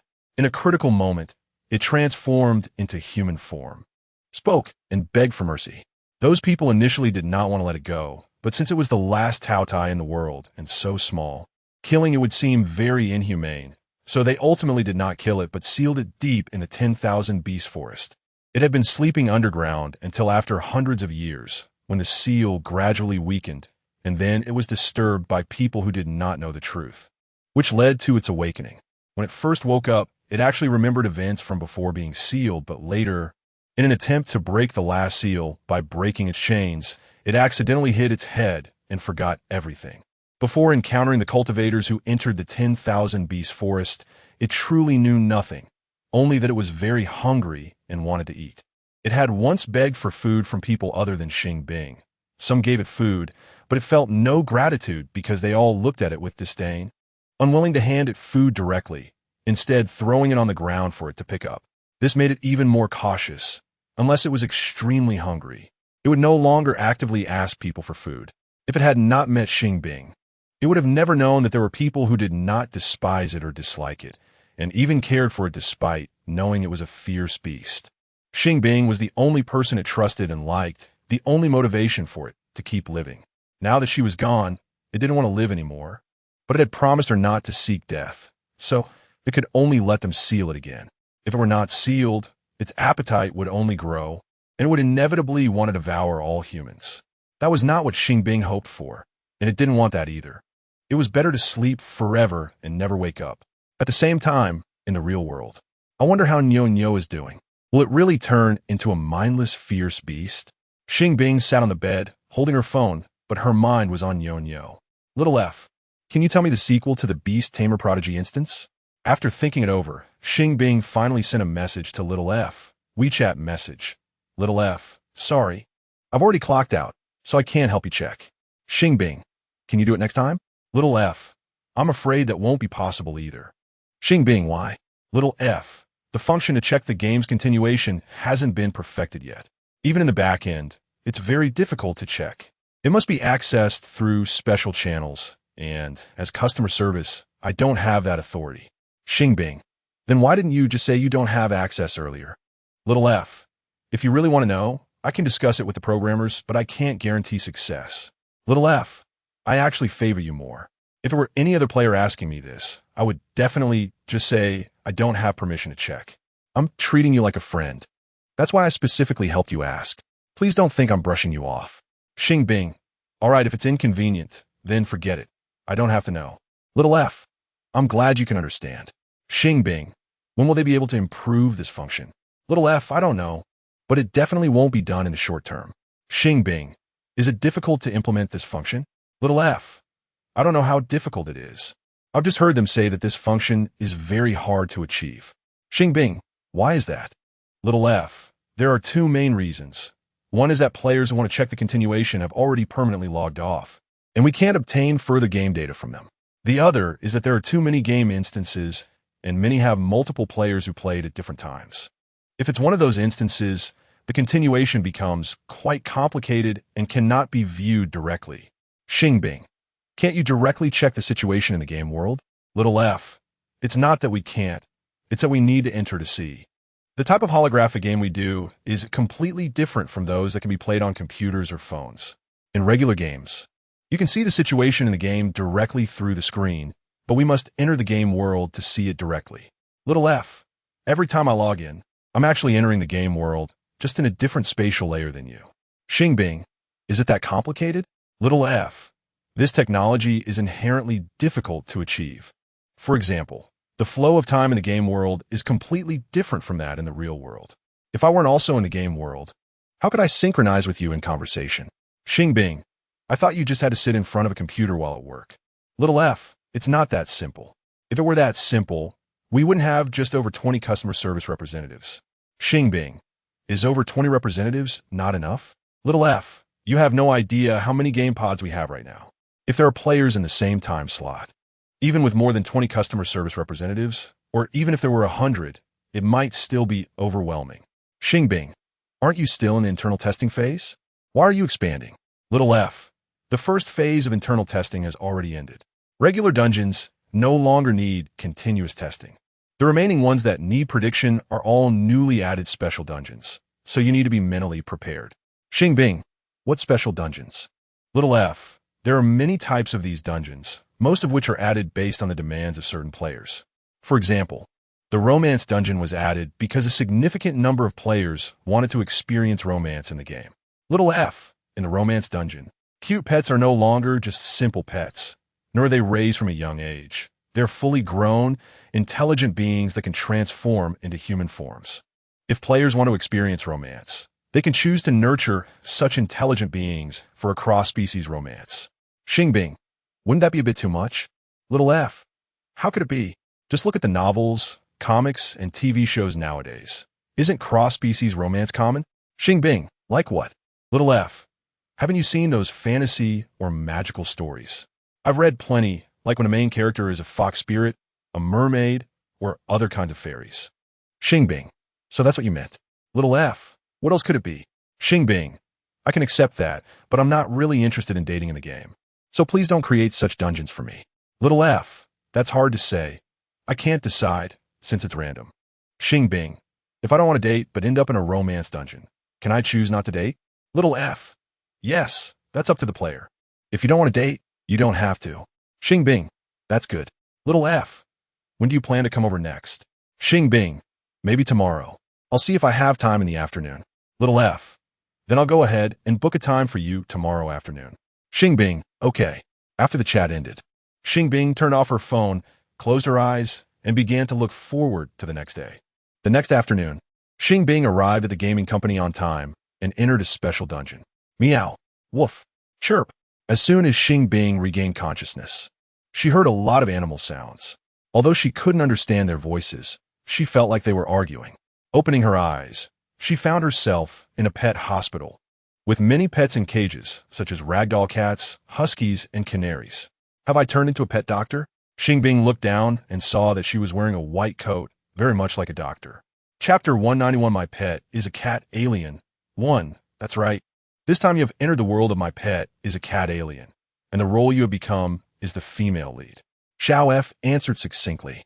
So am I just working at this pet hospital, or is this pet hospital mine? Xing Bing had already observed that this pet hospital was not large, and its decor was quite simple, looking nothing grander than a private clinic. It's yours. This is a private pet hospital opened by the female lead herself. Xiao F replied, based on the relevant settings of my pet, is a cat alien. Then doesn't that mean I'm quite rich? Xing Bing suddenly wanted to check what the original character's bank account balance was. You are overthinking it. Although this store is indeed opened by the female lead, the money to start the business was borrowed, and she hasn't paid it off yet, still slowly repaying it. Xiao F had to state this extremely harsh reality. No way. If she doesn't even have startup funds, why would she want to open a pet hospital? Xing Bing's eyelid twitched slightly. This is because the female lead has a special superpower. She can read animals' inner thoughts and understand what they say, allowing her to communicate directly with them. Helping animals heal is a piece of cake for her, making being a pet doctor a very safe choice. Xiao F said calmly, but there is no need to take out a loan to open a hospital. Wouldn't it be better to just work at an existing pet hospital? Every time Xing Bing thought about having to repay a loan, she felt uneasy. When you work for someone else, you rely on them to pay your salary, and you have to watch their mood. If you accidentally make a mistake, you might get scolded. Where's the freedom of being your own boss? Xiao F completely understood the original character's thoughts. There are indeed many limitations to being an employee. Being a boss is more free and joyful. Being my own boss is indeed more comfortable. But if the business is not good, I won't even have a basic income to guarantee. How will I repay the loan? Xing Bing was more concerned about practical issues. If it were in the real world, this would indeed be a problem. But in the world of my pet is a cat alien, you don't need to worry. The female lead has a protagonist halo. As long as she is in business, there will definitely be customers, and they won't be lacking. Not only will she be able to repay the loan, but she will also have a surplus. And life can be quite pleasant. Xiao F argued dialectically. That's good. Xing Bing finally felt relieved. However, I won't be treating small animals. So shouldn't I get some kind of cheat?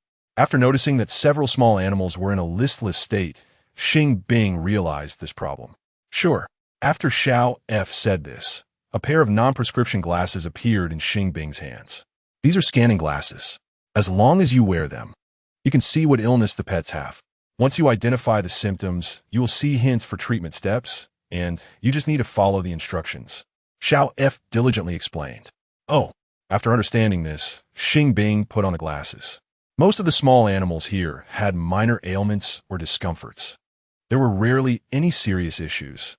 If there are no major problems, why do their owners want to hospitalize them? Xing Bing felt a bit confused.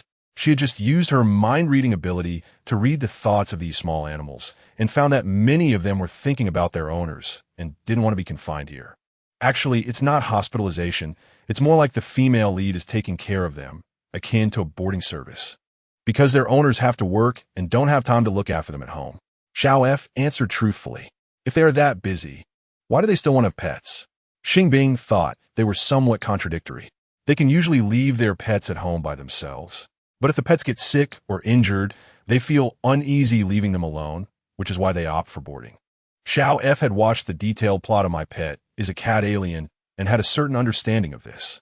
I feel that busy people are not suitable for having pets because the time they can spend with them is really too little. Xing Bing smiled helplessly.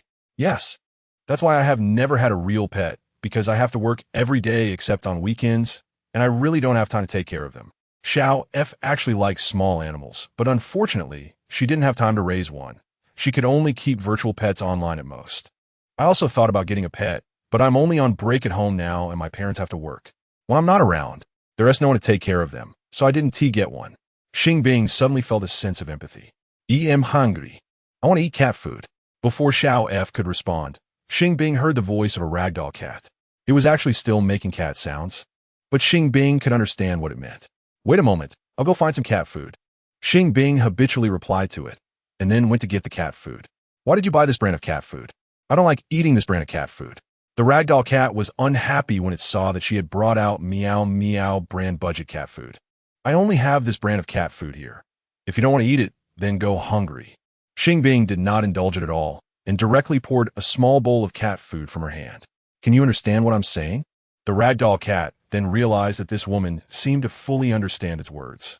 Did you just realize that? Xing Bing said expressionlessly. I just came here. I didn't speak before, so how would I know? The ragdoll cat retorted confidently. Now you know, right? I'm not your owner, so I won't indulge you. This kind of cat food could be eaten by other cats. Why can't you eat it? Xing Bing had already checked, and this cat food was universal, suitable for almost all breeds of cats. I can eat it, I just don't like it. Don't you understand that I don't like it? The ragdoll cat glared with its big round eyes and said angrily. Then go hungry. After Xing Bing finished speaking, she ignored it. Some of the other small animals were also hungry.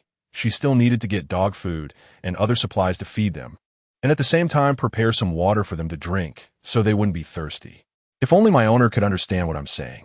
If my owner could understand, I would definitely complain to her, so she would never send me here again. The ragdoll cat grew angrier as it thought about it. But there was nothing it could do, so it could only watch Xing Bing busy herself. Miss, you are so beautiful, even more beautiful than my owner. I want to eat some fresh vegetable leaves. Can you give me a little? The canary, upon discovering that Xing Bing could understand them, immediately began to flatter her. It's usually not allowed, but since you're so cute, I'll help you get some. Xing Bing knew it was flattering her, but she still felt pleased and went to check the kitchen at the back. There were vegetables that the original character had bought in the morning, including cabbage. So Xing Bing took some cabbage leaves for the canary. Thank you, miss. Although I don't really like eating cabbage leaves, having cabbage is still quite good. I will try my best to finish it. The canary said politely and sincerely. If you're still here tomorrow, you can tell me what vegetables you like, and I can bring some for you when I go shopping in the morning. Xing Bing said very generously. Why are you so double standard? The ragdoll cat already felt that she was somewhat unfair to it, and hearing her say this made it explode with anger. Can you blame me for being double standard? Xing Bing glanced at it with some disdain and continued to busy herself. You deserve it. Who told you not to be able to speak? As soon as Xing Bing left, the canary began to mock the ragdoll cat. How can this be called not speaking? I, the cat, am clearly genuine. Unlike you who is so hypocritical. The ragdoll cat is completely unconvinced. Being genuine also requires speaking skills. If you were a bit more polite and spoke more nicely, would people treat you this way? The canary truly thinks it is impolite. Clearly it should be a request, but it sounds like a command. Who will be happy to listen? She is not my owner, so why should I be respectful to her? The ragdoll cat refuses to back down. Have you forgotten that you are in her pet hospital? You need her care, and the one paying is your owner. Your owner is her customer. Do you think you're also a god? Although the canary hasn't lived long, it understands human affairs very clearly and knows human nature best. Isn't that right? If it weren't for my owner giving her money, how could she afford to eat? How could she not take good care of me? The ragdoll cat still believes that since Xing Bing is being paid to do a job, she should do it well. Otherwise, why should my owner give her money? You are still too young. Your owner doesn't understand what you are saying, and usually isn't here watching. How would she know if she treats you well or not? As long as you can live well, she can meet her obligations. So why should she be too good to you? The canary seems to have seen through everything. I knew she was being so arrogant just because my owner doesn't understand my words. If I could speak human language, I would definitely make everyone know she mistreats small animals. The ragdoll cat said angrily. How have I mistreated you?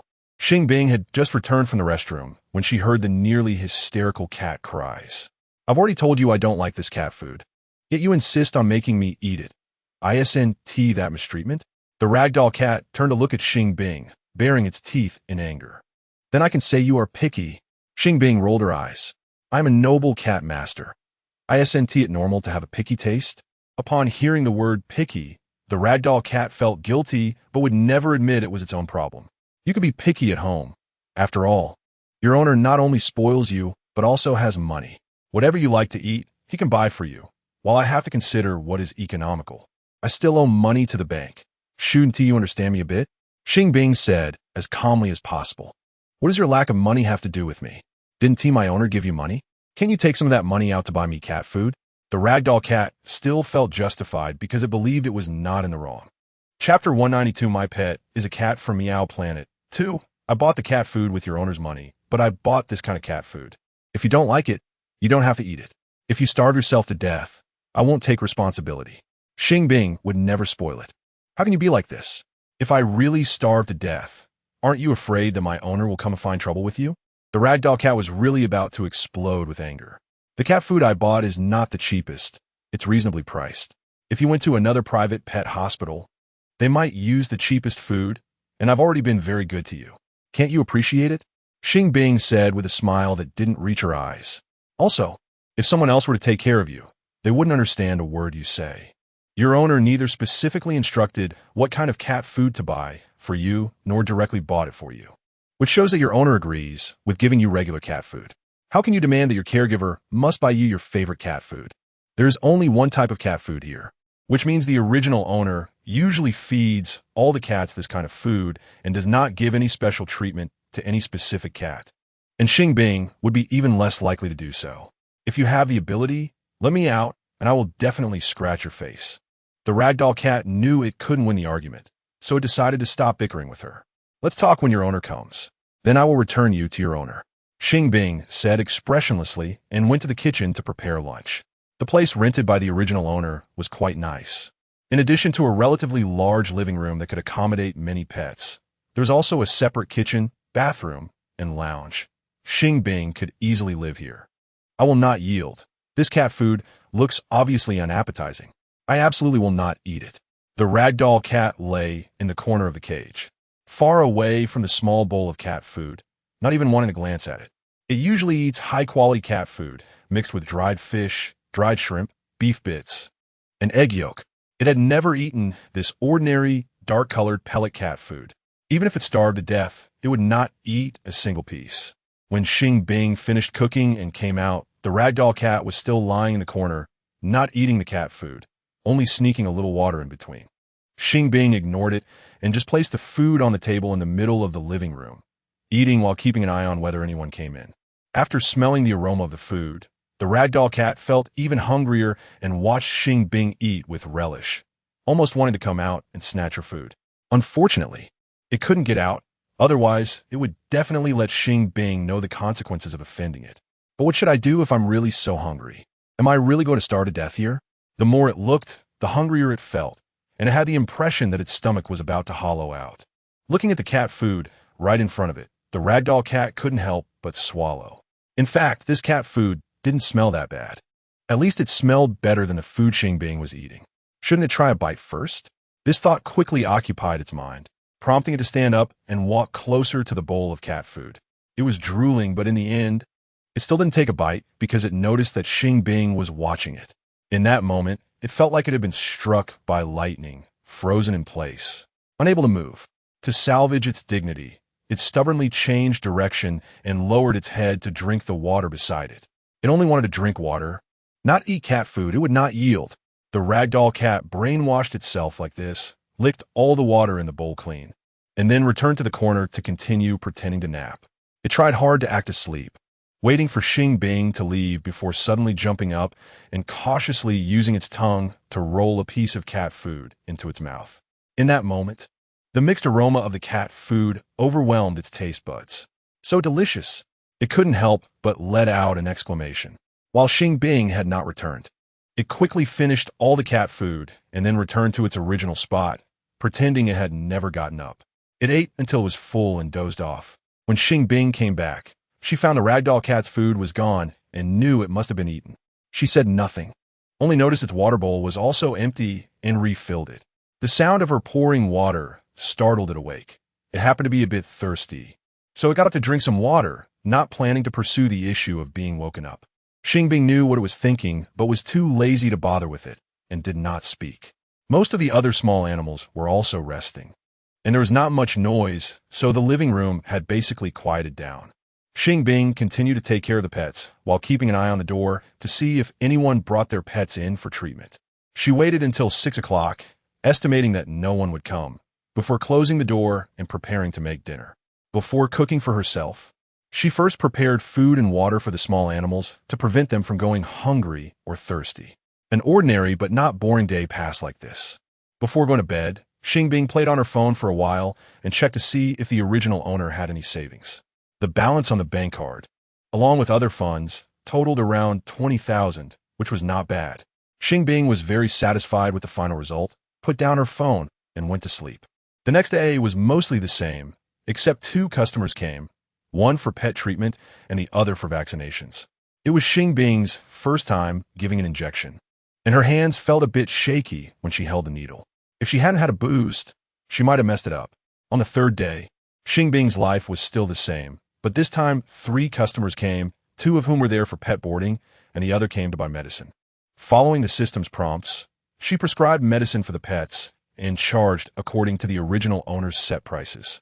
2 small boxes of medicine cost $80, not cheaper than what people pay. Can I really afford to keep a pet? After just a few days, Xing Bing began to doubt this question.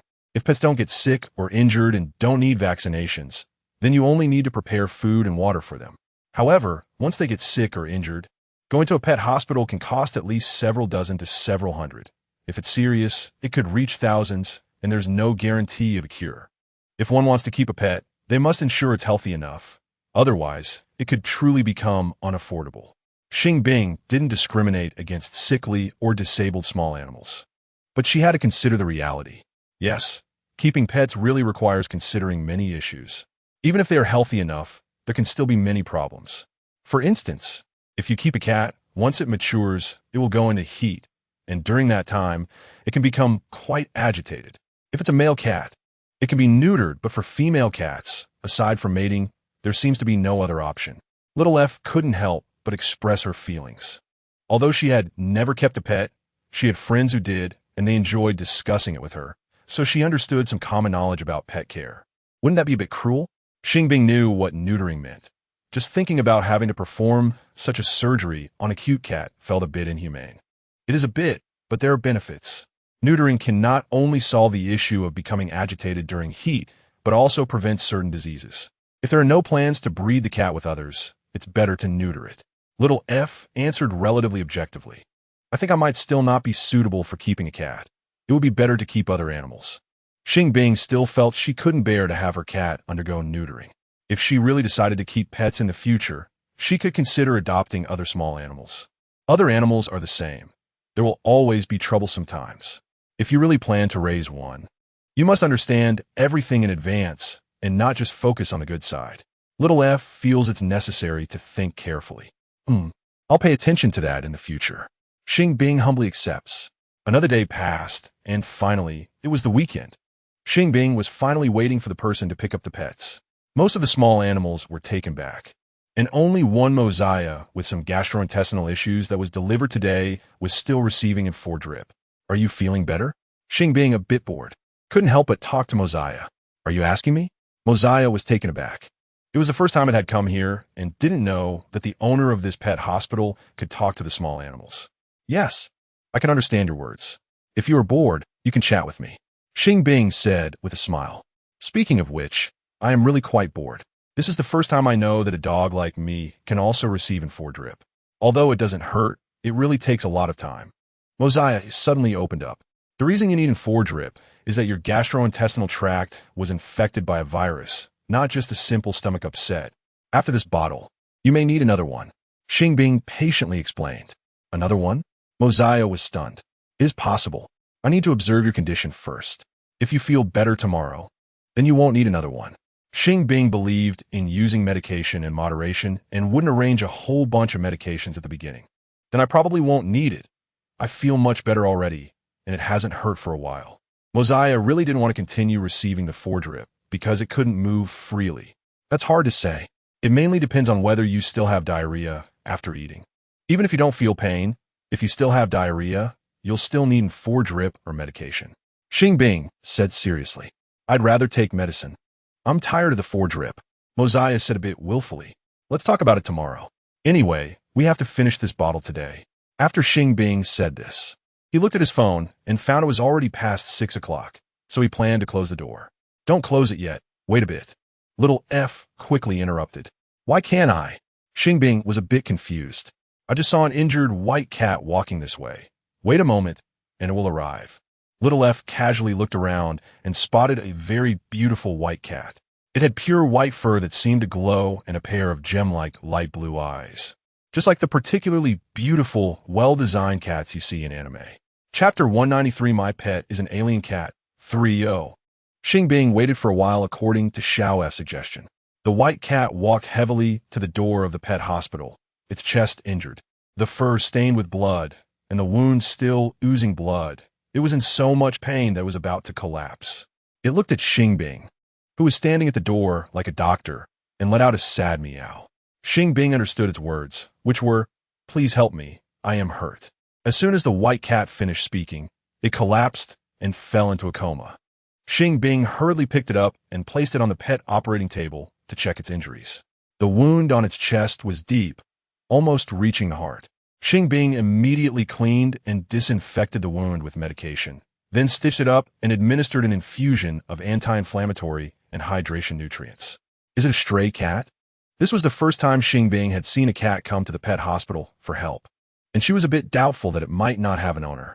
No, actually it is the male protagonist of My Pet is an alien cat, named by Meow, who is from Cat Star, and is an alien cat that can transform into a human form.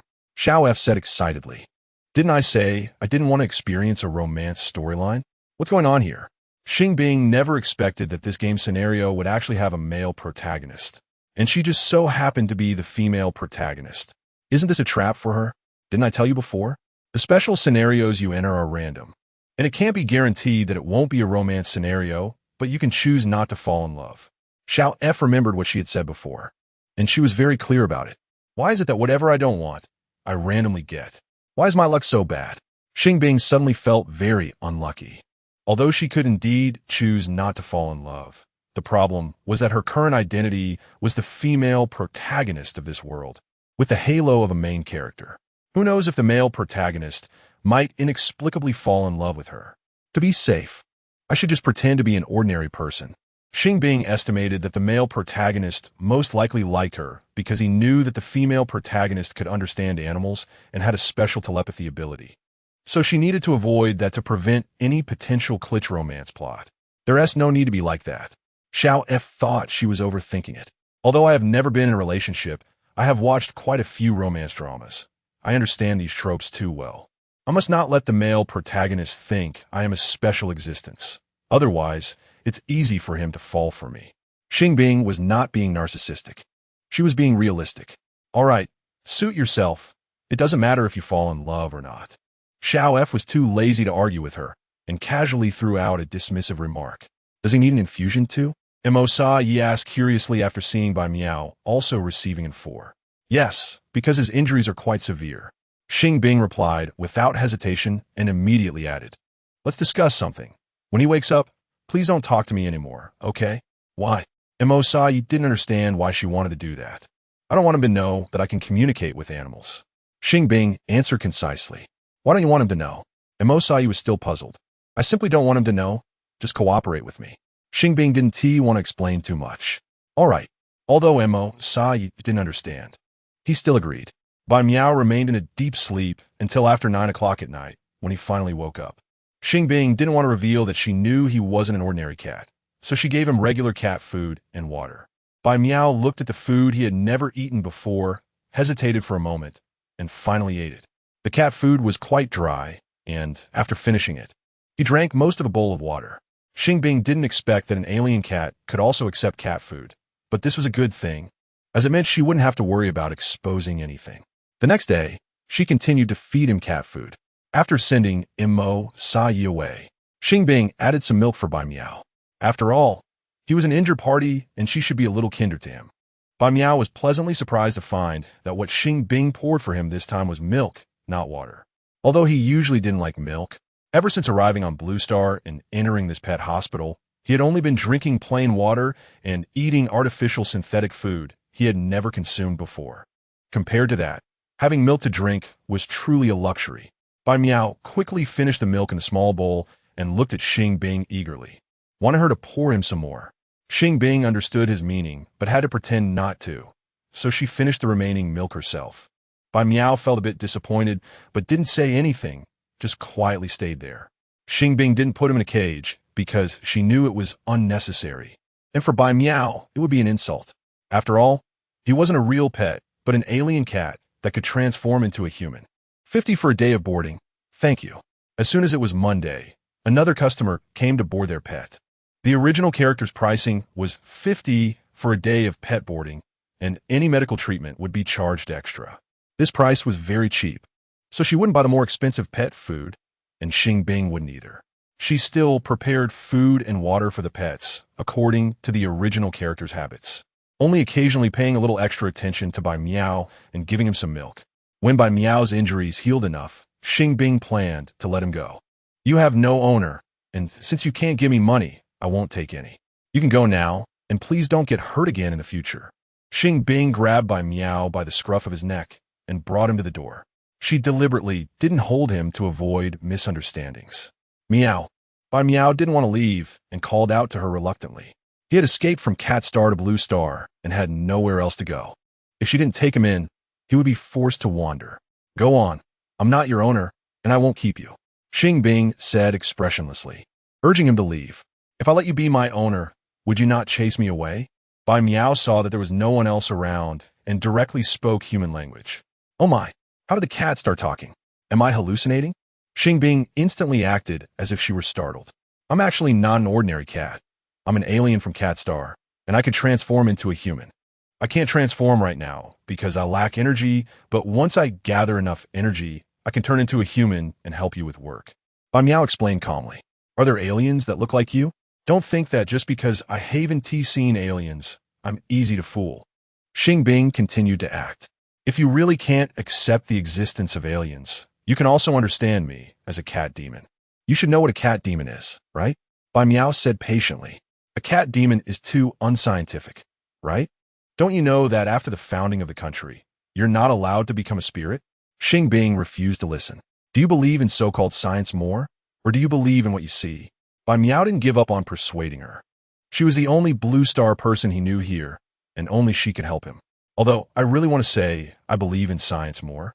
But since you've told me so much, if I insisted on saying I believe in science, it wouldn't make sense. If you really have nowhere to go, just stay here for now. Xing Bing finally couldn't keep up the act, but she would not let him get the impression that she was a good person. However, you can't eat for free. Once you can transform into a human, you have to work for me. Whenever you have earned enough money, you must pay me back for the medical fees, food expenses, and accommodation fees. Xing Bing seems like a heartless capitalist, keeping track of everything clearly. All right, once I save enough energy, I will definitely work hard to pay you back. After Bai Miao said this, he went inside and returned to the place he often stayed before. He sat crouched on the counter, looking towards the door, planning to act as a lucky cat for a while, helping Xing Bing attract customers. Once he could transform into human form, he would help her with other tasks. I don't want to eat cat food today. Can I eat with you? Seeing Xing Bing preparing to cook, Bai Miao immediately spoke up. Eating together is fine, but you can't be picky. You can only eat what I make. Xing Bing replied expressionlessly. Okay, I don't have any dietary restrictions. As long as it's something you can eat, I should be able to eat it too. Bai Miao understood the principle of having to bow one's head under someone else's roof, even though he actually had many things he didn't like to eat. He could only pretend not to be picky. I'm just afraid you'll be picky. I didn't mean to consider your dietary restrictions. Xing Bing said bluntly and turned to leave. Oh, just as I got to the back door, Xing Bing suddenly remembered something and turned back to remind him. Although you can't transform into human form yet, you should still be able to keep watch, right? You have to keep an eye on things and not let thieves take the chance to come in. Okay, Bai Miao had already planned to keep watch for her. Even if she hadn't said anything, he would still keep a good lookout. Only then did Xing Bing feel relieved and head to the kitchen. Don't you usually ask me to keep watch? Xiao F suddenly felt as if she had been abandoned. I said that on purpose. I want him to think I'm a very selfish person, not kind at all, with only money in my eyes. Xing Bing replied in her heart to Xiao F. You really go all out to avoid dating, huh? Xiao F felt a deep admiration for her self-deprecating behavior. What can I do? You know that many male leads in romance comics are love-struck. Sometimes the female lead doesn't even do anything, and they can imagine a lot, always thinking the female lead likes them and is being nice to them. If I'm just a little nice to him, he might think of me as the perfect ideal woman. Xing Bing said half helplessly, half teasingly. Why do I feel like what you're saying makes it sound like you think of yourself as that kind of ideal woman? Xiao F seemed to understand her implication. Not at all. I'm just an ordinary girl, not that excellent, but not bad either. I'm quite self-aware. Xing Bing has always thought she was very self-aware. Chapter 194 My Pet is a Cat Alien. 4. Little F didn't want to argue anymore, so she stopped chatting with Xing Bing. Xing Bing began to focus on cooking, and soon finished a meat and a vegetable dish. She didn't forget that the white cat also needed to eat. So she took an extra bowl and served him half a bowl of rice. Am I only eating plain rice? The white cat jumped onto the table and looked at the half bowl of rice with a hint of disappointment in his eyes. Sorry, I forgot you can't serve yourself. Xing Bing smiled awkwardly and casually used a pair of chopsticks that hadn't been used yet to serve him some vegetables. Can you give me more meat? I want to eat meat. The white cat looked up at her with eager eyes. Sorry, I want to eat meat too. Xing Bing only cooked a small piece of meat as she made green pepper stir-fried meat, which had only a small amount of meat. So it was impossible for the white cat to have more. All right. The white cat knew he had no right to demand more meat from her. So he lowered his head and started eating the vegetables and green peppers. Fortunately, she used non-spicy green peppers. Otherwise, he might have been in trouble. In the end, the white cat only ate 3 small pieces of meat, which wasn't even enough to get stuck in his teeth. Once I earn enough money, I must buy meat for myself. This was the first time the white cat experienced a day without the freedom to eat meat. If it weren't for being dependent on others, he would never have put himself in such a position. Can you help me cook an egg next time? I think I need to supplement a bit more protein to recover faster. The white cat didn't expect Xing Bing to buy him meat. But it seemed that the eggs here were less than $1 each. She shouldn't be too stingy, right? You haven't even started working yet, and you wanted to give you extra meals? Xing Bing said in a deliberately sharp tone. It can be charged to the meal expense account, and when I earn money, I'll give you extra meal expenses. The white cat said, neither humble nor arrogant. Did you forget that you're working for me? You're working to pay off your debt, and there's no salary. How could you possibly earn money? Xing Bing said, somewhat speechless. I can work for you during the day and earn money at other places at night. The white cat calmly countered, showing no signs of panic. Where can you go at night? You're not thinking of going to those kind of places, are you? Xing Bing inexplicably thought of those undesirable places. I'm not that kind of cat. I mean, I'll find a part-time job at night, a proper job, not that kind of thing. The white cat really couldn't hold back this time and nearly lost his temper. Oh, Xing Bing expressionlessly cleaned up the bowls and chopsticks and went to the kitchen. What does she mean? Will she give me eggs next time?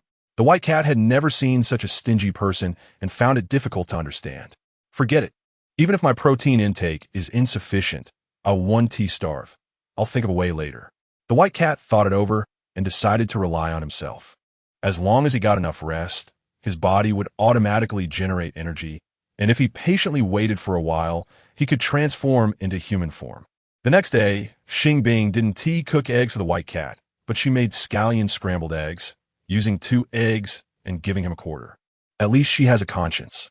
Although the white cat still felt it was a bit too little, it was better than nothing. He finished it in just a few bites. It would be even better if I could have some fish and chicken.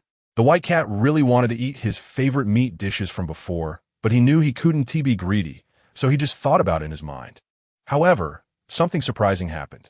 The next day at noon, Xing Bing stewed half a chicken and even gave him a piece of chicken breast. Don't look at me like that. I just think chicken breast is too dry and not tasty.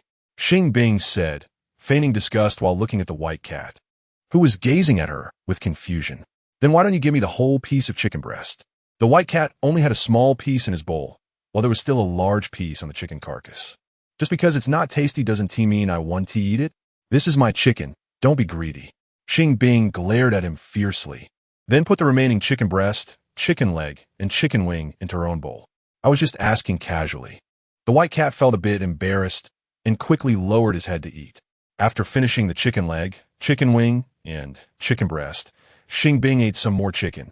And when she had eaten most of the meat off the carcass, she fished the carcass out of the soup bowl and placed it in the plate that was originally used for the vegetables. I don't want the rest. You can gnaw on the bones, don't waste it, Xing Bing said, as if she were being generous, and then took the soup bowl to the kitchen. Are you treating me like a trash can? The white cat felt insulted, but there was indeed still some meat on the chicken carcass. It would be too wasteful not to clean it off, so in the end he gnawed it clean. However, he didn't eat the bones, especially the chicken bones, because there was nothing tasty about them, and they could easily hurt him if he wasn't careful.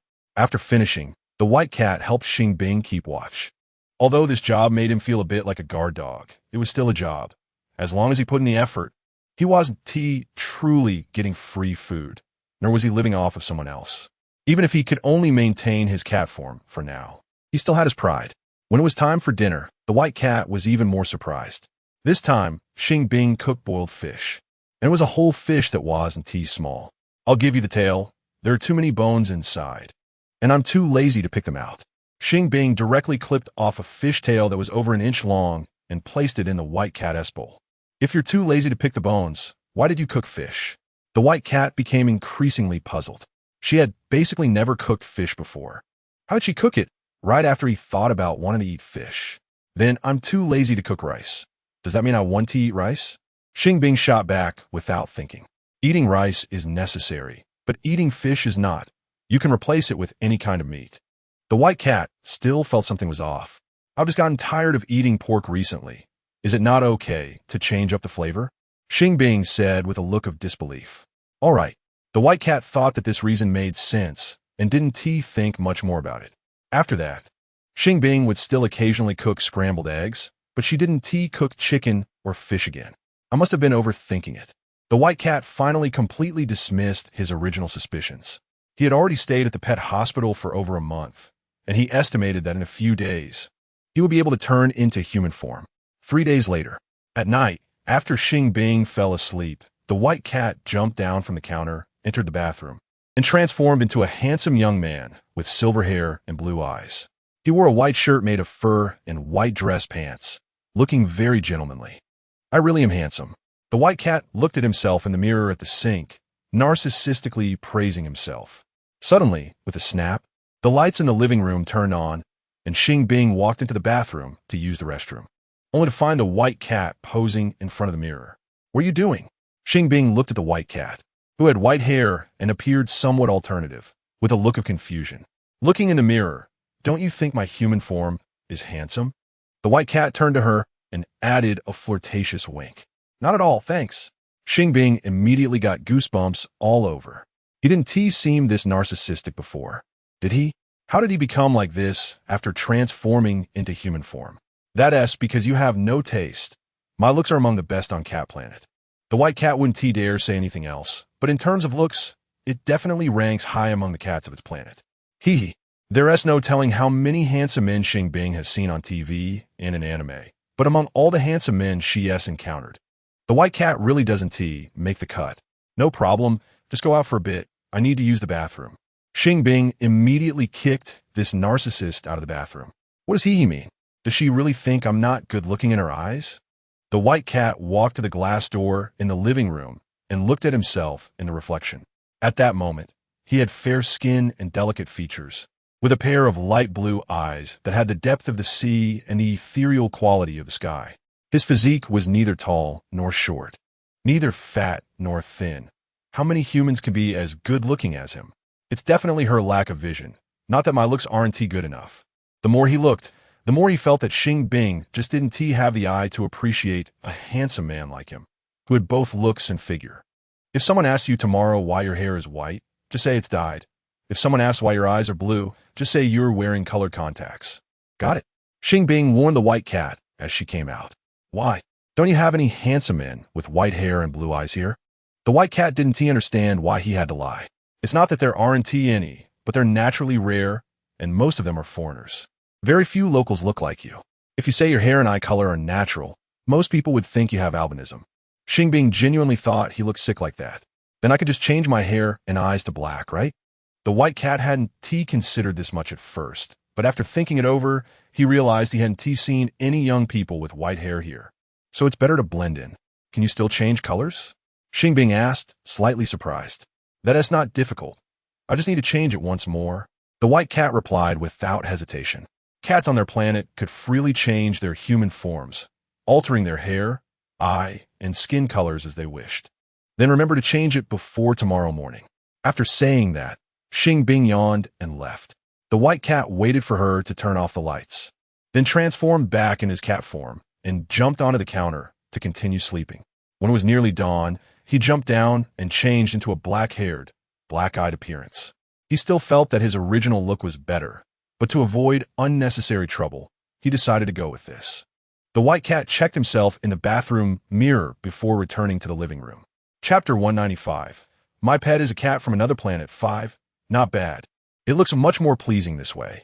After seeing the white cat with black fur and black eyes, Xing Bing finally felt he looked like a normal person. Is it just pleasing to the eye? The corners of the white cat's mouth twitched slightly. What is wrong with this woman's aesthetic? Even if he transformed like this, he was still a rare beauty, okay? Otherwise, Xing Bing really didn't think he was that handsome. He was just about the same as a young pretty boy with a skin-smoothing filter. Let's not talk about this anymore. Just arrange some work for me. The white cat felt his confidence was hit and had to change the topic to avoid further embarrassment. Your main job is very simple. Just help me feed these pets. Give them water and food on time, and don't do anything extra. At other times, you can help with cleaning, guarding, and watching over these pets. If I'm not here and you notice something wrong with a pet, you must notify me immediately. Xing Bing emphasized the last point. Although the pets she had treated generally wouldn't have accidents, it was still necessary, just in case. This is my phone number. If I'm out and something happens here, you can call me on a landline. Xing Bing casually took out a sticky note, wrote her phone number on it, and stuck it next to the landline. Oh, the white cat didn't ask further. Although he had never used a landline before, he could tell how to use this one at a glance, so he didn't see the need to ask. By the way, will your appetite increase after you turn into a human? Xing Bing suddenly thought of this question. My appetite is fixed. I don't need to eat too much. However, the portions you gave me before were still a bit small. I was basically only 6/10 full. If the white cat hadn't been mostly lying around to conserve energy, he probably would have starved himself thin by now. Why didn't you say so earlier? Xing Bing had been serving in portions based on what a house cat would eat. You're so stingy. If I were to ask you for more food, would you still take me in? The white cat said half speechlessly and half helplessly. I didn't want to take you in the first place. You insisted on staying.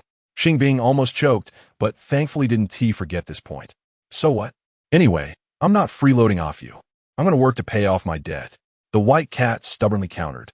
To be honest, if you hadn't insisted on staying, it wouldn't have made a difference whether you were here or not. Xing Bing said with a smirk. How could it be the same? If I weren't here, would your customers keep increasing? The white cat completely disagreed with her point of view. If it weren't for him trying hard to play the role of a lucky cat and occasionally selling cuteness to passersby, how could her pet hospital's business have improved? When you weren't here, I already had quite a few customers. Xing Bing didn't think that was the white cat's merit. It was because her prices were low enough and the treatment effects were good that many customers would help with advertising, which made the business thrive.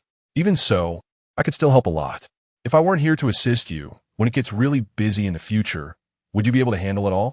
If you really can't manage, you'll have to hire someone else, and won't you have to pay them several thousand a month? I'm different. I just need food and shelter, and I don't need a salary. The white cat argued his case. That's what you said. As long as you get food and shelter, you don't want a single penny in salary. Xing Bing immediately seized the opportunity. Isn't that what you said before? The white cat remembered she had previously mentioned not giving him a salary because he was here to pay off his debt. I originally planned to give you a basic salary after you paid off your medical fees, food expenses, and accommodation costs, but since you don't need it, then I want to give it to you. Xing Bing deliberately said it in an annoying way. You. The white cat was so angry he was speechless. If he really worked here all the time, wouldn't he lose out? I have to go cook now. You keep an eye on things for me. If no one comes particularly early, wait until 8 o'clock to open the door. Xing Bing said and turned to go to the kitchen. This woman is really too stingy. The white cat felt indignant, but there was nothing he could do. He couldn't possibly return to Cat Planet now and could only submit to Xing Bing's tyranny. That guy is so handsome. Is he new here? I wonder if he has a girlfriend. I really want to ask him for his WeChat. As the white cat began to feed the pets in the cage, 2 young girls passed by outside the glass door, looking at him and whispering. I knew my handsomeness was unmatched. The white cat instantly felt proud. Xing Bing must be getting old, reaching menopause, making her temper so bad and unable to appreciate his looks. He was clearly handsome, not narcissistic at all. Hi, ladies. Are you here to consult about pets? The white cat casually turned around and greeted them. No, we're just passing by. One girl answered straightforwardly. Is the handsome guy a staff member of this pet hospital? The other girl asked back.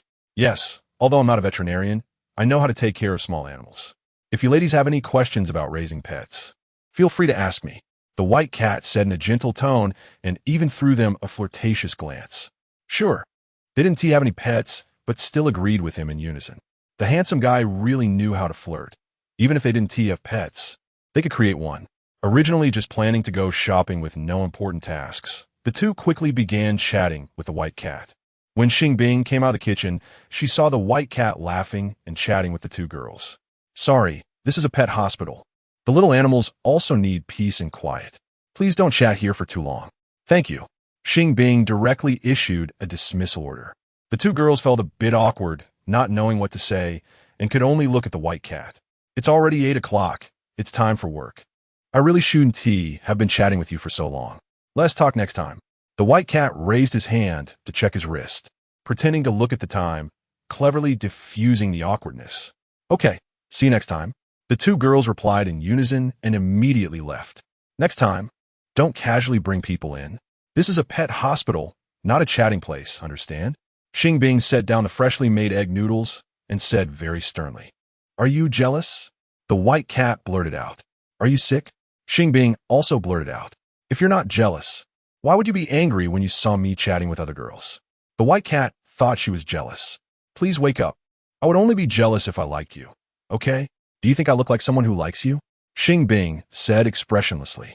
How could I not? The white cat instantly transformed into a dramatic actor, looking at her with a mournful gaze and saying, although you won't admit it or show it, I know you have me in your heart. I have you in my dreams. Xing Bing rolled her eyes at him and turned back to the kitchen, bringing out another bowl of egg noodles. The two bowls of egg noodles were in the same type of bowl, with a similar amount of noodles inside, and each had one egg. I knew you were sharp-tongued, but soft-hearted, and would really let me go hungry. The white cat's mouth suddenly seemed to be coated with honey, sweet to the point of being cloying. I only cooked one serving because I see you're barely a person now.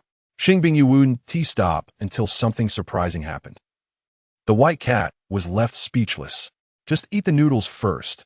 If you don't, my noodles will turn into lumps. After Xing Bing finished speaking, she started slurping the noodles. Oomph. The white cat snorted in defiance before sitting down opposite her and picking up the chopsticks. It had been a long time since he had eaten with chopsticks, but fortunately, he was clumsy with them and quickly finished the whole bowl of egg noodles and the egg, even sipping a few mouthfuls of soup. Can we add some vegetables next time? I think that would make it more nutritious. The white cat casually made a suggestion. I'm too lazy, unless you handle the selection, washing, and chopping of the vegetables. Xing Bing wasn't unaware that egg noodles with just eggs weren't nutritionally balanced. She just didn't want to bother with it. What's wrong with that? I can help you prepare everything in advance, so I can keep an eye on the door while you cook the noodles. Although the white cat couldn't cook, he could lend a hand. I suddenly had a bold idea. Instead of having you watch, and if someone comes, they call me, why not let you go out to buy things directly? That would be safer. Xing Bing hadn't planned to let the white cat go out because he was a person without identification, no phone, and no money. But it should actually be fine as long as he had a spare phone to use for payment. Are you really okay with me going to buy things? The white cat thought this didn't quite match her style. I'll only give you as much money as I need to buy things. Don't think you can make a profit on the difference. Xing Bing came up with this idea mainly because she discovered that the original character had a spare phone, and there were 2 SIM cards, meaning both phones had calling capabilities. So stingy. The white cat muttered quietly. What did you say? Xing Bing smiled kindly. It's nothing. I meant no problem. I wasn't thinking of making a profit. The white cat initially thought he might make a little running fee, but ended up underestimating this woman's stinginess. It's good that you don't have that thought. If I find out what you bought isn't what I wanted, or if there's less money, you can just leave. Xing Bing thought this was a great idea that killed 2 birds with 1 stone. As long as the white cat dared to pull any tricks, she could justifiably say goodbye to him. I'll also leave the dishwashing to you. Anyway, you don't have much to do. Just as Xing Bing was about to clean up the dishes, she thought of this idea. As long as it could reduce the white cat's favorability towards her, she would go to any lengths. Chapter 196. My pet is a cat from another planet. 6. Should I not turn back into human form? The white cat suddenly regretted turning back into human form. He could have pretended not to turn back into human form, just helping her watch the door and attract customers every day. Why did he have to turn back into human form and suffer? Forget it. He had already turned. And if he changed his story now to say he couldn't maintain human form for long, she probably wouldn't believe him. He might as well work hard. The white cat hadn't considered that even household chores would fall entirely on him. Unfortunately, he was just a worker now, and he didn't have the right to refuse reasonable requests from his boss. Fortunately, he wasn't the kind of alien cat afraid of water. Otherwise, washing a dish might have terrified him. Xing Bing waited for the white cat to finish washing the dishes and then handed him a spare phone. The lock screen password is 1234. You can use WeChat for payments. You know how to use WeChat, right? Xing Bing wasn't sure if cats from his planet had WeChat, so she needed to confirm. Is this WeChat? The white cat swiped the phone screen, found the green WeChat icon, and pointed at it. Yes. Have you used it before? Xing Bing just wanted to know if he could use it. No, but we have a similar chat app on my planet that can also be used for payments. It should be about the same. The white cat answered honestly. Let me demonstrate it for you. To avoid any mistakes when he bought something, Xing Bing patiently used another phone to demonstrate how to scan and pay. It's indeed the same. It's just that ours allows others to scan the payment code. The white cat was very sure that their chat app was just different in name from WeChat. WeChat can also do it. Here is the payment code. Xing Bing pulled out the payment code. This is less convenient than ours. Our payment code can be pulled up in just one step. The white cat said with a hint of disdain. Does it have to be compared? Xing Bing was a bit speechless. I was just saying it casually. The white cat's expression changed instantly. If I need you to help me buy something, I will transfer you the money and know what to buy. You must not make a mistake. Xing Bing emphasized the importance of not making mistakes. If the white cat ever bought something wrong, regardless of whether it was intentional or not, she could use that opportunity to kick him out. As long as you make it clear, I can't possibly make a mistake. The white cat guaranteed.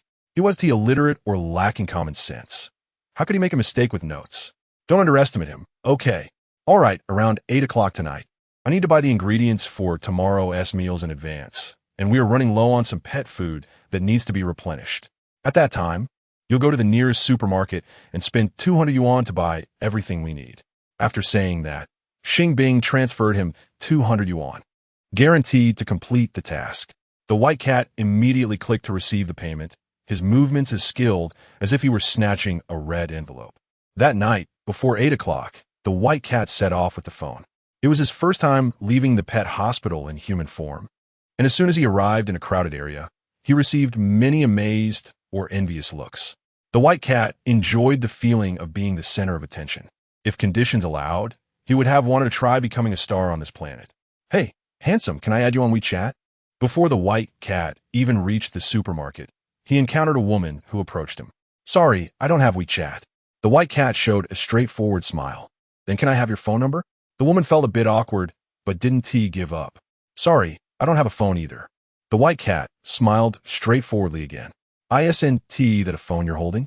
The woman had noticed the phone he was holding and almost couldn't hold back her words. This is my girlfriend's spare phone. She asked me to take it out to buy groceries.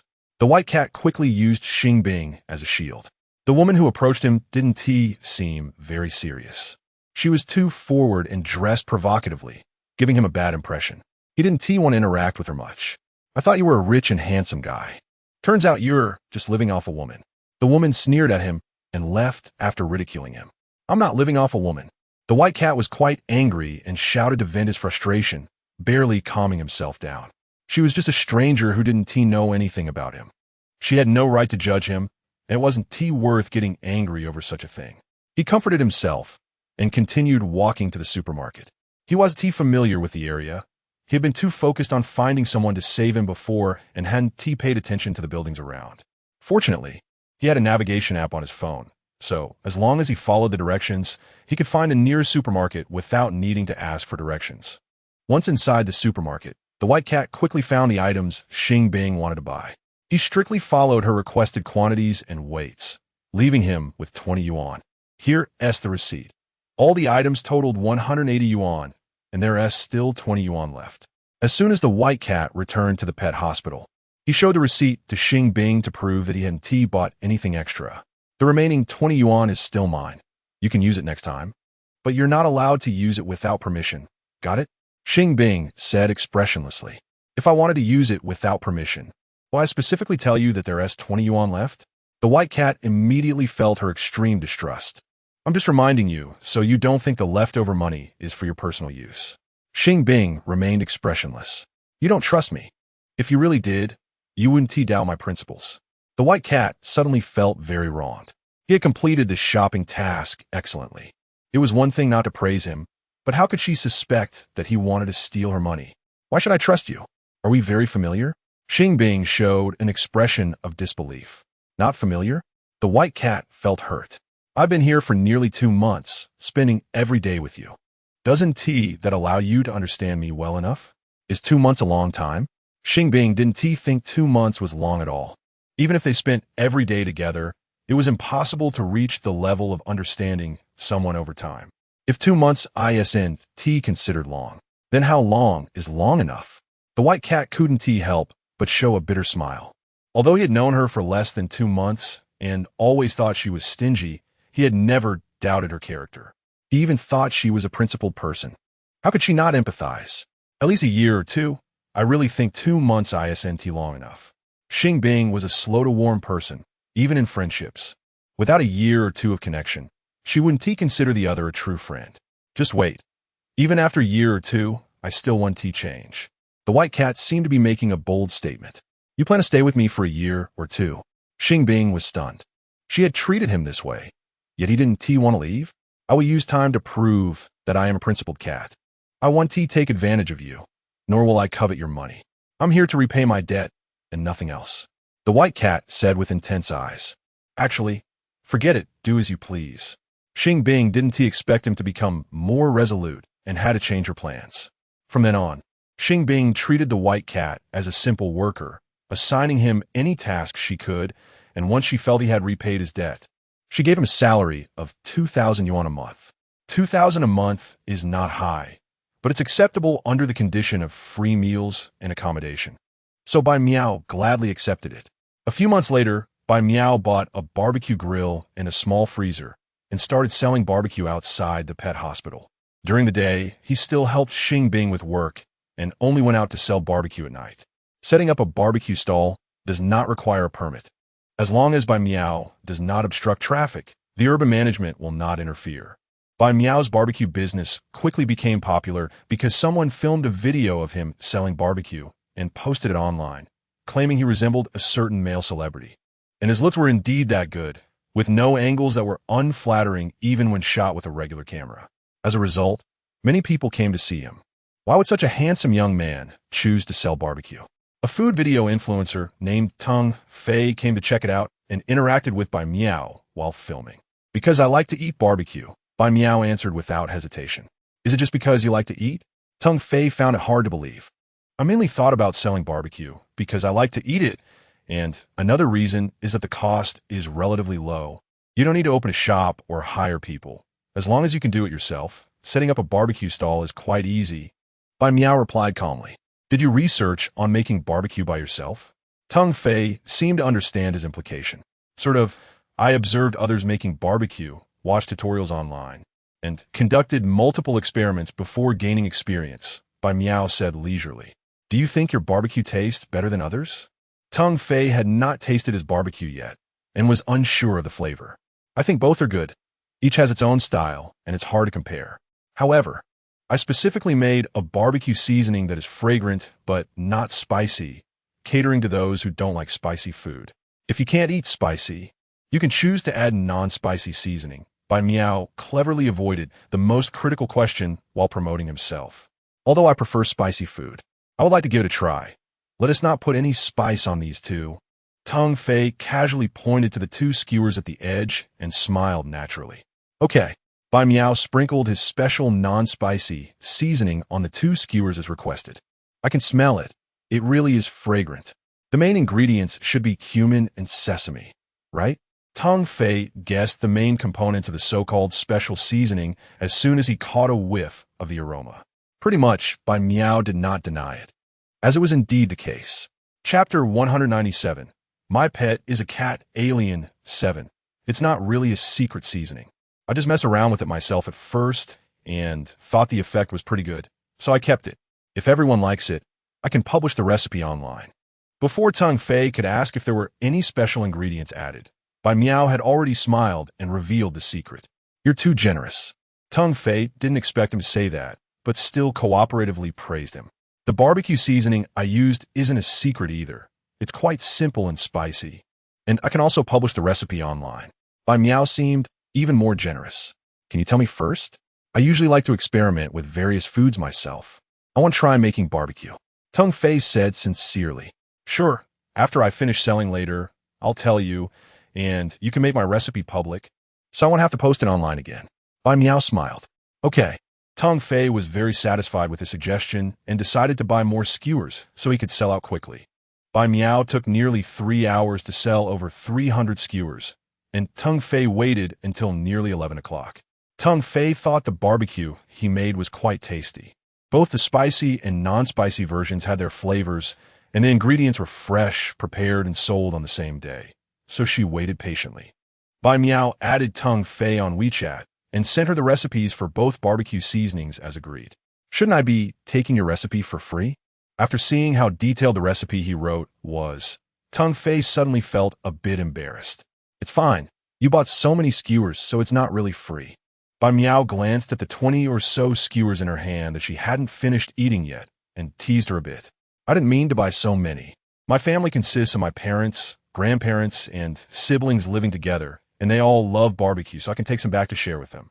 Tung Fei felt even more embarrassed. Then you should head back early. If you leave it until tomorrow, it won't be fresh. Bai Miao had to remind her that the skewers in her hand had already cooled down, and she would need to heat them up again to taste good. If you don't go back now, you'll have to wait until tomorrow. It's okay. They're all night owls. They probably haven't slept yet, so it'll be just right for them as a late-night snack. Tung Fei's home wasn't far from there.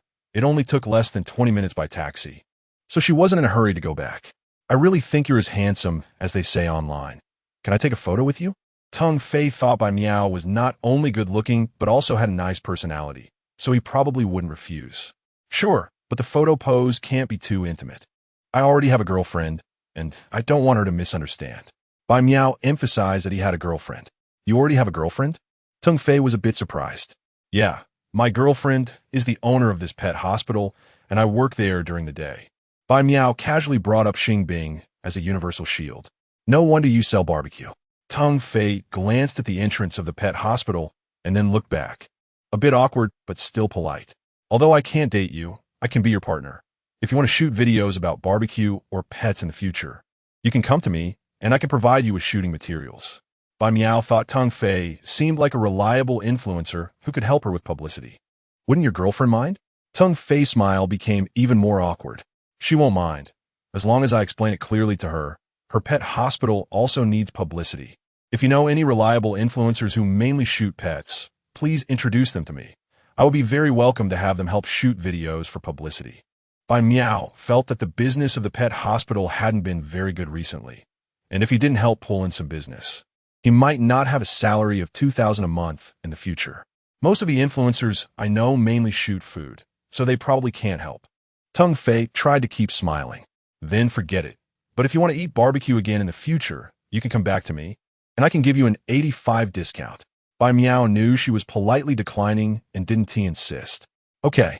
Tung Fei maintained a polite smile and left. Sure enough, handsome guys are already taken. She didn't stand a chance. Tung Fei turned her frustration into appetite and ate several more skewers on the way. She should be asleep now.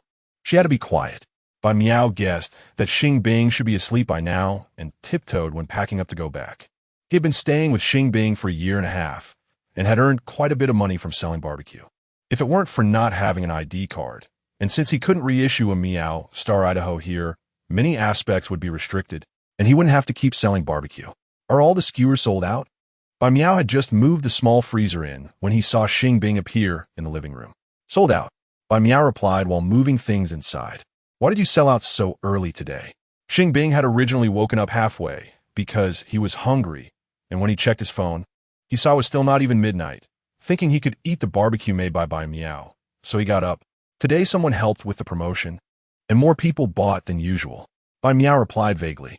Oh, Xing Bing didn't expect his luck to be so bad. He rarely wanted a late-night snack and had nothing to eat, feeling a bit disappointed. Do you want to eat barbecue? Bai Miao casually asked after putting away the small freezer. Not really. I'm just hungry and wondering if there's anything to eat. Xing Bing didn't necessarily want barbecue. He just wanted something suitable for a late-night snack. Is there no bread or anything like that in the fridge? Bai Miao instinctively glanced toward the kitchen. None. Just a box of milk. Xing Bing didn't really want to drink milk because the milk just taken out of the fridge was too cold and could upset his stomach if drunk at night. Can't you just heat it up? It only takes 2 minutes in the microwave. Bai Miao knew without thinking that she was either too lazy or found it too troublesome and just wanted ready-to-eat food. Just wait here. I'll heat it up for you. Bai Miao estimated that if he left it for her to heat up, she might rather go hungry. So he went into the kitchen, took out the milk from the fridge, poured it into a glass, and heated it in the microwave for 2 minutes on medium power, before serving it to Xing Bing. He stirred it with chopsticks to ensure the temperature was even throughout the glass of milk. Thank you.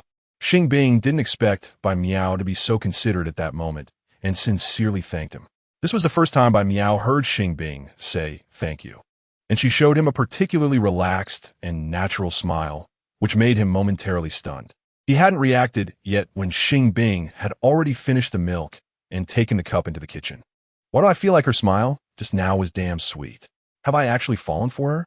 Coming back to his senses, Bai Miao suddenly felt a fluttering sensation in his heart, although he never thought Xing Bing was his type, and he only used her as a shield when telling others she was his girlfriend.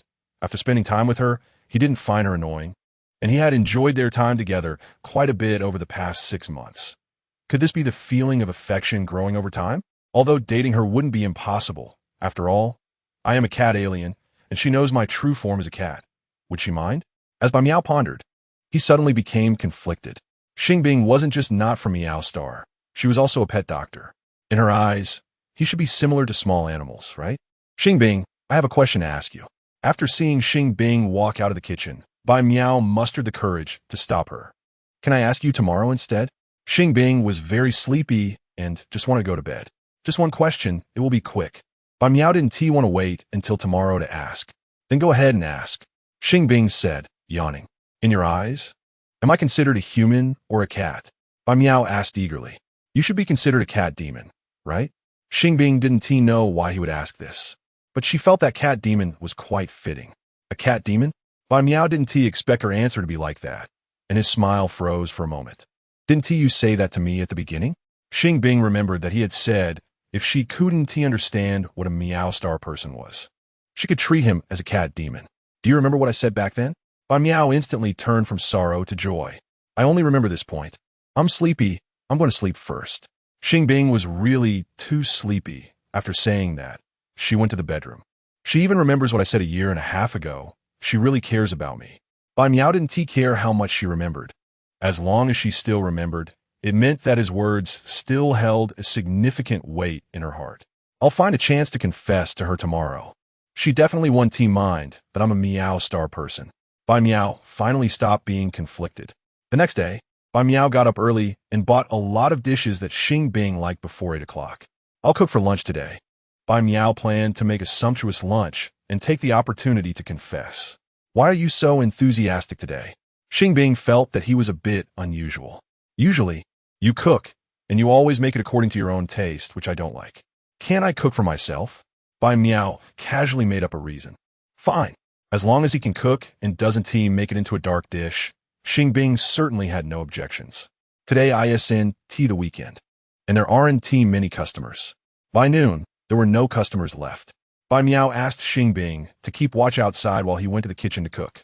He fussed for 2 hours and finally made 4 dishes and a soup. Braised pork ribs, steamed base, stir-fried meat with green peppers, braised eggplant, and chicken stewed with mushrooms. Why did you cook so many dishes? Xing Bing was almost stunned when she saw the 4 dishes and a soup served on the table. Because today is a special day. Bai Miao sat opposite her, his face slightly flushed. Is it your birthday? Xing Bing asked without thinking. No. Bai Miao shook his head decisively. Today doesn't seem to be any holiday. What is so special? Besides Bai Miao's birthday. Xing Bing really couldn't think of what the so-called special day was. Chapter 198. My pet is a cat alien. 8. Today is the day I confess my feelings to you, White Cat boldly stated. You're not joking with me, are you? Xing Bing seriously doubted if she was hearing things. I'm serious. I've thought about it carefully. After spending so much time with you, I gradually realized that you're not as stingy as I initially imagined. Your temper isn't as bad as I thought, and in fact, you're quite caring and kind. I feel like I've slowly started to like you, so I've decided to confess my feelings to you, hoping you'll accept my heart and be my girlfriend. White Cat gazed at her without blinking, speaking each word clearly.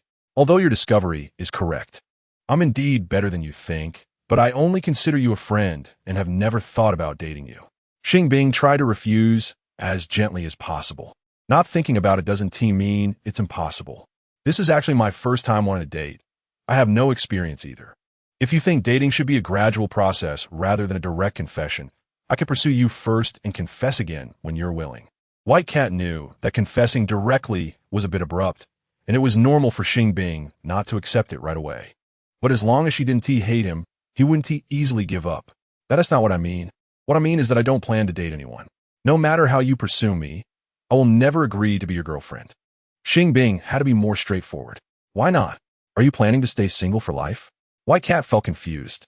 Yes, that's exactly my plan. Xing Bing replied without hesitation, resolutely. Why stay single? Isn't it nice to have a sweet romance with me? White Cat thought she didn't need to be single when there was someone as good as him right in front of her. Why not want a date? You're not gay, are you? After thinking of something, White Cat's eyes widened. No, I just simply like someone.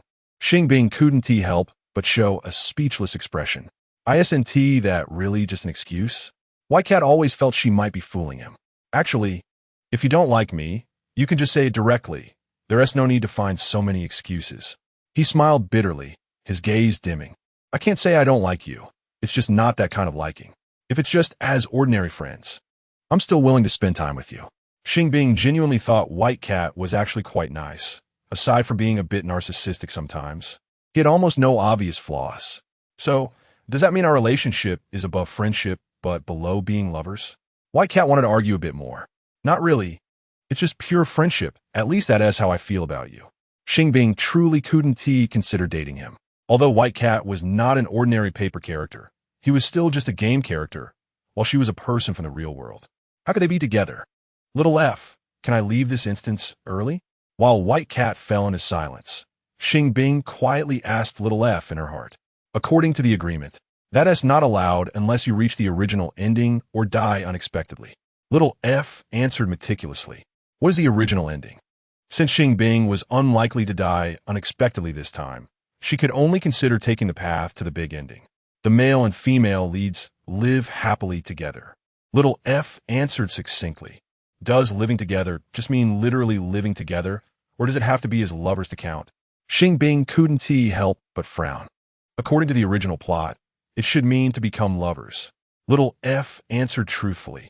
If it really has to be as lovers to count, I shouldn't be able to do that. If I really agreed to be his girlfriend, he would most likely want me to do things that only lovers do. How could I do that with him? Xing Bing wasn't particularly conservative. It was just that if it was only acting and not truly liking each other, she still couldn't accept doing intimate things with White Cat. You can choose to have a platonic relationship with him. Little F knew what she was worried about and could only suggest this. I can accept a platonic relationship, but can he really accept it? Xing Bing felt that if it was just a platonic relationship, White Cat might think she agreed to date him out of pity and didn't genuinely want to be with him. In this day and age, there is almost no true platonic relationship left. Even in the more innocent cases, kissing and hugging are unavoidable, and she couldn't accept that. She only thought White Cat was a nice person, not that she truly liked him. Maybe it's better to let it go, if it really doesn't work. I can withdraw from the closed beta. Xing Bing didn't want to deceive White Cat's feelings. Even if it meant only withdrawing from the closed beta, she would do it without hesitation. You can live with him literally for now. Maybe by the time the original ending comes, it counts as completing the plot. Little F thought this might work after all. They hadn't stipulated that the player's ending must be exactly the same as the original ending to count as completing the plot. All right, I'll talk to him again. Xing Bing pondered and spoke earnestly. Although I can't agree to be your girlfriend, I can be your sister. You can stay here forever, and we can live together like family. Am I small in your eyes? White Cat didn't expect her to see him as a younger brother, and couldn't help but show a complex smile. You should be younger than me. You look like you're in your early 20s, while I'm already 28 this year. Although Xing Bing was actually only 22, according to the setting, the original character should be 28 this year. My age is indeed younger than yours. Since you can't accept a sibling romance, then I'll be your brother instead. White Cat smiled half resignedly and half relieved. She couldn't accept him not because she didn't like him, but simply because she couldn't accept the concept. He didn't need to be too sad.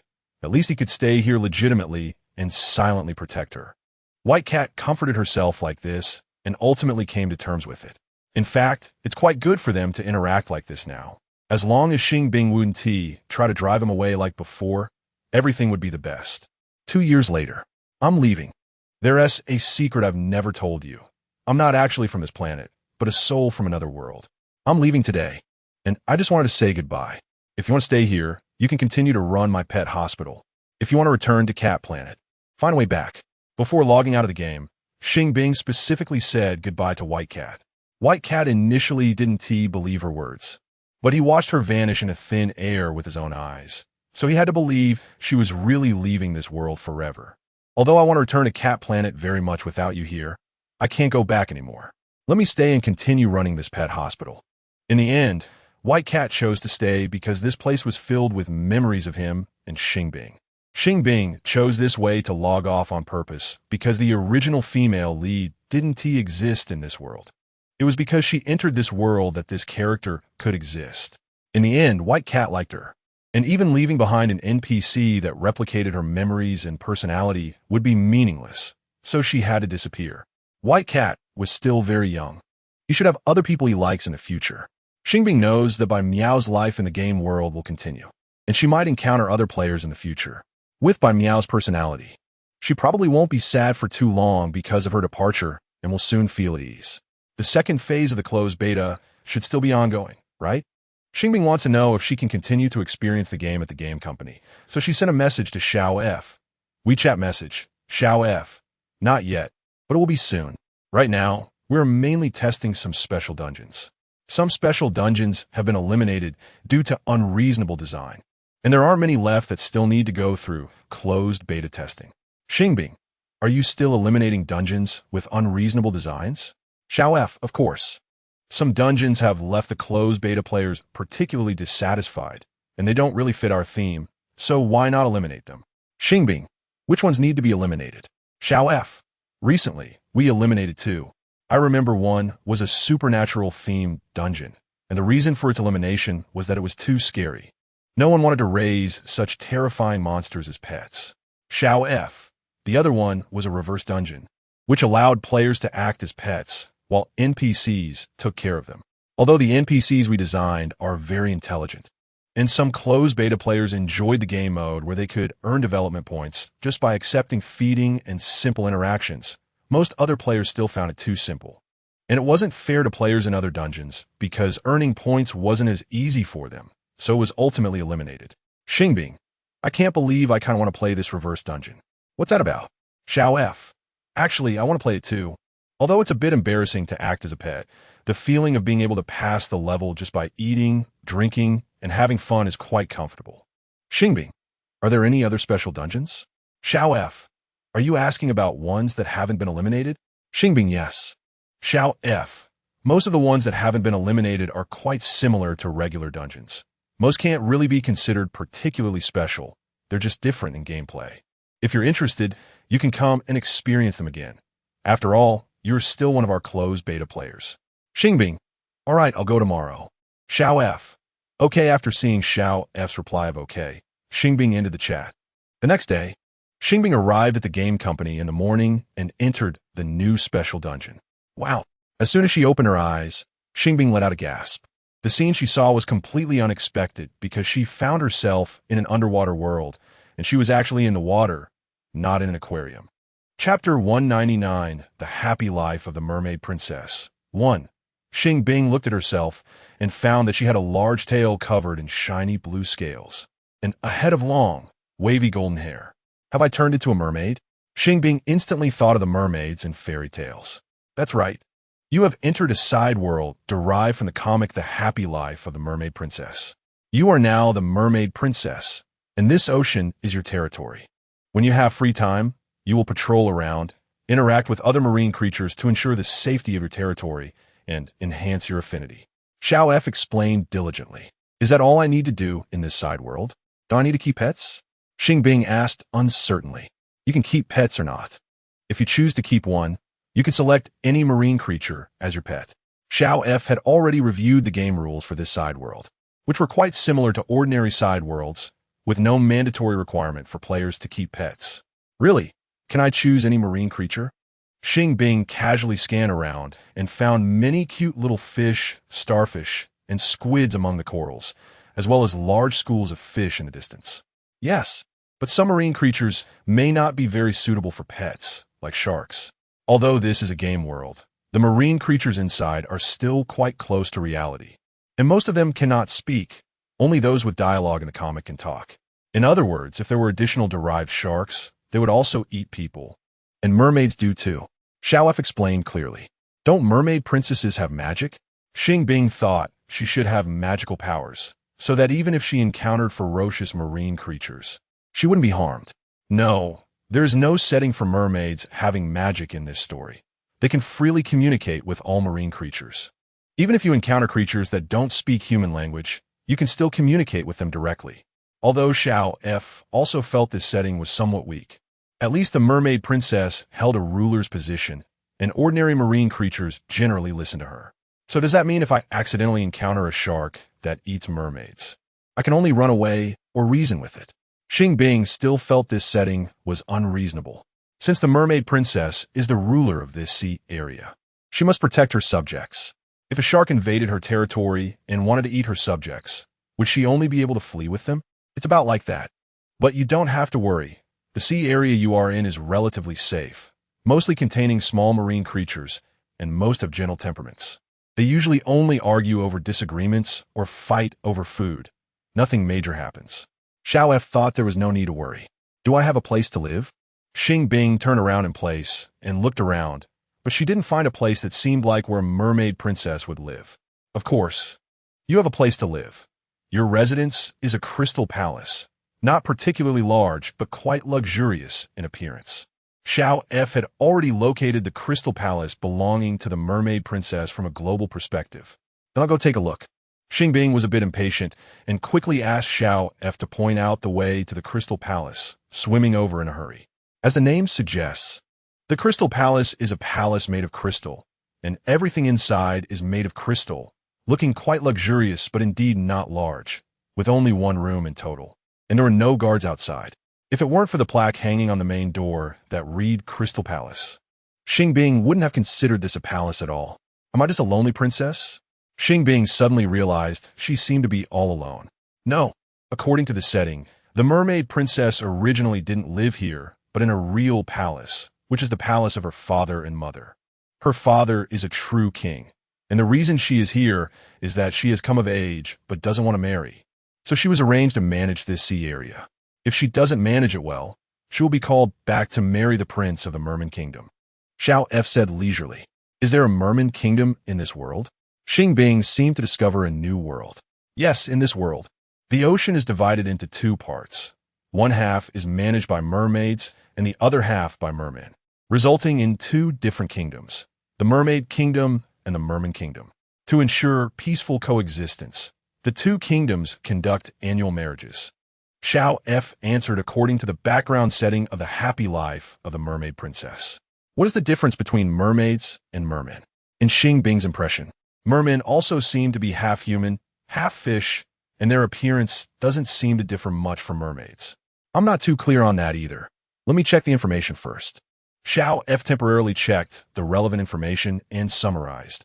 According to the data, mermaids are generally female figures, while mermen are sexually dimorphic. Mermen's tears can turn into pearls, while mermaids cannot. Are mermaids only female? Xing Bing realized this question. It shouldn't be. I think the data means that while there are distinctions in terms of male and female among mermaids, their appearance is that of females, and there are no male appearances. Xiao F knew without thinking that there definitely are male mermaids, because otherwise they wouldn't be able to reproduce. Then how do they distinguish between males and females? Xing Bing wanted to know how mermaids identify gender. Although their appearances are all feminine, their body structures must still differ, right? Xiao F suddenly felt like rolling her eyes. Isn't Xing Bing a college graduate? How could she lack such basic biological knowledge? What I mean is, if you only look at their appearance, how do you distinguish? Xing Bing certainly knew that different genders of mermaids have different body structures, but under normal circumstances, who would deliberately look at someone else's body structure? Isn't that perverted? I think there should still be subtle differences or obvious differences in voice. Just listening to the voice would reveal whether it's male or female. Xiao F hadn't seen other mermaids yet, so she wasn't very sure if her speculation was correct. Why do I feel like you're becoming less reliable? Didn't the happy life of the mermaid princess include relevant settings? Xing Bing frowned slightly. No, the story of this comic is very simple. It basically says that the willful little mermaid princess doesn't want to marry into the merman kingdom, so the king arranged a small sea area for her. As a result, she encountered true love while managing this sea area and ultimately lived happily with him. Xiao F summarized concisely. Isn't this still a romance side story? Xing Bing suddenly felt like cursing. Our side story mainly focuses on ocean themes, and the emphasis is not on romance. However, if you want to date, that's also possible. Xiao F said seriously. Last time I hurt by meow, and if I interact with the original male lead again this time, won't I hurt another one? Xing Bing was not narcissistic. She didn't think the original male lead would definitely like her. It's just that her identity this time is also the female lead, and she has a strong protagonist halo. No matter what, the male lead is likely to fall for her. You can choose to avoid him. Little F thinks that this time, Xing Bing can completely avoid the original male lead. After all, last time it was mainly because Bai Miao was in danger and needed immediate rescue, which forced Xing Bing to interact with him. This time, the situation is completely different. She doesn't need to save the male lead, so she can choose to avoid him. I think it might be difficult to avoid him unless I can leave this place and go to the human world. Xing Bing feels a bit helpless because the area she manages is too small, and she is the only mermaid here. If the male lead comes to this side and wants to ask for directions, he will definitely look for her. Going to the human world should be impractical, but you can hide so he won't see you. Little F thinks that going to the human world is unrealistic because Xing Bing still needs to manage this area, and the king and queen come to see her from time to time. If they find out she is missing, it will be a big problem. All right, then I will stay here for now. Xing Bing can only settle down temporarily with the principle of making the best of her situation. This area of the sea is indeed relatively calm. Aside from occasionally seeing some marine creatures arguing, every day is quite peaceful. If she sees marine creatures arguing, regardless of the reason, as long as Xing Bing goes over to mediate, both sides will definitely reconcile. Dealing with such minor conflicts is quite simple. Every day, apart from the necessary patrols, what Xing Bing must do is search for food. Mermaids are omnivorous. They eat not only seaweed and other marine plants, but also fish and other marine animals. Xing Bing could eat fish, but the setting of this world is that mermaids only eat vegetarian food. If mermaids ate meat, it would cause panic among other marine creatures, making it impossible for them to be rulers.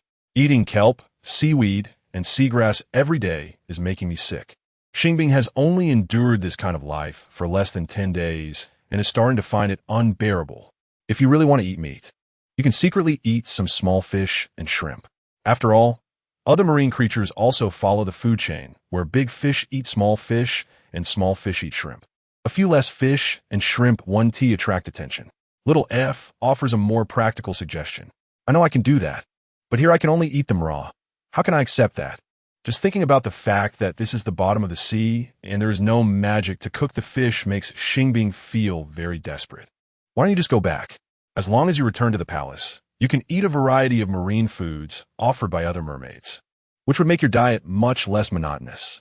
Little F thinks that maybe going back would be more suitable for Xing Bing because then she wouldn't have to be self-sufficient. Chapter 200, The Happy Life of the Mermaid Princess 2. If I go back now, won't I have to marry the merman prince? Xing Bing thought that Xiao F's suggestion this time was a bad idea. Although that's how it's set up, You could find a way to avoid getting married. Xiao F really didn't mean to trap her. I think it's more suitable for me to go to the human world. Just tell me directly, does the human world actually exist in this world? Xing Bing was a bit suspicious that the game development team might have cut corners, because this instance focuses on ocean themes. So the world above the sea might not actually exist. Of course it exists. Our development team is very conscientious. The world above the sea is roughly equivalent to the real world. Not only does it exist, but it's also very realistic. Xiao F said without hesitation. So can I go there? Will my tail turn into legs when I go ashore? Xing Bing remembered that in fairy tales she had read before. Mermaids could have legs because they made a deal with a witch, which meant that in traditional mermaid lore, a mermaid's tail couldn't just transform into legs. It shouldn't be possible, but you can exchange items to use props to turn your tail into legs. Xiao F wasn't very sure either, because there was no related plot in the happy life of the mermaid princess. Are you sure you want to go ashore? Xiao F still felt this wasn't the best choice. If I can't go ashore, I'd rather quit. Xing Bing really couldn't stand the days of only eating raw ocean plants anymore. All right, you can give it a try.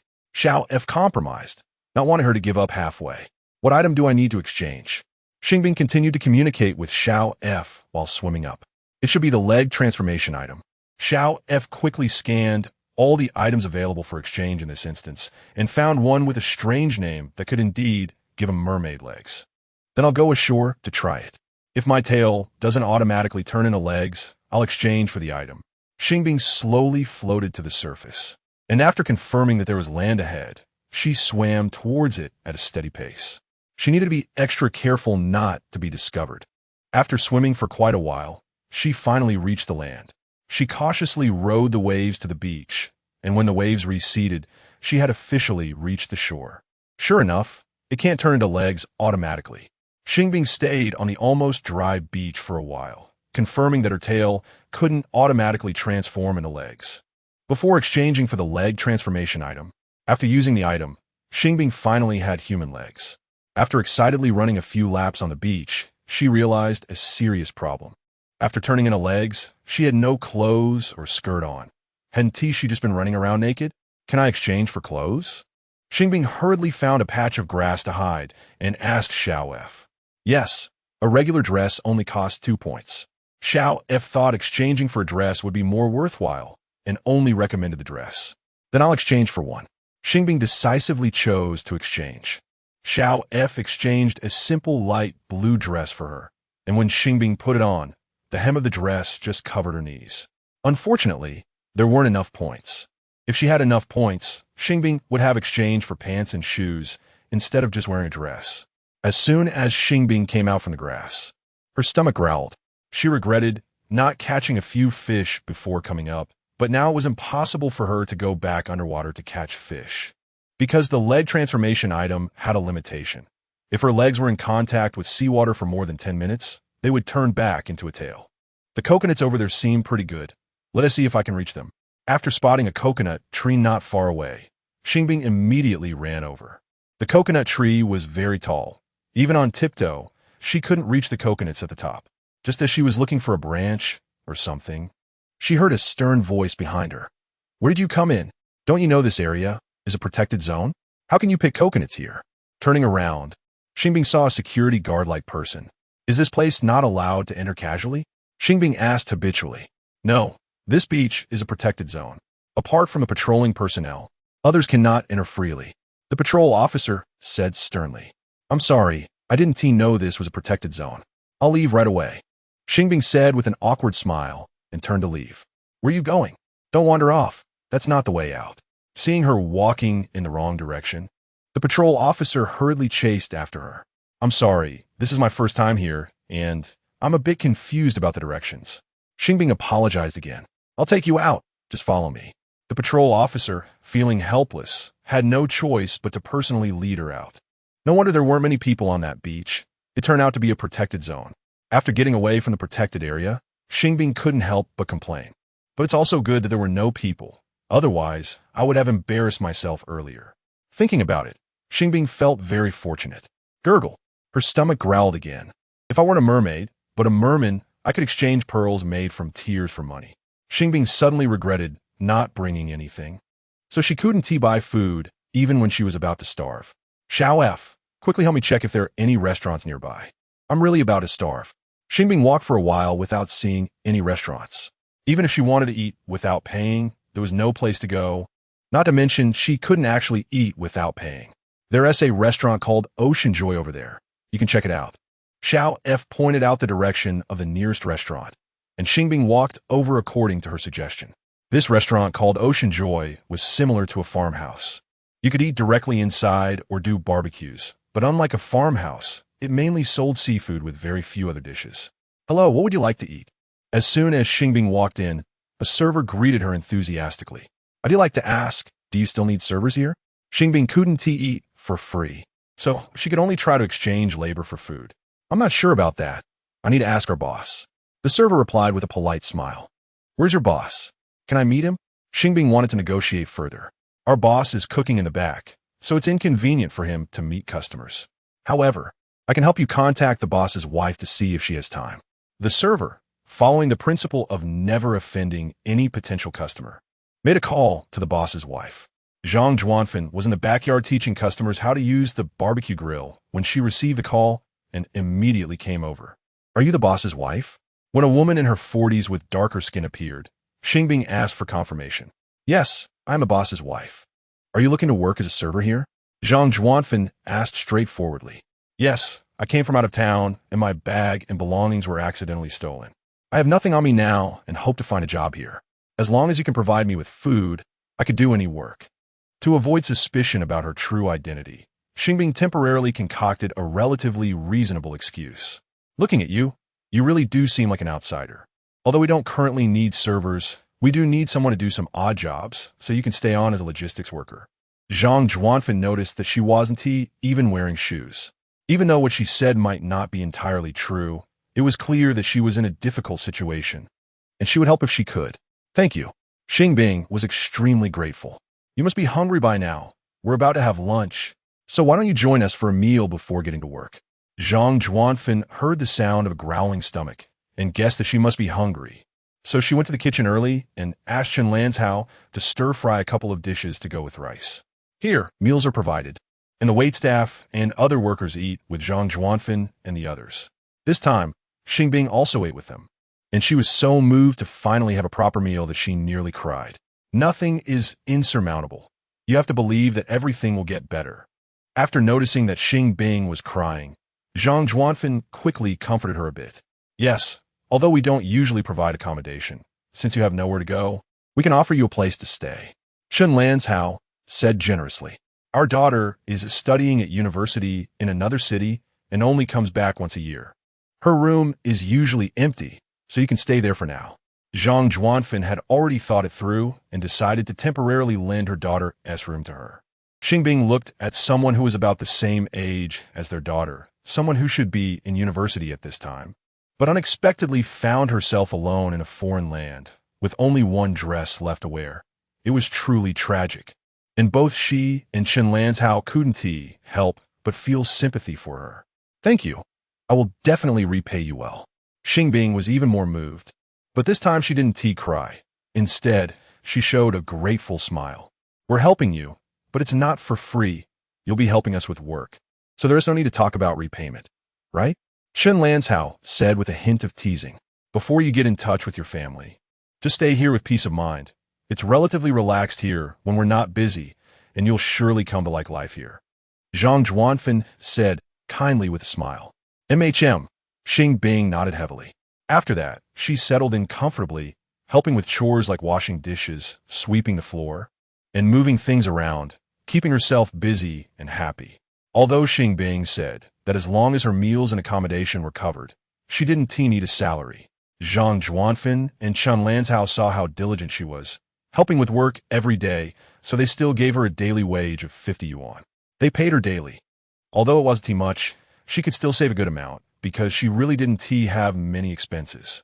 Even the clothes she was wearing were bought for her by Zhang Zhuanfen and Chen Lanzhao, and sometimes they would buy her daily necessities, treating her as if she were truly their other daughter and being very kind to her. Chapter 201, The Happy Life of the Mermaid Princess 3. Today is my wife's birthday, and I want to take her out for a day of fun. so everyone could take the day off. Do whatever you want. Chen Lanzhao greeted everyone early in the morning and took Zhang Zhuanfen on a long trip. Having saved up 900 yuan, he planned to buy the cheapest smartphone available. Xing Bing was still using the 99 yuan button phone that Zhang Zhuanfen had bought for her previously, and she really wanted to switch to a smartphone, so she took out her savings and went to the nearest phone store. Most smartphones in this store were priced between 1,000 and 300 yuan. Although there were some priced below 1,000, those were low-spec elderly smartphones, which weren't very user-friendly for young people. Do you have any promotions going on recently? Xing Bing still wanted to see if she could buy a higher-spec smartphone, so she asked the staff, "What price range are you looking for?" The staff member asked with a smile, "I only have 900 yuan. Can I buy a smartphone with at least 6 gigabytes of RAM and 128 gigabytes of storage?" Xing Bing stated her specific requirements directly. "You might consider this model. Its original price is 1,088 yuan, but there's a 20 discount, so it only costs 870. 40 yuan after the discount. We can round it down to 870 yuan for you." The staff member presented a phone that had been on the shelf for a while, with a lower spec chip but meeting her RAM and storage requirements. "Can I test its smoothness?" Xing Bing looked closely and noticed that this model seemed to have only one left, likely due to poor sales. So she needed to confirm that there were no quality issues. Of course, the smoothness is acceptable, as long as you don't intend to use it for gaming frequently. It's quite durable for everyday use, the staff member said calmly and handed the phone to Xing Bing. Xing Bing quickly turned on the phone, swiped up, down, left, and right on the screen, opened a few apps, checked the specs, and confirmed there were no major issues before making the purchase. All these accessories are a gift for you. We look forward to your next visit. After helping Xing Bing transfer her SIM card from the old phone to the new one, the staff member placed all the accompanying items into a paper bag and cheerfully sent her off. "If I had more money, I would have bought the 8 gigabytes and 256 gigabytes model." Xing Bing was not picky about the phone's chip. As long as it was responsive, had ample memory, and was generally durable, she was fine. Otherwise, she would prefer to save up a bit longer rather than chase after small bargains. Thinking that she still had 30 yuan left, Xing Bing decided to buy some of her favorite fruits and headed toward a nearby fruit shop. Before she reached the fruit store, a stylishly dressed man stopped her. "Hello, beautiful lady. I'm an agent from Daily Entertainment Company. I think you have a great appearance. Would you be interested in becoming a streamer for our company?" Zhang Yuan said politely. "Is it that kind of streamer who does live broadcasts and short videos?" Xing Bing didn't expect to encounter an entertainment agent on the street and felt he might be a scammer, but she chose to respond politely given his courtesy. "Yes, our company mainly focuses on live streaming. You only need to stream for about 6 hours a day, and it's quite easy," Zhang Yuan said, seeing that she seemed interested in throwing out an enticing condition. "Is there a base salary?" Xing Bing had some understanding of live streaming. Without a base salary, earnings would rely solely on viewer donations, which depended on luck and couldn't guarantee income. "Of course, as long as you sign a contract and maintain attendance. We will provide at least a 4,000 yuan base salary, and we also cover meals and accommodation," Zhang Yuan smiled. "Are there weekends and holidays?" Xing Bing wanted to know if this company would have regular time off. "Our holiday arrangement is a bit different from other companies because holidays are our main operating time. So we choose 2 days between Monday and Friday as holidays. Depending on the situation," Zhang Yuan continued to smile. "If I get sick or have other important matters, can I take a leave?" Xing Bing asked casually. "Yes, as long as you report in advance. We allow at least 1 sick leave and 1 personal leave per month." Zhang Yuan's smile grew brighter. "Will taking leave deduct money from my salary?" Xing Bing remained nonchalant. "Sick leave won't, but other situations might deduct a few hundred yuan." Zhang Yuan didn't tell her that taking personal leave would deduct at least 500 yuan, and that the so-called base salary wasn't truly a base salary, but a combination of base salary, attendance bonus, and performance bonus. "Then I think I won't go. I have quite a few things to do." Xing Bing smiled politely, feeling awkward, and directly walked past him toward the fruit store, where she bought a pound of mangoes and a pound of dragon fruit. She doesn't look like someone who is employed. Why is she so hard to deceive? Zhang Yuan never expected that this time his bait would not catch any fish. But he wouldn't give up easily, as Xing Bing's appearance was genuinely impressive. Even without makeup, she could rival many big stars today. He secretly followed Xing Bing to see where she lived, hoping to find a way to approach her through her family. The guy is following you. Little F alerted Xing Bing as soon as it noticed Shang Diyuan tailing her. Why is he following me? Is he a human trafficker? Xing Bing instantly heightened her vigilance. It was quite a distance from Ocean Happy, and being a weak woman, if he really was a human trafficker, it could be dangerous. I should call the police. Xing Bing quickened her pace, creating distance, and when she confirmed he wouldn't be able to hear her voice, she called 110 to report. After receiving the call, the police quickly dispatched someone to respond. Xing Bing kept leading Shang Diyuan in circles while providing her phone's location to the police, who found her based on the location. When Shang Diyuan saw the police approaching, he was puzzled. The next moment, he was questioned by the police. I'm really not a human trafficker or a stalker. I just wanted to ask this lady again if she would be interested in working for our company. I'm innocent, Shang Diyuan exclaimed dramatically. What evidence do you have to prove your words? The police did not easily believe him. I have a business card. Look, this is my entertainment company. Shang Diyuan took out a business card from Daily Entertainment. I also have my phone and ID. My phone has many photos taken at the company, and I can prove I'm an agent for this company. After showing the card, Shang Diyuan took out his phone and ID. The police checked his ID and looked at the photos on his phone before believing his claims. Although you didn't have malicious intent, this behavior is still inappropriate. Don't follow others casually in the future. The police educated him before returning to the station. I already said I didn't want to go. Why are you still following me? Xing Bing didn't expect it to be a misunderstanding and felt a bit awkward. However, she was in the wrong, so she needed to clarify things. I really think your appearance is quite good. If you're willing to come to our company, I will definitely make you a hot internet celebrity. Even if there is no base salary, you will still have a lot of tips, and we split the tips evenly. We will also help you pay taxes. The benefits of our company are really quite good. Why don't you want to come? Shang Diyuan felt that she was somewhat ungrateful. I already have a job. I work at a restaurant where they provide meals and accommodation. The work is relatively easy, and I get paid daily. I feel that it's more secure than working at your company. Xing Bing revealed a straightforward smile. ISNT getting paid daily, usually reserved for casual workers? Are you sure you're not trying to fool me? Shang Diyuan stopped pretending. After all, he was never a real gentleman. Why would I fool you? If I really didn't have a job or couldn't make money, would I not want to go to your company? Xing Bing thought this person might have some issues. Fine, if you really don't want to come, then forget it. Our company doesn't lack for you. Shang Diyuan really didn't want to easily give up on her, his cash cow, but he didn't expect her to call the police, nearly getting him sent to the station for tea. Continuing to pursue her was risky, and he had to choose to give up. Do you think people like this are crazy? Didn't I say from the beginning that I wouldn't go? Xing Bing couldn't help but complain to Xiao F. He probably really thinks you have the potential to be an internet celebrity. After all, your looks are there. Even if you have no talents. As long as you can show your face in a live stream and chat with the audience, many people will be captivated by you. Xiao F replied without hesitation. Am I really that good looking? Xing Bing couldn't help but feel a bit elated. Although her current appearance isn't her true self, but rather the original appearance of the mermaid princess, she is now the mermaid princess. If she really wants to use her looks to make money in this world, it's not impossible.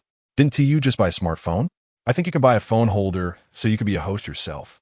Xiao F didn't directly answer her question. All right. Xing Bing suddenly felt enlightened. If I just casually shoot some things or live stream when I have free time, I can completely be a host myself. The threshold for being a host is really low now. As long as you have a smartphone and a phone card, you can do real name authentication and become a host on various video and live streaming platforms. The phone card Xing Bing is currently using was obtained with the help of Zhang Juanfen, and it's not under her identity information. But as long as Zhang Juanfen agrees to let her use it to create a host account and help her with real name authentication, it's feasible. Unfortunately, my current identity isn't human. Otherwise, I could get a real phone card for myself. Now, applying for a phone card requires real name authentication. And as a mermaid from the underwater world, it's impossible for Xing Bing to obtain an ID in the human world, so she can't get a card. Chapter 202, The Happy Life of the Mermaid Princess. 4. After Zhang Juanfen and Chen Lanzhao returned, Xing Bing told them that she wanted to try being an online streamer. At first, Zhang Juanfen and Chen Lanzhao were not very supportive, but they did not oppose it either. When they heard Xing Bing mention that it could also promote Ocean Joy, they thought it was a good idea and decided to join in. From then on, Whenever they had spare time, they would help Xing Bing shoot videos, with Xing Bing usually being the main focus, and Zhang Zhuanfen and Chen Lanzhao only appearing occasionally. Xing Bing initially planned to take the route of a beauty streamer, but later switched to a food streamer. Chen Lanzhao was responsible for cooking. Zhang Zhuanfen took care of filming, and Xing Bing focused on eating. She would only show her genuine reaction in front of the camera when tasting the seafood made by Chen Lanzhao, without exaggerating or acting overly dramatic. Soon, she gained popularity for her natural beauty and unpretentious personality, surpassing most internet celebrities. Many entertainment companies noticed Xing Bing's potential and extended offers to her, but she declined them all and continued working at Ocean Joy to help promote it alongside Chen Lanzhao and Zhang Zhuanfen. Netizens learned that Xing Bing chose to continue working in the restaurant to repay her boss and his wife for their support rather than becoming a streamer in an entertainment company, which increased their fondness for her. They began actively promoting Ocean Joy. The business of Ocean Joy improved significantly, and Chen Lanzhao and Zhang Zhuanfen became overwhelmed, leading them to hire 2 more employees. As they became busier, they no longer had time to help Xing Bing shoot videos. So, she had to use a phone stand to film by herself. Fortunately, she usually filmed videos of herself eating seafood in the restaurant or live streaming barbecues made with seafood, so it didn't affect her content much. She persisted in filming videos or live streaming whenever she had free time. In less than half a year, Xing Bing gained 5 million followers. Among these followers were beauty enthusiasts and food lovers, most of whom remained subscribed after following her, so her follower count continued to rise. During this time, Xing Bing encountered some so-called fans with ulterior motives. They tipped her not just to encourage or appreciate her, but wanted her to provide them with benefits. Some even sent her private messages, claiming they would give her 1 million if she was willing to spend a night with them. Faced with such obsessive fans, Xing Bing took screenshots as evidence and reported them to the police to teach them a lesson. After they were reprimanded, some were still unrepentant and began hiring trolls to defame her. Xing Bing countered by presenting the chat logs and evidence of her police reports. As she engaged in this battle of wits with these obsessive fans, her follower count increased significantly. Many who initially came to watch the drama ended up following her because they wanted to see what would happen next. Seeing that they couldn't outsmart Xing Bing, some started searching for her information online, hoping to dig up dirt on her. However, they found that there was a blank slate regarding her online records before she became a streamer. No one could find any information about her. This outcome was completely unexpected for them, but upon reflection, they found it suspicious. Even if Xing Bing had not been online before, there should be some basic identity information available. How could there be absolutely nothing? After discovering this issue, someone reported to the police that Xing Bing was an illegal immigrant and possibly a foreign spy, demanding a thorough investigation.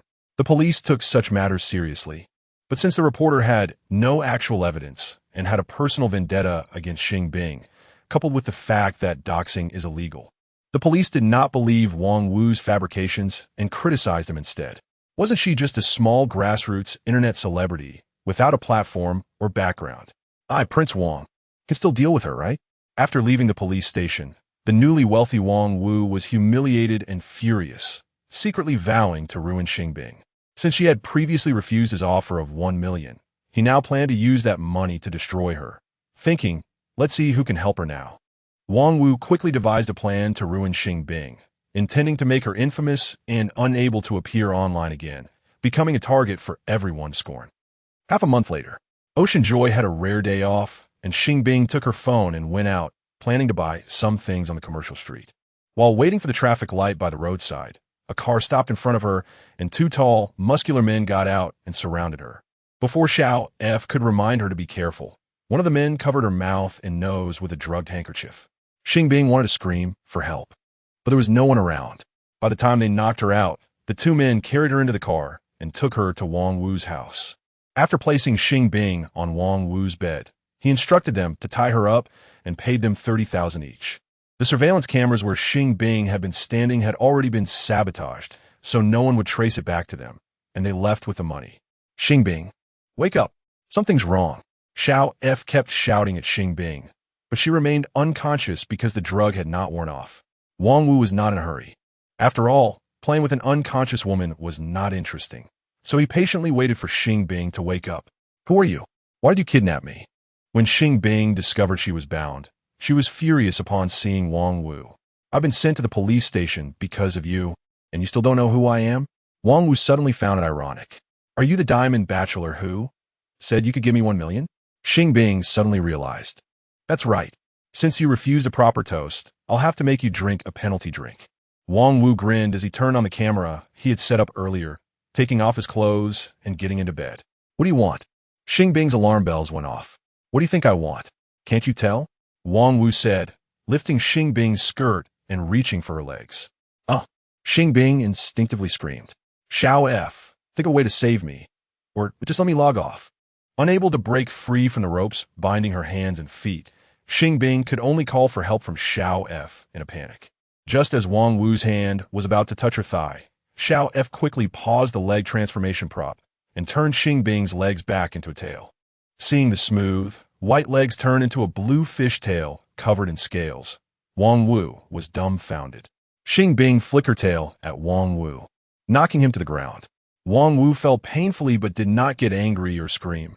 Instead, he laughed out loud. Ha ha, so there really are mermaids in this world. I hit the jackpot. This time, I really hit the jackpot. After getting up, Wang Wu immediately ran out and locked the door. He couldn't let Xing Bing escape. He had to send her to the underground auction house for sale right away. Wang Wu quickly contacted a group of people to have them knock Xing Bing out, pack her in a box, and secretly send her to the auction house. Mermaids are rare treasures that are hard to come by, especially alive, worth at least over 100 million. We will feature her as the highlight of the auction. No matter how much she sells for, as long as we can sell her, we will give you 60%.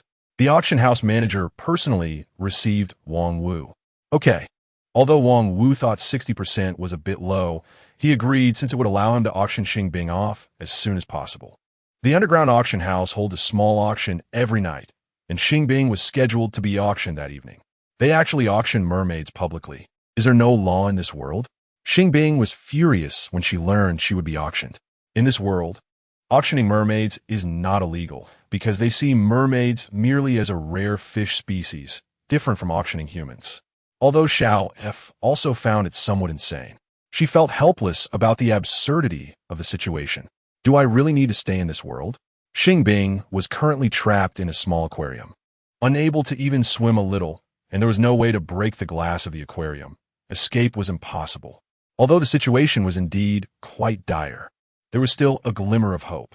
If the person who ends up buying you is a good person, you might still have a chance to return to the ocean.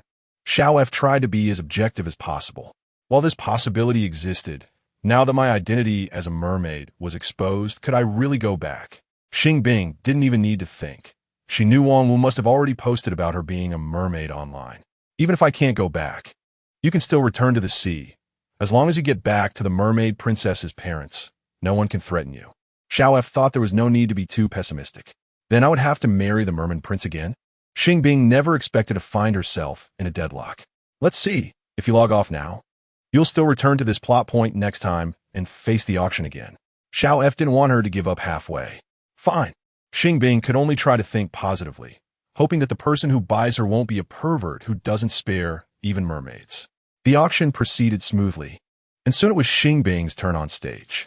She was a genuine mermaid, not only beautiful but also very young. Whether for viewing or keeping, she was an excellent choice, with a starting bid of 100 million, and each subsequent bid must be at least 10 million. After the host finished speaking, the wealthy businessmen sitting under the auction platform began to bid. I bid 200 million. I bid 205 million. I bid 400 million. I bid 1 billion. I bid 2 billion. The prices kept rising, and after someone called out 2 billion, no one else raised the bid. 2 billion once. 2 billion twice. 2 billion 3 times. This mermaid belongs to Mr. Cheng, who bid 2 billion. The host confirmed the sale, selling Xing Bing to Cheng Jiao, the president of Cheng Group. Chapter 203: The Happy Life of the Mermaid Princess. 5. Early the next morning, the auction house staff delivered Xing Bing along with the aquarium to Cheng Jiao's private villa. Cheng Jiao placed her in the swimming pool on the balcony filled with clean water. Don't be afraid, I'm a good person. I bought you to save you, and I won't harm you, Cheng Jiao said with a smile. Looking at Xing Bing, who was staring at him warily. Will you send me back to the sea? Xing Bing asked, still doubtful. Although I would love to put you back in the sea, unfortunately, I can't do that right now. Everyone knows that I bought you. And if I send you back immediately, someone will definitely intercept you and capture you again. It will take some time, Cheng Jiao replied with slight regret. How long will it take? Xing Bing was still not fully convinced. At least 3 months, I suppose. If the discussions about you continue online, it may take even longer. Cheng Jiao could not provide a definite answer. Are you hungry? Do you need something to eat? Before Xing Bing could respond, he changed the subject. If possible, I'd like to eat normal meals. Xing Bing did not want fish food. Regular meals were more suitable for her. I was just about to cook, so I'll make you a meal too, Cheng Jiao said with a smile and turned to leave. Xiao F, can I change my tail back into legs? Xing Bing didn't want to stay in the water all the time. She wanted to see if she could still go ashore. Yes, but you have to get out first. You can't change directly in the water, Xiao F replied without hesitation. Then will I have to exchange for a dress again? Xing Bing currently had no dress because the people who placed her in the aquarium had taken it off her. If you don't want to exchange, you can have Cheng Jiao prepare some clothes for you first, Xiao F suggested, thinking it would be more cost-effective. Okay, Xing Bing didn't want to waste points. So when Cheng Jiao brought the food over, she mentioned this to him. You can still change your tail into legs? Cheng Jiao was somewhat surprised. Yes, but I need to leave the water first, Xing Bing replied, leaning against the edge of the pool, eating while chatting with him. Then I'll have someone buy you a few outfits and some shoes, Cheng Jiao said. Unsure of what type of clothes and shoes to buy, he called over a cleaning lady in her 40s to help Xing Bing pick out clothes and shoes. Just buy larger sizes for clothes or skirts, and size 39 for shoes. After transforming into human form, Xing Bing was 165 meters tall, and her feet were relatively long, so she needed larger sizes for clothes and shoes. Okay, the cleaning lady took Cheng Jiao's credit card and went to the nearest clothing and shoe stores, returning with 3 seasonal outfits and 3 pairs of different shoes for Xing Bing. Do I need to carry you into the room? Cheng Jiao asked, looking at Xing Bing still in the pool, uncertain.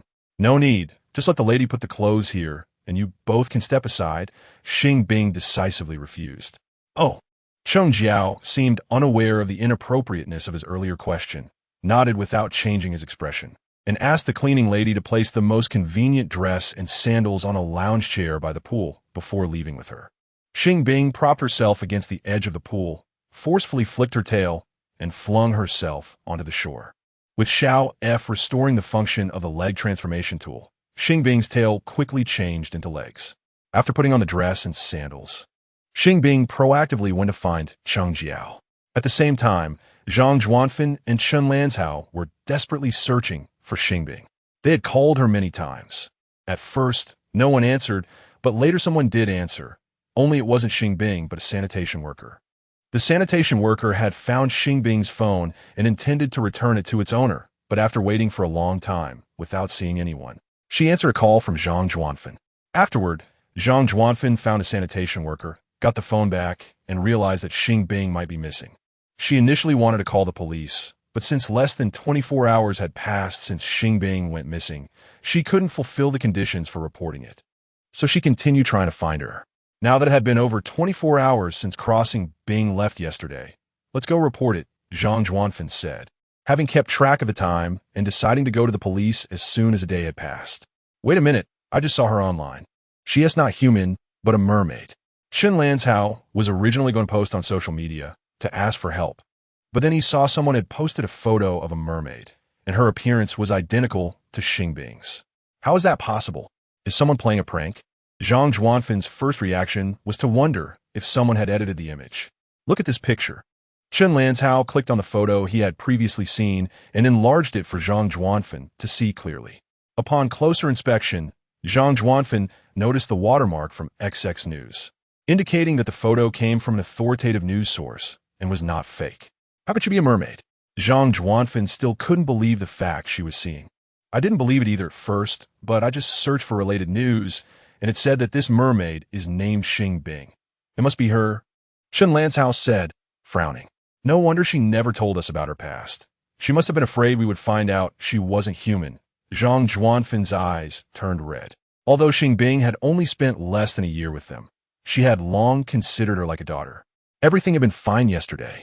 But today she discovered that Xing Bing was not only a mermaid, but had also been auctioned off.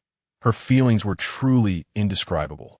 Even if she is not human, she is still part of our ocean. We must find her. Chen Lanzhao refused to give up on Xing Bing, but he didn't know where Chang Jiao, who had bought her, lived.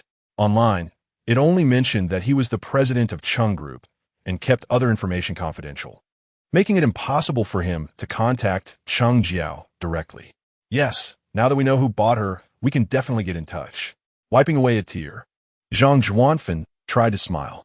Just as the two were racking their brains to figure out how to contact Cheng Jiao, Zhang Zhuanfen's phone rang. The caller ID showed an unknown number, but Zhang Zhuanfen still answered. Is this the boss lady? I'm Xing Bing. I'm safe now, so you don't have to worry. As soon as Xing Bing answered the call, she reported her safety. That's good. Are you using Cheng Jiao's phone now? Zhang Zhuanfen wanted to confirm if the phone number belonged to Cheng Jiao for note-taking purposes. Yes, I just borrowed his phone. Xing Bing had thought that Zhang Zhuanfen might not answer an unknown call. She didn't expect her to pick up immediately. Thank goodness I answered. Otherwise, I might have missed it. Normally, Zhang Zhuanfen wouldn't answer unknown calls, but this time she had been thinking about Xing Bing, assuming it might be her calling from someone else's phone, so she answered as soon as she saw it. Don't worry. Even if you hadn't answered, I would definitely call again. If you still didn't pick up, I would have called a third time or contacted the boss until you answered. Xing Bing knew they would definitely be worried about her absence, and she would not give up on reporting her safety. Even if you really don't answer, it's okay. I've already talked to Chang Jiao. When he has time, he'll take me back to Ocean. Even though I can't stay with you all the time, at least we can see each other again. Xing Bing's identity has now been fully exposed. Staying in Ocean for a long time might bring them trouble. Before returning to the underwater world, she is afraid that most of her time will still have to be spent here with Chang Jiao, as he can ensure her safety. It's good that you could come over. We brought back your phone, so you can take it back, and you want need to buy a new one. Zhang Zhuanfen knows that her current situation is special and that she definitely cannot continue to stay in Ocean, but at least she should take her phone back, as it contains many memories of Ocean. I will go back as soon as possible. While I'm not here, you all need to take care of yourselves. If you're really too busy, consider hiring a couple more employees. Don't overwork yourselves, Xing Bing said earnestly. Okay, we will wait for you to come back. After Zhang Zhuanfen finished speaking, she hung up the phone. She should have felt happy and relieved, but tears flowed uncontrollably. Chen Lanzhao knew she was reluctant to part with Xing Bing and quickly comforted her. Just think of it as marrying her off. She is just not living at home anymore. It doesn't mean we are really separated. In the future, if there is a chance, we can also go visit her. Zhang Zhuanfen finally smiled.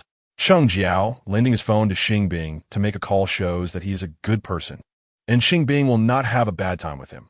That is enough. 2 days later, taking advantage of the weekend, Xing Bing had Cheng Jiao take a day off to bring her back to Ocean. After discovering that Cheng Jiao was not only handsome, but also had a good personality, Zhang Zhuanfen and Chen Lanzhao suddenly felt that Xing Bing and Cheng Jiao were simply a match made in heaven. Unfortunately, Xing Bing is not human. If she were, it would definitely be feasible for them to be together. Zhang Zhuanfen felt a sense of regret when she thought about how Xing Bing is a mermaid and that her relationship with Cheng Jiao is interspecies. I also think they are well matched, both in appearance and age. They are very compatible. Chen Lanzhao completely agreed with her idea. If they didn't consider getting a marriage certificate, they could actually get married. Zhang Zhuanfen let her thoughts wander and considered that if they didn't care about societal views or whether they had legal protection, even crossing species, they could still become a couple. And who was getting married anyway? Overhearing Chen Lanzhao and Zhang Zhuanfen discussing marriage, Xing Bing happened to come over. No, we were just talking about something online. You can continue showing Chang Jiao around. Zhang Zhuanfen quickly found an excuse. Oh, Xing Bing took it at face value and went outside with Cheng Jiao to see the seaside scenery. Chapter 2. Oh, for the happy life of the mermaid princess. 6. How's the scenery here? Not bad, right? Xing Bing looked at the distant azure sea and smiled sweetly. It's pretty good, but it seems no different from an ordinary sea. Cheng Jiao couldn't see any difference between this sea and others. Do you know why I only brought you here? Xing Bing didn't actually take him to the seaside, just to a place near the beach. Why? Sheng Jiao cooperatively asked. Because ahead is a protected area, ordinary people cannot enter casually. Although the ocean amusement park we run is by the sea, we actually get our ingredients from the seafood market, not from catching seafood ourselves. Xing Bing said seriously. I see. Sheng Jiao showed a look of realization. If I want to go back in the future, I can just come here. Protected areas generally have no one inside. As long as I sneak in quietly and leave quietly, no one will notice. Xing Bing looked around to make sure there was no one nearby before telling him her plan. That's a good idea, but how will you sneak in? Sheng Jiao didn't expect her to trust him so much, even willing to share such a plan, feeling a bit flustered but still maintaining his composure. I'll find a way for that. Let us talk about it later. Xing Bing didn't want to go back for now. Anyway, no mermaids were looking for her. In fact, the mermaid king and queen have already discovered that you are missing. They have sent mermaids to look for you everywhere and have almost searched the entire sea area. They will soon find out that you are not in the underwater world. And then they will find a way to come to the human world to look for you. Hearing Xing Bing's thoughts, Xiao F quickly helped her face reality. They shouldn't be able to come ashore, right? Xing Bing never thought that her secret escape to the human world had already been exposed. Actually, they can. Adult mermaids, after having a partner, can transform their tails into legs, and they can switch back and forth at will. Xiao F hadn't noticed this setting before, because she had only read the comic of the happy life of the mermaid princess, not the more detailed settings in the game. What should I do? I want to be caught and forced into marriage, right?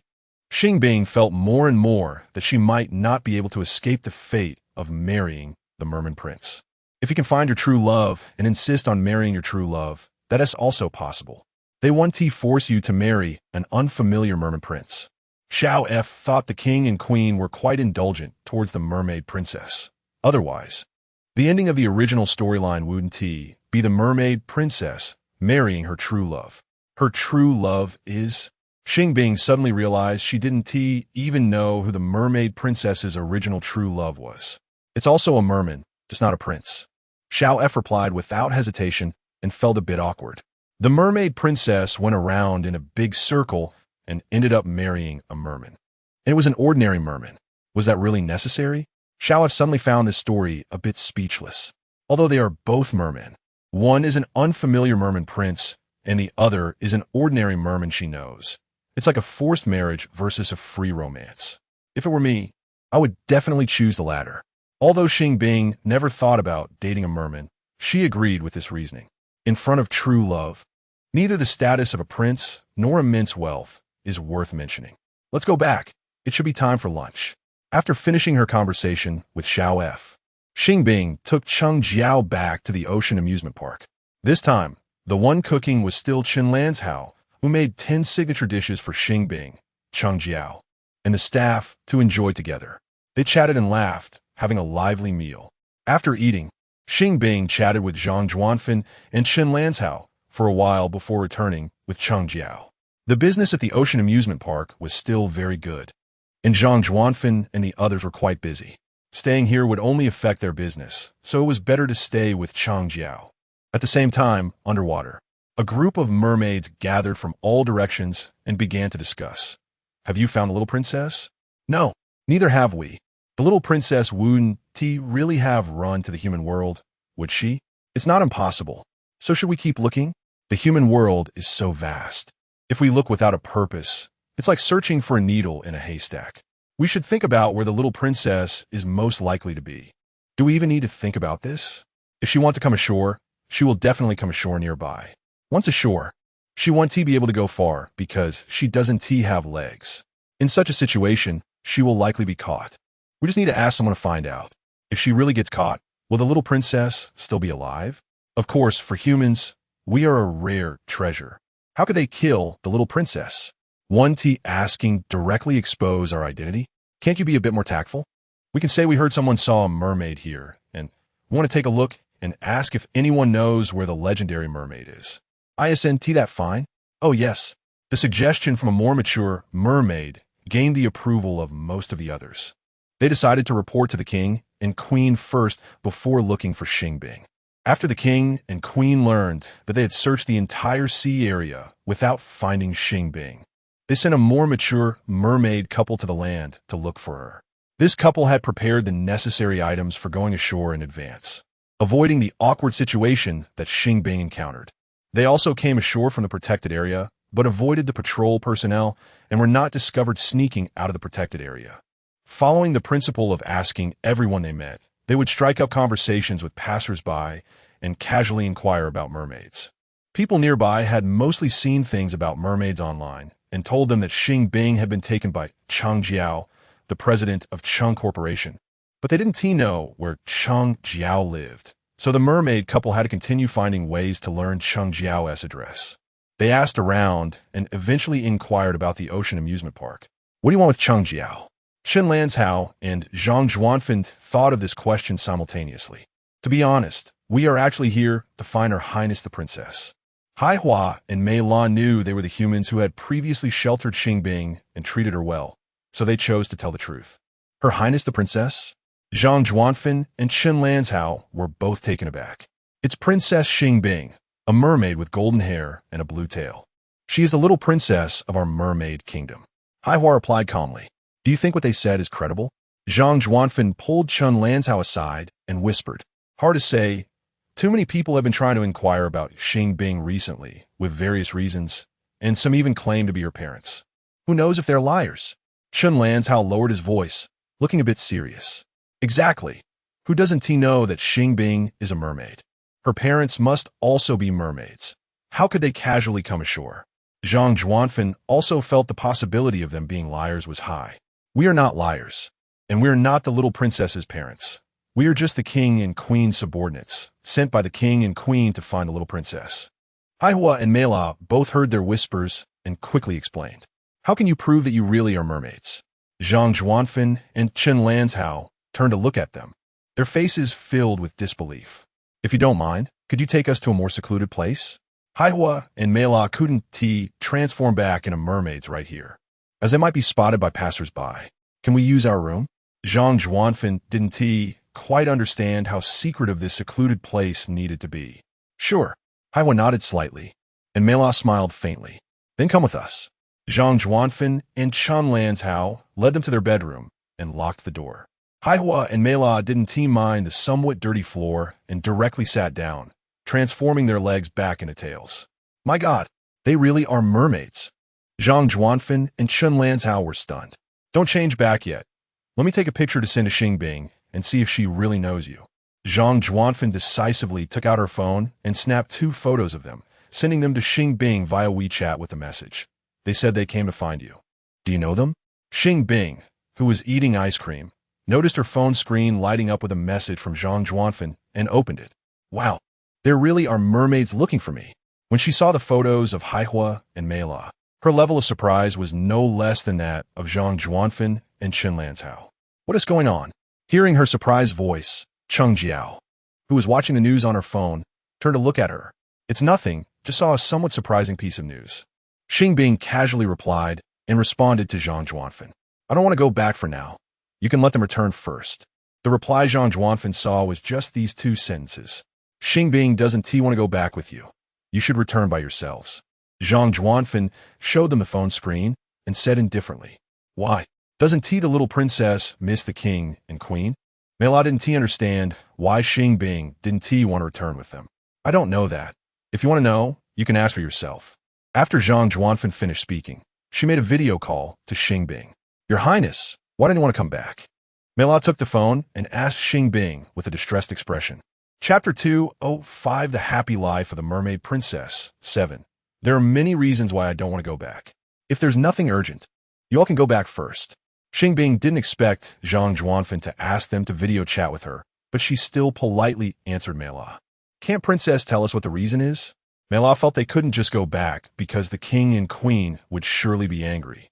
There really are many reasons, and it's hard to explain all at once, so let us talk about it next time. Xing Bing noticed Chang Jiao was looking at her and quickly hung up the video call. "Did your people come to find you?" Chang Jiao placed his phone on the coffee table in front of the sofa, turned to look at Xing Bing, and asked with concern. "Yes." Xing Bing couldn't deny it. "Can you tell me why you don't want to go back for the time being?" Chang Jiao knew she didn't really intend to stay on land forever. She just didn't want to return to the underwater world for some reason. How should I put it? The main reason is that I can't bear to part with the delicious food on land. Xing Bing didn't mention her reluctance to marry the merman prince. You're clearly not human. Why are you so fond of human food? Cheng Jiao was very curious. Maybe it's because I'm tired of eating food from the sea. Xing Bing couldn't say she was actually human. Then wouldn't you have to get tired of all the food on land before you could go back? Cheng Jiao couldn't help but smile. It's impossible to get tired of food on land. Even if I eat it every day, I wouldn't get bored. Xing Bing could change up her meals on land, while in the underwater world, she could only eat raw ocean plants. How could she possibly want to go back? I also think that the variety and cooking methods of food on land are so diverse that even if I could live for hundreds of years, I wouldn't get bored. Cheng Jiao agreed deeply. How do you know mermaids can live for hundreds of years? Xing Bing caught onto an unexpected point. I was just making a comparison. Cheng Jiao's gaze flickered slightly when he said this. Oh. Xing Bing thought he really knew that mermaids could live at least hundreds of years, so she didn't think much of it. If I were also a mermaid or merman, would you be willing to date me? Cheng Jiao carefully asked, looking at her who had fallen silent. Are you referring to dating as in friendship, or? Xing Bing felt his words were quite ambiguous. If it's just friendship, aren't we already friends? Cheng Jiao replied very tactfully. You can't possibly mean it like that, right? Xing Bing suddenly had an ominous premonition. Sorry, I actually lied to you earlier. The reason I wanted to buy you wasn't purely to save you, but because I thought you were really beautiful and fell for you at first sight, which is why I was willing to spend a lot of money to buy you back. Cheng Jiao clenched his fists, cold sweat gradually seeping from his palms. After speaking, he instinctively turned his head away, not daring to look at her expression. Just because I'm pretty, you would fall for me at first sight? Xing Bing felt it was a bit ridiculous. There are many good-looking people in this world. If his affection was really that superficial, wouldn't he fall for anyone he saw? It's different. If she were human, no matter how beautiful she was, I wouldn't like her. You are unique in my heart. Cheng Jiao actually had revealed his biggest secret and could only explain it this way. You mean you like me because I'm a mermaid? Xing Bing still felt the reason was too superficial. Not really. The point is the first impression. The moment I saw you, I felt you were different. Only you could catch my eye, and only you could make my heart race. Cheng Jiao didn't know why he felt this way, but he believed he had encountered true love. I'm sorry, but I think it's more appropriate for us to be ordinary friends. Xing Bing couldn't help but show an awkward smile. This was definitely the effect of the original character's protagonist aura. Like making a CEO character fall in love at first sight. In short, she felt he couldn't really like her. Really not considering it? Cheng Jiao's gaze dimmed, and his cold sweat stopped. It felt like he had suddenly walked into a biting cold wind, and his whole body felt the piercing chill. We're really not suited for each other. You should look for someone else. Xing Bing said helplessly and took her phone and left. Why? I waited so many years just to finally meet someone who makes my heart race. Why wouldn't you even give me a chance to date? Cheng Jiao looked at her departing figure, his eyes gradually reddening. The tears that overflowed from the corners of his eyes turned into a round, full pearl as they fell.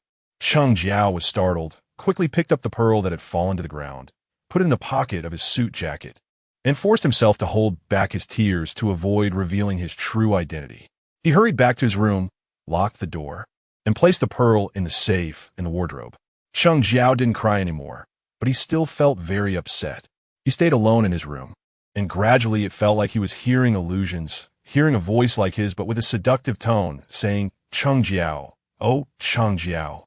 How naive you are to think that just because you did so much for her, you can move her heart. Don't forget, your true identity is not the president of Cheng Group, but the prince of the Merman Kingdom. She, as the princess of the Mermaid Kingdom, is supposed to marry you. What reason do you have to respect her wishes and let her go? She was always meant to be yours, whether she says she is willing or not. As long as you consummate the marriage, can she refuse to marry you? That's right, she was always meant to be mine. I can't let her go. I must have her. Cheng Jiao murmured to himself, a hint of darkness flashing in his clear eyes. That evening, Cheng Jiao set the dinner table for a candlelight dinner, which seemed very romantic, but Xing Bing felt very awkward. Haven't I already rejected him? Why is he still doing this? Xing Bing felt a sense of déjà vu. as if she had returned to the moment by Meow planned to confess in the last world. I just thought this would create a nice atmosphere, nothing more. You don't have to mind. Cheng Jiao smiled at her, as usual, and said lightly. Oh. Xing Bing saw how casually he said it and didn't ask anything further. So she buried herself in her meal. As usual, she quickly finished her food, and after eating, she didn't need to clean up because a cleaning lady would be responsible for that. So she planned to play on her phone. Strange. Why do I feel a bit sleepy? As soon as Xing Bing opened her phone, she felt a heavy drowsiness wash over her. This feeling was different from normal sleepiness because this time it came so suddenly that she didn't have time to ask Xiao F what was going on before she dozed off. What is going on? Why did Xing Bing suddenly fall asleep? When Xiao F discovered that Xing Bing had fallen asleep sitting on the sofa, she felt very puzzled. Just as she was wondering, she saw Cheng Jiao walk up to the sofa, pick up Xing Bing, and carry her into his room. Shouldn't he be taking her back to her room? Xiao F immediately felt something was off. After placing Xing Bing on the bed, Cheng Jiao turned around to lock the door, then returned to the bedside and leaned down to cover Xing Bing's lips. What is he doing?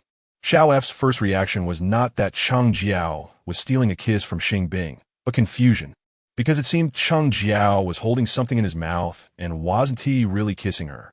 He was actually putting something that looked like a pearl in his Xing Bing's mouth. Did I overlook some hidden settings? The more Xiao F looked, the more confused he became, and he quickly scanned Cheng Jiao. Wow.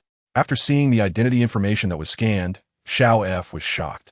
Cheng Jiao's true identity was a merman prince living on land. He was over 100 years old and had lived on land for more than a decade, disguising himself as a person of status. The reason he didn't want to stay in the merman kingdom was the same as that of the Little Mermaid princess. He didn't want to be used for a political marriage. So he ran to land. Mermen are different from mermaids, regardless of whether they are of age or have partners, as long as they come ashore. They could transform their tails into legs. So he just fed Xing Bing a merman pearl?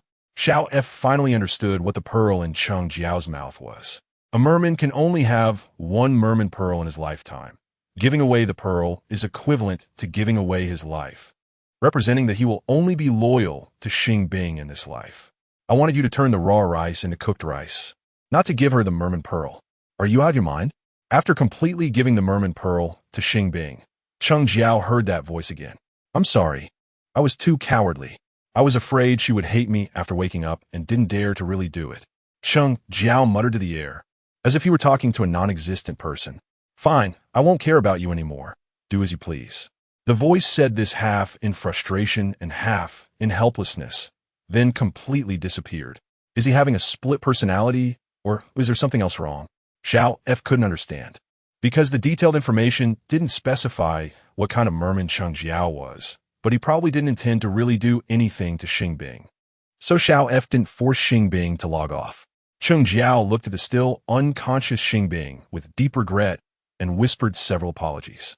In the end, he just took off his suit jacket and laid down beside Xing Bing, facing her so that she could see him the moment she woke up. When Xing Bing woke up, she almost got a heart attack. Why am I sleeping next to him? I can't be. Xing Bing suddenly sat up, instinctively looking at her body. It's okay. He actually didn't do anything to you, not even taking off your clothes. Xiao F quickly reassured her. He really didn't do anything? Xing Bing was skeptical. Xiao F was a bit conflicted, unsure whether to tell her that Cheng Jiao had fed her the merman pearl with his mouth. Chapter 206. The end. Before Xiao F could think it through, Cheng Jiao woke up, and Xing Bing decided to ask him directly. Did you put drugs in the food? Xing Bing asked with a straight face. I'm sorry, but what I put in was just a sleeping pill, not an illegal drug. Cheng Jiao replied, kneeling in front of her with an apologetic expression. Sleeping pills themselves are not illegal, but your actions are illegal. Aren't you afraid I'll call the police? Xing Bing said sternly. Have you forgotten that your current identity is not human? In the eyes of the police, you're just a pet I bought. They won't care whether I made you take sleeping pills, Cheng Jiao stated, not intending to mock her, but merely stating facts. Just because of that, you can treat me like this? Xing Bing felt deeply disappointed in him. I didn't want to do this either, but if I didn't, how would you accept my token? Cheng Jiao said with a bitter smile. What token? Xing Bing instinctively looked at herself again, but found nothing extra. I gave you my jiaozhu while you were asleep, Cheng Jiao replied succinctly. Jiaozhu? Xing Bing was even more confused. Actually, I'm not human either. My true identity is a prince of the Jiaran kingdom.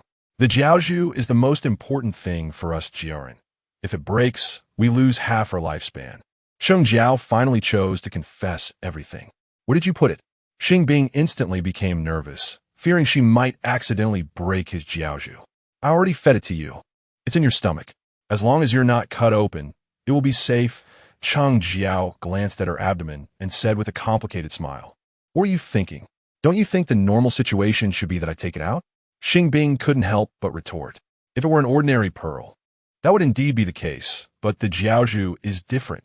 It can float in your stomach, Cheng Jiao explained as if giving a science lesson. Why did you do this? Don't you know I don't like you at all? Xing Bing felt a surge of frustration. It's fine. I like you enough for both of us. Cheng Jiao tried hard not to cry, forcing a smile and saying, also, according to the traditions of our two countries, if you don't find true love after coming of age, you must marry a prince from our kingdom. I'm also a prince. If you choose to marry me, you can live on land forever. Although that is tempting for me, I won't change my mind easily. Xing Bing said as she got off the bed and quietly slipped away. You can take your time to think about it. I'll wait for your final answer. Sheng Jiao did not stop her and let her run out. Xing Bing didn't run far. She just returned to her room to complain to Xiao F about the situation. What does he want? Does he really think marrying someone who doesn't like him will make him happy? Xing Bing truly couldn't understand Cheng Jiao's thought process. I don't understand either. Maybe it's just a deep love. Xiao F couldn't think of any other reasons. Is there any way to get his Jiaozhu out? Xing Bing felt that the biggest problem now was that there was still a Jiaozhu in her stomach, which made her feel like she was carrying half a life and unable to treat Cheng Jiao normally. Besides cutting you open, there is no other way. Currently, there are indeed no other options since Cheng Jiao is unwilling to take out himself. So this means I have to choose between dying or marrying him. Xing Bing suddenly felt he was despicable. Actually, I think if you insist on getting it out without marrying him, he would probably agree.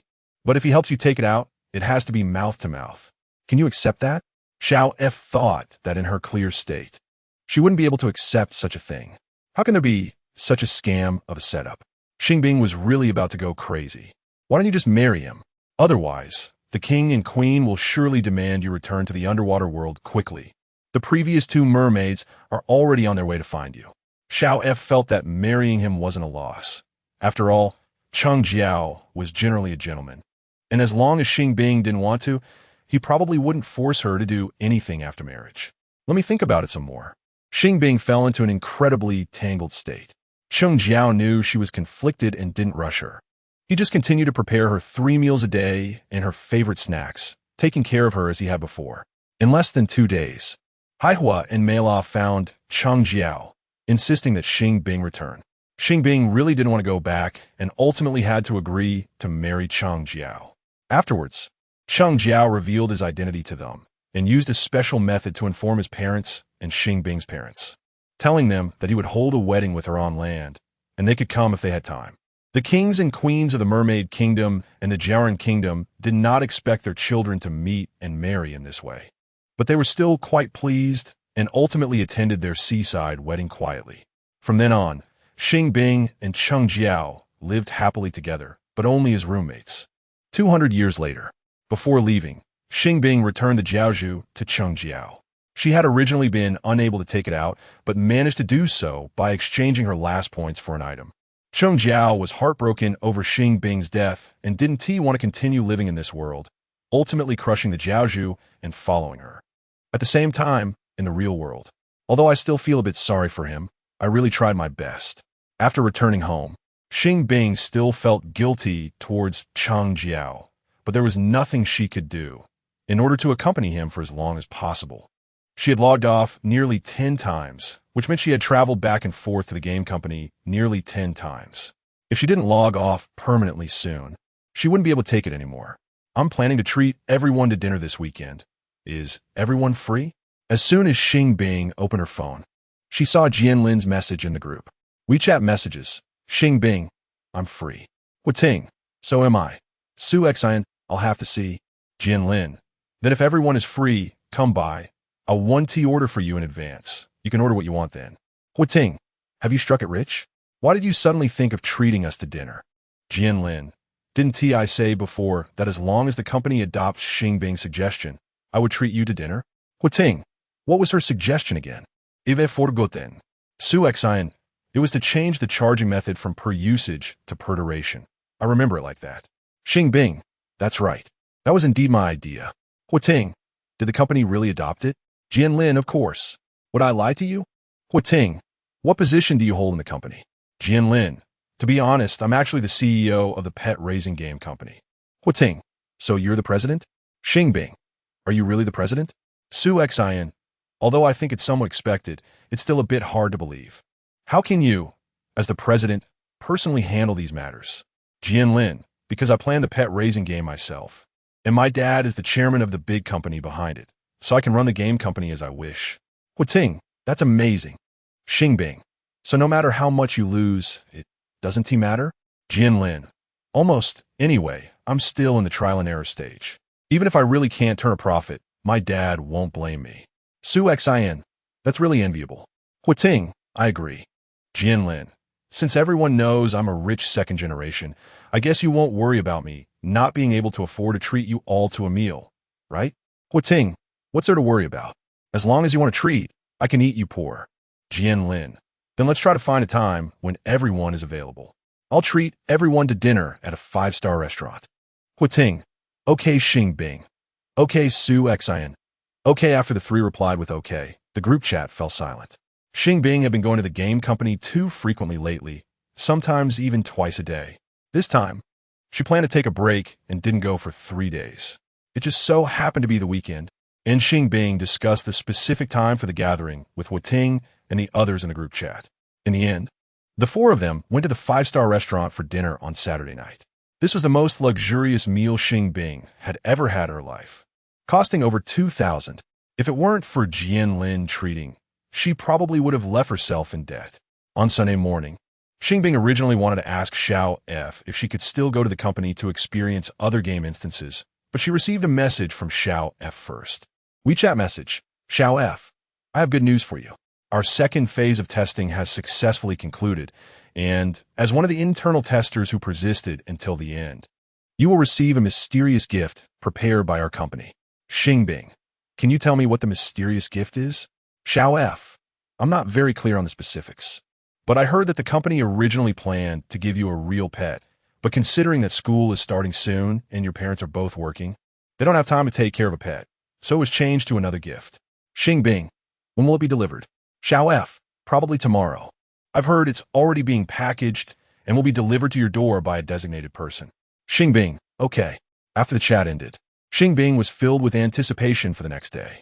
In the afternoon of the next day, she received the mysterious gift. The staff delivered a fairly large cardboard box.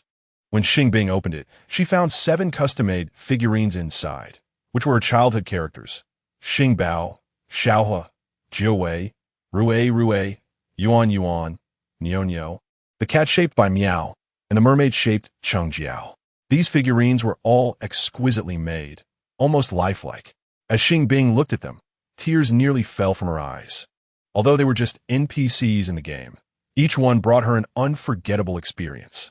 If it weren't for her limited finances, she really wished she could go back to the game world and see them again. What is this? After placing all the figurines on her desk, Xing Bing noticed there was an envelope at the bottom of the box, addressed to Xing Bing personally. Inside the envelope was only a piece of paper that read, "Thank you very much for your contribution to Pet Raising Record. As long as you are willing to continue experiencing it for free, the doors of Pet Raising Record will always be open for you." The end.